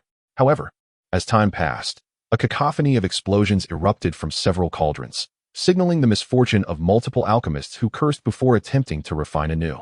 Yet, failure persisted, and most efforts were rendered futile. As time wore on, many unsuccessful alchemists departed in despondence. Suddenly, with a resounding bang, Xiaoyan and Appo's cauldron extinguished, reducing all the materials within to ashes. The scale chuckled, saying, "It seems our friend Yan Xiao has encountered a bit of trouble. Yet, he still has one batch of materials left. There remains a chance." Xiao Hang merely smiled, remaining silent. He pondered how Xiao Yin could fail in concocting a mere second-tier elixir, especially when Lu Ling was on the brink of success. Oh, it appears our friend Yan Xiao is attempting to refine 6 types of materials simultaneously. He seems quite confident. Hemir remarked, misinterpreting Xiao Hong and Appo's silence as displeasure. Jia Lao furrowed his brow, commenting, "With so many failures, it seems your examination question presents quite a challenge." Upon hearing Jia Lao and Appo's words, the scale raised a hand, signaling a servant to approach with a jade plate bearing a piece of parchment and a batch of materials. Hemir picked up the parchment and announced, "This is the subject of this round, the second-tier elixir, the bone growth pill." He grinned mysteriously and handed the parchment to Xiao Hong, saying, "Xiao Yao, take a look." Upon receiving the sheet parchment and unfolding it, Xiao Hang confirmed that it was indeed a second-tier elixir, albeit a flawed formula that differed significantly from the standard version. Generally, alchemists read formulas using their spiritual power, gaining comprehensive information about the refinement process, including the order of melting and the specific temperatures required for each herb. However, this parchment merely contained a textual description of how to concoct the bone growth pill. If a formula could be distilled into mere words, its value would be greatly diminished. Simultaneously, 2 servants approached with additional plates of parchment, distributing them to every participant. Those present quickly grasped the situation. Although they were not alchemists, they understood this fundamental knowledge. Once everyone had reviewed the documents, Hemir smiled and said, "Now, I trust everyone understands." Wudong glanced at the parchment, frowning. This should not be happening. What on earth is Xiaoyan up to? The fire extinguished as the minutes trickled away. With a resounding bang, Lu Ling struck her cauldron, revealing the first successful elixir. Not to be outdone, the little princess followed suit 2 minutes later, producing the second elixir. A chain reaction ensued, with explosions echoing throughout the venue as numerous alchemists successfully refined their elixirs. In a mere 10 minutes, over 100 elixirs had emerged. Meanwhile, Xiaoyan continued to struggle. After 20 minutes, only a final grain of sand remained in the enormous hourglass. At the last possible moment, Xiaoyan gently tapped the cauldron, and a perfectly rounded elixir appeared in his hand. In the VIP section, witnessing Xiaoyan succeed at the 11th hour, Otto finally relaxed, wiping the cold sweat from his brow and lamenting, "This fellow always thrives on creating such nail-biting moments. Does he not consider us old folks? We lack his fortitude for such heart-stopping scenarios." Frank shared a rueful smile. Though relieved, at least he managed to complete the test just in time. Otherwise, it would have been quite embarrassing for the best performer in the internal test to fail at the first hurdle. Fama rose, overseeing the vast square from a height. With a slight gesture, the raucous crowd fell silent. In a calm tone, he addressed them. Congratulations to those still standing in the square. You have successfully passed the first round of the test. However, this is not yet the end. As you may know, some cunning individuals tend to concoct peculiar concoctions. They may have successfully produced elixirs that appear rounded, but such pills lacking any healing properties bear no relation to true elixirs. Therefore, we shall now assess whether the bone growth pills you have crafted meet the requirements of the formula. The elderly voice resonated in the ears of all present. Now, contestants, please locate the green button situated at the lower left corner of your blue stone platform and press it. Following the scale's instructions, the alchemist noticed the rather inconspicuous button and pressed it. Upon activation, small stone slabs rose from the blue stone platforms in front of each remaining alchemist, each featuring a small recess. This was a testing apparatus. The bone growth pills they had refined should be placed within. If they met the requirements, the jade mirror in front would illuminate with a green light. If not, it would shine red, indicating failure, the consequence of which would be disqualification. Furthermore, the brighter the green light, the more closely the elixir matched the extraordinary effects outlined in the formula. Conversely, a more intense red light indicated that the concoction was not a bone growth pill at all, but rather a useless pellet. Of course, if it served to stave off hunger, it had some merit. One must admit that the scale possessed a rather amusing disposition. The gathered alchemists, including Xiao Hong, found themselves chuckling at his antics. Soon after, a disgruntled second-tier alchemist slammed his fist onto the stone platform, withdrew his cauldron, and stormed off, grumbling. Many cast glances his way, but he paid them no heed. As the testing commenced, beams of red or green light illuminated the space, with numerous alchemists departing in disappointment, while the remaining few wore expressions of joy. Soon, only a handful remained untested, with all eyes fixated on the central figures, Xiao Yan, Lu Ling, and the little princess. As the three, occupying the most conspicuous positions, simultaneously placed their elixirs into the apparatus, 3 beams of green light, surpassing all others present, erupted. Kimir smiled, glancing at Xiao Hong, and remarked, "It appears our friend Xiao Yan has the upper hand." Xiao Hong chuckled, saying, "This lad simply revels in thrills." Before he could finish his sentence, a more dazzling green light captured everyone in Oppo's attention. On the VIP platform, F.A. Ma slightly opened his eyes and murmured, "That fellow seems rather formidable." "Oh?" Upon hearing this, Hai Bodong and Jia Lao exchanged surprised glances, their gazes instantly fixating on the man in the gray robe. They furrowed their brows and expressed their confusion. "We Haven and Oppo's noticed anything amiss? You may not be alchemists. Hence your perception of soul power may not be as acute. However, from my sensing, that individual's soul power is likely far superior to Lu Ling, Yu Er, and even Yan Xiao. In the square below, his soul power should be the strongest. I recall that when Guhi participated in the alchemist conference years ago, his soul power was not nearly as potent." F.A. Ma squinted, speaking with a hint of uncertainty. Hai Bodong turned to Xiao Hong, who nodded and remarked, "That fellow's soul power is just a shade below mine. Chimier, provide me with his information." F.A. Ma suddenly turned to Chimier, speaking in a low voice. Chimier swiftly identified the position number of the man in the gray robe, then retrieved a stack of documents from his spatial ring, flipping through them rapidly. After a while, he ceased flipping, revealing a sheet of thin paper containing the details, upon which was depicted the mysterious gray-robed figure.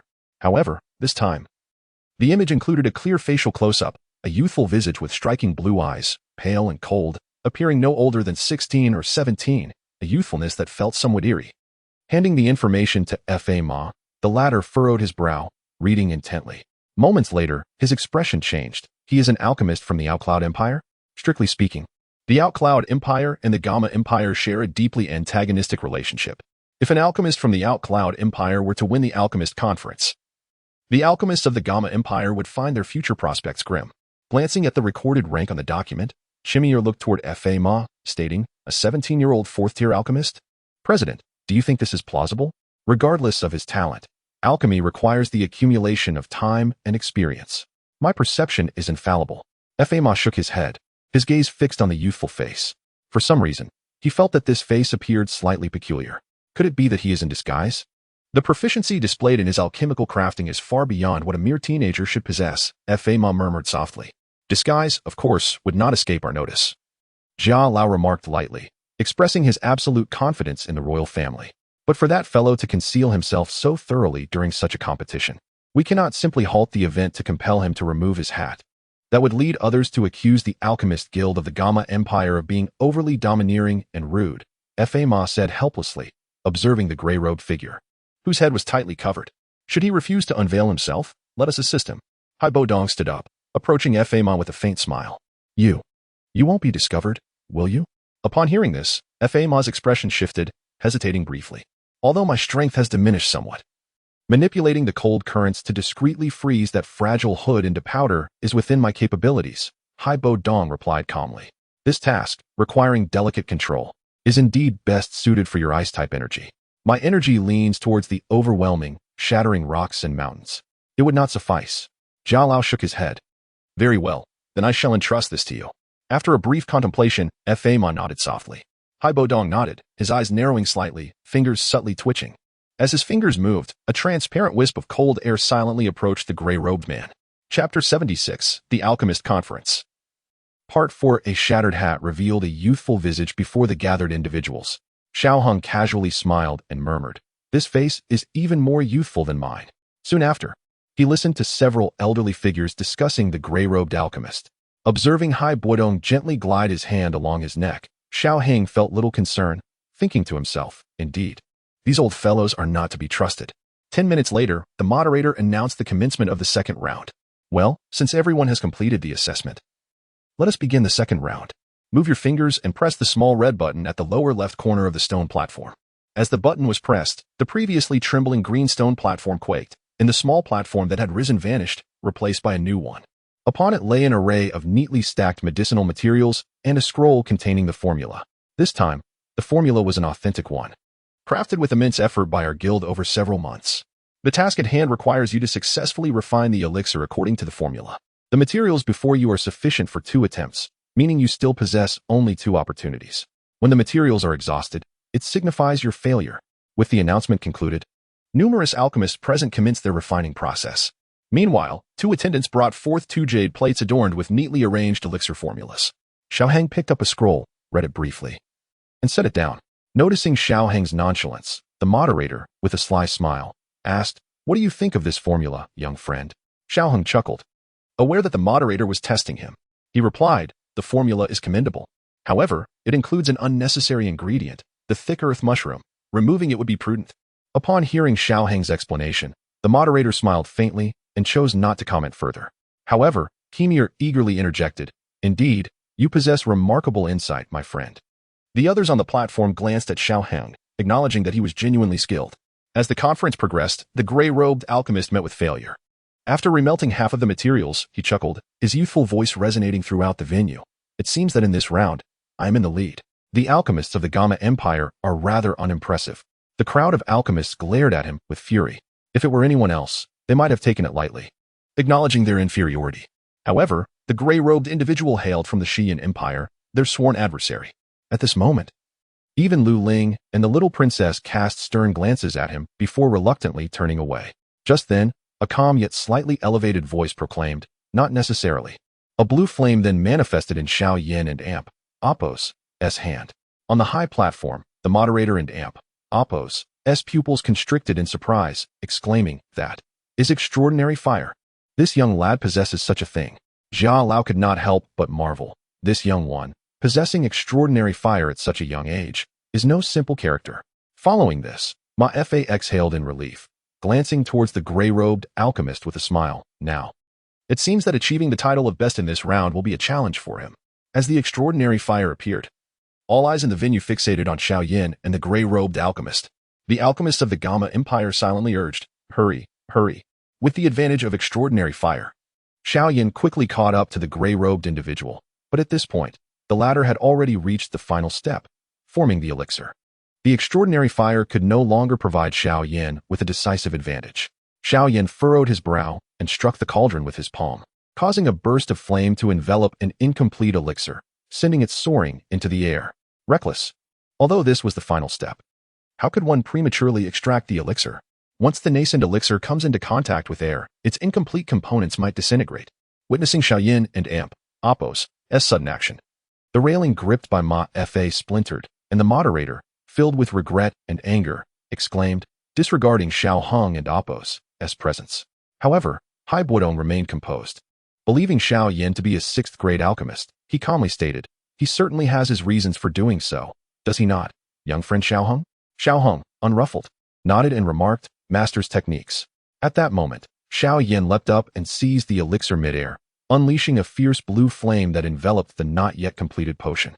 When he landed, the blue flame slowly extinguished, revealing a perfectly rounded elixir in his palm. As the audience, who had quieted during Xiao Yan's frenzied actions, erupted into thunderous cheers and applause. Xiao Hang sighed, "This boy truly loves to show off." Upon hearing Xiao Hang's sigh, Jia Lao teasingly remarked, "Are you perhaps envious of your junior's moment in the spotlight?" Embarrassed, Xiao Hang rubbed his nose and smiled. "Indeed. Had I known, I would have participated as well." This elicited a chuckle from the moderator, who jested, "If you had participated, the outcome would surely have been a foregone conclusion." Unintentionally, Jia Lao seemed to ponder something, his expression turning mysterious as he said, "It and Appos, it's not too late to join now." Upon hearing this, the moderator and those nearby began to stir. As citizens of the Gamma Empire, they would find it unpalatable if the champion of the alchemist conference hosted by their empire were to be claimed by the Xiyan Empire. However, the moderator would not voice such sentiments. Kimir, sensing the moderator's look, nodded slightly, then smiled at Xiao Hong, suggesting, "Why not?" Xiao Hong, aware of their intentions, shook his head, saying, "No need. My junior will handle the matter himself. Ashan and Appos, steal his thunder." Kimir, upon hearing this, glanced awkwardly at the moderator, who remained unresponsive, and could only force a smile. As Xiao Yin and the gray-robed alchemist successfully refined their elixirs, Lu Ling and the little princess followed suit. After 30 minutes, the final grains of sand fell in the enormous hourglass. Some rejoiced, while others despaired. In any case, the second round of assessment concluded. Ladies and gentlemen, today's conference will conclude here. I urge all participants to rest well tonight, for tomorrow marks the final round of our conference, a crucial match to determine the champion.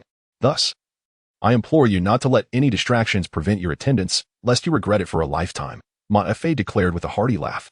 After declining the crowd and Appos' request to congratulate Xiao Yin on his victory, Xiao Hong and Xiao Yin returned straight to their small courtyard.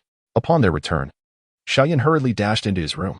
Given his current prowess, the intense refinement of elixirs presented considerable difficulty. 2 hours later, as Xiao Hang sat in his room meditating, he suddenly heard Xiao Yin shout, "Who is it? Come out." Xiao Hang immediately extended his spiritual senses to ascertain the presence of any foes. The moment he did, he sensed a shadow darting past from above, vanishing in an instant. Withdrawing his spiritual energy, Xiao Hong murmured, "Linging?" A few minutes later, Hai Buodong suddenly pushed the door open, followed closely by Xiao Yin. Xiao Hang nearly jumped in surprise and smiled wryly. "Elder Hai, could you please knock before entering next time?" Hai Buodong nodded, casually replying, "Sure." "Trust you?" "Not likely. You promised to do so last time." Rolling his eyes, Xiao Hang inquired, "What brings you here?" "In the daylight, one might seek out the enigmatic alchemist. Would you join me?" After a moment of contemplation, Xiao Hong acknowledged the remarkable transformative potions that individual possessed and deemed it worthwhile to acquire one for further study, perhaps yielding practical applications. Nodding affirmatively, he expressed his intent to proceed. Under the cloak of night, 3 silhouettes navigated the shadows, Hai Buodong leading, with Xiao Hong in the middle, while Xiao Yin exerted all his effort to keep pace. Upon reaching their destination, after a brief sprint, Hai Buodong abruptly halted atop a rooftop. Xiao Hong followed suit. Landing with poise, though Xiao Yin, despite his careful descent, inadvertently made a slight noise. Having traversed the rooftop, the trio found themselves before Jia Lao and Fa Ma. Jia Lao, with a jovial smile, remarked, "Ah, my carefree young friend, I anticipated your arrival." Fa Ma nodded in agreement, adding, "Greetings, Xiao Yin." His preference leaned more towards the familiar Xiao Yin than the composed Xiao Hong. Xiao Hang acknowledged them with a nod, quietly expressing his curiosity regarding the alchemical concoction that had altered that person and Appos' appearance. Upon hearing this, Jia Lao squinted with a sly grin. What a trivial matter. His words dripped with a hint of malice. Fa Ma observed the elder, recognizing his unscrupulous nature among the trio of seasoned figures. The question of who was the most principled might spark debate, yet one could undoubtedly assert that this royal-born elder harbored the darkest intentions. Hai Buodong interjected, "Enough chatter. Let us proceed and investigate." Their brief flurry of movement lasted mere moments before they halted at Fa Ma's beckoning gesture. "He resides here," Fa Ma whispered softly, landing silently atop the rooftop. "Ah, so he has his defenses in place," Jia Lao sneered. noticing a slender black thread extending from a distance ahead, adorned with 2 delicate bells. A mere trick. With a disdainful chuckle, Jia Lao waved his hand, unleashing a fierce wave of energy from his sleeve, instantly obliterating the 2 bells. Allow me, Hai Bodong stated calmly, then pressed his palms downward, enveloping the tiles in a veil of white mist that swiftly spread, shrouding the rooftop entirely within moments. Ice mirrors, he commanded, observing the mist coalesce into thin ice, covering the rooftop. With another command, concealed ice mirrors materialized in every hidden corner of the room, reflecting the interior with crystalline clarity. What a masterful manipulation of ice! Xiaoyan marveled. As the individual they awaited had yet to return, the group remained in silence. The rooftop descended into tranquility, and after nearly half an hour, the door within the ice mirror stirred slightly. Hai Bodong, eyes closed in concentration, was the first to sense the movement. Opening his eyes and gesturing for Fa Ma to keep watch as he focused intently on the ice mirror. As the door nudged open, a youthful visage appeared before them.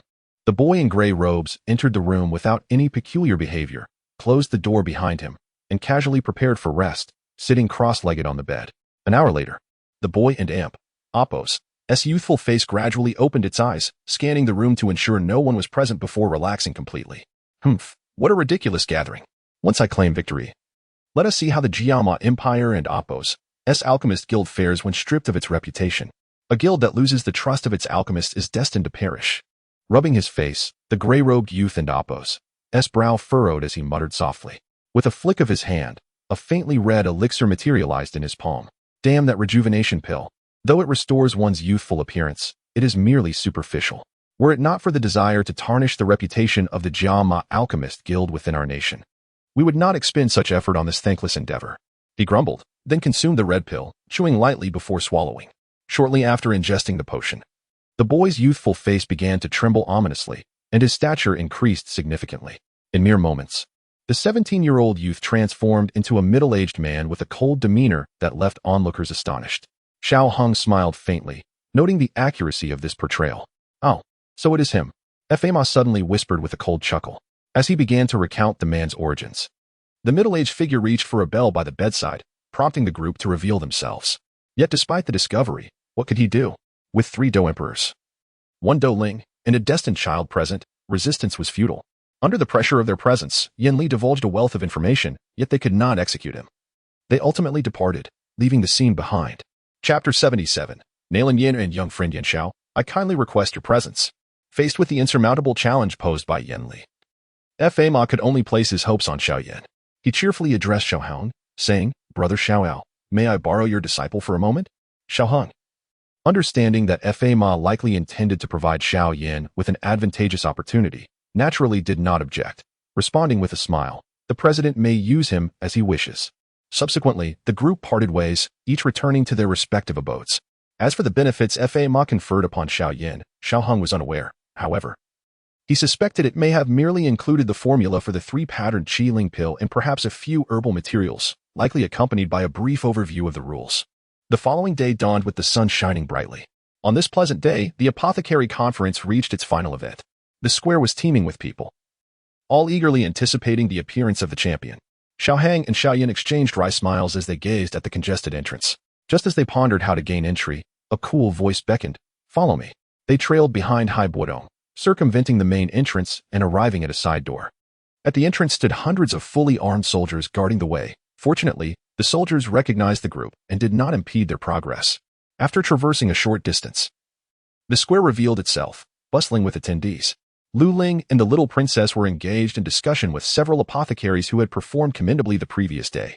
Upon noticing Xiao Yin and his companions approaching, the little princess took the initiative to greet them, first bowing respectfully to Hai Bodong and sweetly saying, Good day, Grandfather Hai.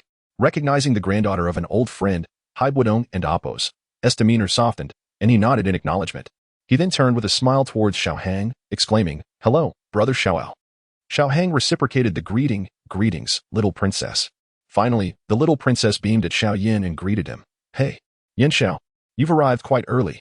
At that moment, Lu Ling approached, respectfully bowing to Hai Bodong and Xiao Hong. Hai Bodong ignored him, while Xiao Hong nodded, saying, You may converse. Hai Lao and I shall head up first. After exchanging pleasantries, Hai Bodong and Xiao Hang proceeded directly to the VIP platform, where Fa Ma, Kimir, and others had already gathered. After greeting everyone, Xiao Hang resumed his previous seat, and the group engaged in light conversation for about 20 minutes. With a resounding clang of a great bronze bell, silence fell over the venue. Fa Ma rose, his voice imbued with a deep and calm resonance, and smiled as he addressed the assembly. Ladies and gentlemen, today and Appos' assessment will be the most pivotal round of the conference. The ultimate victor will be crowned the champion. So give your utmost effort in recognition of your past endeavors. As Fa Ma and Appos' announcement resonated throughout the hall, the crowd erupted once more, the cacophony rising like a torrent, causing Xiaohong a slight headache. His gaze swept over the crowd, and Fa Ma raised his hands to quell the deafening noise, which soon diminished. He continued with a smile, in this third round of assessment, the guild will no longer provide any assistance to participants. Everything must be reliant on your own capabilities, including the formulas and materials. This means that within the allotted time, you must successfully concoct the best possible pill within your skill set. The victor will be determined by the grade and practical value of the pill produced. With Fa Ma and Appos' declaration of the rules, the atmosphere buzzed with excitement once more. Although the rules were notably lenient, many apothecaries found themselves troubled, as numerous participants had not brought sufficient materials. Nonetheless, several apothecaries appeared calm and collected, including Xiao Yan, Lu Ling, the little princess, and the man in the gray robe. Observing the confident demeanor of these apothecaries, Xiao Hong sighed inwardly. Life, after all, is inherently unfair. Individuals like the little princess and Lu Ling had likely anticipated these rules, while less fortunate apothecaries, despite their potential to create superior pills, might find themselves at a disadvantage due to inadequate preparation and be forced to depart in disappointment. Now that everyone is familiar with the assessment rules, I hereby declare the official commencement of the third round. With Fa Ma's proclamation, the participants collectively fell silent. 10 minutes later, Lu Ling was the first to unveil her medicinal cauldron, followed closely by the little princess. More and more apothecaries, including Xiao Yan, unveiled their cauldrons. However, in comparison to those of Lu Ling and the little princess, the quality and appearance of Xiao Yan's cauldron were rather unremarkable. Ah, old master, your royal family truly spares no expense, bringing forth the Qingyan cauldron. This is a 5th-grade cauldron. If I recall correctly, several 4th-grade apothecaries once fought fiercely over it. It's surprising that it ended up in your possession, Fa Ma remarked, gazing at the blue cauldron summoned by the little princess with astonishment. Hee. I'm not entirely sure. She probably pestered her father until he relented, old master replied with a chuckle. Ancient River's craftsmanship is remarkable as well. Lu Ling's red cauldron appears to be the famed volcano flame furnace, also a 5th-grade cauldron. Xiao, Yin Xiao, that cauldron of yours. Noticing that Xiao Yin had brought out the very same cauldron he had used the previous day, Fa Ma expressed surprise. He had assumed Xiao Hong would have prepared something better for him. Had he known, he would have provided Xiao Yin with a superior one yesterday. As Xiao Yin revealed the dark red cauldron, all eyes turned towards Xiao Hong, seemingly questioning how a 5th-grade apothecary could provide such an inferior cauldron for his disciple. Xiao Hong, momentarily taken aback, quickly regained composure and chuckled. I offered it to him, but he declined, saying this one suffices. Despite his words, he understood that the cauldron he used was comparable to Lu Ling and Appos' and the little princess and Appos' Moreover, it was adequate for Xiao Yan and Appos' needs. If Xiao Yan succeeded, the cauldron and Appos' quality would matter little. If not, even the finest cauldron would be of no consequence. Upon hearing Xiao Hong and Appos' explanation, the crowd and Appos' scrutiny shifted away from him. Kimir, ever agreeable, chimed in, it seems Brother Xiao has great confidence in young friend Yan Xiao. Of course, he is my disciple. If I can and Appos, trust him, who else can I? Xiao Hong replied with a smile. Once the cauldrons had been revealed, it was time to present the flames.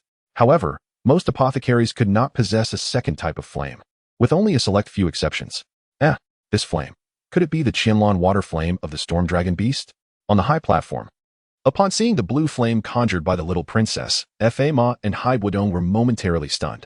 After a pause, they seemed to recall something and turned to each other with astonishment. Old Master chuckled but refrained from divulging any information regarding the flame. Observing the numerous participants showcasing upgraded equipment, Xiao Yin smiled lightly and extended his right hand, summoning a vibrant azure flame that instantly appeared. With the emergence of Xiao Yin and Appos' azure flame, the flames in the hands of all other participants began to flicker and dim, bowing before him. Despite having witnessed such extraordinary flames once before, the grandeur of the spectacle left Fa Ma once again in awe. When he appears, all flames bow in submission. I never anticipated I would witness such a scene in my lifetime, he mused. Old master added thoughtfully. No wonder the young friend did not prepare a trump card for Yin Xiao. With present, he has already surpassed all other participants and oppos preparations. Xiao Hung merely smiled in acknowledgement, choosing not to respond. Indeed, or some connection to him. But ultimately, regardless of his involvement, Xiao Yin would have acquired that in any case. On the arena, such a breathtaking spectacle momentarily stunned countless spectators before they erupted into a cacophony of cheers, the sound resonating through the heavens, slowly subsiding only after 5 minutes.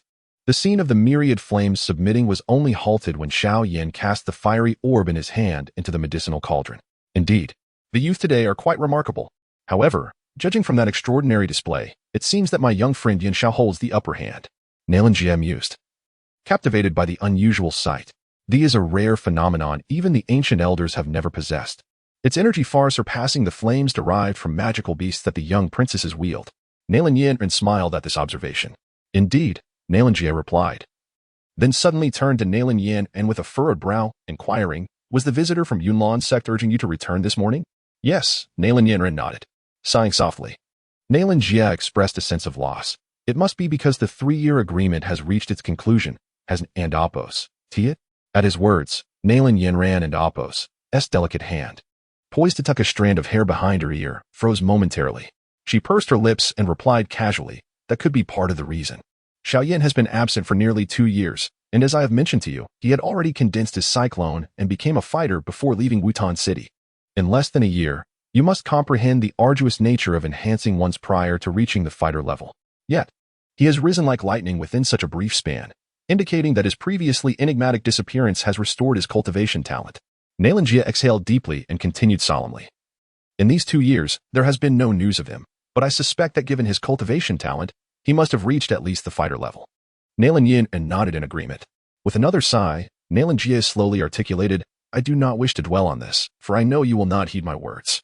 However, I hope that regardless of the outcome of this 3-year agreement, you can find it in your heart to apologize to him. Apologize? Nalinjie furrowed her delicate brows, gazing stubbornly at Nalinjie, retorting, I am not at fault. Why should I apologize? You could have privately approached the Xiao family and politely asked Xiao Zhan if the engagement could be annulled, perhaps preventing this entire predicament. Yet, you chose to leverage the influence of Yunlan sect to forcefully compel the Xiao family to withdraw from the engagement. You are well aware of the significant damage this has inflicted on the Xiao family's reputation. Yet, over the years, as your status has grown increasingly illustrious, you have been unwilling, even reluctant, to offer an apology. Nalinjie calmly expressed the thoughts weighing heavily on his granddaughter and Oppos' heart. You must realize that this prolonged animosity will only deepen the rift between you and Xiao Yin. Even if the rift deepens, it remains impossible for us to be together. Since it is unattainable, the depth of the rift matters not. Nalinjie interrupted softly, her brows knitted in contemplation. Grandfather, please do not concern yourself with my affairs. After this 3-year agreement, I shall have no further entanglements with him. Your granddaughter is not without suitors. Why must you continually dwell on him? Now, let us speak no more of this and focus on the match. Clearly, Nalinjie and Oppos' pride would not allow her to bow to the once derided young master of the Xiao family. In an instant, her thoughts drifted to another individual, the young man who had blocked her sword at the Xiao family. She silently urged, come forth, let us face each other. This time, you absolutely shall not withstand it. I shall also reveal to you just how vast our disparity truly is. Chapter 78, The Alchemist Conference comes to an end though Nalinjie and Nalinjie ran and Oppos, as conversation was conducted in hushed tones. Xiao Hang still caught snippets of it as he glanced at the elderly man, whose concern was palpable. Xiao Hang understood why Xiao Yin held Nalinjie in relatively high regard. Perhaps he still reminisced about the bond they once shared. Casting a sidelong glance at Nalinjie, Xiao Hang remained silent, yet his heart stirred with a faint turbulence. Nalinjie, you remain as proud as ever, but have you ever pondered the implications of your pride? With this thought, Xiao Hang let out a soft sigh. Unbeknownst to him, this gentle exhalation captured Nalinjie and Oppos' attention. With a resigned smile, he remarked, I apologize for making you laugh, my dear friend, my granddaughter, alas. Xiao Hang shook his head slightly, replying, it is of no concern. While this elder is not without merit, the situation has reached a critical juncture, and I prefer to refrain from comment. As a wise individual once articulated, the world is not terrifying, it is merely real, and reality is seldom beautiful. In this world, perfection is an elusive pursuit. After a moment and Oppos' contemplation, Xiao Hang continued, Old sir, Let the youth resolve their affairs on their own. You should focus on enjoying the competition. Clearly, Xiao Hong and Appos' consolation offered little to Na Lanjia. Some matters cannot simply be set aside. Nonetheless, the elder nodded with a smile, expressing, "Thank you, my young friend." Xiao Hang acknowledged him with a nod, redirecting his gaze to the arena.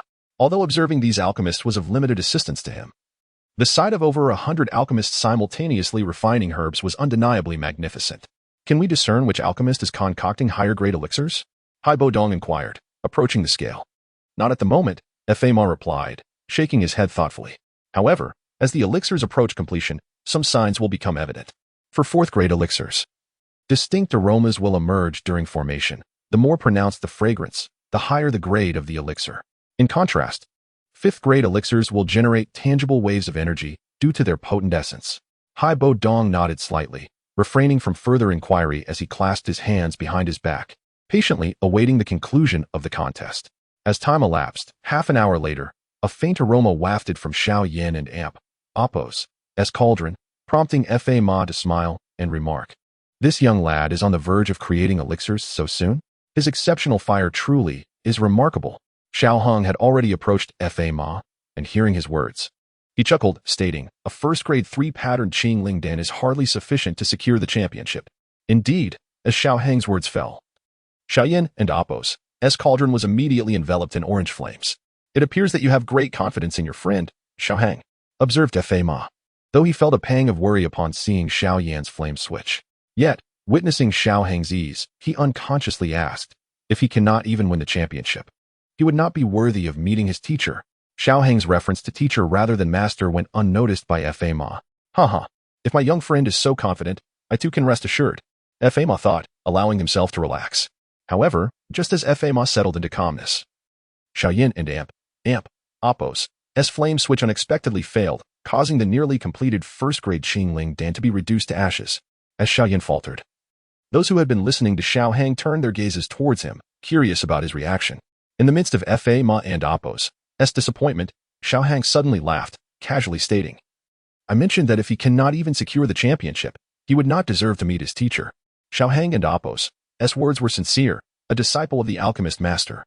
Should he fail in such a competition, would indeed lack the qualifications to meet Yao Lao. He should return to Wutan City. Xiao Hong reiterated, in all other endeavors, Xiao Yin could falter, but not in alchemy. Should he fail here, let us wait and see.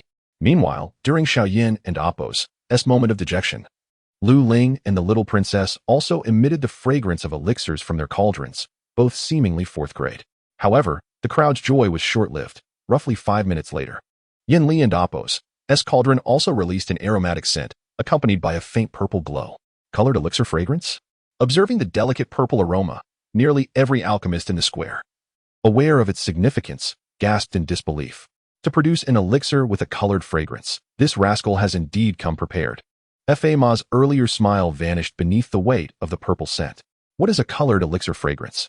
On the high platform, Hai Bodong, noticing Fa Ma and Appos' sudden shift in demeanor, hastily inquired. Typically, only fifth-grade elixirs produce colored fragrances. However, some peak fourth-grade elixirs can also do so. Judging by the aroma and Appos' intensity, I suspect his elixir falls into the latter category, Fa Ma replied solemnly. Compared to his work, the fourth-grade elixirs crafted by Yuer and Lu Ling undeniably pale in comparison. This time, it appears they are destined to lose. Faced with the sudden emergence of the purple fragrance, both Lu Ling and the little princess turned pale. In the face of overwhelming strength, any additional words seemed futile. Not necessarily. Just as everyone assumed the championship would be claimed by their old rival from the Outcloud Empire, a youthful, melodic voice rang out. Xiao Yin turned, a gentle smile gracing his face as he addressed Fa Ma. "I apologize, President Fa Ma." "Ha ha, as long as you can recover, that is what matters," Fa Ma replied, slightly taken aback, but ultimately reassured by the young man and Appos' tranquil expression. Chuckling, Xiao Yin turned to glance at the cold-staring Yin Li, offering a faint smile and a thumbs up before, in front of the gathered audience, he turned his thumb downwards. "The championship is mine." On the VIP platform, Xiao Hang smiled faintly and remarked, "I previously stated that if he cannot secure the championship, he is unworthy of returning to meet his teacher." Upon hearing this, the crowd fell into silence.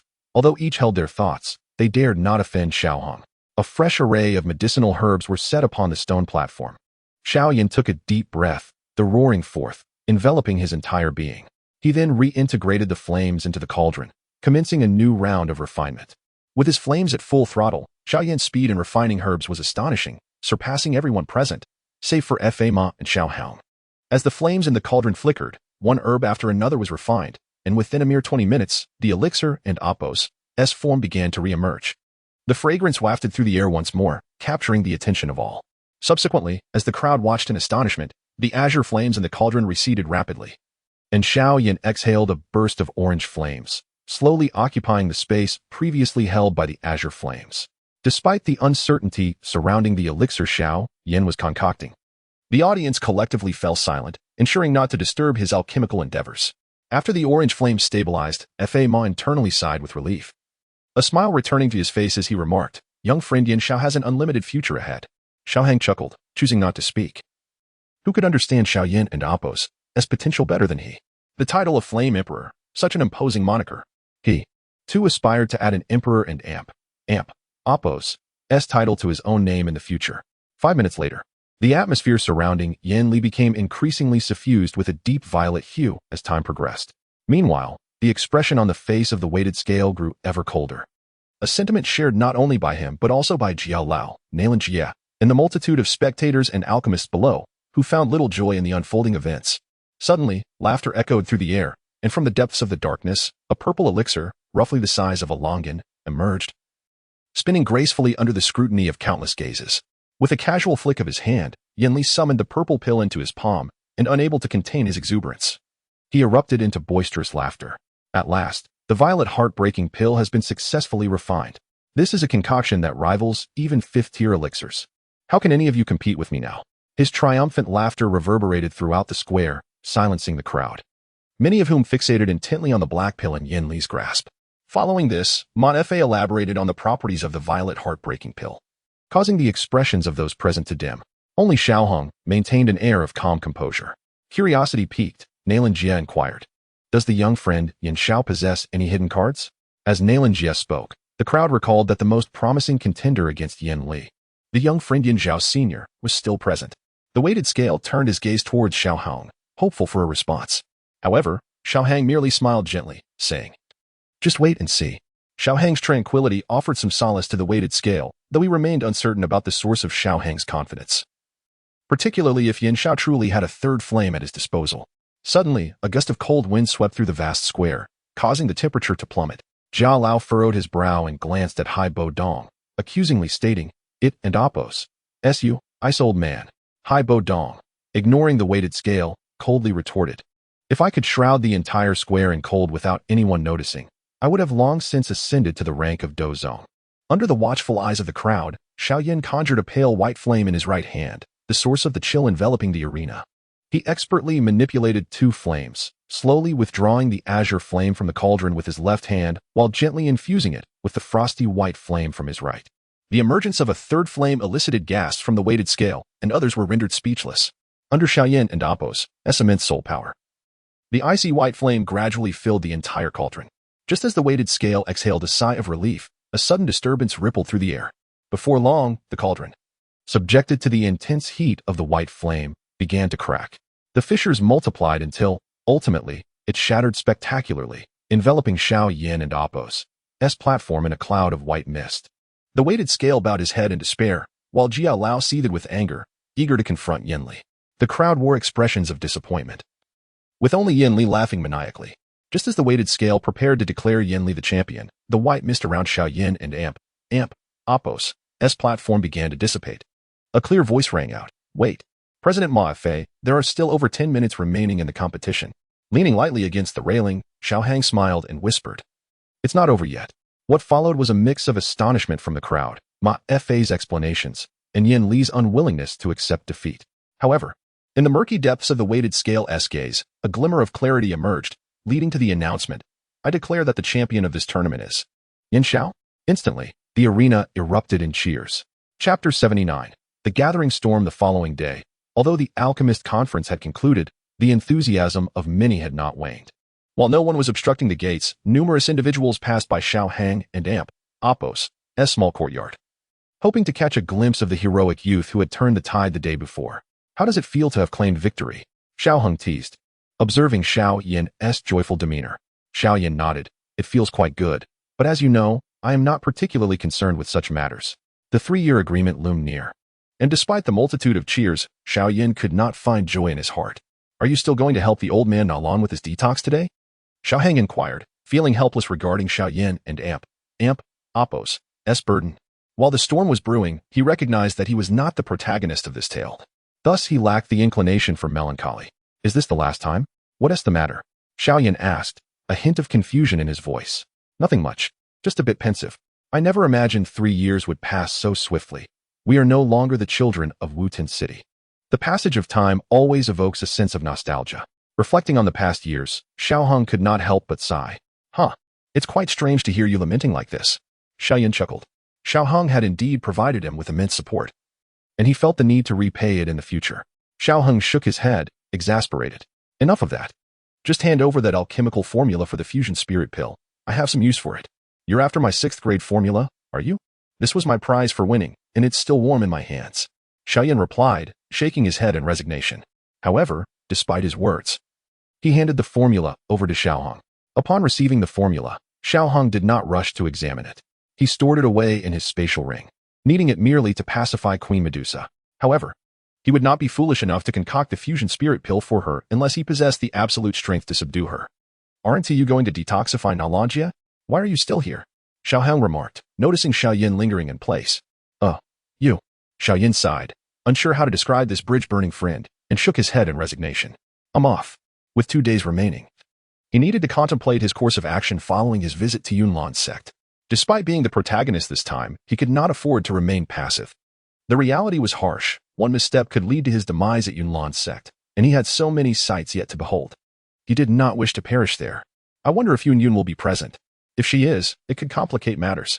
As these thoughts crossed his mind, Xiao Heng felt a twinge of anxiety.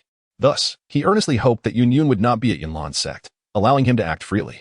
With a sigh, he muttered to himself, forget it, why ponder so much? One step at a time. Upon returning upstairs, passing by Xiong-er and Appo's room, Xiao Heng noticed Xiong-er diligently training. He had been doing so for days, and Xiao Heng nodded with satisfaction. The stronger Xiong-er became, the safer their journey to Yunlan's sect would be. Sitting cross-legged on the cold jade bed, Xiao Heng silently commanded, open the panel. Host, Xiao Heng cultivation level, 2-star Douling cultivation technique, Ascension Decision Do techniques, Carefree sword. Celestial severing sword technique, Fire sword, Yama, explosive step, Fiery slayer, Rashoman, Lion King's wrath, Mountain shattering strike. Heavenly points, 6 energy points, 0 technique points, 0 Do technique points, 0 observing the 3 zeros, Xiao Heng Kuden and Appo's help, but chuckle ruefully. He had realized that these points were quite ephemeral. No matter how much he accumulated, the system would invariably exhaust them. Indeed, there seemed to be some sentience at play. It felt like a business transaction. The more one has, the more one can spend. Moreover, the distribution of heavenly points was absurd. Each time, he received only 5 points, while good items cost 1 heavenly point and average ones just 1. With this understanding, Xiao Heng surmised that the system possessed a degree of intelligence, likely due to its own disdain for complexity. Thus, every exchange or lottery was straightforward and blunt. Xiao Heng was oblivious to how much energy it consumed, but he simply received whatever he needed. Chuckling to himself, he mused that if the system had a semblance of humanity, it might one day save his life. Speaking of which, he had yet to master that Earth-grade Do technique. He planned to dedicate the next few days to it. Though he had been researching it, he had only managed to open the necessary meridians. This particular technique required not only the opening of specific meridians, but also a refined mastery over lightning and flames. Now, he was nearly there, especially after consuming that fire lotus seed, which had significantly enhanced his affinity for fire. However, his control over lightning remained rather rudimentary. With that thought, Xiao Heng closed his eyes, allowing the purple Dou Qi to circulate slowly within him. Outside, tendrils of purple lightning began to manifest, swirling around him. Fortunately, he was seated on the cold jade bed. Otherwise, the bed would have surely been destroyed. Even so, the flickering purple lightning drew energy from the surroundings, leaving dark marks on the nearby furniture and floor, a testament to his insufficient control. The fusion of the lightning seed and was seemingly perfect. The two forces had significantly amplified each other and Appo's power, yet the difficulty of control had risen correspondingly. As night fell, Faint arcs of lightning danced across Xiao Hong's body. However, unlike earlier, the lightning no longer posed a threat to nearby objects.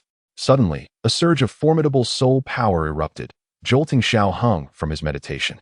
He opened his eyes, and a flash of purple light flickered in his pupils. Is pure soul power truly this formidable? No wonder he is the revered alchemist. Feeling the overwhelming essence of pure soul power, Xiao Hang felt a sense of astonishment and murmured, "It seems that the old alchemist has awakened. And that person is Linging, always so close behind." After muttering to himself, Xiao Hang closed his eyes once more. Whether the old alchemist had awakened or remained in slumber, his journey to Yunlan's sect was inevitable. Nevertheless, he hoped the old alchemist would fully awaken, as that would provide an extra layer of assurance. The next day dawned bright and clear, sunlight streaming into Xiao Hang and Appo's room. Looking at the purple lightning in his palm, which barely resembled a whale, he nodded with satisfaction. This was the result of a day and night's effort. It appeared promising, though it still fell short of the standard required to unleash an Earth-grade Dou technique. However, he was not far from that goal. Suddenly, a familiar aura washed over him. Xiao Yan's presence. He must have broken through to the great Dou master. Xiao Hang thought with delight, only to feel his spirits dampen as a sound of shattering reached his ears. Xiao Hong approached Xiao Yan's room, finding Hai Bo Dong already present. In front of them lay a vase, now nothing more than shards. Xiao Hong smiled and greeted Hai Bo Dong. "Old Hai?" Hai Bo Dong nodded slightly. Since he frequently visited, a room had been set aside for him in the small courtyard, although he often returned to his family, the Mite Air clan. Gazing at the debris on the floor, Xiao Hang smiled at Xiao Yan and kindly asked, "You've broken through?" With just a glance, Xiao Yan understood the meaning behind his friend's words and resignedly replied, "I'll compensate." "Very well then. Old Hai, you two chat. I shall return to my training." Satisfied, Xiao Hang nodded and smiled as he prepared to leave. "Wait a moment, Xiao Hong." Hai Bo Dong suddenly called out to him, producing a letter adorned with the emblem of a cloud and a sword. "Xiao Hong, you received this too, didn't you?" Xiao Hong nodded yes. "I received it a few days ago. The Yunlan sect truly is audacious." With a soft chuckle, he produced the letter he had received, identical to the one from Hebedong. Xiao Yan was already aware of the existence of this correspondence, so his expression darkened, yet he remained relatively composed. Coldly, he remarked, "If Nalan Yinran loses, they will be the ones to suffer embarrassment." Is Yunyun's mind clouded? Although Xiao Yan's disparagement of Yunyun unsettled him somewhat, it was nonetheless a piece of good news. The continued issuance of invitations suggested that Yunyun might not be present, which was indeed a positive sign. This likely has nothing to do with Yunyun. As far as I know, she is currently not at the Yunlan sect. All matters are being overseen by the Elder Council of the Yunlan sect. Observing Xiao Yan and Appo's demeanor, Hebedong stated matter-of-factly, "It is said that before we reached the imperial capital, a formidable presence emerged within the forbidden grounds of the Yunlan sect. Yunyun likely went to investigate this mysterious figure, but I believe she will return soon, especially since she holds Nalan Yin and in high regard." Upon hearing Hebedong and Appo's words, Xiao Hang suddenly recalled the mysterious figure that had appeared at the back mountain of the Yunlan sect, where Yun Shan was in seclusion, someone from the Soul Hall. Aside from them, he could think of no one else who would dare to enter the forbidden area of the Yunlan sect. A wave of concern washed over him for Yun. The individuals from the Soul Hall were not to be trifled with. He could only hope that, out of respect for Yun Shan, they would refrain from harming her. However, the absence of news indicated that Yun was safe. Otherwise, if the sect leader of the Yunlan sect were to perish, the Elder Council would likely be too preoccupied to manage current affairs. With this realization, Xiao Hong felt a slight sense of relief. Noticing Xiao Hang's sudden silence, Xiao Yan inquired, "Do you know something?" Hebedong also turned his attention to Xiao Hong. With a grave shake of his head, Xiao Hong replied, "It's best not to dwell on those matters. You are not yet at a level to engage with such things. Knowing too much could be detrimental to you. Just understand that Yun and Appo's absence is advantageous for us. As for everything else, you will come to know in due time." After speaking, Xiao Hang shifted his gaze to Hebedong, adding, "Old Hai, you two should refrain from curiosity. That knowledge is perilous for everyone, yourself included." Hebedong nodded in agreement. The two young men from the Xiao family had always been enigmatic. Yet he had a rough understanding of Xiao Hang and Appo's character. The youth was not inherently malicious, but he was not to be underestimated either. "I have never been particularly curious about these matters. Since you suggest so, I shall keep my distance in the future." As thoughts of the Soul Hall filled his mind, Hebedong and Appo's earlier good spirits dissipated entirely. Let us prepare. Tomorrow and Appo's journey to the Yunlan sect will not be simple. A great battle may very well ensue. Xiao Hong. I sincerely hope you refrain from going tomorrow. Though I am unaware of your hidden strengths, the Yunlan sect is not to be taken lightly. If trouble arises, I could manage to bring one person to safety, but two would be far more challenging. Heibadong's words trailed off. Xiao Yan had once exhibited the strength of a Dou Huang, which offered him some reassurance, but Xiao Hong was entirely unknown to him. To Heibadong, Xiao Hong remained an enigma. Aside from their battle, he possessed no information about him, despite spending considerable time together. He had only gleaned praise from Fa Ma regarding Xiao Hang's alchemical skills, with no insight into other aspects of his character. Xiao Yan also regarded Xiao Hong, his expression conveying a silent plea for him not to go. Xiao Hong, you truly need not. Silence. Xiao Hang rebuked Xiao Yin before turning earnestly to Heibadong. If matters reach such a critical point, old Hai, just take Xiao Yin and leave. I can manage on my own. There is no need to worry about me. Heibadong nodded slightly. Since the youth had expressed such confidence, there should be no cause for concern. Moreover, as a fifth-tier alchemist, it was likely that the Yunlan sect would not pose a significant threat to him. Very well. Let us proceed as planned. Prepare well for our departure to the Yunlan sect tomorrow. Xiao Hang flashed a radiant smile, revealing his bright white teeth. The warmth of his youthful grin instilled a sense of reassurance in both Heibadong and Xiao Yin. Upon returning to his room, however, Xiao Hang and Appo's smile vanished instantaneously. The looming presence of the soul hall brought with it a palpable pressure. He murmured to himself, a tempest approaches. He then resumed his cultivation of earth-tier combat techniques upon the cold jade bed. Chapter 80, The Battle of Yunlan Sect. The following day. As the night faded away, the sun emerged like a gleaming sword, gradually dispelling the darkness. Under the first rays of morning light, a subtle smile graced the lips of the young man, revealing his handsome yet robust visage. That guy. Upon seeing Xiao Hang, clad in black attire, basking in the sunlight, Xiao Yan Kuden and Appo's helped but concede that his companion appeared slightly more charming than himself. Just slightly, of course. Disregarding Xiao Yan and Appo's jealousy, Xiao Hong turned to the elder, Hai Buodong. Elder Hai, shall we proceed? Xiong'er, let us set off. Xiong'er stood behind Xiao Hong, a meter tall with golden fur, exuding an innocent demeanor that belied its true power as a fifth-tier magical beast. The Yunlan sect was located a mere 40 to 50 kilometers from the imperial capital, and even from the small courtyard, one could see the towering Yunlan mountain. However, the floating clouds surrounding the mountain added an air of mystique to the sect. For ordinary folk, this distance might require some time to traverse, but for the group, it was akin to a leisurely stroll. As they approached the Yunlan sect, Xiao Hong, Hai Buodong, and Xiong'er flew directly towards the exalted location, while Xiao Yan chose to ascend the steps with measured strides. Ah, Mr. Xiaoao, Elder Hai, please come this way. Upon entering Yunlan sect, a middle-aged man greeted them warmly with a broad smile. Xiao Hang's gaze swept across the mist-shrouded Yunlan sect, which indeed exuded grandeur. He nodded in acknowledgement, remarking, "It lives up to the reputation of the Yunlan sect." The middle-aged man continued with enthusiasm, "If Mr. Xiaoao is interested, after the event, I can show you around. We would be delighted to have you stay atop Yunlan Mountain for as long as you wish." "Haha, we shall see," Xiao Hong replied with a smile.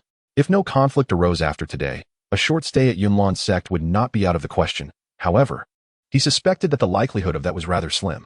The middle-aged man led the trio through the stone steps to the expansive plaza behind the main gate of Yunlan sect. Upon entering the plaza, the full majesty of Yunlan sect unfolded before Xiao Hang and Appo's eyes. In addition to the main hall, numerous grand halls stood on the surrounding peaks, towering majestically. In the plaza, several thousand disciples sat in a semicircle, all adorned in identical white robes. At the center, Nalan Yanran, clad in a green robe, occupied the main seat. Surrounded by her fellow disciples, a gentle breeze stirred her hair, making her appear as radiant as the moon in the sky. "Mr. Xiaoyao, Elder Hai, over here." The middle-aged man guided them to the VIP platform adjacent to the plaza, elevated about 20 meters above the ground and several meters lower than the central seat. At this moment, the various dignitaries and elders from prominent families had already gathered, with only 2 seats remaining, clearly designated for the guests. Once seated, Xiao Hang warmly greeted those present, while Hai Buodong maintained a naturally aloof demeanor, merely nodding in acknowledgement when addressed, offering no further response. "Haha. Is this the legendary 5th-tier magical beast accompanying you, young friend? You are indeed impressive to have such a creature by your side." As Xiao Hang settled in, the elder, Fa Ma, cast a glance at Xiong'er and spoke with a cheerful tone. The others then noticed Xiong'er. Having only heard rumors of Xiao Hang's discovery of a 5th-tier magical beast but never seen it firsthand, many assumed it was a mere exaggeration. And upon seeing Xiong'er and Appo's diminutive stature, they thought it might be an ordinary magical pet. Just luck, really. Xiao Hang chuckled, neither confirming nor denying the claim. With Xiao Hang's tacit acceptance, the crowd began to scrutinize Xiong Air, perplexed that such a small creature could be a fifth-tier beast. They had only encountered fierce and savage fifth-tier beasts, none resembling the seemingly innocuous Xiong Air. Elder Fa Ma stroked his white beard, smiling as he remarked, "You appear much more spirited today than in the past few days." Indeed, previously, Xiao Hang had donned white or light blue robes, his hair flowing freely. While he looked appealing, it also appeared somewhat casual. Today, however, he had chosen a black battle outfit and tied back his hair, presenting a much more spirited image. "Haha, Elder Fa. You flatter me. Haven't I always looked like this?" Xiao Hang smiled, having never mastered the art of modesty when complimented. "Haha, you were quite candid." Xiao Hang and Appo's unexpected remark brought a smile to Elder Fa. After some light conversation, 20 minutes later, through the mist, a young man clad in black, bearing a large sword, appeared at the mountain gate.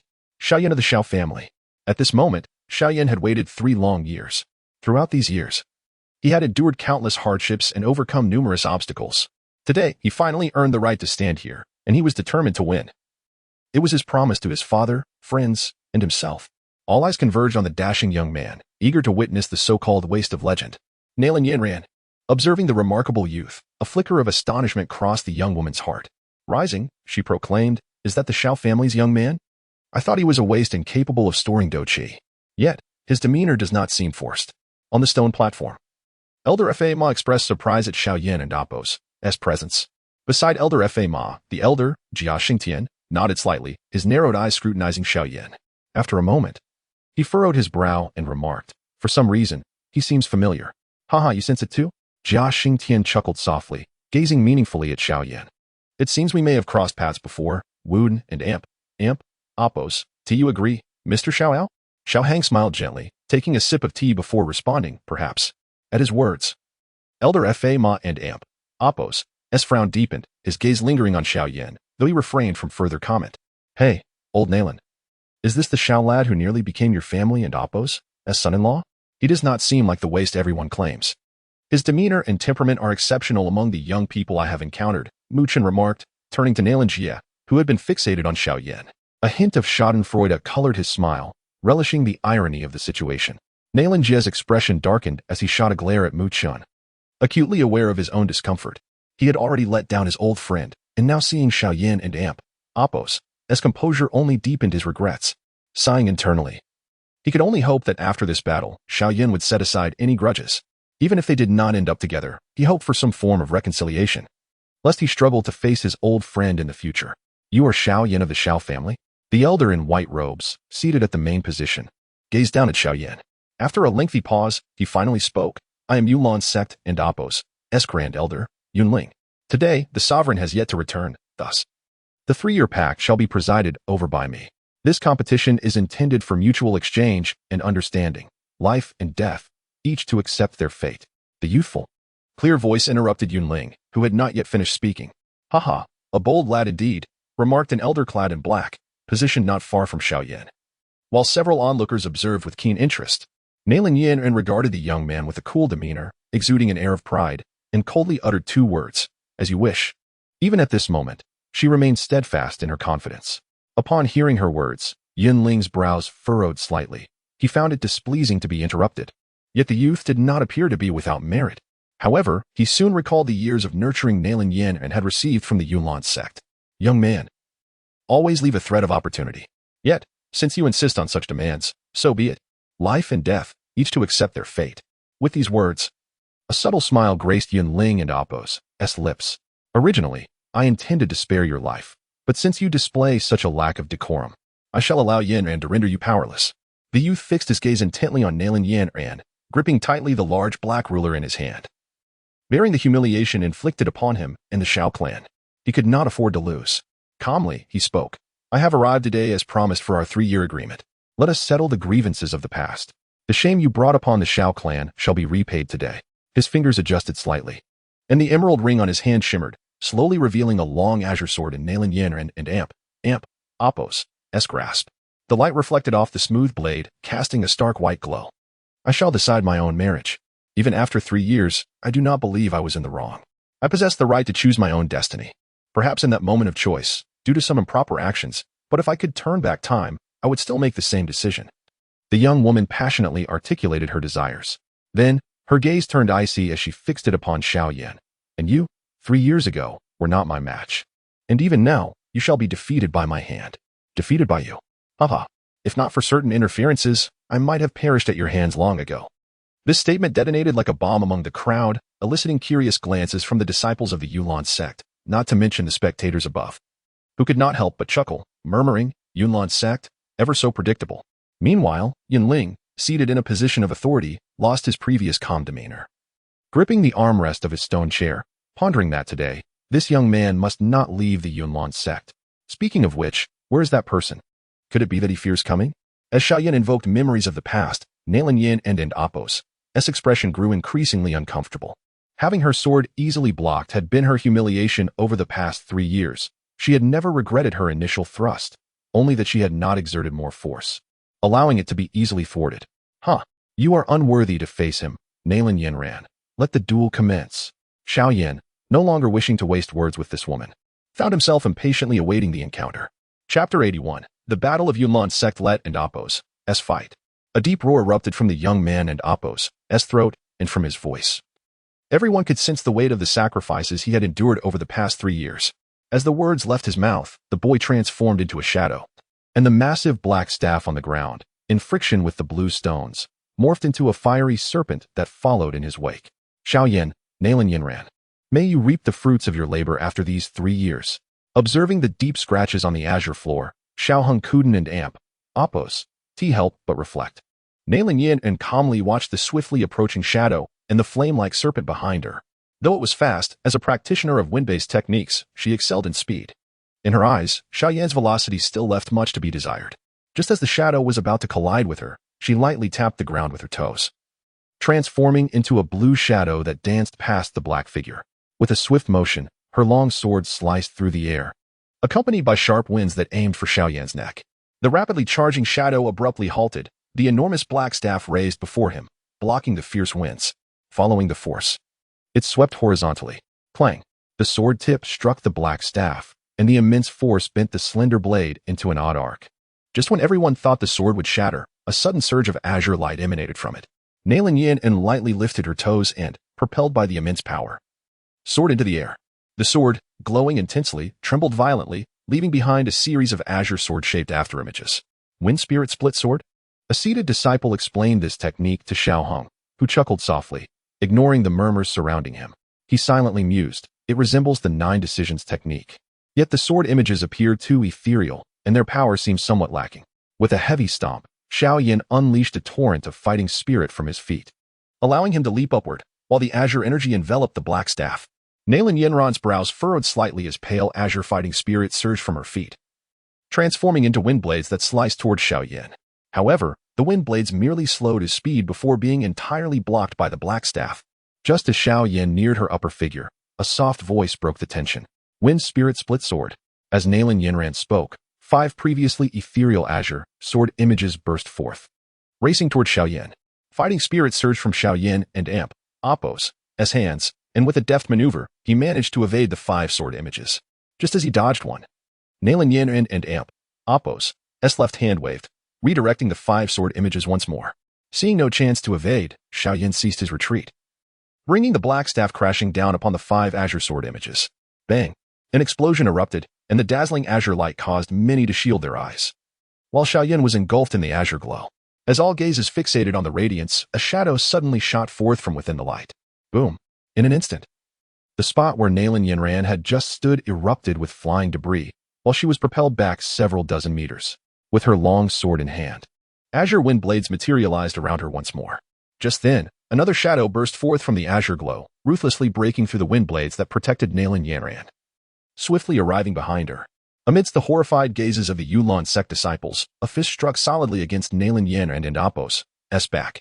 The terrifying force sent her soaring like a kite with severed strings, ascending into the sky.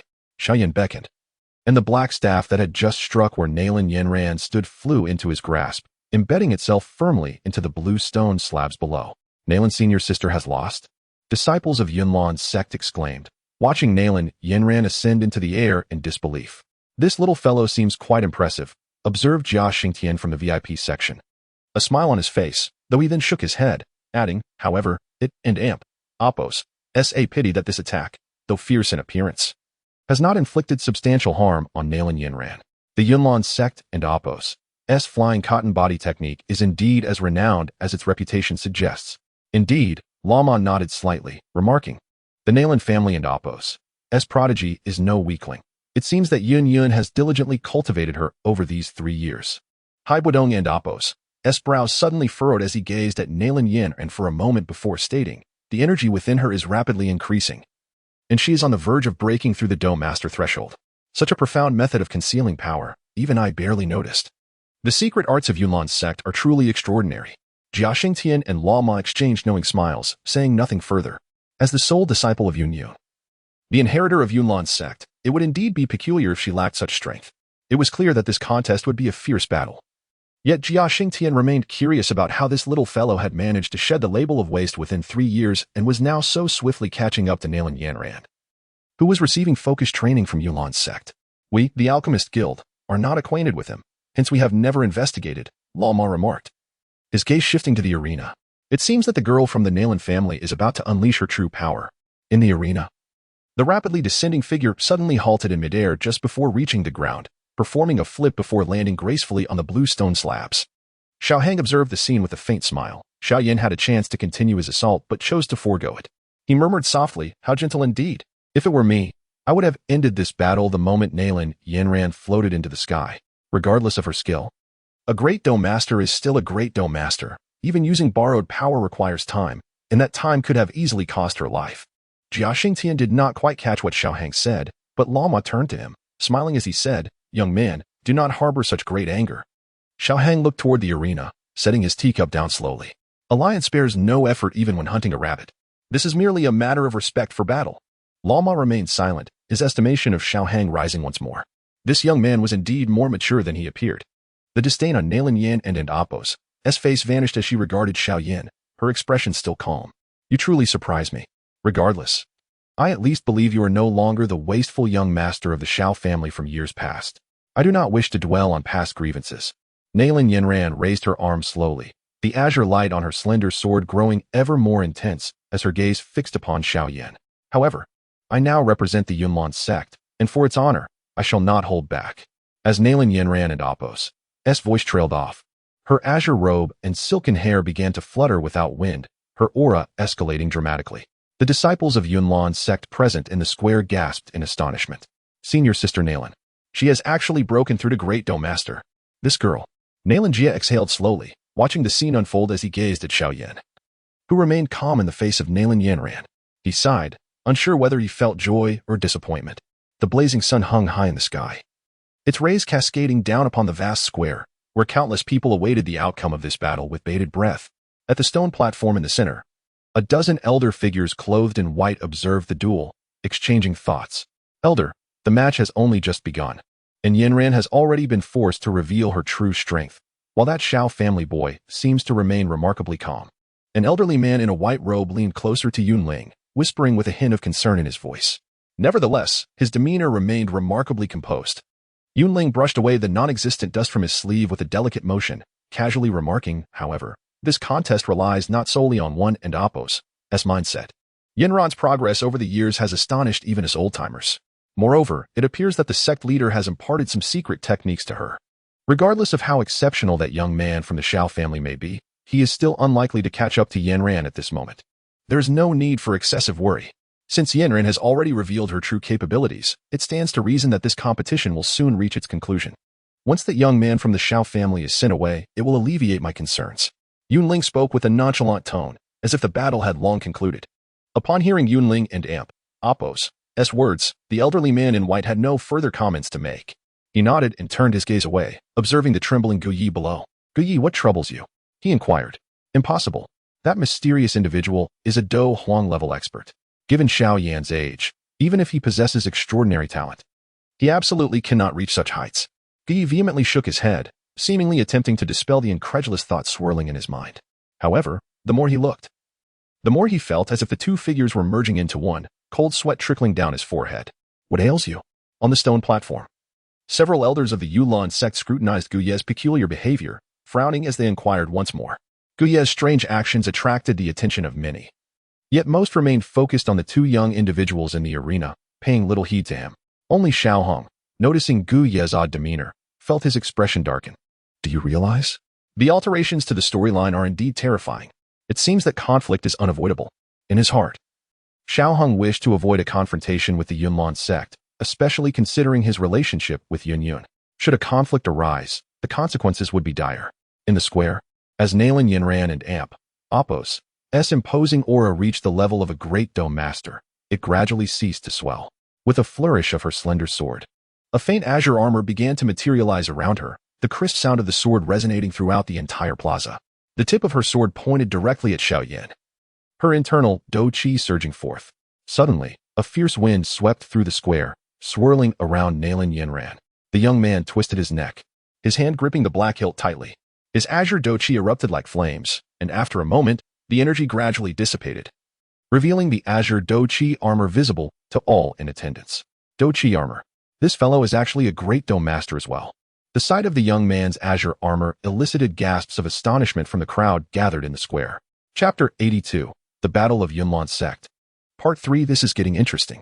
Upon witnessing the battle armor of Dou Qi adorning Xiaoyan, the most gleeful observer was undoubtedly the royal guardian. With Yunlan sect merely a few dozen kilometers from the imperial capital, their strength had been surging over the years, while the royal family seemed to diminish with each passing year. Should Xiaoyan fall, it would be Yunlan sect that would revel in triumph. Alas, beside him, Nalan Jia let out a painful sigh. 3 years had passed, and from a mere fighter to a grand fighter, such talent. Yet now, Shaolin, you have a commendable grandson. Now, there was little else to be done. Grand Elder, this young man.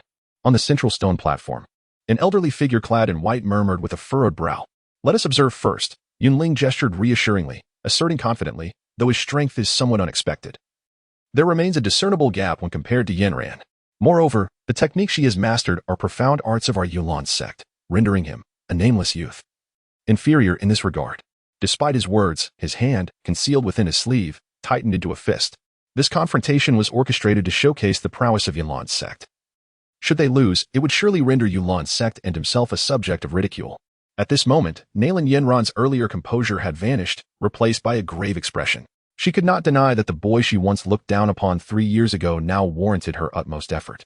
However, she could not afford to lose. The long sword quivered, and its clear ringing echoed throughout the arena. The surging Dou Qi coursed wildly within her, and with a light tap of her toes, she transformed into a streak of azure light, launching a fierce assault on the young man across from her. In response to Nalan Yanran's onslaught, Xiaoyan raised the formidable black ruler. Admittedly, the black ruler's offensive was somewhat sluggish, yet its defensive capabilities and power were unparalleled. The black ruler effortlessly blocked the thrust of the azure sword.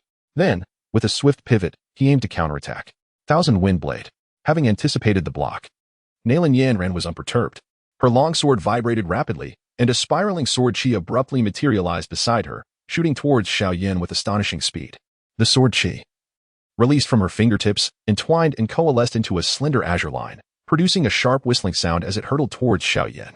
Witnessing the velocity of the sword chi, a hint of seriousness crept into Xiaoyan and Amp, Appos, S gaze. He swept the black ruler to intercept the 3 incoming sword chis, yet 2 still grazed past his shoulders. Though merely a brush, and protected by armor, the razor-sharp spiraling sword chi still drew crimson droplets from his shoulder. Xiaoyan displayed no sign of discomfort from his injury. Instead, he launched a counterattack. The black ruler swung heavily towards Nalan Yinran's graceful neck. Unfortunately, the black ruler was simply too cumbersome. After evading the strike, Nalan Yinran momentarily faltered, and Xiaoyan seized the opportunity to abandon the black ruler and engage in close-quarters combat. The battle escalated into a fierce exchange. While Nalan Yinran was formidable, she clearly lagged behind Xiaoyan in hand-to-hand combat. Nevertheless, she relied on her sturdy armor and a plethora of techniques to engage him evenly. On the square, the 2 figures darted back and forth. The pale azure sword chi and delicate wind blades occasionally grazed Xiaoyan, while he left marks upon Nalan Yinran with his superior strength. Each time the pale azure sword chi sliced through the hard blue stone, it left deep grooves. And wherever Xiaoyan stepped, fragments of stone would scatter before gently settling again. With his immense power and refined combat skills, he began to subtly press Nalan Yinran. Grand Elder, it seems there is something peculiar about Xiaoyan. Each time Yin and Apo's techniques near him, a remarkably strong and unusual energy manifests, which seems to nullify the effectiveness of her attacks, commented a white-robed elder, his gaze fixed intently on the arena. Not only the elder but also others, including Yunling, discerned Xiaoyin and Apo's anomaly. Yunling nodded gravely, sensing an ominous premonition. Do not panic. Allow me to sense this thoroughly. With a somber expression, Yunling waved his hand, closing his eyes as Dou Qi quietly emanated from his body, seeking to perceive the strange energy surrounding Xiaoyin. At this juncture, two figures approached the VIP platform. One was Lu Ling, and beside him stood a middle-aged man clad in green robes. Observing the subtle respect in the eyes of those nearby, Xiao Hong deduced the identity of the man. He was the only 6th-grade alchemist of the Gamma Empire, the most accomplished in the realm of alchemy, known as the Pill King, Dou Qi. This was not their first encounter. Xiao Hong had seen him in the Serpent People's holy city, albeit behind Medusa and Apo's protective barrier, likely leaving Dou Qi unaware of his true visage. I did not expect both Elder Jia and Pharaoh to also be present. However, the sect leader is absent today, so I apologize for the lack of hospitality. Dou Qi said, bowing slightly to the two, maintaining a courteous demeanor towards these renowned figures within the Gamma Empire. And these two? His gaze swept over the crowd, ultimately resting on Xiao Hang and Haibuodong. As a 6th-grade alchemist, he sensed the overwhelming Dou Qi emanating from Haibuodong, as well as the immense spiritual power radiating from Xiao Hang. Haibuodong. Though perpetually cold, Haibuodong managed to muster a faint smile upon encountering Dou Qi. Having recognized the significance of alchemists after his previous sealing, Ice Emperor Haibuodong? Dou Qi paused momentarily upon hearing Haibuodong and Apo's self-introduction, but quickly regained his composure, remarking, in my younger days, I had long heard of Elder Hai and Apo's reputation. Today, I see that your presence remains as formidable as ever. Surprisingly, Haibuodong engaged in a rare exchange of pleasantries. Afterward, Dou Qi's attention shifted back to Xiao Hong. Just an anonymous figure. Master Dou Qi likely has not heard of me. Xiao Hang chuckled lightly. As a 5th-grade alchemist, he was not inclined to curry favor with Dou Qi, believing that in due time, his alchemical skills would surpass those of this middle-aged man. I have indeed heard Lu Ling speak of you, young 5th-grade alchemist. Such talent is even greater than my own in my youth. Should the opportunity arise, we might exchange insights. Initially skeptical of a 5th-grade alchemist in his 20s, Dou Qi was compelled to acknowledge Xiao Hang and Apo's presence without any signs of medicinal enhancement. Following further cordial exchanges, Xiao Hong couldn't and Apo's help but indulge in a mischievous thought. How would Dou Qi react if he were to learn of his connection with Yun? Eventually, Dou Qi directed his gaze back to the arena, where he beheld the intense engagement between Xiaoyin and Nalan Yanran. Raising an eyebrow, he exclaimed, that person is Xiaoyin from the Xiao family? Indeed, however, he is far from a waste, came the bitter chuckle from Nalan Jia, revealing his discontent. As the battle continued, the atmosphere thickened with tension, and a frown creased the brow of the onlooker as he observed Xiaoyin, who seemed to be gaining the upper hand. Though he was affiliated with the Yunlan sect, and Nalan Yanran was a disciple of Yun, the thought of defeat weighed heavily on his mind. The two combatants clashed once more, their figures colliding with a force that sent shockwaves rippling through the air. With a resounding explosion, both were propelled backwards several meters. Xiaoyan's battle armor bore numerous sword marks, and beneath it, the crimson flow of blood was unmistakable. On the other hand, Nalan Yanran appeared somewhat disheveled, a heavy footprint on her abdomen and her once pristine azure robe now in disarray. Both warriors were panting heavily, the earlier skirmishes having yielded a slight edge to one over the other. Whispers circulated among the disciples of the Yunlan sect, their astonishment palpable at the unfolding drama. A gentle breeze swept across the arena, and Nalan Yanran gazed intently at the once ineffectual young master before her. Through his dark eyes, she perceived an unwavering determination that seemed almost indomitable. With a graceful motion, she slowly loosened the green ribbon binding her long hair, allowing her tresses to cascade down like moonlight, flowing over her delicate shoulders and resting against her slender waist. Is she preparing to use that? Murmured Yunling from the platform, taken aback by Nalan Yanran and Apo's sudden action. It appeared the contest was nearing its climax. The young man from the Xiao family had indeed proven to be formidable enough to compel Yin and to resort to such measures. An elder in white robes expressed his admiration, remarking on the unexpected strength of the young man. Nalan Yanran closed her eyes momentarily, then suddenly opened them, unleashing a surge of battle aura that caused her long hair to dance, as if moved by an unseen wind. The energy around her began to pulse violently, radiating a pale azure light, as her sword pointed downward at Xiaoyin. The aura flowed down her arm to the azure sword, and at a certain moment, under the sun and Oppos, S rays, a brilliant light coalesced upon the blade, shining as brightly as a small sun. Xiaoyan, let us determine our fates. The brilliance illuminated Nalan Yinran's fair skin, transforming her into a radiant goddess as energy continued to swirl around her, converging towards the slender sword. Taking a deep breath, Xiaoyan firmly planted his black, great sword into the ground, extending his right hand as a vibrant azure flame ignited within it. He hastily consumed an orange pill, its essence mingling with the flames he conjured in his left hand. With focused intent, he forcefully brought the two flames together, resulting in a tremendous explosion of energy that sent debris and dust flying away in all directions. The sight of the flames elicited gasps from the ordinary disciples of the Yunlan sect, while nearby, Lu Ling was visibly astonished. The surrounding spectators turned their attention towards Xiao Heng, including several elders from the Yunlan sect who regarded him with curiosity. Xiao Heng merely smiled, offering no words. After all, he and Xiao Yin were the closest of friends. In the skies above, Nalan Yinran gradually drew back her sword, and with each movement, the energy accumulating upon it grew ever more intense. Gripping the sword tightly, she bit her lip, realizing in that moment that the one she faced was indeed the formidable Xiao Yin. Oh, the calamity! Nalan Jia exclaimed, slapping his thigh in frustration, choosing to avert his gaze from the distressing scene. In contrast, Mu Chun, Miter Tingshan, and others from their faction displayed expressions of schadenfreude. The fusion of the two flames intensified the surrounding energy, reaching a level that rivaled Nalan Yin and Amp, Oppos, S-own. Just when everyone deemed it impossible, the flames began to merge, transforming into a stunning, transparent fire lotus of orange and azure hues. To their astonishment, the previously tumultuous fire lotus gradually calmed, resting gently in Xiaoyan's palm. Wind of extremity, radiant setting sun. A commanding voice resonated through the air, and a terrifying wave of energy erupted, unleashing a fierce sword aura that descended from the heavens like a blazing sun, aiming directly at Xiaoyan. Observing the oncoming flood of sword light, he raised the fire lotus gently, allowing it to float serenely towards the onslaught of light, its tranquil beauty capturing the attention of all present. Go forth. Lotus of the Buddha's wrath. The collision of the sword light and the fire lotus erupted with catastrophic energy, the blinding radiance causing Xiao Heng to squint. The disciples of the Yunlan sect, seated in the plaza, hastily summoned their battle auras, forming a protective shield that encompassed a significant portion of the arena. Yet, even with their defenses, the ensuing explosion sent shockwaves through their ranks, leaving many clutching their chests and some even spitting blood. Chapter 84. The Battle of Yunlan sect. A tremendous surge of energy rippled throughout the entire square, overwhelming even the disciples of Yunlan sect.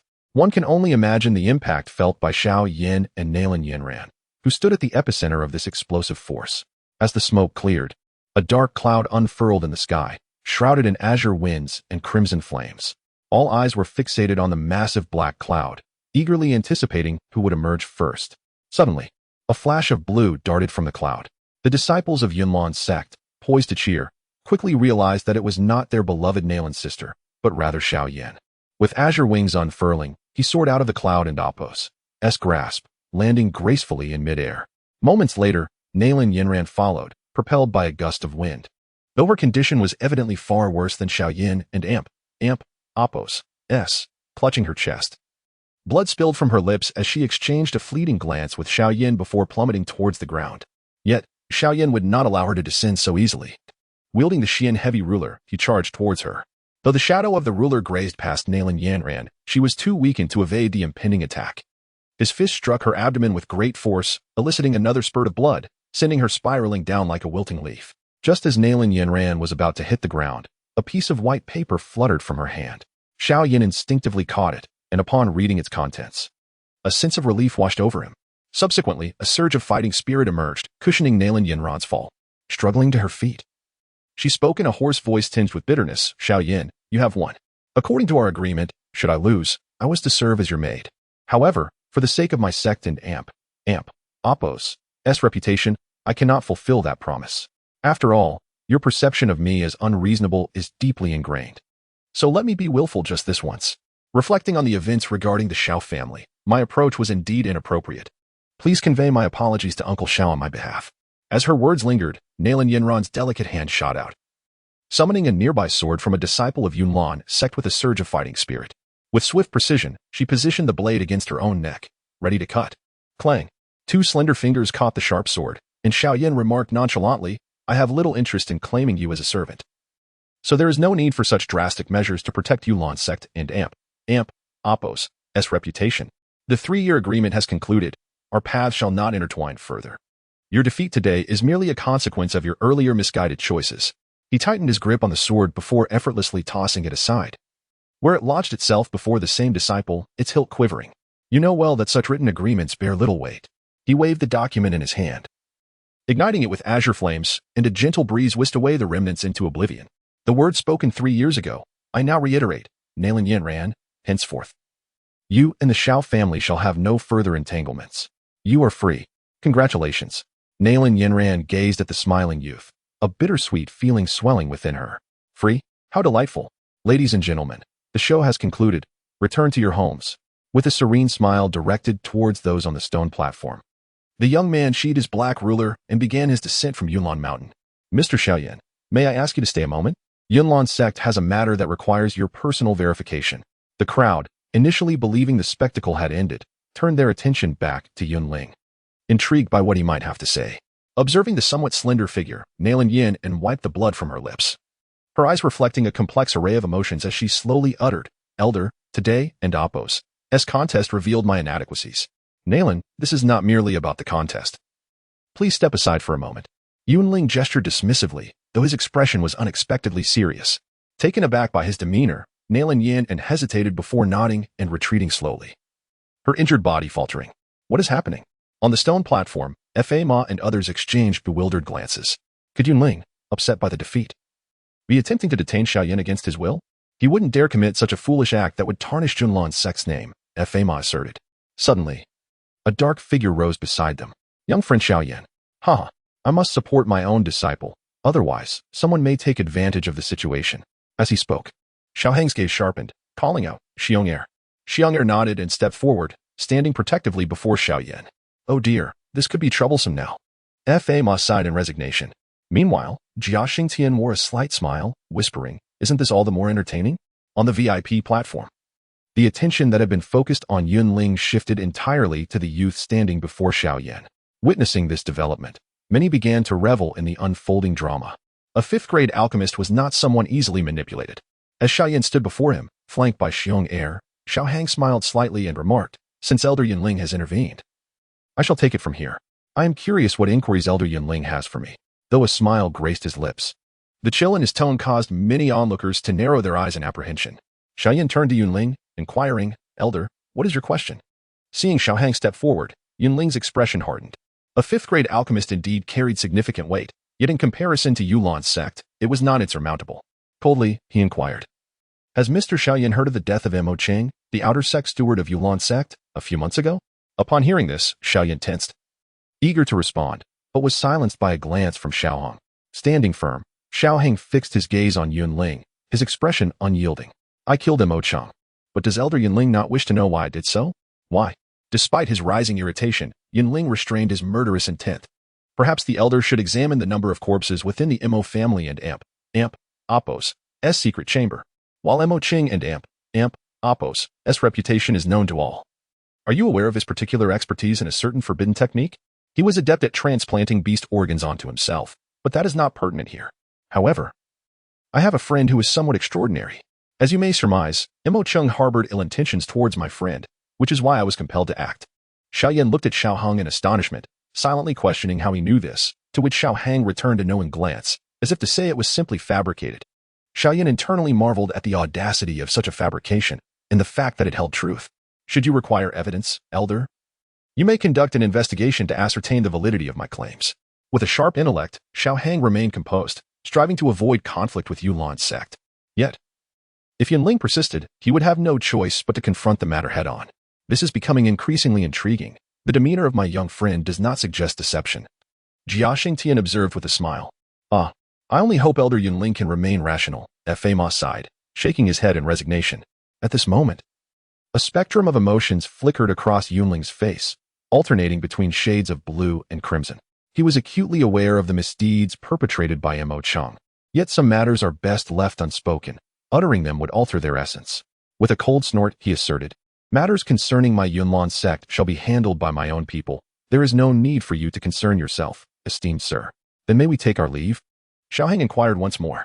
Since you claim that Mo Cheng bears the initial fault, I kindly request that you and your esteemed junior remain here at Yunlan's sect, while I conduct my investigation.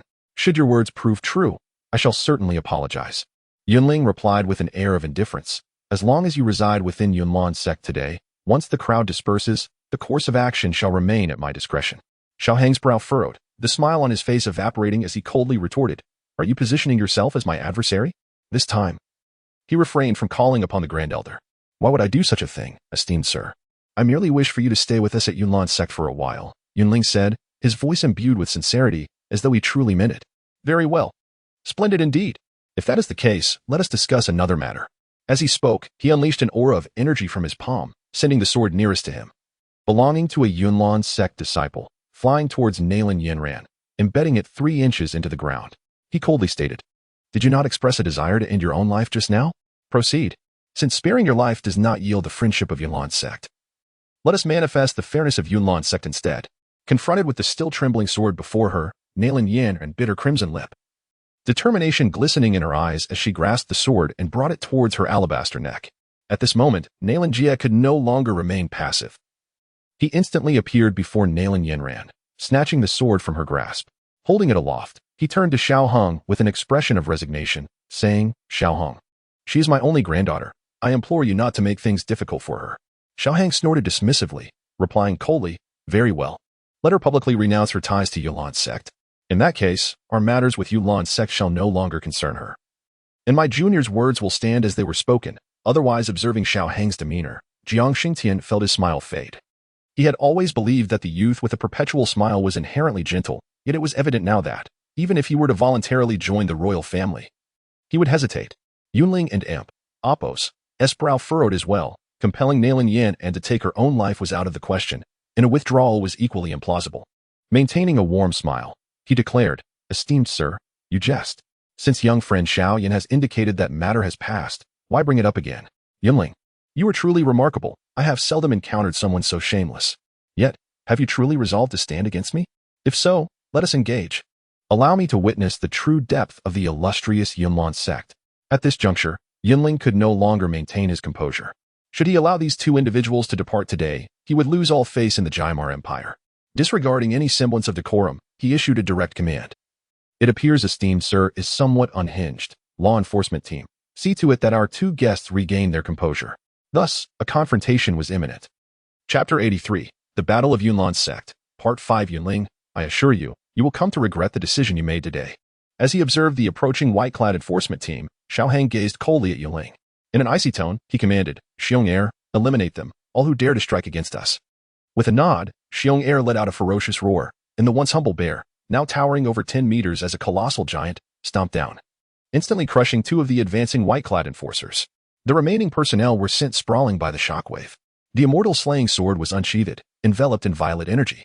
With the activation of the purple cloud wings, Xiao Hang moved with the swiftness of teleportation, appearing before a white-clad individual, his sword slicing mercilessly.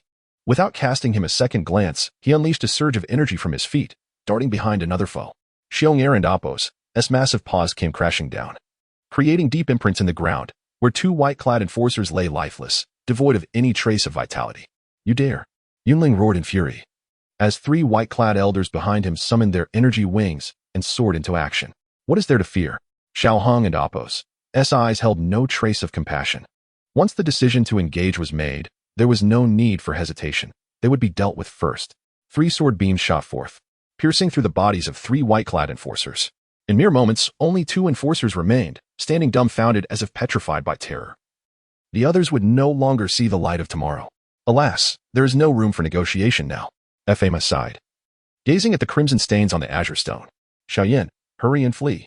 Xiao Hang and Apos' expression turned cold, an aura of murderous intent radiating from him. Xiaoyan, regaining his senses, summoned his azure wings and prepared to escape outside the Yunlan sect. Elders, stop him. Seeing the carnage below, Yunling soared into the air, charging directly at Xiao Hong. As he moved, energy surged forth, lifting stones from the ground and hurling them towards Xiao Hong. With a roar, Xiong Er positioned himself before Xiao Hong. The flying debris shattered upon impact with his massive frame, causing no harm whatsoever. He unleashed a punch aimed at the incoming Yunling, the force generating a fierce pressure in the air, producing a piercing whistle that assaulted the eardrums of onlookers. With a cold snort, Yunling transformed his right hand into a claw, effortlessly conjuring a massive sword forged from stone and energy, gripping it tightly. with both hands on the weapon. He swung fiercely at Xiong'er's fist. The giant sword shattered upon impact, propelling Yunling backward as he narrowly avoided the punch. "This beast possesses immense strength," he exclaimed in astonishment. Simultaneously, 3 white-robed elders appeared above Xiaoyan, forming seals as 3 distinct energies emanated from them. Wind, fire, wood barrier. The energies coalesced around Xiaoyan, forming a colossal triangular energy wall. Xiaoyan, caught off guard, found himself on the verge of being completely ensnared as snowflakes began to fall, the temperature plummeting sharply. Haibudo materialized beside Xiaoyan, and as he did, ice quickly spread along the energy wall, freezing it in an instant. With a thunderous crack, a fissure appeared in the energy wall, which ultimately erupted, causing the 3 elders to retreat in alarm. "Haibudo, the Ice Emperor, you are still alive," exclaimed an older elder, astonished by Haibudo and Apos' sudden intervention. Haibudo and Apos' arrival momentarily intimidated numerous elders of Yunlan's sect, even causing Yunling to furrow his brow as he flew toward the 3 elders, anxiously regarding Haibudo. Though he could dismiss a 5th-tier magical beast, a Dou Wang was a different matter entirely. It would require considerable effort to deal with him. Xiaohang also approached Haibudo, the pristine blade of his sword devoid of any blood. Xiong'er sprouted a pair of golden wings and hovered beside Xiaohang. Haibudo cast a glance at Xiaohang, exclaiming with a hint of exasperation, "Why do you exude such a heavy aura of killing intent? Could you not have waited a moment longer? Once the decision to act is made, one cannot hold back. Failing to do so would only invite them to retaliate." Xiaohang replied, acknowledging Haibudo and Apos' concerns. This is troublesome. Haibudo could say no more, for Xiaohang was correct. If it were just himself, Xiaohang and Apos' approach might have been acceptable. However, he had to consider the implications for the Mitre family behind him.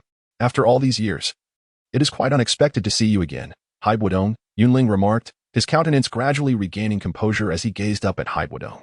Upon entering the imperial city, he had learned of Haibudo's survival, so his surprise was somewhat muted. He simply hadn't anticipated him intervening on behalf of these 2. "Yunling, your status has risen considerably over the years. It seems you have become the chief elder since your days of merely entering the Yunlan sect's elder hall," Haibudo noted casually. "Indeed, this is merely a reflection of the sect master and Apos' trust in my old bones," Yunling replied with a smile, before turning serious. "However, let us postpone our reminiscences for another time. You are aware of our intent to retain Xiaoyan. This matter concerns the reputation of Yunlan's sect. I hope you will refrain from intervening, lest it jeopardize the relationship between Yunlan's sect and the Mitre family." In response to Yunling and Apos' subtly warning remarks, Haibudo shook his head, apologizing as he explained, "Due to certain circumstances, I must ensure the safety of these 2 today.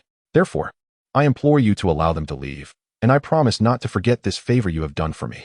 Upon hearing this, Yunling and Apos' brows furrowed deeply as he replied sternly, "Haibudo, you know that this is absolutely impossible. The deaths of many Yunlan sect disciples are evident for all to see. If these individuals were to die without cause and we stood idly by, how could we assure the rest of our disciples? I have my own difficulties as well." Haibudo sighed, shaking his head. Yunling's insistence on leaving with mere words was clearly futile.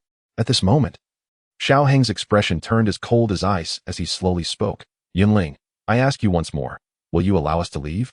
"Xiaohang, I merely intended to invite you to be a guest in my Yunlan sect, yet you have chosen to slaughter my enforcement team. There is no possibility for you to depart this time," Yunling declared, his aura of energy coalescing to its peak as he prepared to subdue Xiaohang. A 5th-tier alchemist could not be allowed to die so easily.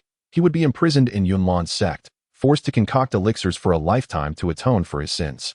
"Very well, Yunling, you are indeed formidable." Xiaohang turned his gaze toward the seated Jia Xingtian, a smirk playing on his lips. "Elder Jia, should you wish to grant me passage today, I would be grateful if my master could concoct a breaking sect pill for you. And to all present, if you facilitate our departure today, I shall offer you a 6th-tier elixir. While I cannot brew it at this moment, I shall certainly seek my master's assistance." Before Xiaohang could finish his sentence, Yunling and Apos' expression shifted once more, and he barked, "Silence. Yunli, you 3, block their way." The remaining enforcers formed the Yunlan mist formation. As Yunling and Apos' voice fell, the 3 elders in the sky swiftly moved, forming a semicircle as they flew directly towards the trio. Meanwhile, nearly 100 stewards of the Yunlan sect outside the square simultaneously unleashed a thunderous shout, an overwhelming surge of fighting spirit erupting from within them. Streams of white mist-like energy gushed forth from their palms like waterfalls, intertwining and rapidly expanding. In mere moments, they formed a bowl-shaped energy shield, completely enveloping the square. Breaking sect pill, exclaimed Jia Xingtian as he glanced at Xiao Hong, casually inquiring of the nearby weighty figure. Old man, do you think that lad speaks the truth? The figure slowly shook his head, his aged voice resonating softly. Truth or falsehood, rely on your own judgment. However, the Yunlan sect has indeed become increasingly tyrannical over the years. Jia Xingtian clenched his fist tightly within his sleeve, only releasing it after a while. His spirit visibly waning as he sighed. Ah, growing old indeed. The spectators on the stone platform observed the old man in the coarse robe, abandoning their intentions to intervene. They understood the allure of sixth-grade elixirs well, yet the formidable power of the Yunlan sect deterred them. If Jia Xingtian were to act, they might inadvertently become embroiled in its consequences. Now, with Jia Xingtian reluctant to engage, they were ill-equipped to withstand the retaliation from the Yunlan sect themselves. At this moment, Nalan Jia's face turned pale, soon followed by a bitter smile as he lamented, Fate. Oh, fate. It seems that the Nalan family is destined not to possess such treasures. Witnessing the sudden aging of the elder, Nalan Yin and felt an unprecedented wave of regret. Had it not been for her momentary impulse, she might have joyfully embraced that young man, and the Yunlan sect could have forged a profound friendship with a high-level alchemist. As the energy formation rapidly materialized, Xiao Hang felt a hint of anxiety, yet beneath that anxiety lay a flicker of excitement. He calmly stated, Xiao Yin, I will have Xiong Air protect you. The moment you have a chance, flee with all your might. Hai Lao will handle Yunling. I will confront the three Dou Kings. And you. Xiao Yin nodded earnestly, placing his trust in his brother, the only course of action available to him. However, as he gazed at the approaching Dou Kings, concern gnawed at him. Interrupting Xiao Yin, Xiao Hong smiled faintly. Trust me. Xiong Air. Did you hear my instructions just now? Xiong Air cast a glance at Xiao Yin. Though Xiong Da had tasked him with protecting Xiao Hang, he chose to heed Xiao Hang's command for now, given Xiong Da's absence. With a resolute nod, he declared, I will definitely protect Xiao Yin. Xiao Hang smiled with composure, then retracted his smile. In an instant, his aura began to surge dramatically as he gripped his sword, charging directly towards the three Dou Kings. Chapter 85. The Battle of Yunlan Sect. In an instant, a formidable surge of fighting spirit erupted from Xiao Hong and Amp, Appos, Estantion, coursing through his meridians and enveloping his entire being before exploding outward. The sudden release of power caused the three white-robed elders to halt in their tracks, turning their gazes in unison towards Yunling. Violet flames, accompanied by crackling thunder, radiated from Xiao Hong, creating a potent purple shockwave that compelled many disciples of Yunlan sect to bow their heads, unable to lift them despite their struggles. He was, astonishingly, a Dou Huang-level powerhouse. The onlookers were taken aback by Xiao Hang's soaring might. It must be some secret technique or a powerful contingency left by a formidable elder, leaving Yunling troubled. After a brief moment of dismay, Jia Xingtian once again scrutinized Xiao Hong, whose aura had dramatically intensified. Others may not have perceived it, but he could distinctly sense a slight discord between Xiao Hang's unleashed fighting spirit and his own. Faced with this unexpected surge, Yunling was momentarily stunned before his expression hardened. Yunli, you three hold him off. This boy harbors secrets. If we delay him, his true form will inevitably be revealed.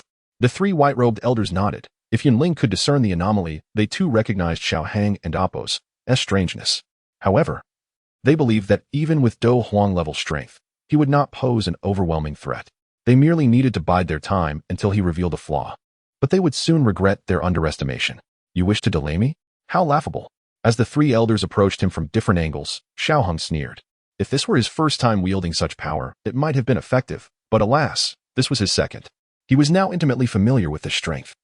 And he was no longer merely a Dou Shi. Activating the Ziyun wings to their fullest potential, crimson streaks appeared along their surface. And Xiao Hang and Amp, Appos, speed soared in an instant. Infusing his long sword with fighting spirit, its brilliance intensified. With a thunderous crack, he appeared before the younger elder. Roaring internally, absolute silence. The expressions of the other two white-robed elders shifted dramatically. They had intended to merely delay him. But Xiao Hang's sudden acceleration left them no time to intervene. They could only muster all their strength, channeling their immense fighting spirit into beams of sword light aimed at Xiao Hang's back, hoping to force him back. As Xiao Hang closed in on his target, the younger white-robed elder felt a chilling aura of death wash over him. Channeling all his fighting spirit into his green wings, he attempted to flee. Yet, a Dou Huang is still a Dou Huang, even if Xiao Hang's current strength was not his own. The might of a Dou Huang combined with the advanced Qian Tier Ziyun wings and the advanced Qian Tier explosive step meant that if he couldn't catch a Dou Huang, he might as well prepare for his demise. No, don't. The white-robed Dou Wang desperately sought to evade the descending blade, but no matter how he struggled, it seemed destined to cleave him. When the sword was merely half a meter away, he gathered all the fighting spirit he could muster before him, hoping to block the impending strike. Boom! The purple sword energy sliced down from above, carving a deep ravine into the earth. The Dou Wang lay at the deepest point of the gash, a sword mark running from his left shoulder to his abdomen, with violet flames slowly consuming the wound. Blood spilled from his mouth as he attempted to rise, but only managed to feebly twitch a finger. At the moment Xiao Hong unleashed that strike, two beams of fighting spirit were already closing in behind him. Realizing that if struck, the consequences would be dire, Xiao Hang formed a seal with his left hand, channeling fighting spirit from behind as he murmured, "Rashomon." Instantly, a towering green shield materialized behind him, absorbing the incoming attacks. They hit. The two elders saw the fighting spirit explode behind Xiao Hang and were momentarily elated. As they prepared to press their advantage, a purple shadow surged from the smoke, transforming into a violet streak that lunged toward them, causing their expressions to shift in alarm. They quickly formed seals, merging their green and yellow fighting spirits to create a protective barrier. The sword blade struck the shield but failed to pierce it. The two elders exhaled in relief, retreating swiftly to form another seal, their fighting spirits coalescing into a spiraling gale that roared towards Xiao Hong. Seeing the rapidly approaching spiral wind, Xiao Hong formed a seal with one hand and thrust it forward, unleashing a column of purple-red flames. Boom! An explosion resonated through the air as a purple tornado unfurled above them, with explosive steps. The sound of air rupturing filled the space as Xiao Hang transformed into a violet shadow, appearing before the two white-robed Dou Wangs. Lion King, Rage.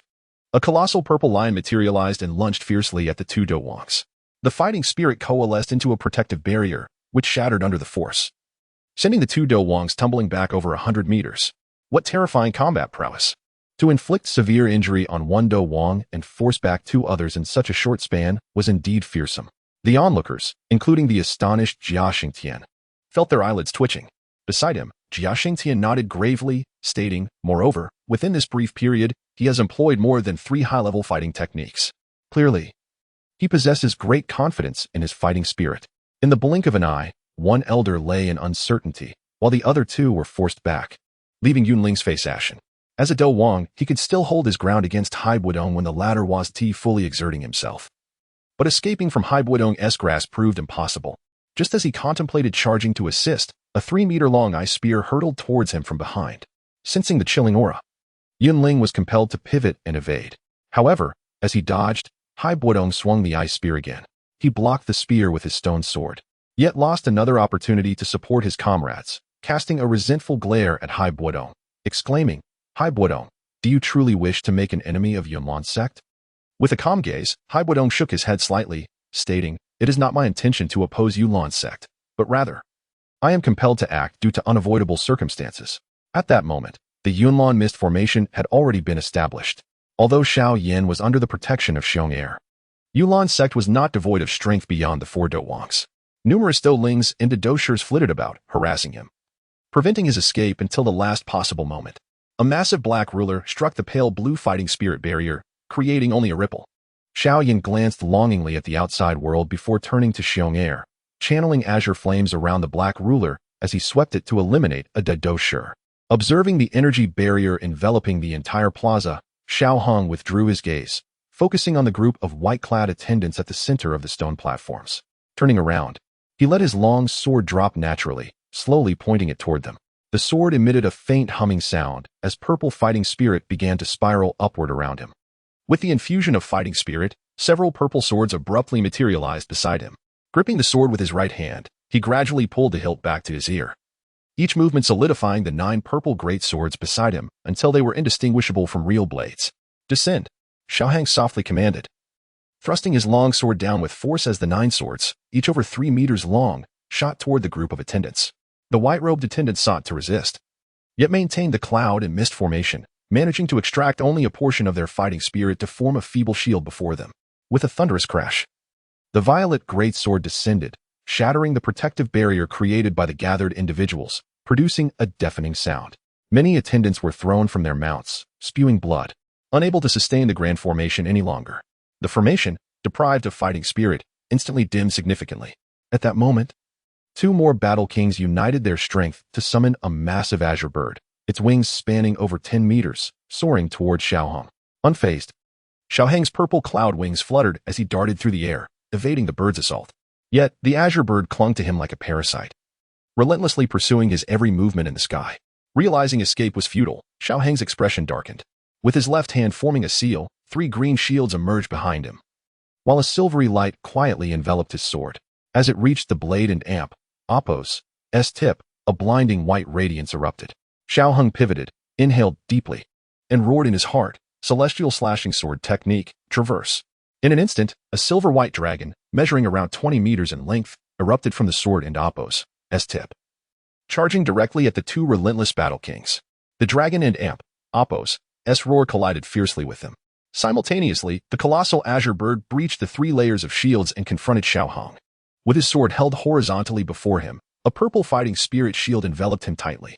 The massive azure bird crashed into the shield, forcing him to retreat. And after being propelled back for 100 meters, it finally detonated in a tremendous explosion. Almost simultaneously, as the azure bird exploded, the silver-white dragon surged through the 2 white-robed battle kings. Despite their utmost efforts to evade, the dragon and amp, Oppo's velocity rendered them helpless. With grim expressions, they braced themselves for impact. Block it. The azure shield was raised before them, attempting to halt the silver dragon and amp, Oppo's advance. Regrettably, after mere moments of resistance, the azure barrier shattered, and the dragon transformed into countless sharp sword energies, slicing through the 2 warriors. One of the older battle kings managed to shield himself with fighting spirit just before the dragon transformed into a storm of sword energies, while the other lacked the same quick reflexes. Although he protected his vital organs, the sword energies pierced through his body, numerous wounds appearing instantaneously, with one particularly grievous cut slicing through his chest, rendering him incapable of fighting. He coughed up blood, darkness enveloping his vision as he plummeted towards the ground. The older battle king fared slightly better, though not by much. Though he was not penetrated by the sword energies, his body bore hundreds of various wounds. He momentarily sealed his injuries with fighting spirit to prevent fatal blood loss and waved his sleeve, channeling fighting spirit to catch his descending comrade, protecting him from further harm. Similarly, Xiaohang suffered significant injuries. His black attire was torn by the formidable winds created by the azure bird, leaving numerous lacerations, and blood trickled from the corner of his mouth. Enduring the combined assault of 2 battle kings was no effortless feat, even with his current battle emperor strength. Chapter 86. The Battle of Yunlan Sect. As the last 2 Dou kings fell in defeat, there was no one left in the arena to stall for time against Xiaohang. Despite the pain coursing through his body, Xiaohang concentrated his fighting energy into his sword and thrust it forward. A beam of purple light swiftly pierced through the already fragile Yunlan mist array. With the impact of the sword light, a gap opened in the formation, which then began to gradually dissipate. Yunling and amp, Oppo's eyes burned crimson, with matters having escalated to this point. Retreat was no longer an option. Furthermore, those responsible for the dire state of the Yunlan sect must pay a price. With a single strike that forced Heibadong back, Yunling retreated and bellowed, "All disciples of Yunlan sect, heed my command. Form the cloud smoke covering Sun Formation." Fama watched the dramatic turn of events unfold at Yunlan sect and sighed. That young man was too ruthless. If those 2 elders lack high-grade healing pills, they may well be finished for life. Sigh. And Yunling, it's just a Mo-chung. Besides, he has already revealed the entire story. After paying such a heavy price, I wonder if he will regret it. At this juncture, it was unlikely that Yunling had anticipated the outcome. After all, the 2 Dou kings could have sustained a family, yet they were rendered useless here. Even Xing Tian shook his head slightly, with matters having spiraled this far. It would be difficult to bring them to a close. As Yunling's command echoed, thousands of Yunlan sect disciples, along with numerous stewards and elders, scattered across the square, each taking a position. They simultaneously formed seals with their hands, causing the cloud sea above to converge toward Yunling. In the blink of an eye, a solid white spiral sphere, about a foot in diameter, materialized before him. Go! With a fierce shout from Yunling, the spiral sphere shot forth, aimed directly at the already wounded Xiaohang. The speed of the white spiral was terrifying, leaving behind a vacuum in the air as it surged forward. Watch out! Heibadong and amp, Oppo's expression shifted as he saw the white spiral hurtling towards Xiaohang. He wanted to intervene, but it was too late. Xiong Air, with all his might, flapped his wings to reach Xiaohang, but his speed was insufficient to arrive in time. Yunling snorted coldly, saying, "He cannot escape. Having caused such devastating losses to my Yunlan sect, today, even if it costs me my life, I will ensure he remains here." Xiaohang, seeing the approaching white spiral, wished to evade. If he were uninjured, his speed might have allowed him to escape. However, with his current state, his speed was compromised. and the pressure from the earlier battle weighed heavily upon him, leaving no time to dodge. Gathering his breath and focusing his spirit, he converted all the fighting energy he could muster into a protective shield. There was no time to unleash a fighting technique. This was his only option. Boom. The white spiral detonated violently in the air, enveloping a radius of several hundred meters in white smoke. Moments later, as the mist gradually cleared, a magnificent seven-colored serpent emerged, coiling protectively around Xiaohang. However, the serpent appeared severely wounded, with most of its scales matted in blood, crimson liquid continuously oozing from its injuries. Another fifth-tier magical beast. Fama gasped in astonishment as he gazed at Xiaohang in the sky. Others began to murmur, but Xiaohang had no time to heed their words. Leaping from the protection of the Tianhun python, he glared at the massive wound on the creature, his heart ablaze with fury. Damn it! The long sword in his hand had transformed into a blade of pure purple flame energy, crackling with arcs of lightning. The Tianhun python had awakened just in time to shield him from that devastating blow, allowing him to begin accumulating the. This technique was powerful. Yet the time required was extensive, which was why he had not used it immediately. As they fused with the lightning, the flames became even more ferocious, nearly thwarting his efforts. Fortunately, he succeeded in the end. Fire sword, Yinma. Yunling, prepare to meet your demise. With a voice filled with rage, Xiaohang thrust the lightning-infused purple fire sword towards Yunling. The sword energy was already swift, and with the explosive force of this strike was even swifter than Yunling and Appo's previous attack, the sound of its passage slicing through the air and igniting the very atmosphere itself. Seeing the 3-foot-long fire sword, Yunling hastily gathered the mist around him, forming a tall white shield to defend against the impending strike. Boom! The flames, accompanied by thunder, erupted in the space where Yunling stood. Instantly, a massive purple fire cloud appeared above the square, rumbling with the sound of lightning. A wave of purple energy, laden with immense power and searing heat, surged outward, knocking countless Yulan sect disciples to the ground. The fire cloud rose further, revealing a colossal black sword hovering above. Grabbing several bottles of healing potions from his storage ring, Xiaohang hurled them at the injured Tianhun python. Seeing the creature in agony and still seeking his proximity, he could not afford to feel sorrow. We must go, he shouted. If they did not leave now, the old man Yunshan would soon arrive, and then none would be able to escape. With a flourish, the purple cloud wings flared to life, propelling him and the Tianhun python toward the outskirts of Yunlan's sect. Heibidong, Xiaoyan, and Xiong, seeing that Xiaohang was unharmed, quickly flapped their wings to follow suit. You shall not escape today. A cold voice rang out suddenly. Xiaohang's expression changed as he felt an overwhelming pressure descend upon him, as if a great mountain had suddenly been placed upon his back, rendering him immobile. Gritting his teeth, he enveloped himself in purple flames, which gradually alleviated the weight pressing down on him. A powerful aura, akin to a dragon awakening, enveloped the entire Yunlan mountain. In the square, thousands of disciples could not withstand the oppressive force and fell to their knees, while the elders, though not kneeling, bowed their heads in submission. Xiaohang glanced at the others. Heibidong fared slightly better, though it was evident he too bore substantial pressure. Xiong and the Tianhun python fared a little worse but managed to hold on. As for Xiaoyan, he gritted his teeth, desperately resisting the sudden onslaught of pressure. Fortunately, Heibidong was not far away. He flew beside Xiaoyan, waving his right hand to shield him from the inexplicable force, allowing him to regain his composure and avoid plummeting. This is troublesome. Heibidong sighed, feeling the overwhelming aura emanating from the back mountain of Yunlan sect. Is that the old sect master, Yinshan? Having shaken off the pressure, Xiaohang furrowed his brow. Even if Yunlan sect gained another Dou emperor, he would not fear it. However, if it were a Dou zone, Heibidong nodded slightly, saying from this aura, it must be him. Moreover, he seems to have truly broken through the Dou emperor barrier to reach Dou zone. Then Elder Hai, since Yinshan has appeared, you will likely have to retreat, Xiaoyan said through clenched teeth. This was a prior agreement between him and Heibidong. If Yushan truly appeared, Heibidong would withdraw. Heibidong shook his head, as if contemplating deeply, and said calmly, while I prefer to avoid unnecessary matters, I believe in seeing things through. Even if Yinshan attempts to block our way today, I will do my utmost to escort you down Yunlan Mountain. Thank you, Elder Hai. I shall remember your assistance today, and in the future, I will repay you. Xiaoyan replied sincerely, warmth swelling in his heart at Heibidong and Appo's struggle.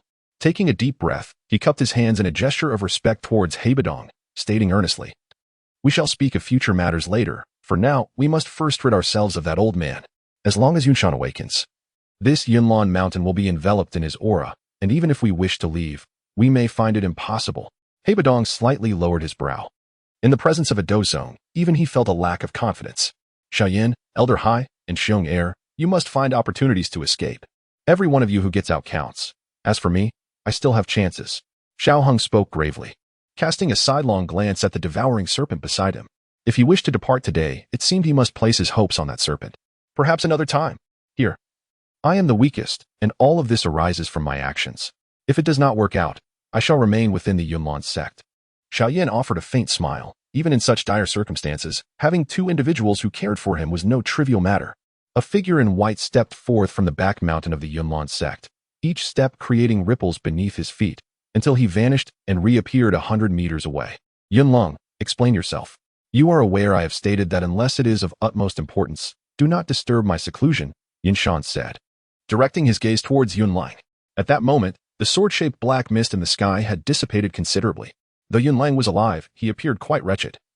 Half of his white robe had been incinerated, and the exposed skin was charred black, with 2 marks on his face from lightning strikes. Old sect master, you have finally emerged. If you had delayed any longer, the Yunlan sect would have been destroyed. As Yunshan and Appos, SK swept over, Yunling immediately knelt, raising his head to look at Xiao Hang and the others, lamenting in despair. Where's Yunyun? Yunshan inquired, his brow furrowing. The sect master has gone out, and has yet to return, Yunlong replied hastily. Briefly recount the events. In all these years, it is the first time our Yunlan sect has been so ravaged, Yunshan said, his hands tucked calmly within his sleeves. Upon hearing this, Yunlang and Appos, spirit lifted. And he exclaimed, Old sect master, today's events were entirely instigated by him. He gestured toward Xiao Hang and then embellished the narrative of the occurrences. The square fell into a silence, save for Yunlang's increasingly agitated voice echoing through the air. After a considerable time, when Yunlong finally concluded, he sorrowfully declared, Old sect master, although Mo Ching is merely a steward within our sect, his contributions over the years have been immense. If we allow him to be casually slain without action, who would dare serve the sect in the future? Would that not chill the hearts of our people? We of the Yunlan sect do not unjustly accuse others. We merely wish for Xiao Yao to remain temporarily until matters are clarified. If we have wronged him, I, Yunlang, shall personally apologize. Yet he, relying on his formidable strength and numerous allies, disregarded my counsel and has brought our sect to this state. The injuries sustained by Yunli and others were also his doing. After listening to Yunlung's account, Yinshan's expression remained impassive. Slowly, he raised his head, surveying the square with a faint smile, and remarked, I did not anticipate today's events would escalate to such a degree. Even Jia Xingtian and Fa Ma have come to witness this. Jia Xingtian and Fa Ma exchanged glances, chuckling as they said, We are quite surprised to see you have broken through. After engaging in light conversation with them, Yinshan turned his attention to Xiao Hong and said, So you are Xiao Dao, not bad in strength. However, given the turmoil you have caused within the Yunlan sect, you shall remain here. Chapter 87. The Battle of Yunlan sect. Faced with the penetrating gaze of Yunshan, Xiao Hang immediately felt an overwhelming pressure enveloping him. However, to think that he could merely suppress him with sheer momentum was a delusion. Hey, Yunshan. I shall repeat the question I posed to Yunling. Are you certain you wish to keep me here? Despite the mounting pressure, Xiao Hong remained unperturbed, his voice calm and measured. Oh, do you perhaps possess some hidden support? Yunshan observed Xiao Hang with keen interest, not in a hurry to take action. Confident that with his strength, this young man would not be able to escape, constantly reminding himself to remain composed in this critical moment. Xiao Hang understood that he could not rely solely on the uncertain aid of Medusa. Linging was likely still lurking in the shadows, her involvement uncertain. The few of them were certainly no match for Yinshan. He could dispatch them with far greater ease than he could deal with the 3 Do Wang. Maintaining his gaze on Yinshan, Xiao Hong spoke lightly. Might you have knowledge of Zhongzhou, esteemed Yinshan? The expression on Yunshan's face shifted slightly as he replied. I have heard a few things. Faji and Jiexing Tian and Appos' expressions also changed, for while others might be oblivious, they were somewhat familiar with that place. No wonder. No wonder. So he hails from there. Faji exclaimed, astonished. He had only heard whispers of that region, and if Xiao Hong truly was from there, everything made sense. Noticing Yunshan's reaction, Xiao Heng merely smiled faintly. 1 palace, 1 tower, 2 sects and 3 valleys, for pavilions. Why not take a guess at which faction I represent? This time, Yunshan's demeanor had grown more serious, if the young man was not lying. He was indeed not someone to be trifled with. Recognizing that he had somewhat intimidated Yunshan, Xiao Hong continued in a calm tone. Heh. Or perhaps, esteemed Yunshan, you could wager whether I am deceiving you or merely a pawn among various factions, inconsequential to anyone. Oh, by the way, did Yunling not mention it? I am also a 5th grade alchemist. Xiao Hung feigned a nonchalant demeanor, though his heart raced with anxiety, fearing even the slightest slip that might cause Yunshan to abandon his caution. As Xiao Hang spoke, the square fell into silence. Some pondered what Zhengzhou was, while others were struck by the weight of Xiao Hang's revelation. They had anticipated his origins to be formidable but had not expected them to be so terrifying. Suddenly, with a wave of his sleeve, Yunshan unleashed a torrent of azure Dou Qi towards a nearby hill. The explosion reverberated, and a shadow appeared, moving with a speed imperceptible to the naked eye, swiftly approaching Xiao Hong and his companions. As the figure came to a halt, they discerned it as a dark-clad individual, their face obscured. Another Dou Huang powerhouse, Jiexing Tian remarked, frowning as he observed the black-robed figure. Although the figure had yet to make a move, the speed of Yunshan's attack was anything but slow, and the aura emanating from the newcomer suggested they were no ordinary Dou Huang. "Who are you?" Yunshan inquired, his brow furrowing as he scrutinized the newly arrived Dou Huang. Before the black-robed person could respond, Xiao Hung joyfully exclaimed, "Uncle, what brings you here? I thought this journey was meant for me to undertake alone." He then communicated telepathically to the black-robed figure, "You are the one besides Sun and Amp, Oppos. Are you not? Sun and Oppos, sent you to assist me. Xiaoyan, did she not? For now, please cooperate with me, and I promise you great rewards in the future."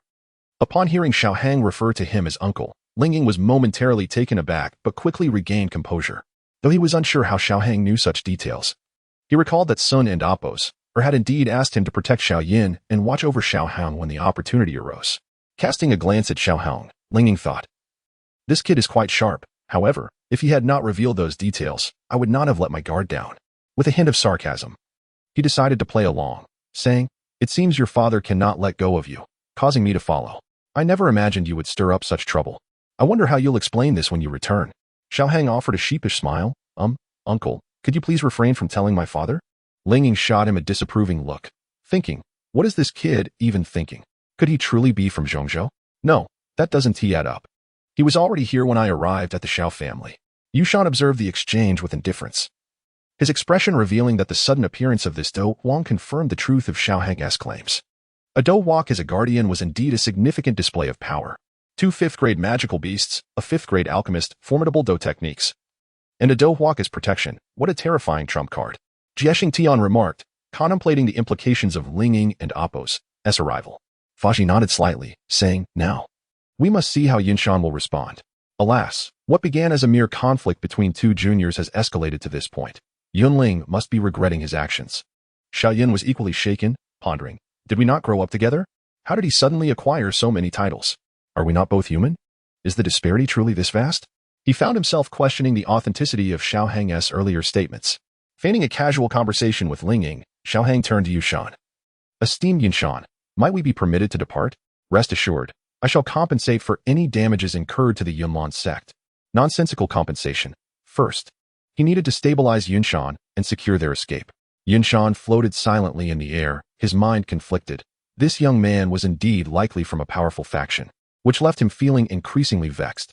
At this moment, Yunling, kneeling below, pitifully implored, "Sect leader, we cannot allow them to leave. Otherwise, the reputation of the Yunlan sect will be irreparably tarnished." He bowed his head heavily, feigning concern for the sect, while his eyes burned with hatred and murderous intent. Whether the Yunlan sect's reputation would be salvaged was uncertain, but if these individuals were allowed to depart today, he would become the laughingstock of the entire Jiamad Empire. Yunshan remained silent for a moment, then slowly shook his head, addressing Xiao Hong and the others. "Given the current state of the Yunlan sect, it is impossible to let you leave unharmed. Prepare for battle. If you can escape from my grasp today, I shall accept this incident as concluded." So it was as expected. Seeing Yunshan's expression, Xiao Hong and Oppos' countenance darkened once more. He had exerted all his strength to expedite their departure from the Yunlan sect, hoping to avoid a direct confrontation with Yushan, yet it seemed his efforts were in vain. At that moment, a voice reached Xiao Hang's ear. It was Lingying. "I will do my utmost to stop Yunshan. You must take Xiaoyan and your magical beasts and flee immediately. A Dozong, even one who has just broken through, is beyond our capabilities." Meeting Xiaoyan and Oppos' gaze, Xiaoyan looked back, clearly having received the same message from Lingying. Bodong also nodded slightly, then turned to Yushan. His icy Dou Qi coalescing, forming several long eye spikes measuring 7 or 8 meters in length. He spoke slowly. "Let me witness the extent of your progress since breaking through to Dozong." With that, the ice spike shot forth, while he brandished an ice spear, transforming into a streak of white light as he charged towards Yunshan. Simultaneously, Ling Ying's Dou Qi surged, manifesting a black spear that morphed into several shadows as they launched an assault on Yunshan. Meanwhile, Xiaohang activated his purple cloud wings to their fullest extent, while Xiong'er seized Xiaoyan, soaring towards safety. Observing the reactions of He Bodong and Ling Ying, Yunshan shook his head, deciding against further conversation. He raised both hands, aiming at the oncoming circular ice blades in the black spear, his lips moving slightly as he uttered softly, "Wind barrier." As the voice of Yunshan faded, a fierce gust of wind suddenly surged through the sky, forming a colossal wall of deep azure that seemed to span half the heavens. In the blink of an eye, it took shape with astonishing rapidity, leaving countless onlookers below utterly astonished by its sheer magnitude. With a thunderous crash, ice spikes and black spears struck the surface of the wind barrier, resulting in a resounding explosion that echoed across the sky, energy ripples radiating from the point of impact. However, the immense wind wall, excessively vast in its dimensions, showed no signs of yielding. The combined assault of Hebadong and Ling Ying appeared to pose little threat to Yunshan and Apos' formidable defenses. Gazing at the expansive wind wall that spanned the sky, Hebadong and Ling Ying and Apos' expressions shifted slightly. Casting a sidelong glance at the fleeing figures of Xiaohang and the others, Yunshan waved his right hand towards their trajectory, unleashing a powerful gust that summoned a massive wind barrier before them, compelling the former to halt in front of it. With a flourish, Yunshan invoked the technique of 10,000 winds entangling. After obstructing the flight path of the sky-devouring python, he clenched his palm towards Hebadong and Ling Ying. Instantly, tangible ropes of wind, formed from the raging gusts, surged forth like a deluge, intertwining with one another and coiling around them like serpents in the void. In an instant, Hebadong and Ling Ying realized they had been ensnared, unawares. Despite their fierce attempts to channel their fighting spirit and break free, every time they severed some of the wind ropes, more would whistle forth from the air, binding them ever tighter. Breathless. Truly, the might of a Dou Zong expert was evident. Despite their seemingly unremarkable attack methods, the two Dou Huang warriors found themselves nearly powerless against him. Was this the chasm that lay between them? Observing Hebadong and Ling Ying, who had been ensnared after just one exchange, Xingtian and the others could not help but express their astonishment. Once Hebadong and Ling Ying were bound, Yunshan cast them aside, stepping forward to hover above Xiaohang. With a gentle push of his palm, a wind hand several meters high descended upon Xiaohang. Xiaohang and Apos' expression shifted. Compared to Yunshan, his speed was akin to that of a child before an adult, utterly defenseless. With the eruption of fighting spirit, sword aura, and sword intent, he surrounded himself with all his might. Yet, despite these defenses, the overwhelming force still caused him to plummet. In an instant, a palm imprint over 10 meters wide appeared on the ground, dust swirling in the air, while blood flowed from Xiaohang's mouth and nose, staining a nearby strand of white hair. Chapter 88, The Battle of Yunlan Sect. With great effort, Xiaohang struggled to feed himself a few medicinal pills, propping himself up with his sword as he rose with difficulty. Damn it, this old man has no intention of letting me go. A bitter expression crossed his face. It was only natural. If he could easily defeat those three Dou Kings, taking down Yunshan would require little effort. As Xiaohang was struck down, the sky-devouring python roared, its colossal tail whipping towards Yunshan. Unfazed, Yunshan gently waved his sleeve, and in an instant, a wall of wind appeared beside him. Boom. The massive tail of the sky-devouring python crashed against the wind wall, producing a sound akin to thunder. At that moment, Xiong'er also reached Yunshan's side, roaring with golden brilliance, as his enormous paw swung toward Yunshan. In an instant, the two formidable magical beasts surrounded Yunshan, forming a pincer attack. Yet, facing the onslaught of two fifth-tier magical beasts, Yunshan remained composed, uttering a single word, break. Instantly, a tempest arose, and a sudden force sent the two beasts flying away. However, the sky-devouring python and Xiong'er charged towards Yunshan once more, undeterred. Yunshan stepped forward, positioning himself in front of Xiong'er, who threw a punch. With another step, Yunshan effortlessly evaded Xiong'er and Apos' strike, appearing above him, and then lightly descended. Xiong'er and Apos' massive form crumpled as if made of paper, his eyes bloodshot, before crashing down onto the square, creating a substantial crater. The sky-devouring python, its scarlet head swaying, fixed its gaze on Yunshan and lashed out with its tail once more. The sheer power and speed generated a series of sonic booms in the surrounding air. Yunshan slightly tilted his body. Despite the minimal movement, he easily evaded the python's attack, then abruptly reappeared atop its head, delivering another kick. As his foot touched down, ripples spread through the surrounding space. Already severely injured, the The sky-devouring python now shed its colorful scales, scattering them in all directions. As its massive body plummeted at a terrifying velocity, Xiao Yan's expression changed. He could not keep up with Yun Shan's speed and found himself helpless to assist. Cursing under his breath, damn it. Hai Buodong's expression was equally grim. He attempted to free himself from his restraints, but no matter how he struggled, the bindings only tightened, rendering him immobile. Yun Shan lightly descended before Xiao, looking at him with a calm demeanor. You have lost. Do you have anything else to say? Xiao, leaning on his sword, blood streaming down his forehead and staining half of his white hair, his clothes tattered and bruised, gazed at Yun Shan from less than 3 meters away. He revealed a brilliant smile, saying, I've lost. Go ahead. Yun Shan nodded slightly, one hand moving from behind his back to the front. Xiao stared intently at him, a smile on his face, seemingly unafraid of death. At that moment, the sky-devouring python emerged once more from the pit, its gaping maw lunging at Yun Shan. Yun Shan waved his hand lightly, sending the python flying hundreds of meters away. Xiong'er also rose, his strength comparable to that of an ordinary Do Wang. Yet before Yun Shan, he was still effortlessly cast aside. Fa Ma observed the battlefield, letting out a soft sigh. Is it possible to persuade Yun Shan to cease hostilities? Up until now, Xiaoyu has already paid a considerable price. Jiaxing Tian, with a grave expression, watched Xiong'er being sent flying. I cannot be certain. But since Yun Shan has not attacked immediately, he must be contemplating his next move. Let us wait and see. In a moment of urgency, the sky-devouring python, having been struck away, suddenly let out a piercing cry, a vibrant light erupting from its body. The anomaly of the python instantly captivated the attention of all present, including Yun Shan, who furrowed his brow and turned to focus on the radiant glow.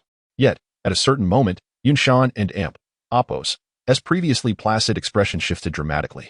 With a graceful step, he advanced towards the source of the light, his delicate arm raised. As their hands met, the earth trembled violently. Cracks spread across the square, emanating from the two figures at the center. Old bastard, enjoyed the fight just now, did you? A voice, cool and enchanting enough to leave men weak-kneed, echoed across the square, causing some who were less composed to flush like a burning cloud. Countless gazes turned towards the source of the voice. And when they beheld the mesmerizing figure standing before Xiao, they collectively gasped, while those in the know, like Hai Buodong, looked on in terror. Xiao placed one hand on his chest, the other resting on his sword, smiling faintly as he said, Thank you. With the appearance of this enchanting figure, the square fell into a brief, stunned silence. After a prolonged pause, a terrified voice broke the stillness, Queen Medusa? Those 3 simple words sent a shiver down the spine of everyone present. Most citizens of the Gama Empire had heard of this name, the beautiful yet ruthless woman who had slain countless strong warriors in her past confrontations with the Empire. The emergence of Queen Medusa also caused a stark change in the expressions of Jiaxing Tian and Fa Ma atop the stone platform. They exchanged glances, inhaling deeply. Unable to utter another word, the shock was simply too profound. Queen Medusa, hadn't she failed in her ascension? Dou Qi gazed at the stunning woman, her eyes sweeping over the battered Xiao, frowning slightly as he murmured. It seemed she was not defeated in her ascension but rather taken away without anyone's notice after her breakthrough. Beside Dou Qi, Nailan Jie and Mu Chen exchanged glances, not daring to make a sound under the fearsome reputation of Queen Medusa. This woman, observing the formidable figure, Xiao felt a slight relief wash over him. His gaze swept across the faces of those around him, tension evident as he regarded the exquisite silhouette. This woman was undeniably captivating. Queen Medusa, I had no idea you were that strange serpent. No wonder I felt something was amiss. His palm trembled slightly, a ripple of energy spreading from his hand, prompting Yun Shan to retreat a few steps, a hint of seriousness returning to his otherwise nonchalant demeanor. With elegant fingers, Queen Medusa flicked the energy ripple away, her alluring gaze sweeping over Yun Shan as she remarked, I had an Appo's. T anticipated you would indeed break through the Do Huang barrier and attain the Do Zone level. You have also successfully evolved, Yun Shan replied with a smile, glancing at Xiao behind Queen Medusa. I must admit I am quite surprised, given your nature. I never expected you to aid a human. If you hadn't interfered with the sky-devouring python, I would not have emerged. His life or death is of little concern to me, Queen Medusa said, casting a sidelong glance at Xiao. Now that you have emerged, what are your intentions? Yun Shan inquired casually, his long white hair flowing in the breeze. Take him away, Queen Medusa replied, toying with her delicate fingers, her tone nonchalant. I can refrain from harming the serpent you have transformed into. Yun Shan furrowed his brow, aware that after their earlier rapid exchange, Queen Medusa was not weaker than him. If a real battle ensued, the outcome was uncertain. If I do not take him away, that little fellow will erupt in fury. I could only emerge because of the crisis he faced, He relinquished his restraint over me, Queen Medusa explained, rubbing her smooth forehead with her slender fingers. A hint of helplessness evident in her expression. Clearly, she was somewhat displeased about being compelled to save Xiaohang. Regarding the somewhat perplexing words of the Queen Medusa, Yunshan comprehended their meaning, yet his forehead furrowed deeper in thought. His gaze gradually swept around the surroundings, his expression shifting, lost in contemplation. Old sect master. If we allow them to depart like this, it would undoubtedly tarnish the reputation of our Yulan sect. Rage, accompanied by excruciating pain, gnawed at Yunling's reason. And at a certain moment, he could no longer contain himself, bellowing loudly. Silence. With a subtle frown, Queen Medusa turned her gaze toward the shouting Yuling, her enchanting eyes shimmering with an otherworldly brilliance. Upon witnessing the peculiar light in the Queen and Apos' eyes, Yunling felt an ominous premonition surge within him. Just as he intended to retreat in haste, he was suddenly met with a formidable force that forcefully pressed him into the ground, leaving him unable to lift his head. Only able to kneel. Cease at once. A sharp reprimand resounded, causing Yunshan to frown as he gently waved his right hand, halting Yunling and Apos' descent. Take him away. Yunshan exhaled softly, his gaze fixed intently on Queen Medusa, before suddenly gesturing with his hand, speaking in a deep tone. Upon hearing Yunshan's words, a multitude of sighs of relief erupted from the crowd in the square. The events of the day had escalated to an untenable level, and they all hoped for a swift resolution. If this commotion continued, they could only speculate on the possible outcomes. Old sect master. Yunling spoke reluctantly. Be quiet. Yunshan and Apos' voice was cold and grim as he turned his attention to Xiaohang, stating, once you depart this time, the grievances between you and Yulan will be considered settled. However, should you harbor thoughts of revenge in the future, rest assured I shall not hold back as I have today. Xiaohang struggled to stand upright, his body swaying slightly, and with a faint smile, he replied, rest assured, sect master Yunshan. That fellow is taking his leave now. Let us depart. With a wave of his hand, Yunshan's expression appeared somewhat displeased. Queen Medusa cast a fleeting glance at Xiaohang before soaring away from Yulan Mountain without a backward glance. At that moment, the bindings on Haiba Dong and Lingying were also released. They swiftly approached Xiaohang, offering their support with concern in their voices. Are you all right? Xiaohang shook his head, replying, I am fine. Let us attend to Xiong'er. Supported by Haiba Dong, Xiaohang made his way to Xiong'er, who was also bleeding from his mouth and nose, unable to maintain his massive form, reverting to a height of merely 1 meter. After administering several pills to Xiong'er, he slowly opened his eyes. A fleeting glint of determination crossed Xiaohang's face as he instructed Xiao Yan to help him, while Haiba Dong assisted Xiong'er. Let us go. Chapter 89. The Battle of Yunlan Sect. Conclusion. Subsequently, the group departed from the Yunlan sect and returned to their small courtyard. After leaving Yunlan Mountain, Lingying vanished, whether she was hiding in the shadows or had returned to Sun and Apos, Xiaohang could not ascertain. Once back at the courtyard, Xiaoyan gently set Xiaohang down and, with a hint of concern, inquired, Are you all right? Xiaohang shook his head and replied, I am fine. As a pharmacist, healing is my forte. However, Xiong'er and Apos' injuries are somewhat severe, but it should be manageable. He should recover within a month. As he spoke, Xiaohang turned to Haiba Dong and expressed, Thank you, Elder Hai, for your assistance this time. There and Apos, no need for thanks. This is a favor I owe you. Haiba Dong nodded in acknowledgement, calmly stating, You should focus on your recovery. As a Dou Huang, he could naturally sense the extent of Xiaohang and Apos' injuries. Yunshan was indeed formidable. Xiaohang nodded and looked at Xiao Yan, instructing, Please take care of Xiong'er first. Administer these medicinal pills to him and bring a bucket of water. Xiaoyan agreed, saying, Of course. After all, this battle at Yunlan sect was instigated by me, so it's only right that I assist. However, Xiaohang did not share this sentiment. He had fought to aid Xiaoyan, not for personal glory. Otherwise, it would have been easier for Xiaoyan to handle things alone. Later, Xiaohang returned to his room, retrieved the cold jade bed, and sat cross-legged upon it. A chill emanated from the bed, enveloping his body, and as it brushed against his wounds, he furrowed his brow slightly. He took out 2 medicinal pills, swallowed them, and closed his eyes, gradually channeling the pills and Apos' energy to mend his injuries. Under the influence of Dou Qi, tendrils of green energy emerged from his body, adhering to the wounded areas and slowly healing them. Xiaohang, water. Not long after, Xiaoyan rushed in, carrying a large bucket of water. Is there anything else you need? With a flick of his finger, Xiaohang summoned a plethora of medicinal herbs onto the table, instructing, Please refine all these herbs for me and bring the water to a boil. Xiaoyan nodded and set to work. It must be said that was incredibly convenient. One by one, the herbs melted into the water under Xiaoyan and Apos' as meticulous refining. Soon, the water began to change color. Xiaoheng, thank you for your help this time. Xiaoheng shook his head, replying, there is no need for thanks. I might require your assistance in the future, and such formalities would feel overly distant between us. Xiaoyan nodded, fully committing himself to refining the herbs with the, while conversing, I owe you a great debt of gratitude. In the future, if anything arises, I will not hesitate to leap into danger for you. Haha. If I ever need someone to leap into danger, I shall surely seek you out. Xiaoheng replied with a subtle smile. All right. I will retract the now, Xiaoyan said. Do you need my support? Xiaoheng shook his head and replied, no. I prefer not to have physical contact with men. Please attend to Xiong'er, and also take care of this. As he spoke, 2 jade vials appeared on the table. Additionally, please assist me in locating these herbs. I will find a way to cover the costs. Once you've completed these tasks, return to Wutan City. I have an ominous premonition. Upon hearing Xiaoheng and Amp, Appos, words, Xiaoyan frowned and asked, are you suggesting that the Yunlan sect might retaliate? Xiaoheng nodded slightly. His premonition was not unfounded. Given Yunling and Amp, Appos' temperament, he would likely seek revenge. Although Yunling was not gravely injured, a bit of recuperation would suffice. Better to be prepared than to be caught unawares. Xiaoyan, now serious, nodded in agreement.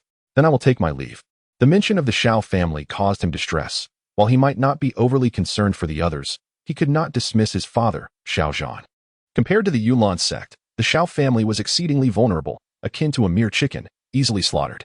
An hour later, Xiaoyan returned with all the necessary herbs and hurriedly departed, likely anxious about potential retaliation against the Xiao family. I hope Uncle Xiao will heed my warnings. Emerging from the bucket, the water had turned murky, while the wounds on Xiaoheng's body had nearly scabbed over. However, those were merely external injuries. The internal damage inflicted by the 2 Do Wang and Yun Shan would require more time to heal. Dressed and sitting cross-legged on the cold jade bed, Xiaoheng calmly stated, come forth. As his voice echoed, a captivating and beautiful figure materialized in the room. Gazing upon the enchanting silhouette, Xiaoheng could not help but admire Medusa. Her disdainful aura, curvaceous form, and angelic visage positioned her among the most exquisite women he had encountered. Are you prepared to meet your demise? Medusa floated 3 feet above the ground, her feet untouched by dust, radiating an otherworldly beauty. Xiaoheng smiled faintly, disregarding her threat, and said, you saved my life this time. Past grievances are hereby resolved. What about the recipe for the fusion spirit pill? Medusa casually toyed with her fingers. With a flicker of thought, a scroll appeared in Xiaoheng and Appos' hand. Before he could act, the scroll swiftly transferred to Medusa. She unfurled the scroll. Moments later, with her lips slightly parted, she stated, if you produce the fusion spirit pill, I shall spare your life. Ha ha ha. Your Majesty, you cannot kill me. From what I understand, you require the fusion spirit pill to merge with the soul of the sky-swallowing python, correct? Xiaoheng chuckled, aware that Medusa could not harm him. As long as she could not devour the soul of the sky-swallowing python, she would be unable to act against him. You are quite astute. Medusa mused, idly examining the scroll. Your Majesty, you are free to leave now. Consider the scroll a gift from me. Xiaoheng felt no need for Medusa's presence, as he would soon depart from the Jiaomai Empire. As long as he did not seek trouble, no one would dare provoke him. After all, he was not the protagonist and would not attract chaos wherever he went. If you create the fusion spirit pill, I will take my leave. Medusa yearned for freedom, having attempted it before, but the soul of the sky-swallowing python was deeply attached to Xiaoheng. Should she stray too far, the python would inevitably return. Then, Your Majesty, let us strike a bargain. I will assist you in concocting the fusion spirit pill, and in return, you shall ensure my survival for 1 year. What say you, my queen? Given her inability to part from him, it was prudent to negotiate terms in case she hesitated when the time came. You seem quite confident. The voice that could captivate souls resonated. I have always been so. Very well, it is a deal.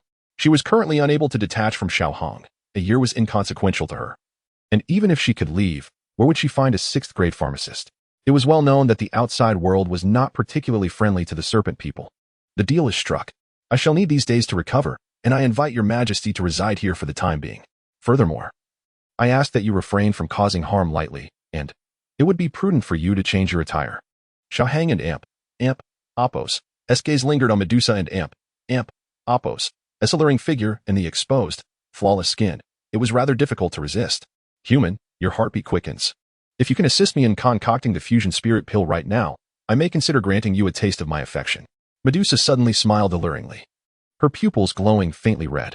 Fixating on those red pupils, Xiaoheng felt a rush of blood surge through him, but fortunately, His injuries caused a wave of pain that cleared his mind.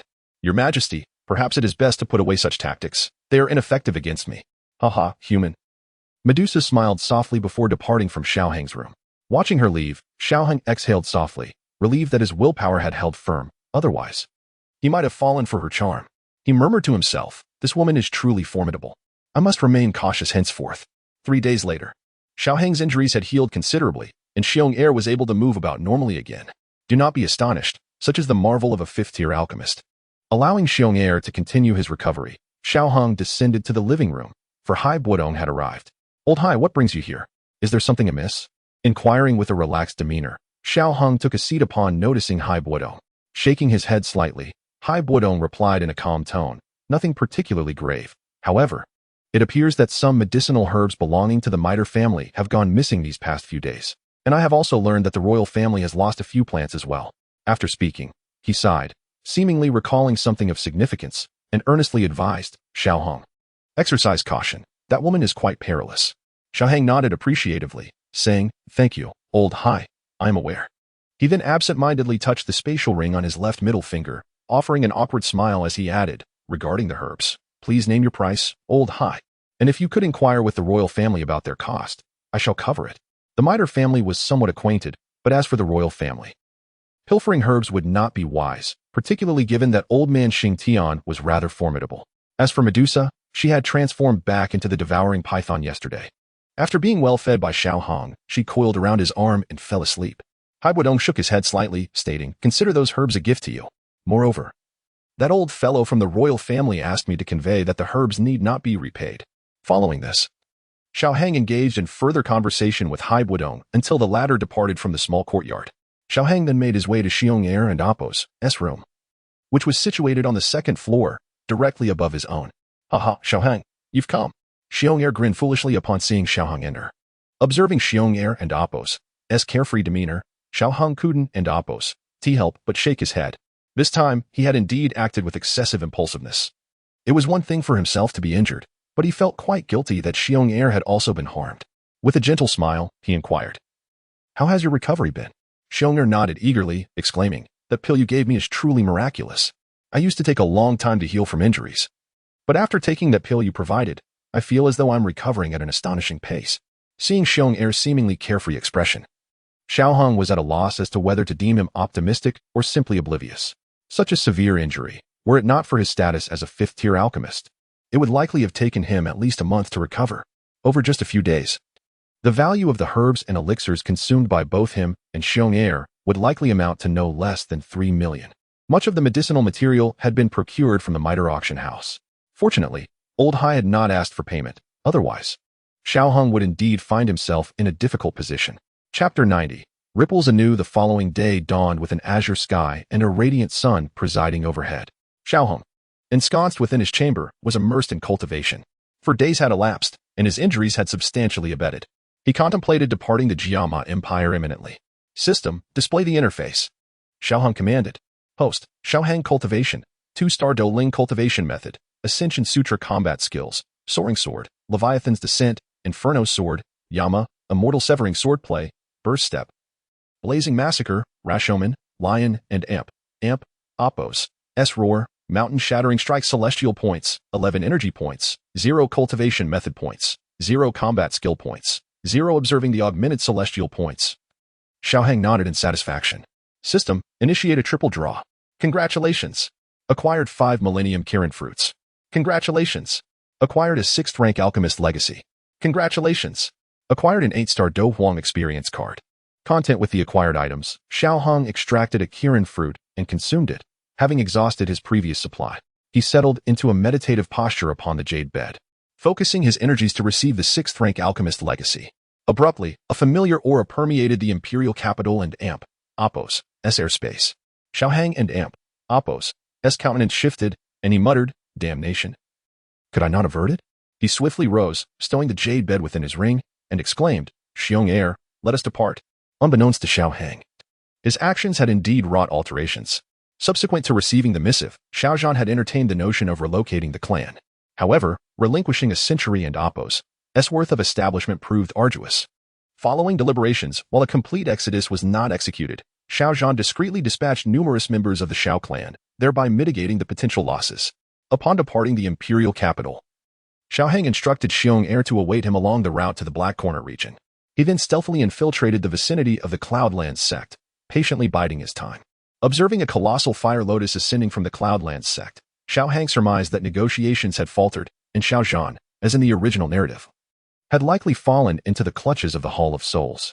Subsequently, escalating combat reverberations emanated from the Cloudlands sect and Appos' summit. The tempestuous gales and the incessant collision of white flames instilled a sense of trepidation even in Xiao Hong, situated at the mountain and Appos' base. The flames, in particular, upon inundating the Cloudlands sect's peak, induced a discernible temperature drop even at the base, attesting to their potency. The thunderous, purifying demonic flame within the ring quivered subtly, not in fear, but with an impulse to engage the white flames. Observing the tumultuous activity atop the mountain, Xiao Heng murmured, "Truly, the former medicine sovereign, even as a remnant soul, remains formidable."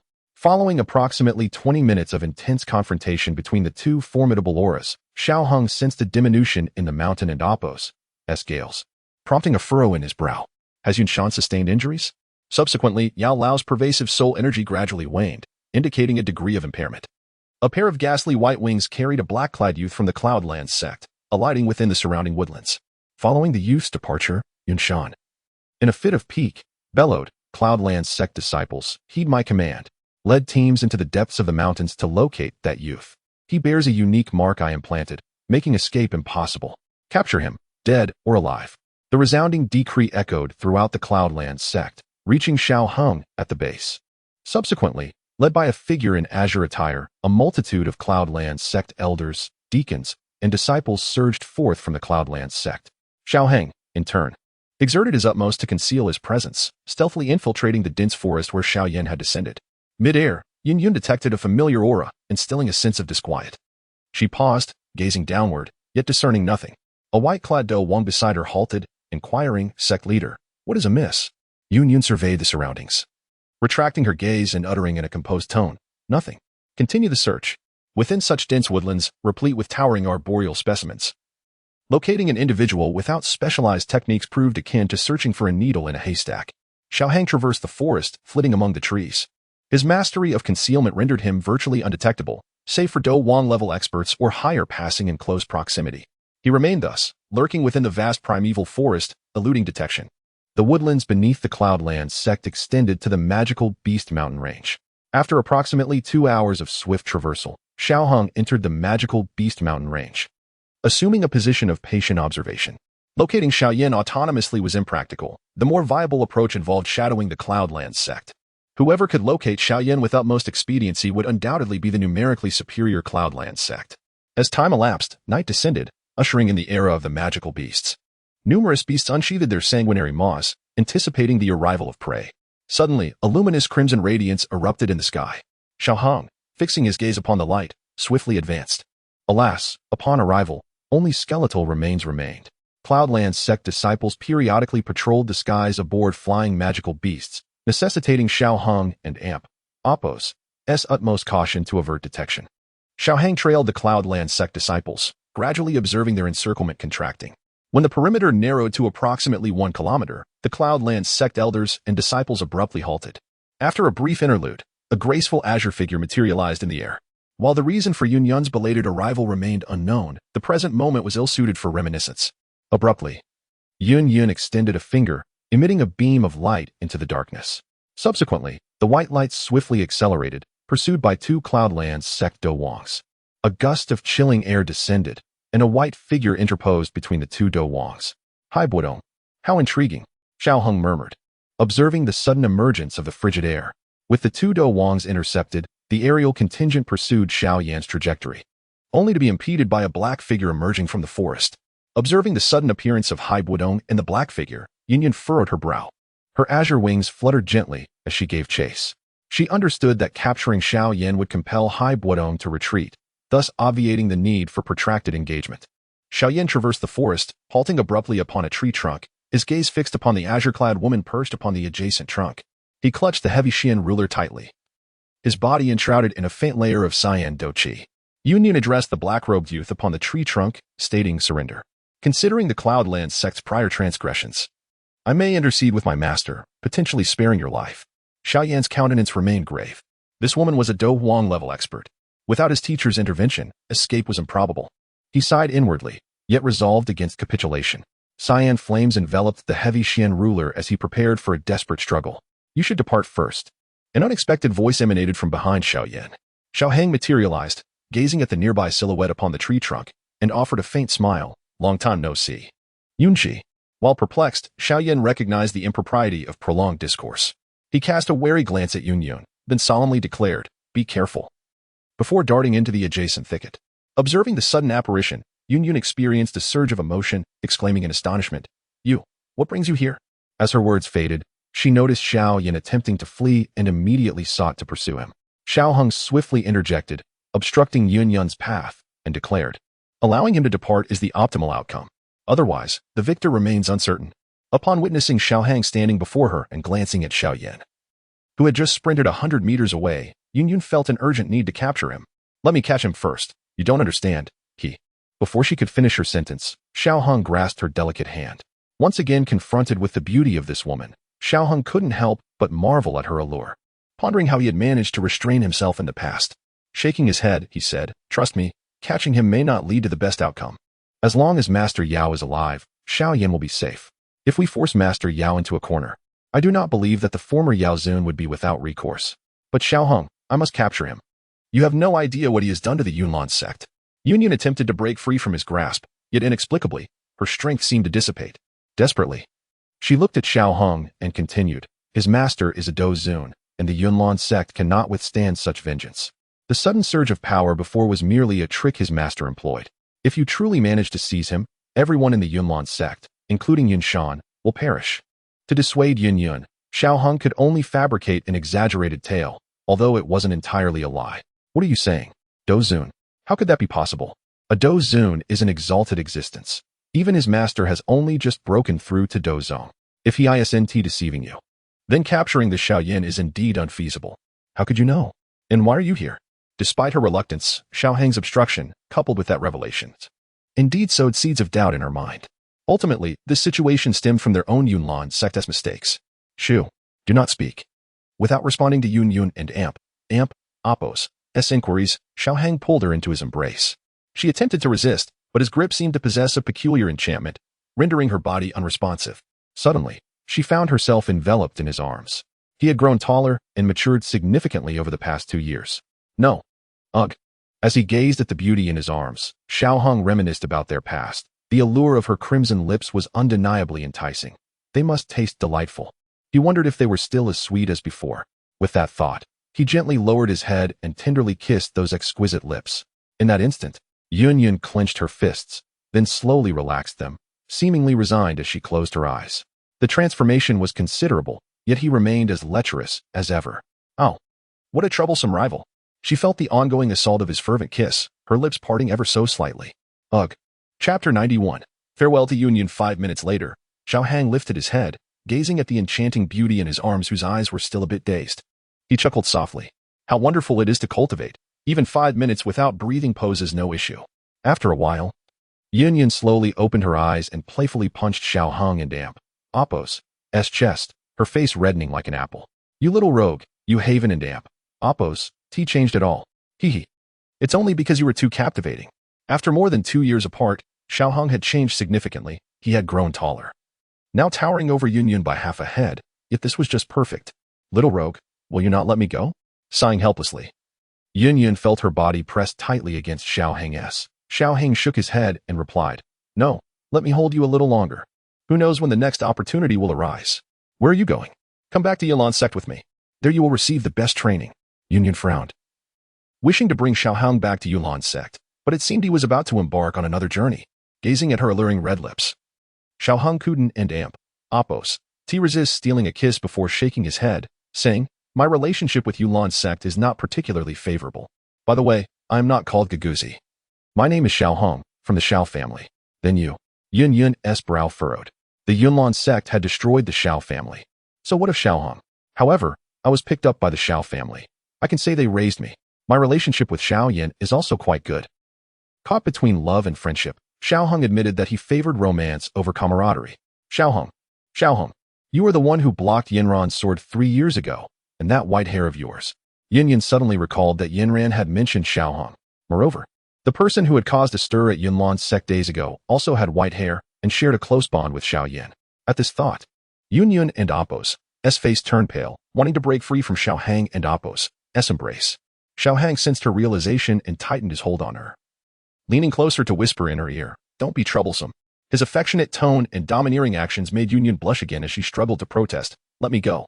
Holding her tightly, Xiaohang continued, "Time is limited. You must listen to me. Everything I said earlier is true. Xiaoyan and Appo's master is indeed a Dozun powerhouse. But you need not worry, I will not allow Xiaoyan to harm you. Also, weren't you trying to capture a man in a black robe? I urge you. Do not attempt to uncover his identity." Upon hearing Xiaohang and Appo's words, Yun ceased her struggles, gazing at him in confusion. "Why?" Xiaohang shook his head and replied, "I cannot divulge the specifics for now. You must understand that you should not seek any clues about that person. Do you comprehend? Why are you so domineering? You are merely younger than I." Looking at the man before her who cared for her, Yun felt warmed inside. Yet her curiosity about how Xiaohang possessed such knowledge lingered. Just as she was about to inquire, several disciples, having shaken off the black-cloaked figure, flew towards them on magical beasts. Xiaohang glanced in their direction and quickly stated, "I must leave. Remember, do not attempt to search for that person, even if he reappears on Yunlan Mountain." Taking a deep breath, Xiaohang lowered his head and gently kissed Yun's forehead. The unique fragrance intoxicated him. With a faint smile, he said, "Wait for me." Then, he released Yun and swiftly vanished into the night. Watching him disappear from view, Yun stood there in a daze until a few elders approached her. "Zhongzhu, what about Xiaoyan?" A white-clad elder inquired, standing before Yun. Regaining her composure, Yun replied calmly, "I Don and Appo's Tino. When I tracked him here, he suddenly vanished for some reason. I cannot find him." She rarely lied, hence her tone was slightly unnatural at that moment. Fortunately, as the leader, no one would doubt her words. The elder, in a fit of anger, struck the nearby tree, exclaiming, "Damn it. If it weren't for Haiba Dong, Xiaoyan would never have escaped. In this vast forest, finding him once was already a significant loss. To lose his trail again makes it even harder to locate him." Ignoring the elder's frustrations, Yun gazed in the direction Xiaohang had departed, saying, "Let us go back. The traces within Xiaoyan have already faded. Trying to find him again is nearly impossible, and continuing the search would be futile." The white-clad elder clenched his fists in frustration before reluctantly releasing them, bowing his head and declaring, "As you command, Zhongzhu." He then shouted, "All disciples of Yunlan's sect, cease the search and return to Yunlan's sect." "Yes." All the disciples of Yunlan's sect responded, turning back, aware that the dangers of the night in the Beast Mountain were too great. Though reluctant to leave Xiaoyan unfound, they recognized that persisting was unrealistic. Casting one last glance at the direction Xiaohang had taken, Yun turned around, azure energy wings appearing on her back, and with a gentle flap, she soared into the sky, returning to Yunlan's sect. 3 hours later, as dawn broke and the sun peeked over the horizon, Xiaohang, with his purple cloud wings, flew through the sky, descending gradually towards a small grove below. This was the place he had arranged to meet with Xiong Er. Upon seeing Xiaohang land, Xiong Er hurriedly emerged from the grove, calling out, "Xiaohang, I'm over here. Where are we headed next?" Glancing at the sun that had risen halfway, Xiaohang slowly replied, "Next, we will head to the Black Corner region, then cross it to reach Jianan Academy." The Jiama Empire held little significance for him now. It was time to depart, and he saw no need to bid farewell to anyone. Casting a glance towards the imperial capital, Xiaohang murmured, "When I return, no one here will be my rival." Jianan Academy was a crucial transition in Xiaohang's plans. However, he did not necessarily have to attend it. Compared to other forces in the Black Corner region, Jianan Academy was undoubtedly the most suitable choice, rich in resources, a favorable atmosphere, and free from excessive complications, allowing for focused cultivation. Yet, he wondered if Jianan Academy would accept him. If they did not, it would require some effort, as he could not simply head to Zhangzhou. That place was filled with formidable opponents. His Douling strength was commendable within the Jiama Empire, but in Zhangzhou, where Douzong were abundant and Douhuang were as common as dogs, his current strength might fall short. Moreover, upon examining the map he had drawn earlier, it seemed the location was indeed near the Black Corner region. Additionally, he needed to take time to organize the items left by his late master. The Bodhi body required for his cursed poison body was also situated in the Black Corner region. 3 types have presented a challenge. After the system fused his, it had transformed into a singular type. However, he mused that if he had sufficient, it should suffice. If not, he could always ask Xiaoyan for assistance with the burning decision. But to directly request Xiaoyan and Oppos as help? No way. He would never allow his sister to be at a disadvantage. Xiao Hong's objective was clear, his sister. He admitted to being infatuated. But is it wrong for a man to be so? If a man were not infatuated, could he still be called a man? Opening the map, he noted that he still had 2 cities to traverse before leaving the Jiama Empire. Also, his medicinal pills were running low, necessitating some additional refining. Engaging in battles is indeed a double-edged sword. Win or lose, there are always losses. He sighed, leading Xiong Air towards the city marked on the map. Dividing line, Tianjin City. Upon seeing the 3 large characters on the city gate and the wanted poster affixed to it, Xiao Hong smiled faintly, relieved that fellow Yunshan had not placed a bounty on him. Otherwise, with so many eyes around, it would have caused him unnecessary trouble. Upon entering the city, Xiao Hang proceeded directly to the middle auction house, where he promptly produced the card bestowed upon him by Haiba Dong. As anticipated, the staff, upon citing the card, respectfully ushered him into an exclusive VIP chamber. A corpulent gentleman, accompanied by several attendants who reverently bore a large assortment of medicinal herbs on jade trays, greeted him with a smile, saying, "My lord, here are all the herbs you require. Only 3 are unfortunately unavailable." Xiao Hang nodded, retrieving all the herbs into his spatial ring, and then produced 2 jade vials, stating, "I lack sufficient funds. Please provide me with a quiet room. I intend to concoct medicine." The middle-aged man's smile broadened, his eyes squinting with delight as he replied, "This way, my lord. We have dedicated alchemical chambers available." Following the rotund man to the alchemical room, Xiao Hong surveyed his surroundings and nodded in approval. The chamber was entirely enclosed in a deep black, illuminated only by the shimmering light of a few moonstone gems. The thick walls, constructed from superior obsidian, exhibited excellent heat absorption properties. "If you require an alchemical cauldron, we have those as well," the man remarked, observing Xiao Hang's nod, his already small eyes crinkling further with joy. "That will not be necessary. You may leave now. As long as I do not emerge, please refrain from disturbing me." Having reached the spirit combat stage, Xiao Hong was capable of enduring extended periods without sustenance, provided his energy remained intact. The corpulent man bowed slightly, hands resting on his plump waist, and said, "Then, my lord, I shall take my leave. I have arranged for attendants outside. Should you require anything, feel free to summon them." Xiao Hong remained silent, merely nodding to indicate the man could depart. The attendant turned to exit, his bulky frame closing the door behind him as he left. Once alone, Xiao Hong retrieved the cold jade bed and seated himself upon it. This bed not only accelerated his cultivation, but also enhanced his clarity while concocting medicine. He extracted the alchemical furnace, placing it upon the stone platform before him, and arranged the herbs along with a dozen or so jade vials on the protruding stone ledge. Taking a deep breath, he exhaled slowly. A swirling orb of purple flame, crackling with thunderous energy, materialized in his hand, which he then cast into the cauldron. With a wave of his energy, he summoned several herbs, allowing 4 or 5 to cascade into the cauldron simultaneously. For an alchemist endowed with extraordinary fire, the process of refining herbs was undoubtedly the simplest of tasks. Chapter 92. The Black Corner Domain. By the time Xiao Hong had successfully refined all the necessary elixirs, 2 days had elapsed. After handing a 5th-grade elixir and 2 4th-grade elixirs to the rotund man, he requested additional medicinal materials and departed with Xiong Air. A day later, as the sun hung high in the sky, Xiao Hang arrived at the final checkpoint before leaving the Jiama Empire, the Jingui Pass. Observing the vast energy barrier enveloping the pass, he could not help but marvel at the impressive power of the royal family. Upon reaching the checkpoint, Xiao Heng noticed that the search for Xiao Yan was even more stringent here. While the previous city had merely posted wanted notices, this location had dedicated personnel inspecting each individual at the city gate. As Xiao Heng approached, a guard blocked his path. Speaking with a certain arrogance, "Where do you come from? Step forward, we need to inspect you." Xiao Heng chuckled softly, bemused at the audacity of someone from the Jiama Empire speaking to him in such a manner, a rarity he hadn't encountered in a long time. Nevertheless, he was not one to instigate trouble and complied with the inspection alongside Xiong Air. After no issues were uncovered, Xiao Hong assumed the ordeal had concluded. However, to his surprise, the guard's gaze fell upon the spatial ring on his hand, and he declared with feigned righteousness, "Hand over your spatial ring. I shall inspect it to see if you have stolen any secrets from our Jiama Empire." The nearby guards remained unfazed, appearing accustomed to such proceedings, with a few even watching with interest.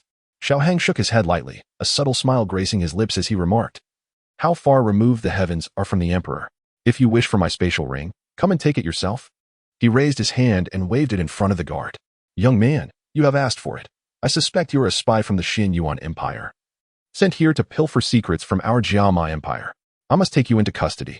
I advise you to surrender quietly, or I shall show no mercy. The guard proclaimed confidently, reaching out to seize Xiaohang. Xiaohang's expression darkened, he thought, seeking death. He swiftly grasped the guard by the throat, lifting him effortlessly. The surrounding guards, witnessing this, hastily brandished their weapons, while others remained on high alert, eyeing Xiaohang suspiciously. With one hand firmly gripping the guard's collar, Xiaohang's gaze swept over the remaining guards as he slowly spoke. The price for attacking me is quite steep. I suggest you reconsider. The sudden commotion drew the attention of many, curious about the audacity of the individual who dared to resist. As Xiaohang's calm gaze passed over them, several guards instinctively took a step back. Summon your leader, he commanded. Before long, two middle-aged men approached, accompanied by a throng of subordinates. The guard in Xiaohang's grip struggled, his eyes bloodshot, appearing on the verge of death. The man on the left spoke first. Release him, and I shall spare your life. The man on the right frowned and advised, little brother, I suggest you set him down. Let us discuss this matter amicably. Xiaohang surveyed the two. Despite their joint arrival, the mutual disdain was palpable, evident even to him. Fixing his gaze on the man on the right, he furrowed his brow and said, You are from the Mu family. The man nodded. Indeed. Do you know me, young brother? I do not know you, but I am acquainted with your family head. Xiaohang then shifted his focus to the man on the left, noticing the embroidered cloud and sword insignia on his sleeve. You belong to the Yunlan sect, do you not? This man is one of yours, correct? The man stepped forward, stating, That is correct, young man. I advise you to release him, or I assure you, you will not leave the Zhangguo Pass unscathed. Xiaohang nodded, a faint smile appearing as he retorted, Indeed. You are the first from the Yunlan sect, besides Yunshan, to speak to me in such a manner. I admire your courage. How dare you utter our sect leader and Appo's name so casually? You are doomed. The man's heart raced as he questioned Xiaohang and Appo's identity, knowing that he could not show weakness at this juncture, lest he jeopardize his standing. With a sharp crack, the guard and Appo's collar snapped. Xiaohang casually discarded the guard's body onto the ground and said slowly, I am Xiao Yao. You may make your move now. Alternatively, feel free to send someone to summon your sect master. I am at your service. Xiao Yao, he is Xiao Yao, the fifth-grade alchemist who killed an elder of the Yunlan sect and severely injured several others. Murmurs rippled through the crowd. Upon hearing the name Xiao Yao, the middle-aged man's complexion turned pale, and even the man on the right, who had previously displayed displeasure, was now stricken with fear. They immediately bowed in respect, exclaiming, We pay our respects to Master Xiao Yao. The surrounding guards followed suit, lowering their heads. We pay our respects to Master Xiao Yan. The once boisterous man who had issued the challenge now stood frozen, cold sweat trickling down his face, retreating step by step as Xiaohang advanced. Enough, Leader Mu. No need for excessive formalities. May I take my leave now? Of course, Master, he replied, not out of cowardice, but recognizing that his own background paled in comparison to this formidable figure. Xiong'er, let us go. Xiaohang approached the trembling man and coolly stated, Before I depart, you may choose to strike at me. I shall await your decision. He then walked past him, not sparing him a glance. Having taken many lives in recent days, he felt disinclined to engage further. After all, what would it matter if he annihilated everyone within the Zhangguo Pass? Once outside the Zhangguo Pass, the Yunlan sect member remained silent. It was only after being informed that Xiaohang had left that he collapsed onto the ground, realizing his clothes were drenched with sweat. Beyond the Zhangguo Pass lay an expansive plain, leading directly to the vast Black Domain. Upon reaching the Black Domain, the Black Corner Domain was within reach. With a flick of his purple cloud wings, Xiaohang and Xiong'er soared through the skies, landing in a small town at the outskirts of the Black Corner Domain. Here, the concept of guards was non-existent, and as they entered the town, Xiaohang felt numerous eyes upon them. Disregarding the gazes, Xiaohang smiled faintly and made his way to a map vendor in the town. The shop was modest, and the proprietor was a lean, elderly man. I would like the most comprehensive map of the Black Corner Domain, Xiaohang requested. Ah, a young master from some prestigious family out here for training, I see. The old man cackled. Step aside, that lad is mine. A burly man glared at Xiaohang. Bah, you think you're worthy? That lad, along with his wealth, belongs to me. The man retorted. The others nearby, overhearing the exchange, instinctively distanced themselves from Xiaohang. The lean old man produced a piece of parchment and placed it on the counter. Upon examining it, Xiaohang noted its crude depiction, though it appeared to contain the necessary information. What is the price, old man? he inquired. The elderly vendor raised a finger, his voice raspy and aged. 100 gold coins. Cash only. Xiaohang remained silent, placing 10 gold coins on the counter. Such a shoddy item demands 100 gold coins? Surely. These coins hold more value than that. The old man glanced at the 10 coins before turning back to Xiaohang, slowly stating, "Young man, I shall offer you one more chance." Xiaohang nodded, turning his gaze to the group that had spoken of him moments ago. "Come at me together. I grant you this opportunity." Several individuals exchanged glances before channeling their battle qi and launching an assault on Xiaohang. Simultaneously, an old man brandished a dagger, attempting to stab Xiaohang. "Too slow," Xiaohang muttered, sidestepping the old man's thrust. He swiftly seized the old man's hair, slamming his head against the counter. Then, gripping the old man's head with his left hand, he formed a fist with his right, his middle finger slightly protruding, and delivered a precise blow to the old man's temple before releasing him gently. He turned his gaze towards the remaining assailants. Violet battle qi coalesced in his hand, materializing into a solid longsword. With a series of swift movements, he plunged the sword into the abdomen of the third attacker, then dispelled the blade. Under the watchful eyes of everyone present, Xiaohang retrieved the 4 men and Appo's rings before departing with Xiong'er. The Black Corner region extended its peculiar welcome to every newcomer. Here, order and light were absent, replaced by the supremacy of strength. Those possessing power could murder, set fires, and commit sexual assault with impunity. However, those lacking strength were condemned to die or eke out a miserable existence. After casually opening the rings, Xiaohang revealed a look of disdain. "Pa, so poor. To be both impoverished and weak, yet still resort to robbery, utterly deranged." "Xiaohang, have we arrived in the Black Corner region?" Xiong'er inquired, trailing behind Xiaohang. His brow furrowed in discomfort at the pungent scent of blood in the air. As a fifth-order magical beast, Xiong'er was particularly sensitive to the smell of blood. Though unlike other magical beasts, he found the mixed odors repulsive. Xiaohang nodded slightly, affirming, "Indeed, this marks our entry into the Black Corner region. Do you dislike it here?" Xiong'er shook his head, replying, "I do not. It is too odorous." Sharing his sentiment, Xiaohang nodded and said, "Then let us hasten our pace and reach Canaan College swiftly. Once we enter Canaan College, all will be well." Xiaohang harbored a degree of confidence regarding his admission to Canaan College. After all, he possessed exceptional talent that few within the college could surpass, save perhaps Sonair. As for the others, he remained confident. However, he momentarily forgot the admission criteria for Canaan College, resolving to discover them upon arrival. Chapter 93, Peacetown opening the map. From the small town, Xiaohang had to traverse a vast expanse of the Black Domain Plain before reaching Hain City, with Canaan Academy situated just beyond it. Notably, the Black Domain Plain is characterized by the frequent occurrence of black storms, which add a touch of excitement for travelers. As fate would have it, Xiaohang encountered one such storm. Fortunately, with his and Xiong'er and Appo's swiftness, they spotted the ominous black tornado early and managed to evade it. Although some time was lost, it did not result in any significant trouble. During the subsequent journey, Xiaohang faced 2 more incidents involving benevolent individuals who, rather surprisingly, seemed intent on bestowing gifts upon him. He couldn't and Appo's help but marvel at the chaos of the Black Domain. Bandits were more prevalent than the storms themselves. After a day, Xiaohang and Xiong'er successfully crossed the Black Domain Plain and arrived before the towering Hain City. The gaping black gate resembled an entrance to hell, seemingly poised to devour everything in its path. "Get lost, little bastard. Don't block my way." As they entered Hain City, a burly man attempted to strike Xiaohang from behind, his palm enveloped in fighting spirit, indicating he harbored intentions beyond mere intimidation. Xiaohang furrowed his brow. Having anticipated the chaos of the Black Domain, yet the reality exceeded his expectations. With a casual wave of his left hand, the man and Appo's hand halted mid-air, trembling. Before he clutched his throat, crimson blood gushing forth, his eyes dimming in resignation as he collapsed to the ground.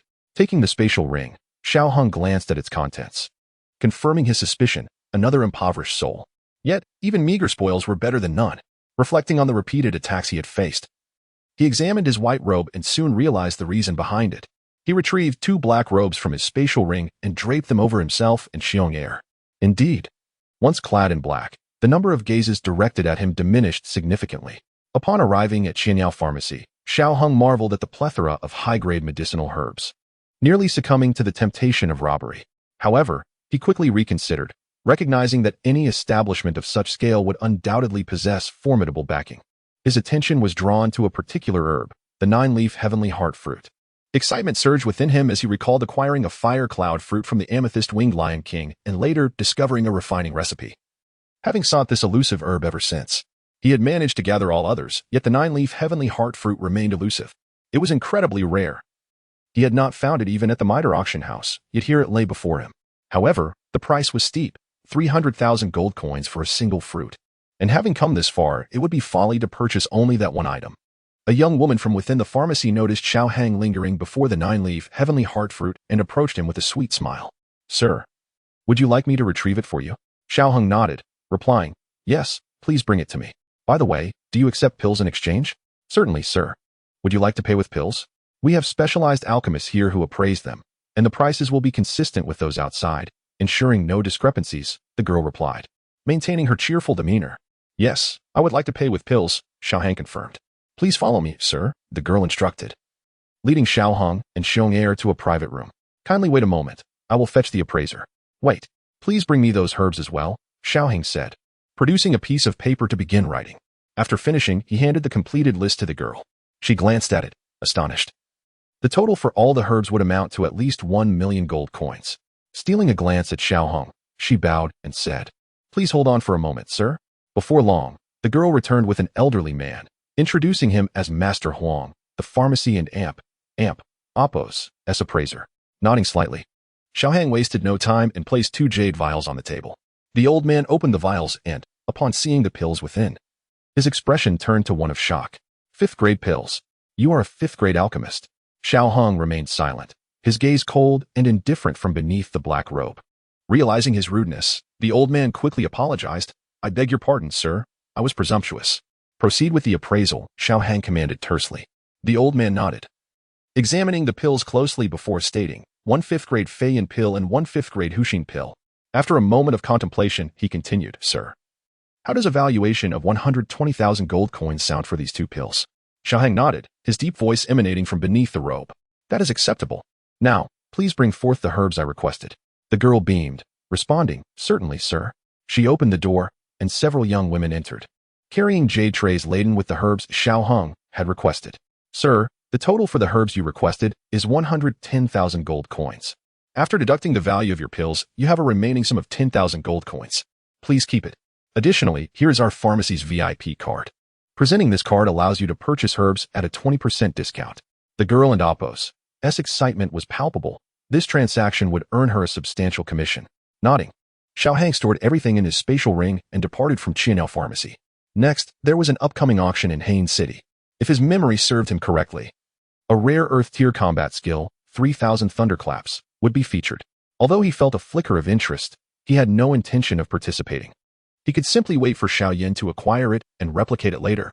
Why expend the effort to compete? Deciding instead to traverse through Hain City, he approached a small town near Canaan Academy, Peace Town. Observing the pitch-black tree at the entrance, Xiao Hang smiled faintly, disregarding the corpses hanging from its branches. Indeed, in any realm, power begets peace. Upon entering Peace Town, a figure descended from above, landing before Xiao Hang. Observing him and Xiong Er, the figure coolly stated, "State your name and origin." The figure, youthful and clad in a light blue robe, wore a blue badge emblazoned with a dagger stained in crimson. Removing his hood, Xiao Hang revealed his youthful visage, prompting Xiong Er to do the same. The young man observed Xiao Hang's actions without interference, extending his palm to reveal 2 red pills. He coldly proclaimed, "State your name and origin. To enter Peace Town, you must consume these 2 pills. Rest assured, they are not poisons, but rather a detection pill crafted by the Academy and Appos' alchemy department. Should you harbor any murderous intent within the town, these pills will emit a red glow from your body, allowing our enforcement team to locate you. As for the consequences, I believe you have seen the corpses hanging from the tree outside." Xiao Hang chuckled softly, noting the audacity of Canaan Academy. Yet, their arrogance was backed by genuine power. Glancing at the red pills, he smiled and inquired, "I have come to Canaan Academy to seek someone. Is consumption of the pills necessary?" The young man furrowed his brow slightly, replying coldly, "Who are you looking for?" Clearly, he was skeptical of Xiao Hang's claims, as there would always be those who sought excuses to evade taking the pills. Xiao Hang pondered briefly before responding with a calm smile. "Well, it's not so much about seeking someone. I merely wish to inquire if Canaan Academy is still accepting students. I possess exceptional talent." The young man appeared taken aback by Xiao Hang and Appos' response, for it was his first encounter with someone inquiring about enrollment at Canaan Academy. Exceptional talent? How exceptional? Is it superior to those monstrous figures? Just as he was about to respond, a middle-aged man leaped down from the rooftop. He addressed the young man, Wu Hai. What is going on? The youth, upon seeing the man, became noticeably more reserved and pointed at Xiao Hang, saying, Captain Huda. This young lad just claimed he came to find someone and then asked me if the academy is still enrolling. The middle-aged man then turned his gaze to Xiao Hang, visibly surprised, and remarked, the enrollment period for this year has already passed. You may come back next year. ISN and AMP. AMP? Oppos. Is there any possibility of leniency? I possess considerable talent. The man and Oppos' brow furrowed as he replied, do not waste time. I have stated that the enrollment period has elapsed. You can either consume a pill to enter or leave. I and Oppos am looking for someone. Her name is Xiao Sun and Oppos. She should have entered the academy 2 years ago. Observing the man and Oppos' stern demeanor, Xiao Hang reluctantly abandoned his hope of gaining admission to the Jianan Academy through backdoor means. Nonetheless, he reassured himself, for he still had Sun and Oppos. Having an acquaintance makes matters simpler. If Xiaoyin could secure a 2-year leave, he too could surely gain special admission to the Jianan Academy.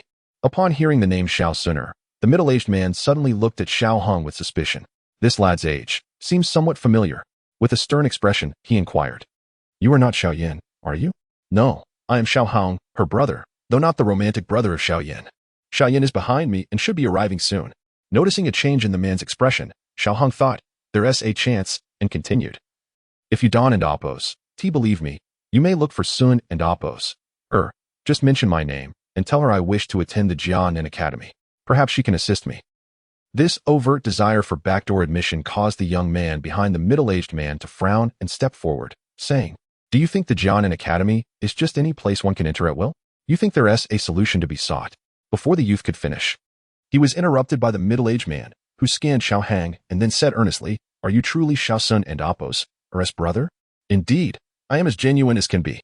Xiao Hong affirmed seriously, adding, Who would dare lie here? I certainly do not wish to be hung from that tree. Did you traverse the Black Corner region by yourself? The middle-aged man inquired. Yes, Xiao Hang replied with a nod. Now, the man displayed a keen interest in Xiao Hang and asked, How old are you this year? 17. I believe. As an orphan, Xiao Hong was uncertain of his exact age and could only provide an approximate figure. Chapter 94. The back door. Is there no breakthrough to the Dome Master? The middle-aged man continued to inquire. 17 is a bit old, but if the talent is commendable, it can still be considered. Yes, I have already broken through to the Dome Master. Xiao Heng replied. Not bad, kid. I will grant you an opportunity to enter the academy. If you can defeat him, I will make an exception. The middle-aged man gestured towards the youth behind him, stating, Wu Hai is currently a 3-star Dome Master. Defeat him, and I will make an exception for you to join the Canaan Academy. What do you say, kid? Are you sure? Xiao Hong questioned, skeptical about the ease of taking such a backdoor. Horde frowned slightly and said, Kid, either nod if you can do it, or scram if you can and amp. Oppos, Don and amp. Oppos, waste my time here. Horde Captain. Wu Hai frowned, wanting to say something more, but was interrupted again by the middle-aged man. Xiao Heng nodded. With such a good opportunity, he was naturally willing to accept. This is what you said, no backing out. Rest assured, I, Horde, keep my word. If you can defeat Wu Hai, I will specially recruit you into the academy. After speaking, Horde turned to the youth behind him and said, Wu Hai, is that acceptable? Since the captain has said so, how could I possibly resist? Wu Hai could only nod in agreement, stepping forward and saying, Come on. Do you want me to let you have 2 moves first? Xiao Hang smiled lightly. No need. Can we begin? Sure. As the youth and Oppos' words fell, he felt a shadow loom behind him. Just as he reacted, a hand had already pressed against his neck, a bead of cold sweat silently oozing out. How is this possible? I am a Dome Master. Horde and amp. Oppos' eyes narrowed. He had nearly missed Xiao Hang and amp. Oppos' movement, which was incomprehensible at such speed. This kid is certainly peculiar. Gently lowering his hand from the youth's neck, Xiao Hang wore a faint smile and looked at Horde, saying, No backing out, remember. Horde exhaled softly and suspiciously asked, Kid, are you really Xiao Suner's brother? With such speed, even Xiao Suner couldn't possibly match it. Oh, teacher, why do you care so much? As Xiao Suner's brother, Shun and Oppos, I be a bit stronger? Xiao Hang replied playfully. All right, teacher, it and Oppos, as time for you to fulfill your promise. Nodding, Horde seemed much more amiable now. Looking at Xiao Hang and saying, Good. Come with me. Wu Hai, you keep an eye here. If anyone causes trouble, just call for me. With the words spoken, Despite the peculiarities of this kid, Horde believed he would keep his word. Moreover, the internal selection competition was approaching, and this kid might just surprise him. Xiong-er. Let us go. Calling for Xiong-er, Xiaohang followed Horde towards the center of Peace Town. Kid, is this your magical beast? It can understand your words. It seems quite intelligent, though its power appears a bit lacking. In Horde's perception, Xiong-er seemed to possess only first-tier strength.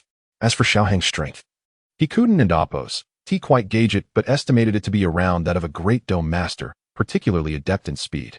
Just a bit weak, Xiaohang replied. Glancing at Xiong-er, he wanted to inform this teacher that Xiong-er was not as simple as he thought, but after some consideration, he decided it was better not to disclose this to the teacher. He chuckled lightly, indeed. Just quite clever, with average strength. As they spoke, the two arrived in a spacious room where two other individuals were present. Horde Captain. Hello, Horde Captain. Horde nodded, pulling out a stack of documents and flipping to a new page to record Xiaohang's information. After a while, he retrieved the documents and turned to Xiaohang, stating, All right, you are now my student. No objections? Xiaohang nodded. It mattered little under whose name he was registered, as entering the academy was what truly mattered. No problem. Teacher Horde. Good. Your information will need further verification, but I will handle it all for you. Saying this, Horde produced a cerulean badge and handed it to Xiaohang. Instructing, wear this badge. It grants you access to the academy. I still have duties to attend to and want to return for a couple of days. For now, I'll have them escort you to the academy. Since you have acquaintances there, it would be good to familiarize yourself. Receiving the badge, Xiaohang affixed it to his chest, saying, Understood, teacher. By the way, the internal selection competition is just around the corner. With your strength, you should have a considerable chance, Horde remarked, turning to a nearby youth. Zhao Lin, you will take him back to the academy. You know the new student procedures, right? If anyone inquires, just say he was specially recruited by me. With that, Horde handed Zhao Lin another badge. Understood, Horde Captain. After receiving the badge, the youth nodded at Xiaohang and said, Follow me. Thank you, Teacher Horde. Xiaohang expressed his gratitude. All right, off you go. The internal selection competition is about to commence, and who knows, I might even benefit from you, kid. Horde smiled faintly, feeling that he finally had a relatively strong student in his class, alleviating the annoyance of those who often flaunted before him. As for the verification of Xiaohang's information, he knew enough people, so it shouldn't pose a problem. Following Zhao Lin outside, they arrived at an open area where 4 griffins were resting quietly. The griffins exuded the aura of third-tier magical beasts, prompting Xiaohang to marvel at the formidable strength of Canaan Academy. The youth patted one of the griffins and commanded, Get up, we're heading back to the academy. The griffin lazily rose, shaking its massive body. With a swift leap, the youth mounted the griffin and turned to Xiaohang, saying, Come up. With a gentle jump, Xiaohang and Xiong-er steadied themselves on the griffin's back. The youth glanced at Xiong-er with some surprise before returning to his senses, saying, Let us go. Horde Captain, is he very strong?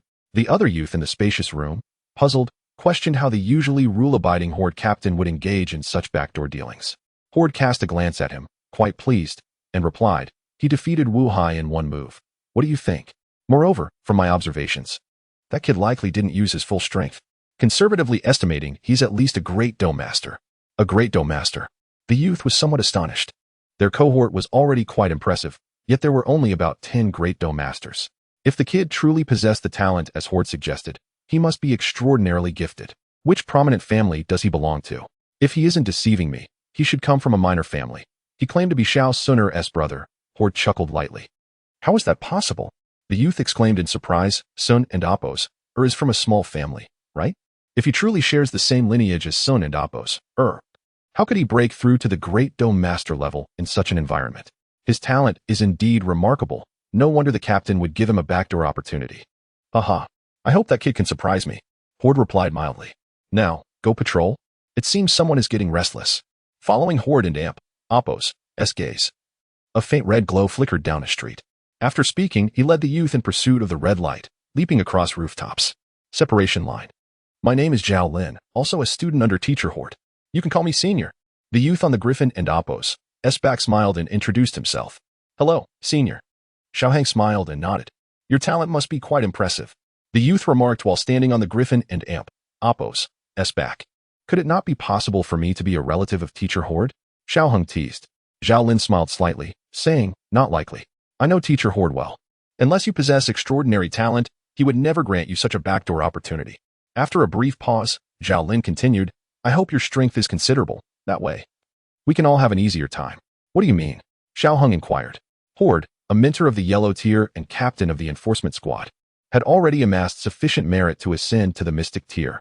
However, due to the average prowess of this year and amp, Oppos, students, his promotion remained elusive. The youth spoke slowly. If you demonstrate exceptional strength and secure a position in the top 5 during the upcoming competition, it is likely that Mentor Horde will finally achieve his long-deserved elevation. Indeed. Xiao Hang nodded thoughtfully, a subtle smile gracing his lips. Rest assured, I will secure a spot in the top 5. Haha. Let us hope your capabilities align with your confidence. But should you falter, fear not, you will have another opportunity next year.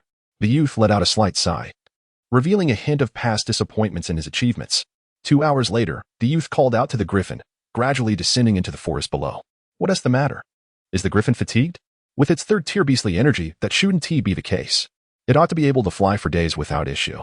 The griffin was not weary. However, the presence of numerous high-tier magical beasts in the impending forest warranted a prudent pause for rest.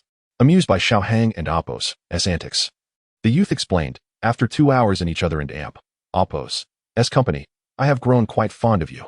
Their journey from Peace Town commenced in the afternoon, and as twilight descended after 2 hours, the griffin alighted in a rather concealed valley. Standing on the ground, Xiao Hung could indeed hear the distant howls of magical beasts. Yet, the seclusion of their location suggested safety. After all, he was not the legendary protagonist of tales. All right, let us settle here. Rest assured, this is a designated resting place for the griffin, and typically, no troubles arise. It is quite secure. Zhao Lin observed Xiao Hung's cautious scanning of the surroundings and smiled slightly. Your vigilance is commendable, but we have traversed this area countless times without incident.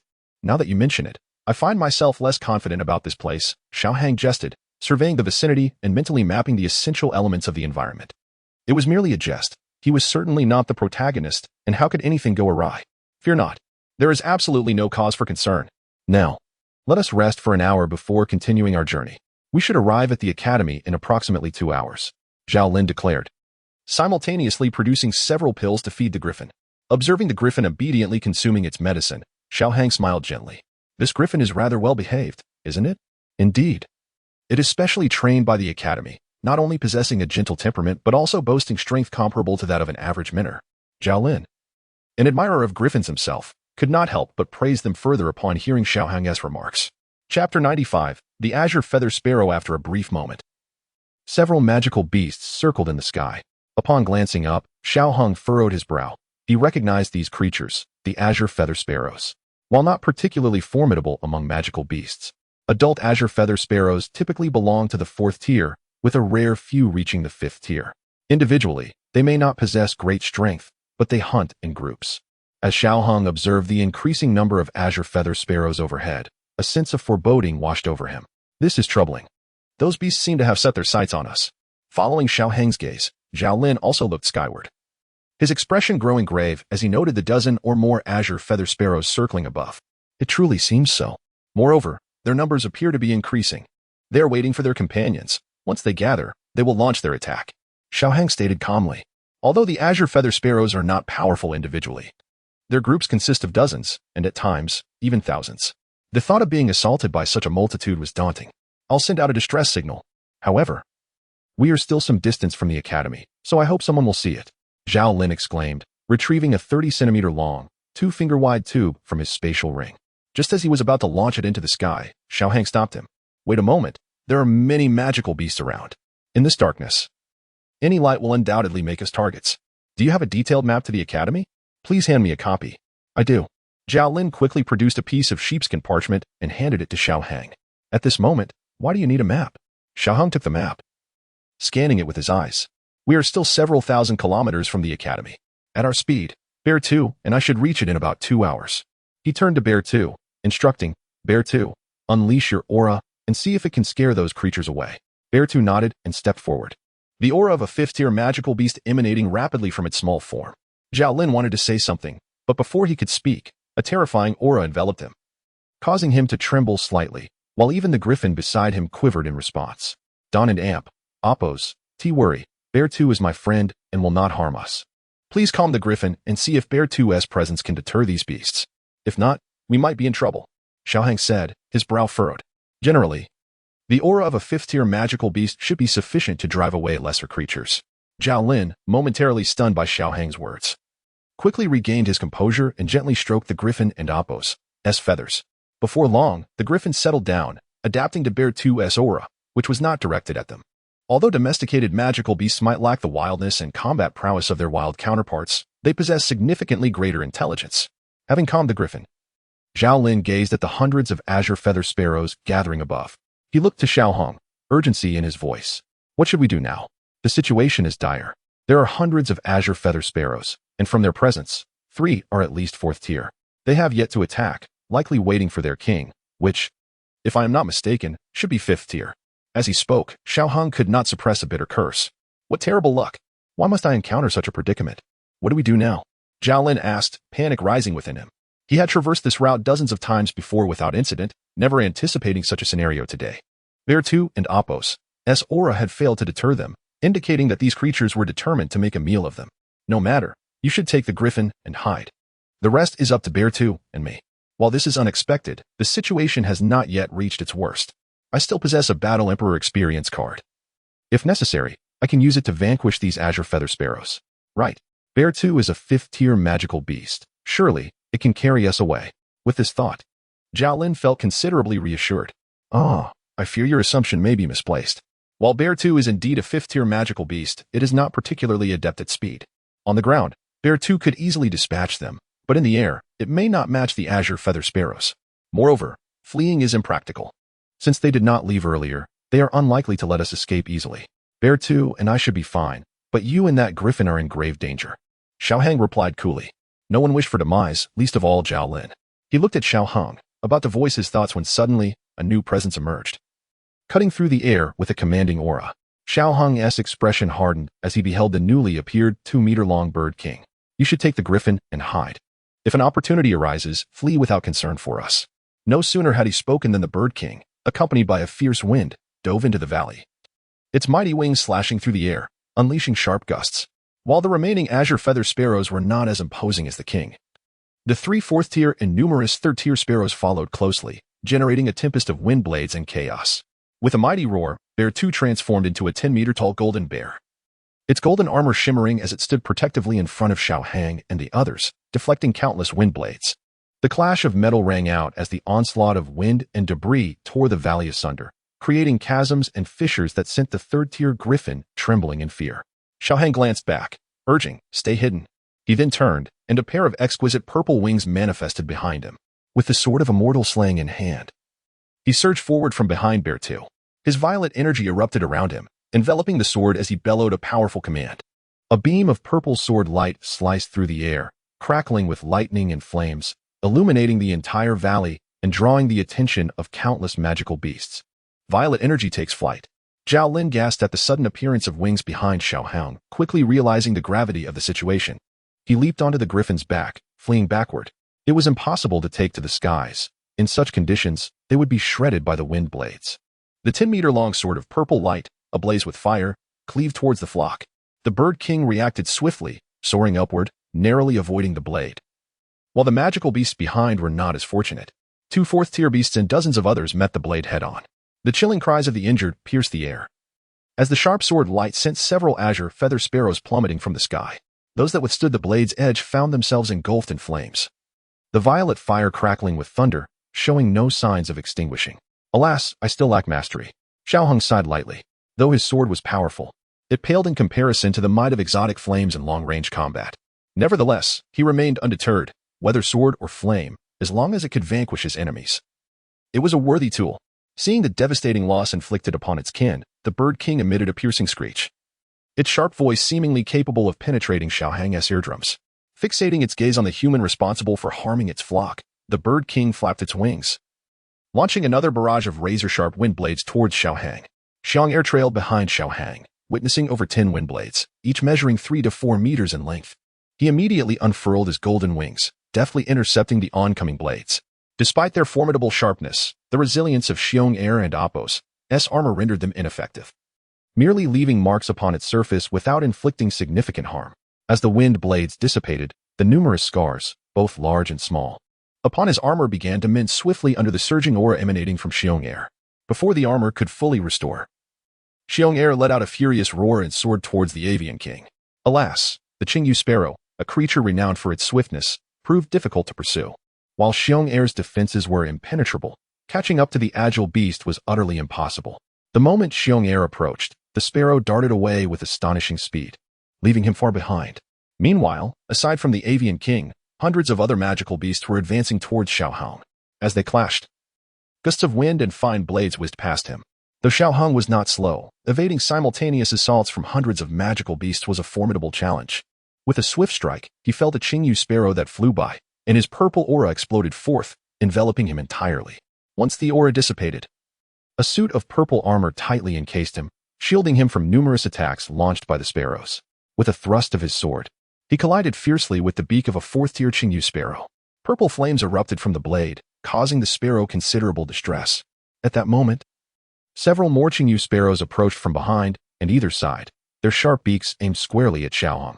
The Qingyu sparrow and Appos' beak, the hardest part of its body, combined with its speed, delivered devastating attacks. This was their most frequently employed offensive strategy. Realizing the peril, Xiaohong deftly maneuvered his sword, avoiding the beak of the previously encountered fourth-tier sparrow. With a powerful flap of his purple wings, he surged upwards in an instant. As several Qingyu sparrows whizzed past him, their razor-sharp beaks scraped against his purple armor, igniting sparks. With sword in hand, he leaped atop several Qingyu sparrows. His flame-ensconced sword swept downwards, severing the heads of 3 sparrows cleanly. The remaining sparrows suffered grievous wounds from the sharp blade and the aura, blood barely having the chance to flow before the purple flames engulfed their injuries, inflicting further damage. Observing the fall of yet more Qingyu sparrows, Zhao Lin, hidden behind a rock, widened his eyes in astonishment and stammered, "Incredible. No wonder he claimed he could secure a spot in the top 5. With such strength, first place is surely within grasp." Chapter 96. The Battle of the War Birds. After unleashing a strike with his sword, Xiaohong swiftly retreated. But the azure-feathered sparrows were not foolish. They altered their course, determined not to let this human escape. Casting a glance at the bear too, who was suspended behind the bird king, and then at the relentless flock pursuing him from behind, Xiaohong quickly turned, executing 4 or 5 sword strikes in rapid succession before continuing his flight. The flames enveloping his sword collided with the pursuing birds, causing 2 of them to plummet from the sky. However, this was of little consequence, as the gaps were quickly filled by the relentless onslaught of their companions. A drop of crimson fell from the sky, and Xiaohong felt a faint sting in his left shoulder, a reminder of the price he paid for escaping the encirclement. Cursing under his breath at the savage beasts, he glared at the diminishing distance between himself and his pursuers. If this continued, he would surely be worn down by these creatures, and the situation for Bear 2 was equally grim. The Bird King and Appos' speed was too great for Bear 2 to match. Such a frenzied chase was taxing for a creature of Bear 2 and Appos' size. Once Bear 2 was sufficiently exhausted, the Bird King would have the opportunity to turn and pursue him, sealing his fate. "Damn it, I'm going to waste a Battle Emperor experience card," he thought, hoping to draw another one later. Gritting his teeth, Xiaohong resolved to utilize that experience card. It was futile to prolong the struggle against these swift and numerous beasts, which were also fearlessly aggressive. The notion of wasting a freshly drawn Battle Emperor experience card on these creatures pained him. Just as Xiaohong was about to use the experience card to dispatch these foes, an unexpected movement at his sleeve caught his attention. A small creature wriggled twice before peeking out from within his cloak. A glimmer of hope, he mused, heartened by the sight of this charming little being. Bear 2 could not keep pace with these adversaries, but the devouring python surely could. The little creature affectionately nuzzled Xiaohong and Appos' chin, flicking its pink tongue in anticipation, as if to say, "I'm back. I'm hungry. Please feed me." Glancing back at the pursuing flock of azure-feathered sparrows, Xiaohong paused and turned to the devouring python, saying, "Little one, eliminate them and feast to your heart's content." The little creature first regarded Xiaohong, then surveyed the multitude of birds behind them. It flicked its tiny tongue and soared out of his embrace, radiant colors blossoming around it. In an instant, the creature expanded into a colossal form, measuring over 20 or 30 meters in length. Its tail swept through the air, generating a powerful gust that struck the hundreds of azure-feathered sparrows. Boom! The numerous sparrows were caught off guard, their bodies exploding upon impact, scattering their remains far and wide. Another 5th-tier magical beast. This junior is extraordinarily powerful. Zhao Lin, concealed behind a boulder, gaped in disbelief at the unfolding spectacle. How could he possess such strength? Along with 2 5th-tier magical beasts? Minderhode, what kind of monster have you brought into our midst? The griffin nearby trembled at the presence of yet another high-tier magical beast, gripped by a terror that seemed rooted not only in fear of raw power but also in an instinctual, ancestral dread. The arrival of the devouring python instantly shifted the tide of battle. With a single sweep of its tail, over 20 azure-feathered sparrows were rendered combat ineffective. Xiaohang focused intently, raising his sword towards the flock, as 9 illusory sword figures gradually materialized beside him. Humans, it appeared, were better suited to combat techniques. With a deliberate motion, he pulled the sword back to his ear. Each slight movement solidified the surrounding sword shadows until the sword hilt rested firmly against his ear. The 9 purple swords crystallized into tangible forms. Drawing a breath, he proclaimed, 9 decisions. Fall. The blades descended with his utterance, piercing directly towards the flock, while the solidified purple swords left ripples in the air as they advanced. Whoosh. The 9 corporeal swords sliced through the atmosphere, striking the heart of the flock. In an instant, the azure-feathered sparrows pierced by the colossal swords were cleaved in twain, while those who escaped such a fate bore grievous wounds, blood spurting forth as they struggled helplessly before plummeting to the ground. The flock emitted piercing cries of anguish. Upon witnessing this, the bird king screeched twice and altered its course to rally towards its kin, while Bear 2, observing the chaos, also redirected its charge, roaring fiercely as it advanced. With another sweep of its tail, the devouring python dispatched more azure-feathered sparrows, exhibiting no difficulty in dealing with these smaller foes. Indeed, with its formidable scales and rapid speed, only the bird king could rival the devouring python's prowess, while the remaining sparrows were utterly outclassed. Faced with the devouring python, the azure-feathered sparrows appeared to lose their former ferocity, succumbing instead to the relentless slaughter. Moreover, Xiaohang was not idle. He maneuvered through the chaos, occasionally unleashing combat techniques to hasten the demise of these avian adversaries. The bird king flapped its azure wings and let out a series of shrill cries, summoning tangible blades of wind that hurtled towards Xiaohang. Unfazed by the approaching onslaught, Xiaohang swiftly formed a hand seal, conjuring a towering green shield before him. Rashomon, he called out. Dozens of wind blades collided with Xiaohang's shield, creating a deafening cacophony as they shattered upon impact, dispersing into a whirlwind that tousled Xiaohang's white robe and silver hair. With a disdainful huff, Xiaohang observed as the shield gradually dissipated. Damn, 5th-tier magical beasts are still formidable against me. Even with my advanced techniques, it is a struggle to counter all the wind blades. If the bird king were to launch another barrage, I might not withstand it. Little one, join Bear 2 in confronting that great bird. I shall handle the rest. Xiaohang instructed the devouring python, who returned to his side, casting a human-like glance at him, as if to inquire, "Can you hold your ground?" "Not a problem. They're merely injured birds," he replied confidently. "You focus on the largest threat while I take care of the rest. Don't worry. I'll ensure you have your fill once this is over." It was a jest. If he could not defeat a horde of wounded birds, how would he ever survive? With over 100 azure-feathered sparrows remaining 10 or so of 3rd-tier strength, for 4th tier, Xiaohang had already dispatched 1 4th-tier and 2 3rd-tier sparrows, along with over 20 of lower rank. After the devouring python and Apos' appearance, they had collectively taken out 2 more 4th-tier and 5 3rd-tier sparrows, along with numerous others. Thus, only 1 4th-tier and 4 3rd-tier remained, with the lower-tier sparrows reduced by half. Xiaohang felt ready to test his mettle. "Remember, do not let them escape," he added. Having already endured an unprovoked assault from these creatures, allowing them to flee would only add to his frustration. With the plan in place, the devouring python surged towards the bird king, matching its speed and intelligence as it maneuvered to block the bird king and Apos' path, caught between 2 formidable foes. The bird king could only brace itself against the python's tail before pivoting to flee. Observing the remaining 40 to 50 azure-feathered sparrows, Xiaohang formed a seal with his left hand, summoning a violet pillar of fire before him. "Flame of destruction, go," he commanded. As the massive column of fire surged forth, crashing into the flock and bringing down several more azure-feathered sparrows. The violet wings trembled as Xiaohang transformed into a shadow of purple, racing towards the flock of birds, wielding his long sword and clashing continuously with them. With the flock diminished, many of the remaining birds were injured, and at last, it was time for the longsword to unleash its ferocity.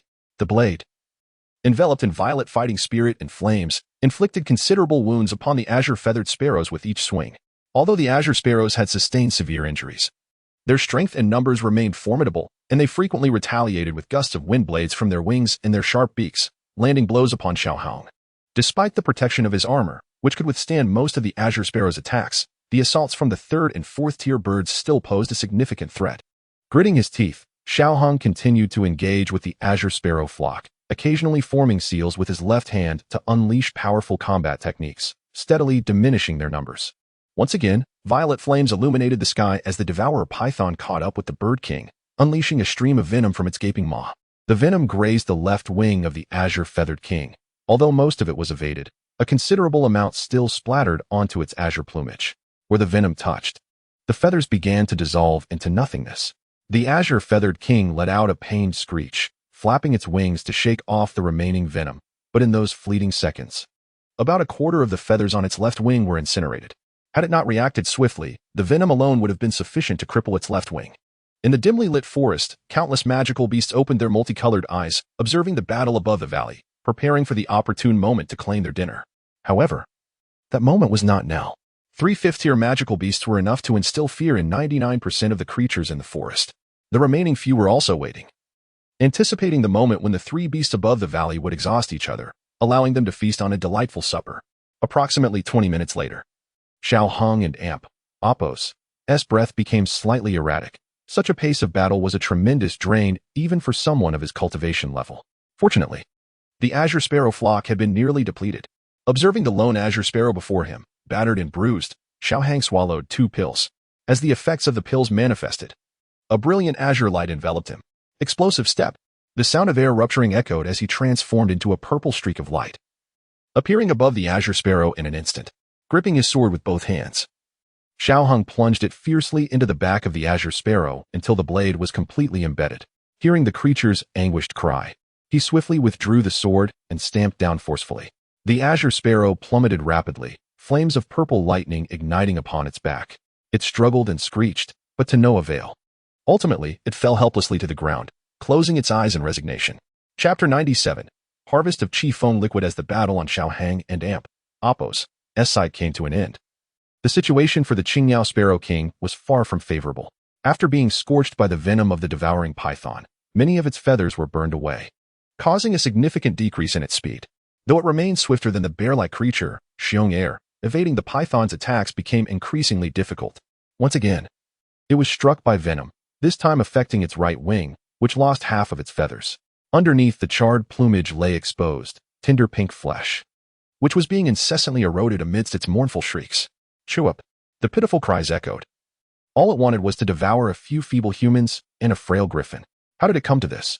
With its right wing nearly destroyed, the Qingyu Sparrow King and Amp, Appo's speed plummeted further, allowing Xiong Air to catch up. The devouring python whipped its tail, stirring the surrounding air, and forcefully struck the Qingyu Sparrow King. This time, it could not evade. The blow sent it hurtling through the air, and at that moment, Xiong Air arrived in its path. Roar. With a mighty roar, Xiong Air and Appo's golden aura flared as it delivered a powerful strike to the top of the Qingyu Sparrow King and Appo's head. The sound of cracking bones echoed as the bird plummeted to the ground, crashing through over 10 large trees before finally coming to a halt. Roar. Roar.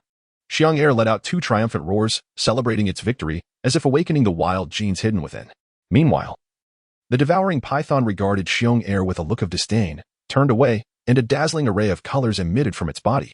In an instant, it transformed back into a diminutive form, no larger than a couple of fingers, and darted towards Xiao Hang like a colorful shadow. SSS. Feed me.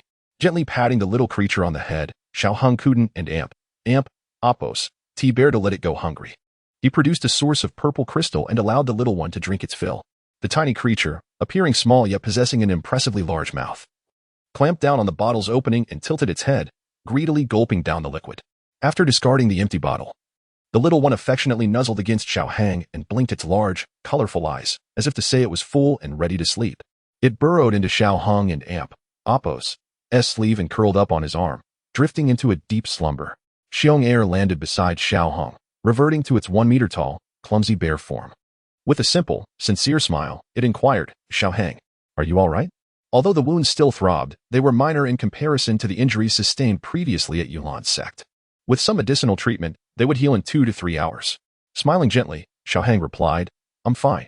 Thank you for your hard work, Xiong Air. Xiong Air chuckled modestly, it and Amp, Appo's nothing. The interaction between the human and the bear left Zhao Lin, who had just approached, in a daze. Was this truly the formidable 5th-tier magical beast from earlier? Casting a glance at the still timid griffin, Xiao Hang turned to Zhao Lin and asked, are you all right? Zhao Lin shook his head. I'm fine. Thanks to you. I would not have survived otherwise. That's good to hear. Rest for a bit. I will clean up the battlefield. We cannot simply leave so many magical beasts behind. At the very least, we need to collect their cores. Xiao Hong stated with a calm smile. I'll help you. Although I didn't assist much earlier, I can help clean up the battlefield, Zhao Lin offered. Together, they began to dissect the fallen magical beasts. An hour later, surveying the small pile of magical cores before them, Xiao Hang felt satisfied. It wasn't a complete loss. Especially since the 5th-tier wind attribute core was already worth the effort. Tossing a 3rd-tier magical core to Zhao Lin, Xiao Hang said, Here's one for you. A share for everyone. Catching the core, Zhao Lin quickly shook his head. No. You saved my life. How can I accept your belongings? He attempted to return the core, his eyes devoid of any desire, filled only with gratitude towards Xiao Hong. It's fine. Take it. A 3rd-tier core is nothing to me. Besides, I will need your guidance moving forward. Consider it a fare for the journey. Xiao Hong replied with a serene smile. Indeed, a 3rd-tier magical core held little significance for him. Zhao Lin hesitated momentarily. While a 3rd-tier core was of lesser value to Xiao Hang, it remained precious to him, especially as he might soon require a wind attribute core.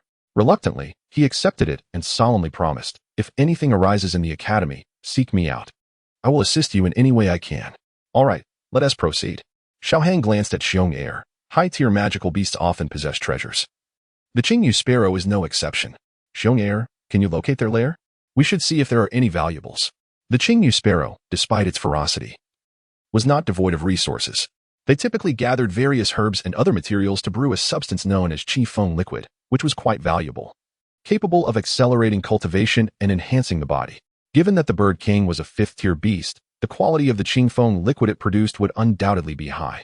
Xiao Hong intended to have Xiong Air follow the scent to see if they could locate it. I'll give it a try. Xiong Air nodded slightly. Its keen sense of smell allowed it to distinguish many scents clearly, a significant part of its sensitivity to spiritual materials. After a moment, Xiong Air and Appo's nose twitched slightly.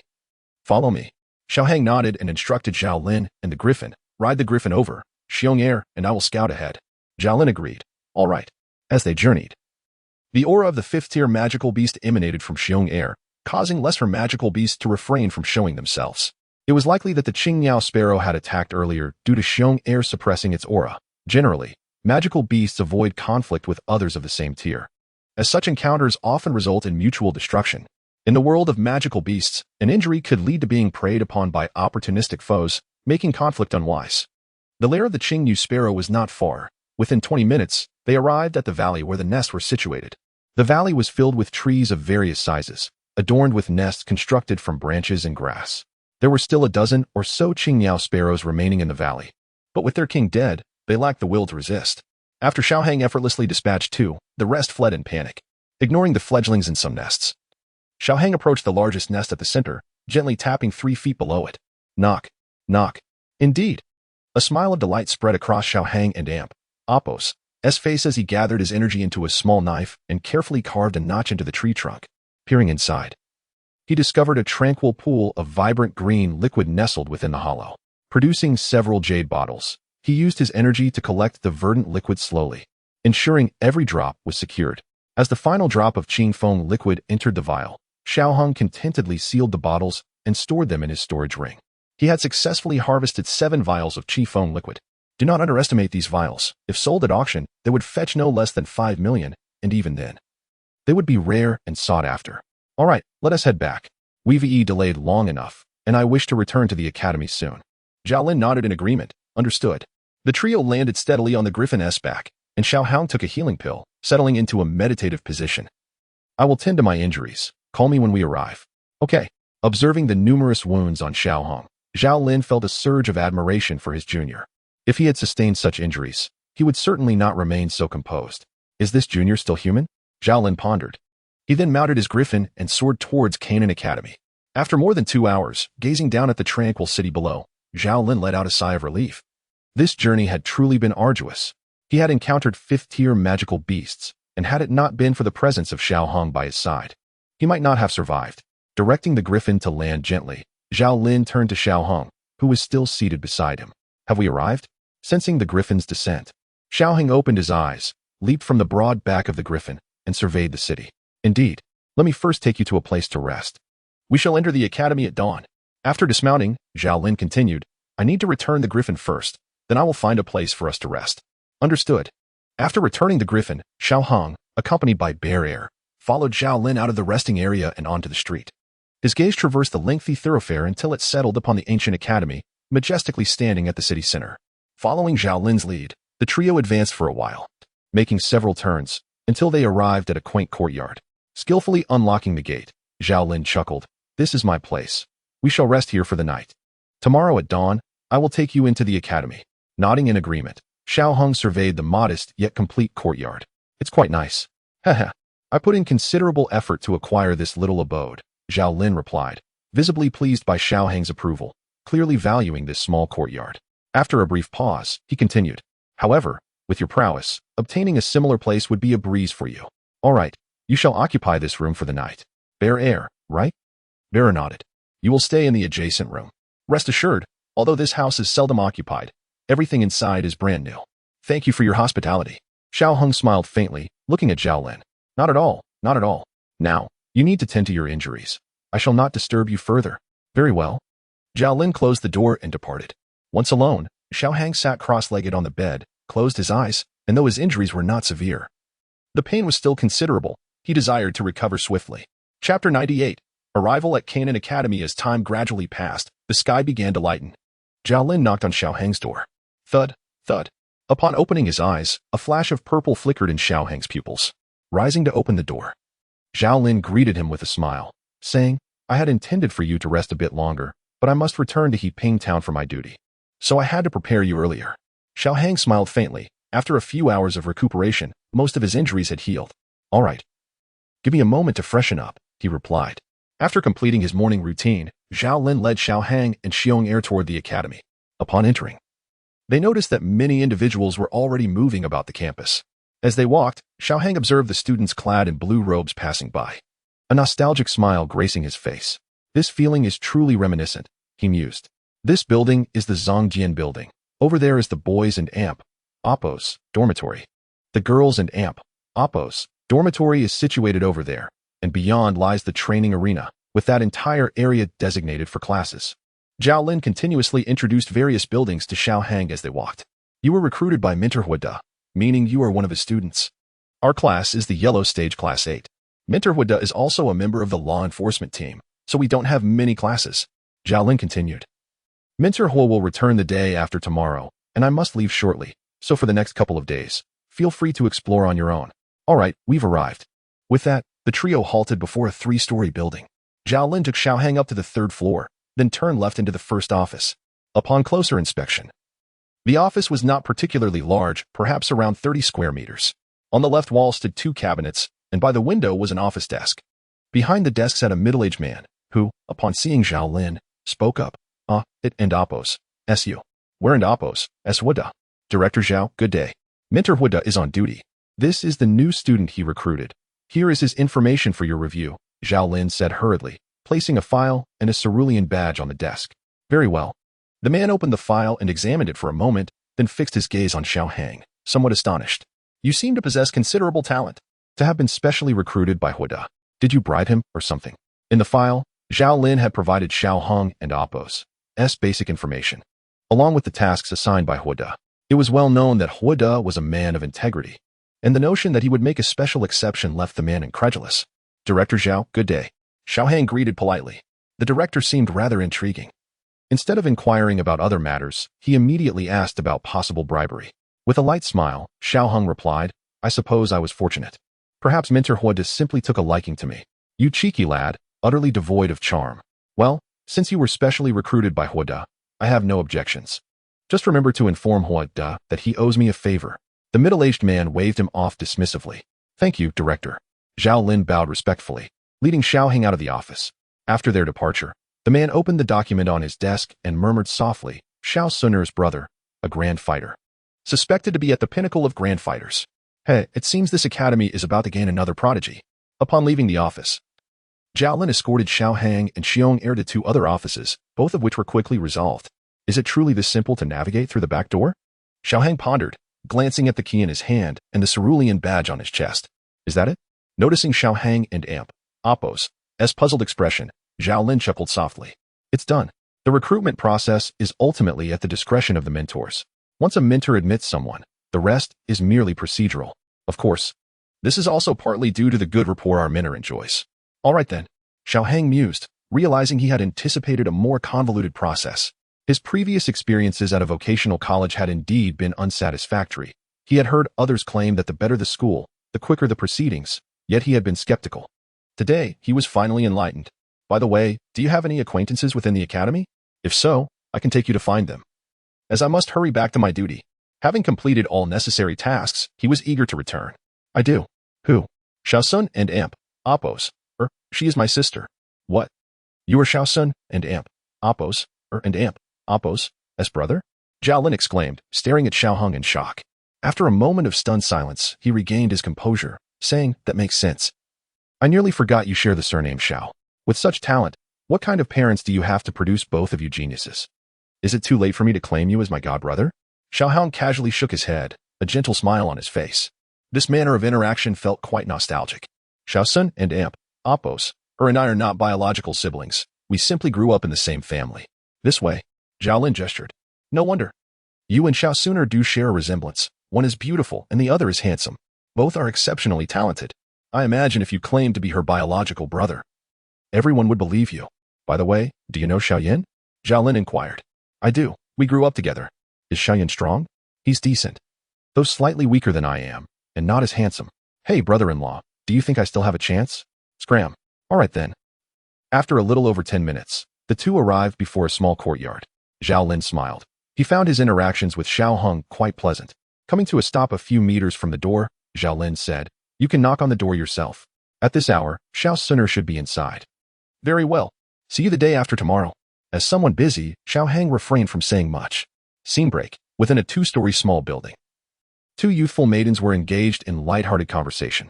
One clad in a pale pink gown, her cascading hair flowing down to her waist, wore a radiant smile that rendered the flowers blooming in the yard dull in comparison.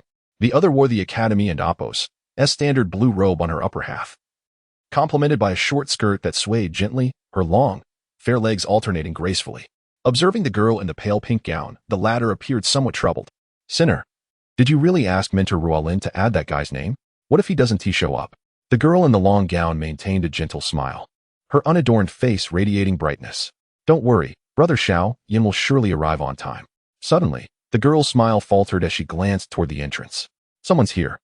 Let us go open the door. Who could it be? I hope it's not those pesky followers of yours. If they come, let them. After all, your heart only holds that brat.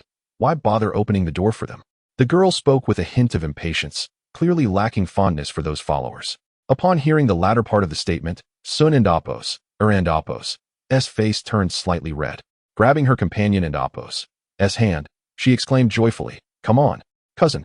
You will be utterly astonished when you see him. What kind of person could surprise me? Is that brat really here? Despite her tone reflecting annoyance, her body obediently rose to follow the girl in the pale pink gown. Arriving at the door, Xiaohang was just about to knock when it swung open unexpectedly. Seeing the two graceful maidens before him, Xiaohang smiled slightly and greeted, Sooner, it has been a long time. Brother Xiaohang. The girl replied sweetly, her smile bright. Xiaohang. Which Xiaohang? She pondered, somewhat taken aback. Since she left the Xiao family at an early age, she had only met him a couple of times and had not spoken much with him. However, her brother had mentioned him several times upon returning home, leaving her with a vague impression. Xiao. Miss Xiao, hello. The girl and Oppos' reverie was interrupted by Xiaohang and Oppos' voice. The young girl cast a sidelong glance at Xiaohang and coolly remarked, so you're Xiaohang. I've heard of you from Xiaoning. By the way, you seem to have forgotten my name. As her words fell, she fixed Xiaohang with an intense gaze akin to that of a police officer apprehending a thief. Xiaohang chuckled awkwardly. Indeed, he had forgotten her name, only recalling that she was presumably Xiaoning and Oppos' elder sister. Ah, he remembered now. She was the cousin who was secretly watched by Xiao Yin while bathing in their childhood. All right, cousin Xiao Yu, let us not linger here. We can talk inside, Sooner interjected, gently shaking Xiao Yu's hand with a sweet smile. After scrutinizing Xiaohang with a couple of glances, Xiao Yu finally moved her long legs away from the entrance, allowing passage. Goodness, this elder sister possesses quite a fierce demeanor. As the two young ladies stepped inside, Sooner casually stole a glance at the bear behind Xiaohang. So, this must be the 5th-level magical beast. Xiaohang's brother certainly harbors an air of mystery. For Sun and Amp, Oppos, the little princess who had been fixated on Xiao Yin, there were not many secrets left between them. However, Xiao Hong was different. She had discovered that he was an orphan taken in by the Xiao family, but what of his past? The sudden emergence of mysterious techniques, combat skills, and formidable strength remained unknown to her. Fortunately, her curiosity was not insatiable, and given their acquaintance, she felt a sense of assurance toward Xiao Hong. Seated comfortably, Sun beamed at Xiao Hong and inquired, "How did you manage to enter? I recall the academy prohibits entry for those not affiliated with it." To that, Xiao Hang recounted his entrance, albeit omitting several details as the notion of using backdoor access felt rather disreputable. "In this manner, I managed to enter. And I suppose I am now considered a student of the academy." Sun and Oppos, smiled faintly and remarked, "Xiao Hong, you are truly impressive." This gentle compliment unsettled Xiao Hang somewhat. This girl exuded a hint of the green tea persona from his past life, raising concerns that Xiao Yin might find himself completely ensnared in her charm. Upon hearing Xiao Hang and Oppos' explanation, Xiao Yu furrowed her brow and stated, "I don't and Oppos, care how you got in, but since you and Oppos, joined the academy, do not bring shame to our Xiao family. Additionally, as a member of the Xiao clan, be prepared for inquiries about Sun and Oppos, from others. I trust you understand," she continued. "Moreover, since you share our surname, feel free to seek my assistance if you encounter any troubles at the academy." To Xiao Yu, although Xiao Hang bore the surname Xiao, their connection felt tenuous. The Xiao family had many with the same name. Despite Xiao Ning and Oppos' praises of Xiao Hang and Oppos' talents, 3 or 4 years had passed without him residing in the Xiao household or entering the Jianan Academy, leading her to question how advanced his cultivation could truly be. Her hope was simply for the Xiao Hang to refrain from unnecessary antics and focus on his training. Though her demeanor was somewhat domineering, she was not inherently malicious. Xiao Hong offered a faint smile and refrained from arguing, while Xiao Yu and Oppos' intentions might have been for his benefit. He couldn't and Oppos' help but feel displeased by her attitude. Responding softly, "All right." Chapter 99. The first ripples emerge. Although Xiao Yu felt somewhat uncomfortable with Xiao Hang and Oppos' casual demeanor, she did not take it to heart. After all, he shared her surname. As long as he did not cause her any trouble, that was sufficient. She turned to Sun and Oppos, and said, "Sun and Oppos, I shall take my leave. I will return next time." With that, she strode out with her long legs. Sun and Oppos, smiled gently and replied, "Goodbye, cousin Xiao Yu." She then turned to Xiao Hong, offering an apologetic smile. "Brother Xiao Hong, please do not take it to heart. Cousin Xiao Yu and Oppos' words may be sharp, but she means no harm." Waving his hand dismissively, Xiao Hang smiled lightly. "It is nothing. I shall not hold it against her. After all, we are both surnamed Xiao." From her perspective, her words were meant for my benefit, but let us not dwell on that. Sun and Oppos, you have changed so much over the years. You too, brother Xiao Hang. You have become quite handsome. I imagine there must be many girls pursuing you. After 4 years apart, Sun felt a fondness for her brother. Haha, it's just a bit better than Xiao Yan. Xiao Hong laughed heartily. Speaking of Xiao Yan, he will be arriving soon, to alleviate your longing. Mentioning Xiao Yan clearly brightened Sun and Oppos' mood. She smiled radiantly, then blushed and said, "Brother Xiao Hang, stop joking. There is nothing between Xiao Yan and me yet." "All right. Enough of that. By the way, where is Elderling? He assisted me greatly at Yulan's sect, and I have yet to thank him." Seeing Sun and Oppos' bashful demeanor, Xiao Hang wished to avoid further displays of affection. "Elderling is outside. There are too many strong individuals at the academy for him to conceal himself, so he must remain outside." Sun did not shy away from the fact that Elderling was sent by her, as he had reported back to her after returning. Indeed, after a leisurely chat, Xiao Hong bid farewell to Sun and Oppos' and made his way to his dormitory. He glanced at the large building before him, then examined the number 509 on his key and entered. Inside the modest single room, measuring around 20 to 30 square meters, there was an empty bed, a desk, and a chair. While it could not compare to Sun and Oppos' courtyard, it was a single room, and the walls were constructed entirely of white stone. Known for its durability and strong resistance to the permeation of spiritual perception and fighting energy. For one who was not an alchemist, it would be quite challenging to sense the outside through the walls. After surveying the room, Xiao Hong felt quite satisfied. It was small but adequate for one person. However, with the addition of Xiong Air, it might become a tad inconvenient. Nevertheless, it mattered little. He would only be here for a few days, and time would pass swiftly. "Xiong Air, if you feel bored, you may go for a stroll," but be cautious and do not cause any trouble. There are many strong individuals here. Xiong'er nodded slightly. Yes, I can sense many powerful auras. Taking out the cold jade bed and placing it against the wall. Xiaohang sat cross-legged upon it and closed his eyes, commencing his daily cultivation. Meanwhile, Xiong'er glanced around, feeling somewhat out of place in this single room. After leaning on the chair for a while, he muttered to himself, it should be fine to go for a walk, right? Yes, it's all right. Xiaohang said I could go out. Stealing a glance at the still meditating Xiaohang, Xiong'er quietly closed the door and ventured outside. Xiaohang continued his cultivation for the entire afternoon, and when he finally opened his eyes, Xiong'er had already left the room. Suddenly, a knock echoed at the door. Knock, knock, knock. Classmate, are you there? Director Zhao asked me to come get you. It seems your magical pet has caused some trouble. Xiaohang's expression became serious as he opened the door to find a youth in academy uniform standing outside. Coldly, he replied, let us go. Take me there. He found it hard to believe that Xiong'er would cause trouble, and since he had already given him instructions, it seemed to be an issue stemming from Sun Er and Apos' side. What a hassle. Seeing Xiaohang's displeased expression as he opened the door, the youth hesitated before responding. Classmate, follow me. Classmate, could you inform me what trouble my magical pet has caused? Xiaohang had a general understanding of Xiong'er's temperament. He was likely just a bit mischievous. He had advised Xiong'er to be cautious when going out, so he hoped Xiong'er had listened. However, one could never be too sure. It was possible that Xiong'er had made a mistake. The youth shook his head. I'm not entirely sure. All I know is that the situation has escalated quite a bit, and numerous teachers and students are already gathered. Pausing for a moment, the youth continued, classmate, you should be careful regarding this matter. Xiaohang frowned slightly. It seemed that whoever Xiong'er had offended was not someone to be trifled with in the eyes of these students. He replied coolly, thank you, classmate. Yes. The guiding youth chose not to elaborate further, merely sighing inwardly. It seemed this classmate and Apos' days ahead might be challenging now that he had attracted that individual ire. Meanwhile, at the training arena, the two hurriedly made their way over. The training arena was a stone platform spanning hundreds of square meters, already surrounded by a considerable crowd.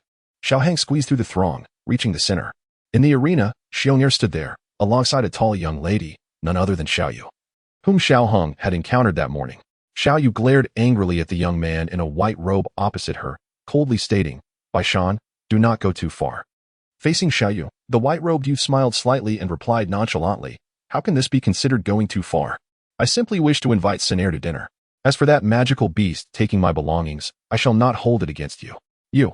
Xiaoyu gritted her teeth in frustration. How infuriating. Just this morning, she had warned him not to cause trouble, and now this incident had occurred. Moreover, the individual opposite her insisted that Xiong'er had stolen his belongings. How could a magical beast steal anything? As the onlookers observed Xiaoyu and Apos' vexed expression, pity flickered in their eyes. Alas, in this world, strength reigned supreme. The young man opposite was a prodigy of the academy, and few dared to stand against him. As for the bear-like magical beast, who could determine whether the jade pendant in its possession was picked up or stolen? The white-robed youth maintained a calm smile. He alone knew the true nature of the jade pendant. As for Xiong'er, he merely had the misfortune of being in the wrong place at the wrong time after his master had entered Sun Er's courtyard that morning. After all, magical beasts could not communicate, could they? Haha, that magical beast took my belongings, yet I will not hold any grudges. I merely wish to invite Junior Sun Er to dinner. There is no need for you to be so agitated, Xiaoyu. If Junior Sun Er truly has no time, then so be it. Upon hearing Bai Shan's words, the onlookers began to whisper amongst themselves, some believing him to be honorable, while others deemed him despicable.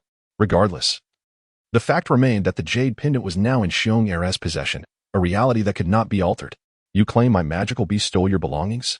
Xiaohang emerged from the crowd and stood beside Xiong'er.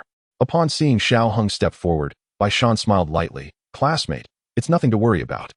It's merely a jade pendant. You scoundrel, you finally arrived. Did I not tell you not to? Xiaoyu began to voice her thoughts. But before she could finish, Xiaohang raised a hand to interrupt her. Xiaohang picked up the jade pendant from Xiong'er's hand and held it to his nose. Inhaling its scent, the aroma of bear dan grass was present. This herb was of little use but held great allure for bears. Moreover, its fragrance was faint and often undetectable by most. However, given Xiong'er and Apos' cultivation level, he should not have been tempted by such a thing. Looking at Xiong'er, the latter spoke up. I found this. I caught a whiff of a pleasant scent and saw it lying on the ground, so I picked it up. At Xiong'er's words, Bai Shan's expression shifted slightly before he quickly regained his composure. So what if a magical beast could speak? The onlookers appeared astonished, their expressions betraying their surprise. Xiao Hang nodded slightly, finding it understandable. He cast a cold glance towards the opposing Bai Shan and remarked, "The sin of bear gall grass, how foolish you are." Bai Shan and Appo's expression shifted dramatically, yet he maintained a facade of composure, responding slowly, "Classmate, it was clearly your magical beast that stole my jade pendant. I have chosen not to hold you accountable, and yet you dare to slander me." Xiao Hung regarded such base tactics with disdain, surveying the crowd. Director Zhao had summoned him, likely to assess his capabilities, yet he remained hidden, presumably observing from a distance. His gaze lingered for 2 seconds on a building in the northwest before shifting back to Bai Shan. In a room at the northwest corner, a middle-aged man stood by the window. As a friend of Hode, he too was curious about the prowess of the individual who had managed to secure favors from Hode. Suddenly, a faint smile graced the man's face as he murmured, "What keen perception for such a young one." Upon hearing the term bear gall grass, the surrounding spectators began to murmur amongst themselves. Some from the alchemy department swiftly grasped the implications, while others, less informed, inquired further. "What is bear gall grass?" one asked. "It is a substance that greatly attracts bear-type magical beasts, possessing a subtle aroma, typically used to lure these creatures." "Oh, I see. No wonder," I thought. How could bear-type magical beasts steal something? If anything, they would be more inclined to seize it. A student mused. However, not all voices echoed this sentiment. Some students retorted, "Don't speak nonsense. How could Senior Bai Shan possibly be that kind of person?" Exactly. With Senior Bai Shan and Appo's strength, he surely wouldn't need to resort to such tactics to pursue Junior Sunner. As the crowd's chatter intensified, Bai Shan's expression fluctuated. His gaze fixated on Xiao Hang with a cold intensity. "Classmate, one must be cautious with words. If you claim there is a sin of bear gall grass on the jade pendant, I can certainly summon a student from the alchemy department for verification. Should it turn out that there is none, the matter may not resolve so simply." Bai Shan had not anticipated the situation escalating to this point. His initial plan had been to frame the bear that had wandered from Sun and Appo's courtyard that morning for the theft of his jade pendant. He intended to overlook past grievances, leave a good impression on Sun and Appo's, and seamlessly invite her to dinner, thereby fostering a budding relationship. He never expected Xiao Hang to appear unexpectedly, nor that the young man across from him would possess the ability to detect the sin of bear gall grass. Inwardly, he cursed, "Those fools. Did they not assure me I would not be discovered?" Chapter 100, Striking Out, Dissuasion. Casting a glance at Bai Shan, Xiao Hang sighed inwardly, pondering the absurdity of the current age, still resorting to such petty tactics. Although he had indeed suffered an undeserved misfortune, he had no intention of letting it slide. He would use Bai Shan to establish a semblance of authority. After all, Xiao Hang was not someone easily manipulated. Enough of this fruitless banter. With a casual gaze directed at Bai Shan, Xiao Hang remarked, "Endure 3 of my strikes, and we shall consider this matter resolved." Xiao Hang, Xiao Yu, standing nearby, was taken aback by Xiao Hang and Appo's words. Did this lad still believe they were outside? This was the renowned Canaan Academy. Opposite him stood Bai Shan, a formidable dome master. The expressions of the others varied, while Bai Shan and Appo's heart swelled with delight. However, he was soon to regret it. No sooner had the words left Xiao Hang and Appo's mouth than a violet sword materialized before him, swiftly transforming into dozens of streaks of sword light, all surging towards Bai Shan. Swish, swish, swish. The sound of breaking air reverberated. Bai Shan's expression shifted dramatically as he immediately summoned a layer of armor around himself. Yet that which was usually impenetrable was pierced in an instant by Xiao Hang's sword. The dozens of sword lights danced around Bai Shan, leaving him half kneeling. As numerous wounds of varying sizes manifested upon his body, staining his white robe with crimson. Gradually lifting his head, he gazed at the multitude of tangible violet swords encircling him, his bloodshot eyes fixed on Xiao Hang, slowly uttering 2 words. Dou Ling. His tone was laden with shock and terror. The purple swords, akin to solid forms, began to dissipate as Xiao Hang tossed aside a jade pendant and departed with Xiong air in tow. Dou Ling, he is actually a Dou Ling. Xiao Yu murmured, her face flushing as she recalled her previous behavior, feeling utterly embarrassed for having spoken so boldly in the presence of a Dou Ling. The surrounding crowd was similarly stunned into silence. After a long pause, someone finally spoke. That individual is indeed a Dou Ling. Others gradually recovered from the earlier scene, engaging in fervent discussions. Dou Ling, where did he come from? Bai Shan had truly bitten off more than he could chew this time. Moreover, a throng of young women began to chatter excitedly, with some, recognizing Xiao Yu, rushing over to seize her hand, exclaiming, "Xiao Yu, what is your relationship with that striking young man?" What is his name? Can you introduce me? Yes. Yes. You mustn't keep such an exceptional man to yourself. Indeed. Indeed. You and Oppos. Listening to the surrounding chatter, Xiao Yu could only manage a bitter smile, muttering to herself, what have my eyes led me to? In the northwest corner, a middle-aged man, equally astonished by Xiao Hong, paused momentarily before a smile crept onto his face as he murmured, Huda. I wonder where you found such a prodigy. Although the circumstances are unclear, your promotion is surely secured this time.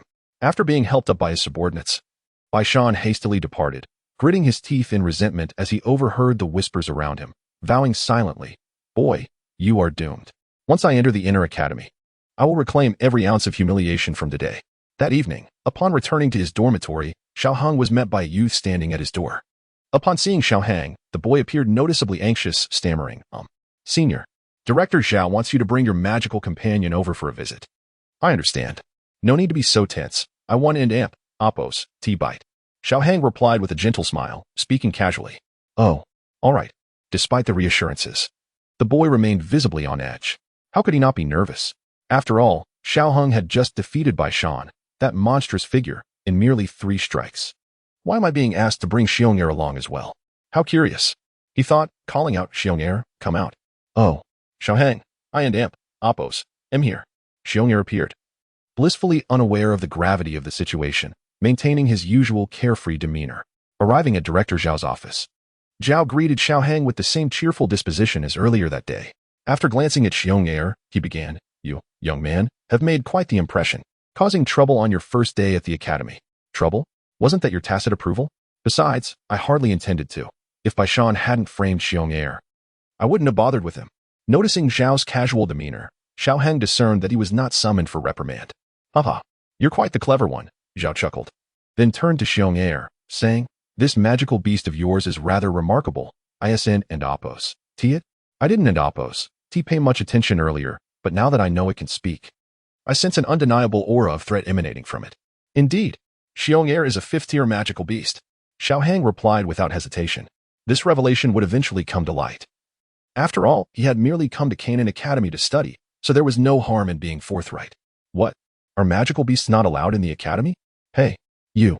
Zhao shook his head. As long as you and Oppos, here to study, everything else is none of my concern. By the way, Huda has already instructed me to add your name to the selection list for the upcoming competition. You and Oppos, aware of the selection competition, right? Of course. Xiao Hang nodded slightly. If it weren't for the presence of the inner academy, he might have thought twice about attending. Indeed. Zhao could tell that Xiao Hang was aiming for the inner academy. Observing his composed demeanor, Zhao knew he was well informed.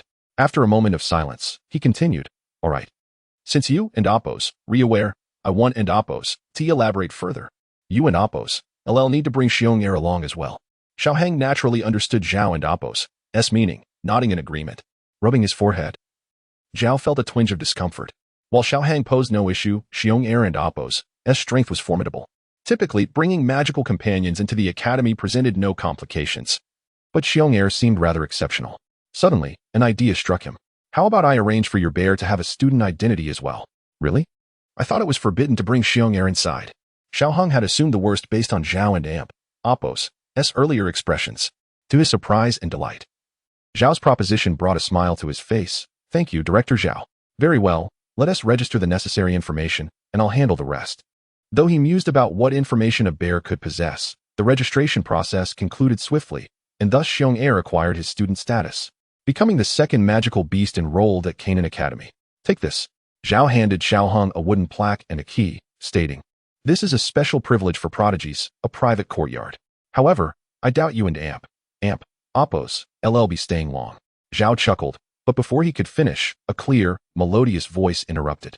Old Zhao, who was that person leaving from Sun Air and Oppos' courtyard today?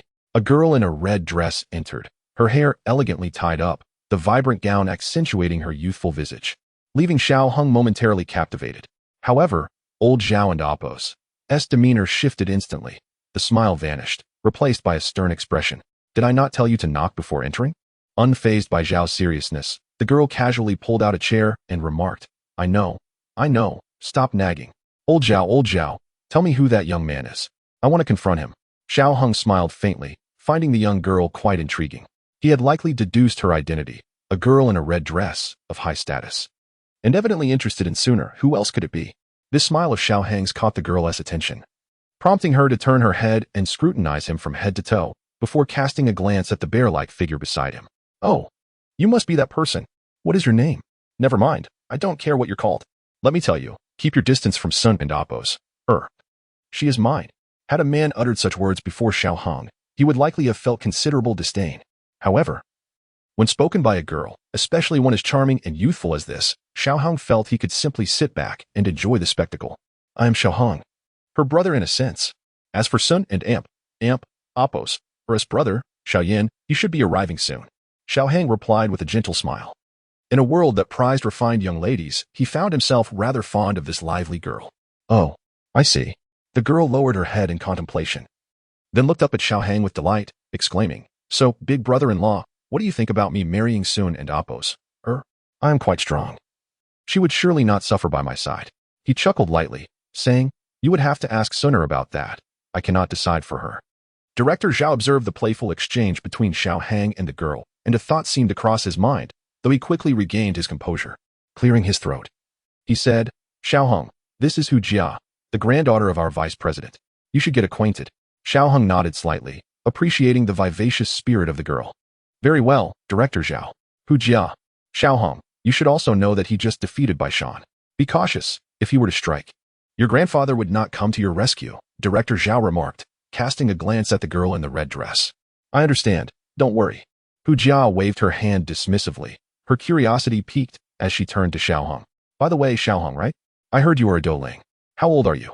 Why haven't I seen you before? Are you truly Sun and Appos, S brother? She has never mentioned you. The girl was equally assertive, emboldened by her grandfather's position and her own commendable strength, unleashing a barrage of questions without hesitation. Chapter 101. The girl in the red dress. Huarjia, with a faint smile, found this girl quite amusing. It had been a long time since a female had conversed with him in such a manner, and he felt rather pleased. I should be a bit older than you, or perhaps about the same age. As for my strength, you will naturally have the opportunity to witness it later. With a hint of mystery regarding his abilities, Xiao Hang continued, As for Sun and Appos, I am not her biological brother. We merely grew up together. Our relationship is rather good, so I suppose I can consider myself her brother. Oh, I see. That and Appos, fine, the girl replied, then chuckled mischievously, saying, Then, dear uncle, with your impressive strength, do remember to go easy on me during the selection competition.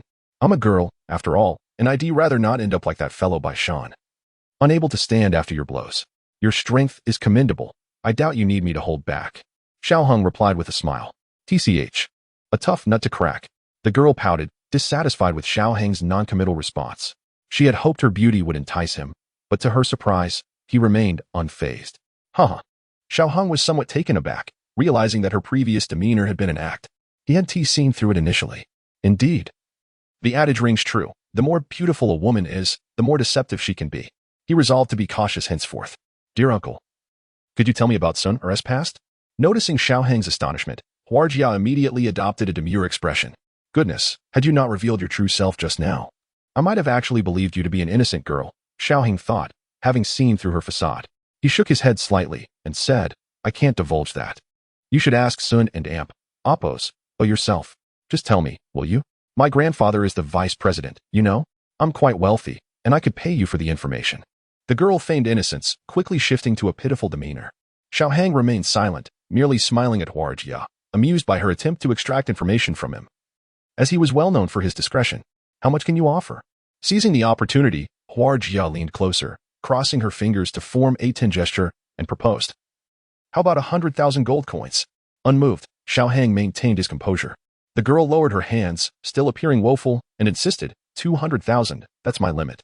It and Appos, my allowance for a month. Any more, and I'll have to survive on the wind. She raised 2 fingers, vowing, I promise I wanted Appos. Tell anyone you were the source of this information. Having been tricked once, would I fall for it again? Xiao Hang feigned hesitation, saying, Then you must not tell anyone. Yes, I swear on my grandfather and Appos' name. The girl nodded earnestly, feigning compliance, yet inwardly she mused, no matter how strong you are, you'll still need to rely on me. Once I have the information, I can win Sun and Appos, or over. As for that brother Xiao Yin, he can be cast aside. What about the gold coins? Did I ever agree to anything? I don't recall. Nearby, Director Zhao wore an exasperated expression. Little girl. Does your grandfather know you are making such oaths in his name? Also, you two seem to have forgotten there is another person present. Cough, cough. You two should step outside to chat. This is the Academic Affairs Office. It wouldn't look proper if someone saw you here. Director Zhao then turned his gaze to Huarjia, saying, by the way, Xiao Hang's room is next to yours. You can show him the way. Understood. Huarjia casually agreed, then turned to Xiao Hang with a sweet smile, saying, well, handsome, let us walk and talk.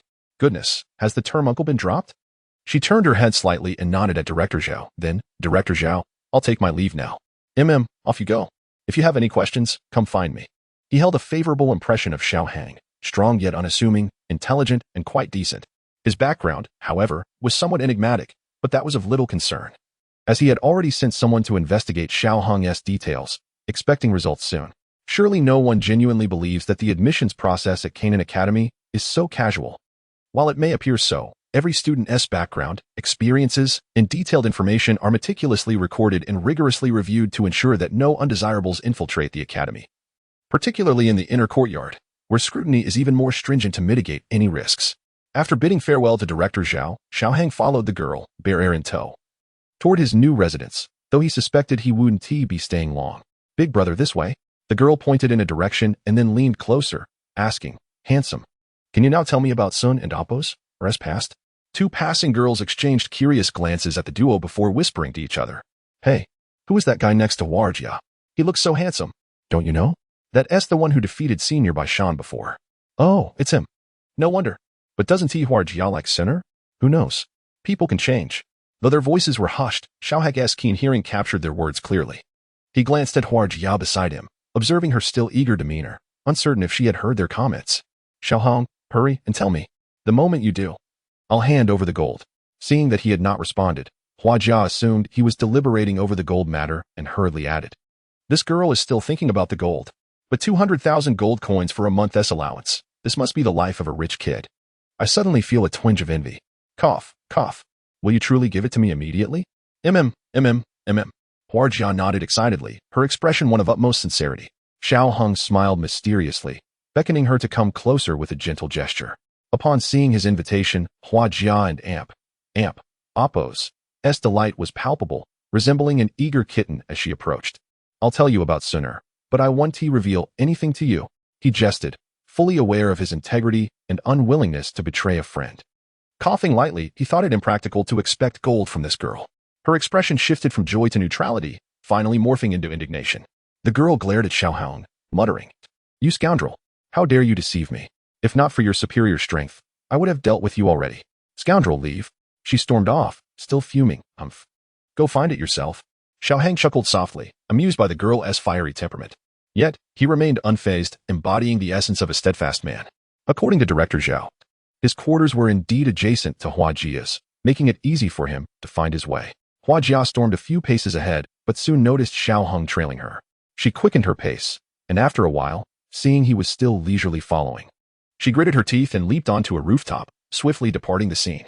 Arriving at her small courtyard, she glanced back to confirm no one was following, clapping her hands in delight. Dare to toy with me? Take your time searching. As she turned to unlock the door, she suddenly heard a calm voice. Thank you, Miss Huarjia, for guiding me. Upon hearing this, Huarjia replied coolly, No need to thank me. After shutting the door, she stomped her feet heavily on the floor. Thankfully, she refrained from using her fighting spirit. Otherwise, the stone floor would likely have crumbled. With a faint smile, Xiao Hang glanced at the door across from him, chuckling softly. Indeed, she was still just a young girl.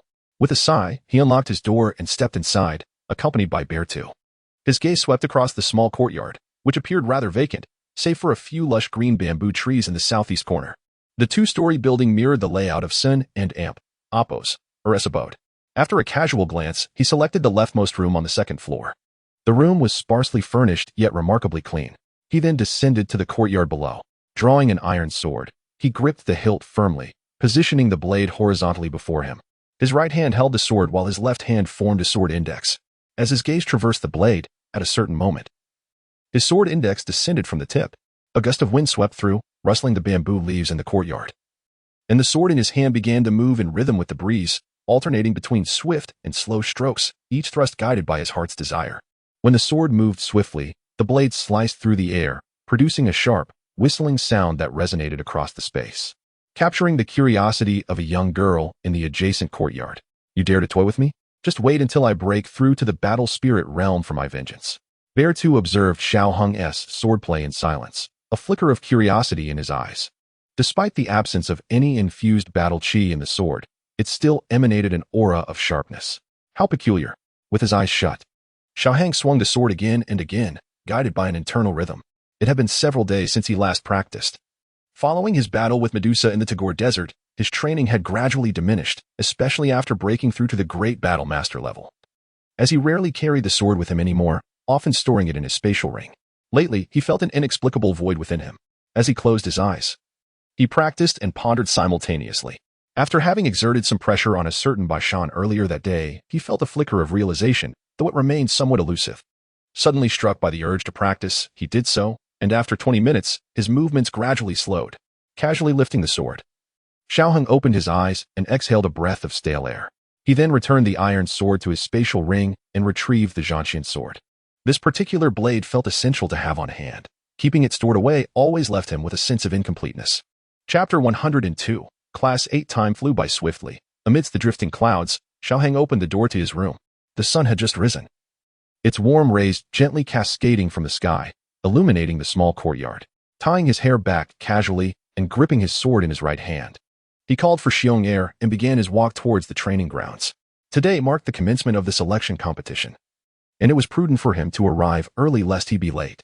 As they made their way, Xiao Hang encountered numerous individuals along the path. Many recognized him but dared not approach, merely glancing at him from a distance. 2 young women, however, ventured forth to engage him in conversation. Yet, Xiao Hang was no ordinary man.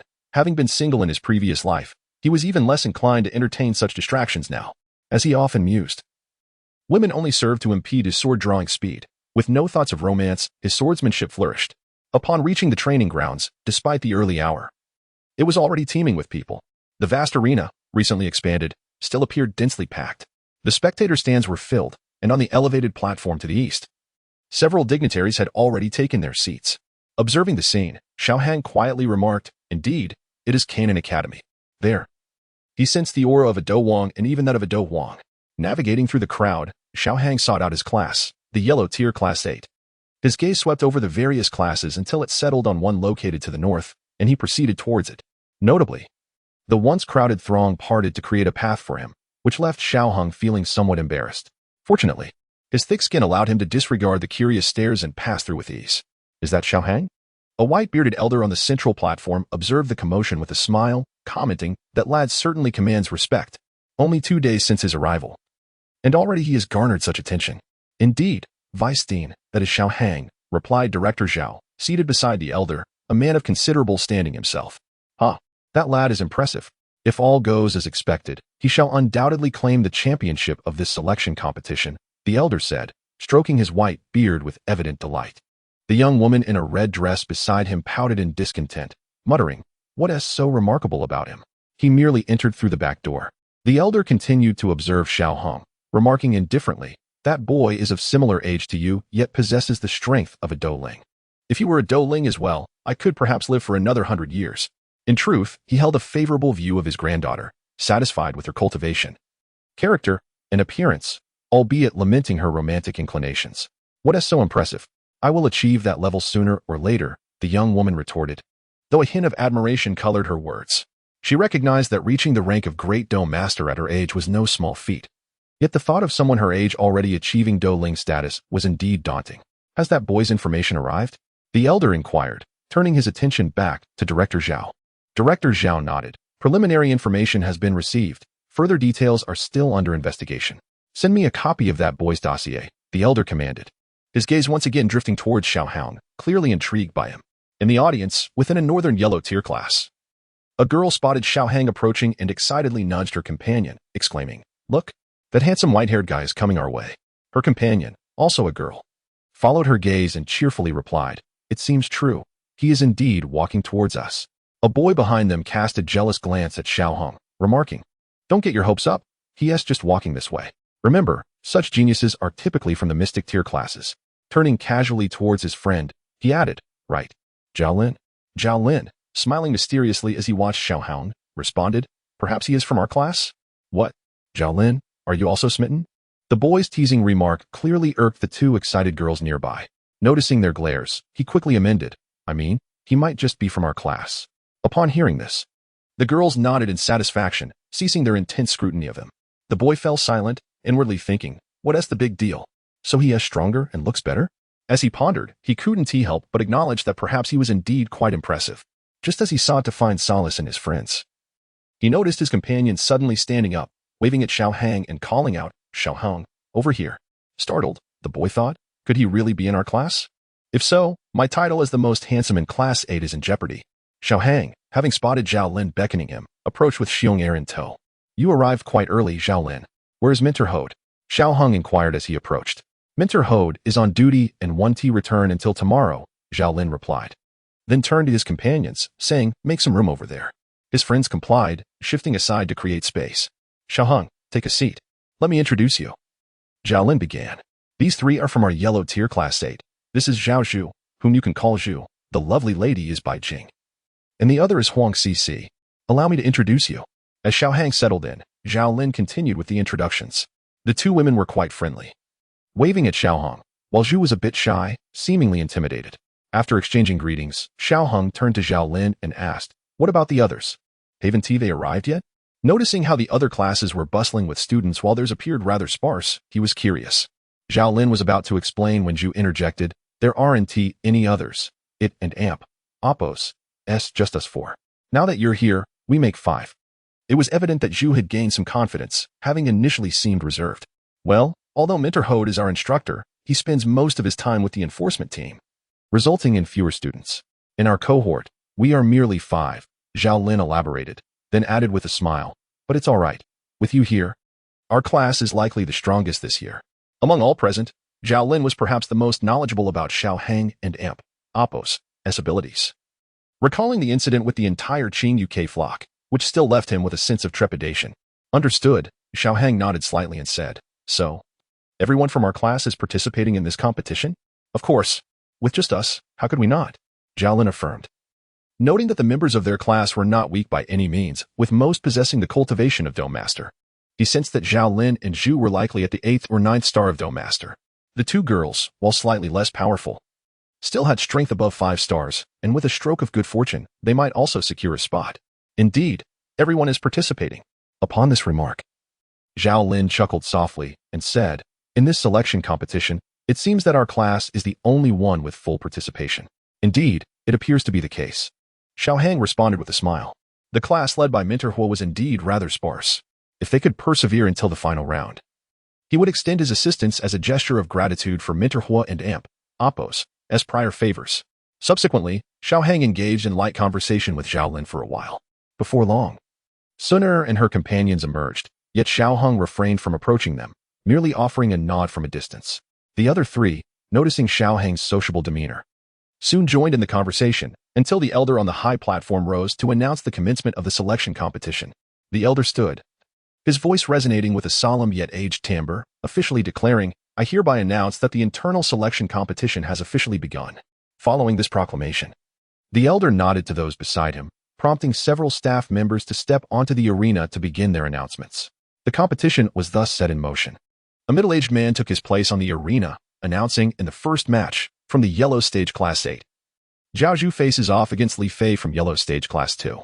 Upon hearing his name called, Zhu, seated beside Xiao Hang, rose, exchanged glances with a few individuals, and smiled, saying, "Wish me luck." "Yes, good luck." They watched as Zhao Zhu made his way to the arena. As the referee declared the match to begin, the first battle of the internal selection unfolded. Observing the fierce contest below, Zhao Lin anxiously inquired, "Xiao Hang, do you think Zhu can win?" Xiao Hang assessed the situation, noting that Zhu wielded with attribute fighting energy, while his opponent possessed fire attributes. Although the elemental countering was not overly severe, it did present a slight disadvantage. The fighting techniques exhibited by both appeared to be of comparable levels, likely indicating similar martial skills. Xiao Hang replied thoughtfully, "Zhu's attribute is somewhat restrained by his opponent. Yet it is of little concern. His fighting energy is more robust than that of his adversary. If he remains steadfast, he should be fine." Upon hearing Xiao Hang and Oppos' words, the group exhaled in relief, though their eyes remained fixed on the unfolding battle. Given their class and amp, Oppo's smaller size, camaraderie was strong, and they all fervently hoped for Zhu and amp, Oppo's victory. The selection at the Canaan Academy was of a notably high caliber, with participants generally possessing strength above the rank of combat master. In fact, those at the combat master level exhibited minimal disparities. A superior fighting technique could easily sway the outcome. Fortunately, the opponent did not employ any advanced fighting techniques, allowing Zhu to secure victory in this contest with relative ease. Seeing the jubilant expressions of his companions, Xiaohang smiled. His instructor from a previous life had once remarked that the purest forms of friendship stem from 3 shared experiences, enduring the same roof, bearing arms together, and engaging in collaborative endeavors. Even to this day, he found himself in agreement with this sentiment. Chapter 103. The selection competition in the inner courtyard begins with Zhao Zhu's battle concluding. The selection competition gradually reached its climax, as an increasing number of participants took to the stage, including several formidable great fighters. The audience and Oppo's cheers grew more fervent with each passing moment. Unbeknownst to them, 2 hours had slipped away. During this time, everyone from Class 8 had had their turn, except for Xiaohang. The others, Hu Jia and Baishan, had already competed, both swiftly dispatching their opponents from the arena. When Baishan stepped onto the stage, he cast a resentful glance in Xiaohang's direction. Yet Xiaohang paid it no mind. Although he would not claim invincibility, he felt an absolute confidence against such opponents. The fact that this individual had an older brother was inconsequential. After all, it was merely a contest of fighting spirits, a challenge that every fighter faced. Challenging an opponent of a higher tier was indeed a daunting task for most, but for someone like Xiaohang, not doing so would be an affront to the hardships he had endured. In the 3rd tier of the Xian rank, Lu Neng was set to battle against the Huang rank and Oppo's Class 8, represented by Xiaohang. As the referee announced the match, Xiaohang smiled and stepped down from the combat platform, while Lu Neng approached from the opposite side, murmuring to himself in frustration about his misfortune. Despite being a competent 9-star fighter, he had hoped to advance to the next round, perhaps even securing a spot among the 50 best.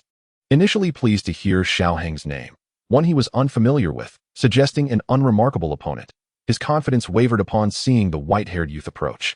Faced with Baishan, he had felt as if he were battling in hell. Now, encountering someone who could effortlessly defeat Baishan felt akin to a mere child facing a seasoned warrior. In the audience, excitement for the upcoming battle surged as Xiaohang descended the platform, drawing the attention of both the spectators and the officials seated at the judges and amp, Oppo's table. Only Lu Neng appeared flustered, while his mentor sighed in dismay, lamenting the unfortunate matchup that had befallen him. Upon gazing at the sword-wielding youth opposite him, Lu Neng forced himself to regain composure. Surrender was not an option. After all his efforts, he could not bear to concede so easily. With great effort, he managed a grim smile and asked, "Could you go easy on me?" "Interesting," Xiaohang replied, observing Lu Neng's slightly trembling hands. The fear was palpable, yet the resolve to fight remained. "Very well," he added with a faint smile.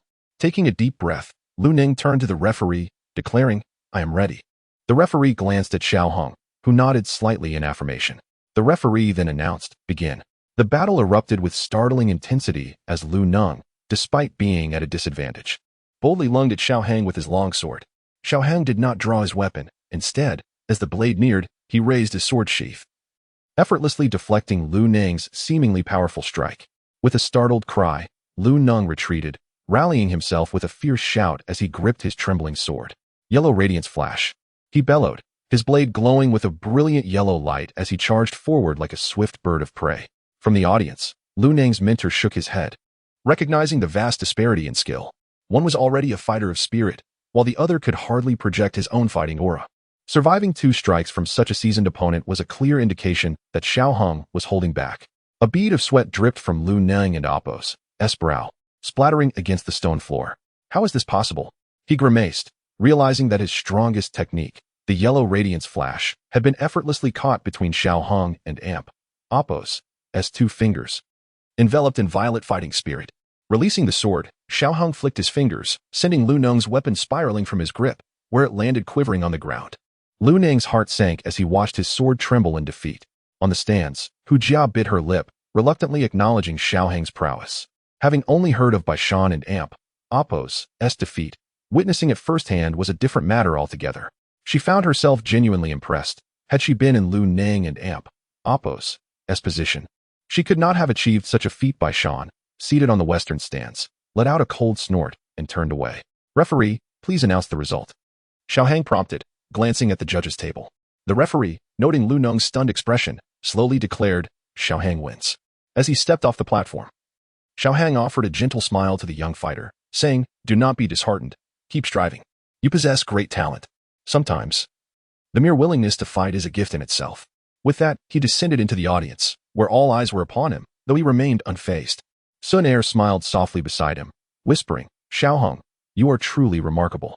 Xiao Yu nodded in agreement, adding, he is indeed a prodigy, though prodigy might not even suffice to describe him. Lu Neng, having heard Xiao Hang's words, slowly lifted his gaze, only to see Xiao Hang's back. A spark reignited in his eyes as he murmured, yes, I will definitely improve. With that, he sheathed his sword and exited the stage.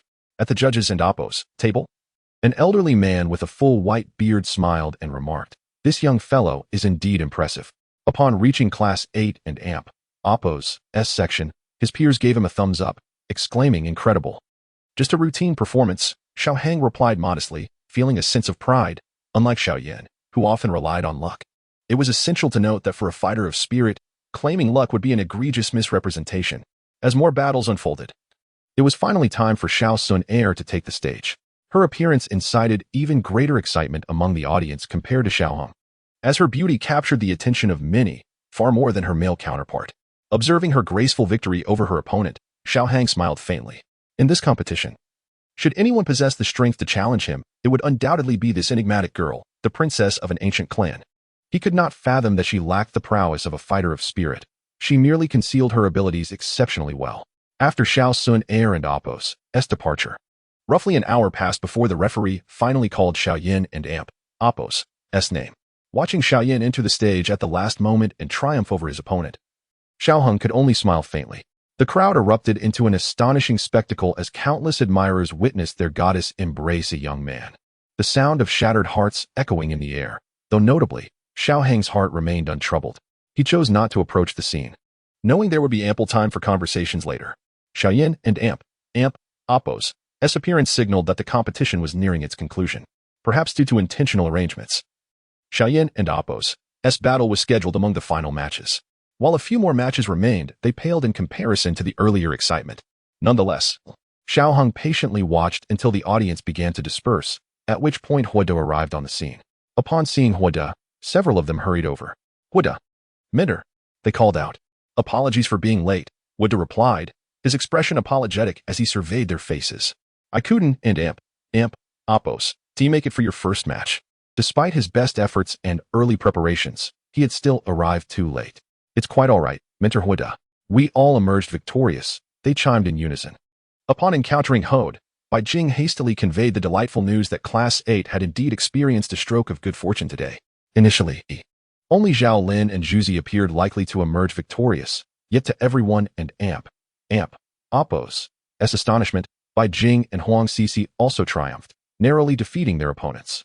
Haha, congratulations. Keep up the good work. After extending his congratulations to his students, Hode turned his gaze towards Xiao Hong, exclaiming in wonder, Xiao Hong, you have truly surprised me. I initially thought you would merely reach the pinnacle of a great fighter, yet it turns out you are a spirit fighter. It seems I shall benefit from your brilliance this time. When he learned of Xiao Hang and AMP, Oppo's S status as a spirit fighter, he was indeed taken aback. Reflecting on the young man's earlier claim of possessing exceptional talent, he had harbored some skepticism. Now, however, it was evident that this was no ordinary talent. It was utterly prodigious. I must also express my gratitude to you, Master Hode. Without your guidance, I fear I would not have even made it into Canaan Academy. Xiao Hong replied with a faint smile. This was undoubtedly true, as Canaan Academy maintained rigorous standards for student admissions. Had it not been for Hode, he might not have gained entry, nor would he have had the opportunity to participate in the current selection competition. No. It is your own strength that brought you here. Otherwise, I would not have been able to assist you. Hode waved his hand dismissively, unwilling to accept credit that did not belong to him. Yet, it seemed that this time, he would indeed share in Xiao Hang's glory. After exchanging a few more pleasantries primarily between Hode and his students, Xiao Hang, having spent insufficient time to forge bonds, bid them farewell and departed. Returning to his modest courtyard with Xiong Er, Xiao Hang retrieved a large stone jar and filled it with a substantial bucket of water. Observing Xiao Hang's actions, Xiong Er assumed he was preparing to tend to his wounds once more, as he had done previously. Xiao Hang, haven't your injuries healed yet? Not at all. Do you remember the peculiar items we discovered in the Qingyu sparrow's nest? Those artifacts are quite beneficial for cultivation, and I intend to utilize one tonight. It had only been a little over 2 months since his last breakthrough. However, with the aid of the Qilin fruit and the cold jade bed, Xiaoheng felt on the verge of another advancement. Furthermore, he had consumed a considerable amount of medicinal pills, likely amassing a significant reserve of medicinal power. He planned to unleash it. Lacking the alchemical skills of Yao Lao, he could not freely concoct herbs to activate the dormant potency. Fortunately, he had discovered Qingfeng liquid, which had stimulating effects on the body. With his own adjustments, he believed it could yield similar results. Oh, Xiong'er nodded, somewhat understanding, relieved that Xiaoheng was not injured. As for the rest, he was indifferent. He trusted that whatever was beneficial for him would be shared. Speaking of which, he produced a thumb-sized pill and popped it into his mouth. This was a concoction crafted by Xiaoheng, rich in energy, though its taste paled in comparison to sweet candied hawthorn. Nevertheless, having something was better than nothing, and he found it quite enjoyable. Chapter 104. A minor breakthrough using flames to boil the water in the stone vat, which stood over half a meter tall. Xiaoheng extracted 7 or 8 types of medicinal herbs. The flames hovered in the air, refining the herbs into their essences, which then fell into the vat. After more than 20 minutes, the previously transparent water transformed into a kaleidoscope of colors. He retrieved 3 jade vials and poured the azure liquid into the vat. As the azure liquid entered, the once calm liquid in the vat began to churn violently. Xiaoheng intensified the flames, and after some time, he waved his hand to extinguish the flames surrounding the vat, allowing the boiling liquid within to gradually settle. The chaotic hue slowly precipitated, ultimately transforming into a vibrant emerald green. Stripping away his garments, Xiaoheng sat within the vat, the emerald liquid rising to his shoulders. He closed his eyes and began to circulate his internal energy. As he did so, the previously tranquil liquid surged once more. Energies rushed into Xiaoheng's body, eager to intertwine with his essence. The verdant energy permeated his skin, and although it was somewhat wild for a human, he found it manageable. Propelled by his will, the emerald energy flowed into every part of his being, leaving no corner untouched, causing a faint green hue to appear on his face. The energy enveloped his skin and penetrated deeper, reaching every cell, merging with them, taking with it some energy while releasing another portion. This energy flowed smoothly, continuously entering Xiaoheng's qi within the oval Dou crystal.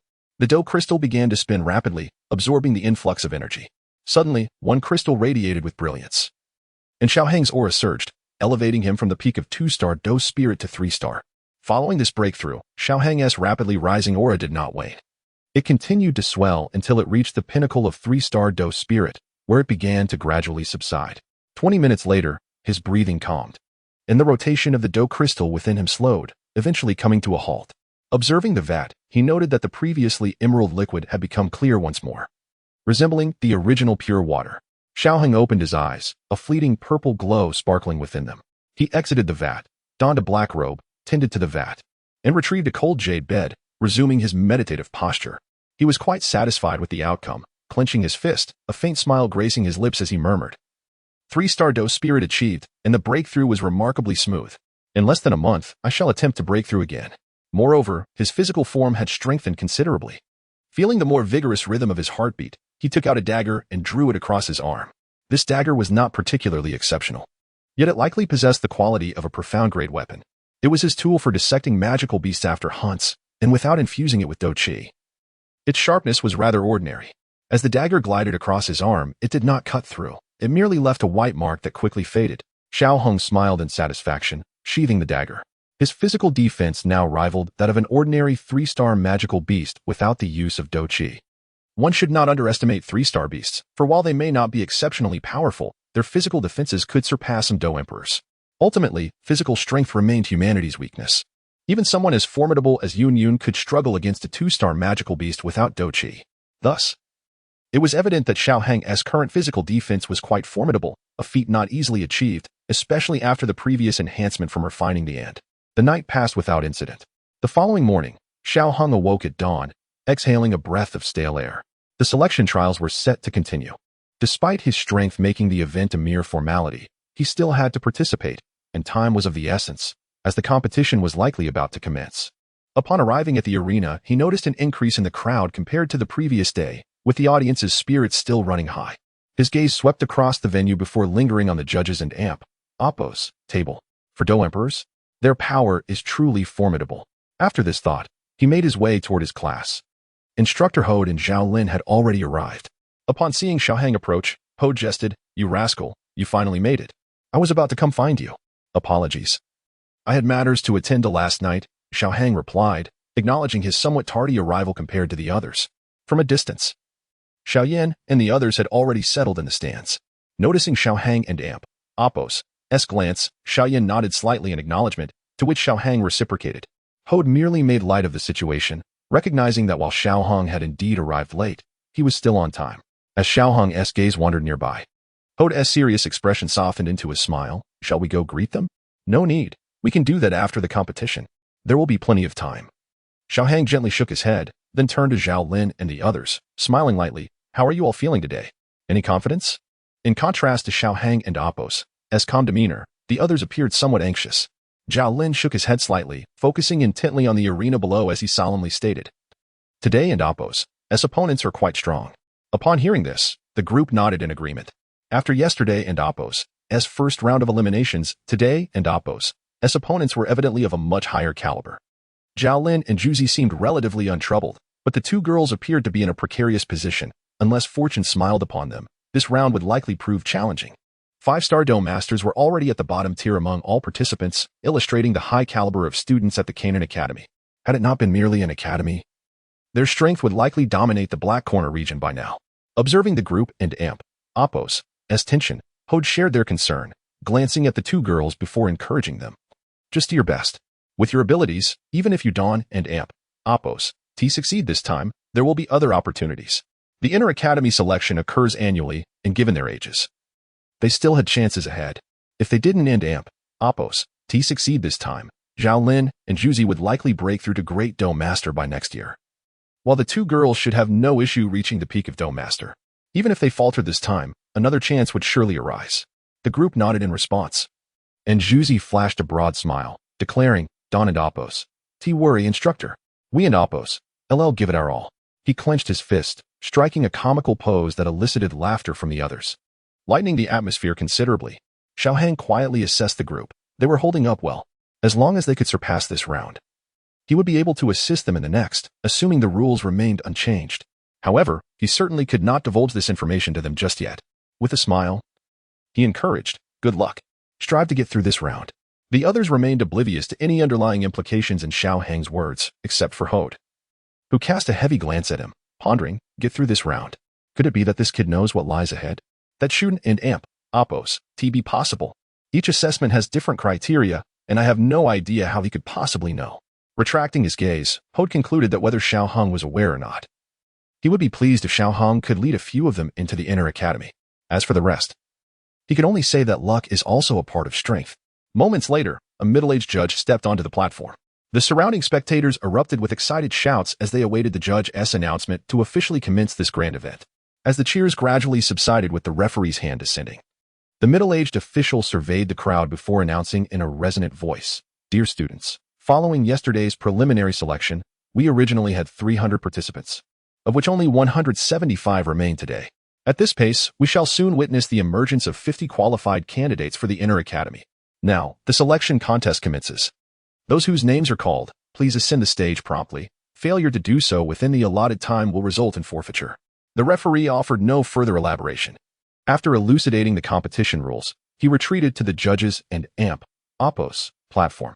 The first match, Class Xian, Li Changfeng, versus Class Huang, Xiaohong, rang out the clear announcement from the referee. With a calm demeanor, Xiaohang leapt down from the stands.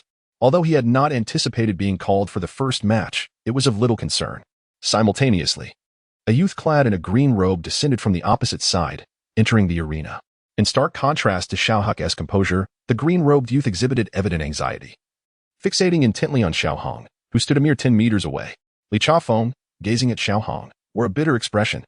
Though he stood at the pinnacle of the Dou Master rank, his strength was not particularly remarkable among the participants. It was sufficient to contend with others. Yet facing this individual left him feeling uncertain. Observing the slight tremor of the green-robed youth, Xiaohang sighed inwardly, reflecting on the inherent unfairness of the world. He did not wish to seize this opportunity at another and Appos' expense, yet his desire to enter the inner academy left no room for mercy. Without pretense, he awaited a moment before stating, "Please make your move." The spectators erupted in enthusiastic cheers upon hearing Xiao Hong and Apos' name, clearly harboring high expectations for his performance. As they witnessed the two competitors hesitating to engage, the audience began to urge them on. Among the crowd, Xiao Yin remarked casually, "This fellow certainly has quite the following." Standing beside him, Sun Er, embodying the image of a demure young lady, smiled gently and said, "Brother Xiao Hong is indeed formidable, and he is quite handsome as well. It is no surprise that he has garnered so many admirers." Xiao Yin nodded slightly, realizing the truth in her words. Indeed, Xiao Hang's prowess was somewhat overwhelming, and he began to comprehend the reason behind the hesitation of his opponent. With a touch of awe, he mused, "This guy is truly intimidating."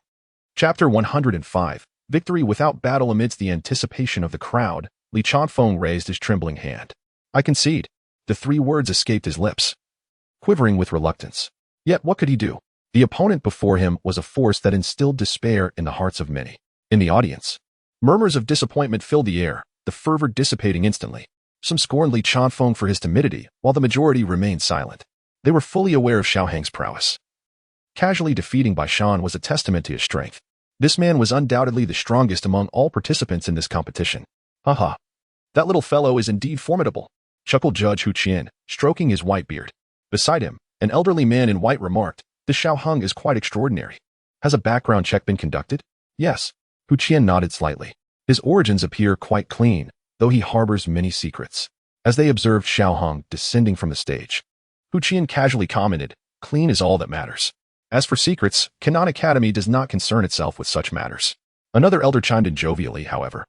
"There is a remarkably rich aura of fire attributes emanating from Xiao Hang. If only he were an alchemist. Xiao Hong is a fifth-tier alchemist. His alchemical skills are likely not inferior to yours," Hu Qian replied languidly. "Oh, a fifth-tier alchemist? That is indeed remarkable. It seems we ought to treat him well. Who knows when we might need to seek his expertise," another elder said with a hint of amusement. Although the others remained silent, they exchanged knowing smiles. While they could dismiss a spirit fighter, a fifth-tier alchemist held a different status, one that warranted respect and equality in discourse. Hu Qian nodded slightly, suggesting, "We may extend him some assistance, but let us be cautious." The others nodded in agreement, acknowledging that while fifth-tier alchemists were rare, they understood their significance. However, if he were a student of their own academy, the dynamics would shift considerably. "Let us continue watching the competition," Hu Qian declared. As they engaged in casual conversation, the second match commenced. Compared to the previous match that ended abruptly, this one was undeniably more captivating, with both contestants exchanging blows for several rounds before a victor emerged. Returning to the audience, Huoda smiled at Xiao Hong, saying, "You, young man, are truly impressive." They were not surprised by Xiao Hang and Apos' victory, but the opponent and Apos' concession caught them off guard, particularly the two young women, who gazed at Xiao Hang with envy, wishing for a similar outcome in their own matches. However, such thoughts were futile given their current capabilities. Xiao Hang smiled faintly, replying, "It is thanks to Mentor Huoda. Indeed, without him, my participation in this competition would have been uncertain." "Well, it is your own ability," Huoda said, though the smile on his face betrayed his pride in having discovered such talent, even if Xiao Hong was not his official student. The latter and Apos' success brought significant benefits to him. Seeing his mentor and Apos' happiness, Zhao Lin chimed in, "It seems there will be no issue with your advancement this time, mentor." The group continued to chat until their respective matches approached. As expected, Zhao Lin and Zhu Zi emerged victorious, while the two young women had to wait for another opportunity. However, they found solace in the thought that there would be future chances. After offering some words of encouragement, they resumed watching the competition, even though their own matches had concluded. For them, such contests were still worthwhile, as they provided an opportunity to learn and gauge the strength of others. Subsequently, Xiao Yan, Sun Er, Hu Jia, and the others took the stage, all advancing smoothly as anticipated. While Xiao Hong found little intrigue in matches of this caliber, he was particularly interested in Lu Mu, who showcased impressive fire techniques. "Mentor Huoda, where did Lu Mu acquire his fire techniques? Is it accessible to me?" Xiao Hong inquired. Huoda pondered momentarily before responding. "It should be feasible, albeit it pertains to the alchemy discipline. If you desire it, I can arrange for you to meet a friend in the alchemy department after the competition concludes." "Thank you, Mentor Huoda." Xiao Hang expressed his gratitude without further ado. "Xiao Hong, why do you want that? Isn't it only useful to alchemists?" one of the young women asked. "Indeed. What do you need it for?" another chimed in. Having spent time with Xiao Hong, they had come to understand that he was not as aloof as he initially appeared. Zhao Lin and Zhu Zi exchanged curious glances, prompting Xiao Hang to reply with a smile, I am also an alchemist, so I have a keen interest in those techniques. Well, Xiaoheng, you and Appos, an alchemist too. Can I seek your help for alchemy in the future? Juzi, ever so friendly, blurted out without hesitation. The two young women and Zhao Lin looked at Xiaoheng expectantly, awaiting his response. Huda also glanced at Xiaoheng with surprise, as he was unaware of Xiaoheng's alchemical abilities. Certainly, if the occasion arises. However, remember to adhere to the rules. I won't reduce my fees simply because you are my classmates. Be prepared. Xiaoheng jested. Even so, this response pleased them immensely. Bai Jing nodded enthusiastically. That's wonderful. It saves us the trouble of seeking help from the alchemy department. Huang Sisi smiled brightly, as though the previous disappointment had been washed away, and cheerfully asked, Xiaoheng, what tier of alchemist are you? Haha, guess. Xiaoheng replied, teasingly evading their curiosity, which elicited a chorus of playful groans from the group. More than an hour later, the day's competitions formally concluded, and as the crowd began to disperse, Huda turned to the group, saying, you all head back first. Zhao Lin, Juzi, prepare well for tomorrow's final round. Sisi, Jingjing, do not lose heart. There will be opportunities next year. Focus on your training. Yes, Mentor Huda, we will. They replied, nodding in acknowledgement. It was evident that Huda and Appos' class was quite commendable. Although small in number, their strength was not inferior to that of the advanced classes. After giving his instructions, Huda turned to Xiaoheng and said, let us go. I will take you to meet my friend. Xiaoheng nodded and smiled at the four, waving goodbye as they reciprocated before following Huda toward the alchemy department. In a spacious room, Huda stood before a middle-aged man, inquiring, Old Liu, have you managed to obtain the fire techniques? The man, clad in a black robe with a small mustache, glanced at Xiaoheng beside Huda and responded, the fire techniques are considered high-level techniques. While I know them, I lack the authority to teach them to others. However, I can take you to the department head and see if he is willing to permit it. Huda nodded appreciatively. Thank you. The middle-aged man waved dismissively, saying, no need for thanks. Our relationship does not require such formality. He smiled and added, let us go. The department head should be in his office now. You are fortunate to have found such a promising talent, especially one who is also an alchemist. Huda chuckled, fortune indeed. What can one do? His tone was filled with joy. Xiaoheng chimed in, I am fortunate to have encountered Mentor Huda. Indeed. The middle-aged man nodded, leading Xiaoheng and Huda down the corridor, continuing left until they reached the last office. He knocked on the door.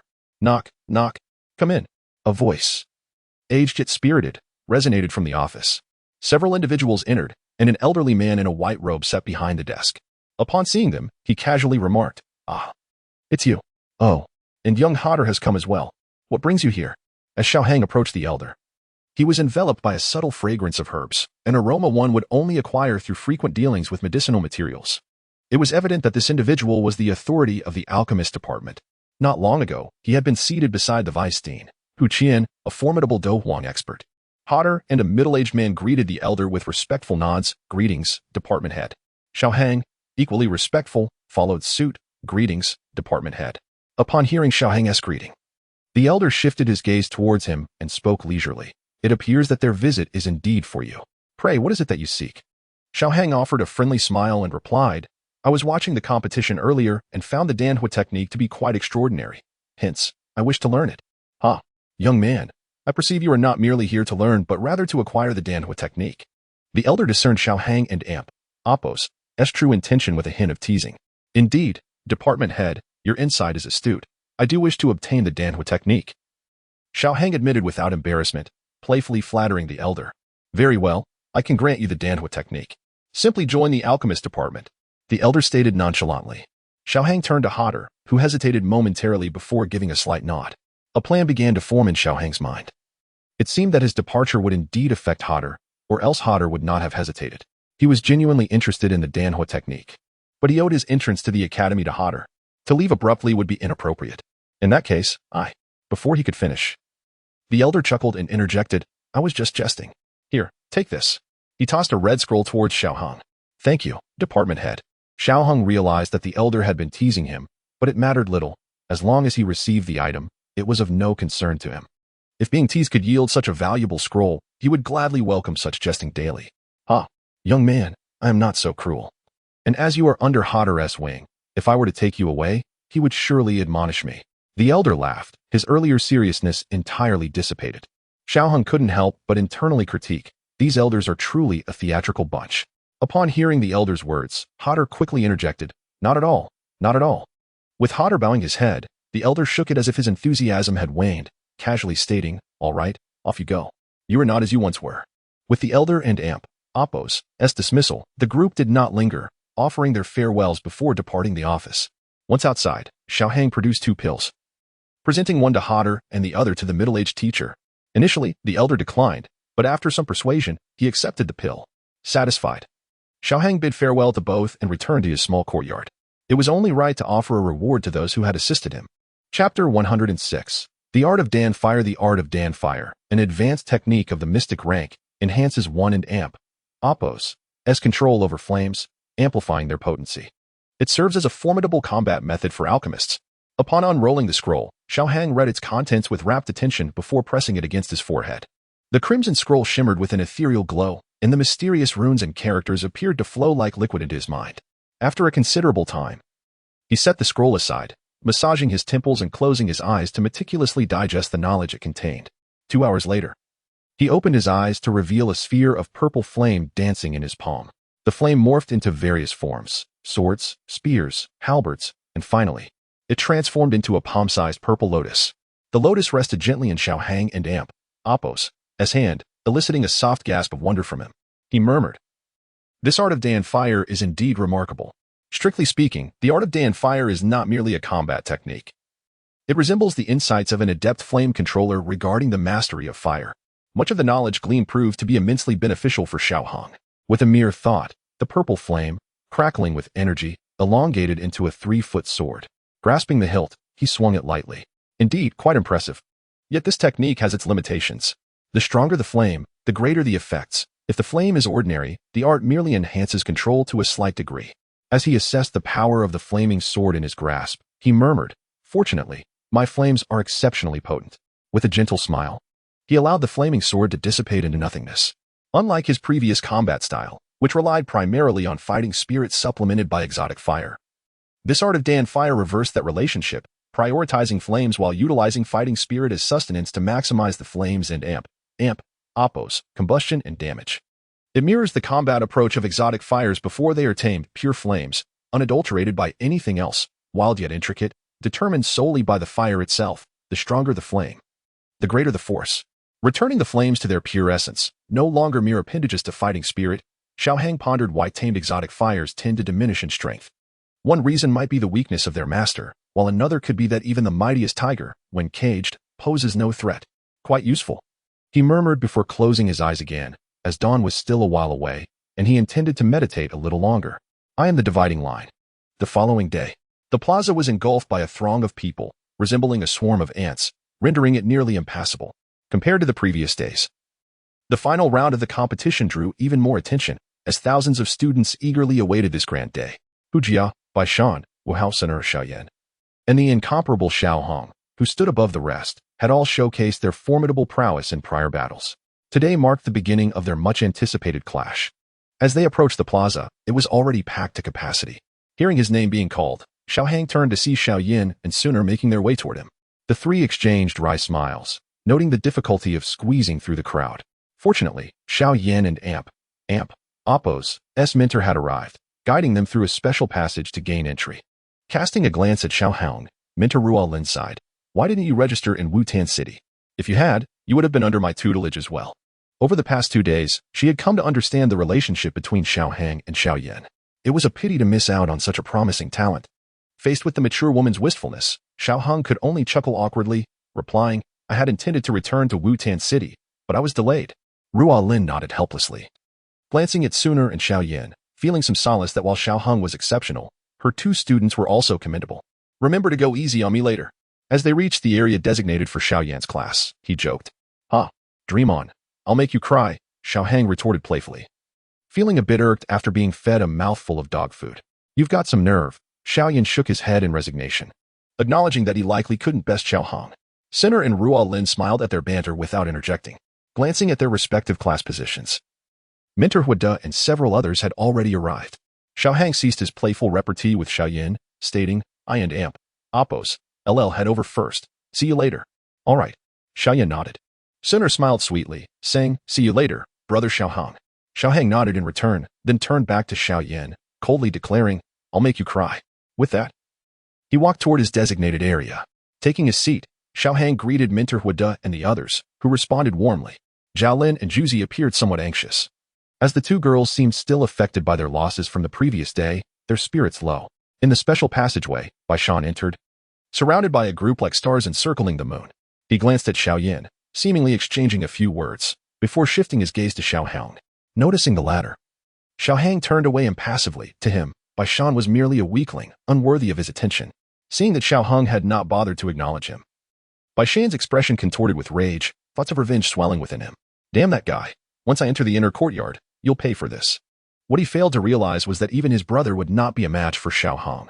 Within the realm of fighting spirits, Xiaohang, armed with advanced techniques, fighting arts, exotic flames, and sword intent, feared no battle, regardless of his opponent.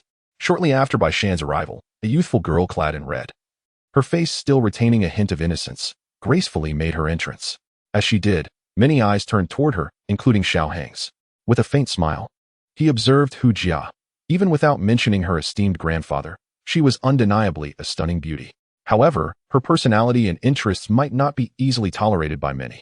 Noticing Xiaohang's gaze, Juzi turned to him, grinning. Xiaohang, you have a thing for Hu Jia. As he spoke, others began to take notice of Xiaohang's attention. Xiaohang nodded lightly, confessing, I truly admire her character. Wow. Juzi hadn't expected such a direct admission. After his initial surprise, he eagerly began to shift the conversation toward Xiaohang. Even Minter Huada regarded Xiaohang with newfound respect. With a subtle smile, Xiaohang chose not to elaborate further. His admiration differed from others. Appreciation did not necessarily equate to infatuation. Moreover, as a person traversing from the modern world, his affections could be fleeting. All right, no need to feign innocence. He genuinely admired Hu Jia and Appo's character. Meanwhile, Hu Jia, glancing at Sun and Appo's, felt an unusual gaze upon her. Turning her head, she spotted the obnoxious Xiaohang, who raised his fist as if to threaten her. However, this feeble threat, combined with her youthful visage, only made Xiaohang find her somewhat endearing. He smiled and waved gently. This interaction sent the onlookers into a frenzy. The goddess acknowledged me. Did you see that? Nonsense. She was clearly greeting me. While others failed to notice Xiaohang's subtle gesture, Minter Huada and Juzi did. Juzi gave him a thumbs up, exclaiming, Bro, impressive. Xiaohang remained unresponsive, returning his gaze to the front as he awaited the commencement of the competition. Boom.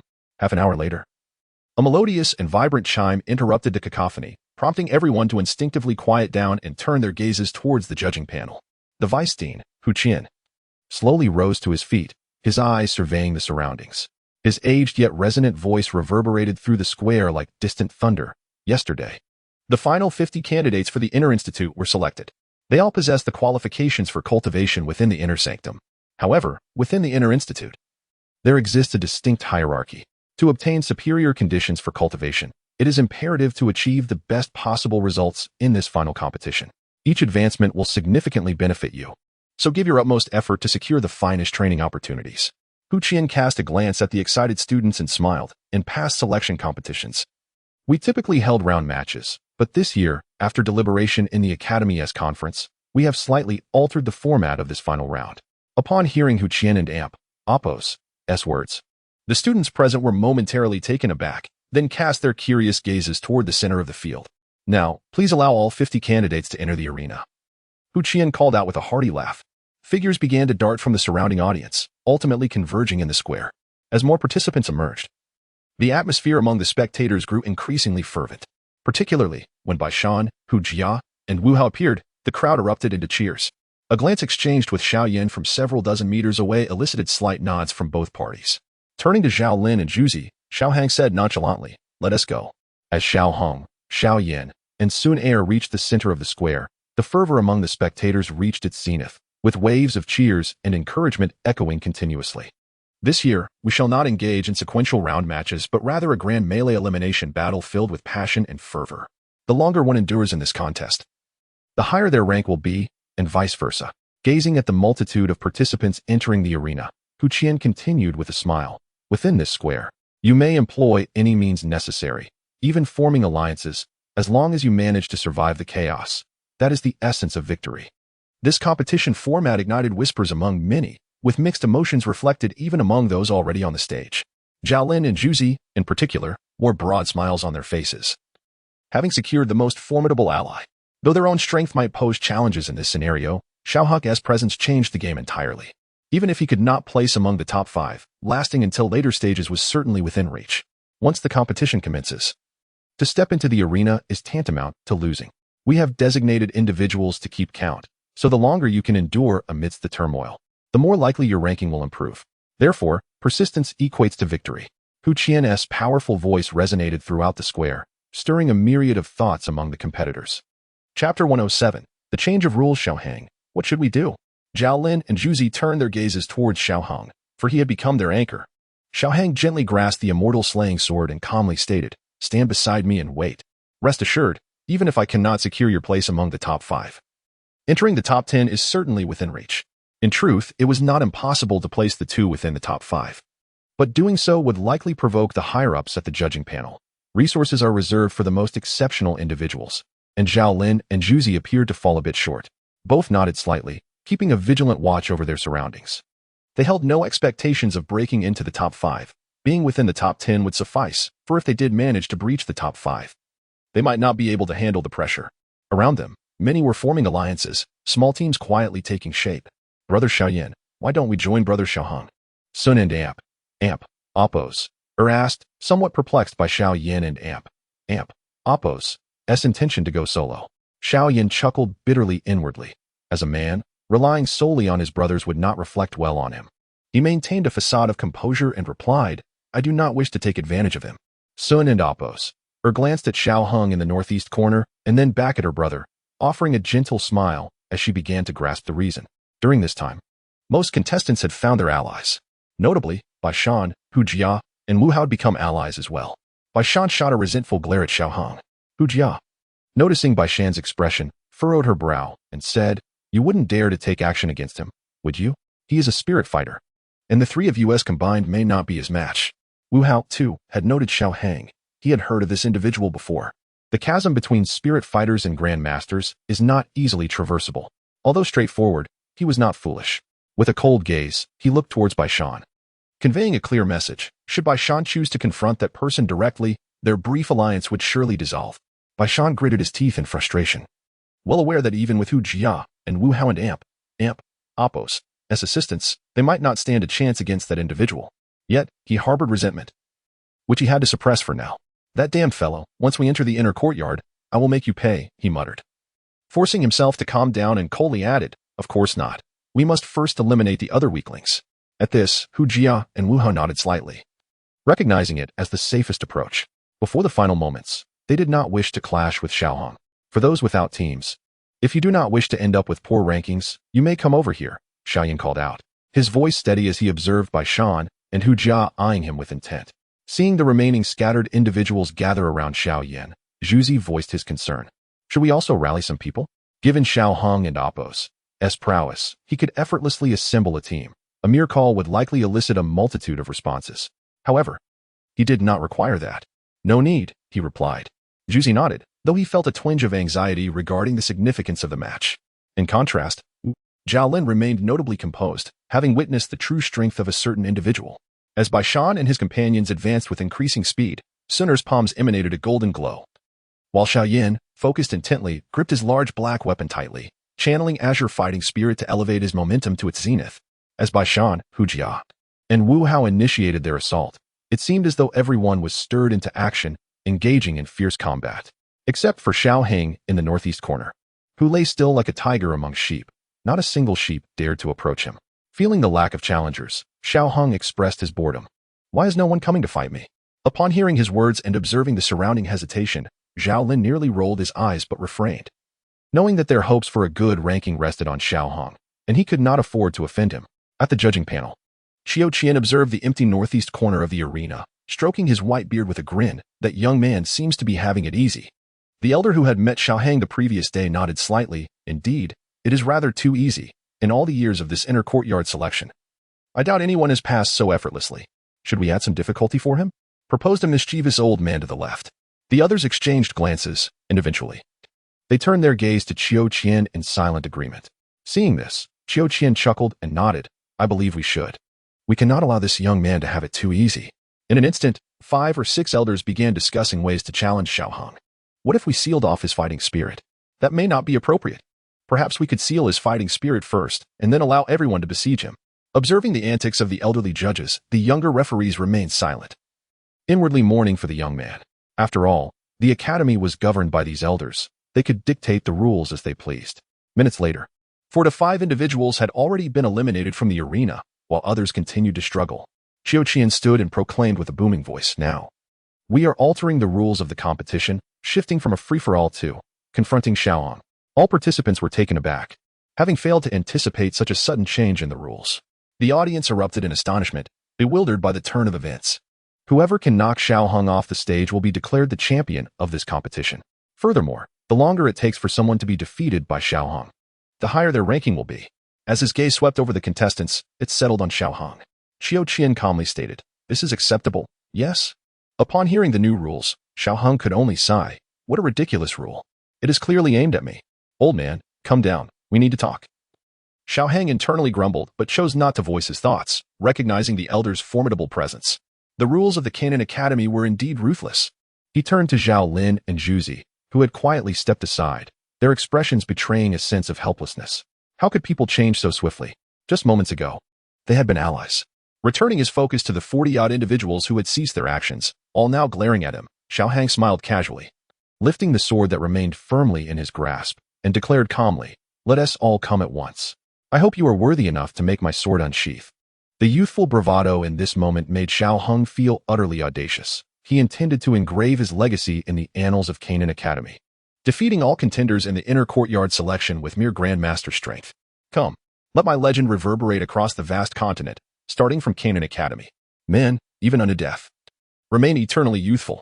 Satisfied, Dou Qi smiled and said, "Now, this is becoming interesting." The elders who had suggested the idea also chuckled in approval. Xiaohong's words, though delivered with a sense of nonchalance, carried an air of disdain. Yet, every individual present was a prodigy in their own right. They could acknowledge superiority, but they could not tolerate being treated with such contempt. "Even if I am not your match, you must recognize that I too am a genius." Xiaoyan by Shan, Hu Jia, Wu Hao, and Sun and Apos exchanged glances, each silently reaching a consensus. Hu Jia, beaming brightly, remarked, "I and Apos, you found this fellow irksome for quite some time. What do you say? Shall we take action?" Xiaoyan grasped the black great staff and nodded slightly, stating, "Since it is a rule, I shall abide by it. However, I must caution you all about one thing. That individual is exceedingly powerful, terrifyingly so." The others, astute as they were, understood the implications of Xiaoyan's words. Wu Hao, wielding his great sword, coldly remarked, "I too wish to engage him in battle." Bai Shan, clenching his silver spear, vehemently shook his head, saying, "I am well aware of that fellow." This time, he would not underestimate his opponent as he had previously. With so many surrounding that individual, he was certain he could find an opportunity to defeat him, thereby proving to everyone his worthiness to be champion and demonstrating to Suna that he was indeed the most suitable for her. And the audience would have chuckled softly, murmuring, "This is becoming quite interesting." Beside him, 2 girls expressed their concerns. With so many, can Xiaohong truly prevail? Meanwhile, sitting nearby, Xiong, who had not shown his face for 2 days, casually remarked, "Xiaohong will be just fine." After being assigned his role, that very night, with Xiaohong and Apos' consent, Xiong was summoned by Hu Qian, leaving for an unknown purpose before finally returning. As the new rules were announced and Xiaohong spoke, the atmosphere ignited like a powder keg, with cheers reverberating throughout the square. The other competitors observed Xiaohong, knowing he was surely no match for the Douling. Yet collectively confronting him changed the dynamics. There were opportunities aplenty, considering the sheer number of them. At one moment, azure fighting spirit enveloped the black great staff as Xiaoyan made the first move, followed closely by the others. Sun and Apos, golden fighting spirit shrouded her entire form, crafting a suit of golden armor that accentuated her perfect physique. Bai Shan crackled with lightning, his spear gleaming in his grasp, while Wu Hao's great sword emanated a crimson fighting spirit. Hu Jiao wielded a long whip, cloaked in green fighting spirit, exuding a terrifying aura. Upon witnessing Sun and Apos irradiating a flame-like fighting spirit, Xiaohong whispered to himself in a tone only he could hear, "Is that indeed remarkable?" As Xiaoyan and his companions launched their attacks, the remaining competitors unleashed their full power towards Xiaohong. This included Zhao Lin and Zhu Zi, though some may have been holding back, which was not immediately discernible. A cacophony of diverse colors and varying intensities surged towards Xiaohong, who instantaneously erupted with violet fighting spirit, a display that caused many to change their expressions dramatically. The violet flames, infused with thunderous energy, exploded across the battlefield. It was prudent to first eliminate a portion of the adversaries when faced with such overwhelming numbers. The combined strength of Bai Shan, Hu Jia, and Wu Hao was already sufficient to contend with the typical Douling, and with Xiao Yin and Xiao Sun and Apos, as formidable prowess. The competition would be anything but easy for that young man, despite his status as a Douling. The judges' table, led by Hu Qian, was filled with smiles as he remarked jovially. The other elders nodded in agreement, their anticipation for the unfolding contest palpable. Chapter 108. The Siege. A violet flame erupted from Xiaohong, instantly forming a towering wave of fire, dozens of meters long and over 10 meters high, surging forth. Witnessing such an immense inferno, the attackers and Apos' expressions changed dramatically. How could this be possible? The technique of Dan Fire. Beside Hu Qian, an elder expressed his astonishment to wield it so proficiently after acquiring it merely a night ago. He chuckled, speculating that the purple flame, infused with thunderous energy, must indeed be the extraordinary fire possessed by that young man. Judging by its might, it likely ranks quite high among them, though its specific type remains unknown. That young man is rather fortunate. Hu Qian observed the fiery tide, not worrying about his granddaughter but rather intrigued by the nature of Xiaohang's flames. The flames swept across the arena with astonishing speed, and where they passed, everyone exerted their utmost to resist. Yet, Xiaohang's full-force strike was not so easily countered. Aside from a small number of individuals, most were engulfed by the flames and, upon being overwhelmed, were thrust off the stage by the force contained within the fire wave. The flames impeded everyone and Apos' movement, leaving only a few who had reached the great fighter level capable of launching attacks that pierced through the flames to reach Xiaohang. Albeit those attacks were significantly weakened. Sensing the approaching energy, Xiaohang deftly dodged to the side, evading most of the strikes. While a few were deflected by the energy shields he conjured, inflicting no harm upon him. The fire wave dissipated as it left the arena. And as the remaining 10 or so stood on the stage, the audience erupted in thunderous applause. Bai Shan and Apos' expression was far from pleasant, his thunder armor tightly enveloping him. Scanning the surroundings, a flicker of shock crossed his eyes.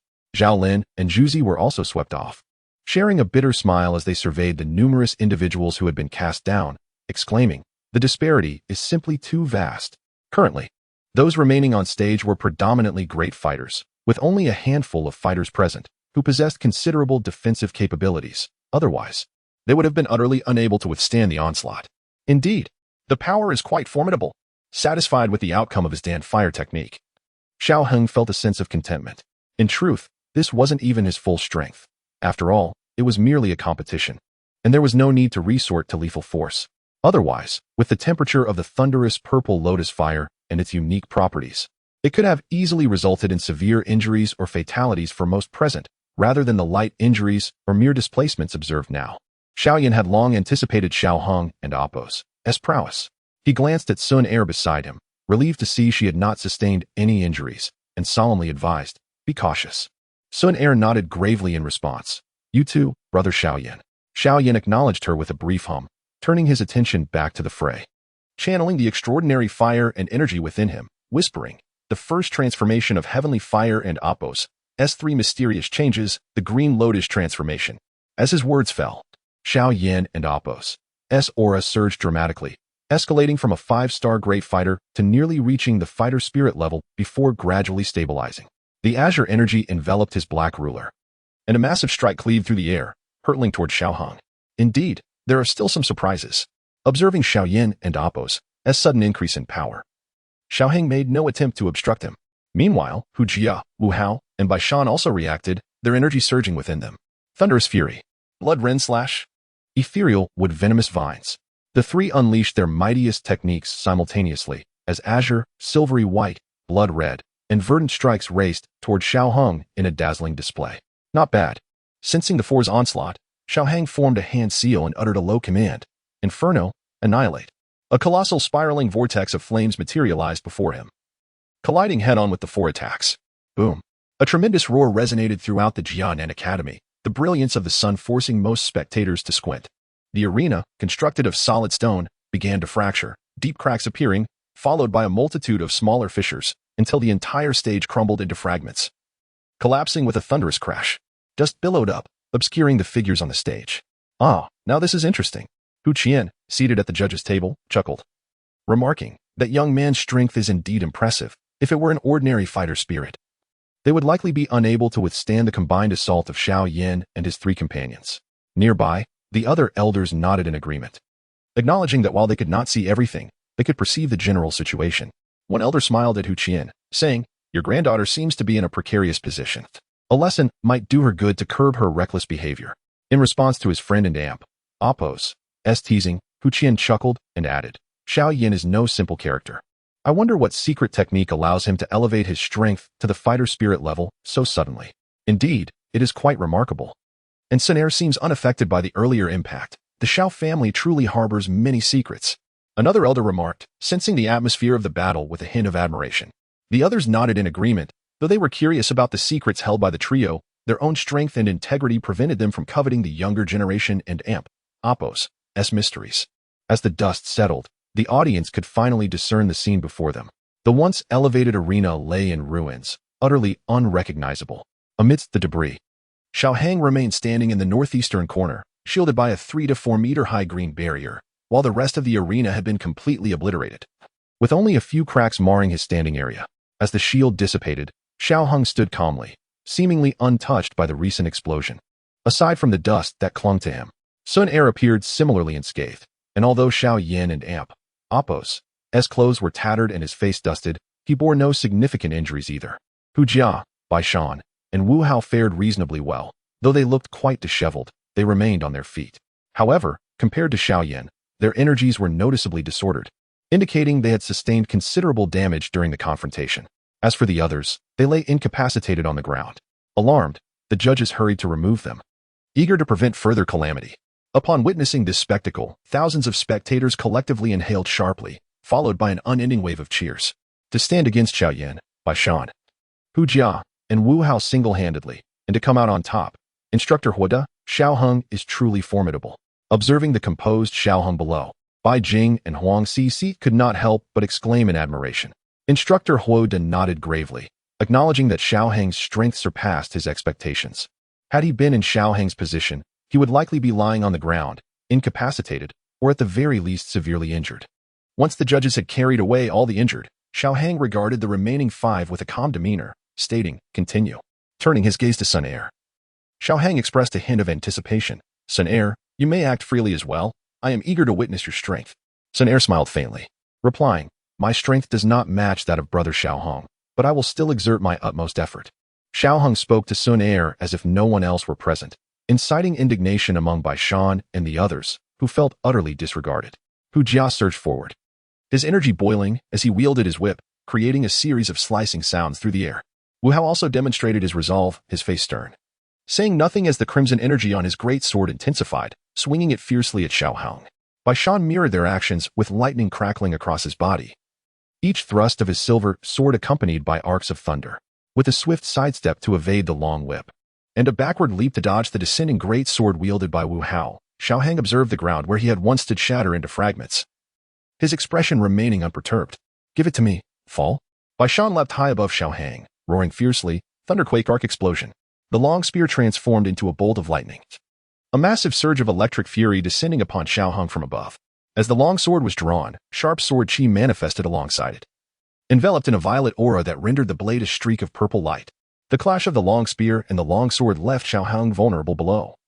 With no leverage to counter the incoming onslaught, the sword managed to momentarily block, yet the thunder surged along its length, crashing into Xiao Hang. Witnessing Xiao Hung being struck by the lightning and plummeting downward, Bai Shan felt a surge of elation within, thinking, damn you, let us see how you defend against this. As Xiao Hung was struck by the thunder, he descended rapidly, feeling a tingling sensation coursing through his body. He landed heavily, causing the already damaged rocks beneath him to shatter anew. It seems this approach is futile.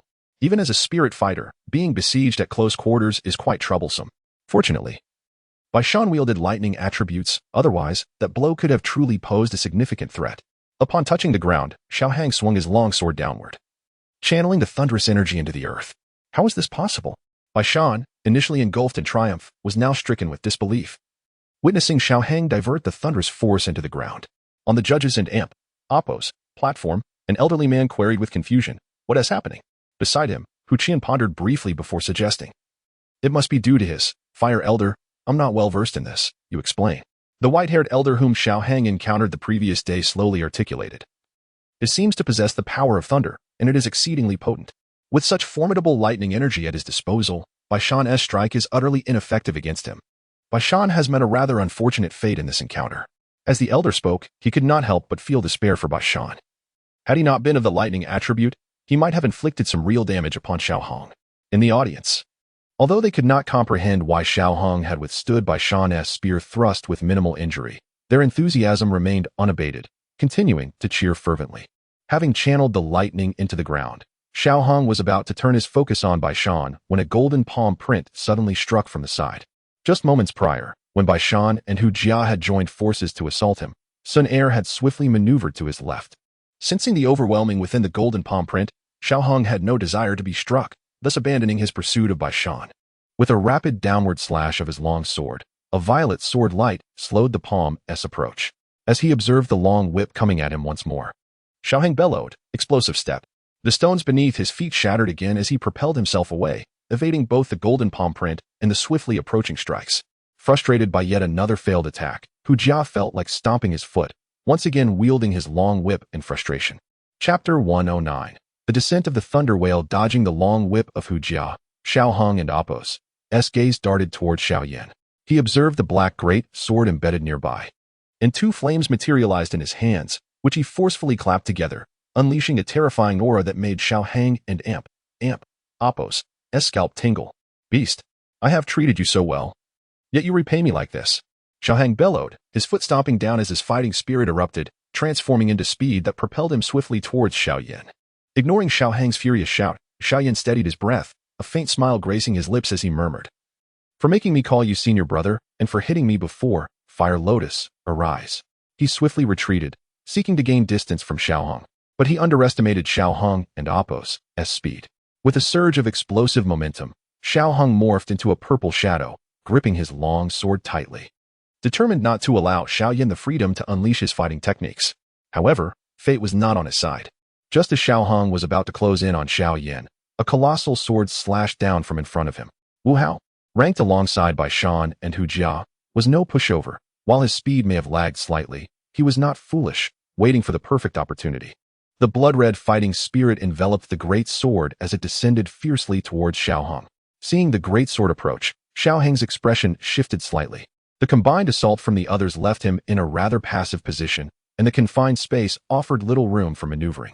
Otherwise, he could have easily toyed with them. Damn it! With Xiao Yan so close and the fire lotus in his hand nearly formed, Xiao Hong could only curse under his breath and retreat swiftly. Bai Shan, wielding lightning attributes, was incredibly fast, making it difficult for him to evade up close, while Wu Hao was much heavier by comparison. Xiao Hong dodged the great sword, but Xiao Yan managed to create more distance between them. That kid's flames. At the judge's stand, Hu Jia observed the increasingly violent flames in Xiao Yan's grasp. Furrowing his brow, what technique is that boy using? It seems so ferocious. Beside him, the old alchemist shook his head, remaining silent. As a pharmacist, he understood flames far better than Hu Jia. Upon witnessing Xiao Yan merge the two flames, he initially thought Xiao Yan was being reckless. However, as he watched the flames blend together, he couldn't help but shake his head, marveling at Xiao Yan's audacity. In a moment, the flames in Xiao Yan's hands calmed. And within the dazzling fire lotus, Xiao Hang sensed a tremendous power. Everyone, be cautious, Xiao Yan shouted, hurling the fire lotus towards Xiao Hong. The instant it left his hand, it transformed into a streak of light, so swift that Xiao Hong could barely perceive it. Purple cloud wings, activate. A pair of violet wings unfurled from his back as Xiao Hong roared inwardly. Explosive step. The stone platform beneath him shattered as he soared upwards. Just as he ascended 2 or 3 meters off the ground, a golden palm descended from above, the golden imprint spanning 3 to 4 meters wide. Turning to Sun Er, he saw her wearing a faint smile, as if she had done nothing. Damn, it's that girl. Xiao Hong withdrew his gaze. There was no evading this. He had to absorb the impact. A torrent of fighting spirit surged from his fighting crystal, enveloping him in a suit of violet armor. Not enough. Multi-layered rebirth gate, form. 5 green shields materialized instantaneously, encasing him in the last moment. Boom. The fire lotus and palm imprint erupted around Xiao Hong. The scorching flames mingled with golden fighting spirit, further shattering the already fragmented arena. Dust billowed, and Sun and Apos' or landed beside Xiao Yin, a hint of concern on her face. Brother Xiao Hung won and oppose. T get hurt, will he? Xiao Yin shook his head gravely. This level of damage would suffice against an ordinary Dou Ling. But that fellow is no ordinary Dou Ling. Bai Shan and the others approached, Bai Shan gazing expectantly at the center of the explosion, while Wu Hao maintained his usual indifference. Only Hu Jia, with a face full of anticipation, remarked, no matter how strong a Dou Ling may be, I refuse to believe that they can withstand such an attack. Even if he survives, the consumption must be immense. The group fell silent after the prolonged battle. Everyone except Sun and Amp, Oppos, had depleted over half of their energy. Even Xiaoyin and Amp, Oppos, aura quivered slightly, revealing the significant toll the previous lower-tiered Fire Lotus had taken on him. All eyes were fixed on the explosion's core, seemingly awaiting something. They could not fathom that Xiao Hong would emerge unscathed. The heat wave from the flames spread once more. Even though the others stood at the farthest edge from the blast, the temperature was still discomforting, let alone for Xiao Hong, who was at the epicenter. The golden palm imprint descended, and the Fire Lotus followed suit, the immense power causing even the high-level shields of the Rebirth Gate to crack. Xiao Hang and Amp, Oppos' expression grew serious. After a breath, the flames shattered completely. Although the Rebirth Gate had absorbed considerable energy impact, the residual force was still formidable. The golden fighting spirit and the exceedingly hot flames collided with Xiao Hang and Amp, Oppos' body, the overwhelming force prompting him to acknowledge Xiao Yin and Amp, Oppos' talent in creating such a technique. He conceded that he had slightly underestimated him. Otherwise, he Wuden and Oppos' found himself in this predicament. However, to defeat him with such power, Xiao Yin and his companions still lacked the qualifications. The violet fighting spirit armor enveloped by the Thunder Lotus fire fortified Xiao Hang's defenses. This time, he had utilized nearly half of his fighting spirit to construct the armor. Coupled with prior exertions, he now had approximately 1/3 of his fighting spirit remaining. However, that was sufficient. With his next move, he would demonstrate true terror to these youngsters. The armor and Oppos' resilience was astonishing. Even the intensely heated flames and the powerful energy crashing against it caused no damage. Gradually, the energy explosion began to subside, granting Xiao Hang the opportunity to formulate other techniques. Break for me, Xiao Hang roared, slashing his sword upwards. In an instant, the violent flames and energy were forcefully parted, creating a gap. The purple cloud wings glowed brilliantly. Explosive step, move. The powerful impact propelled Xiao Hang rapidly upwards through the opening he had created. Not good. Xiao Yan's expression changed. As a pharmacist, his senses were far more acute than those of the others. He sensed a tremendous surge of fighting spirit gathering at the center of the fiery explosion. At the judge and Oppos' stand, the elderly men clearly felt the rising momentum emanating from the center of the flames. Interesting. It seems my rule changes are quite effective, Hu Jia remarked with a smile.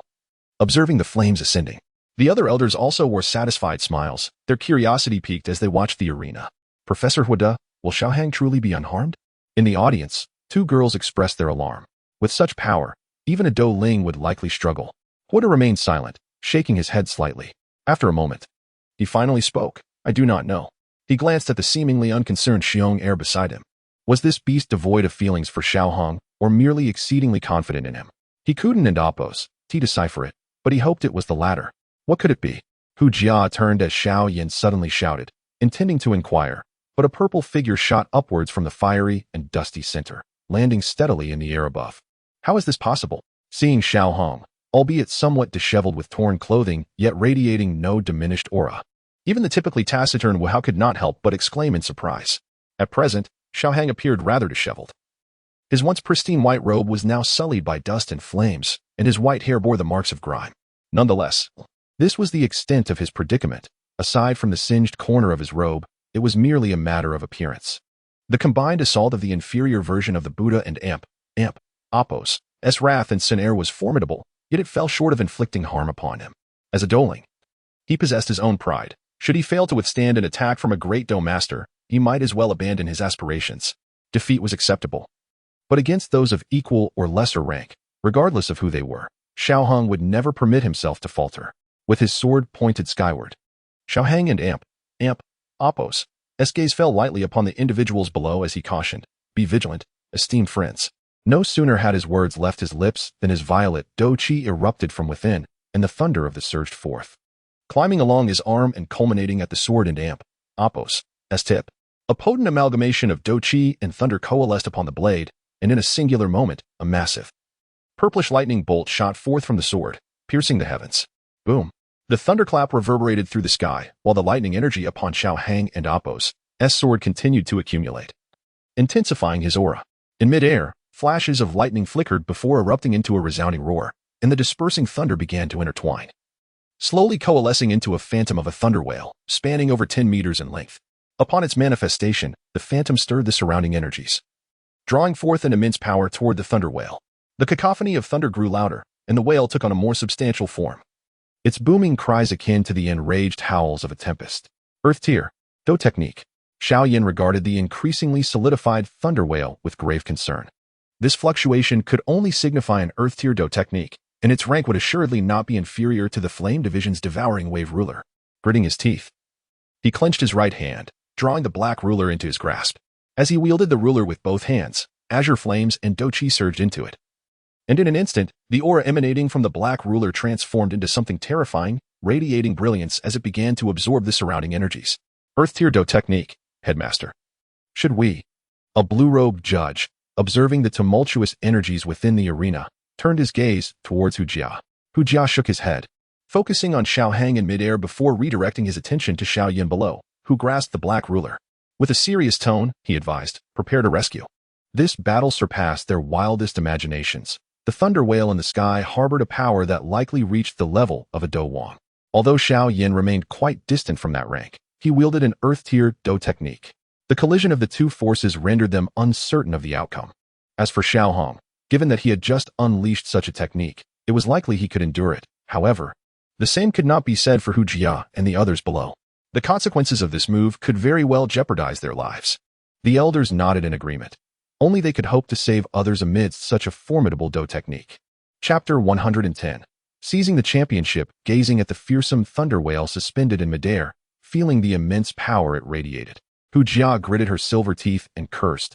Damn it. All it took was a couple of lashes. Is it necessary to resort to Earth-level combat techniques? The remaining fighting spirit within her surged forth, half transforming into armor, while the other half coalesced around her whip. Bai Shan and Wu Hao mirrored her actions. At this point, yielding was not an option, and they could only bear the burden. The energies surged as they unleashed their combat techniques. Sun Er, too, was enveloped in a golden glow, her golden armor tightly encasing her form as she formed seals with her hands, her eyes shimmering with golden light, indicating that she was also executing a remarkably powerful combat technique. At a certain moment, the purple thunder whale in the air suddenly solidified, its enormous eyes snapping open, seemingly alive as it scrutinized the 5 individuals below. Lightning flickered along the long sword, subtly resonating with the thunder whale above. Xiao Hong exhaled softly, his complexion slightly pale.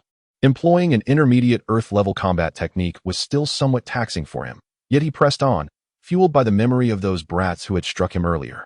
Moreover, he had never utilized this technique before. Today, he was determined to test its might. Let it dissipate in the thunder.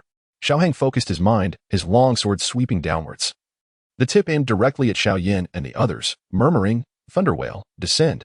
As Xiao Hang's sword struck down, the thunder whale responded as if commanded. Diving straight towards Xiao Yin and the others, the sound of thunder resonating throughout the sky, its terrifying presence leaving countless onlookers aghast. Simultaneously, the black great ruler in Xiao Hang and Appo's hand seemed to have amassed all its power, swinging heavily towards the sky, unleashing a blue flame that surged like a mighty wave. In quick succession, Sun and Appo's, Hu Jia, Wu Hao, and Bai Shan followed suit, each releasing torrents of fighting spirit. At a pivotal moment, the thunder whale collided with the wave of flames, stalemating for a brief moment before Xiao Hong uttered a single word, break. The thunder whale roared once more, while below, Xiao Yan's expression shifted. This is bad, he exclaimed.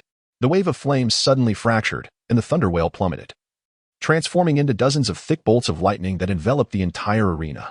As for the attacks of the others, they were merely ripples in the face of a grand master against a spirit master, with the spirit master's earth-level technique rendering their efforts utterly futile. Akin to a large fish devouring a smaller one, devoid of any means of resistance.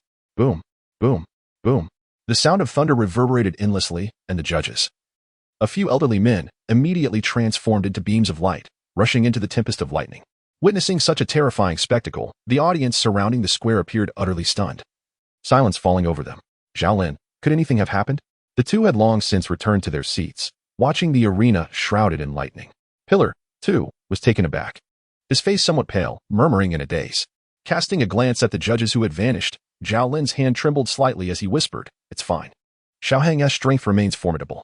Each confrontation instills a sense of fear. After a moment, as the thunder and smoke dissipated, Xiao Hang descended slowly. The original arena, now completely unrecognizable, replaced only by a heap of rubble and several youths shielded by the elders. At this point, everyone finally reacted. The roar of thousands erupted, rivaling even the earlier thunderous sounds. Xiaoheng, Xiaoheng, Xiaoheng. The name Xiaoheng was indelibly etched in the hearts of all present.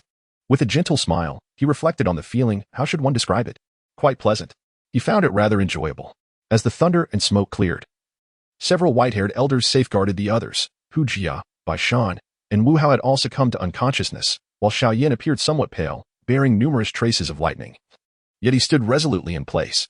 Xiao Hang, the chasm between us is undeniably vast. Xiao Yin mused, his eyes revealing no sorrow or resentment.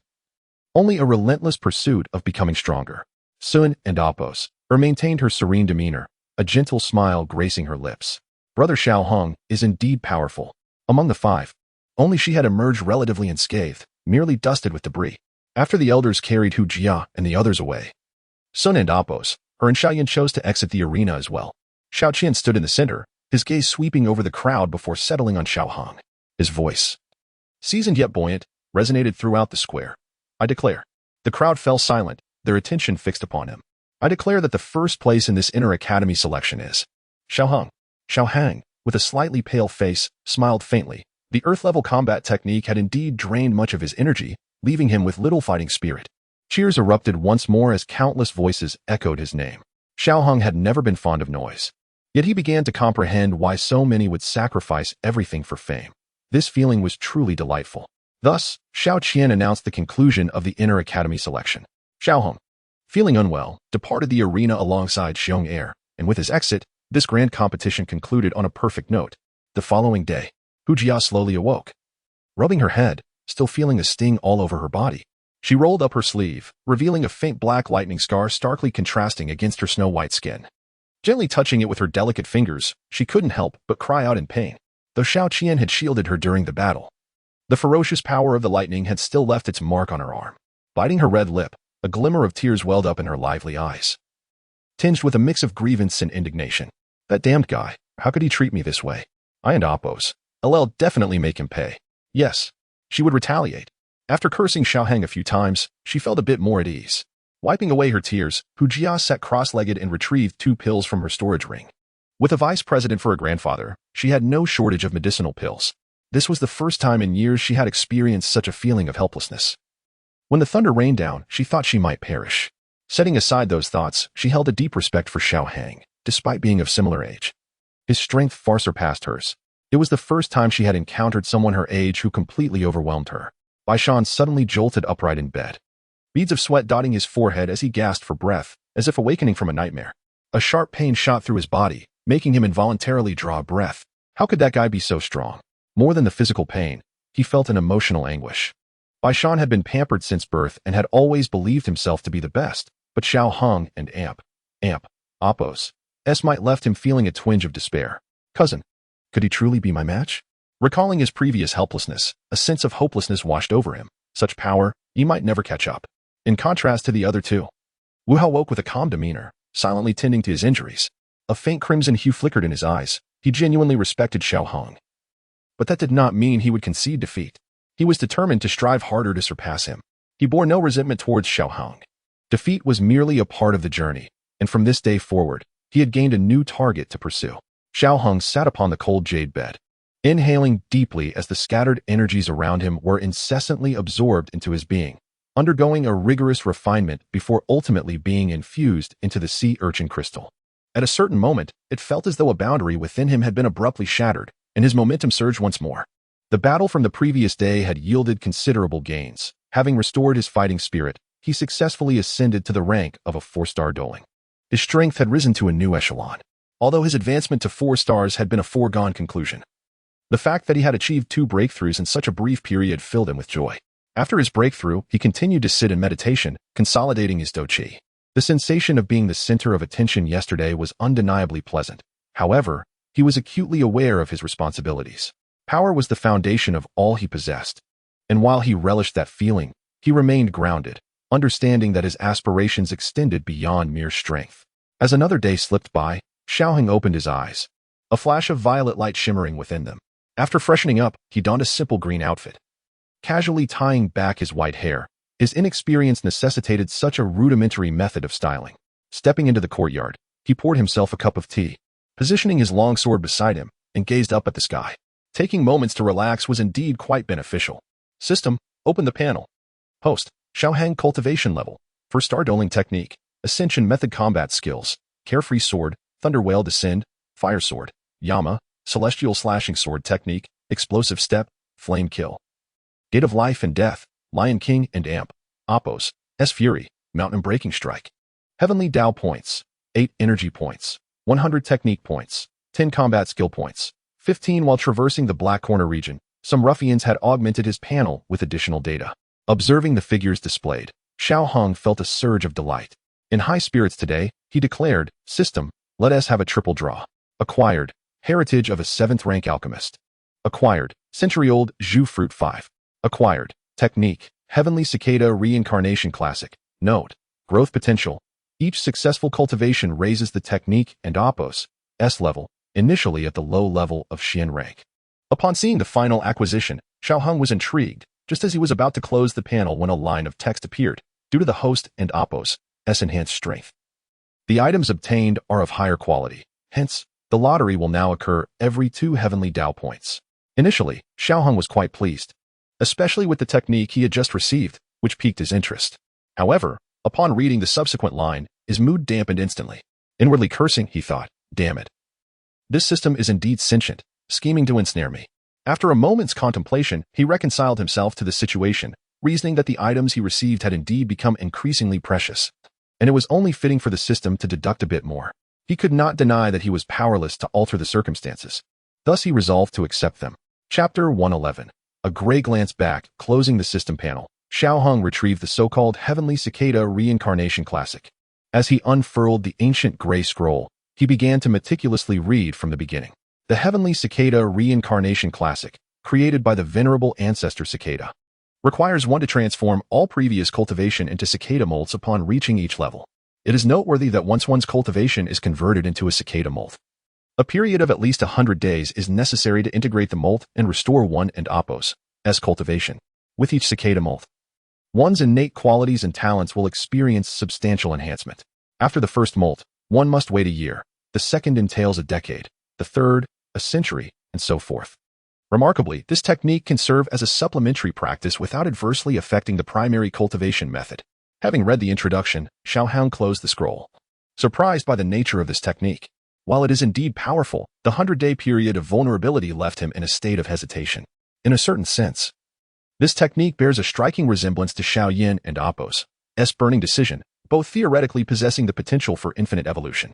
The thought of 100 days of weakness is daunting. What if he encounters danger during that time? The consequences could be dire. Sighing in frustration, he stored the technique in the system space, as he dared not carelessly place such a technique within his spatial ring. After contemplating for a while, Xiaoheng ultimately decided to set the scroll aside for the moment. Intending to revisit it later, perhaps he would cultivate it in the future. Originally intending to take a stroll, an inexplicable sense of foreboding suddenly washed over him, prompting him to form a seal for cultivation. Yet, a lingering feeling of restlessness clouded his mind, and he could not discern the reason. Reluctantly, he opened his eyes and gazed out at the sky. A dividing line. In the gray sky, fine raindrops drifted down, and a young girl revealed her arms as pure as white jade, allowing the droplets to cascade upon her delicate fingers. She gazed upward, clad in a flowing gray gown, her face partially obscured by a black silk scarf. Even with only half her face visible, her extraordinary grace emanated from her eyes. As she observed the heavens, countless raindrops fell upon her hands, trickling down her gently curved fingers to the ground. She murmured, I wonder what you are doing now. Do you still remember me, my friend? Recalling that person, a subtle brightness seemed to illuminate the pallor of her face. Retracting her hand, she turned her gaze toward a distant direction, where dozens were hastening towards her. Really, it's time to set off again, Xiaolan. As her voice resonated, an exclusive aura of Douling erupted from her being. If Xiaoheng were to witness this, he would undoubtedly be filled with astonishment. In a brief span, she had transformed from a mere girl lacking Dou master cultivation to a formidable Douling powerhouse.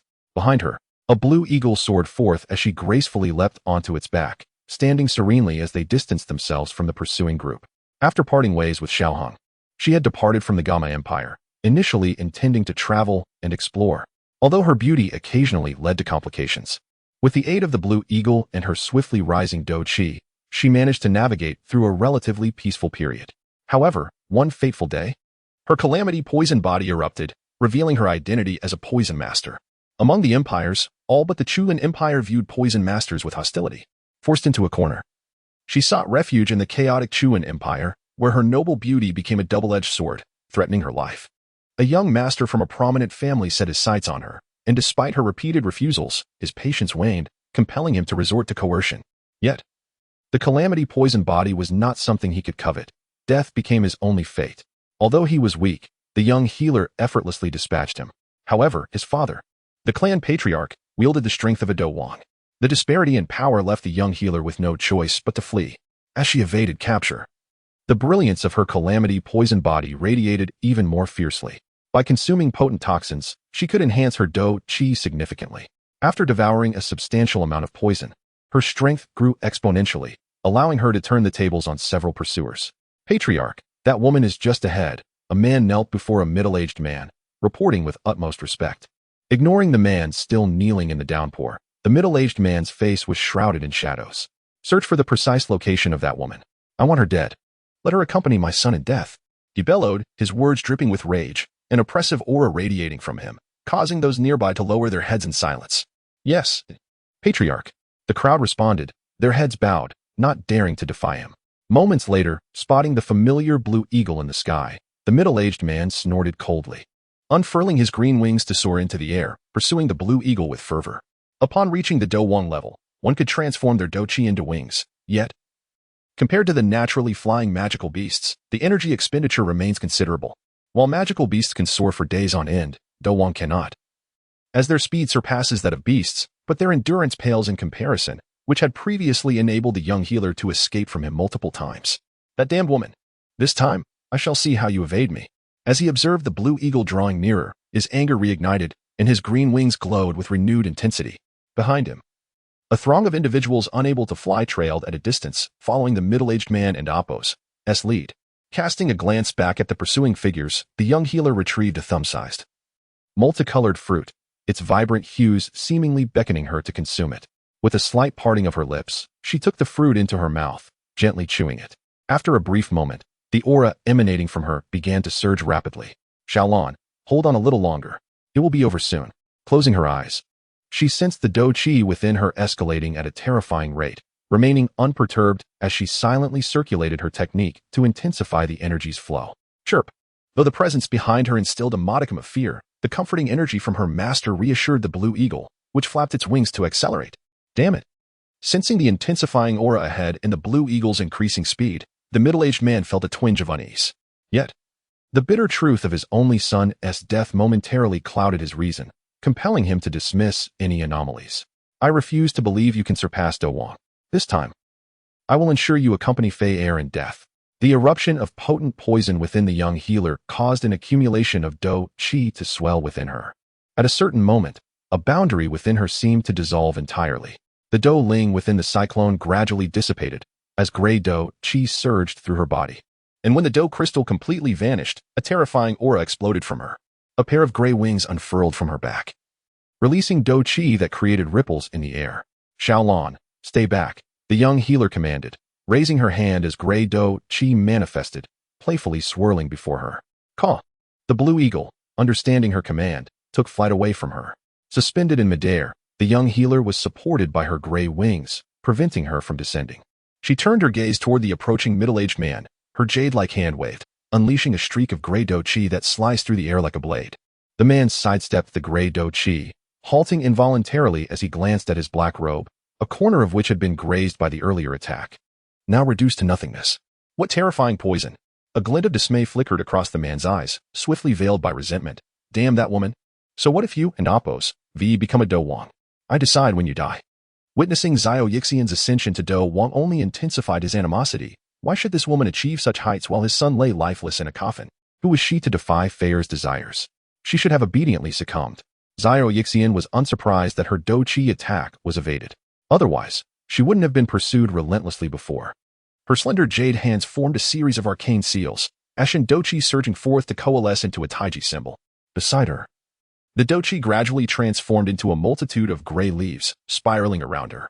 Each lifelike leaf exuded an aura of death, instilling a palpable sense of dread in the middle-aged man, even from hundreds of meters away. Gazing at the gray figure in the distance, the man gnashed his teeth and growled, "No matter what, I will ensure your demise." Hundredfold poisonous soul devour.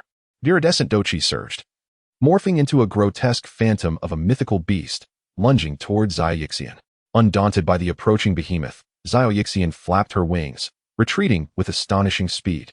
While the gray leaves around her whirred into motion, hundreds of leaves shot forth, cleaving the air and generating sharp gusts of wind. The leaves encircled the monstrous beast, relentlessly slashing at its form. Though razor-sharp, the leaves seemed insignificant against the towering creature. The man and Appos' escalation at Xiao Yixian and Appos' seemingly ineffective attack was short-lived. Quickly turning to fury as he bellowed, "Damn it. What kind of poison is that?" It didn't amp, Appos', as corroding Dou Qi. The wounds themselves were inconsequential, but the insidious poison was not. Gray mist emanated from the gashes inflicted by the leaves, causing vast sections of the beast to disintegrate. In mere moments, the colossal entity was reduced to nothingness.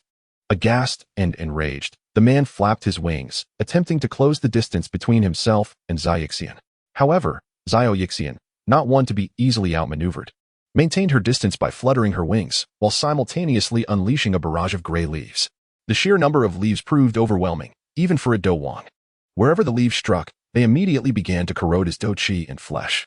In his fury, he hurled copious amounts of Dou Qi at Xiao Yixian. Most of his attacks were evaded, and those that weren't were intercepted by the leaves. Any remaining attacks had to be endured head-on. Thus, the battle intensified. Gray leaves danced in the sky, while streaks of green Dou Qi occasionally pierced the heavens.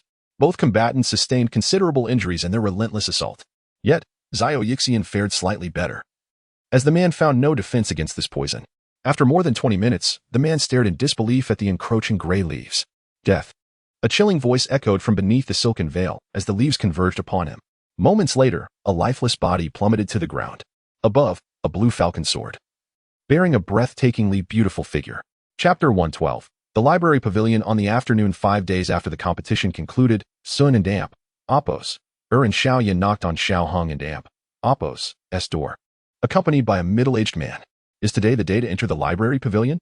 Upon hearing this, Xiao Hang felt a surge of excitement. His curiosity about the mysterious library pavilion was piqued. If memory served, it housed numerous earth-level cultivation methods, which even he could not overlook. With a creak, the door swung open, and a voice called out from within, "Vice President, Xiao Hong, Xiao Yan, and Xiao Suner have arrived." "Please let them in," replied Huqian, smiling as he closed the book in his hands. He then turned his gaze to the trio, saying, "As you will soon be entering the inner courtyard, it is crucial to maintain good relations. Every year, new students who fail to band together often face dire consequences. In the inner courtyard, strength reigns supreme. The mightier your fist, the better your cultivation conditions. Backgrounds matter little there, including mine." As he uttered the last words, Huqian's eyes locked onto Xiao Jia, the implication clear. Xiao Jia nodded slightly, appearing to comprehend, but the thoughts in her mind remained known only to herself. The three entered the room, glancing around before focusing on Huqian. "Haha, you three have finally arrived," he said, his eyes lingering on Xiao Hong for a few moments. Xiao Hang's presence had elevated the current selection process to unprecedented heights, a spectacle never before witnessed since the inception of the inner courtyard selections, and likely not to be repeated in the future. He also cast a glance at Xiao Yan, who showed considerable promise as well. "Now that you are all here, I shall not prolong the discussion. You are the 6 strongest candidates of this selection process. Ordinarily, only the top 5 would gain entry, but this year is exceptional, allowing for an additional participant." Huqian paused to heighten their anticipation before continuing. "However, special circumstances warrant special treatment, so there should be no issue." With that, Huqian approached the wall behind him and lightly tapped it. After a few moments, the wall began to resonate, revealing a dark passageway before them. "Follow me," he beckoned, leading the way into the shadowy corridor, with Xiao Jia closely behind, followed by Xiao Hong and the others. Within the passage, large luminous pearls embedded in the stone walls emitted a gentle glow, guiding their path. After half an hour, a glimmer of light appeared at the passage and Appos' end. Continuing onward, they emerged into a valley where a nearly vertical cliff loomed before them. At the bottom of the cliff, In the center of an expansive clearing stood an ancient pavilion. Its 3 characters, library pavilion, illuminated in a captivating glow, drawing the attention of all who approached. As they neared the library pavilion, Huiqian suddenly halted and clasped his hands towards it, stating, "The top 6 of this year's inner courtyard selection have been determined. According to protocol, I have brought them here. I kindly request the elders to open the door." His voice, imbued with fighting spirit, echoed in the air. Suddenly, 2 figures in gray robes appeared, seated before the entrance of the pavilion. Xiaohang and Apos, pupils constricted in astonishment. Could this be? The power of space could only be wielded by those of the Dozone level. Despite understanding the might of such beings, their presence left him in utter awe. It was noteworthy that neither of these figures had yet broken through to Dozone. If Yun San were to stand before them, he would likely be dispatched with ease. A tense silence lingered for nearly 10 minutes before the gray-robed figures stirred slightly. Underneath their robes, 2 pairs of calm, ancient eyes lifted, surveying Huiqian and the others. Their gaze eventually settled on Xiaohang and Xiaoyin, and with a slight rustle of their robes, a faint, raspy sound escaped. "Strange fire? May I inquire your names, young friends?" One of the gray-robed figures asked, their elderly voice resonating. "I am Xiaohong. It is an honor to meet you, esteemed elders." Xiaohong replied, filled with reverence as he bowed. Xiaoyin, realizing the gravity of the moment, followed suit, saying, "I am Xiaoyin. It is a privilege to meet you both. Fire of the Azure Lotus, akin to volcanic flames. If my conjecture is accurate, young friend, the strange fire you possess should be the Azure Lotus Earth Core Fire, ranked 19th on the strange fire ranking. As for you, with flames bearing the essence of thunder, it must be the Jiolong Thunder Fire, ranked 12th. Yet, it does not quite match. Intriguing." The gray-robed figure appeared to ponder, lost in thought. While the gray-robed figure was unable to deduce their secrets, Xiaohong had no intention of revealing his. Respect was one thing, but such knowledge was his to guard. At such a young age to command strange fire, truly remarkable talents you possess. The other gray-robed figure remarked, a hint of admiration in their tone. They then turned their gaze back to Huiqian, their voice hoarse as they inquired, "This year's group is indeed superior to the last. Yet why are there 6 individuals among the top 5? At the gray-robed figure's words, Huiqian felt a pang of anxiety but proceeded to explain, "It is as follows." Once he concluded, observing the gray-robed figure nodding slightly, he released a sigh of relief and smiled. "In that case, I kindly ask the elders to unlock the space barrier." "Understood." The gray-robed figures extended their frail hands, beginning to form seals. Xiaohang fixed his gaze on the doorway ahead. As the 2 gray-robed figures completed their seals, the air before the entrance shimmered with ripples. Soon, the space around the door began to pulsate with increasing intensity. Watching the ethereal door gradually open, Xiaohang felt cold sweat bead on his forehead. He sensed that the force emanating from it could easily shatter him. "Thank you, esteemed elders," Huiqian said with a smile, standing before the pavilion. "Merely a task." The gray-robed figures replied indifferently. Turning to the group, Xiao Jia spoke gravely, "You may now enter the library pavilion. Remember, whatever you seek, do not be overly aggressive. For all items within are shielded by an energy layer. If your hand can pass through the energy layer effortlessly, then you may take what you find. However, regardless of how much you manage to grasp, you may only bring 1 item out. Do not succumb to greed, for in the end, you may find yourself with nothing but a futile endeavor. If you cannot penetrate the energy layer, then concede.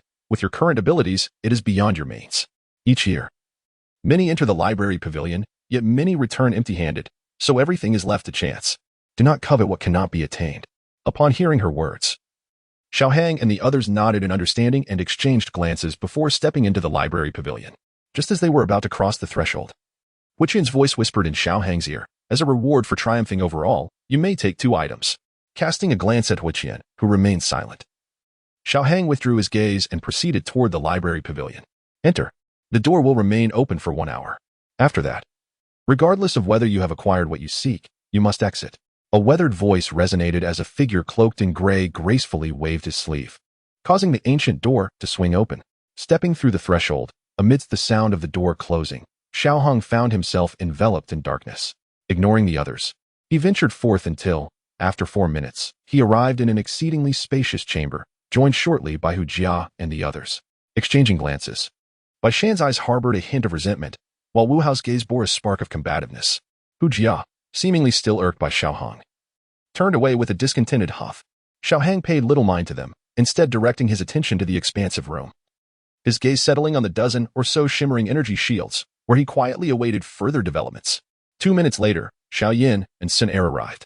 Upon seeing Sun Er, Hu Jia rushed forward, beaming as he remarked, "Sun Er, once we enter the inner courtyard, let us band together, although I have yet to step inside.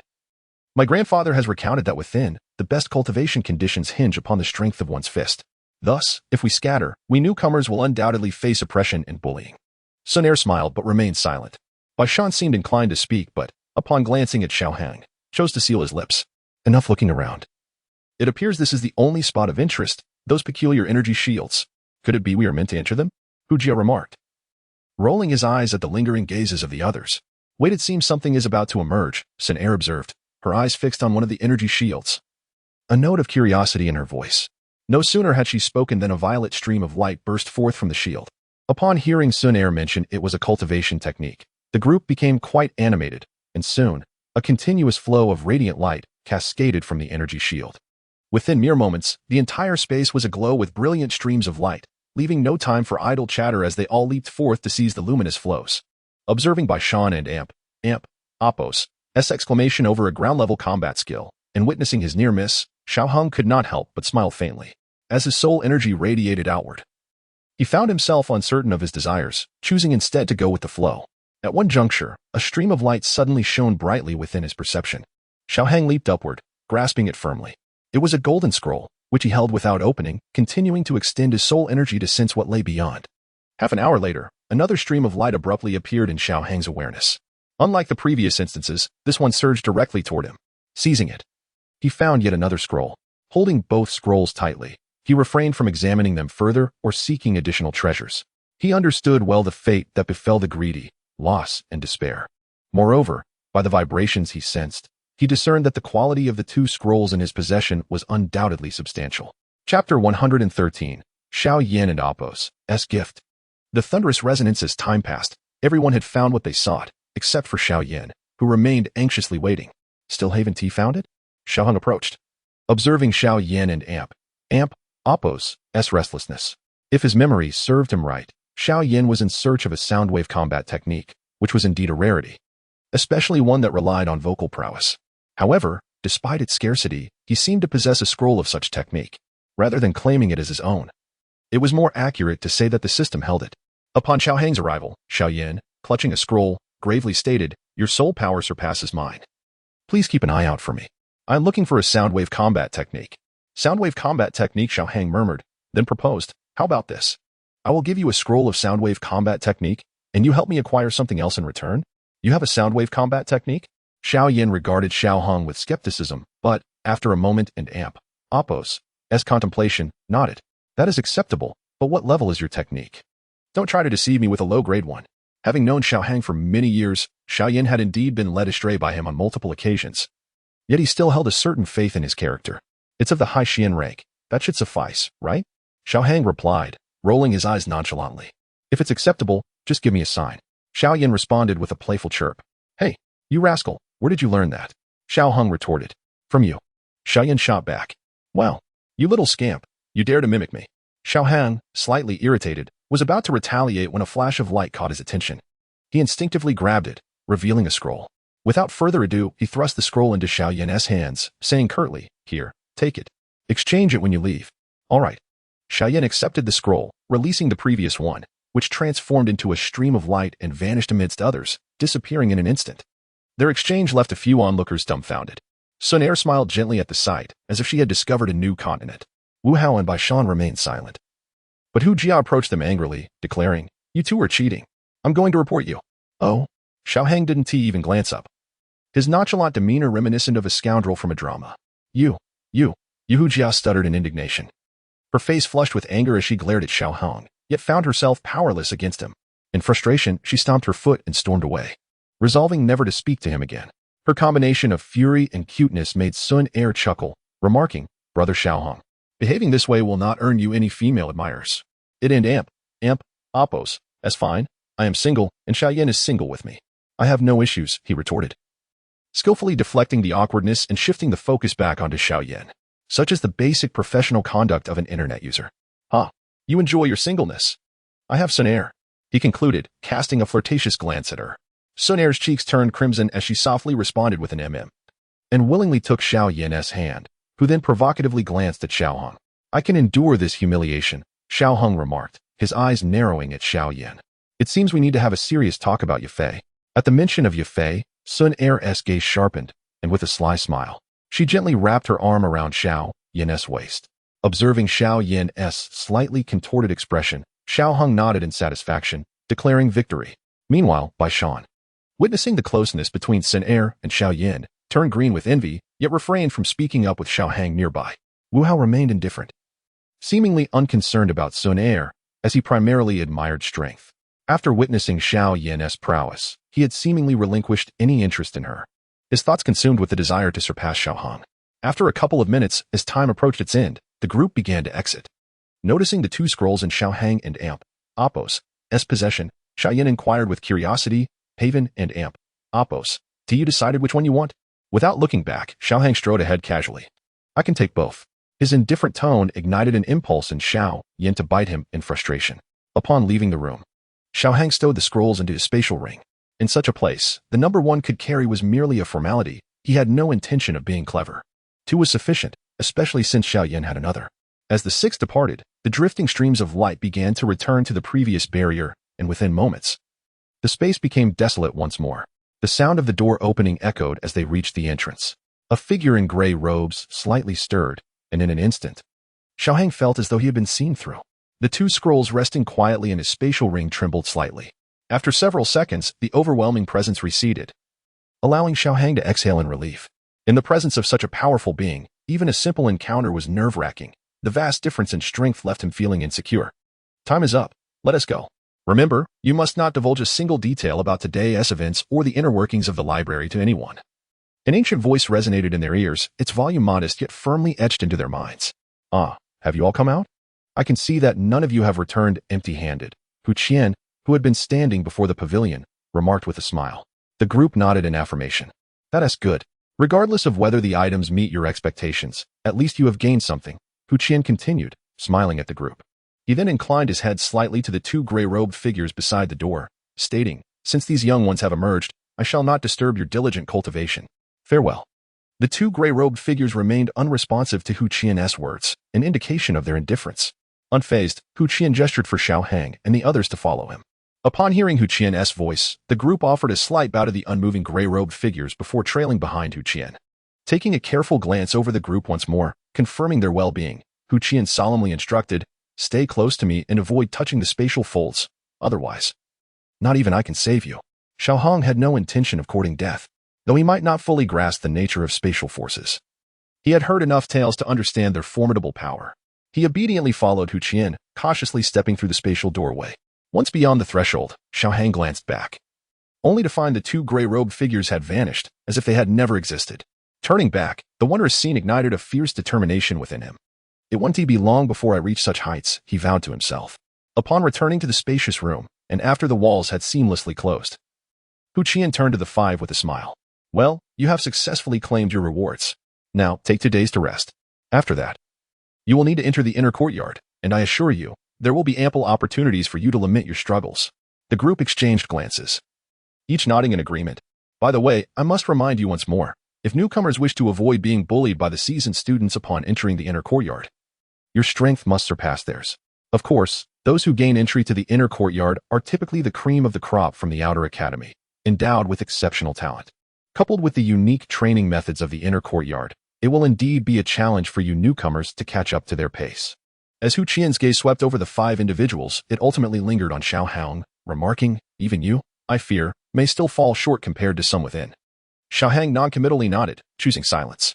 Within the inner courtyard, apart from that humanoid lowly dragon, he felt reasonably confident in facing the others. While he could not guarantee victory, he certainly believed he would not suffer a humiliating defeat. Could it be that those fellows would incapacitate him entirely? Hu Jia rolled his eyes, displaying a demeanor of indifference, while the others, though silent, wore expressions of skepticism. Such a scenario was unlikely. After all, this was an academy, not a battlefield. However, the feeling of being trampled by another's prowess was undeniably unpleasant. You all possess such inflated egos, Hu Qian chuckled, shaking his head. All right, if there is nothing else, you may all return. In 2 days, report here, and I shall escort you into the inner courtyard. Noticing that Hu Jia wished to speak further, Hu Qian immediately adopted a stern expression, causing the young girl to pout in discontent. "Thank you, Vice Dean. We shall be cautious," they said, bowing respectfully before departing to their respective quarters. Upon bringing Xiao Yin to his residence, the two settled comfortably. After temporarily replenishing his system's energy, Xiao Hang exchanged for the Lion's Roar technique, even opting to bestow it with a new name, Fierce Lion's Roar. Upon unfurling the golden scroll, Xiao Yin felt the name was somewhat peculiar, yet upon observing its high-level mystic rank, he accepted it with satisfaction. He then produced 2 scrolls, one silver and one azure. Glancing at Xiao Hung as he said, "Here, this is for you." Excitedly grasping the 2 scrolls, Xiao Hung refrained from hastily examining them. Instead, curiously inquiring about the additional silver scroll. "What is this? Just take a look." The silver scroll was a result of considerable effort to obtain from Yao Lao, and under normal circumstances, he would never part with such a precious item. Nodding slightly, Xiao Hung set the azure scroll aside and opened the silver one. 3,000 thunder movements. Xiao Hung paused slightly before grinning at Xiao Yin. "You little rascal. Quite thoughtful of you to honor your elder brother." "Pfft. Who's your little brother?" Xiao Yin retorted, pouting in displeasure before waving dismissively. "All right. Take your time to peruse. I must be on my way. Sinner is waiting for me." Having received a scroll of Earth-tier combat skill, Xiao Hung resolved to temporarily overlook this fellow's rudeness. "Very well. Take care, and do come again." Observing Xiao Hang's avaricious demeanor, Xiao Yin felt a swell of pride. Striking a pose as he nodded, "No need to see me off." Chapter 114. A delightful surprise, sword cultivation techniques. Upon returning to his chamber, Xiao Hung began to organize the gains from his recent endeavors. He had secured 4 scrolls in total, 2 from the library and 2 from Xiao Yin. Placing all 4 scrolls together, a profound sense of satisfaction enveloped him. 1 azure scroll and 2 golden ones left him pondering which to examine first. Alas, the accumulation of treasures can be quite burdensome. Ultimately, he resolved to first inspect the singular azure scroll, as the golden ones were in excess. Titled Wind Traversing the World. It was categorized as a low-level Earth-tier technique. Upon glimpsing the ranking, Xiao Hung could not suppress an exclamation of astonishment. Incredible. The ability to traverse the winds and roam the heavens. After absorbing the description, his heart raced with excitement, though he endeavored to temper his exuberance. Remain composed. There are still 2 more scrolls to explore. Setting the azure scroll aside, he picked up one of the golden scrolls and, in a hushed voice, began reading its contents. Heavenly Gangsword technique, classified as a mid-level Earth-tier technique. Such a treasure was easily acquired? It was known that he had expended immense effort to procure a mid-level Earth-tier technique. Yet here he was, casually holding a high-level one. Calm down, calm down. He placed the scroll down and opened the final one. Divine Gangsword Formation, also a mid-level Earth-tier technique. What luck! He marveled. Could it be that he was indeed the fabled lucky one? A fleeting moment of disbelief washed over him. He had never been fortunate in games before. Often relegated to the realm of misfortune. Suddenly transitioning from ill fate to fortune felt surreal. After a while, gazing at the 4 scrolls before him, Xiao Hung burst into hearty laughter, prompting the passing Xiong heir to believe he had lost his sanity and rush over to inquire. "Xiong heir, I have struck it rich." Xiao Hang and Appo's eyes glimmered with fervor. Xiong heir regarded him for a moment, then nodded and exited, relieved that his friend was alive, albeit perplexed by the notion of madness. Regardless, this was indeed a windfall. Earth-tier techniques and combat skills were exceedingly precious within the Canaan Academy, especially the latter 2 scrolls, which, when combined, would likely entice even the strongest of fighters. He carefully stored the scrolls, recognizing their immense value. Even he, a practitioner of Earth-tier techniques, felt his heart racing with excitement. Particularly, those latter 2 scrolls were undoubtedly of a high caliber within the Academy. He vowed to safeguard them meticulously, leaving no room for error. For Xiao Hung, those 2 combat techniques were far more precious than any ordinary Earth-tier skills. While many on the Dou Qi continent wielded swords, few made it their primary focus. To acquire such advanced sword cultivation techniques was a source of immense joy. Perhaps the next time he sought to merge techniques, he would center it around the Heavenly Gangsword technique. It seemed it was time to invest. Gazing at the meager points displayed on his system panel, Xiao Hang formulated a plan. The 2 mid-level Earth-tier scrolls could wait, but he was eager to fuse Wind Traversing the World with 3,000 thunder movements. The combination of wind and thunder ignited his imagination. He could hardly fathom the speed he would attain as a result of merging these 2 techniques. After expending nearly a third of his resources, he finally gathered enough points to synthesize 3,000 thunder movements and Wind Traversing the World. Watching numerous resources vanish from his spatial ring, Xiao Hung could not help but feel a pang of regret, muttering curses at the system. Casting one last glance at the system and Appo's interface, now labeled Wind and Thunder Journey, he felt a slight alleviation of his discontent. System, initiate learning. The moment the command was given, a torrent of knowledge surged into his mind. Wind and Thunder Journey was a mid-level Earth-tier combat skill, and its vast content left him momentarily dazed. After a brief respite, he began to meticulously comprehend its intricate details. Wind and Thunder Journey, classified as a mid-level Earth-tier technique, comprised 3 layers: Wind and Thunder Movement, Wind and Thunder Shadow, and Wind and Thunder Journey. The cultivation requirements demanded the collection of a fragment of thunderous energy and a wisp of gale force, which must be unified for successful mastery. Now, however, Xiaoheng found himself in a quandary. While acquiring thunderous energy was straightforward, as the purple lotus thunder fire inherently contained it, the gale force was another matter altogether. Where could he possibly find it? After much contemplation, he resolved to turn to the system once more. Dear system, do you possess gale force? Having recently berated the system, Xiaoheng now adopted a tone of supplication. Life was challenging, and he had no choice but to adjust his demeanor.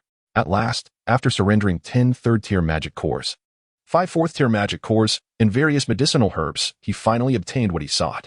Clutching a wisp of azure light, Xiaoheng could not help but emit a bitter laugh. He was truly left with little foundation now. Well, it may require more resources, but at least I can cultivate, he consoled himself. Safeguarding the wisp of gale force, Xiaoheng pushed open his door. One cannot practice combat skills while confined to a chamber. Passing by Xiong'er and Appo's room, he knocked and called out, "Xiong'er, I'm heading out for a bit. Would you care to join me?" With a creak, the door swung open, and Xiong'er looked at Xiaoheng expectantly. "Are we going to find something delicious to eat?" "Not quite. I'm off to practice a combat skill." "Oh." Upon hearing it wasn't an Appo's culinary expedition, Xiong'er's excitement waned somewhat, but he was still eager to escape the confines of their quarters. Having spent days cooped up while Xiaoheng practiced, he was thoroughly bored. The prospect of venturing out, even if not for food, delighted him. "Let us go." Observing the rapid decline in Xiong'er's enthusiasm, Xiaoheng reflected on how cramped their current quarters were for him.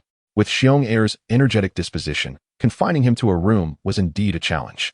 "Just a few more days, and once we enter the inner academy, you'll have the freedom to roam at will." With an apologetic smile, Xiaoheng delivered the good news. Allowing Xiong'er to wander alone in the outer academy was impractical, especially since he would be occupied with his training. However, once they reached the inner academy, there would be ample space for exploration. Ah, a glimmer of hope. Xiong'er nodded in satisfaction, eagerly anticipating the inner academy, exclaiming, "Let us hurry." After further inquiry, Xiaoheng finally located a suitable area for practicing combat techniques near the academy. Standing before a sparsely wooded area, he surveyed his surroundings. "Xiong'er, this will do." After 2 hours of searching, the terrain here was optimal, with just enough trees to provide a challenge without being overly dense. Situated at a distance from the academy to avoid drawing attention, Xiong'er nodded. The location was inconsequential to him, as long as it meant he could escape the small room.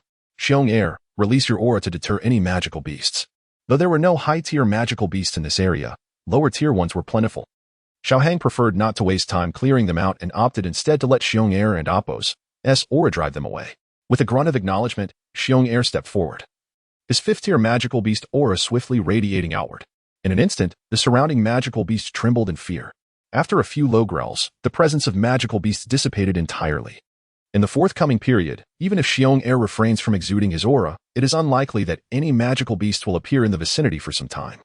Such is the formidable nature of a 5th-tier magical beast.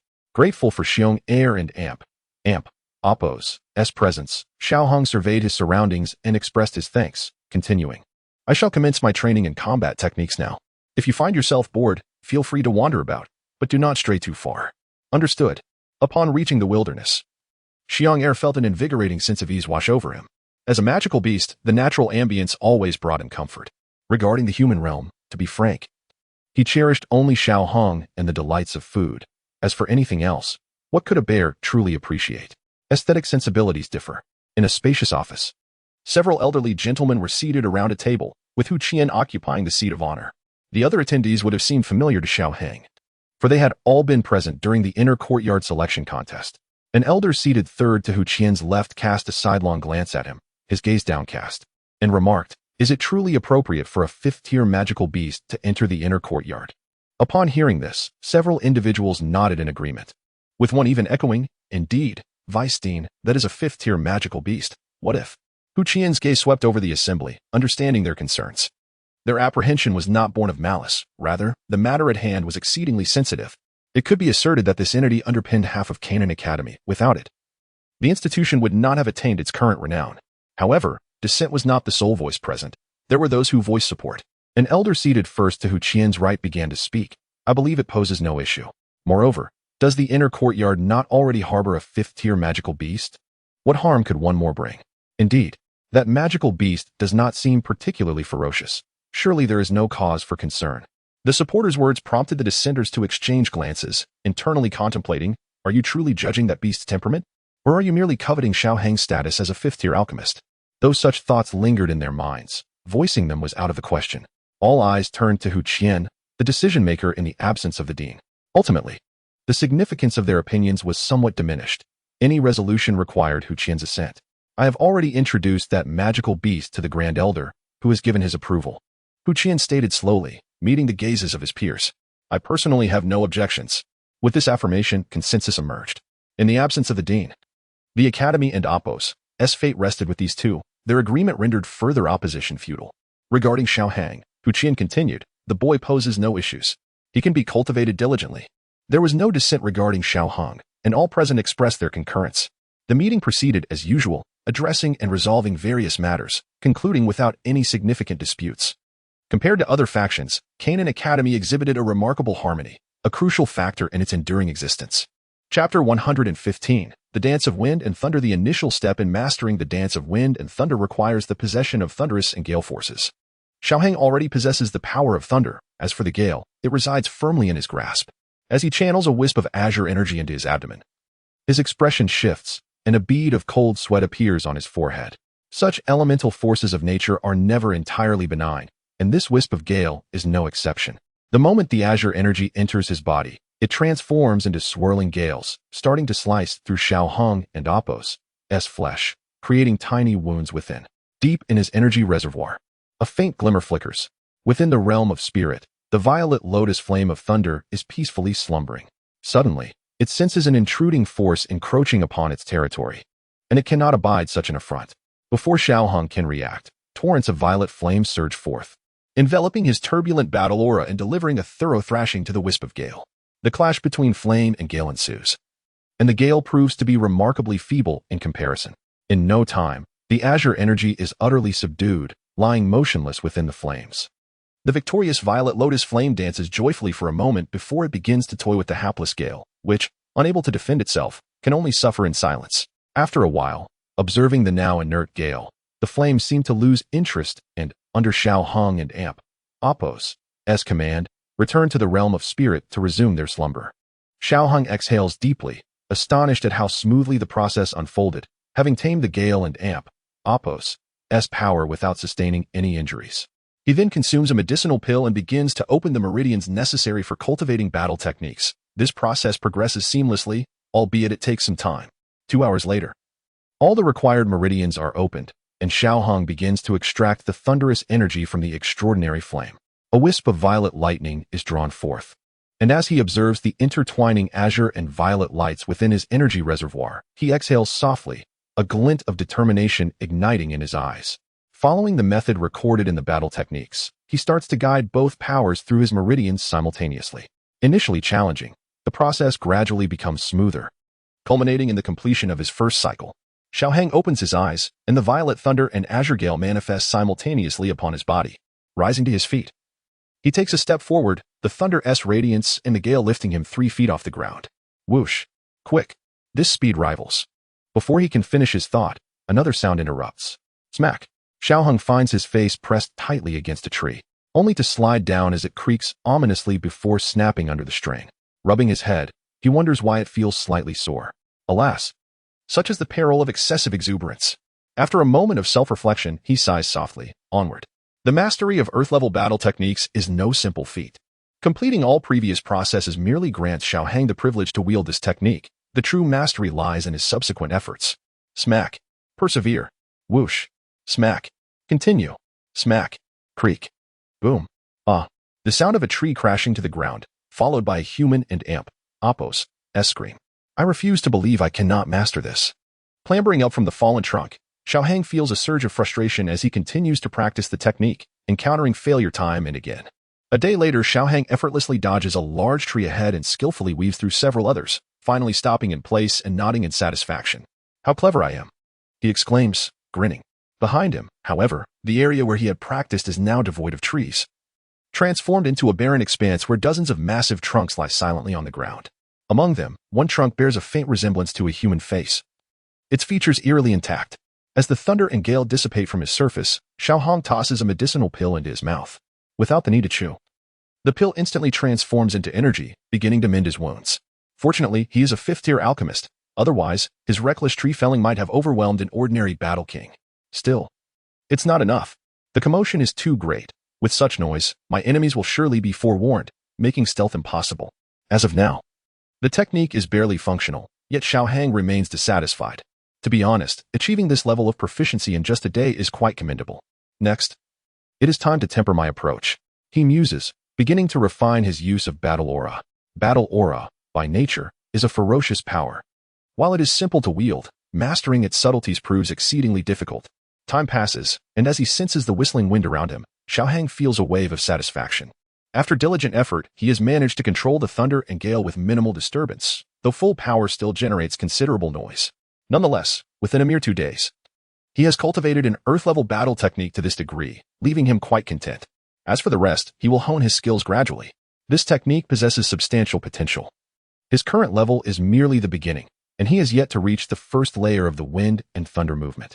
According to the records, the first layer embodies formless wind and shadowless thunder, essentially allowing him to become as elusive as the wind and as swift as lightning, rendering him nearly undetectable.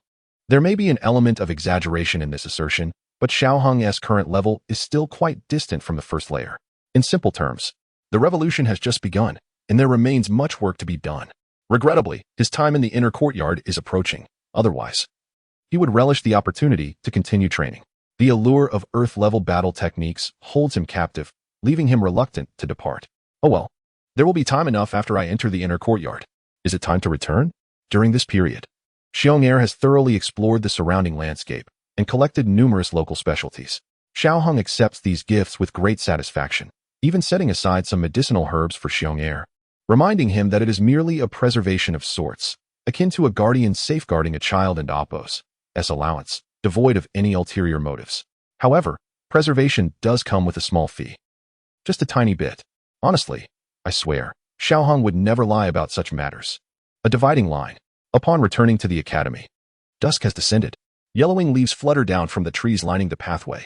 A couple sits whispering in a pavilion beside the path, while the occasional chirping of birds emanates from the nearby trees. A single yellowing leaf drifts down before Xiaohang, and a gentle breeze lifts a few strands of his silvery hair. How serene the passage of time is. Reaching out to catch the fallen autumn leaf, Xiaohang experiences an unparalleled tranquility. Such an environment has not graced his life in quite some time. Hey, what are you doing here? You look rather suspicious. I warn you, do not entertain any ill thoughts, or I shall not let you off easily. From a distance of 10 meters, a girl clad in a red dress, her hair tied high in a ponytail, glares at the boy in front of her, visibly displeased. The evening glow bathes her face, rendering it as breathtaking as the sunset. Who would dare? I would and Appo's, to even think of it. Otherwise, the Vice Dean would surely have my skin. Turning around with a smile, Xiaohang glances at the girl, then casually addresses his companion. Xiong'er, you should head back first. Xiong'er cast a glance at the girl in the red dress, then uttered a soft HM and made his way toward the small courtyard. He found it perplexing that despite the woman and Appo's disrespectful remarks, Xiaohang maintained a cheerful demeanor. Humanity is indeed a curious phenomenon. At that moment, a couple who had been whispering to each other noticed the approaching figure. The girl playfully punched the boy in the chest and, blushing, dashed ahead. The boy, far from being angered by the playful blow, wore a delighted grin and followed her. Perhaps this was the essence of pure love. Upon hearing Xiaohang's words, the girl nodded in satisfaction, saying, now that's more like it. Strolling over with an air of nonchalance, she asked, what are you doing here? Can I take a walk? Xiaohang, observing the girl who had approached him, teased, you, a cultivation fanatic, can actually take a stroll? How remarkable. Her words were not without merit. Since arriving at the academy a few days prior, Xiaohang had rarely made an appearance apart from the days of the internal competition. She wouldn't divulge how she knew this. It was merely a matter of holding a grudge. Besides, they lived next to each other, so any movement would surely create some stir that she couldn't and oppose, possibly overlook. Are you healed? Xiao Hang, embodying the essence of a true oblivious male, perfectly interpreted her teasing. The sharpness of her mockery caused the girl in the red dress to change her expression instantly. If we and oppose, we going to discuss this, I won't be sleepy at all. She retorted, stepping closer and pointing an accusing finger at him, exclaiming, You, how could you not let a girl like me have the upper hand? Just wait, I will. I will. Seeing her nearly fuming, Xiao Hang decided not to provoke her further. He averted his gaze and reassured her, next time. I and oppose, LL be more gentle. You think there LL be a next time? She huffed, her silver teeth clenched in frustration. It seemed today was not the day for conversation. She stormed past Xiao Hong in silence, heading straight to her quarters. What are you following me for? She snapped, glaring at Xiao Hong who trailed behind her. Who is following you? My courtyard is also in this direction. Xiao Hong couldn't and oppose, help but tease the girl in the red dress. It was simply too enjoyable. How infuriating, she exclaimed, her delicate fingers pointing at him.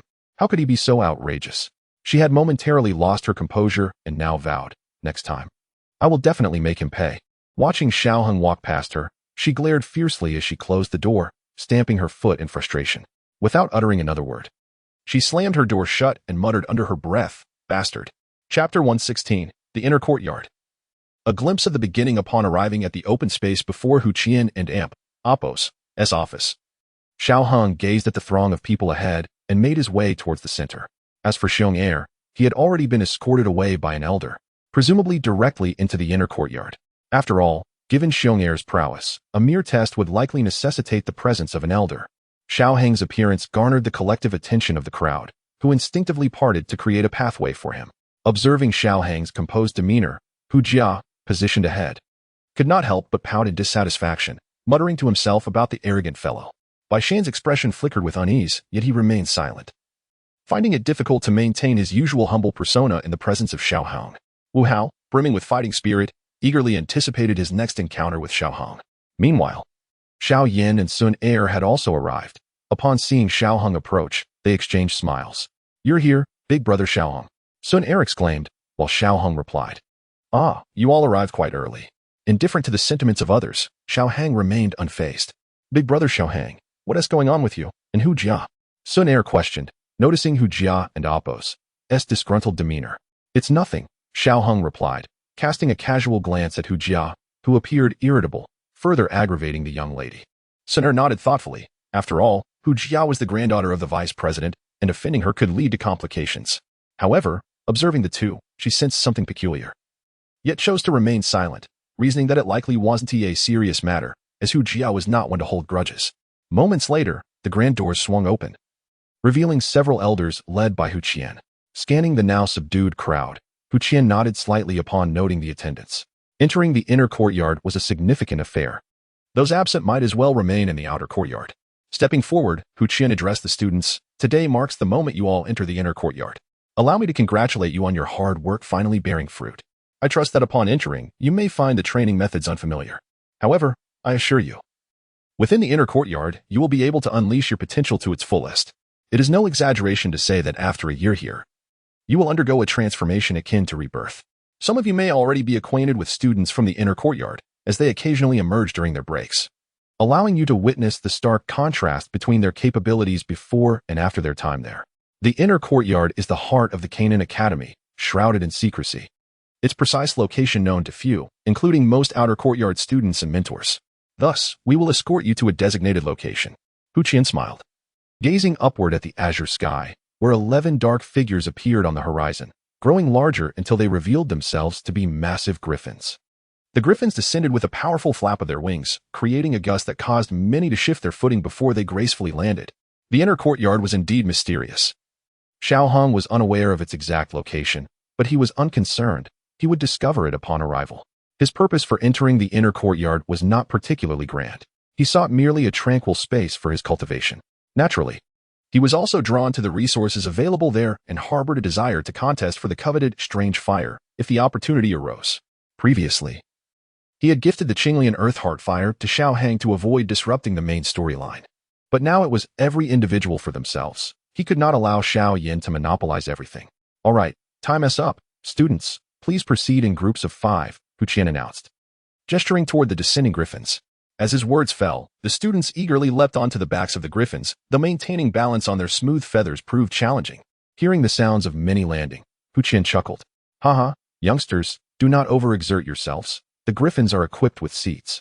Standing on their backs is a feat reserved for great fighters. His gaze shifted to Xiao Yan, Hu Jia, Sun Er, Bai Shan, and Wu Hao. You five shall be a team. The selection caught the named students by surprise. Aside from Bai Shan, who appeared displeased, the others seemed indifferent. Xiao Heng, you will be on your own, and my expectation is for you to manage alone. Do you understand my meaning? It will all become clear in due time. Observing Hu Qian's genial demeanor, Xiao Heng discerned the underlying strategy. He was intent on preventing him from joining forces with Xiao Yan and the others.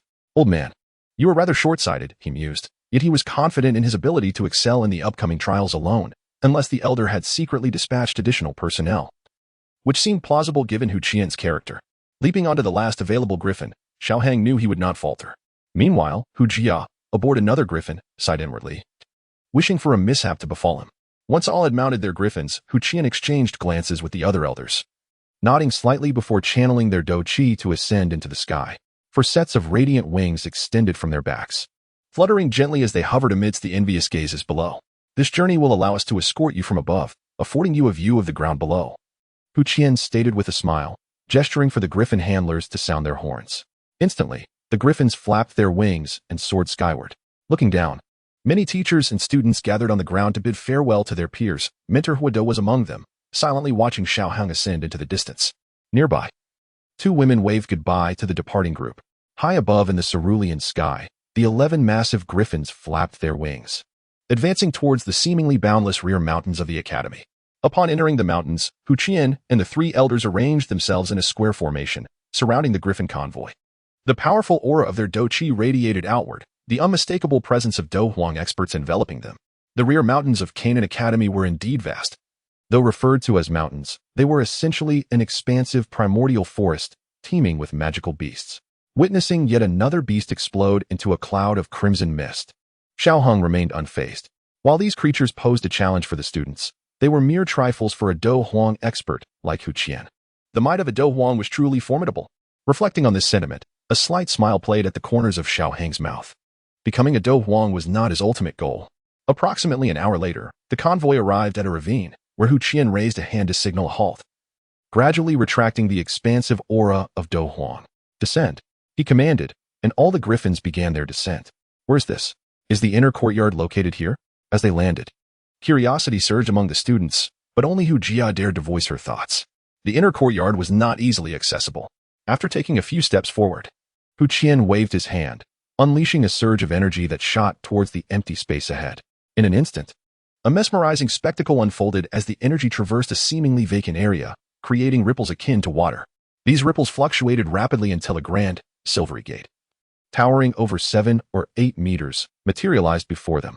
Beyond the ethereal gate lies the ever-thick forest, seemingly indistinguishable from the dense wilderness before them. Follow me, he beckoned, and Hu Qian led everyone, along with the griffin, through the gate. Once all had entered, the shimmering portal flickered slightly before gradually vanishing. After a brief disorientation, Xiao Heng surveyed the primitive forest, which appeared unchanged, alongside the two elderly figures and over 20 young individuals, and smiled faintly. There was no particularly strong aura. It seemed Hu Qian had not altered the rules for him, yet this was perhaps for the best. Suddenly, a thought crossed Xiao Heng's mind, and the corners of his mouth curled into a subtle smile. Fire energy, here I come. He chuckled. Old man Hu, you are ever so punctual. It's reassuring to have you escort the newcomers. How did this year's freshers fare? He observed the throng of students. As one of the elderly men smiled back at Hu Qian. Not bad. Certainly better than last year's batch. Hu Qian replied with a grin. I didn't expect it would be your turn to serve this year. You two old codgers. It seems you have your work cut out for you. The two elders shook their heads in resignation.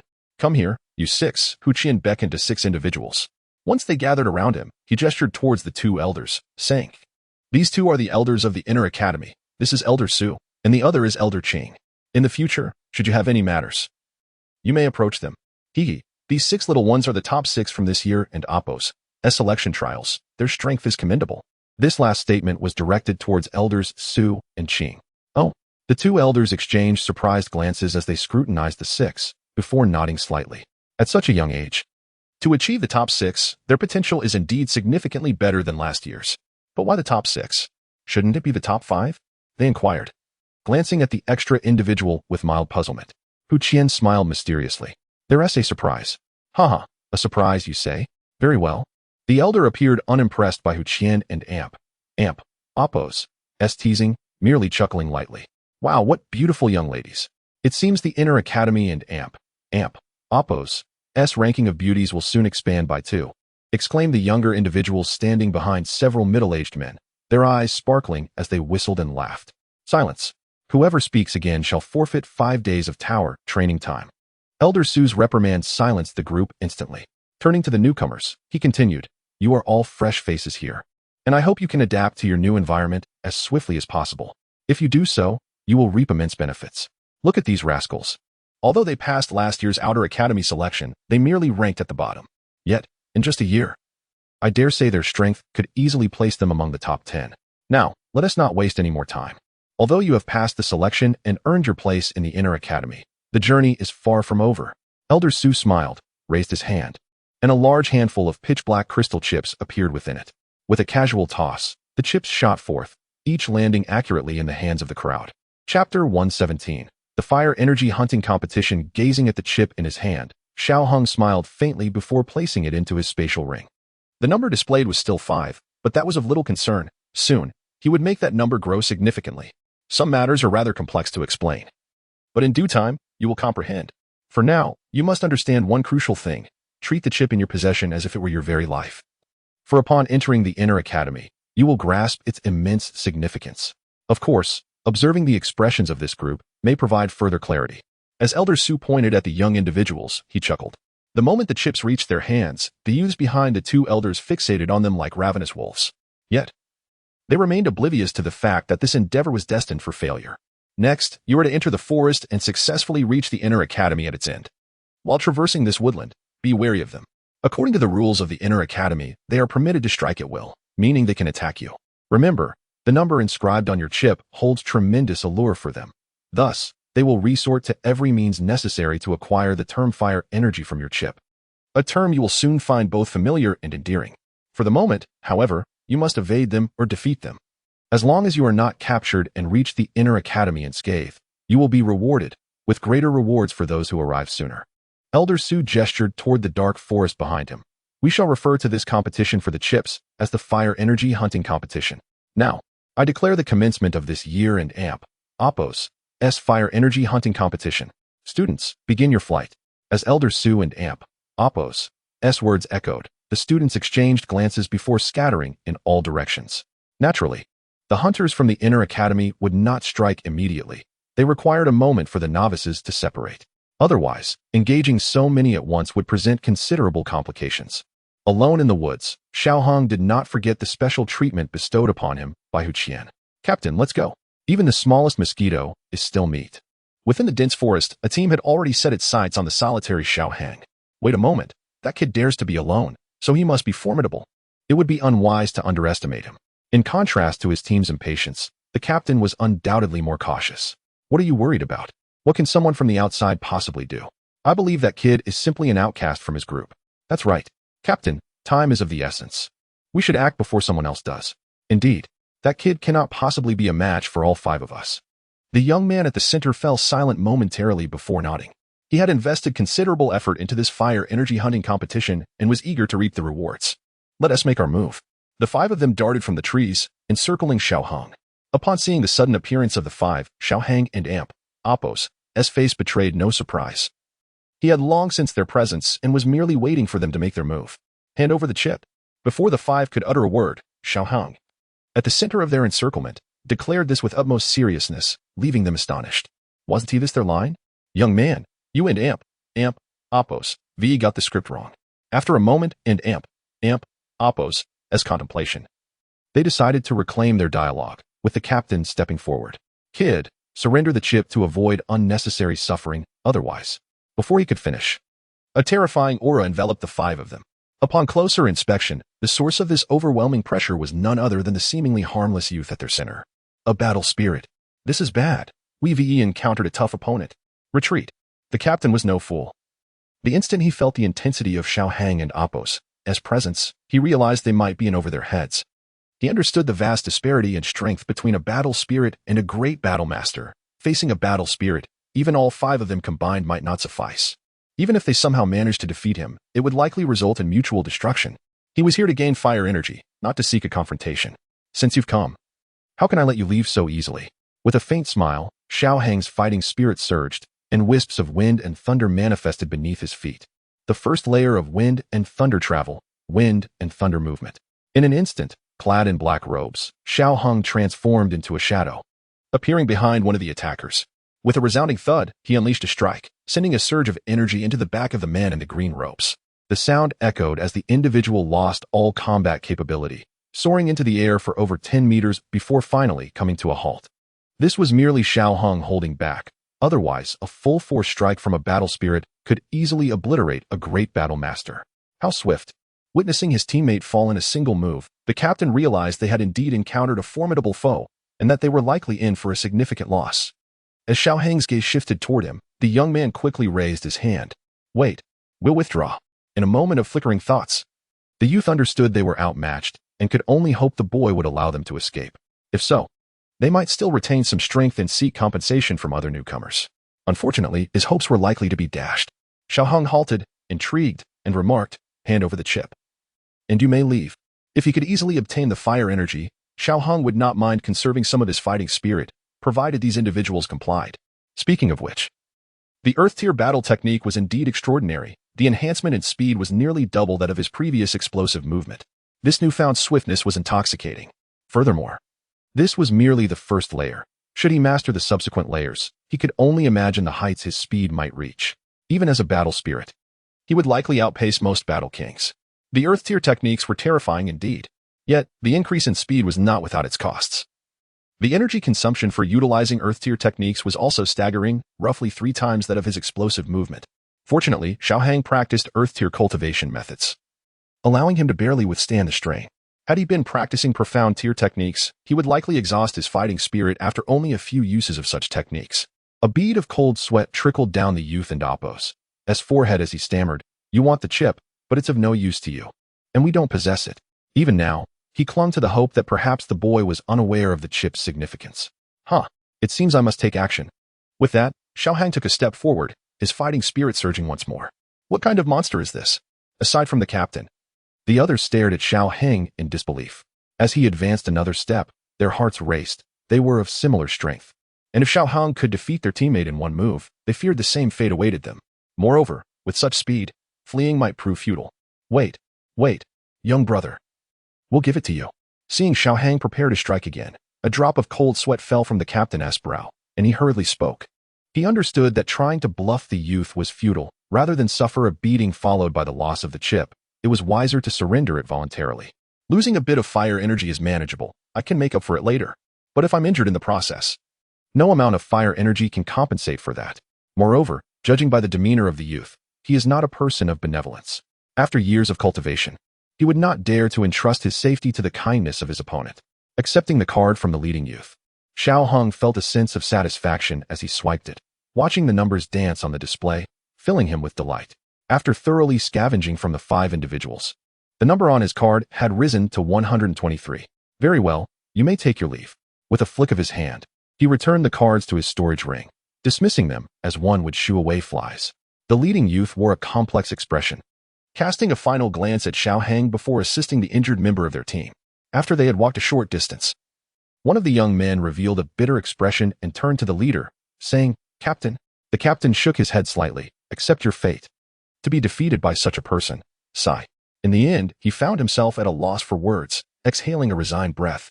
The others understood that the captain's earlier decision had been the most prudent, yet while they acknowledged this, their hearts still ached. "Let us return." At this juncture, the youth was unsure how to console them, especially since he himself felt, so disheartened.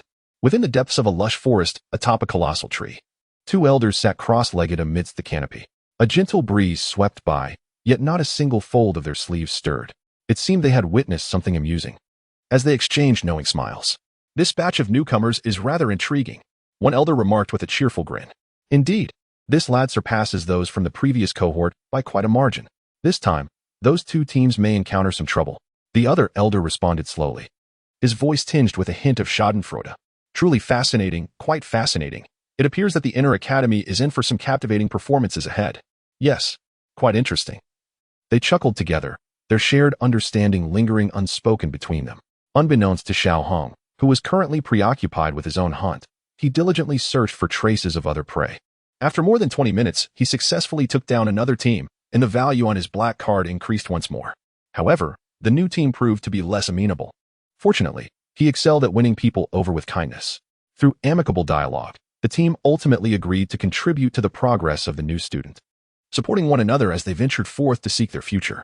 Watching them depart, Xiao Hong also turned to leave, tempering his aura as he prepared to seek out the next team for a friendly exchange. Chapter 118, The Fire Energy Hunting Competition. Part 2. After engaging in amicable exchanges with the third team, Xiao Hang discernibly felt the difficulty in locating other teams increasing. Over an hour had passed, yet he had still not encountered any new groups. Casting a glance at the number 321 inscribed on his black card, Xiao Hang felt it was somewhat insufficient. Where had all the participants vanished to? After some contemplation, he surmised the issue likely stemmed from Xiao Yin and his companions. Due to his influence, the relationship between Bai Shan and Xiao Yin was probably worse than depicted in the original narrative. Nonetheless, even if Bai Shan had departed from the team, Xiao Yin and his trio were still sufficiently formidable to engage with anyone aside from the two strongest teams. The odds of them losing were minimal, especially since Xiao Yin was exceptionally capable. Given the inherently limited number of teams participating in the fire energy hunting competition, if Xiao Hang were hunting alone, it would be relatively easier to find prey. However, if there were two hunters, the division of spoils would become considerably challenging. Resolving to remain steadfast, Xiao Hang pressed onward. If he could not find anyone, he would simply continue moving forward. After 20 minutes, a glimmer of joy suddenly illuminated Xiao Hang and Appo's face. At long last, he had spotted people, and it appeared there were quite a few, 10 individuals. In fact, it seemed two teams had converged. Quickening his pace, Xiao Hang navigated through the forest, his distance from the group diminishing. However, he needed to hasten further. If the fire energy he sought were to escape, it would be a significant loss. In a clearing within the woods, 10 young individuals had gathered, seemingly engaged in discussion. Lu Hua, is it true that a team of hunters has emerged? Inquired one youth. Lu Hua, the one in question, nodded slightly. Indeed, such a team has appeared, and if the rumors are accurate, they are among the top 5 of this competition. Wait, they told me it was just one person. Another youth interjected, confusion evident in his tone. Who knows? However, we are not to be trifled with. Even if those newcomers are formidable, they cannot possibly defeat both of our teams simultaneously. Precisely, as long as we unite. Even the strongest team should not pose a threat to us. The group began to fervently discuss their prey and the hunters, unaware that the team hunting them was not a single group, but rather two. Xiao Hang, being alone, could also be considered a group. It would be unreasonable to dismiss him simply because he was by himself. Suddenly, an exclamation from the center of the gathering shattered their thoughts. Someone and Appo's coming. Be cautious. As the warning echoed, a tremendous pressure bore down upon them, followed by the emergence of a purple, lion-like figure, towering 4 to 5 meters from the thicket. The lion charged fiercely into the center of the group, and Lu Hua and Su Gang, as the team leaders, demonstrated remarkable reflexes, retreating just in time to evade the oncoming beast. Unfortunately, the others were not as fortunate. The lion collided with 3 of them at an astonishing speed, subsequently exploding into a violent burst of energy. Within mere moments, only the 2 leaders retained their fighting capability, while the rest of their comrades had been severely injured by a single high-level attack from a spirit fighter. It was a stroke of luck if they were not gravely wounded, and even those who could still fight would likely be unable to muster much strength. This is dire, Su Gang remarked grimly, observing his team members and Appo's injuries. The speed of the lion and Appo's attack had been overwhelming. Their ability to react had been commendable, but there had been no time to assist the others. The explosion left a deep pit measuring 2 to 3 meters in depth and over 10 meters in width. The aftermath affected an even larger area. Once they found a relatively secure position, all eyes turned toward the direction from which the purple lion had emerged. A figure clad in black robes sauntered out, scanning the group with an indifferent gaze. You have 10 seconds to surrender your crystal cards. Do not attempt to flee. While some may escape, trust me, not all will. His calm tone struck like a hammer against their chests. Could this be the newcomer known as the Hunter of Hunters? His strength seems exceedingly formidable. To secure the fire energy, Xiao Hang felt compelled to issue a ruthless threat, yet he bore no moral burden. It was merely the law of nature. Had these individuals possessed greater strength, they would undoubtedly have shown no mercy either. Young man, Lu Hua attempted to speak, but was interrupted by Xiao Hang's counting. 9 seconds remaining. Enough chatter, let us confront him. Su Gang, impatient and impetuous, refused to yield his card. Yet abandoning his comrades was equally unthinkable. In such a fleeting moment, witnessing his injured teammates, his singular thought was to fight back. Su Gang, do not act rashly, Lu Hua urged, knowing all too well that their adversary was not to be underestimated. The astonishing blow that had incapacitated so many suggested the youth was far from ordinary. The remaining members of their team stood no chance against him, especially given the palpable aura of power emanating from the young man. Lu Hua realized that the last attack had likely been tempered. With only a few remaining, they would be utterly outmatched. Let us attempt to minimize our losses, brother. If we surrender half of our fire energy, will you let us go? 5 seconds left. Xiao Hong remained poised, his unyielding demeanor striking like a knife to Lu Hua and Appo's heart. Blasted. Su Gang could no longer contain himself. Infuriated by the audacity of their assailant, he charged forward, determined to retaliate. His earth-colored energy enveloped him as he bellowed, "You've chosen death," with a powerful strike directed at the ground. 6 massive earth spikes erupted from beneath Xiao Hong and Appo's feet. "Watch out," Lu Hua cried out, unable to suppress his alarm at Su Gang and Appo's impulsive attack. Amidst the swirling dust, a flash of purple light surged forth. Lu Hua and Appo's expression shifted dramatically as he shouted to his friend, "Retreat." The earth spikes, however, failed to graze Xiao Hong. Utilizing his earth-level combat skill, he effortlessly evaded the sudden onslaught. Harnessing the power of wind and thunder, Xiao Hong transformed into a shadow, swiftly darting out of the range of the spikes, and in an instant, he was behind Su Gang. Impossible. Cold sweat cascaded down Su Gang's brow as he sensed an overwhelming aura of death emanating from behind him. In that fleeting moment, he comprehended the folly of his earlier actions. Just as he resigned himself to his fate, Lu Hua and Appo's voice rang out from a nearby tree, "We concede. We will comply." Xiao Hong halted his strike, his fist poised mere centimeters from Su Gang and Appo's back. As the energy dissipated, he retracted his hand, offering a faint smile. A wise decision. "Now, hand over your crystal cards." Su Gang, shaken, cast a grateful glance toward Lu Hua, who trembled as he retrieved a blue card from his storage ring, presenting it to the striking young man. After processing the final card, Xiao Hang returned the blue card to Lu Hua. "Very well, you are free to leave." As he toyed with the black card in his hand, Xiao Hang gestured for the group to depart, gazing at the slightly youthful visage before him. Lu Hua felt a twinge of nervousness. "Are you truly one of this year and Appo's freshman?" "Indeed. Otherwise, how could I possibly be here?" Having obtained what he desired, Xiao Hong had no qualms about engaging in conversation with these individuals, considering it a form of compensation for their generosity. Accepting their gift without uttering a word would indeed seem somewhat discourteous. As a commendable young man of this era, he would simply be referred to as the Red Scarf. No thanks were necessary. What formidable prowess! Such strength could undoubtedly secure him a prominent position within the inner academy. Lu Hua lamented. "We have truly encountered a stroke of bad luck this time." With a mournful expression, he continued, "Your strength is remarkable. Among our ranks, only the Black Shad and White Shad teams might possess the qualifications to challenge you." Just moments ago, he had felt a sense of loss. But if everyone shared his sentiments, perhaps his discomfort would lessen. "I understand. Rest assured, I shall ensure they are on par with you." Xiao Hing nodded in assurance. He had no choice but to make such a promise. With the Black and White Shed teams boasting such formidable power, to let them go unchallenged would spell disaster for him. Observing Xiao Hong, who appeared unfazed by the recent events, and glancing at his injured teammates, Lu Hua silently resolved to act. Producing an ancient piece of parchment, he handed it to Xiao Hong. "This is a map, albeit a rudimentary one, containing some records regarding other teams. Please take a look. Could this possibly be the legendary phenomenon of internal competition?" Upon receiving the parchment, Xiao Hang unfurled it. Scanning its contents, he patted Lu Hua's shoulder and sincerely said, "You truly are a good person." "Thank you." "Ah, as long as it serves you well, that suffices.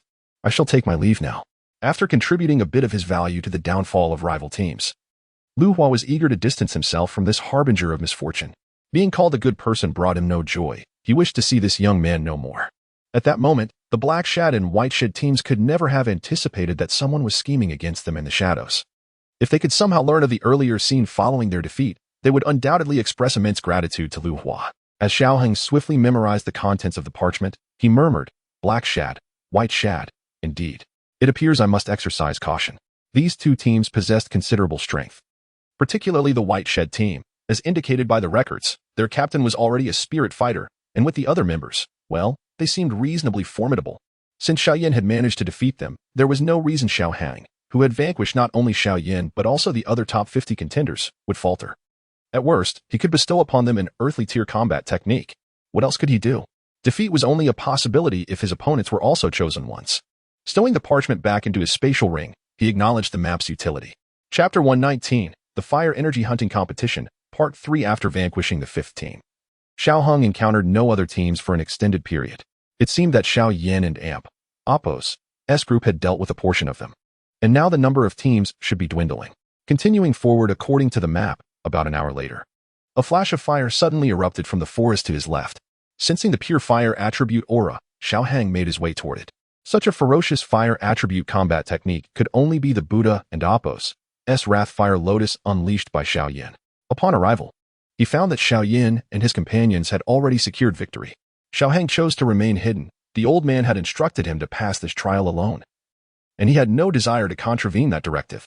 Moreover, obtaining fire energy alone would yield greater rewards than sharing it with others. Following the trail of the Black Shaka team, Xiao Hong lingered at a distance, intending to use their movements to locate the White Shaka team.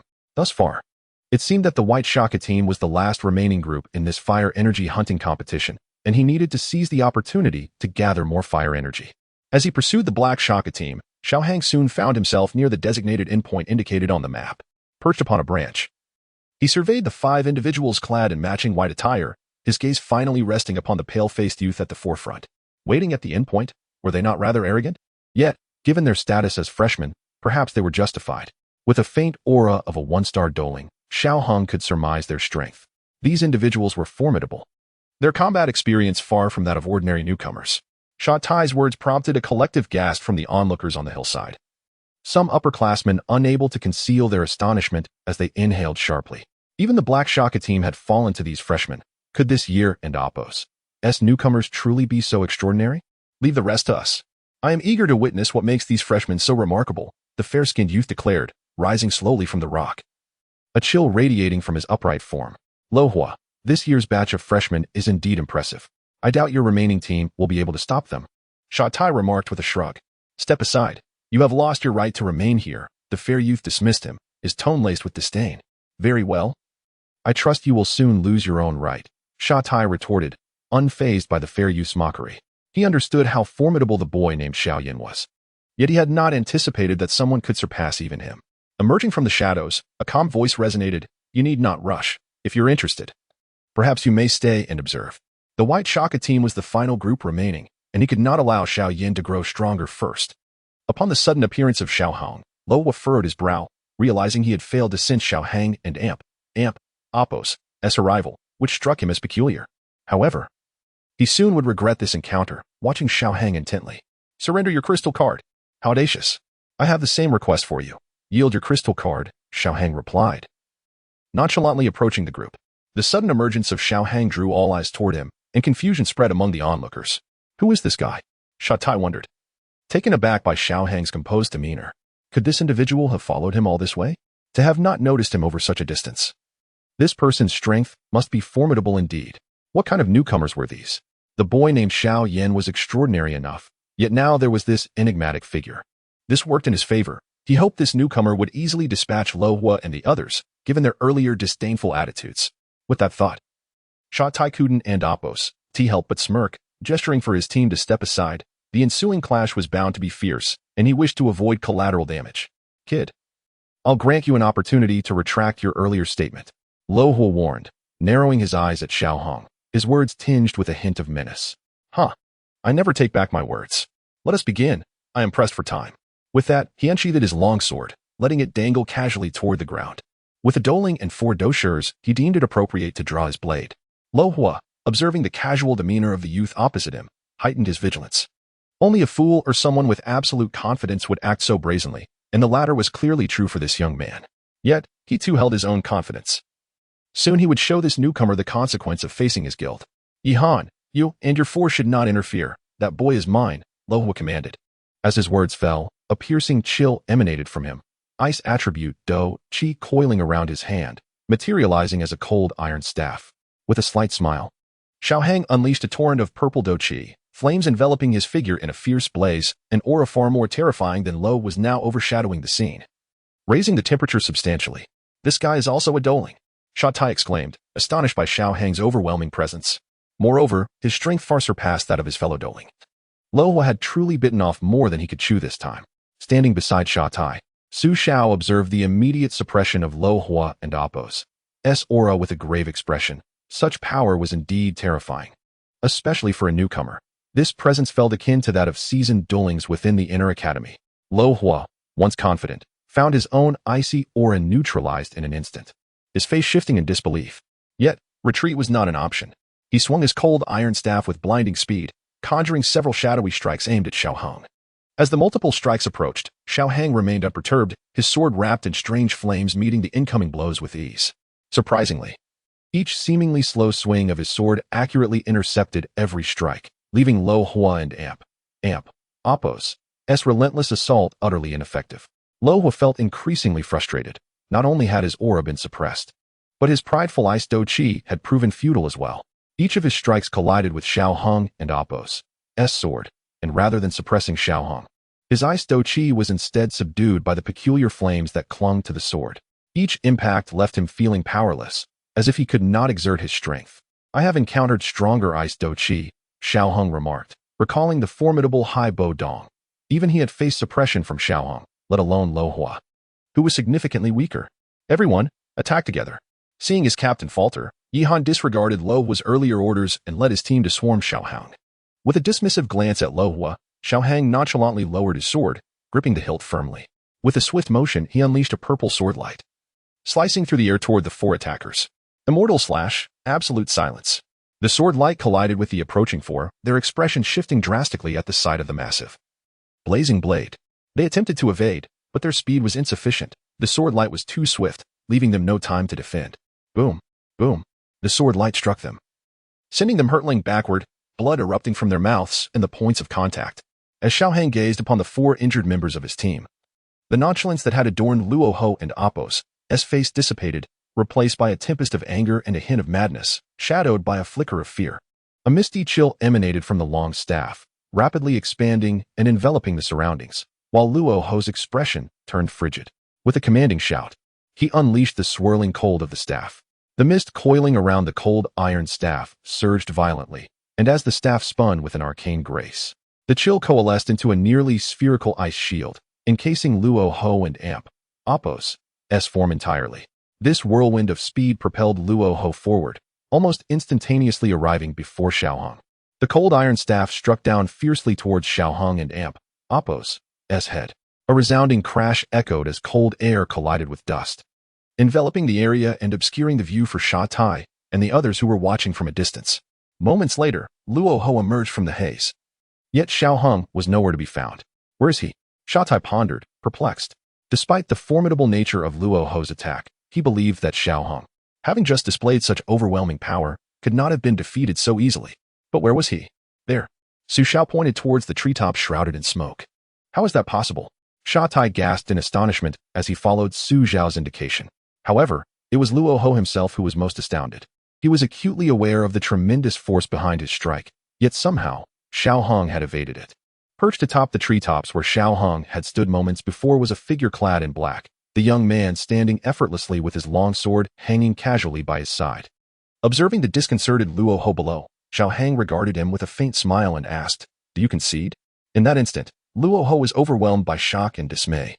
His most powerful attack had been so easily sidestepped, and a profound sense of defeat washed over him.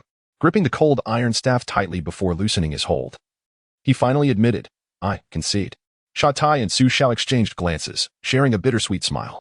The disparity in their strengths was too pronounced. Even if the three of them banded together, there would likely be no match for that individual.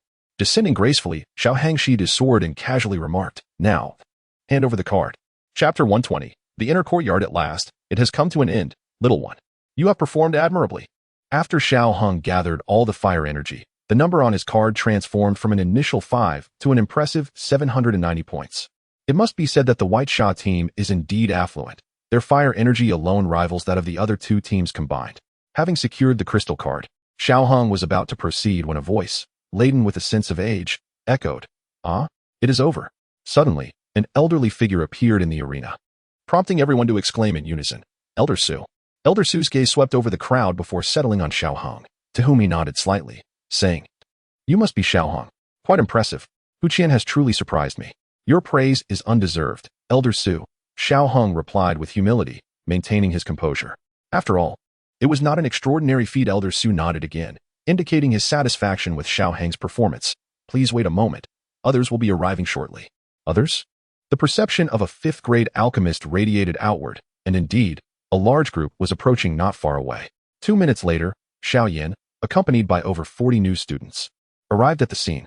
Observing the chaos around, and then the figure of Xiao Hong standing amidst it, he surmised what had transpired. A battle had occurred here, and without doubt, the victor was none other than the individual who had consistently overshadowed him in appearance. "Greetings, Elder Su." Xiao Yan and the new students offered a slight bow to Elder Su. Xiao Yan's gaze then shifted to the injured individuals nearby. That must be the White Sha team. The one in the lead seems to be at the spirit combat level. Xiao Hong is truly formidable, he thought, inwardly astonished. "Ah." Elder Su and Appo's eyes scanned the crowd, and upon confirming no one was absent, he nodded slightly. "Young ones, you have won the fire energy hunting competition." "Oh, we won. We really won." As Elder Su announced the result, the new students momentarily froze before erupting into jubilant cheers. The astute among them quickly connected the dots, noticing Xiao Hong and the injured young men in white, and though their excitement was not as immediate, they were content with the victory. However, the older students wore expressions of dismay. They had suffered considerable losses, especially Luo Ho, who lamented not only the loss of fire energy but also the bitter sting of being effortlessly defeated by Xiao Hong. Approaching Xiao Hong, Xiao Yan smiled and remarked, "Well done." Though he had not secured the fire energy from the White Sha team, he was nonetheless satisfied with this outcome, considering his own circumstances were not particularly favorable. "Just a small matter," Xiao Hang replied, seemingly oblivious to the praise, displaying a carefree demeanor. "Brother Xiao Hong is so amazing. We won't have to fight anymore." Sinner added cheerfully, beaming at Xiao Hong. "Thank you for the compliment, Sister Sooner. I'm not that remarkable. I'm just a tad stronger than your brother Xiao Yan." He retorted playfully, eliciting a roll of the eyes from Xiao Yan, who was clearly envious. Wu Hao observed Xiao Hong, still exuding a fierce aura, though his pallor suggested his injuries had yet to fully heal. Hu Jia cast a sidelong glance at Xiao Hong, despite their past enmity. She could not help but regard him with slightly improved sentiment. Within the group, Xiao Hong noticed Zhu Zi and Zhao Lin, both bearing numerous injuries. He approached them, asking, "Are you all right?" "All good," Zhao Lin replied with a shake of his head. Zhu Zi mirrored this action, though the severity of his wounds belied his words. Xiao Hang produced a medicinal pill and offered it to Zhu Zi. "Take this." Noticing Zhu Zi hesitating, he placed the pill firmly in his hand, adding, "Take it. We are in the same class." He smiled gently. With such an insistence, Zhu Zi accepted the pill, gratitude evident in his eyes as he said, "Thank you. By the way, aren't you and Zhao Lin a pair? Why is he only slightly injured while you look like this?" Xiao Hang inquired, glancing at Zhu Zi and Appo's tattered clothing. Few could match the state Zhu Zi is in, he mused, and judging by his appearance, it seems the opponent was particularly focused on his face. "Well, Zhu Zi stammered, searching for an explanation. Just then, Zhao Lin interjected with a laugh. "It's all because of his mouth. You wouldn't believe it, Xiao Hong. They had let him go, but he just had to provoke them." Before he could finish, Zhu Zi tugged at Zhao Lin and Appo's clothing, a look of pleading on his face, as if begging him to cease. "Ahem. All right. I won't say any more." Zhao Lin relented, though he continued, "He just had to insult them. You wouldn't know how infuriated they were. They came back to give him a beating." Instantly, Xiao Hang noted the deepening hue of embarrassment on Zhu Zi and Appo's face, compounded by the expression of a friend betrayed. However, he decided to spare Zhu Zi further humiliation. Ha, is that so? How did you manage to provoke them into such a state?" Xiao Hang chuckled, casting a sympathetic glance at Zhu Zi, who now wore a dark expression. Stepping back a few paces in silence, Elder Su's gaze returned to Xiao Hong and the others, a faint smile gracing his features as he proclaimed, "As victors of this fire energy hunting competition, each of you new students shall receive 10 days of fire energy. Xiao Yan, Xiao Sun and Appo's, Hu Jia, and Wu Hao will receive an additional reward of the Qing Hua crystal card and 20 days of fire energy. As for Xiao Hong, he is granted 50 days of fire energy along with the Qing Hua crystal card." "The Qing Hua crystal card?" The onlookers cast envious glances at Xiao Hong and his companions, filled with curiosity about this card. Hehe, within the inner courtyard. Fire crystal cards are categorized by color from lowest to highest: black, blue, green, red, and purple. The black crystal card you possess is the most basic, granting access only to the first and second levels of the Tian Fun Refining Tower, while the blue card allows entry to the third and fourth levels, and so forth. To upgrade a crystal card within the inner courtyard, one must exchange fire energy. Typically, it requires 100 days of fire energy to upgrade from a black to a blue card, and 200 days to progress from blue to green. Thus, obtaining the Qinghua crystal card is akin to saving 300 days of fire energy, which is no trifling sum, Elder Su explained, noting the curiosity etched on the faces of Xiao Yin and the others. 300 days of fire energy? That's impressive. Almost equivalent to robbing 2.5 teams. The group transferred the fire energy from their black crystal cards into the Qinghua crystal card as Elder Su led the way toward a nearby staircase. The staircase, though brief, took only 2 minutes to ascend. Upon reaching the top, Xiao Heng gazed down, his heart stirred, and like the others, he involuntarily gasped in awe. "Is this the inner courtyard?" he murmured softly, the words escaping the lips of the new students as they beheld a vast, colossal basin before them, its shape reminiscent of a massive meteor that had plummeted from the sky, creating a breathtaking indentation in the earth. The sheer size of this basin was indeed astonishing. The expanse of this basin is perhaps comparable to that of some cities. Within the basin, towering edifices abound, and various skyscrapers are omnipresent. From a lofty vantage point, one can clearly observe the opulence of this so-called inner courtyard. "Inner courtyard, I have arrived. I sincerely hope you shall not disappoint me," murmured Xiao Heng, finding it hard to fathom that such a city could exist in the heart of the mountains. For the foreseeable future, Xiao Heng would likely reside in this basin, and he was prepared for the experience. As he gazed down at the city below, the other newcomers were equally astonished. Their thoughts varied. Some gasped in admiration, while others remained silent. Yet, despite their differing sentiments, a shared emotion permeated their hearts: anticipation, the hope of growing stronger in that very place. Now that the hunting competition has concluded, all newcomers, please accompany me back to the inner courtyard. We shall ensure your accommodation, and then you will truly become a part of the inner courtyard. Trust me, if you can endure here, once you emerge, you will find that every moment spent was worth the endeavor. Elder Su spoke, his gaze lingering on each newcomer. All the newcomers nodded slightly from observing the senior students. They had already discerned the immense benefits of cultivating within this inner courtyard. "Let us proceed. Everyone, follow closely." With a wave of his hand, Elder Su transformed into a fleeting shadow, hastening towards the vast basin. Following suit, the newcomers swiftly took flight, descending the hillside like a swarm of locusts. Creak. A wooden door was gently pushed open, and a beam of sunlight streamed through the crack, ultimately forming a slender line upon the ground. As the door swung fully open, the light rapidly expanded, casting elongated shadows of 2 figures into the room. With the door completely ajar, Xiao Heng beheld the entirety of this quaint attic. The attic comprised 2 levels, with a small courtyard in front. In this courtyard, there was a modest pond, home to several exquisite koi fish. Beside the pond stood a small hill, 3 to 4 meters high, adorned with a patch of bamboo, creating a picturesque scene. Additionally, there was a flower bed, where blossoms vied for attention in a splendid display.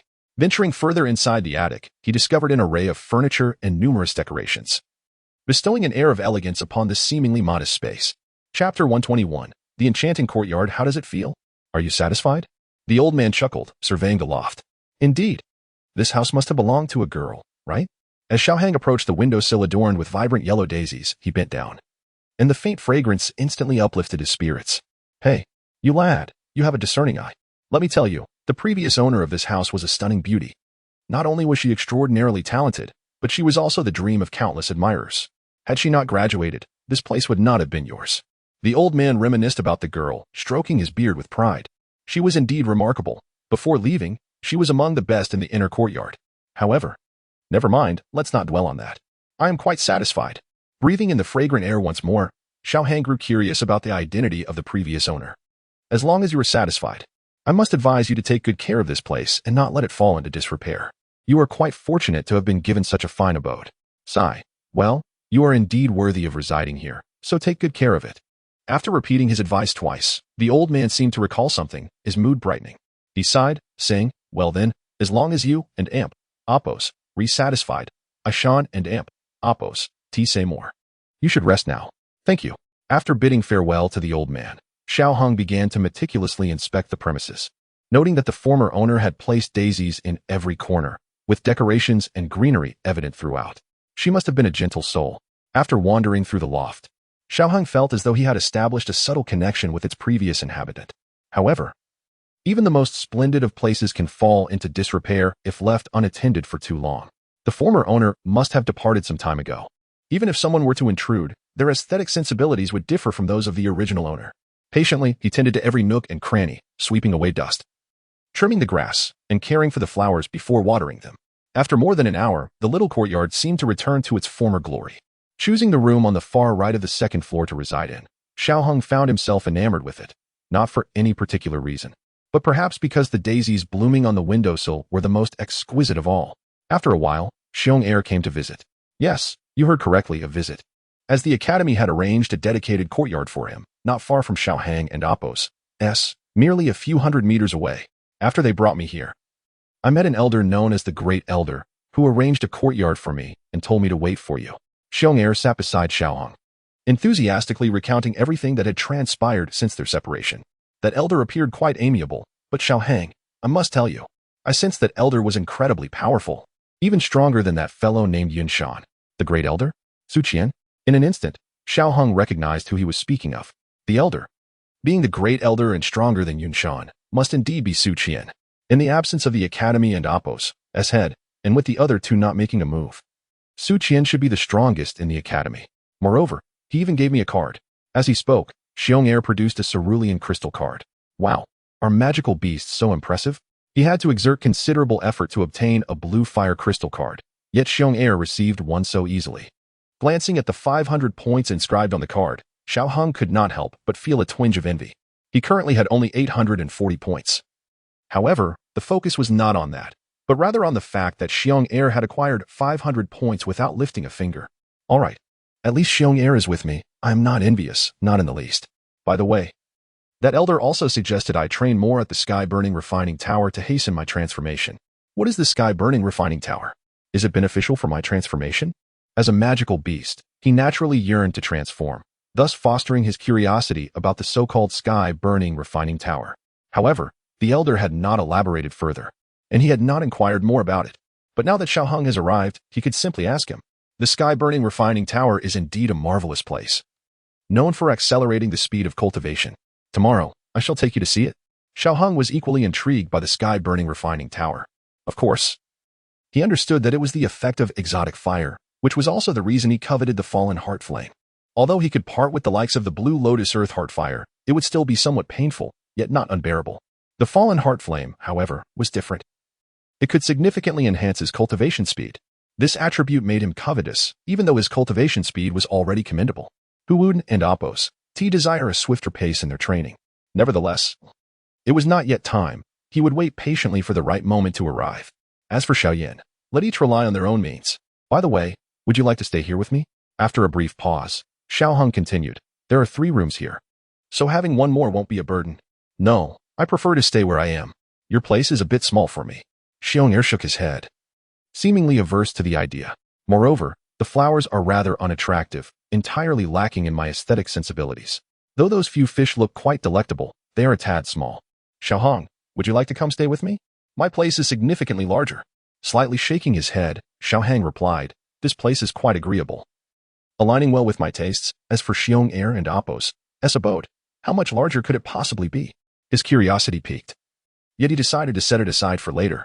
Though today's exertion was not overly taxing, there was still some weariness. He should focus on recovering first. Anticipating tomorrow's training at the sky-burning refining tower was paramount. After engaging in conversation for a while, with Xiong expressing his disdain for Xiaoheng's abode, Xiaoheng did not retain him any longer. After bidding farewell to Xiong Xiaoheng felt a slight tremor in his left arm beneath his sleeve, and then a small, multicolored serpent, about the thickness of a finger, joyfully emerged. First, it affectionately rubbed against Xiaoheng and Apos' hand, then it floated before him, flicking its pink tongue. SSS, I'm hungry. SSSS, hurry, give me something to eat. After retrieving the accompanying purple gold source to satiate the little creature, Xiaoheng gently stroked it, asking, have you had enough? SSSS. Initially, he thought the little one would return to sleep after a hearty meal, but after emitting a couple of hisses, it drew closer to Xiaoheng and Apos' spatial ring. It seems like I haven and Oppos. T acquired anything particularly special lately. Oh wait, could it be interested in that? Taking out the jade vial containing the Qi foam liquid, Xiaohang intended merely to test it. However, upon seeing the vial, the little creature lunged at it, exhibiting an insatiable eagerness that compelled Xiaohang to reluctantly open the cap. Watching the liquid within the vial rapidly diminish, Xiaohang felt a pang of regret. Now, my expenses have increased once more. By the way, Aran and Oppos, do you have the fire attribute?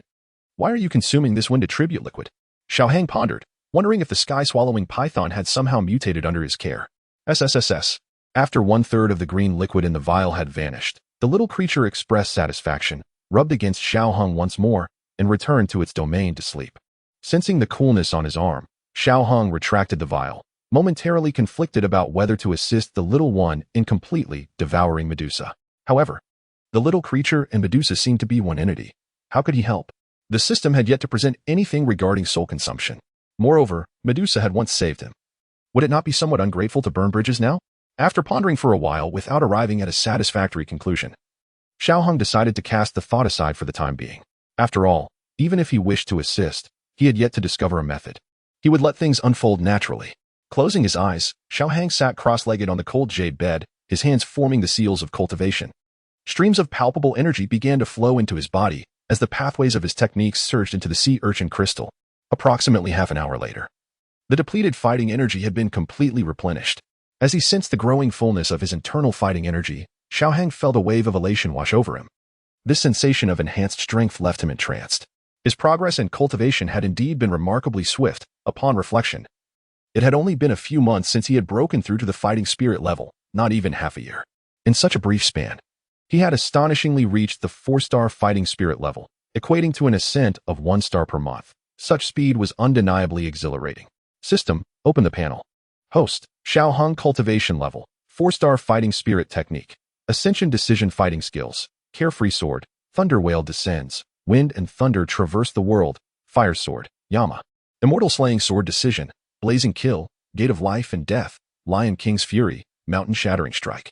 Heavenly Dao points. 10 energy points. 0 technique points. 0 fighting skill points. 0 having exhausted his energy points previously, Xiaohang had not replenished them, primarily due to a lack of recent gains. The increase of 5 heavenly Dao points seemed to be a reward for entering the inner courtyard. Observing the newfound 5 points, Xiaohang and Amp, Oppos, SI sparkled. It appeared the system tacitly acknowledged his intent to make waves here. Naturally, he would not dismiss such valuable assets. The more, the better. However, from the system and Amp, Oppos' perspective, such aspirations could only elicit a curt reply. You and Amp, Oppos, redreaming. During his time in the inner courtyard, Xiaohang resolved to meticulously organize his skills. The sheer number of fighting techniques indicated a rather chaotic approach to his training. Although he possessed numerous techniques, none had been cultivated to a profound level, which was rather frustrating. Thus, he planned to refine his practice. Next, he intended to enhance his techniques as well, even if he could not attain the heavenly level. He aimed at least for the advanced earth level, befitting his status. However, aspirations are often grand while reality remains stark. Gazing at the multitude of zeros, Xiaohang could only temporarily shelve such lofty ambitions. It was no joke. He simply could not afford it.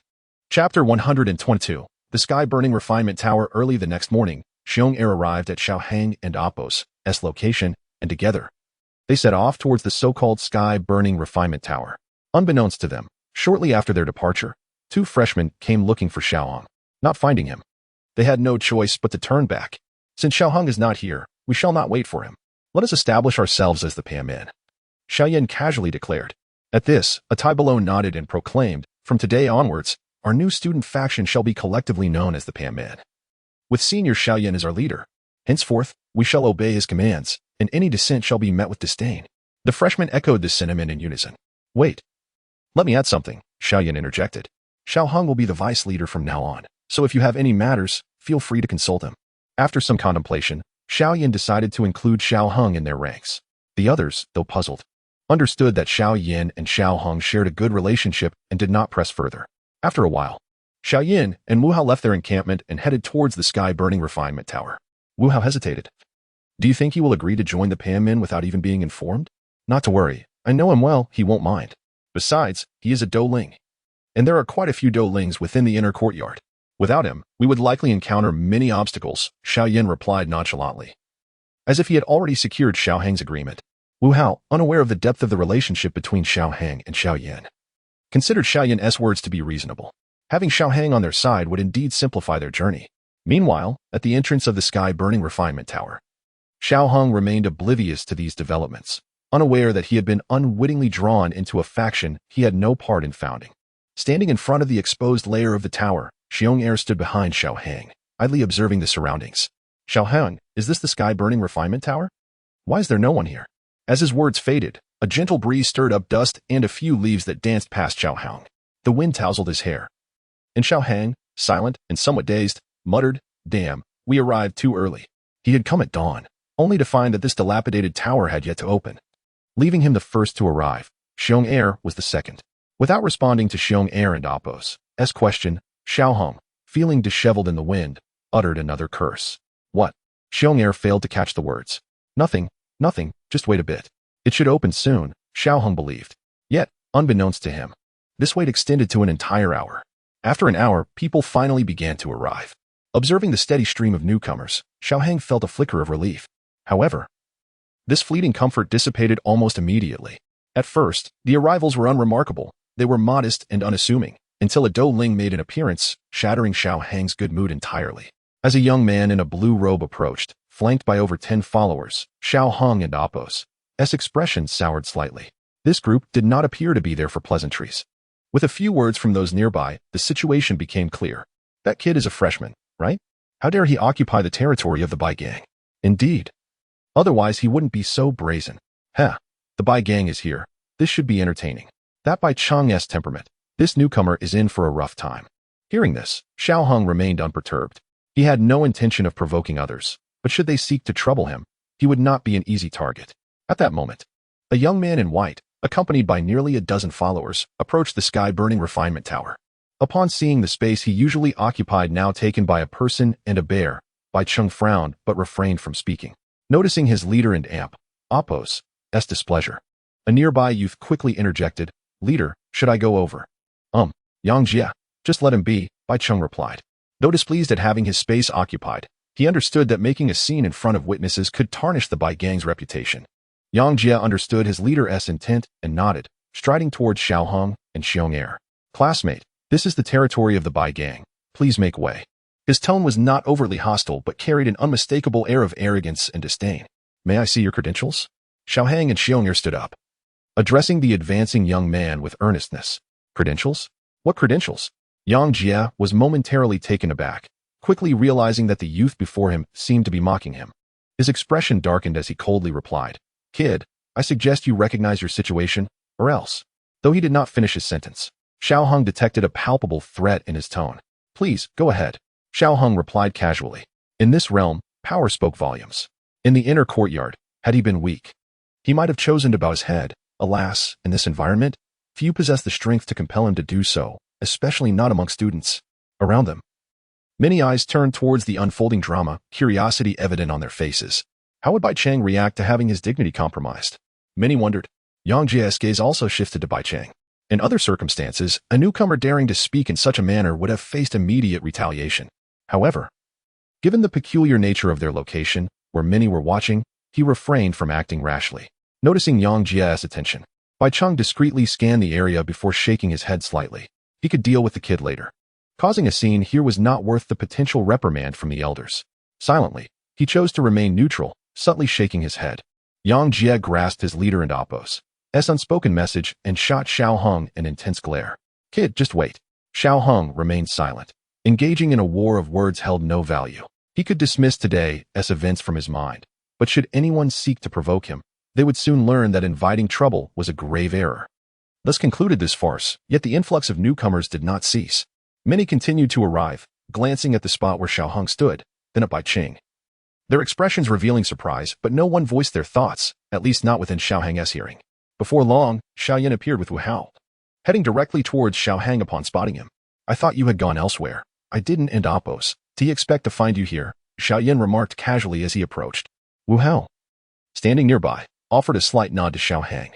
Their acquaintance was still fresh, and his reserved demeanor made even this small gesture a sign of goodwill. Xiao Hang smiled in return, then turned to Xiao Yin. With such a renowned name as the sky-burning refinement tower, how could I not be here? Caught off guard by Xiao Hong's retort, Xiao Yin's smile faltered momentarily before recovering. You rascal. By the way, I've formed an organization called the Panmin, and I'd like you to be the vice leader. Is that acceptable? This time, Xiao Hong did not stifle him. He nodded casually. No problem. You can decide. Great. Xiao Yin displayed no surprise at this outcome, while Wu Hao, though his expression remained placid, appeared slightly taken aback. Casting a glance between Xiao Yin and Xiao Hong, Wu Hao pondered the coincidence of their shared surname and extraordinary capabilities. Could they possibly be brothers? The thought flickered through his mind. After exchanging a few glances, it was evident that they bore a striking resemblance. I should inquire with Hu Jia upon our return. Ah. When we enter the Celestial Refinement Tower shortly, we will encounter the Heartfire. Do not be alarmed. Simply traverse through it using your Dou Qi.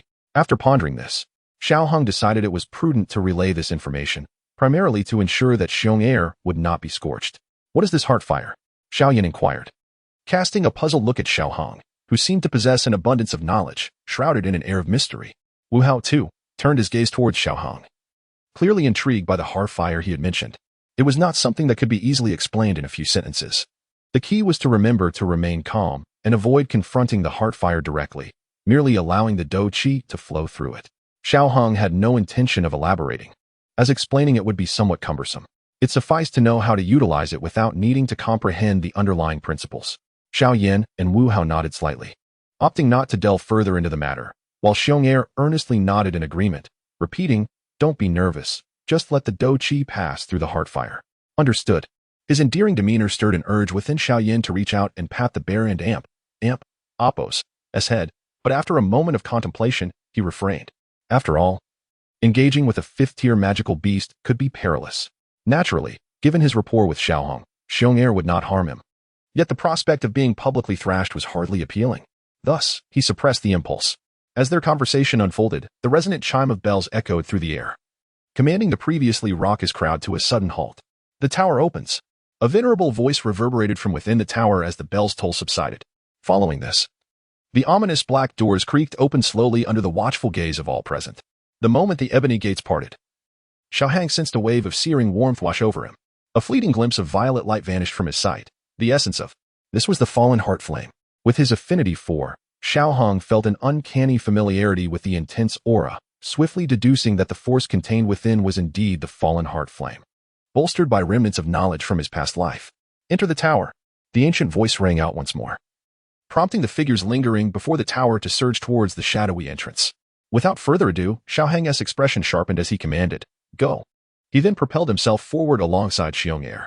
Xiao Yin and Wu Hao exchanged a glance, said nothing more, and followed closely behind Xiao Hong as they leaped towards the darkened threshold. Chapter 123, Bribery. The moment Xiao Hong stepped through the pitch-black door, he felt an invisible flame ignite within him. Although he was aware of how to respond to it, he couldn't help but feel a tightening in his chest. Fortunately, he quickly regained his composure. The fighting spirit coursed through the intangible fire. Upon the passage of the first wisp of energy, he sensed a significant diminishment in the flame and Appo's intensity. Then came the second and third wisps, and after the fourth, the heart fire within him dissipated into nothingness, leaving behind a more solidified fighting spirit. Casting a glance at Xiao Yin and Wu Hao, who were still flushed, Xiao Hong felt powerless but to wait for their awakening. He believed that with his guidance, Wu Hao would be spared some of the pain inflicted by the heart fire. Indeed, after a brief moment, Xiao Yin regained consciousness, his flushed complexion replaced by excitement. Though he concealed it well, Xiao Hong could still discern his yearning for the fallen heart flame. Shortly thereafter, Wu Hao, whose talent was not to be underestimated, also awakened after a brief moment of panic, choosing to trust Xiao Hong. Observing his demeanor, it seemed he had sustained no harm. Upon awakening, Wu Hao looked at Xiao Hong and uttered two words, Thank you. Xiao Hong nodded slightly in response, No need. As for Xiong, strictly speaking, he was the first to awaken, having trusted Xiao Hong completely and pierced through the heart fire the moment it appeared. Consequently, he was the quickest to regain his senses. The others, initially anticipating some amusement at the expense of the newcomers, were somewhat taken aback to see them all awaken unscathed. However, their surprise was mild, after all. It was not uncommon for older students in the inner courtyard to have prior knowledge of certain matters. Are you all going in, or returning first? Xiao Hong inquired, observing the two who had regained consciousness. Xiao Yin shook his head and replied, Today is merely for observation, As for entering to cultivate, that can wait for another day. Wu Hao also nodded slightly, stating, I and Amp, Oppos, LL wait for next time as well. Very well, then. You may head back while I take Xiong Er inside for a look. Their decision not to enter was acceptable. The newly established Panga sect likely had numerous matters to attend to, but those were of little concern to him. He held no ambition to establish a faction, as it seemed too burdensome. He would rather devote that time to diligent cultivation. By the way, remember to visit us after you exit. As the vice leader of the Pangus sect, it would be prudent for you to make an appearance. Xiao Yan understood that Xiao Hong was not fond of such mundane affairs. Yet since the Pangus sect had been established, it would indeed be beneficial for Xiao Hong to show his face. Who knows, perhaps someday he might need to leverage the sect's power. Understood. I shall proceed inside first. Nodding, Xiao Hang refrained from further unnecessary words and entered with Xiong Er. Upon entering the fire tower, he found a series of rooms of varying sizes, each adorned with a wooden plaque bearing the inscription Intermediate. Passing by these rooms without a second glance, Xiao Hang made his way directly to the center of the tower, where the few advanced rooms were located. In the center, a passage led downward. And noting the throng of individuals descending, Xiao Hang wasted no time and followed the flow, bringing Xiong Er along as they approached the passageway. Stop. You must be a newcomer. No need to elaborate. I know you wish to assert your strength, but regardless of how powerful you are, newcomers must endure a week on the first level before entering the second. Go back. Quickly, Don and Amp, Oppos, waste your breath return. Just as Xiao Hong was about to step into the passage, a figure suddenly obstructed his path, a middle-aged man, evidently a mentor stationed at the fire refining tower. Greetings, mentor. Acknowledging the mentor and Amp, Oppos' presence, Xiao Hong felt compelled to show respect. The mentor appeared amiable, perhaps leaving room for opportunity. Since you know I am a mentor, then hurry back. Do not waste my time. The man and Amp, Oppos' tone was rather indifferent. Perhaps the prolonged exposure to the heart fire had tinged his face with a faint hue. Mentor. Xiao Hang attempted to speak, but was interrupted. Return. This isn't quite what I expected. After stealing a few glances at the middle-aged man, Xiao Hang retreated, saying farewell, mentor. What else could he do but retreat? He certainly could not force his way in. Yet upon his return, he found himself vexed to see that all the advanced rooms had already been occupied. What to do now? He could only seek out 2 intermediate rooms to try first. The intermediate rooms were spacious, with stone platforms offering 10 positions each. After choosing a spot, he summoned a green crystal card into his hand. Inserting the crystal card into the slot of the black stone platform before him, he watched as the day's fire energy diminished. Closing his eyes, he formed a cultivation seal. Xiong Er mimicked Xiao Hang, inserting his card into the slot and commencing his own cultivation.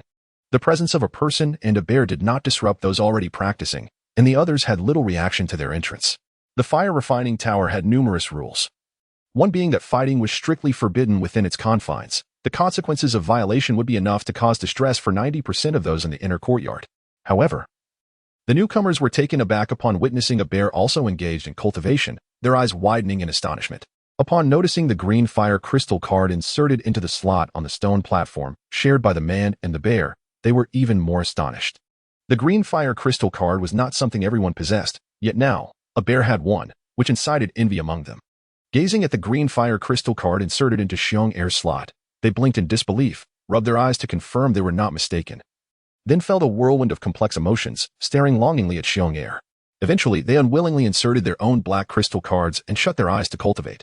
At that moment, a surge of heart fire coursed into Xiao Hang's body, controlling the fighting spirit as it flowed through the heart fire, allowing him to feel a substantial purification of his energy. He continued to direct the fighting spirit through the flames. Compared to the earlier flicker of heart fire, the heart fire surging from the cultivation stone platform was undeniably more potent, capable of refining greater quantities of fighting spirit. Initially, Xiao Hong felt quite satisfied. However, after about 10 minutes, he sensed that the intensity of the heart fire was insufficient. It was too feeble, dissipating before it could refine a significant amount of fighting spirit. At this rate, it was less effective than the cold jade bed. Reluctantly opening his eyes and concluding his cultivation, he glanced at Xiong Er, who was still immersed in his practice. Pulling his gaze away, he resolved to try again, aiming to see if he could access the second layer, or even the third and fourth. Xiong Er, wake up. Xiao Hong, what's the matter? Xiong Er opened his eyes and noticed Xiao Hong.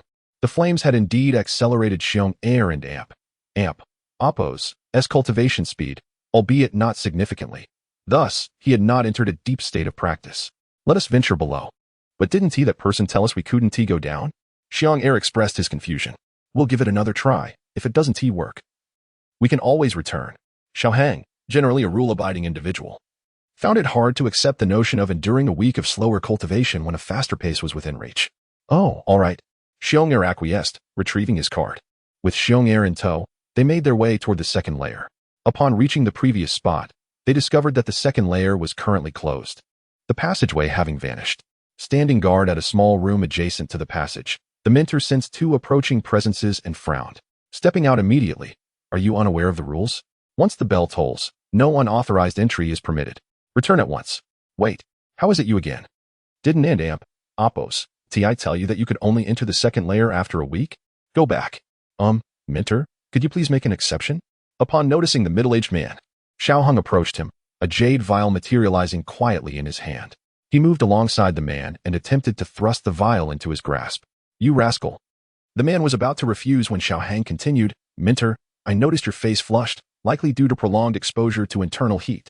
This vial contains a third-grade ice heart pill. It is of little consequence, but may offer a modicum of resistance against the flames.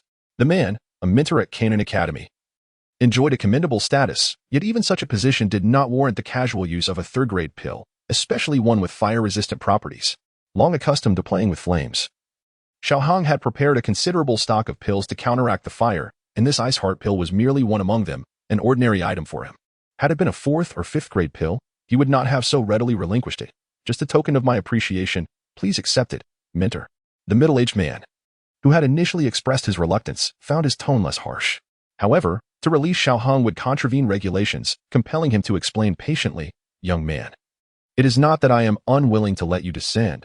According to the rules, irrespective of the strength of a new student, one must endure a week of training on the first level before progressing to the subsequent layers. The internal heat is relentless, and regardless of one and Oppos' prowess, a hint of fire poison invariably infiltrates the combat energy. This matter is no trifling concern. Over the years, many have suffered irreparable damage due to accumulated fire poison in the inner courtyard. Moreover, acclimatization to this internal heat requires time. The intensity and ferocity of the fire in each descending level of the Celestial Refinement Tower increase exponentially. To attempt to enter the second level immediately upon entry poses a considerable risk. I understand, mentor, but my strength renders me ineffectual on the first layer. Please, show some leniency. Observing the man's shift in demeanor, Xiaohang seized the moment. Mentor, look, I am already a spirit fighter. I assure you, I am of no use on the first level. Should anything befall me, I alone am to blame, and it bears no relation to your guidance. With that, he firmly pressed the jade vial into the man and Oppos' hand, his fighting energy swirling forth, coalescing into a tangible dagger. The man hesitated, still inclined to refuse. But upon witnessing Xiaohang's ability to solidify his energy, he paused. Grasping the vial, he sighed and muttered, very well. With your spirit fighter strength, you should be fine. However, if you find it too much to bear, remember to exit at once.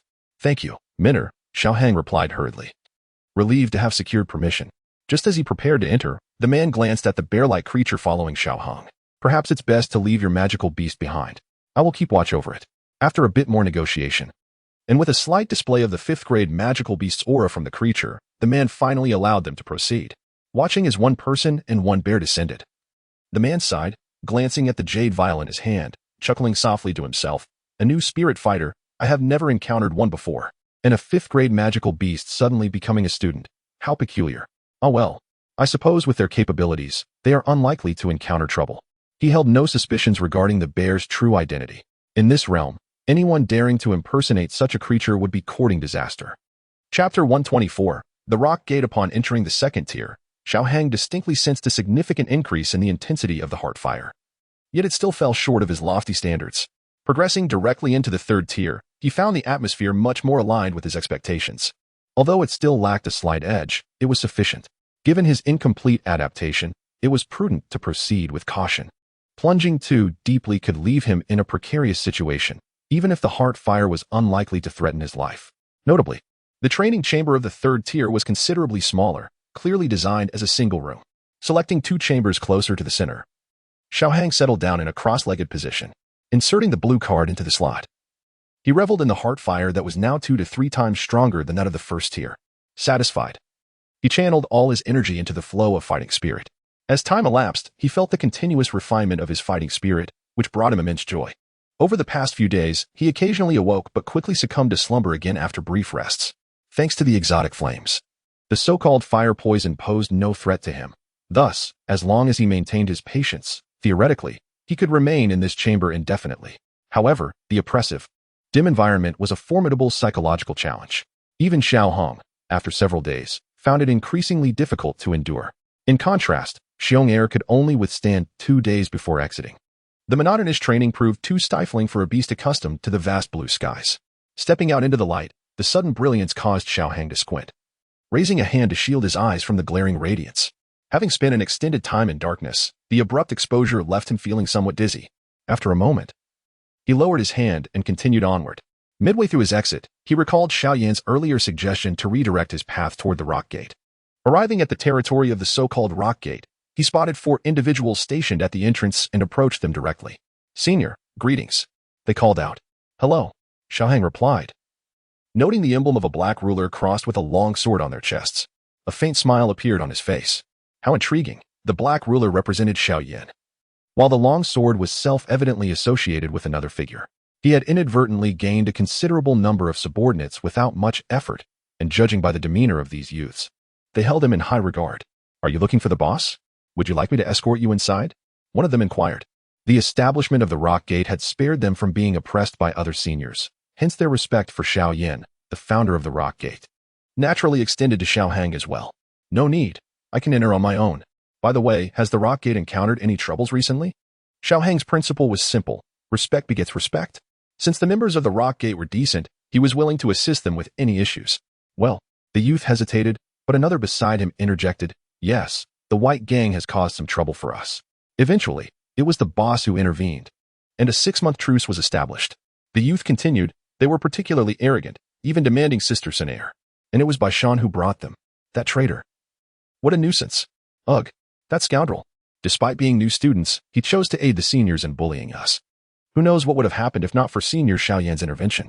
Upon mentioning the white gang and Bai Shan, the 4 youths displayed expressions of intense anger, clearly harboring grievances against them. The white gang. The name triggered a memory for Xiao Hong. Those individuals he encountered at the sky-burning refining tower were indeed from the white gang. What a twist of fate. Are you planning to deal with the white gang? The youthful excitement was palpable as they observed Xiao Hang's contemplative expression. However, one of them cautioned, "But I heard that the leader of the white gang, Bai Cheng, is a formidable presence, a 6-star Douling. 6-star Douling?" Xiao Hang chuckled, a smile gracing his face. With his own strength, he could surely handle a 6-star Douling without much difficulty, if not dominate the inner courtyard entirely. "All right, I understand. You all carry on with your duties. I shall head in first." He felt it necessary to inform Xiao Yan before confronting the white gang. It would be remiss not to acknowledge his contributions. After all, he was merely the second in command. Second in command. Second in command. The realization struck him. Xiao Yan had designated him as the second in command. Whatever, it doesn't bother me. Farewell. Senior Xiao Hang. If you plan to confront the white gang, despite our limited strength, we hope to contribute in any way we can, one of the youths said bashfully. Scratching his head. Certainly, replied Xiao Hong as he stepped into the domain of the rock gate. The territory was relatively modest, merely an expansion around the loft where Xiao Yan and others resided. Fortunately, their loft was quite spacious. Otherwise, establishing a faction in a smaller courtyard would have been quite inadequate. Upon entering the black loft, he was greeted by a young woman clad in a red dress. "What brings you here?" Upon recognizing him, Qi Qian recalled their previous encounter and felt a mix of exasperation and nostalgia. Fortunately, enough time had passed, and her experiences in the inner courtyard had provided her with a different perspective, leading her to treat Xiao Hang with increased civility. Otherwise, her temperament might have led her to be sarcastic. "I came to see the rock gate. After all, I am the second in command. It is only fitting that I check in." Xiao Hong was pleasantly surprised by Qi Jia and Apos' demeanor. Since their last encounter, where he had outsmarted her, she had consistently spoken ill of him. Now, her cordiality was indeed a rarity. "Where is Xiao Yan?" he inquired. "Brother Xiao Yan is currently in training and has yet to return." Another beautiful girl chimed in with a cheerful smile. "But speaking of which, Brother Xiao Yan and Brother Xiao Hong share a great bond. Brother Xiao Yan established a force without forgetting about Brother Xiao Hong, and in turn, Brother Xiao Hang inquires about Brother Xiao Yan as soon as he arrives. As the saying goes, 2 tigers cannot coexist on the same mountain, and a single faction cannot accommodate 2 leaders." Xiao Hong and Apos' prowess surpassed that of Xiao Yan. and his reputation was equally formidable. Integrating Xiao Hong into the rock gate could potentially undermine Xiao Yan's efforts. Nevertheless, Xiao Yan had welcomed Xiao Hong without hesitation. Xiao Hong remained unfazed by Xiao Yan and Appo's actions. He had never been one to concern himself with mundane affairs, yet he still joined the rock gate, indicating that their bond transcended mere friendship. Moreover, it was possible that both of them were indifferent to the so-called potential of the rock gate. Well, it doesn't matter whether Xiao Yan is present or not. It makes no difference to me. His strength is not greater than mine. By the way, didn't the White Gang come looking for trouble? Since I have time today, I should resolve this matter once and for all. It's been a nuisance hanging over me. His tone was casual, as if the White Gang were merely insignificant nuisances. This nonchalant demeanor would surely astonish any older students who witnessed it. As a freshman dared to challenge the colossal entity that was the White Gang, even Jia felt that Xiao Hang and Appo's confidence bordered on arrogance, her brows furrowing slightly. Perhaps we should wait a little longer. Bai Cheng, the leader of the White Gang, is a 6-star Douling. She acted out of caution. Although Xiao Hang and Appo's strength was formidable, possessing the power of a 6-star Douling, she had never engaged him in combat, and thus was not entirely certain of his true capabilities. If it were only the few of them, it might have been manageable, yet given that their situation pertained to the Pan Min, it was prudent to exercise caution. Should Xiao Hong falter, the repercussions for Pan Min, as the party breaching the contract, could be dire. It's all right. I have faith in brother Xiao Hong. Moreover, his prowess is not to be underestimated. And have you forgotten his performance during the selection tournament? Suner chimed in cheerfully, having grown up alongside Xiao Hong. Given his character, if he dared to assert such confidence, it surely indicated his assurance. Well, if you hadn't Appo's brought that up, we might have remained good friends, Hu Qian lamented. His gaze turning to Suner as memories of the thunderous might flooded his mind. Indeed, the strength of a 6-star Douling seemed trivial in comparison. I concur. Wu Hao remarked as he entered the room. Overhearing their conversation, he coldly interjected, "Do not misunderstand. This is merely my gentlest tone." His agreement did not stem from audacity, but rather from a belief in Xiao Hong, a trust in his opponent, as he fixed a penetrating gaze upon him. 3-1. Xiao Hong smiled at Hu Jia, understanding her concerns, but possessing unwavering confidence in himself. Wu Hao, you sigh? Never mind, after all. The Pan Min's decisions rest with the Xiao family, and as an outsider, my words bear little weight. Wu Hao, though slightly resentful, ultimately acquiesced, his tone tinged with melancholy. Yet internally, recalling Xiao Hong's remarkable performance during the selection, he had already consented. Meanwhile, Xiao Yan, engrossed in his cultivation within the heavenly burning refining tower, could not have anticipated that his first adversary upon establishing the Pan Min would be resolved shortly after his emergence. Upon receiving the news, he was taken aback, then relieved. Smiling in gratitude for having recruited Xiao Hong. Since that is settled, let us gather our forces and set forth. Having promised to accompany them, Xiao Hong would not go back on his word. In truth, vanquishing the Bai Gang was not his ultimate objective. The preciousness of fire energy within the inner court was well known, yet avenues to acquire it were scarce. Even if there were channels available, most were ill-suited for him. However, there existed a viable option, ascending the strength rankings. If all went according to plan, Bai Cheng would merely be his first stepping stone, not his last. Chapter 125. The Bai Gang. Subsequently, Hu Jia and Sun Er began to gather the members of the Pan Min. The cohesion of Pan Min was commendable. Within approximately 20 minutes, all members, except those at the Tianfin Refining Qi Tower, had arrived. Regrettably, Zhao Lin and Zhu Zi were also at the Tianfin Refining Qi Tower, thus missing this operation. Is everyone here? With the gaze of more than 20 members fixed upon him, Xiao Hong felt a surge of pride welling within. It was an exhilarating sensation, reminiscent of his time as class monitor in the 3rd grade, yet distinctly different, though he could not quite articulate how. Excluding the 13 individuals led by senior Xiao Yan to the Tianfin Refining Qi Tower, all 31 remaining members of Pan Min were present. A youth with somewhat dark skin stepped forward to report on the situation regarding their surrender. Upon observing the boy a moment longer, Xiao Hang noted that aside from his dark complexion, he appeared somewhat aged. Well, are you all aware of our objective this time? After a moment's contemplation, Xiao Hong uttered this seemingly redundant question, not due to a lack of desire to speak, but rather from inexperience in leadership. Understood. The crowd responded in unison. The Bai Gang has wronged us, Pan Min. Let us crush the Bai Gang. Crush the Bai Gang. Crush the Bai Gang. Hold on. No need for such theatrics. Witnessing the fervent excitement of the crowd, Xiao Hang felt a bit embarrassed. After all, it was merely a conflict between factions, not a rebellion. Nevertheless, it was impressive how quickly Xiao Yan had rallied Pan Min to this point. Casting a glance at the beaming face of the dark-skinned boy, Xiao Hong realized that this might not solely be Xiao Yin and Appo's doing. This was the first time the others had seen Xiao Hong in such a manner, inciting some surprise. The legendary aloof senior now appeared somewhat dazed. However, this fleeting thought was quickly overshadowed by a wave of admiration. Xiao Hong was not only formidable but also approachable. Truly a good person. Unbeknownst to Xiao Hong, his recent demeanor had significantly tarnished his previously aloof image. Since entering the academy, he had kept a low profile, and his few public appearances had primarily involved confrontations, leading to a perception of him as the distant senior. The earlier incident had indeed breached his usual composure. Since you are all informed, I shall refrain from further rambling. Let us proceed. After some reflection, Xiao Hang recognized that such tasks were not suited to him. In the future, these matters should be entrusted to others. Leading the procession were Xiao Hong, followed by Sun Er, Hu Jia, Wu Hao, and the remaining ordinary members. As they marched towards the headquarters of the Bai Gang. Ah, is that the newly established Panmin? Who is the leader? It doesn't seem to be Xiao Yin. I Don and Amp, Appos, Tino, but it appears they are indeed heading towards the Bai Gang. Along the way, the sight of the imposing group aroused curiosity among passers-by, sparking numerous discussions. Didn't the Bai Gang sign a 6-month truce with them? What could they possibly want? I don't know. They certainly don't appear to be seeking to surrender. Rather, it seems more like. At this point, a young man hesitated to voice his disbelief, yet his companion articulated the thought. It looks like they and Appos, looking for trouble. That's impossible. The leader of the Bai Gang, Bai Cheng, is a 6-star doling. Is Panmin truly this audacious? Who knows? Perhaps they just want to watch the spectacle? I have no interest in mere entertainment. Are you going or not? Let us go.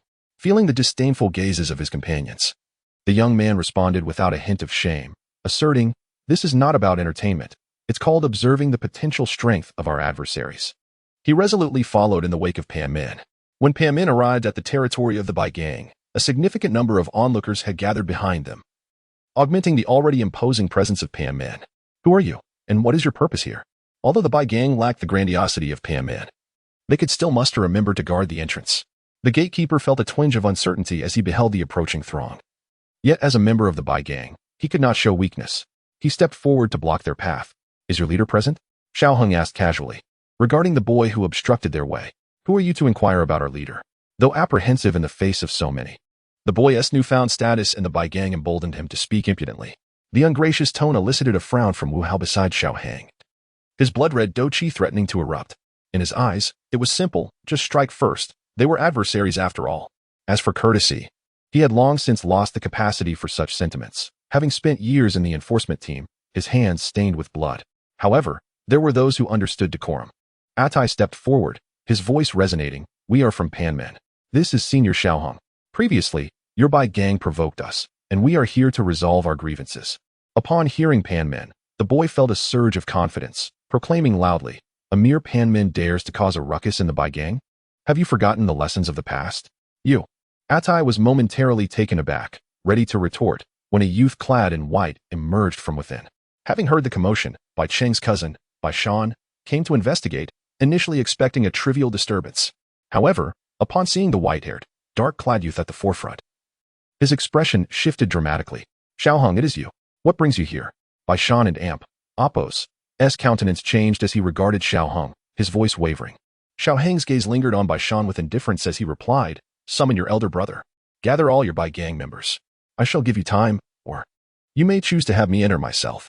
Once again faced with Xiao Hong, Bai Shan felt a tremor within. The shadow cast by this individual loomed large in his mind. Observing Xiao Hong and Appos' nonchalant demeanor, Bai Shan yearned to confront him, yet fear restrained him, prompting a quivering response. Xiao Hong, do not be too arrogant. This is the territory of the Bai Gang. If Bai Cheng is not present, I can wait for you to fetch him. Disregarding Bai Shan, whom he deemed a mere clown, Xiao Hong found the encounter unworthy of his attention. Such narrow-minded individuals, unable to utter even a bold word, would never catch up to him. No need. I have arrived. At that moment, a young man in white stepped forth, followed by several others. Upon a quick assessment, there appeared to be 19 individuals, all silently trailing behind Bai Cheng, including the one who had previously threatened him. Seeing Xiao Hong, the youth who had menaced him at the Tianfin Refining Qi Tower stepped forward, bellowing, You, kid. We let you off the hook a few days ago. And you still dare to seek death by returning here? Now I shall. Before he could finish, Bai Cheng raised a hand, interrupting him, not out of concern for the boy, but rather because he feared the audacity of his words might tarnish the Bai Gang's reputation. given the multitude of onlookers. You represent Pan Min, do you not? What is your relation to that Xiao Yan? Bai Cheng regarded the white-haired youth with a calm demeanor, his tone devoid of any disdain, as if engaging in casual conversation. My brother. With a smile gracing his face, Xiao Hong casually remarked that as the elder brother of Xiao Yan, he could never assume the role of a subordinate. Ah. I recall that Fu Ao seems to have signed a 6-month agreement with you. Are you here now to breach that contract? By the way, what is your name? Well, I suppose so. My name is Xiao Hong. Out of courtesy, Xiao Hang introduced himself. I have heard of you. Bai Shan has spoken of you. You were the first place in this inter-academy selection competition, possessing the strength of a douling. However, you must understand that the disparity in power between doulings could surpass your expectations. You talk too much. What? Bai Cheng almost thought he misheard. I said. You talk too much. Let us get to the fighting. Xiao Hong was weary of engaging in idle chatter with his adversary. He had already spoken more than enough for the day. Arrogant brat. Today you shall learn just how vast the chasm is between you and the experts of the strong rankings. As soon as the words left his mouth, a deep yellow spear materialized in Bai Cheng's hand, enveloped in layers of vibrant Dou Qi. In an instant, Bai Cheng's aura peaked, and the powerful Dou Qi radiated outward, causing the expressions of all those at the Pan Min to turn solemn. In contrast, the members of the Bai gang wore expressions of excitement. How dare he provoke the boss? Let us see how this kid meets his end. Many in the Bai gang displayed delight, but only Bai Shan bore a look of concern. Cousin, could that guy possibly be his match? Recalling the thunderous display from that day, Bai Shan and Appo's lips quivered slightly, though he was not foolish enough to voice his thoughts. He simply gazed at Xiao Hang with apprehension. The deep yellow Dou Qi enveloping the spear surged as Bai Cheng took a step and then leapt, raising the spear with immense force, striking down fiercely towards Xiao Hang. Bang! The ground erupted with shattered stones, prompting those nearby to instinctively retreat a few steps. Sonair, maintaining her composure, instructed everyone from Pan Min, retreat. The impending clash posed a significant threat to the members of Pan Min. It was prudent to keep a safe distance to avoid any unintended injuries. While others may have been unaware, the Pan Min were well aware of Xiao Hang's prowess. Should he unleash his Dou skills, it could spell disaster for the entire area. Reflecting on Xiao Hang's strength brought a wave of reassurance to the members of Pan Min. The earlier tension dissipated in an instant. With such a formidable senior like Xiao Hang, there was surely no cause for concern. Chapter 126. Fierce battle with Bai Cheng amidst the flying debris. Bai Cheng and Appo's previously impassive expression finally revealed a hint of surprise. This young man unexpectedly managed to evade his attacks in such close proximity. He could confidently assert that there were no more than a handful of individuals within the inner courtyard capable of doing so. The fact that this boy accomplished it was indeed intriguing. However, after a brief moment of astonishment, Bai Cheng quickly returned to his usual demeanor. So what if he dodged? That had merely been a probing strike. I acknowledge your abilities, young man. But soon you shall comprehend the true chasm that separates you from the experts of the strong list. Withdrawing his spear, Bai Cheng cast his gaze upon the boy who had shifted 4 or 5 meters away. You certainly talk too much. With that, Xiao Hang drew his sword, unleashing a surge of violet aura that extended outward. The blade transformed into a flickering shadow, lunging towards Bai Cheng as Xiao Hang shifted his position. The spear met the sword, and Bai Cheng tilted his head, allowing the blade to graze past his ear, before forcefully pushing it aside with a tremor of his spear. Despite having successfully deflected the sword in time, the sharpness of the blade left a slight trace of blood on his face. Although the wound was not severe, it pricked at his pride. You will come to regret this. Whether I regret it or not remains to be seen. However, if you continue in this manner, U1 and Amp, Appo's, last more than 10 exchanges in my hands. Before his words had fully settled, Xiao Hang and Amp, Appo's sword once again lunged towards Bai Cheng. With the activation of his earth-level combat technique, Xiao Hang morphed into a violet shadow, continuously harassing Bai Cheng as he circled around him. In close quarters, with the sword wielded by Xiao Hang, he undoubtedly held the advantage. Despite Bai Cheng and Amp, Appo's repeated attempts to create distance, his earth attribute aura weighed heavily upon him, rendering him slower than Xiao Hang, who utilized an earth-level technique. In this exceedingly brief span, the two exchanged over 10 blows in mere moments. The flickering of sword light and spear shadows left Bai Cheng somewhat astounded. This boy possesses such remarkable speed, despite his strength not being overwhelming. This swiftness could surely earn him a place on the strong list.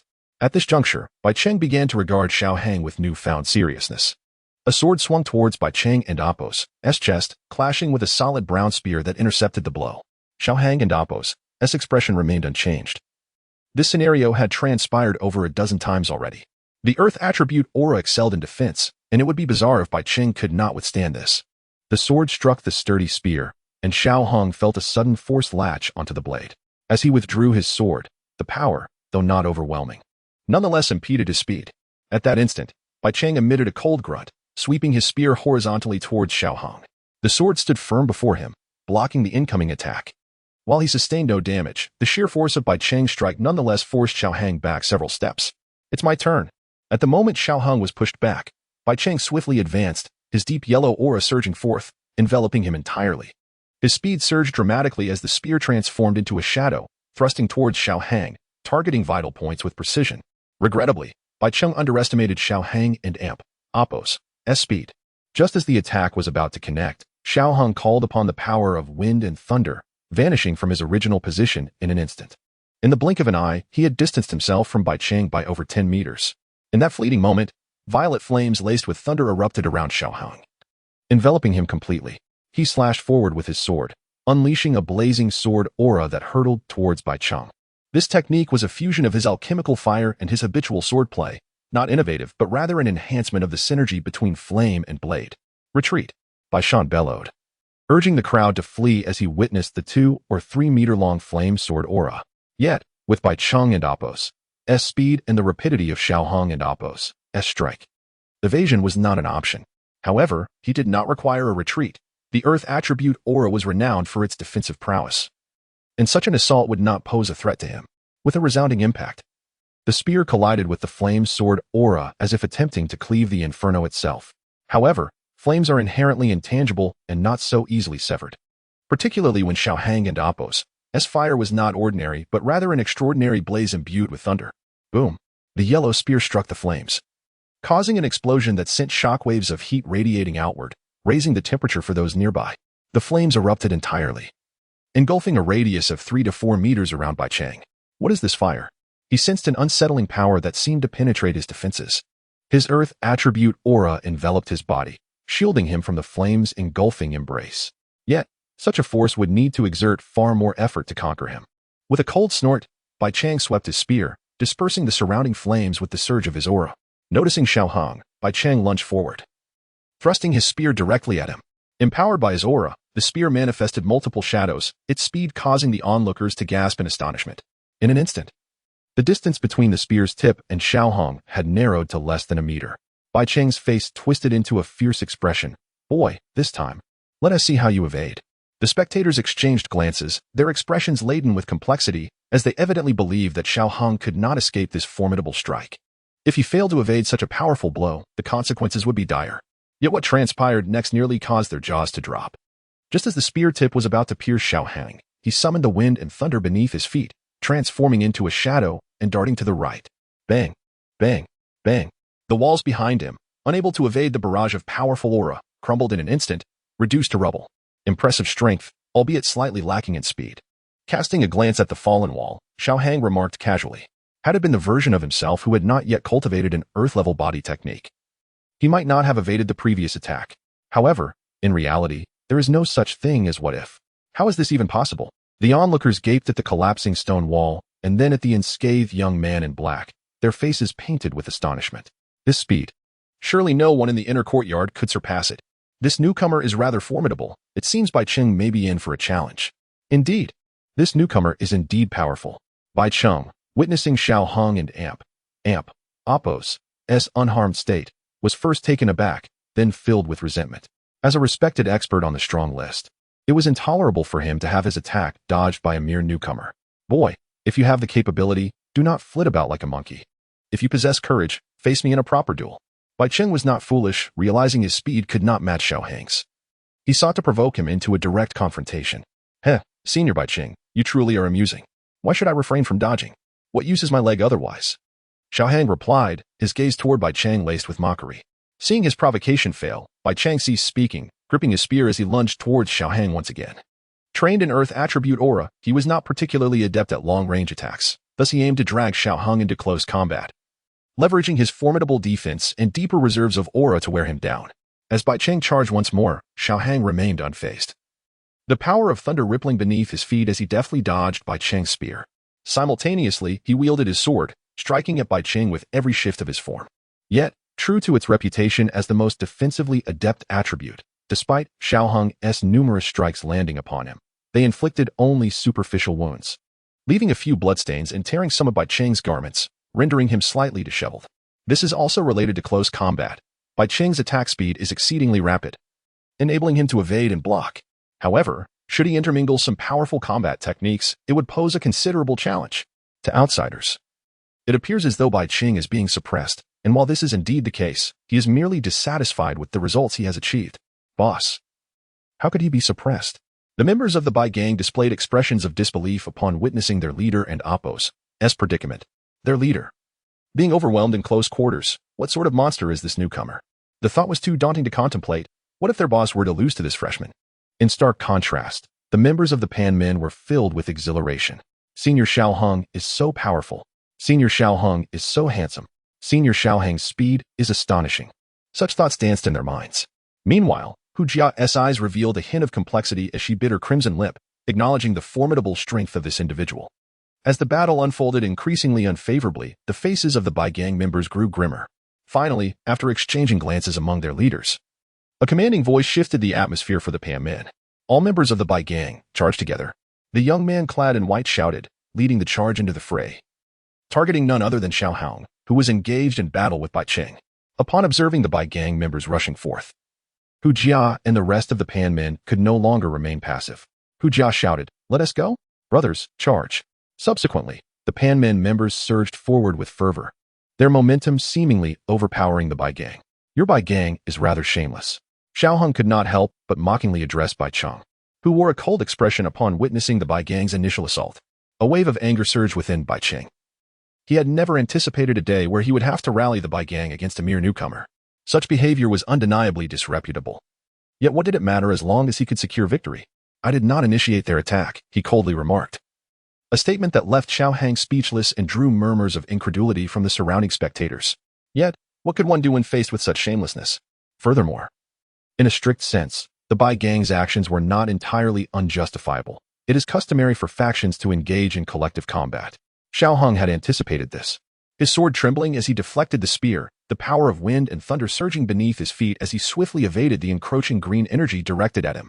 Chapter 127. Pan's Gate Triumph. Casting a sidelong glance at the white-clad youth beside Bai Chang, Xiao Hang's previously nonchalant expression turned frigid. "I had intended to prolong our little game, but it seems that and Apos is no longer necessary." Though Xiao Hang and Apos' tone remained even, his underlying arrogance was palpable to all. "Arrogant whelp, you think your paltry speed is enough to defeat our leader? Prepare to witness the insurmountable strength of the white gang." The white-clad youth, noting the darkening countenance of Bai Cheng, stepped forward, declaring, "Boss, no need for courtesy with this sort. Let's take him together and show him the true might of the white gang." Bai Cheng nodded imperceptibly. He hadn't desired this outcome. He had initially planned to exhaust Xiao Hang with his superior Dou Qi reserves. However, their prior exchange revealed an inexplicable depth to the young man and Apos' energy, foiling his strategy. Now, all other considerations were secondary to defeating him. Without further ado, Dou Qi surged within him as he lunged toward Xiao Hong, spear thrusting forward. Simultaneously, the white-clad youth mirrored his leader's actions, brandishing his own spear in a coordinated assault. Meanwhile, the White Gang and Pan's Gate forces clashed in earnest. Despite the White Gang's individual strength, Pan's Gate held the advantage in numbers, resulting in a stalemate. Xiao Hang knew this equilibrium was fragile, especially with the presence of a Dou Ling within the White Gang ranks, separate from Bai Qing and the white-clad youth. Wu Hao, though formidable, was outmatched by the Dou Ling. While he could hold his own for a time, prolonged engagement would inevitably lead to his defeat. Once the Dou Ling overcame Wu Hao, Pan and Apos' Gate and Apos' fate would be sealed unless Sun and Apos' revealed her true power or Xiao Hung found a swift means to triumph over Bai Cheng and his cohort. Bai Shan also entered the fray, facing off against Hu Jia, a match of relatively equal footing. Exposing Sun's power was out of the question. Aside from the question of whether Pan and Apos' Gate warranted such a revelation, Xiao Hung himself would never allow it. "In that case, I and Apos' just have to eliminate you two first." Xiao Hang and Apos' gaze locked onto the oncoming adversaries. "I had intended to refine my movement techniques with you, but since you refused to cooperate, I and Apos' have to expedite your departure." Bai Cheng and Apos' face contorted with rage upon hearing Xiao Hung and Apos' muttered words. "You dare use me as a stepping stone?" With that, his spear descended with savage force. Unfazed by Bai Cheng's imposing assault, Xiao Hang met the attack with an upward sweep of his sword. Bai Cheng's heart leaped with joy at Xiao Hang's unexpected decision to stand his ground. Fool, I feared your elusive movement skills, but you've chosen to meet me head-on. Prepare to learn the difference in our power. He channeled even more force into his spear, only to experience a jarring reversal upon impact. His spear was deflected instantly. Impossible. How can this brat possess such strength? Undaunted by the deflected spear, Xiao Hang betrayed no surprise. Swordsmanship valued agility, but not at the expense of raw power. He cultivated an earth-tier technique, his body tempered through rigorous training. In terms of brute strength, few Doulings, save for magical beasts, could surpass him. While he wielded and oppos, T presumed to be the strongest among Doulings, he was confident in his prowess within the Canon Academy. With Bai Cheng and oppos, S spear deflected. Xiao Hang's feet crackled with wind and lightning energy. Wind lightning travel, he murmured. First layer, wind lightning step. In a blur, Xiao Hang bypassed the staggered Bai Cheng, heading straight for the white-clad youth. The youth and oppos, S eyes widened in alarm as Xiao Hang materialized as a phantom, desperately attempting to raise a defense. But his reaction was too slow.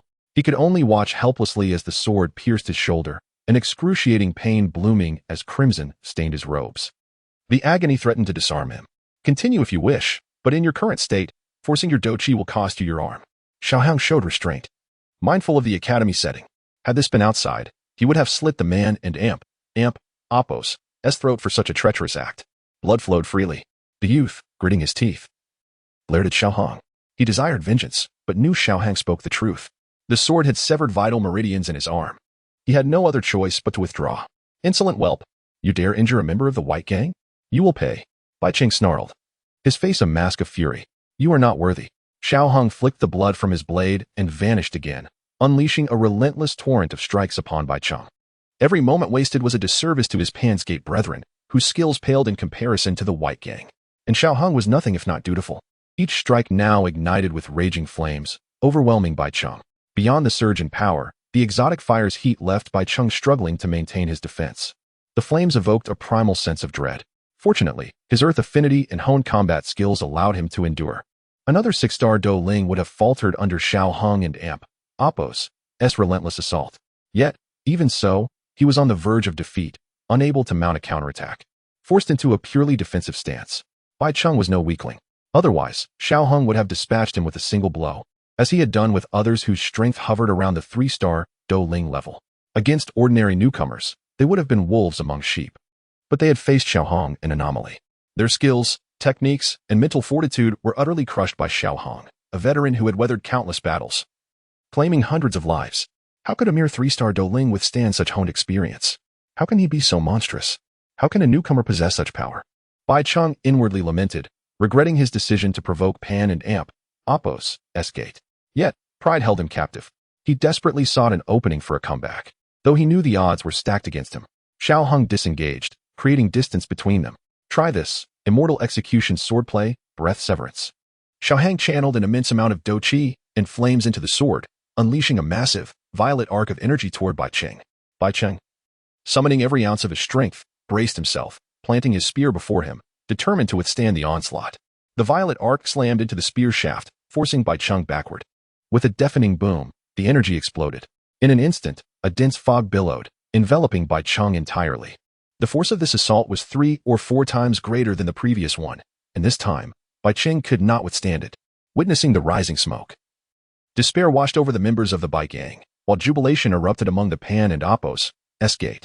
Observing Bai Cheng completely shrouded in the fog, the only white-robed youth with the strength of a Douling gritted his teeth and shouted, "Bai Gang, cease fire."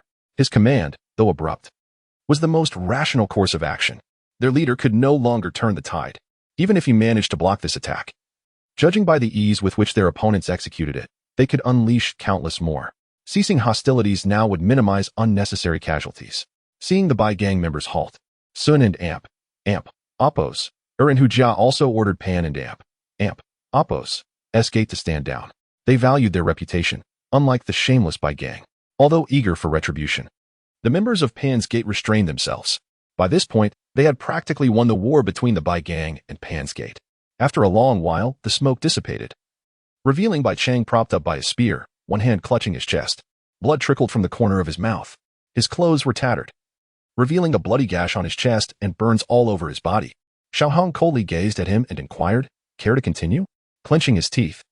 Enduring the pain and the turmoil within his body, Bai Cheng spat out another mouthful of blood, startling Bai Shan, who rushed to support him.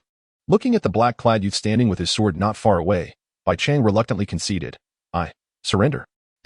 Sheathing his sword. Xiao Hang turned and returned to Pan and Appos, S-gate and Appos, S formation, stepping to the forefront before leading his comrades in the direction they had come. Silence reigned. Behind them, the members of the Bai gang stared blankly at the departing figures of Pan and Amp, Appos, S-gate. Finally, after Xiao Hong had completely left, a collective gasp swept through the crowd. This was a freshman. Remember that, youth, for from now on, there is another person in the inner courtyard who cannot be provoked. Some marveled, some were wary, and some sighed. Eventually, everyone dispersed, bringing the farce to an end in a manner no one had anticipated. As for Bai Shan, his eyes reflected a complex mix of emotions. He glanced in the direction Xiao Hong had disappeared, let out a sigh, and seemed to have released something from his heart. Chapter 128. Methods for acquiring fire energy following recent events. Xiao Hang's reputation within the Pan men reached unprecedented heights, almost rivaling that of Xiao Yan, the founder of the sect. It is noteworthy that Xiao Hong achieved such remarkable stature with a single deed, reflecting the deep-seated animosity the members harbored towards the White Gang. However, it may not be entirely accurate to say they were filled with hatred. The name of Pan Min had begun to resonate within the inner courtyard, granting them the confidence to speak up. In a remarkably short span, Xiao Hong and Appos' name echoed throughout the inner courtyard, as everyone became aware of the formidable individual who had, in less than 10 days, led a nascent faction to triumph over the long-established White Gang, even defeating Bai Cheng and ascending to the ranks of the strong. Nonetheless, these accolades were of little concern to Xiao Hong. After the conclusion of the events, he returned to his modest abode for a brief respite. That evening, he ventured to the territory of Xiong Air. Xiong Air and Appos' residence was not particularly refined, yet its spaciousness was the best possible condition for him. The following day, Pan Min sent word to inform him of Xiao Yan's return. Upon entering the headquarters of Pan Min, he noted a change in the gatekeepers. However, upon sighting Xiao Hong, their excitement grew palpable. After some exchanges, Xiao Hang proceeded to the loft. Inside, 2 men and 2 women awaited his arrival. "You rascal, you finally made it."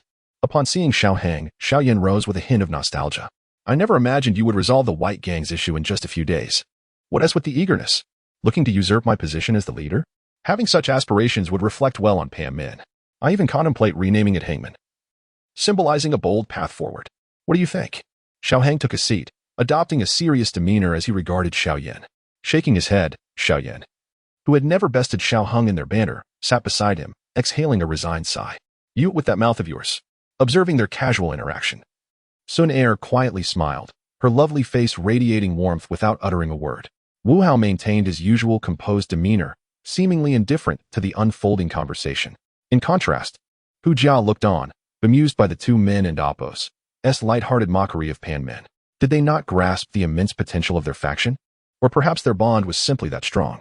Watching them playfully jostle for tea, a troubling thought crossed Hu Jia and Appos' mind. Could it be that these two? No. How repulsive. If that were the case, then Sun Er. With that thought, Hu Jia and Appos' peculiar expression reverted to normal, transforming into a cheerful smile. "What is the matter?" Xiao Hang inquired, noticing her fluctuating emotions. "Nothing at all. Please, continue," Hu Jia insisted, shaking her head vigorously, as if to dismiss any previous awkwardness. Yet, her behavior only deepened Xiao Hong and Appos' curiosity. Lacking concrete evidence, he could only let the matter rest. "By the way, what did you summon me for? Surely, you don't intend to relinquish your position as leader?" After jesting briefly, Xiao Hang inquired with a playful tone. "That nodded." Xiao Yan replied, slightly exasperated. Turning to Sun Er, "Why don't you take it from here? I'd rather not converse with this fellow." "Of course, Brother Xiao Yan." After acknowledging him, Sun Er began to explain, "Brother Xiao Hong, here's the situation. We must prioritize acquiring fire energy. Since you defeated Bai Cheng yesterday, I was wondering if we could leverage this opportunity to procure some fire energy.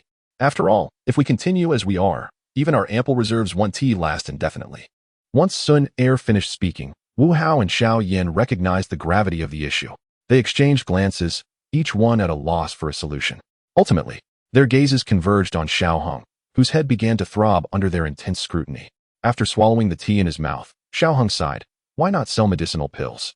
Our leader is an alchemist. It's a straightforward solution. Though we reside in the inner courtyard, surely medicinal pills are still in demand. Xiao Hong's suggestion was merely a reiteration of a method from the original text, yet it proved to be the most fitting for their current predicament. Deploy the eye of observation. As the focus shifted entirely to him, Xiaoyan promptly deflected, consult Xiao Hang. His alchemy skills far surpass mine. He is, after all, a bona fide fifth-tier alchemist. Eh? You were actually a fifth-tier alchemist? Hu Jia exclaimed incredulously, unable to fathom how he could possess such a title. Didn't your grandfather mention it? Xiao Hang replied nonchalantly. My grandfather would never discuss such things with me, Hu Jia retorted, shaking her head in resignation. Never mind. Knowing it now has little relevance. Xiao Hang lifted his teacup for another sip. What do you mean? Are you shirking responsibility? Upon hearing this, Hu Jia fixed a stern gaze on Xiao Hang, revealing her adorable little fangs, as if to warn him against fleeing the situation. Sun Er looked at Xiao Hang with a gleeful smile, while Wu Hao, typically unassuming, appeared surprisingly astute at this critical moment, his steady gaze fixed on Xiao Hang. As for Xiao Yan, he reveled in the chaos he had orchestrated, a grin of mischief evident on his face, prompting Xiao Hang to contemplate giving him a good thrashing. What utter nonsense! What do you mean I don't want to take responsibility? You all need to clarify things.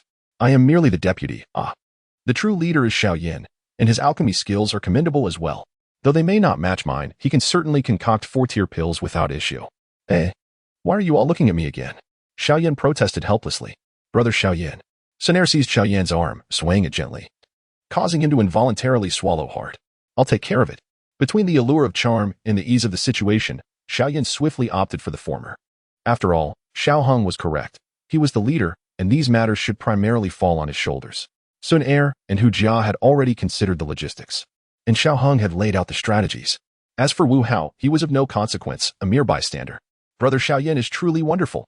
Sun Er beamed sweetly, inching closer to him and offering a taste of affection. Witnessing their flirtation, Xiao Hang felt a pang of exasperation, lamenting the plight of the singleton. Hey, you two ought to dial it back. We're still here. As their proximity became increasingly intimate, Xiao Hang intervened. Realizing their closeness, Sun Er blushed and shyly stepped aside, while Xiao Yan cleared his throat, adopting a serious demeanor. Ahem. I will resolve the issue of medicinal pills. You all can rest assured. With renewed vigor. Xiao Yan felt invigorated, eager to immediately produce numerous medicinal pills to exchange for greater rewards.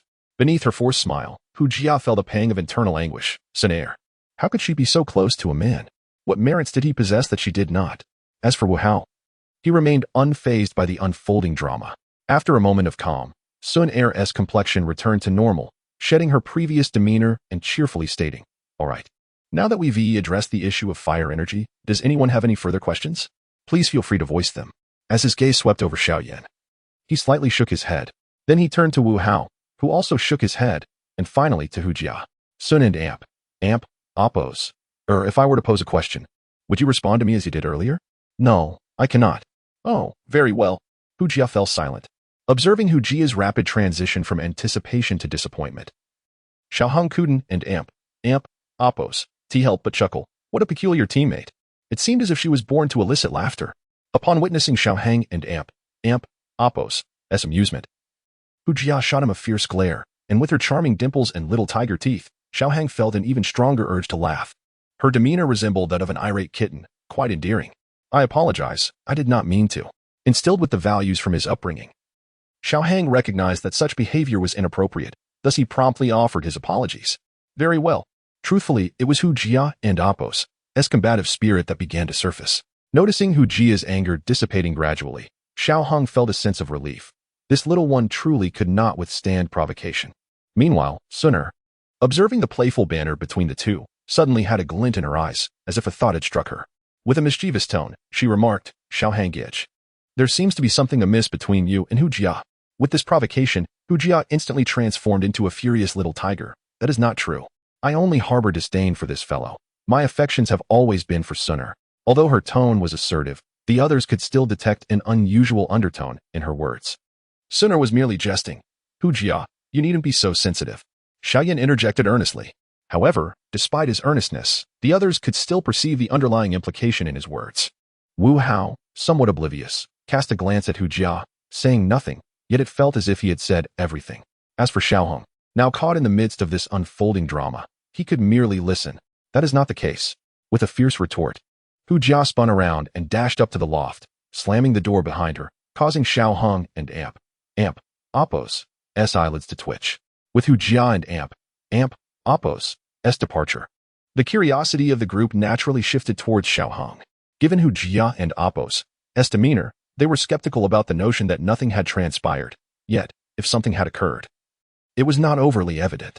Thus, they could only hope that Xiao Hong would provide them with some clarity.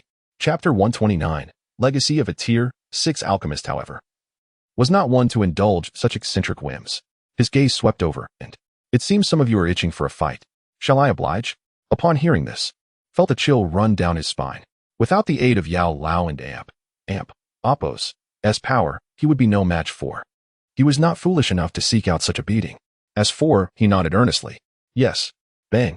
A violet flash erupted, sending hurtling out of the. He soared through the air for 20 or 30 meters before managing to stop. The members of, thinking they were under attack, rushed out to investigate. To their surprise, they found sprawled on the ground. Just as they wondered who dared to assault a member of, they noticed lingering wisps of violet smoke emanating from them, along with a faint violet footprint on his chest. Understanding dawned upon them. Wordlessly, they carried away to rest. Wiping non-existent sweat from his brow, remained silent. "All right, I'm off. Farewell," said casually, glancing at. "Goodbye, brother," chirped sweetly, bidding adieu. Turning and exiting the watched and Appo's departing figure, murmuring, "This guy is getting stronger and stronger. I probably couldn't and Appo's withstand that kick just now." "Indeed, brother is formidable," agreed, then added consolingly, "But brother, do not underestimate yourself. You are also very capable." Shaking his head, said, "I will not underestimate myself, but I acknowledge the gap between and me. Nevertheless, I will catch up to him eventually." "I believe in you," brother replied, her confidence in unwavering. She supported everything he said. Nodding, recalled the movement beneath and Appo's feet.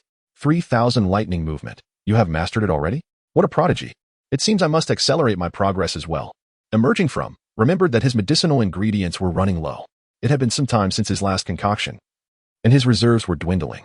He consumed quite a few elixirs regularly. Moreover, he had recently acquired a legacy from a Tier 6 alchemist and another from a Tier 7 alchemist. He would set aside the Tier 7 legacy for the time being, but he should begin studying the Tier 6 legacy, lest it remain unused. He did not have a mentor like Yao Lao to guide him.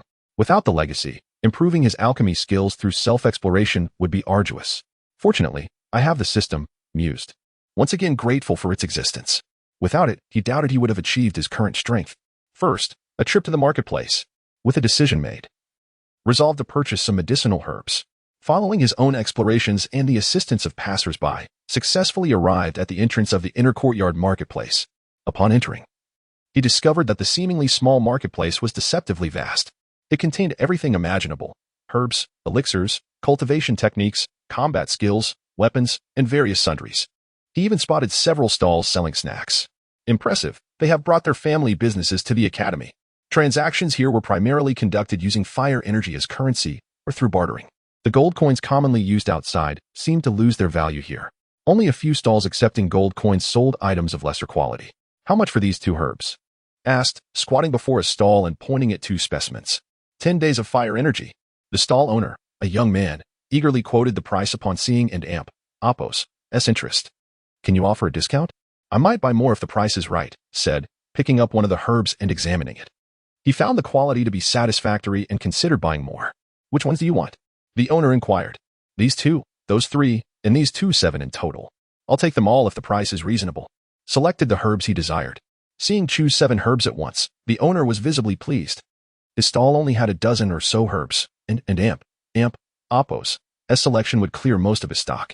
Moreover, the herbs had chosen were among the more valuable ones. He rejoiced at the prospect of a substantial influx of fire energy. After a moment and Appo's hesitation, the owner said, "These 7 are the most precious items I have. They would normally cost 48 points of fire energy, but I'll give you a discount. How about 40? That's already a very good price." As he spoke, the owner watched his expression carefully. He believed was a genuine buyer and did not want to lose the customer. Although his herbs were of decent quality, they were not exceptionally rare. Better options could be found elsewhere. He did not want the customer to simply turn away and go elsewhere. So he closely observed reaction to the price. His claim was indeed accurate. 40 points of fire energy for those herbs was a fair price. He had not overcharged him. After examining 2 more herbs, nodded under the gaze of the young owner. All right, let's do it. Swipe the card. He handed his crystal card to the owner and began to carefully pack away the herbs he had selected. Medicinal herbs were valuable commodities. Improper storage could lead to a loss of potency, greatly diminishing their value. Furthermore, herbs with diminished potency could significantly affect the alchemy process. Insufficient potency could not only result in inferior elixirs but also prevent the elixir from forming altogether, leading to failure. Therefore, meticulously handled each herb to prevent any loss of efficacy. Seeing hand over the card and focus on packing the herbs, the young man was unsure whether to attribute it to carelessness or confidence. Oh well, he dared not risk anything. Many people in the inner courtyard used green fire crystal cards, but they were not common. He himself had only recently reached the Dou Ling stage and did not wish to provoke an enemy. After deducting 40 points of fire energy from the card, the young man returned it to, casually took the card, tossed it back into his ring, and continued packing the herbs. After a while, he had finished packing and placed the last wooden box into his ring. Then, he rose and left the stall. Subsequently, stopped at various other stalls, purchasing a considerable amount of herbs, cultivation techniques, and combat skills. He was not buying them for his own use, but to replenish the system. Otherwise, he would not bother with anything below the D rank. After a thorough search, had acquired most of the herbs he needed, but he was still not satisfied. While the marketplace had a wide selection, it primarily offered basic herbs. The main ingredients for refining tier 5 or even tier 6 elixirs were scarce. However, he had little choice. The marketplace was only so large, and the inner courtyard had a limited population. Finding high-level herbs required luck, otherwise, it was nearly impossible. After fiddling with his ring, left the marketplace, intending to return to his courtyard. Although he had not found everything he needed, it was still a decent haul. The herbs he had purchased today, combined with his previous reserves, were enough to make several batches of tier 5 elixirs. I and amp, oppos, LL make do for now. As for later, he mused. I remember there and amp, oppos, a place in the inner courtyard that stores herbs. Perhaps I can try my luck there. Returning to his courtyard, entered the room dedicated to cultivation in his small building. The current chamber, constructed entirely of blue flower rock, is exceptionally well sealed on all sides, providing formidable defense against any unforeseen breaches. Moreover, the cultivation room, situated underground, boasts excellent soundproofing and concealment, alleviating any concerns of being spied upon. Tossing several moonlight stones against the surrounding walls and ceiling, the once pitch-black room is illuminated anew, and Xiao Hung is quite pleased as he retrieves the cold jade bed. Here, this will henceforth serve as both my cultivation and alchemy chamber, truly splendid. However, despite his satisfaction, the room is not devoid of shortcomings. Its darkness is one issue, and the limited space, merely 20 to 30 square meters, is another. Nonetheless, it suffices if one does not engage in combat techniques.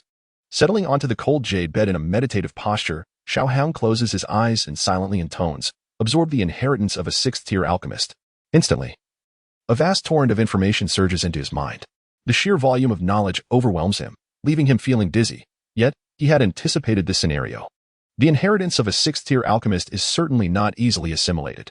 With focused breath and concentrated spirit, he allows the immense influx of information to wash over him like a tidal wave.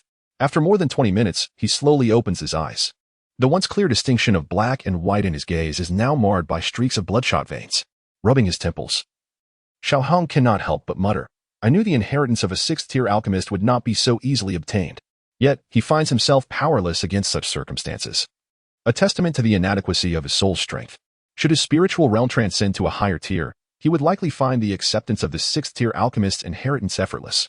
Moreover, this does not encompass the entirety of the 6th-tier alchemist's legacy. There are still numerous formulas he dares not examine, for the overwhelming impact of such knowledge might lead to his collapse. Yet, the strengthening of one's soul cannot be rushed. With renewed resolve, he closes his eyes once more, patiently awaiting the restoration of his spiritual energy. Approximately 1 hour later, Xiao Hang opens his eyes again. This time, the bloodshot veins in his gaze have diminished significantly, leaving only a few remnants, and he begins to the sudden influx of knowledge. The inheritance of a 6th-tier alchemist is immensely vast. Even without perusing the 5th and 6th-tier formulas, the insights and techniques related to alchemy alone occupy him for 2 full hours. Chapter 130. The reappearance of Queen Medusa. Although the inheritance process was somewhat painful for Xiao Hang, as a 6th-grade alchemist, he felt that the rewards outweighed the discomfort. Rubbing his temples, he decided to take a rest. Considering his current state, he believed it unwise to begin refining alchemical concoctions. The depletion of his soul energy left him feeling somewhat dazed. Returning to his chamber, he lay on the soft bed and tucked himself in, quickly succumbing to slumber. Upon awakening, he was gently stirred by a soft breeze and the faint fragrance of flowers. Rising and approaching the window, he gazed at the sunset, the orange-red clouds seemingly whispering that the day was nearing its end. After refreshing himself and tending to the blooming daisies, he noted how their vivid colors were likely due to the abundant energy of this world, with their blooming period extending to 3 months. This allowed Xiaohang to enjoy their fragrance for the next 2 months. With a smile, he watched the last rays of the setting sun fade away. Xiaohang returned to his cultivation room, taking a couple of deep breaths. He retrieved the alchemical cauldron and tossed a ball of purple flame into it, igniting a fierce blaze within.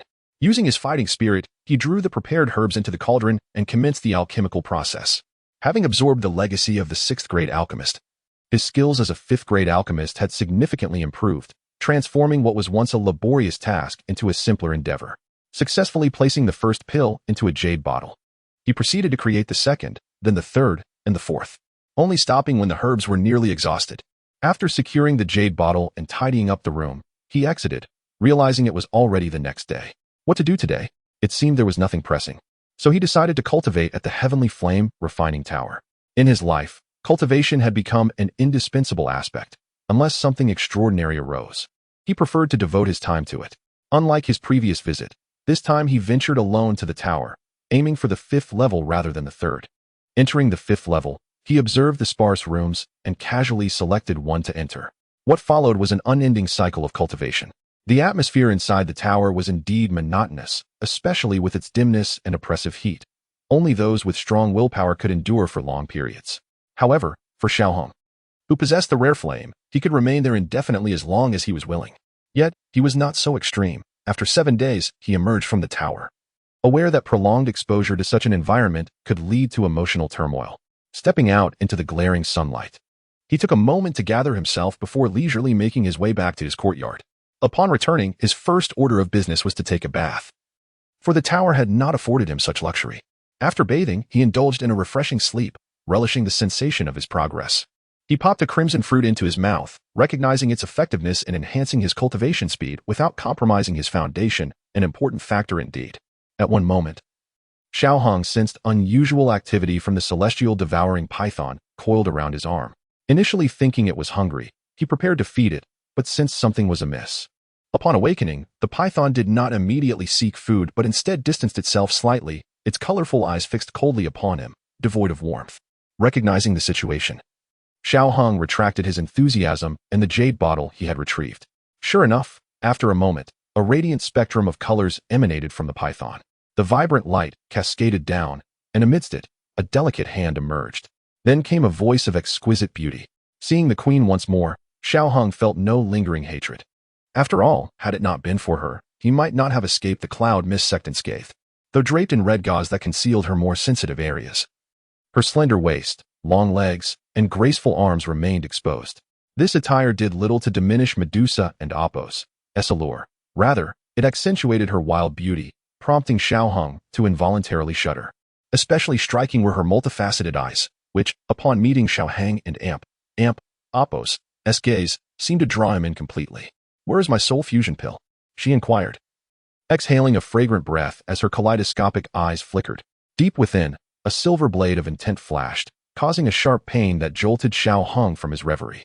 Instantly alert, he regarded the nearly flawless woman with caution. This woman was indeed formidable. Had he not possessed the sword intent to awaken him, he might have succumbed entirely to her allure. If Her Majesty desired the soul fusion pill, it would be wise to refrain from employing underhanded tactics. Otherwise, my remaining goodwill towards her would swiftly dissipate. Fixing her with an icy stare, Xiaohang and Apos' words dripped with chill. "I understand," Medusa replied, her tone laced with indifference. Yet, the dismissive quality of her response raised Xiaohang's suspicions regarding her sincerity. However, recognizing her concession, he opted not to provoke her further. Should she decide to unleash her wrath upon him, the consequences would be unpleasant. As for her killing him, that seemed unlikely for 3 reasons.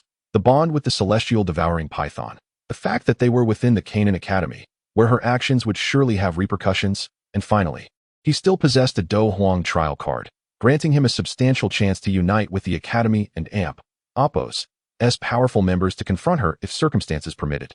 "The materials for the soul fusion pill are not yet gathered, and I am not yet capable of refining 6th-grade pills," he stated firmly. "You are deceiving me." Medusa's casual demeanor vanished, her gaze fixed intently on Xiao Hong. I am not deceiving you. You must understand that we share an equal relationship. At present, you are the one seeking my alchemical skills, not the other way around. As you are well aware, the rules for alchemists dictate that materials and prescriptions must be provided by the requester, and I bear no responsibility for failures. Currently, I have found the formula for you. The lack of materials is your issue, not mine. As the fighting spirit within her hand gradually dissipated, a flicker of power from her soul surged, causing Medusa and Apos' aura to wane. Her eyes glared at Xiao Hong with resentment. Had he not taken the python from the desert, she would not have found herself in such a predicament. Her greatest regret was not eliminating this human when she had the chance. In hindsight, she should have acted decisively. But now it was too late for regrets. What must I do for you to concoct the soul fusion pill? She turned her head away, unwilling to meet his gaze any longer. Compared to her portrayal in the original text, she found herself at a disadvantage. Not only was she unable to deal with Xiao Hong, but he also held no respect for her. Each encounter between them was fraught with tension, and had it not been for various factors, they might have already clashed. I currently have no specific needs. Xiao Hong's calm tone reverberated in the room, inciting further anger in Medusa, who was already furious. Striving to regain her composure, Medusa teetered on the brink of losing control. Observing her wrathful demeanor, Xiao Hong remained unfazed and remarked coolly, however, I am not devoid of reason. It would please me to be acquainted with a formidable Dou Zone powerhouse. Nonetheless, I am no fool. Your Majesty should temper her murderous intent. Otherwise, his words trailed off. Yet the implication was unmistakable. No one wished to assist someone who might wish to take their life at any moment. Taking a deep breath and exhaling slowly, Medusa managed to rein in her fury somewhat. After all, she could not truly contend with Xiao Hong at this juncture. She found herself in a position of needing his aid, and escalating tensions would be detrimental for both parties.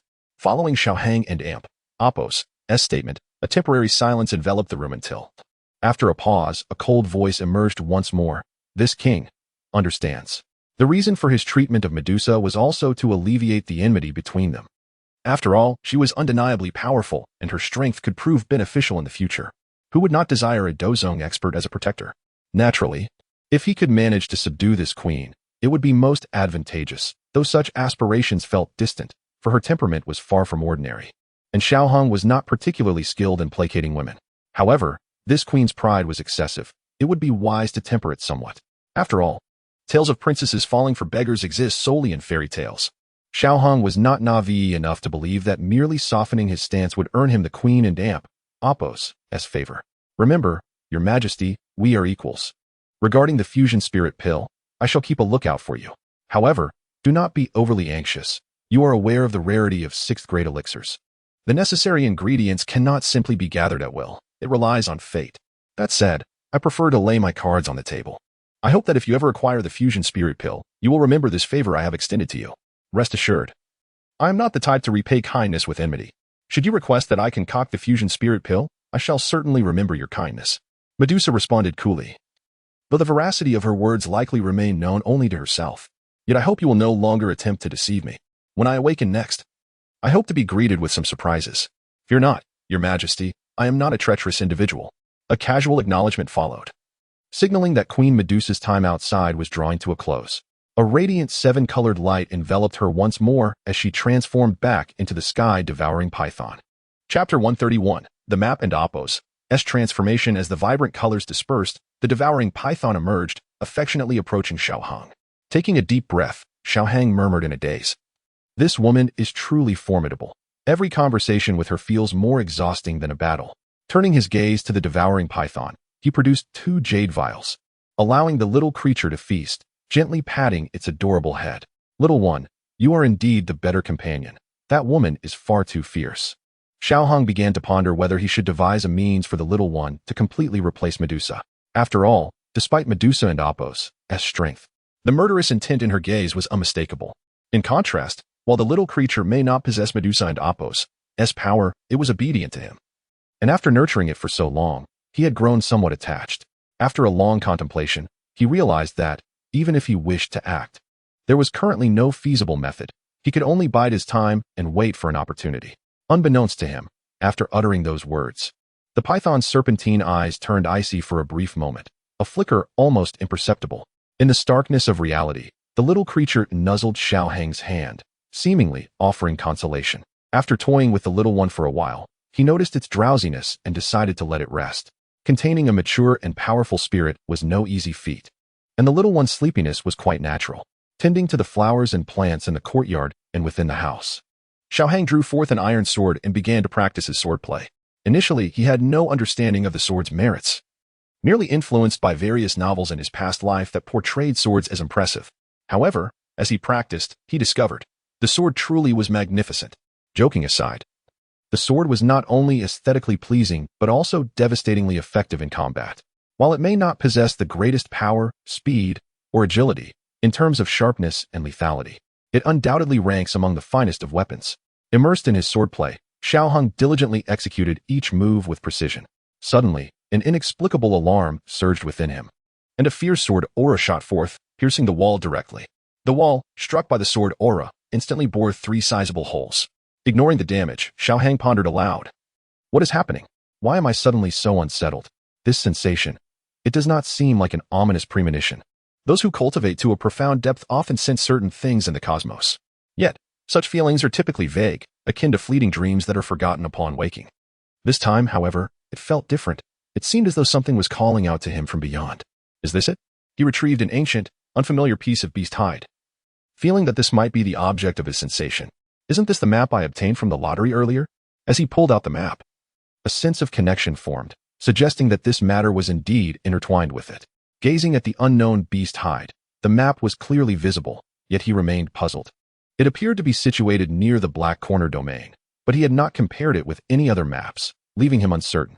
This place does seem to be within the Black Corner domain, but it shouldn't provoke such a reaction in me. The system then displayed a message. It is recommended that the host try dripping blood. Blood. Xiaohang hesitated momentarily, but reasoning that the system would not lead him astray, he lightly sliced his right middle finger with the blade, positioning the cut over the map. A drop of crimson blood fell onto the beast hide, causing it to tremble slightly, yet there was no significant change. He continued to drip blood, and after over 10 drops, the beast hide suddenly quivered violently, transforming into a beam of white light that surged towards Xiaohang and Appo's forehead. Xiaohang and Appo's expression shifted. Not good. He reached out to intercept it, but the white light moved with such speed that it passed directly through his palm and entered his mind. Panic surged within him. If this entity was malevolent, it could spell trouble, as he sensed it delving deep into his consciousness, reaching his very soul. In the next instant, a torrent of information flooded his mind. This appeared to be another map, entirely different from the previous one. Observing the new location, it was indeed within the Black Corner domain, but it was positioned in a direction utterly opposite to that of the earlier map. Damn it, what on earth is this thing? As he felt the radiant white light pulsating in his mind, Xiaohang and Appo's expression turned frigid. This entity seemed entirely beyond his control. After some examination, he deduced that it did not seem to harbor any immediate intent to harm him. It merely lingered quietly. Nevertheless, this did little to alleviate Xiaohang and Appo's growing frustration. If I had known, I wouldn't and Appo's have heeded the system and Appo's advice. He cursed under his breath and continued to study the mysterious entity, ultimately resigning himself to halt his efforts. Retreating to the cultivation chamber, Xiaohang sat cross-legged upon the cold jade bed, attempting to suppress the sudden occurrence through meditation. However, he gradually noticed that the white light in his mind continued to flicker, as if urging him to hasten to the location indicated on the map. Disregarding the presence of the entity, he persisted in his monotonous practice. Yet, after several days, the relentless flickering in his mind became infuriating, as it disrupted his daily cultivation. What wretched luck! What to do? Faced with a lack of solutions, Xiaohang could only wallow in his frustration. After some time, he gritted his teeth. If I must go, then so be it. Whether fortune or misfortune, I cannot escape my fate. With no other option, he resolved to address the issue posed by the persistent entity, for its presence had become a significant hindrance to his cultivation routine. However, even contemplating a resolution proved challenging, as the destination marked on the map lay beyond the Canaan Academy, and he had only recently entered the inner courtyard. Exiting would likely prove to be exceedingly difficult. Arriving at the stone gate, Xiaohang confided his concerns to Xiaoyan. Haven and Appo's, you found a solution yet? Xiaoyan and Appo's expression mirrored his worry as he regarded his brother. Previously, Xiaohang had sought Xiaoyan and Appo's help, hoping to consult the ancient alchemist Yao Lao for potential solutions, but the outcome had been disheartening. Yao Lao had no concrete answers. His advice suggested that the entity might be a legacy mark from a powerful being or a key to a hidden chamber, which was soon to be opened, thus causing such reactions. In light of this, he offered no solutions. The nature of the entity intertwined with both fortune and misfortune, leaving Xiaohang to make a choice. Opting to pursue it might yield benefits, while abstaining could mean waiting indefinitely for clarity. Shaking his head, Xiaohang declared, "No. I intend to investigate. I have considered it, and remaining stagnant is not a viable option. I must seek a resolution." Nevertheless, he reassured himself that since the entity had yet to cause him harm, it likely was not malevolent. Thus, he resolved to explore it. Perhaps he might uncover some ancient legacy that could propel him to great heights. As he contemplated this prospect, a faint smile graced his lips. Though he sought to comfort himself, the possibility was indeed enticing. After all, the path of cultivation was seldom smooth. Unknown challenges awaited him at every turn. Cultivation is akin to rowing against the current. Stagnation equates to regression. If he chose to succumb to fear today, it could adversely affect his mindset, which would be detrimental. Moreover, he possessed a measure of confidence. After all, he had cultivated tirelessly for so long. Surely, he could not simply perish without reason. Even if death were to come, it would be acceptable. While he might feel reluctant, the essence of cultivation was just that, was it not? Well then, let us wish you success in obtaining that legacy. Xiaoyan chuckled, as if Xiaohang and Apos' earlier words were indeed true. After a brief pause, he continued, "Do you want me to accompany you?" Shaking his head, he replied, "You have your path, and I have mine. Rest assured, I am not so easily placed in peril." With this exchange, Xiaoyan chose to say no more. Trust was the essence of brotherhood. Since Xiaohang had expressed such confidence, he too believed that Xiaohang would be safe. "Very well. Do take care." "Indeed. However, caution is a concern for another time. The pressing issue now is how I am to exit the academy." "Ah, that is indeed a conundrum. Perhaps you should inquire with a mentor or an elder." Both had not been at the academy for long, and if they were in the outer courtyard, seeking out Hu Qian would be straightforward. Yet here in the inner courtyard, they were at a loss as to whom to approach. It seemed they had no choice but to proceed this way. Nodding slightly, Xiaohang softly suggested, "Let an Apos' go. I happen to know an elder. I will take you to see if he has any solutions." In matters of social interaction, Xiaohang had to concede that Xiaoyan surpassed him by a considerable margin. Perhaps due to Xiaohang and Apos' past as a seasoned veteran, which endowed him with various effective social strategies. "Hey, what are you two up to? Not planning to head to the sky-burning refining tower, are you? Did you not just emerge from there?" As they were about to depart, they encountered Hu Jia, who noticed their intention to leave. "No, we are going to seek out an elder.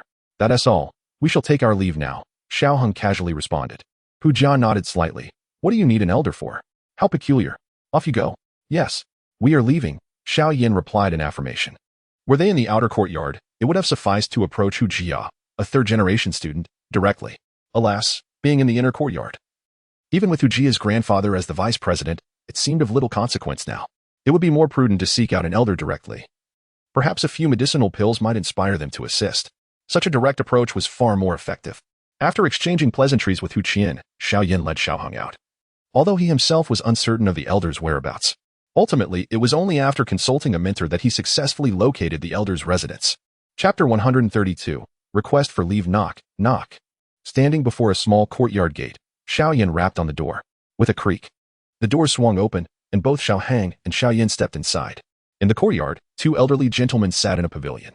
Upon seeing the two, one elder smiled and said, "Xiaoyan, it's you.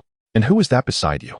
"This is Xiaohang, who pays his respects to Elder Lu," Xiaohang replied, cupping his hands in greeting. "Ah, Xiaohang, I have heard of you. The first-place winner of the internal selection competition. You must be quite impressive." Especially after toppling that Bai Cheng fellow shortly after entering the inner academy, the elder remarked with a grin, sizing up Xiaohang. Pointing to the other elder, he continued, "This is Elder Lei." "Greetings, Elder Lei." Both young men chorused. No need for excessive formality, the elder waved his hand dismissively. He turned to Elder Lu and said, "It seems these two have come to see you about something.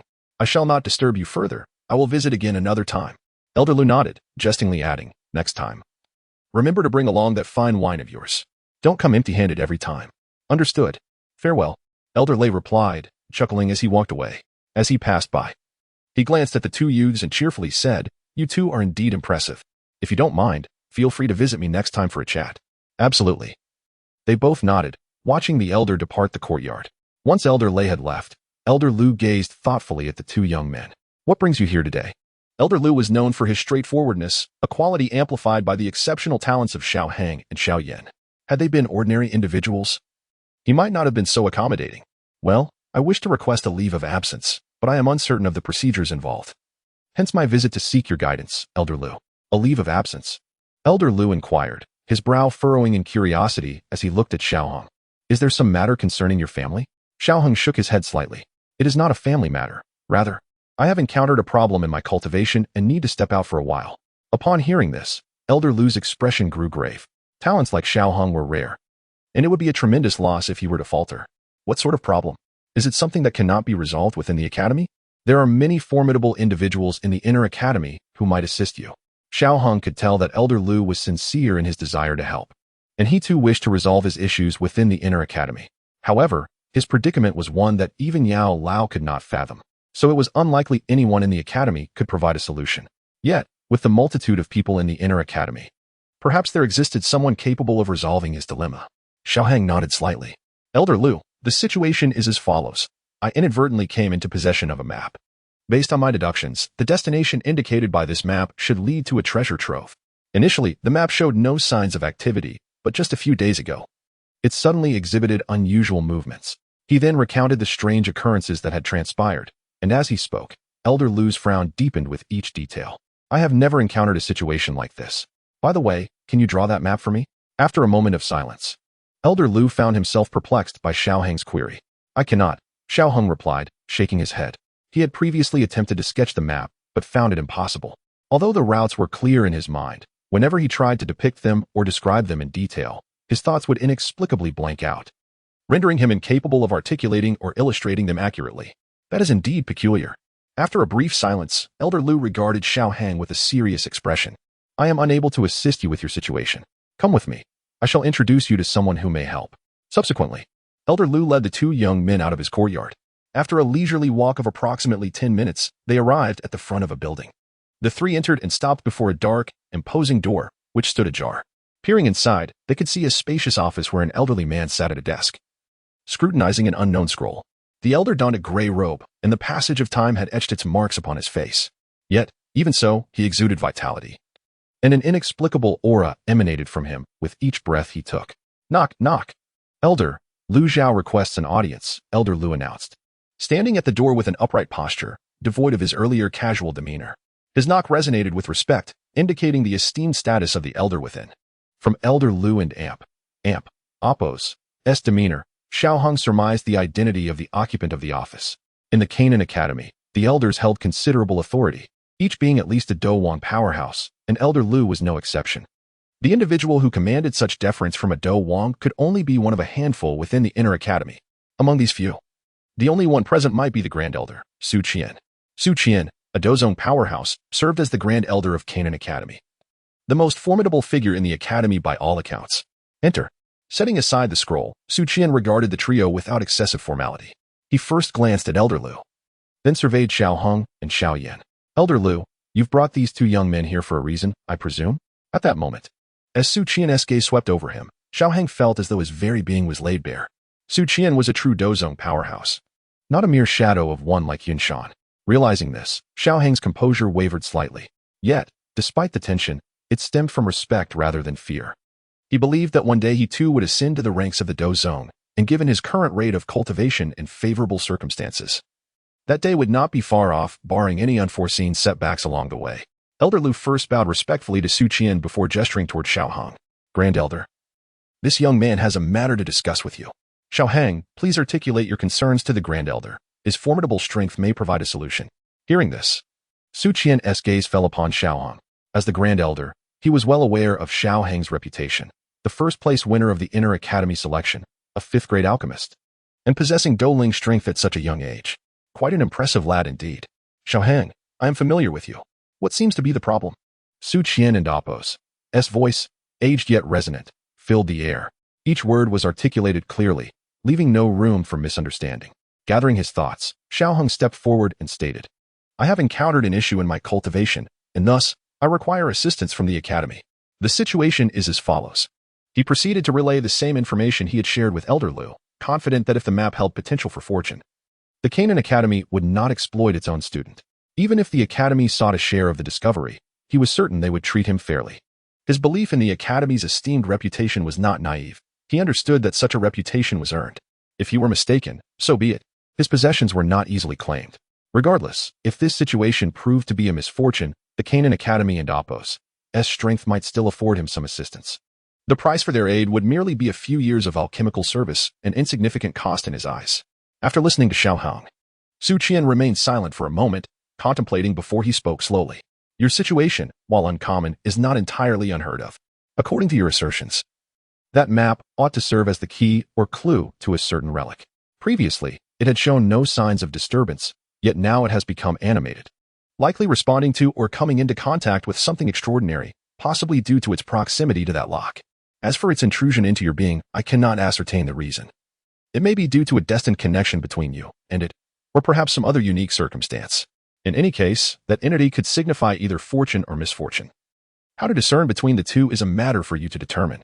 Upon hearing Su Qian and Appos' words, Xiao Hang nodded slightly, confirming the alignment with his own conjectures. Thank you, Elder. No need, Su Qian replied. I have not rendered much assistance. However, I wish to convey that since this entity has not exhibited any harmful intentions for several days, it may not be inherently malevolent. Perhaps it is indeed an opportunity. So there is no need for excessive concern. After gesturing dismissively, he continued in a languid tone, you ought to extend your gratitude to the elder. Xiao Hong smiled and inclined his head slightly towards Su Qian. Although no concrete solutions had been discovered, Su Qian and Appos' words resonated with him. Since the entity had posed no threat for days, it might truly be an opportunity, and overthinking would prove futile. By the way, should you resolve to venture forth for an exploration, while I am unable to offer direct assistance, I will not hinder others in the academy who may willingly choose to help you. As Su Qian uttered this, his gaze subtly swept over Elder Liu. Making his intentions clear, he would not proactively enlist the aid of the academy members, but should you manage to garner their support, that would be your own merit. Xiao Hang, not being a fool, understood the implication and smiled. Indeed, thank you, Elder. Furthermore, regarding the matter of time off, it is typically quite difficult to request leave from the inner academy, especially for new students like yourself. However, your situation is exceptional. Should you wish to depart early, seek out Elder Liu. He will handle your leave of absence. After a brief pause, Su Qian continued. After bidding farewell to Su Qian, the group exited the building. Along the way, Xiao Yin wore a troubled expression, feeling somewhat helpless. Xiao Hong, perhaps I should accompany you. It is impossible to leave this matter unresolved. Having such a ticking time bomb in one's mind could lead to unforeseen consequences, and no one can simply disregard it. Chapter 133. Leaving the academy, no need for that. This time, let me embark on this journey alone. Pausing in his tracks, Xiao Hong smiled at Xiao Yin. Since arriving in this world, he had always progressed according to certain foreseen tidings. This time, however, he wished to venture forth by himself. He yearned to step away from the narrative he knew, to explore the uncharted, and to let the unknown truly pass through him. Xiao Yin was somewhat perplexed. To him, Xiao Hong had always seemed an independent soul. At the very least, he had the support of Yao Lao, Sun Er, and their father. Yet, it appeared that Xiao Hong had been alone since birth. In retrospect, he realized he was far luckier than Xiao Hong, though he did not fully comprehend his brother and Appos' intentions. He supported him unconditionally, just as Xiao Hong had always supported him. Nodding slightly, he asked, when shall you depart? Immediately. Determined to leave, Xiao Hong would not linger. The journey would commence sooner or later. It was better to set off early and return sooner. He had contemplated the possibility of death, but such thoughts would not deter him. As a romantic at heart, he would rather perish in pursuit than grow old in stagnation. Take care, Xiao Yin uttered gravely, gazing at his brother. It seemed he understood him well yet felt an underlying disconnect. Nevertheless, it mattered little. As brothers, all that was required was support. As for everything else, it was of no significance. Rest assured, I shall not perish before you, Xiao Hang replied with a smile, patting Xiao Yin on the shoulder, his expression brimming with confidence. You rascal! Xiao Yin shook his head in exasperation. Xiao Hong had an uncanny ability to disrupt the atmosphere. Wait a moment. From what you're saying, you intend to go alone. Now, I'm not criticizing you, but you're still young and unaware of the strength found in numbers. Allow me to impart this wisdom. Having companions ensures mutual support. In unfamiliar territories, it is always advantageous to have company. With your status as a fifth-tier alchemist and a genius, while you may not attract the attention of a Dou Huang, securing the assistance of a few Dou Huang should be quite feasible. If you do not know anyone, I can introduce you. Afterward, you can concoct a few elixirs for us. If you can't manage it immediately, my old man won't press you too hard. With your talent, it is only a matter of time before you succeed. Hearing their exchange, Elder Lu interjected, eager to support Xiaohong. A promising talent he could not bear to see squandered. Furthermore, a fifth-tier alchemist was deserving of his friendship, regardless of any other considerations. Thank you, Elder Lu. But I have made up my mind to go alone this time. There is no need for concern. I have a strong feeling about this journey. It promises great fortune. And I would prefer not to separate from you. As he concluded, Xiaohong chuckled, exuding an air of assurance that no issues would arise. His reluctance to have Elder Lu accompany him stemmed from a fear that they might interfere with his destiny. Ah, you young lad, Elder Lu sighed. At this point, he could no longer dissuade him and could only hope for his safe return. A young genius falling would be truly lamentable. Forget it, forget it. We are old now. We cannot fathom the thoughts of youth. He waved his hand dismissively, understanding the youthful spirit, recalling his own past. Yet, he recognized that without challenges, how could the young ever mature? Casting a discerning look at Xiaohong, he mused on the latter and Appo's remarkable achievements at such a young age. Xiaohong, too, was not oblivious to the concern emanating from Elder Lu. He clasped his hands in gratitude, saying, "Thank you, Elder Lu. In this regard, I owe you a favor. Upon my return, should you require assistance with alchemy, please do not hesitate to seek me out. I shall do my utmost." Establishing a connection with an elder from the Jianan Academy was evidently advantageous, and Elder Lu was indeed a commendable individual. In every respect, cultivating friendships with such people was a fortuitous endeavor. Very well, then. It is settled. Upon your return, I shall indeed have a request for you. Do not forget your words today. A promise from a fifth-tier alchemist held great value, especially one as young and talented as Xiaohong. It was undoubtedly fortuitous to cultivate a friendship with someone of his caliber. All right. Since you have made your decision, I shall not delay you further. You are set to depart now, correct? Allow me to escort you. Without a griffin, given Xiaohong's present capabilities, navigating out of the inner academy might prove troublesome. Thank you for your assistance. The path outside the academy was indeed rather cumbersome. Although he could likely manage to fly out without a griffin, it would demand considerably more effort. Thus, being accompanied by one would be ideal. By the way, tell Xiong that I am stepping out for a while and shall return shortly. As he mounted the griffin, Xiaohong reminded Xiaoyin to inform Xiong to avoid any unnecessary worry. Be cautious on your journey, Xiaoyin nodded slightly. Xiaohong had considered bringing Xiong along, yet truth be told, if trouble arose, Xiong's strength would be of little use. The sky-devouring python possessed Dou Wang-level power. And in its explosive state, even a Dou Zone-level Medusa Queen was present. Xiaohong himself also had a Dou Huang experience card. His strengths far surpassed those of Xiong. In a genuine crisis, Xiong would merely be a liability. This was also why Xiaohong chose not to bring the inner academy elders. Sometimes, numbers did not equate to strength and could, in particular situations, become a hindrance. In typical circumstances, he could manage adequately. In dire scenarios, having fewer companions would facilitate a quicker escape. Departing from Jianan Academy, traversing through Peace Town, Xiaohong followed the map eastward. As time passed, night soon enveloped the landscape. With considerable distance remaining to the map and Appo's destination, he decided to rest briefly. Continuous travel had drained his Dou Qi, and vigilance was paramount in such desolate places. Resuming his journey, he soon encountered a dilapidated house nestled within the sparse woods. Within, flickering flames were faintly visible. Could it be that someone is fishing here? Chuckling to himself, Xiaohong approached the house. Although the presence of a dwelling in such a remote area seemed peculiar, it appeared that rain was imminent. Extending his hand, he felt the gentle drizzle beginning to descend. Unable to suppress a grin, he mused that if it weren't and Appo's tea for the world of Dopa, he might have believed he had wandered into a tale from strange stories from a Chinese studio. Perhaps there were indeed spirits lurking in that courtyard. With a light-hearted chuckle, Xiaohong stepped inside the house. It was modest in size, with roughly half covered and the other half sheltered by tiles, many of which had fallen away, rendering it barely adequate to withstand rain. Should a tempest arise, it would likely not endure for long. The surrounding area was overrun with weeds. Yet a narrow path remained accessible, indicating that it had not been devoid of visitors. Entering what could only be described as a courtyard, he found no door and thus walked straight in.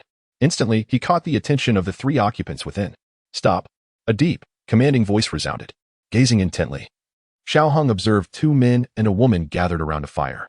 One was a middle-aged man with stubble, while the other was a youth clad in green, accompanied by a girl who appeared no older than 12 or 13. Upon seeing Xiaohong enter, the middle-aged man immediately rose to his feet, while the other two, though remaining seated, regarded him with wariness. After all, in such a locale, good-hearted individuals were scarce. Xiao Hong and Apos. S gaze swept over the trio. The youth and the girl likely held significant status, while the middle-aged man seemed to serve as their protector. The youth and the girl appeared to be siblings or perhaps associates from the same faction, as both bore an emblem of a sword embroidered on their sleeves. However, Xiao Hang leaned more towards the notion that they were siblings, as there was a slight resemblance between the two individuals. Yet, this remained merely his conjecture, lacking absolute certainty. His gaze lingered on the clenched fist of the middle-aged man, where a deep yellow aura of fighting spirit began to manifest. The man's tone caused Xiao Hang to furrow his brows, but he refrained from escalating the situation, calmly stating, "I am merely passing through." Judging by the aura emanating from the middle-aged man, he appeared to be a spirit fighter, while the young man was likely a grand fighter. As for the young girl, something seemed to disrupt her energy, rendering her presence inscrutable to Xiao Hong. Nevertheless, her strength likely did not surpass that of the middle-aged man in her eyes. He perceived not only vigilance but also a hint of fear, suggesting that the trio had encountered some troubling experiences prior. A sense of caution enveloped the scene as the middle-aged man and Apos' fighting spirit gradually radiated from him, his aura becoming increasingly dense. With his right hand subtly resting on the hilt of his sword, Xiao Hong was prepared to impart a lesson on regret should the need arise. "I shall reiterate. I am merely passing through. Furthermore, do not entertain thoughts of attacking me, for you cannot afford the consequences." Yet, recognizing that taking a life was not a trivial matter, Xiao Hong resolved to clarify further, hoping for an amicable resolution. "My friend, this location is rather inconvenient. Could we perhaps relocate to another place?" At that moment, the young man also rose, his gaze fixed intently on Xiao Hong. Although his tone was neutral, Xiao Hong could distinctly sense the underlying chill. The rain began to intensify, each drop landing on Xiao Hong's form, as a layer of violet fighting spirit emerged from him, shielding against the falling droplets. Just as Xiao Hong anticipated an imminent confrontation, the young girl seated nearby tugged at the sleeve of the young man beside her. "Brother Linjia, let that gentleman in. He does not seem to be a bad person." Her voice was melodious, akin to a delightful songbird, clear and graceful. The young man glanced at the girl and then at Xiao Hong, who had already grasped the hilt of his sword, seemingly caught in a moment of indecision. "Uncle Shuebai, let him in." Ultimately, Lin Jia opted against resorting to violence, not simply out of obedience to his sister, but rather due to the palpable threat emanating from Xiao Hang's aura, indicating that this dark-clad youth was likely a spirit fighter. Chapter 134. The young girl and the young master. The middle-aged man hesitated momentarily, but was interrupted by the young man. "Uncle Shui, it's fine, just be cautious." Ultimately, the middle-aged man had no choice but to relent, his aura dissipating slightly, yet he remained vigilant, coldly addressing Xiao Hong. "Kid, keep your distance. Our young lady is kind-hearted. But I am not. Should you harbor any inappropriate thoughts, I will not let you off easily."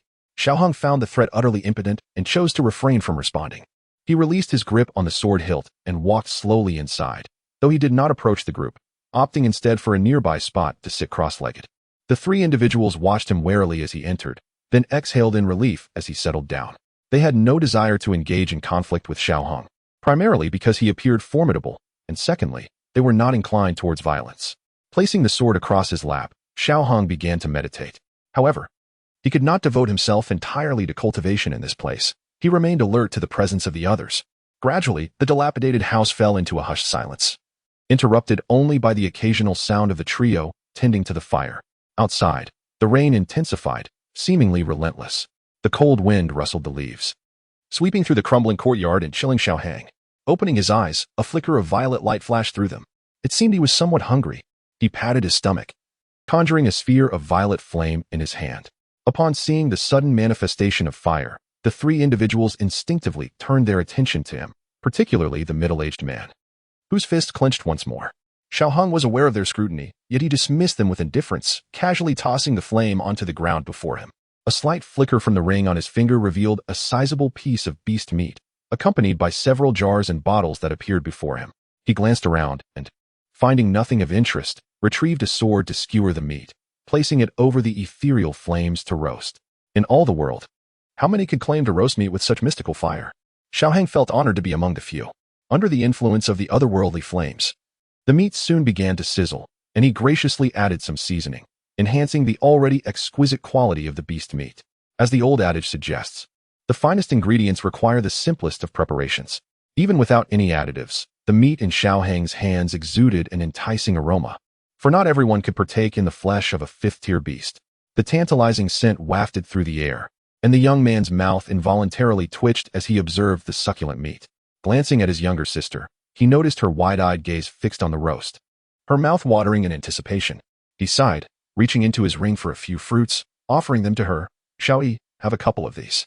The girl accepted the fruits with delicate hands, nibbling on one, the sweetness delightful, yet the allure of Xiao Hong and Appo's meat was far more enticing, especially after such a long absence from hearty fare. "Uncle Shui, you should eat some too," she urged. "Thank you, young master," the middle-aged man replied, taking a hearty bite of the fruit, the crisp sound echoing softly. Time passed, and soon the fruits were gone, while Xiao Heng's meat was nearing perfection. Lifting the aromatic roast, he admired its golden brown hue, inhaling the delectable fragrance before indulging in it. With a bite, the unique flavor of the fifth-tier beast meat filled his mouth, delicious, tender, and succulent.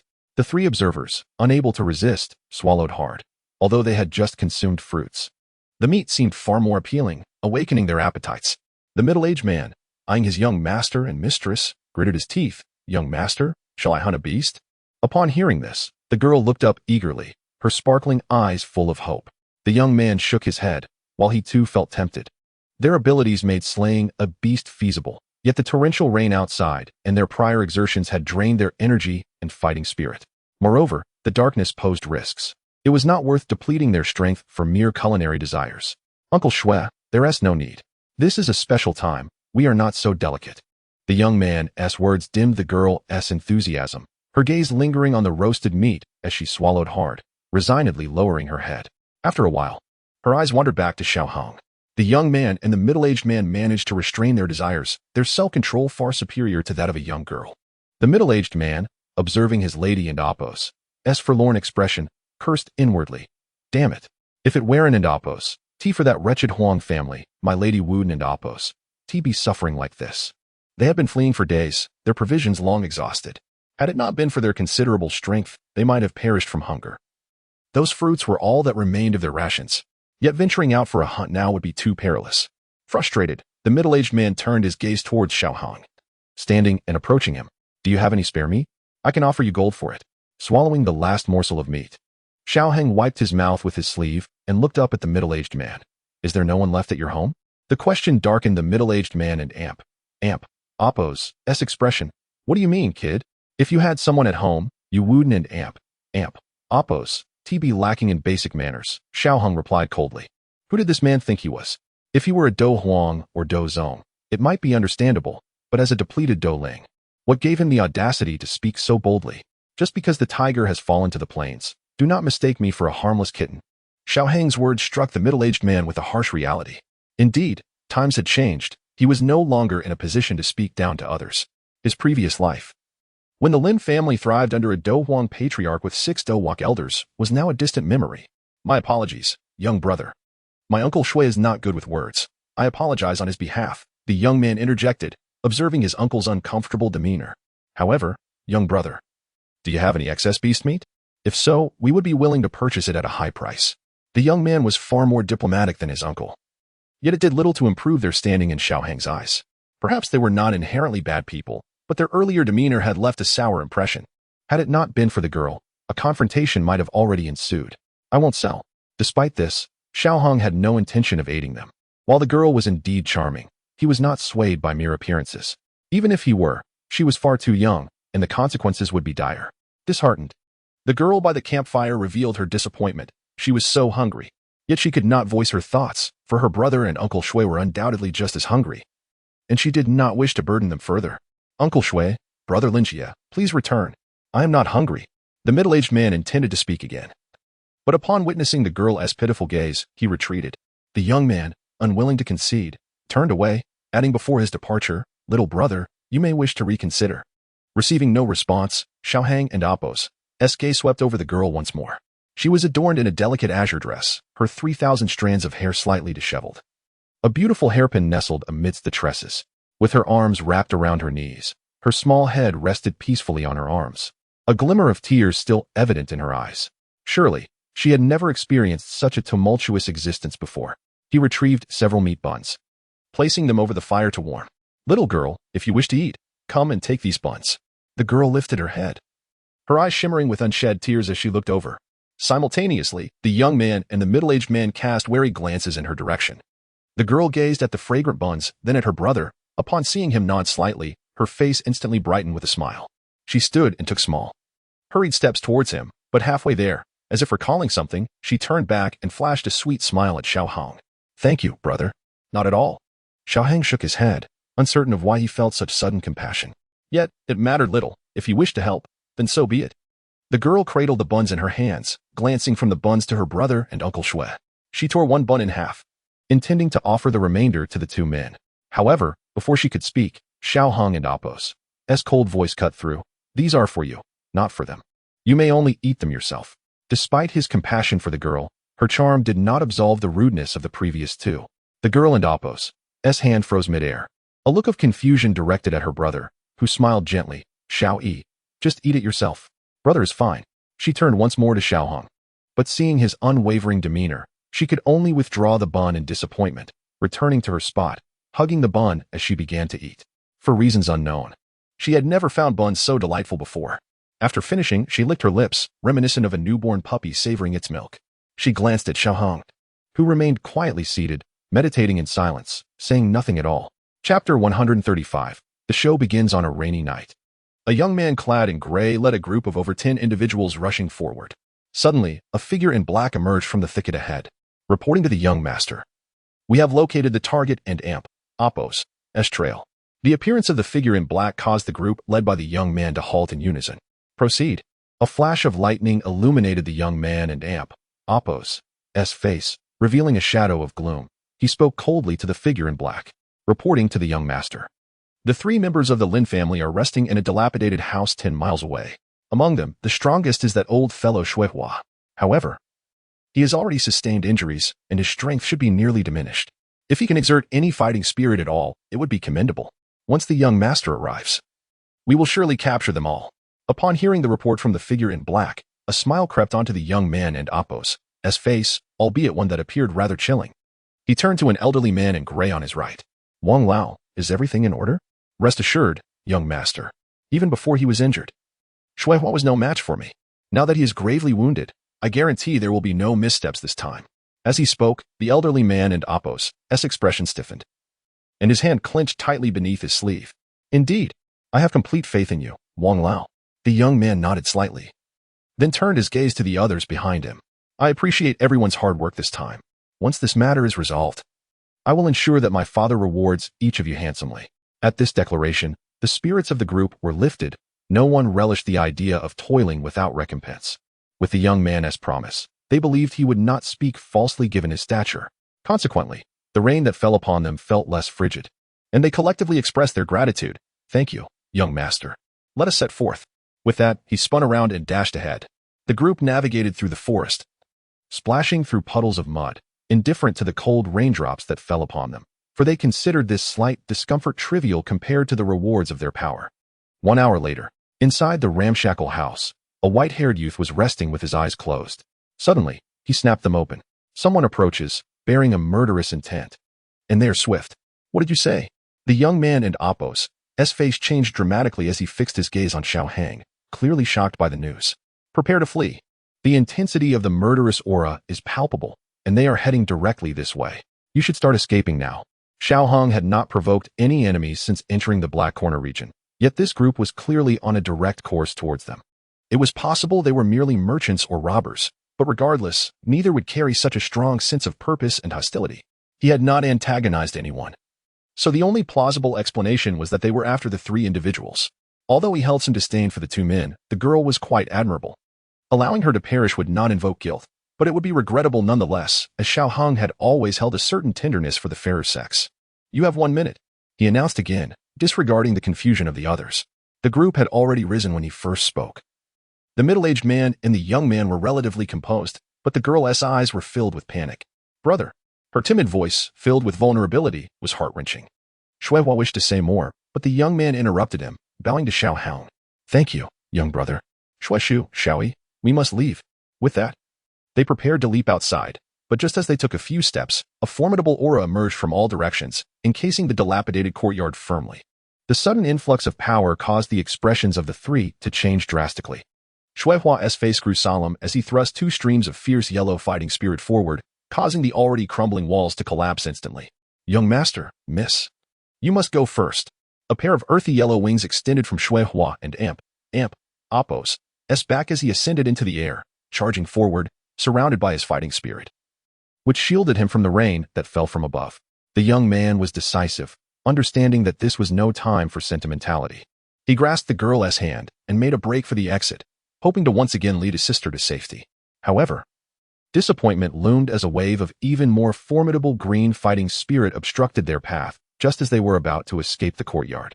Shuihua stood at the forefront, unleashing a thick layer of deep yellow fighting spirit to shield the three behind him. The sound of their fighting spirits clashing resounded like thunder throughout the courtyard, and the sudden burst of light in the darkness caused Xiaohang to squint. The energy from their clash propelled the three backwards, although they suffered no significant harm. It eradicated any chance of their escape from the courtyard. The overwhelming fighting spirit erupted in the air, causing cracks to form on the surrounding walls as tiles fell. Xiaohang remained composed, standing beneath the eaves, his left hand gripping the sword sheath while his right rested on the hilt. At that moment, a pair of green fighting spirit wings descended from above, emanating a formidable aura that enveloped the three within the courtyard, intimidating them into submission. One of them is a fighting king. I had no idea that the one surnamed Shui was also a fighting king. I truly miscalculated. Observing the sudden appearance of another fighting king, Xiaohang felt an involuntary tension rise within him. Yet, it was not a cause for alarm. Mere fighting kings were not a concern. Setting aside his fighting emperor's experience card and Medusa, even the devourer serpent could likely handle these two fighting kings. He was not arrogant. There were varying levels of strength among fighting kings. Judging by their auras, the newly appeared fighting king was likely of the 3 to 4-star caliber. As for Shuihua, he must have sustained severe injuries. Otherwise, he might have been able to contend with the elder. The devourer serpent, as an ancient species, possessed an incredibly resilient physique, and its speed and fighting spirit were undoubtedly at the pinnacle of fighting kings, potentially even capable of facing a weaker fighting emperor. I hope you do not involve me in this. Although he could subdue that fighting king, Xiaohang preferred to avoid conflict with these individuals, as it would certainly lead to complications. As for their quarrels, he intended to remain an observer. Were it in another setting, he might have intervened. But this was the Black Corner region, where even the virtuous were few. The girl might be one such individual, but that was of no concern to him. He would not act on behalf of a girl he had just met. Perhaps he was too cold-hearted, or perhaps this world was simply unforgiving. He could not change the world, only himself. Then, amidst the standoff, a young man in gray slowly stepped into the courtyard. Lin brother, Xiaoyi, is it necessary for you to flee upon seeing me? My father misses you dearly. The young man in gray sauntered into the courtyard, his pitch-black eyes sweeping over the three figures before finally resting upon the girl. Xiaoyi, were you not quite attached to me before? Would it not be wonderful to marry me and become my lady? Rest assured, I will treat you well. Get lost, you filthy wretch. One day, I will surely slay you and bring your entire Huang family to their knees before my grandfather's grave to atone for their sins. Lin Jie stepped forward, shielding his sister behind him. His gaze darted around, taking in the encircling figures in black and the elder hovering above, his expression growing increasingly grim. Finally, his eyes landed on the young man in gray, and he spat venomously. You think you can intimidate us? The girl cowered behind her brother, her hands helplessly clutching his clothing, her eyes filled with terror as she gazed at the young man in gray. Lin Jie's furious rebuke instantly extinguished the smile from the gray-robed youth's face, a lack of appreciation for kindness. This young man, you must be merely passing through. Am I correct? Depart now, and I shall allow you to leave. He then turned his gaze toward Xiaohang, who remained sheltered beneath the eaves, evading the rain. The gray-clad youth and Appo's tone was flat, yet laden with a menacing undertone. He refrained from striking immediately, as he could not discern Xiaohang and Appo's capabilities. The situation had escalated to this point, and he wished to avoid unnecessary complications. The calm demeanor of the silver-haired youth amidst this encirclement suggested he was either a fool or possessed of great confidence, and judging by his appearance, he was certainly not the former. Of course, this was merely a test. Unless the youth was exceptionally powerful or backed by formidable forces, the outcome would be simple: death. He had almost lost count of how many had perished at his hands. What was one more? I am merely passing through, he mused. Should this group refrain from attacking him, he would gladly assume the role of a spectator. However, judging by their expressions, they did not appear to be the type to let him off easily. A surge of soul power emanated from him, quietly sweeping over everyone present. 1 Dou Wang, including 3 Dou Ling, and 9 Dou Shi, quite a significant presence, yet it should pose no issue. The gray-robed youth narrowed his eyes slightly. Then I thank this young man. Rest assured, we are not indiscriminate killers. I apologize for the disturbance caused to you, and once matters are resolved, I shall offer you compensation. To the gray-robed youth's words, Xiao Hong could only respond with a derisive snort. Compensation? Not attacking him would already be a stroke of fortune. Rest assured, I am merely passing through. Though he reiterated his statement, the Dou Qi within him began to rise steadily, and his grip on the sword hilt tightened further. If he were to take the words of such individuals at face value, he would indeed be a fool, no longer paying attention to Xiao Hong. The gray-robed youth's shadowy gaze shifted back to the three men. Lin, I shall offer you one last chance. Surrender, and I may spare your life. Ha, Huang Ping. You remain as hypocritical as ever. Let us get this over with. Even if I die today, I shall take a piece of you with me. Lin Jie spat coldly. Stubborn fool. The gray-robed youth glared fiercely at Lin Jie. Attack. Chapter 136, Seeking Assistance as the words fell. All the men in black surged towards the three with formidable fighting spirit. However, the trio was not one to surrender easily. Lin Jie unleashed a brilliant golden light from his palm and coldly snorted, positioning himself protectively behind his sister. The young girl had just barely broken through to the fighter level, rendering her a liability in this battle, where the opponents were at least of the grand fighter rank. Xuehua and Appo's fighting spirit surged as well, with deep yellow energy forming a palm imprint intended to intercept the assailants. The might emanating from the palm imprint suggested that any mere fighter or grand fighter encountering it would face dire consequences. A king fighter is indeed a king fighter.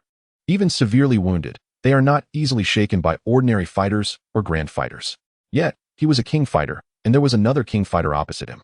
Observing the rapid movement of the opponent's sleeve, he saw green fighting spirit materialize before the palm imprint, effectively countering its tremendous force. Xuehua, allow me to entertain you. An elder leapt forward, firmly blocking Xuehua. Despite Xuehua's desperate anxiety, he was no match for the elder, whose strength surpassed his significantly. Being able to protect himself was already a monumental feat. To also safeguard the two behind him was utterly implausible. With Xuehua firmly obstructed, Lin Jie and the others, merely grand fighters, were destined for a grim outcome against several fighters and grand fighters. Although he was at the pinnacle of the grand fighter level, he remained just that, a grand fighter. Absent several powerful techniques to turn the tide, he would likely falter under the combined assault of multiple grand fighters and fighters. Especially with a hindrance behind him, Lin Jie had no choice but to withstand the overwhelming torrent of attacks. Over a dozen fierce fighting energies surged from all directions towards Lin Jie. Gritting his teeth, he swiftly formed peculiar hand seals. Golden shield. The seals completed. Golden fighting spirit erupted from Lin Jie, enveloping him in a radiant energy shield that deflected all incoming assaults, with intricate runes swirling about the golden barrier. It was a commendable fighting technique, albeit regrettably so. Though it had previously reached the advanced Xin level and Lin Jie had mastered it to a considerable degree. Xiao Hong sighed. Had it been a one-on-one skirmish, Lin Jie might have been capable of using this technique to wear down a fighter. Unfortunately, the sheer number of foes meant that was not the case. Lin Jie gritted his teeth, desperately sustaining the relentless attacks to shield his sister. Witnessing his subordinates' assaults being entirely thwarted, the gray-robed youth's face darkened once more, golden light swirling around him as a black spear manifested in his grasp. Clenching the spear tightly, golden fighting spirit coursed along its length, culminating at the tip, which began to spin violently. Now, let us see how you withstand this. Golden stab. The spear thrust directly at Lin Jie, the rapidly rotating golden energy colliding with the seemingly impregnable golden shield. After a brief stalemate, cracks began to appear in the once sturdy barrier. Lin Jie's complexion changed drastically, yet he was powerless to counter. The gray-robed youth and Appo's expression twisted in delight. Die. The spear tip pierced through the shield, aiming straight for Lin Jie's chest. Clang. The golden energy clung to Lin Jie's palm, deflecting the spear and Appo's trajectory. Yet it still plunged into his shoulder. Grasping his sister and Appo's hand, Lin Jie leapt, wrenching the spear from his shoulder. Ignoring the pain, he hurled the girl towards Xiao Hong. Just my sister's life. She possesses Earth-level techniques and skills. At this moment, he could think of nothing else but to entrust her to the chance encounter with the young man. I will hold them off, take her, and flee. The gray-robed youth's countenance darkened completely upon hearing Lin Jie mention Earth-level techniques and skills. With a sweep of his spear, the 10 or so individuals around him emanated powerful auras, converging towards Lin Jie. Once again, Lin Jie formed hand seals, seemingly intent on executing that technique once more. Earth-level techniques and skills? Catching the girl, Xiao Hang looked into her eyes, seeing fear and sorrow reflected within. Big brother, please save my elder brother. I can give you anything I have. The soft, trembling voice escaped her throat. She was terrified of death, yet sorrowful, believing that if it weren't and Appos, tea for her. Her brother and Uncle Shui might have been able to escape given their strength, although Lin Jie attempted to utilize the technique again. Its intensity was clearly not on par with before. In an instant, the golden shield shattered, and numerous fighting energies and weapons rained down upon him. With a resounding crash, Lin Jie was heavily thrown into the dilapidated house, the defenses collapsing and burying him beneath the debris, unconscious from the impact. Seeing the young master defeated, Shuihua's expression shifted dramatically as his fighting spirit erupted, sending a barrage of attacks toward the elder. The elder could withstand these assaults, but it would come at a cost. However, in their dire situation, direct confrontation was entirely unnecessary. They could simply wear him down. Why expend energy for someone doomed to perish? He preferred to evade and defend rather than exchange injuries with Shuihua. This maneuver, however, provided Shuihua the opportunity to dash into the ruins, intent on rescuing his young master. Earth-level techniques and skills, Xiaohang murmured. The mention of such abilities stirring his resolve. He gazed at the girl's face, marked with traces of lightning. Remember your promise. The girl nodded earnestly. Yes. The longsword unsheathed, its crisp ringing interrupted the gray-robed youth and his men from their pursuit. The violet fighting spirit erupted, elevating Xiaohang's aura. Apologies, everyone. But I may have to go back on my word. Fighters. Wang Tian, Wang Zhi, you two take the others and deal with him. The gray-robed youth ceased inquiring about Xiaohang and Appos as potential backing. Once Lin Jie revealed that secret, all possibilities for negotiation evaporated, regardless of the faction to which he belonged. He had to die. The value of Earth-level techniques and skills was all too clear, had it not been for that. They would not have engaged in battle with the Lin family, who were not entirely weak. Fighting against the Lin family had already incurred significant losses. They had paid that price, and the results were now within reach. He could not allow any unforeseen complications to arise during this process. Earth-level techniques and skills could obliterate the Lin family as well as the Wang family. He would not permit that risk to materialize. Catching a flying jade vial, Shuihua turned to Xiaohang. Do not concern yourself with your young master any longer. If we survive, he will naturally live. If we perish, digging him out will be futile. If you fear death, consume the elixirs in the vial and hold off that king fighter for a while. As for the others, leave them to me. Upon hearing Xiaohang and Appos' words, Shuihua regained some semblance of rationality. Thank you. I will hold them off. You take the young lady and escape. Though he harbored doubts about this stranger, he had no other options. Resolutely, he ingested all the elixirs within the jade vial. Instantly, he felt a torrent of flames igniting within his abdomen. His wounds, astonishingly, began to heal, and the previously depleted fighting spirit surged back rapidly. The violet sword light illuminated the area, toppling the last standing wall and extinguishing the numerous fighting energies that had approached. Xiaohang advanced with his sword drawn, his feet crackling with lightning energy. A king fighter slashed at him, yet the blade passed straight through him. A mere afterimage. With astonishing swiftness, Xiaohang and Appos' velocity prompted a subtle shift in the gray-robed youth and Appos' countenance. Noticing, however, that Shuihua and Appos' vitality was gradually recovering, he exclaimed, Elder Wang, act swiftly. This youth possesses high-grade elixirs. The elder offered a slight nod, and a surge of refined Dou Qi emanated from his sleeves, hurtling directly towards Xiaohang. Undaunted, Xiaohang's feet shimmered with the power of wind and thunder. Confronting the approaching verdant Dou Qi, his countenance remained serene as his sable silhouette vanished once more, narrowly evading the emerald energy. A Dou Wang realm expert. Allow me to assess your mettle. Having evaded the Dou Qi, Xiaohang materialized as a fleeting afterimage, arriving behind a black-clad figure in an instant. With a flourish, his longsword unleashed a torrent of refined Dou Qi, causing the blade to tremble subtly. A severed head, accompanied by a spray of crimson, parted ways with the black-clothed assailant and Appos' body. Reappearing as a shadow, Xiaohang advanced directly towards the gray-robed youth, his longsword igniting with flames and Dou Qi, creating ripples in the air. The demise of a black-clad subordinate caused the gray-robed youth's expression to falter. Observing the sable-clad youth advancing towards him, he unleashed a torrent of golden Dou Qi, enveloping himself in a formidable protective barrier. The longsword lunged towards the gray-robed youth's chest. But as the keen tip approached within a mere meter, a withered, branch-like hand intercepted the blade. Youngster, allow me to entertain you. The elder's deeply etched wrinkles quivered slightly as he brandished his other hand, the Dou Qi generating a formidable gale aimed at Xiaohang.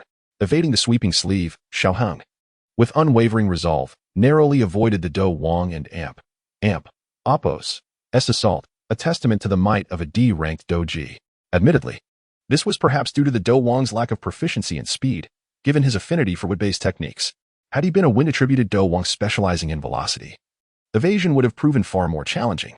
Nevertheless, the sheer potency of a D-rank Dou Qi was undeniable. Youngster, such remarkable speed. Witnessing the sable-clad youth evade his attacks twice, the elder and Apos' countenance twitched subtly, betraying his astonishment. The first instance could be dismissed, but the second was truly astounding.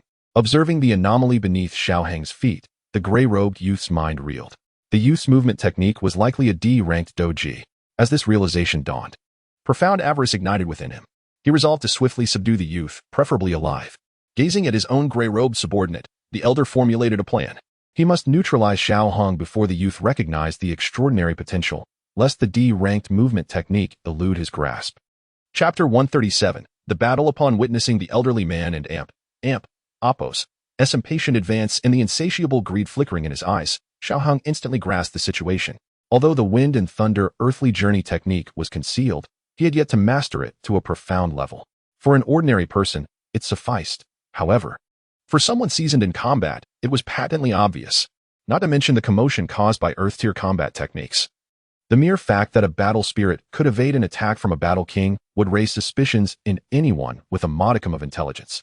The old man's green wings radiated brilliance, propelling his speed to its zenith. Boy, let us see how you evade this. Then watch closely. Xiaohang was eager to slap him in the face. Purple cloud wings, activate. The violet wings unfurled from his back, lifting him off the ground and causing the impending attack to miss its mark once more. This young man, he was indeed a battle king. No, that was not quite right. It seemed to be a flight combat technique. The most astonished was undoubtedly Shuehua, who felt both fortunate and elated.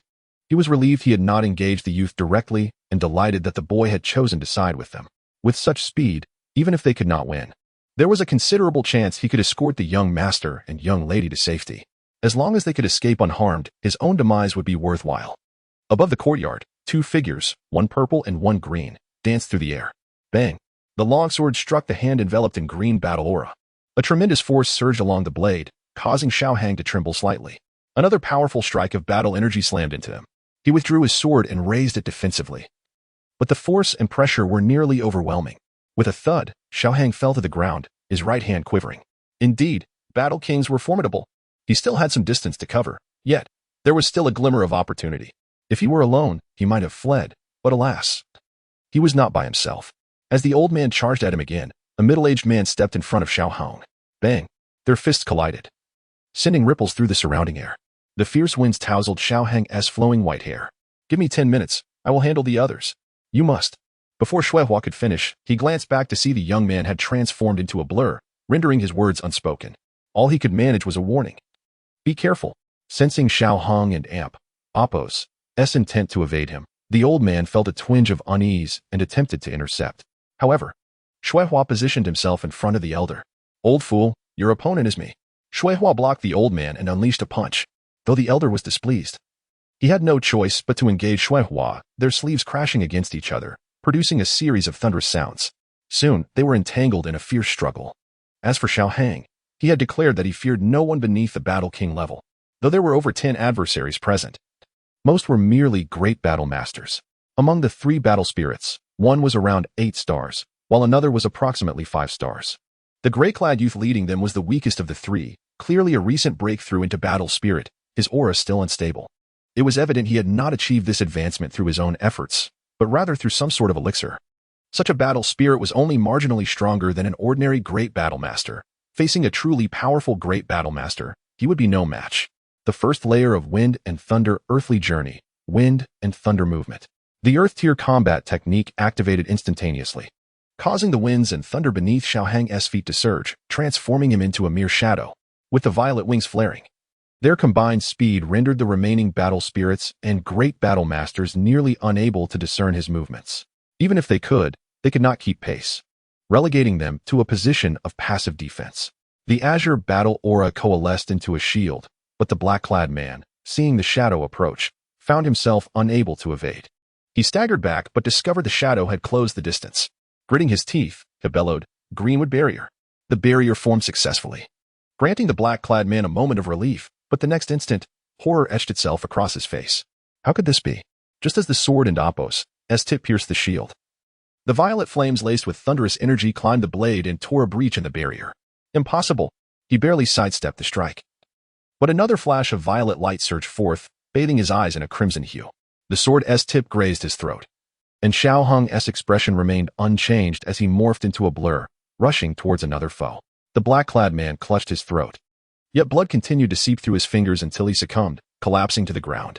The death of a comrade cast a shadow over the remaining foes, and the two battle spirits reacted swiftly, their formidable auras surging as they pursued Xiao Hong.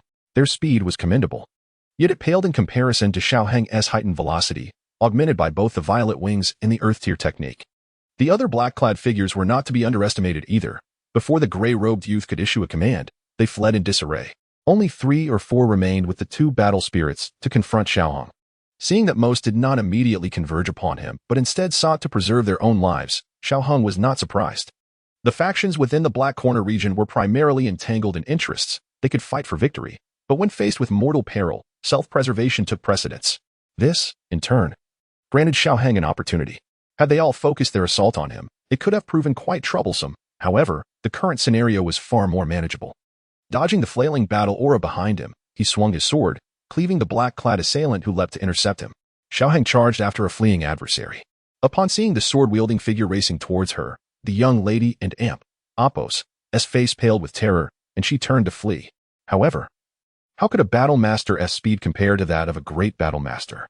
In mere moments, the great battle master was upon her, his overwhelming aura enveloping the blade as he brought it down without a hint of mercy.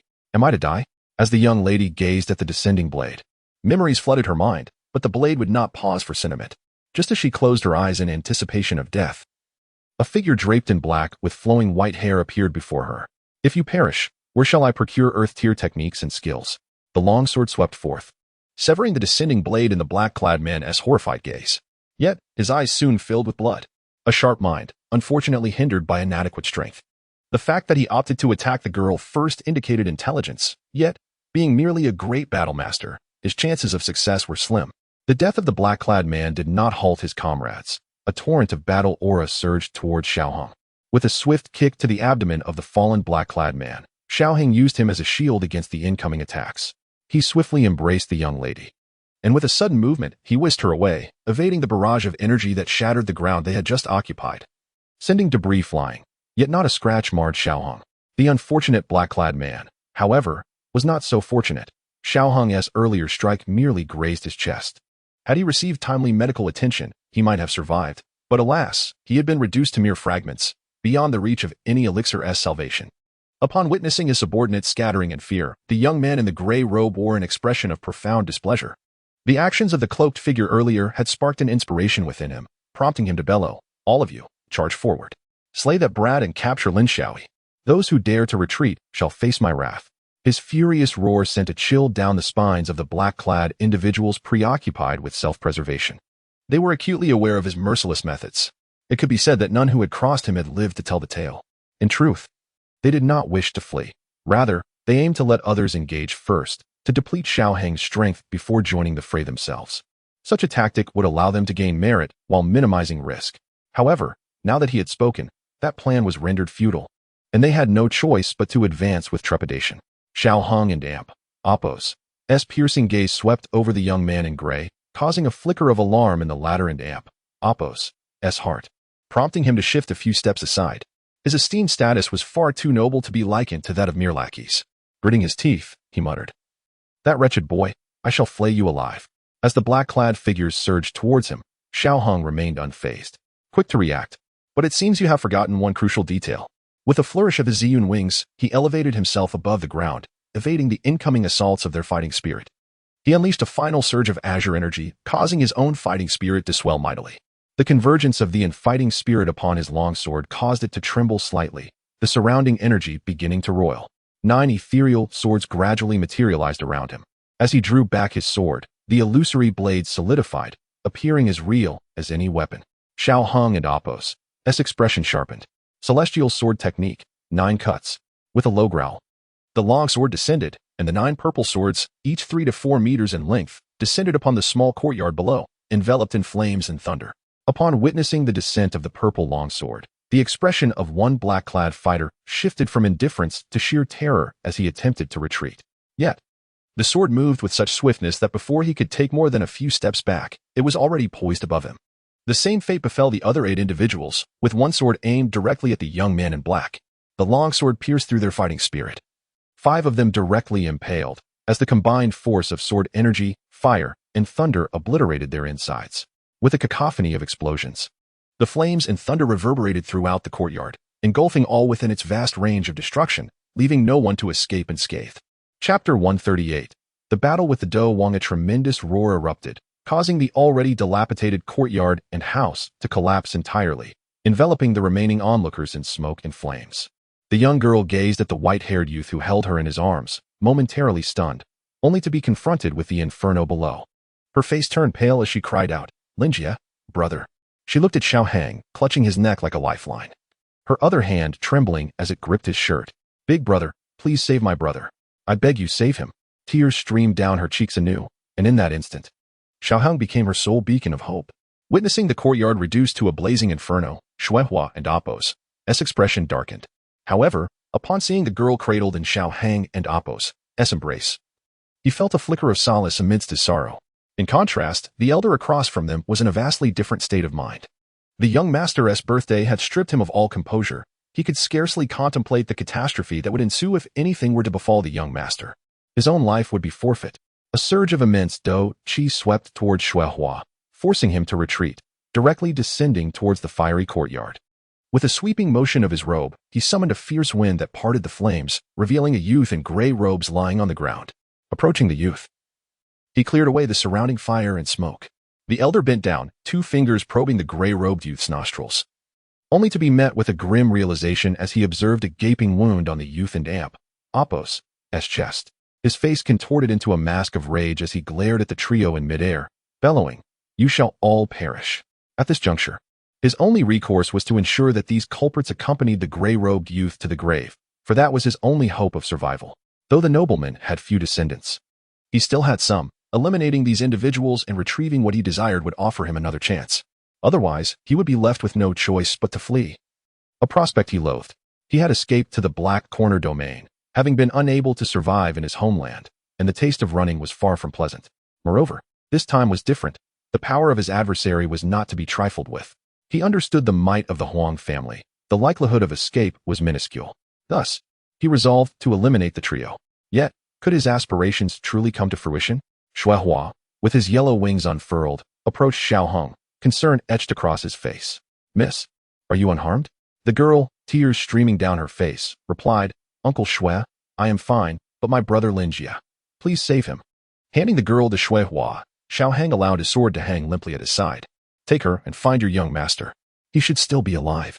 But Shuehua and Appo's gaze shifted to the elder below, his meaning clear. What would happen to the elder if he left? "Leave him to me. Go save your young master. Of course, you can choose to flee while I distract him." But as he spoke, Xiaohang and Appo's tone turned icy.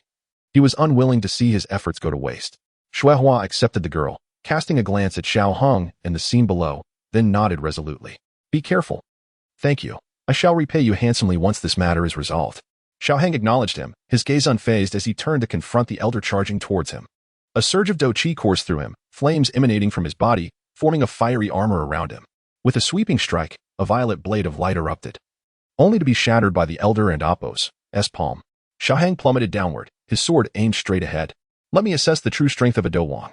This was not mere arrogance. He yearned to discover his own limits. In his past battles, he seldom engaged an opponent with his genuine prowess. Many encounters, though exhilarating, had relied on the system and Appo's bestowed power. He did not wish to be overly dependent on it. Obtaining the system had been a stroke of luck. Though luck was a part of strength, he desired to rely on his authentic capabilities. In truth, his desire to fight simply surged within him. He swung his long sword with blinding speed, sending several beams of light towards the elder. The elder dodged 2 beams and obliterated another, noticing that Shuehua was retreating, while the youth charged directly at him, eliciting a cold snort. "Foolish child. Do you think you can defeat me with a mere display of skill? Today, I shall demonstrate the chasm that lies between our strengths." As the long sword descended, the elder countered with a punch, their immense forces causing Xiaohang and Appo's sword to tremble in his grasp. "You shall regret your actions today." With that, the elder transformed his fist into a palm, attempting to grasp Xiaohang's sword directly. "Old man, you speak too much. with a twist of his wrist. Xiao Hung propelled his sword, the Dou Qi intensifying its sharpness. He deftly maneuvered, altering his trajectory into an arc, positioning himself firmly in midair. Engaged in a standoff with the elder. A slight sting coursed through his concealed right hand, revealing a shallow wound in the elder and Appo's palm. That must have hurt, huh? Admit defeat, and I might spare your life. Huh, your words are tiresome, old man. Xiao Hung and Appo's grip on his sword quivered slightly. The previous blow had indeed been painful, yet he understood that the elder had also sustained injury. However, in a true comparison, he recognized that he had lost that exchange. A Dou Wang was indeed formidable. Even if the elder was not the strongest among them, the vast disparity in Dou Qi was challenging to withstand.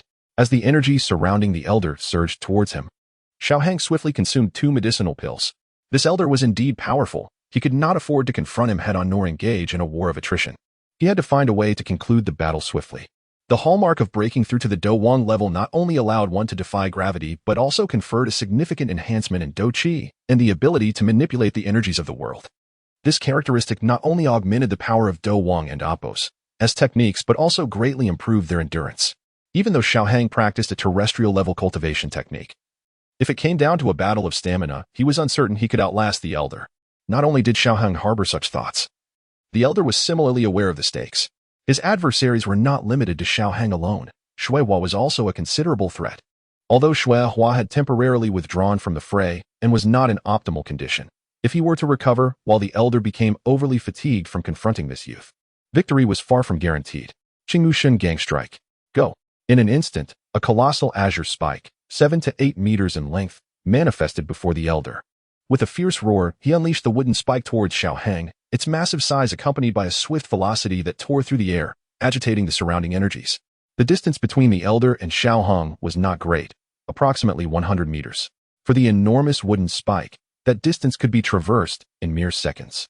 However, even at such speed, it remained within the realm of evasion for Xiao Hang. No, this old fool cannot be so naive. In the face of the looming wooden spike, Xiao Hang and Appo's mind raced, and he uttered a low command.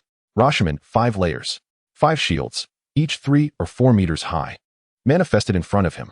The massive spear collided with the first shield, shattering it effortlessly, followed by the second, which trembled slightly upon impact. As it struck the third shield, the spear faltered momentarily, yet ultimately pierced through. By the time it reached the fourth, its speed had diminished, and the energy enveloping it had waned significantly. The fifth shield, however, stood resolute against the onslaught, successfully halting the spear's advance. Observing this unforeseen resistance, the elder displayed no sign of disappointment. Rather, the parched lines of his face curled into a slight smile. Child, do you think it ends here? Aoki Divine Spear, explode. With those words, the once mighty azure spear, now reduced to a mere 4 or 5 meters in length, erupted violently. The ensuing shockwave obliterated the final shield, radiating light in all directions. The elder's lips curled upward as he spread his wings, propelling himself swiftly towards the epicenter of the explosion. Immersed within the verdant smoke, the elder formed hand seals, summoning 6 1-meter-long spikes to materialize beside him. With a triumphant grin, he charged into the haze, convinced of his imminent victory, having bested countless formidable foes with this very tactic before. However, this time, he was destined for failure. Combat transcends mere displays of strength. It is a psychological duel between the adversaries. Celestial Sword Technique, Traverse. A colossal silver dragon, measuring over 10 meters, erupted from behind the young man, slicing through the air with its razor-sharp energy. The dragon dissipated into the ether, the smoke clearing entirely, revealing the beads of sweat forming on Xiao Hang's brow. How foolish to venture into the blind spot without foreknowledge. The elder and Appo's words echoed ominously. As they fell, the wooden spikes beside him shattered into fragments, vanishing into nothingness. Blood began to seep from the elder and Appo's chest, gradually staining his entire being crimson. As the elder crashed heavily to the ground, stirring up clouds of dust, Xiao Hang sheathed his long sword, noting the crimson stains on his chest and left leg. He swallowed several pills after briefly chewing them, feeling their effects gradually take hold. Recognizing the peril he had narrowly escaped, he descended slowly, reflecting on the encounter. He had not anticipated the elder and Appo's strike to possess such formidable strength, believing it to be merely a display, with the true threat lurking behind. Yet, that initial blow had indeed been the decisive strike. Next time, I must exercise greater caution. As he landed, Xiao Hang silently absorbed the lessons learned from this battle. Chapter 139, Abundant rewards nevertheless, regardless of the circumstances, he emerged victorious, having defeated a battle king, which was undeniably a cause for celebration. Even if this particular battle king exhibited a degree of foolishness, it was not entirely his fault.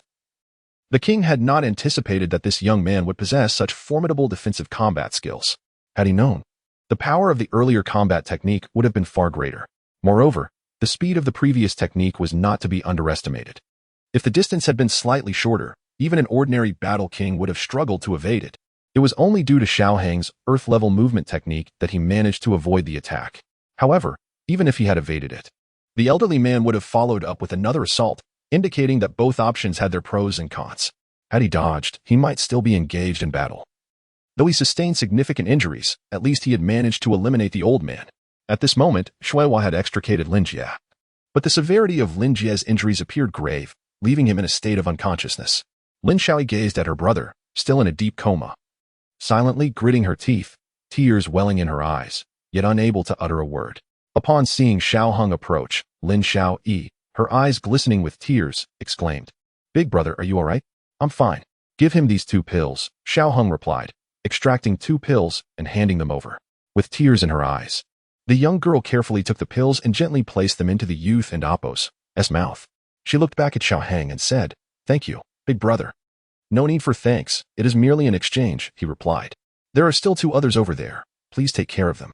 For Xiao Hang, had it not been for the exceedingly tempting rewards they offered, he might not have intervened at all.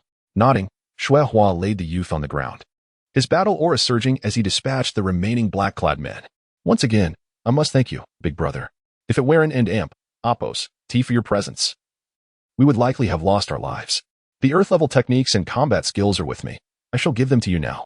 As she spoke, the girl's delicate, onion-white fingers flickered with a snow-white storage ring, from which 2 golden scrolls appeared in her hands. "Big brother, these are our Lin family and Appos' ancestral techniques and combat skills, the intermediate earth level and Appos, golden radiance of the 9 heavens scripture and Appos, and the intermediate earth level combat skill and Appos. Golden radiance descends from the 9 heavens, and Appos." She handed the 2 golden scrolls to him, her eyes devoid of reluctance yet tinged with hesitation. "Big brother, these are our family and Appos' treasured techniques and combat skills. If possible, I hope you can keep them confidential." The girl and Appos' straightforwardness took Xiao Hong by surprise. After all, these were earth-level techniques and combat skills, clearly complementary to one another. And yet she offered them so readily. He had anticipated that he would need to negotiate for them. However, he was relieved, as he had no desire to turn against the 3 individuals he had just rescued. Accepting the scrolls, Xiao Hang briefly scanned them before nodding slightly. "Very well. The transaction is concluded." He returned the 2 golden scrolls to the storage ring, officially declaring the successful completion of their exchange. "Big brother." The girl hesitated, glancing at Xiao Hang before continuing. "Are you about to leave? Is there something else?" At that moment, having acquired the earth-level techniques and combat skills, Xiao Hang's fondness for the girl surged, prompting him to smile and gently inquire. "Well, my brother remains unconscious, and Uncle Shui is not in good shape. I would like to ask Big Brother to escort us to another location. You may set any conditions you wish. I will provide whatever I can." As she spoke, her urgency was palpable, as if she feared Xiao Hang might refuse. Xiao Hang pondered briefly. The value of the earth-level techniques and combat skills was immense. Under normal circumstances, enlisting a battle emperor would not be a challenge. Given the nature of this transaction, it could be seen as a significant gain for him. However, he was also preoccupied with the so-called ruins, and escorting these 3 might consume valuable time. Yet, considering the substantial advantage he had already secured, he decided not to dwell on the time lost. "Very well. I can escort you part way, but I have other matters to attend to. So I can only take you a short distance. That and Appos, perfectly fine. If Big Brother can take us even a short way, it would suffice. Once my brother awakens and Uncle Shui feels better, you will be free to leave without any further obligation. I promise not to ask for anything else. However, Big Brother, I no longer have any earth-level techniques or combat skills." The young girl looked at Xiao Hang with an innocent expression, as if she had made an excessively unreasonable request. This young girl. Could it be that she genuinely did not comprehend the value of earth-level techniques and combat skills? Xiao Hang shook his head slightly. "No need. What you have already given me holds sufficient value. In fact, I seem to have gained the upper hand." No. It was Big Brother who saved us. It is only right that we express our gratitude." The girl shook her head vigorously. In truth, she understood the worth of the earth-level techniques and combat skills. But in her heart, the lives of her brother and Uncle Shui were paramount. As for everything else, she was merely a girl who had just broken through to the rank of fighter, far removed from those lofty ideals. Xiao Hang regarded this fragile yet resilient girl. It was rare to encounter someone like her, even in peaceful realms. Ultimately, this world was exceedingly cruel, and the struggle for survival was a constant presence. At that moment, Shuehua returned after dispatching the last of the black-clad men, having removed the storage ring from the fallen foe. Thank you, young brother. These are the storage rings from those individuals. He handed over 11 rings. Young brother, the contents of these rings. Xiao Hang's indifferent gaze lifted. Shuehua quickly continued. I mean to say, the contents are all yours. However, we have exhausted our supplies during our escape. And I noticed you do not seem to require the items within. Might we ask for those? As he spoke, Shuehua kept a careful watch on Xiao Hang and Appo's expression, anxious about any sign of displeasure. The earlier silver dragon had left him profoundly shaken. Truthfully, even in his prime, facing the technique would have been no easy feat, let alone in his current weakened state. Having lived in the black market for so long, Shuehua had witnessed many brutal scenes and understood how to maximize his benefits. From the young man and Appo's perspective, perhaps eliminating them entirely would be prudent, ensuring that none of the events that transpired would ever be revealed. Moreover, he might gain even more. And judging by the young man's demeanor, he was clearly not one to show mercy. After all, if he were benevolent, there would not be so many corpses strewn about. Lin Xiaoyi had seen the scrolls handed to Xiao Hang, and while she thought her young master too naive, there was no choice but to hope that this white-haired youth was not greedy. Otherwise, given his strength, he would undoubtedly overpower them in their current state. Shuehua watched Xiao Hang with bated breath, his battle aura coursing through him. Should the young man show any signs of treachery, he would risk everything to ensure he paid a price. As Xiao Hang accepted the storage rings, he remained vigilant, prepared for any sudden moves. He understood well the value of earth-level techniques and combat skills. If Shuehua were to renege on their agreement, it would not be surprising. After all, they were in the black market, where every survivor was no stranger to ruthlessness. I can provide you with all the medicinal pills and necessities for survival. However, the techniques and combat skills will remain with me. As for the remaining items, let us each take what we need. Fortunately, Xiao Hang was not excessively greedy. Otherwise, he might have resorted to violence for treasure. Nevertheless, today's gains were already substantial. A little more would please him, while a little less would still suffice. Earth-level techniques and combat skills were more than adequate. Of course, should Shuehua entertain any treacherous thoughts, he would not hesitate to act decisively. Upon hearing Xiao Hang's words, Shuehua breathed a sigh of relief. As long as this young man harbored no ill intentions, he was certainly averse to any conflict, especially considering how clearly he had witnessed the demise of that Dou Wang. Very well, let us find another location, he declared. This place is far from secure. Not only might there be others pursuing you, but the overwhelming stench of blood here could easily attract magical beasts. The pervasive odor of blood caused Xiao Hang to furrow his brows slightly. Acknowledging the situation, Shuehua nodded. Miss, assist the young master. I shall carry him. We must depart. Lin Xiaoyi obediently nodded, helping Shuehua place Lin Jie onto his back. Big brother, let us be on our way. She turned her gaze toward Xiao Hang, her voice soft, and coupled with the tear-streaked beauty of her face, it stirred a wave of affection within him. My name is Xiao Hang. You may call me by my name, or Shadagu, if you prefer. The repeated address of Big Brother from the young girl made Xiao Hang feel somewhat uncomfortable, as it was rare for anyone to speak to him with such familiarity. The girl looked at him, her voice unwavering. All right, Xiao Hang Gugu. Intending to correct her, Xiao Hang turned to face her, but was met with the enchanting smile that adorned her face. Suit yourself. He conceded. Yes. You may call me Yuner as well, she replied with a sweet smile. Ignoring her, Xiao Hang continued onward, relieved that the rain had ceased. Otherwise, traversing this path would have been quite troublesome. Meanwhile, Shuehua, carrying Lin Jie, observed the exchange with a furrowed brow.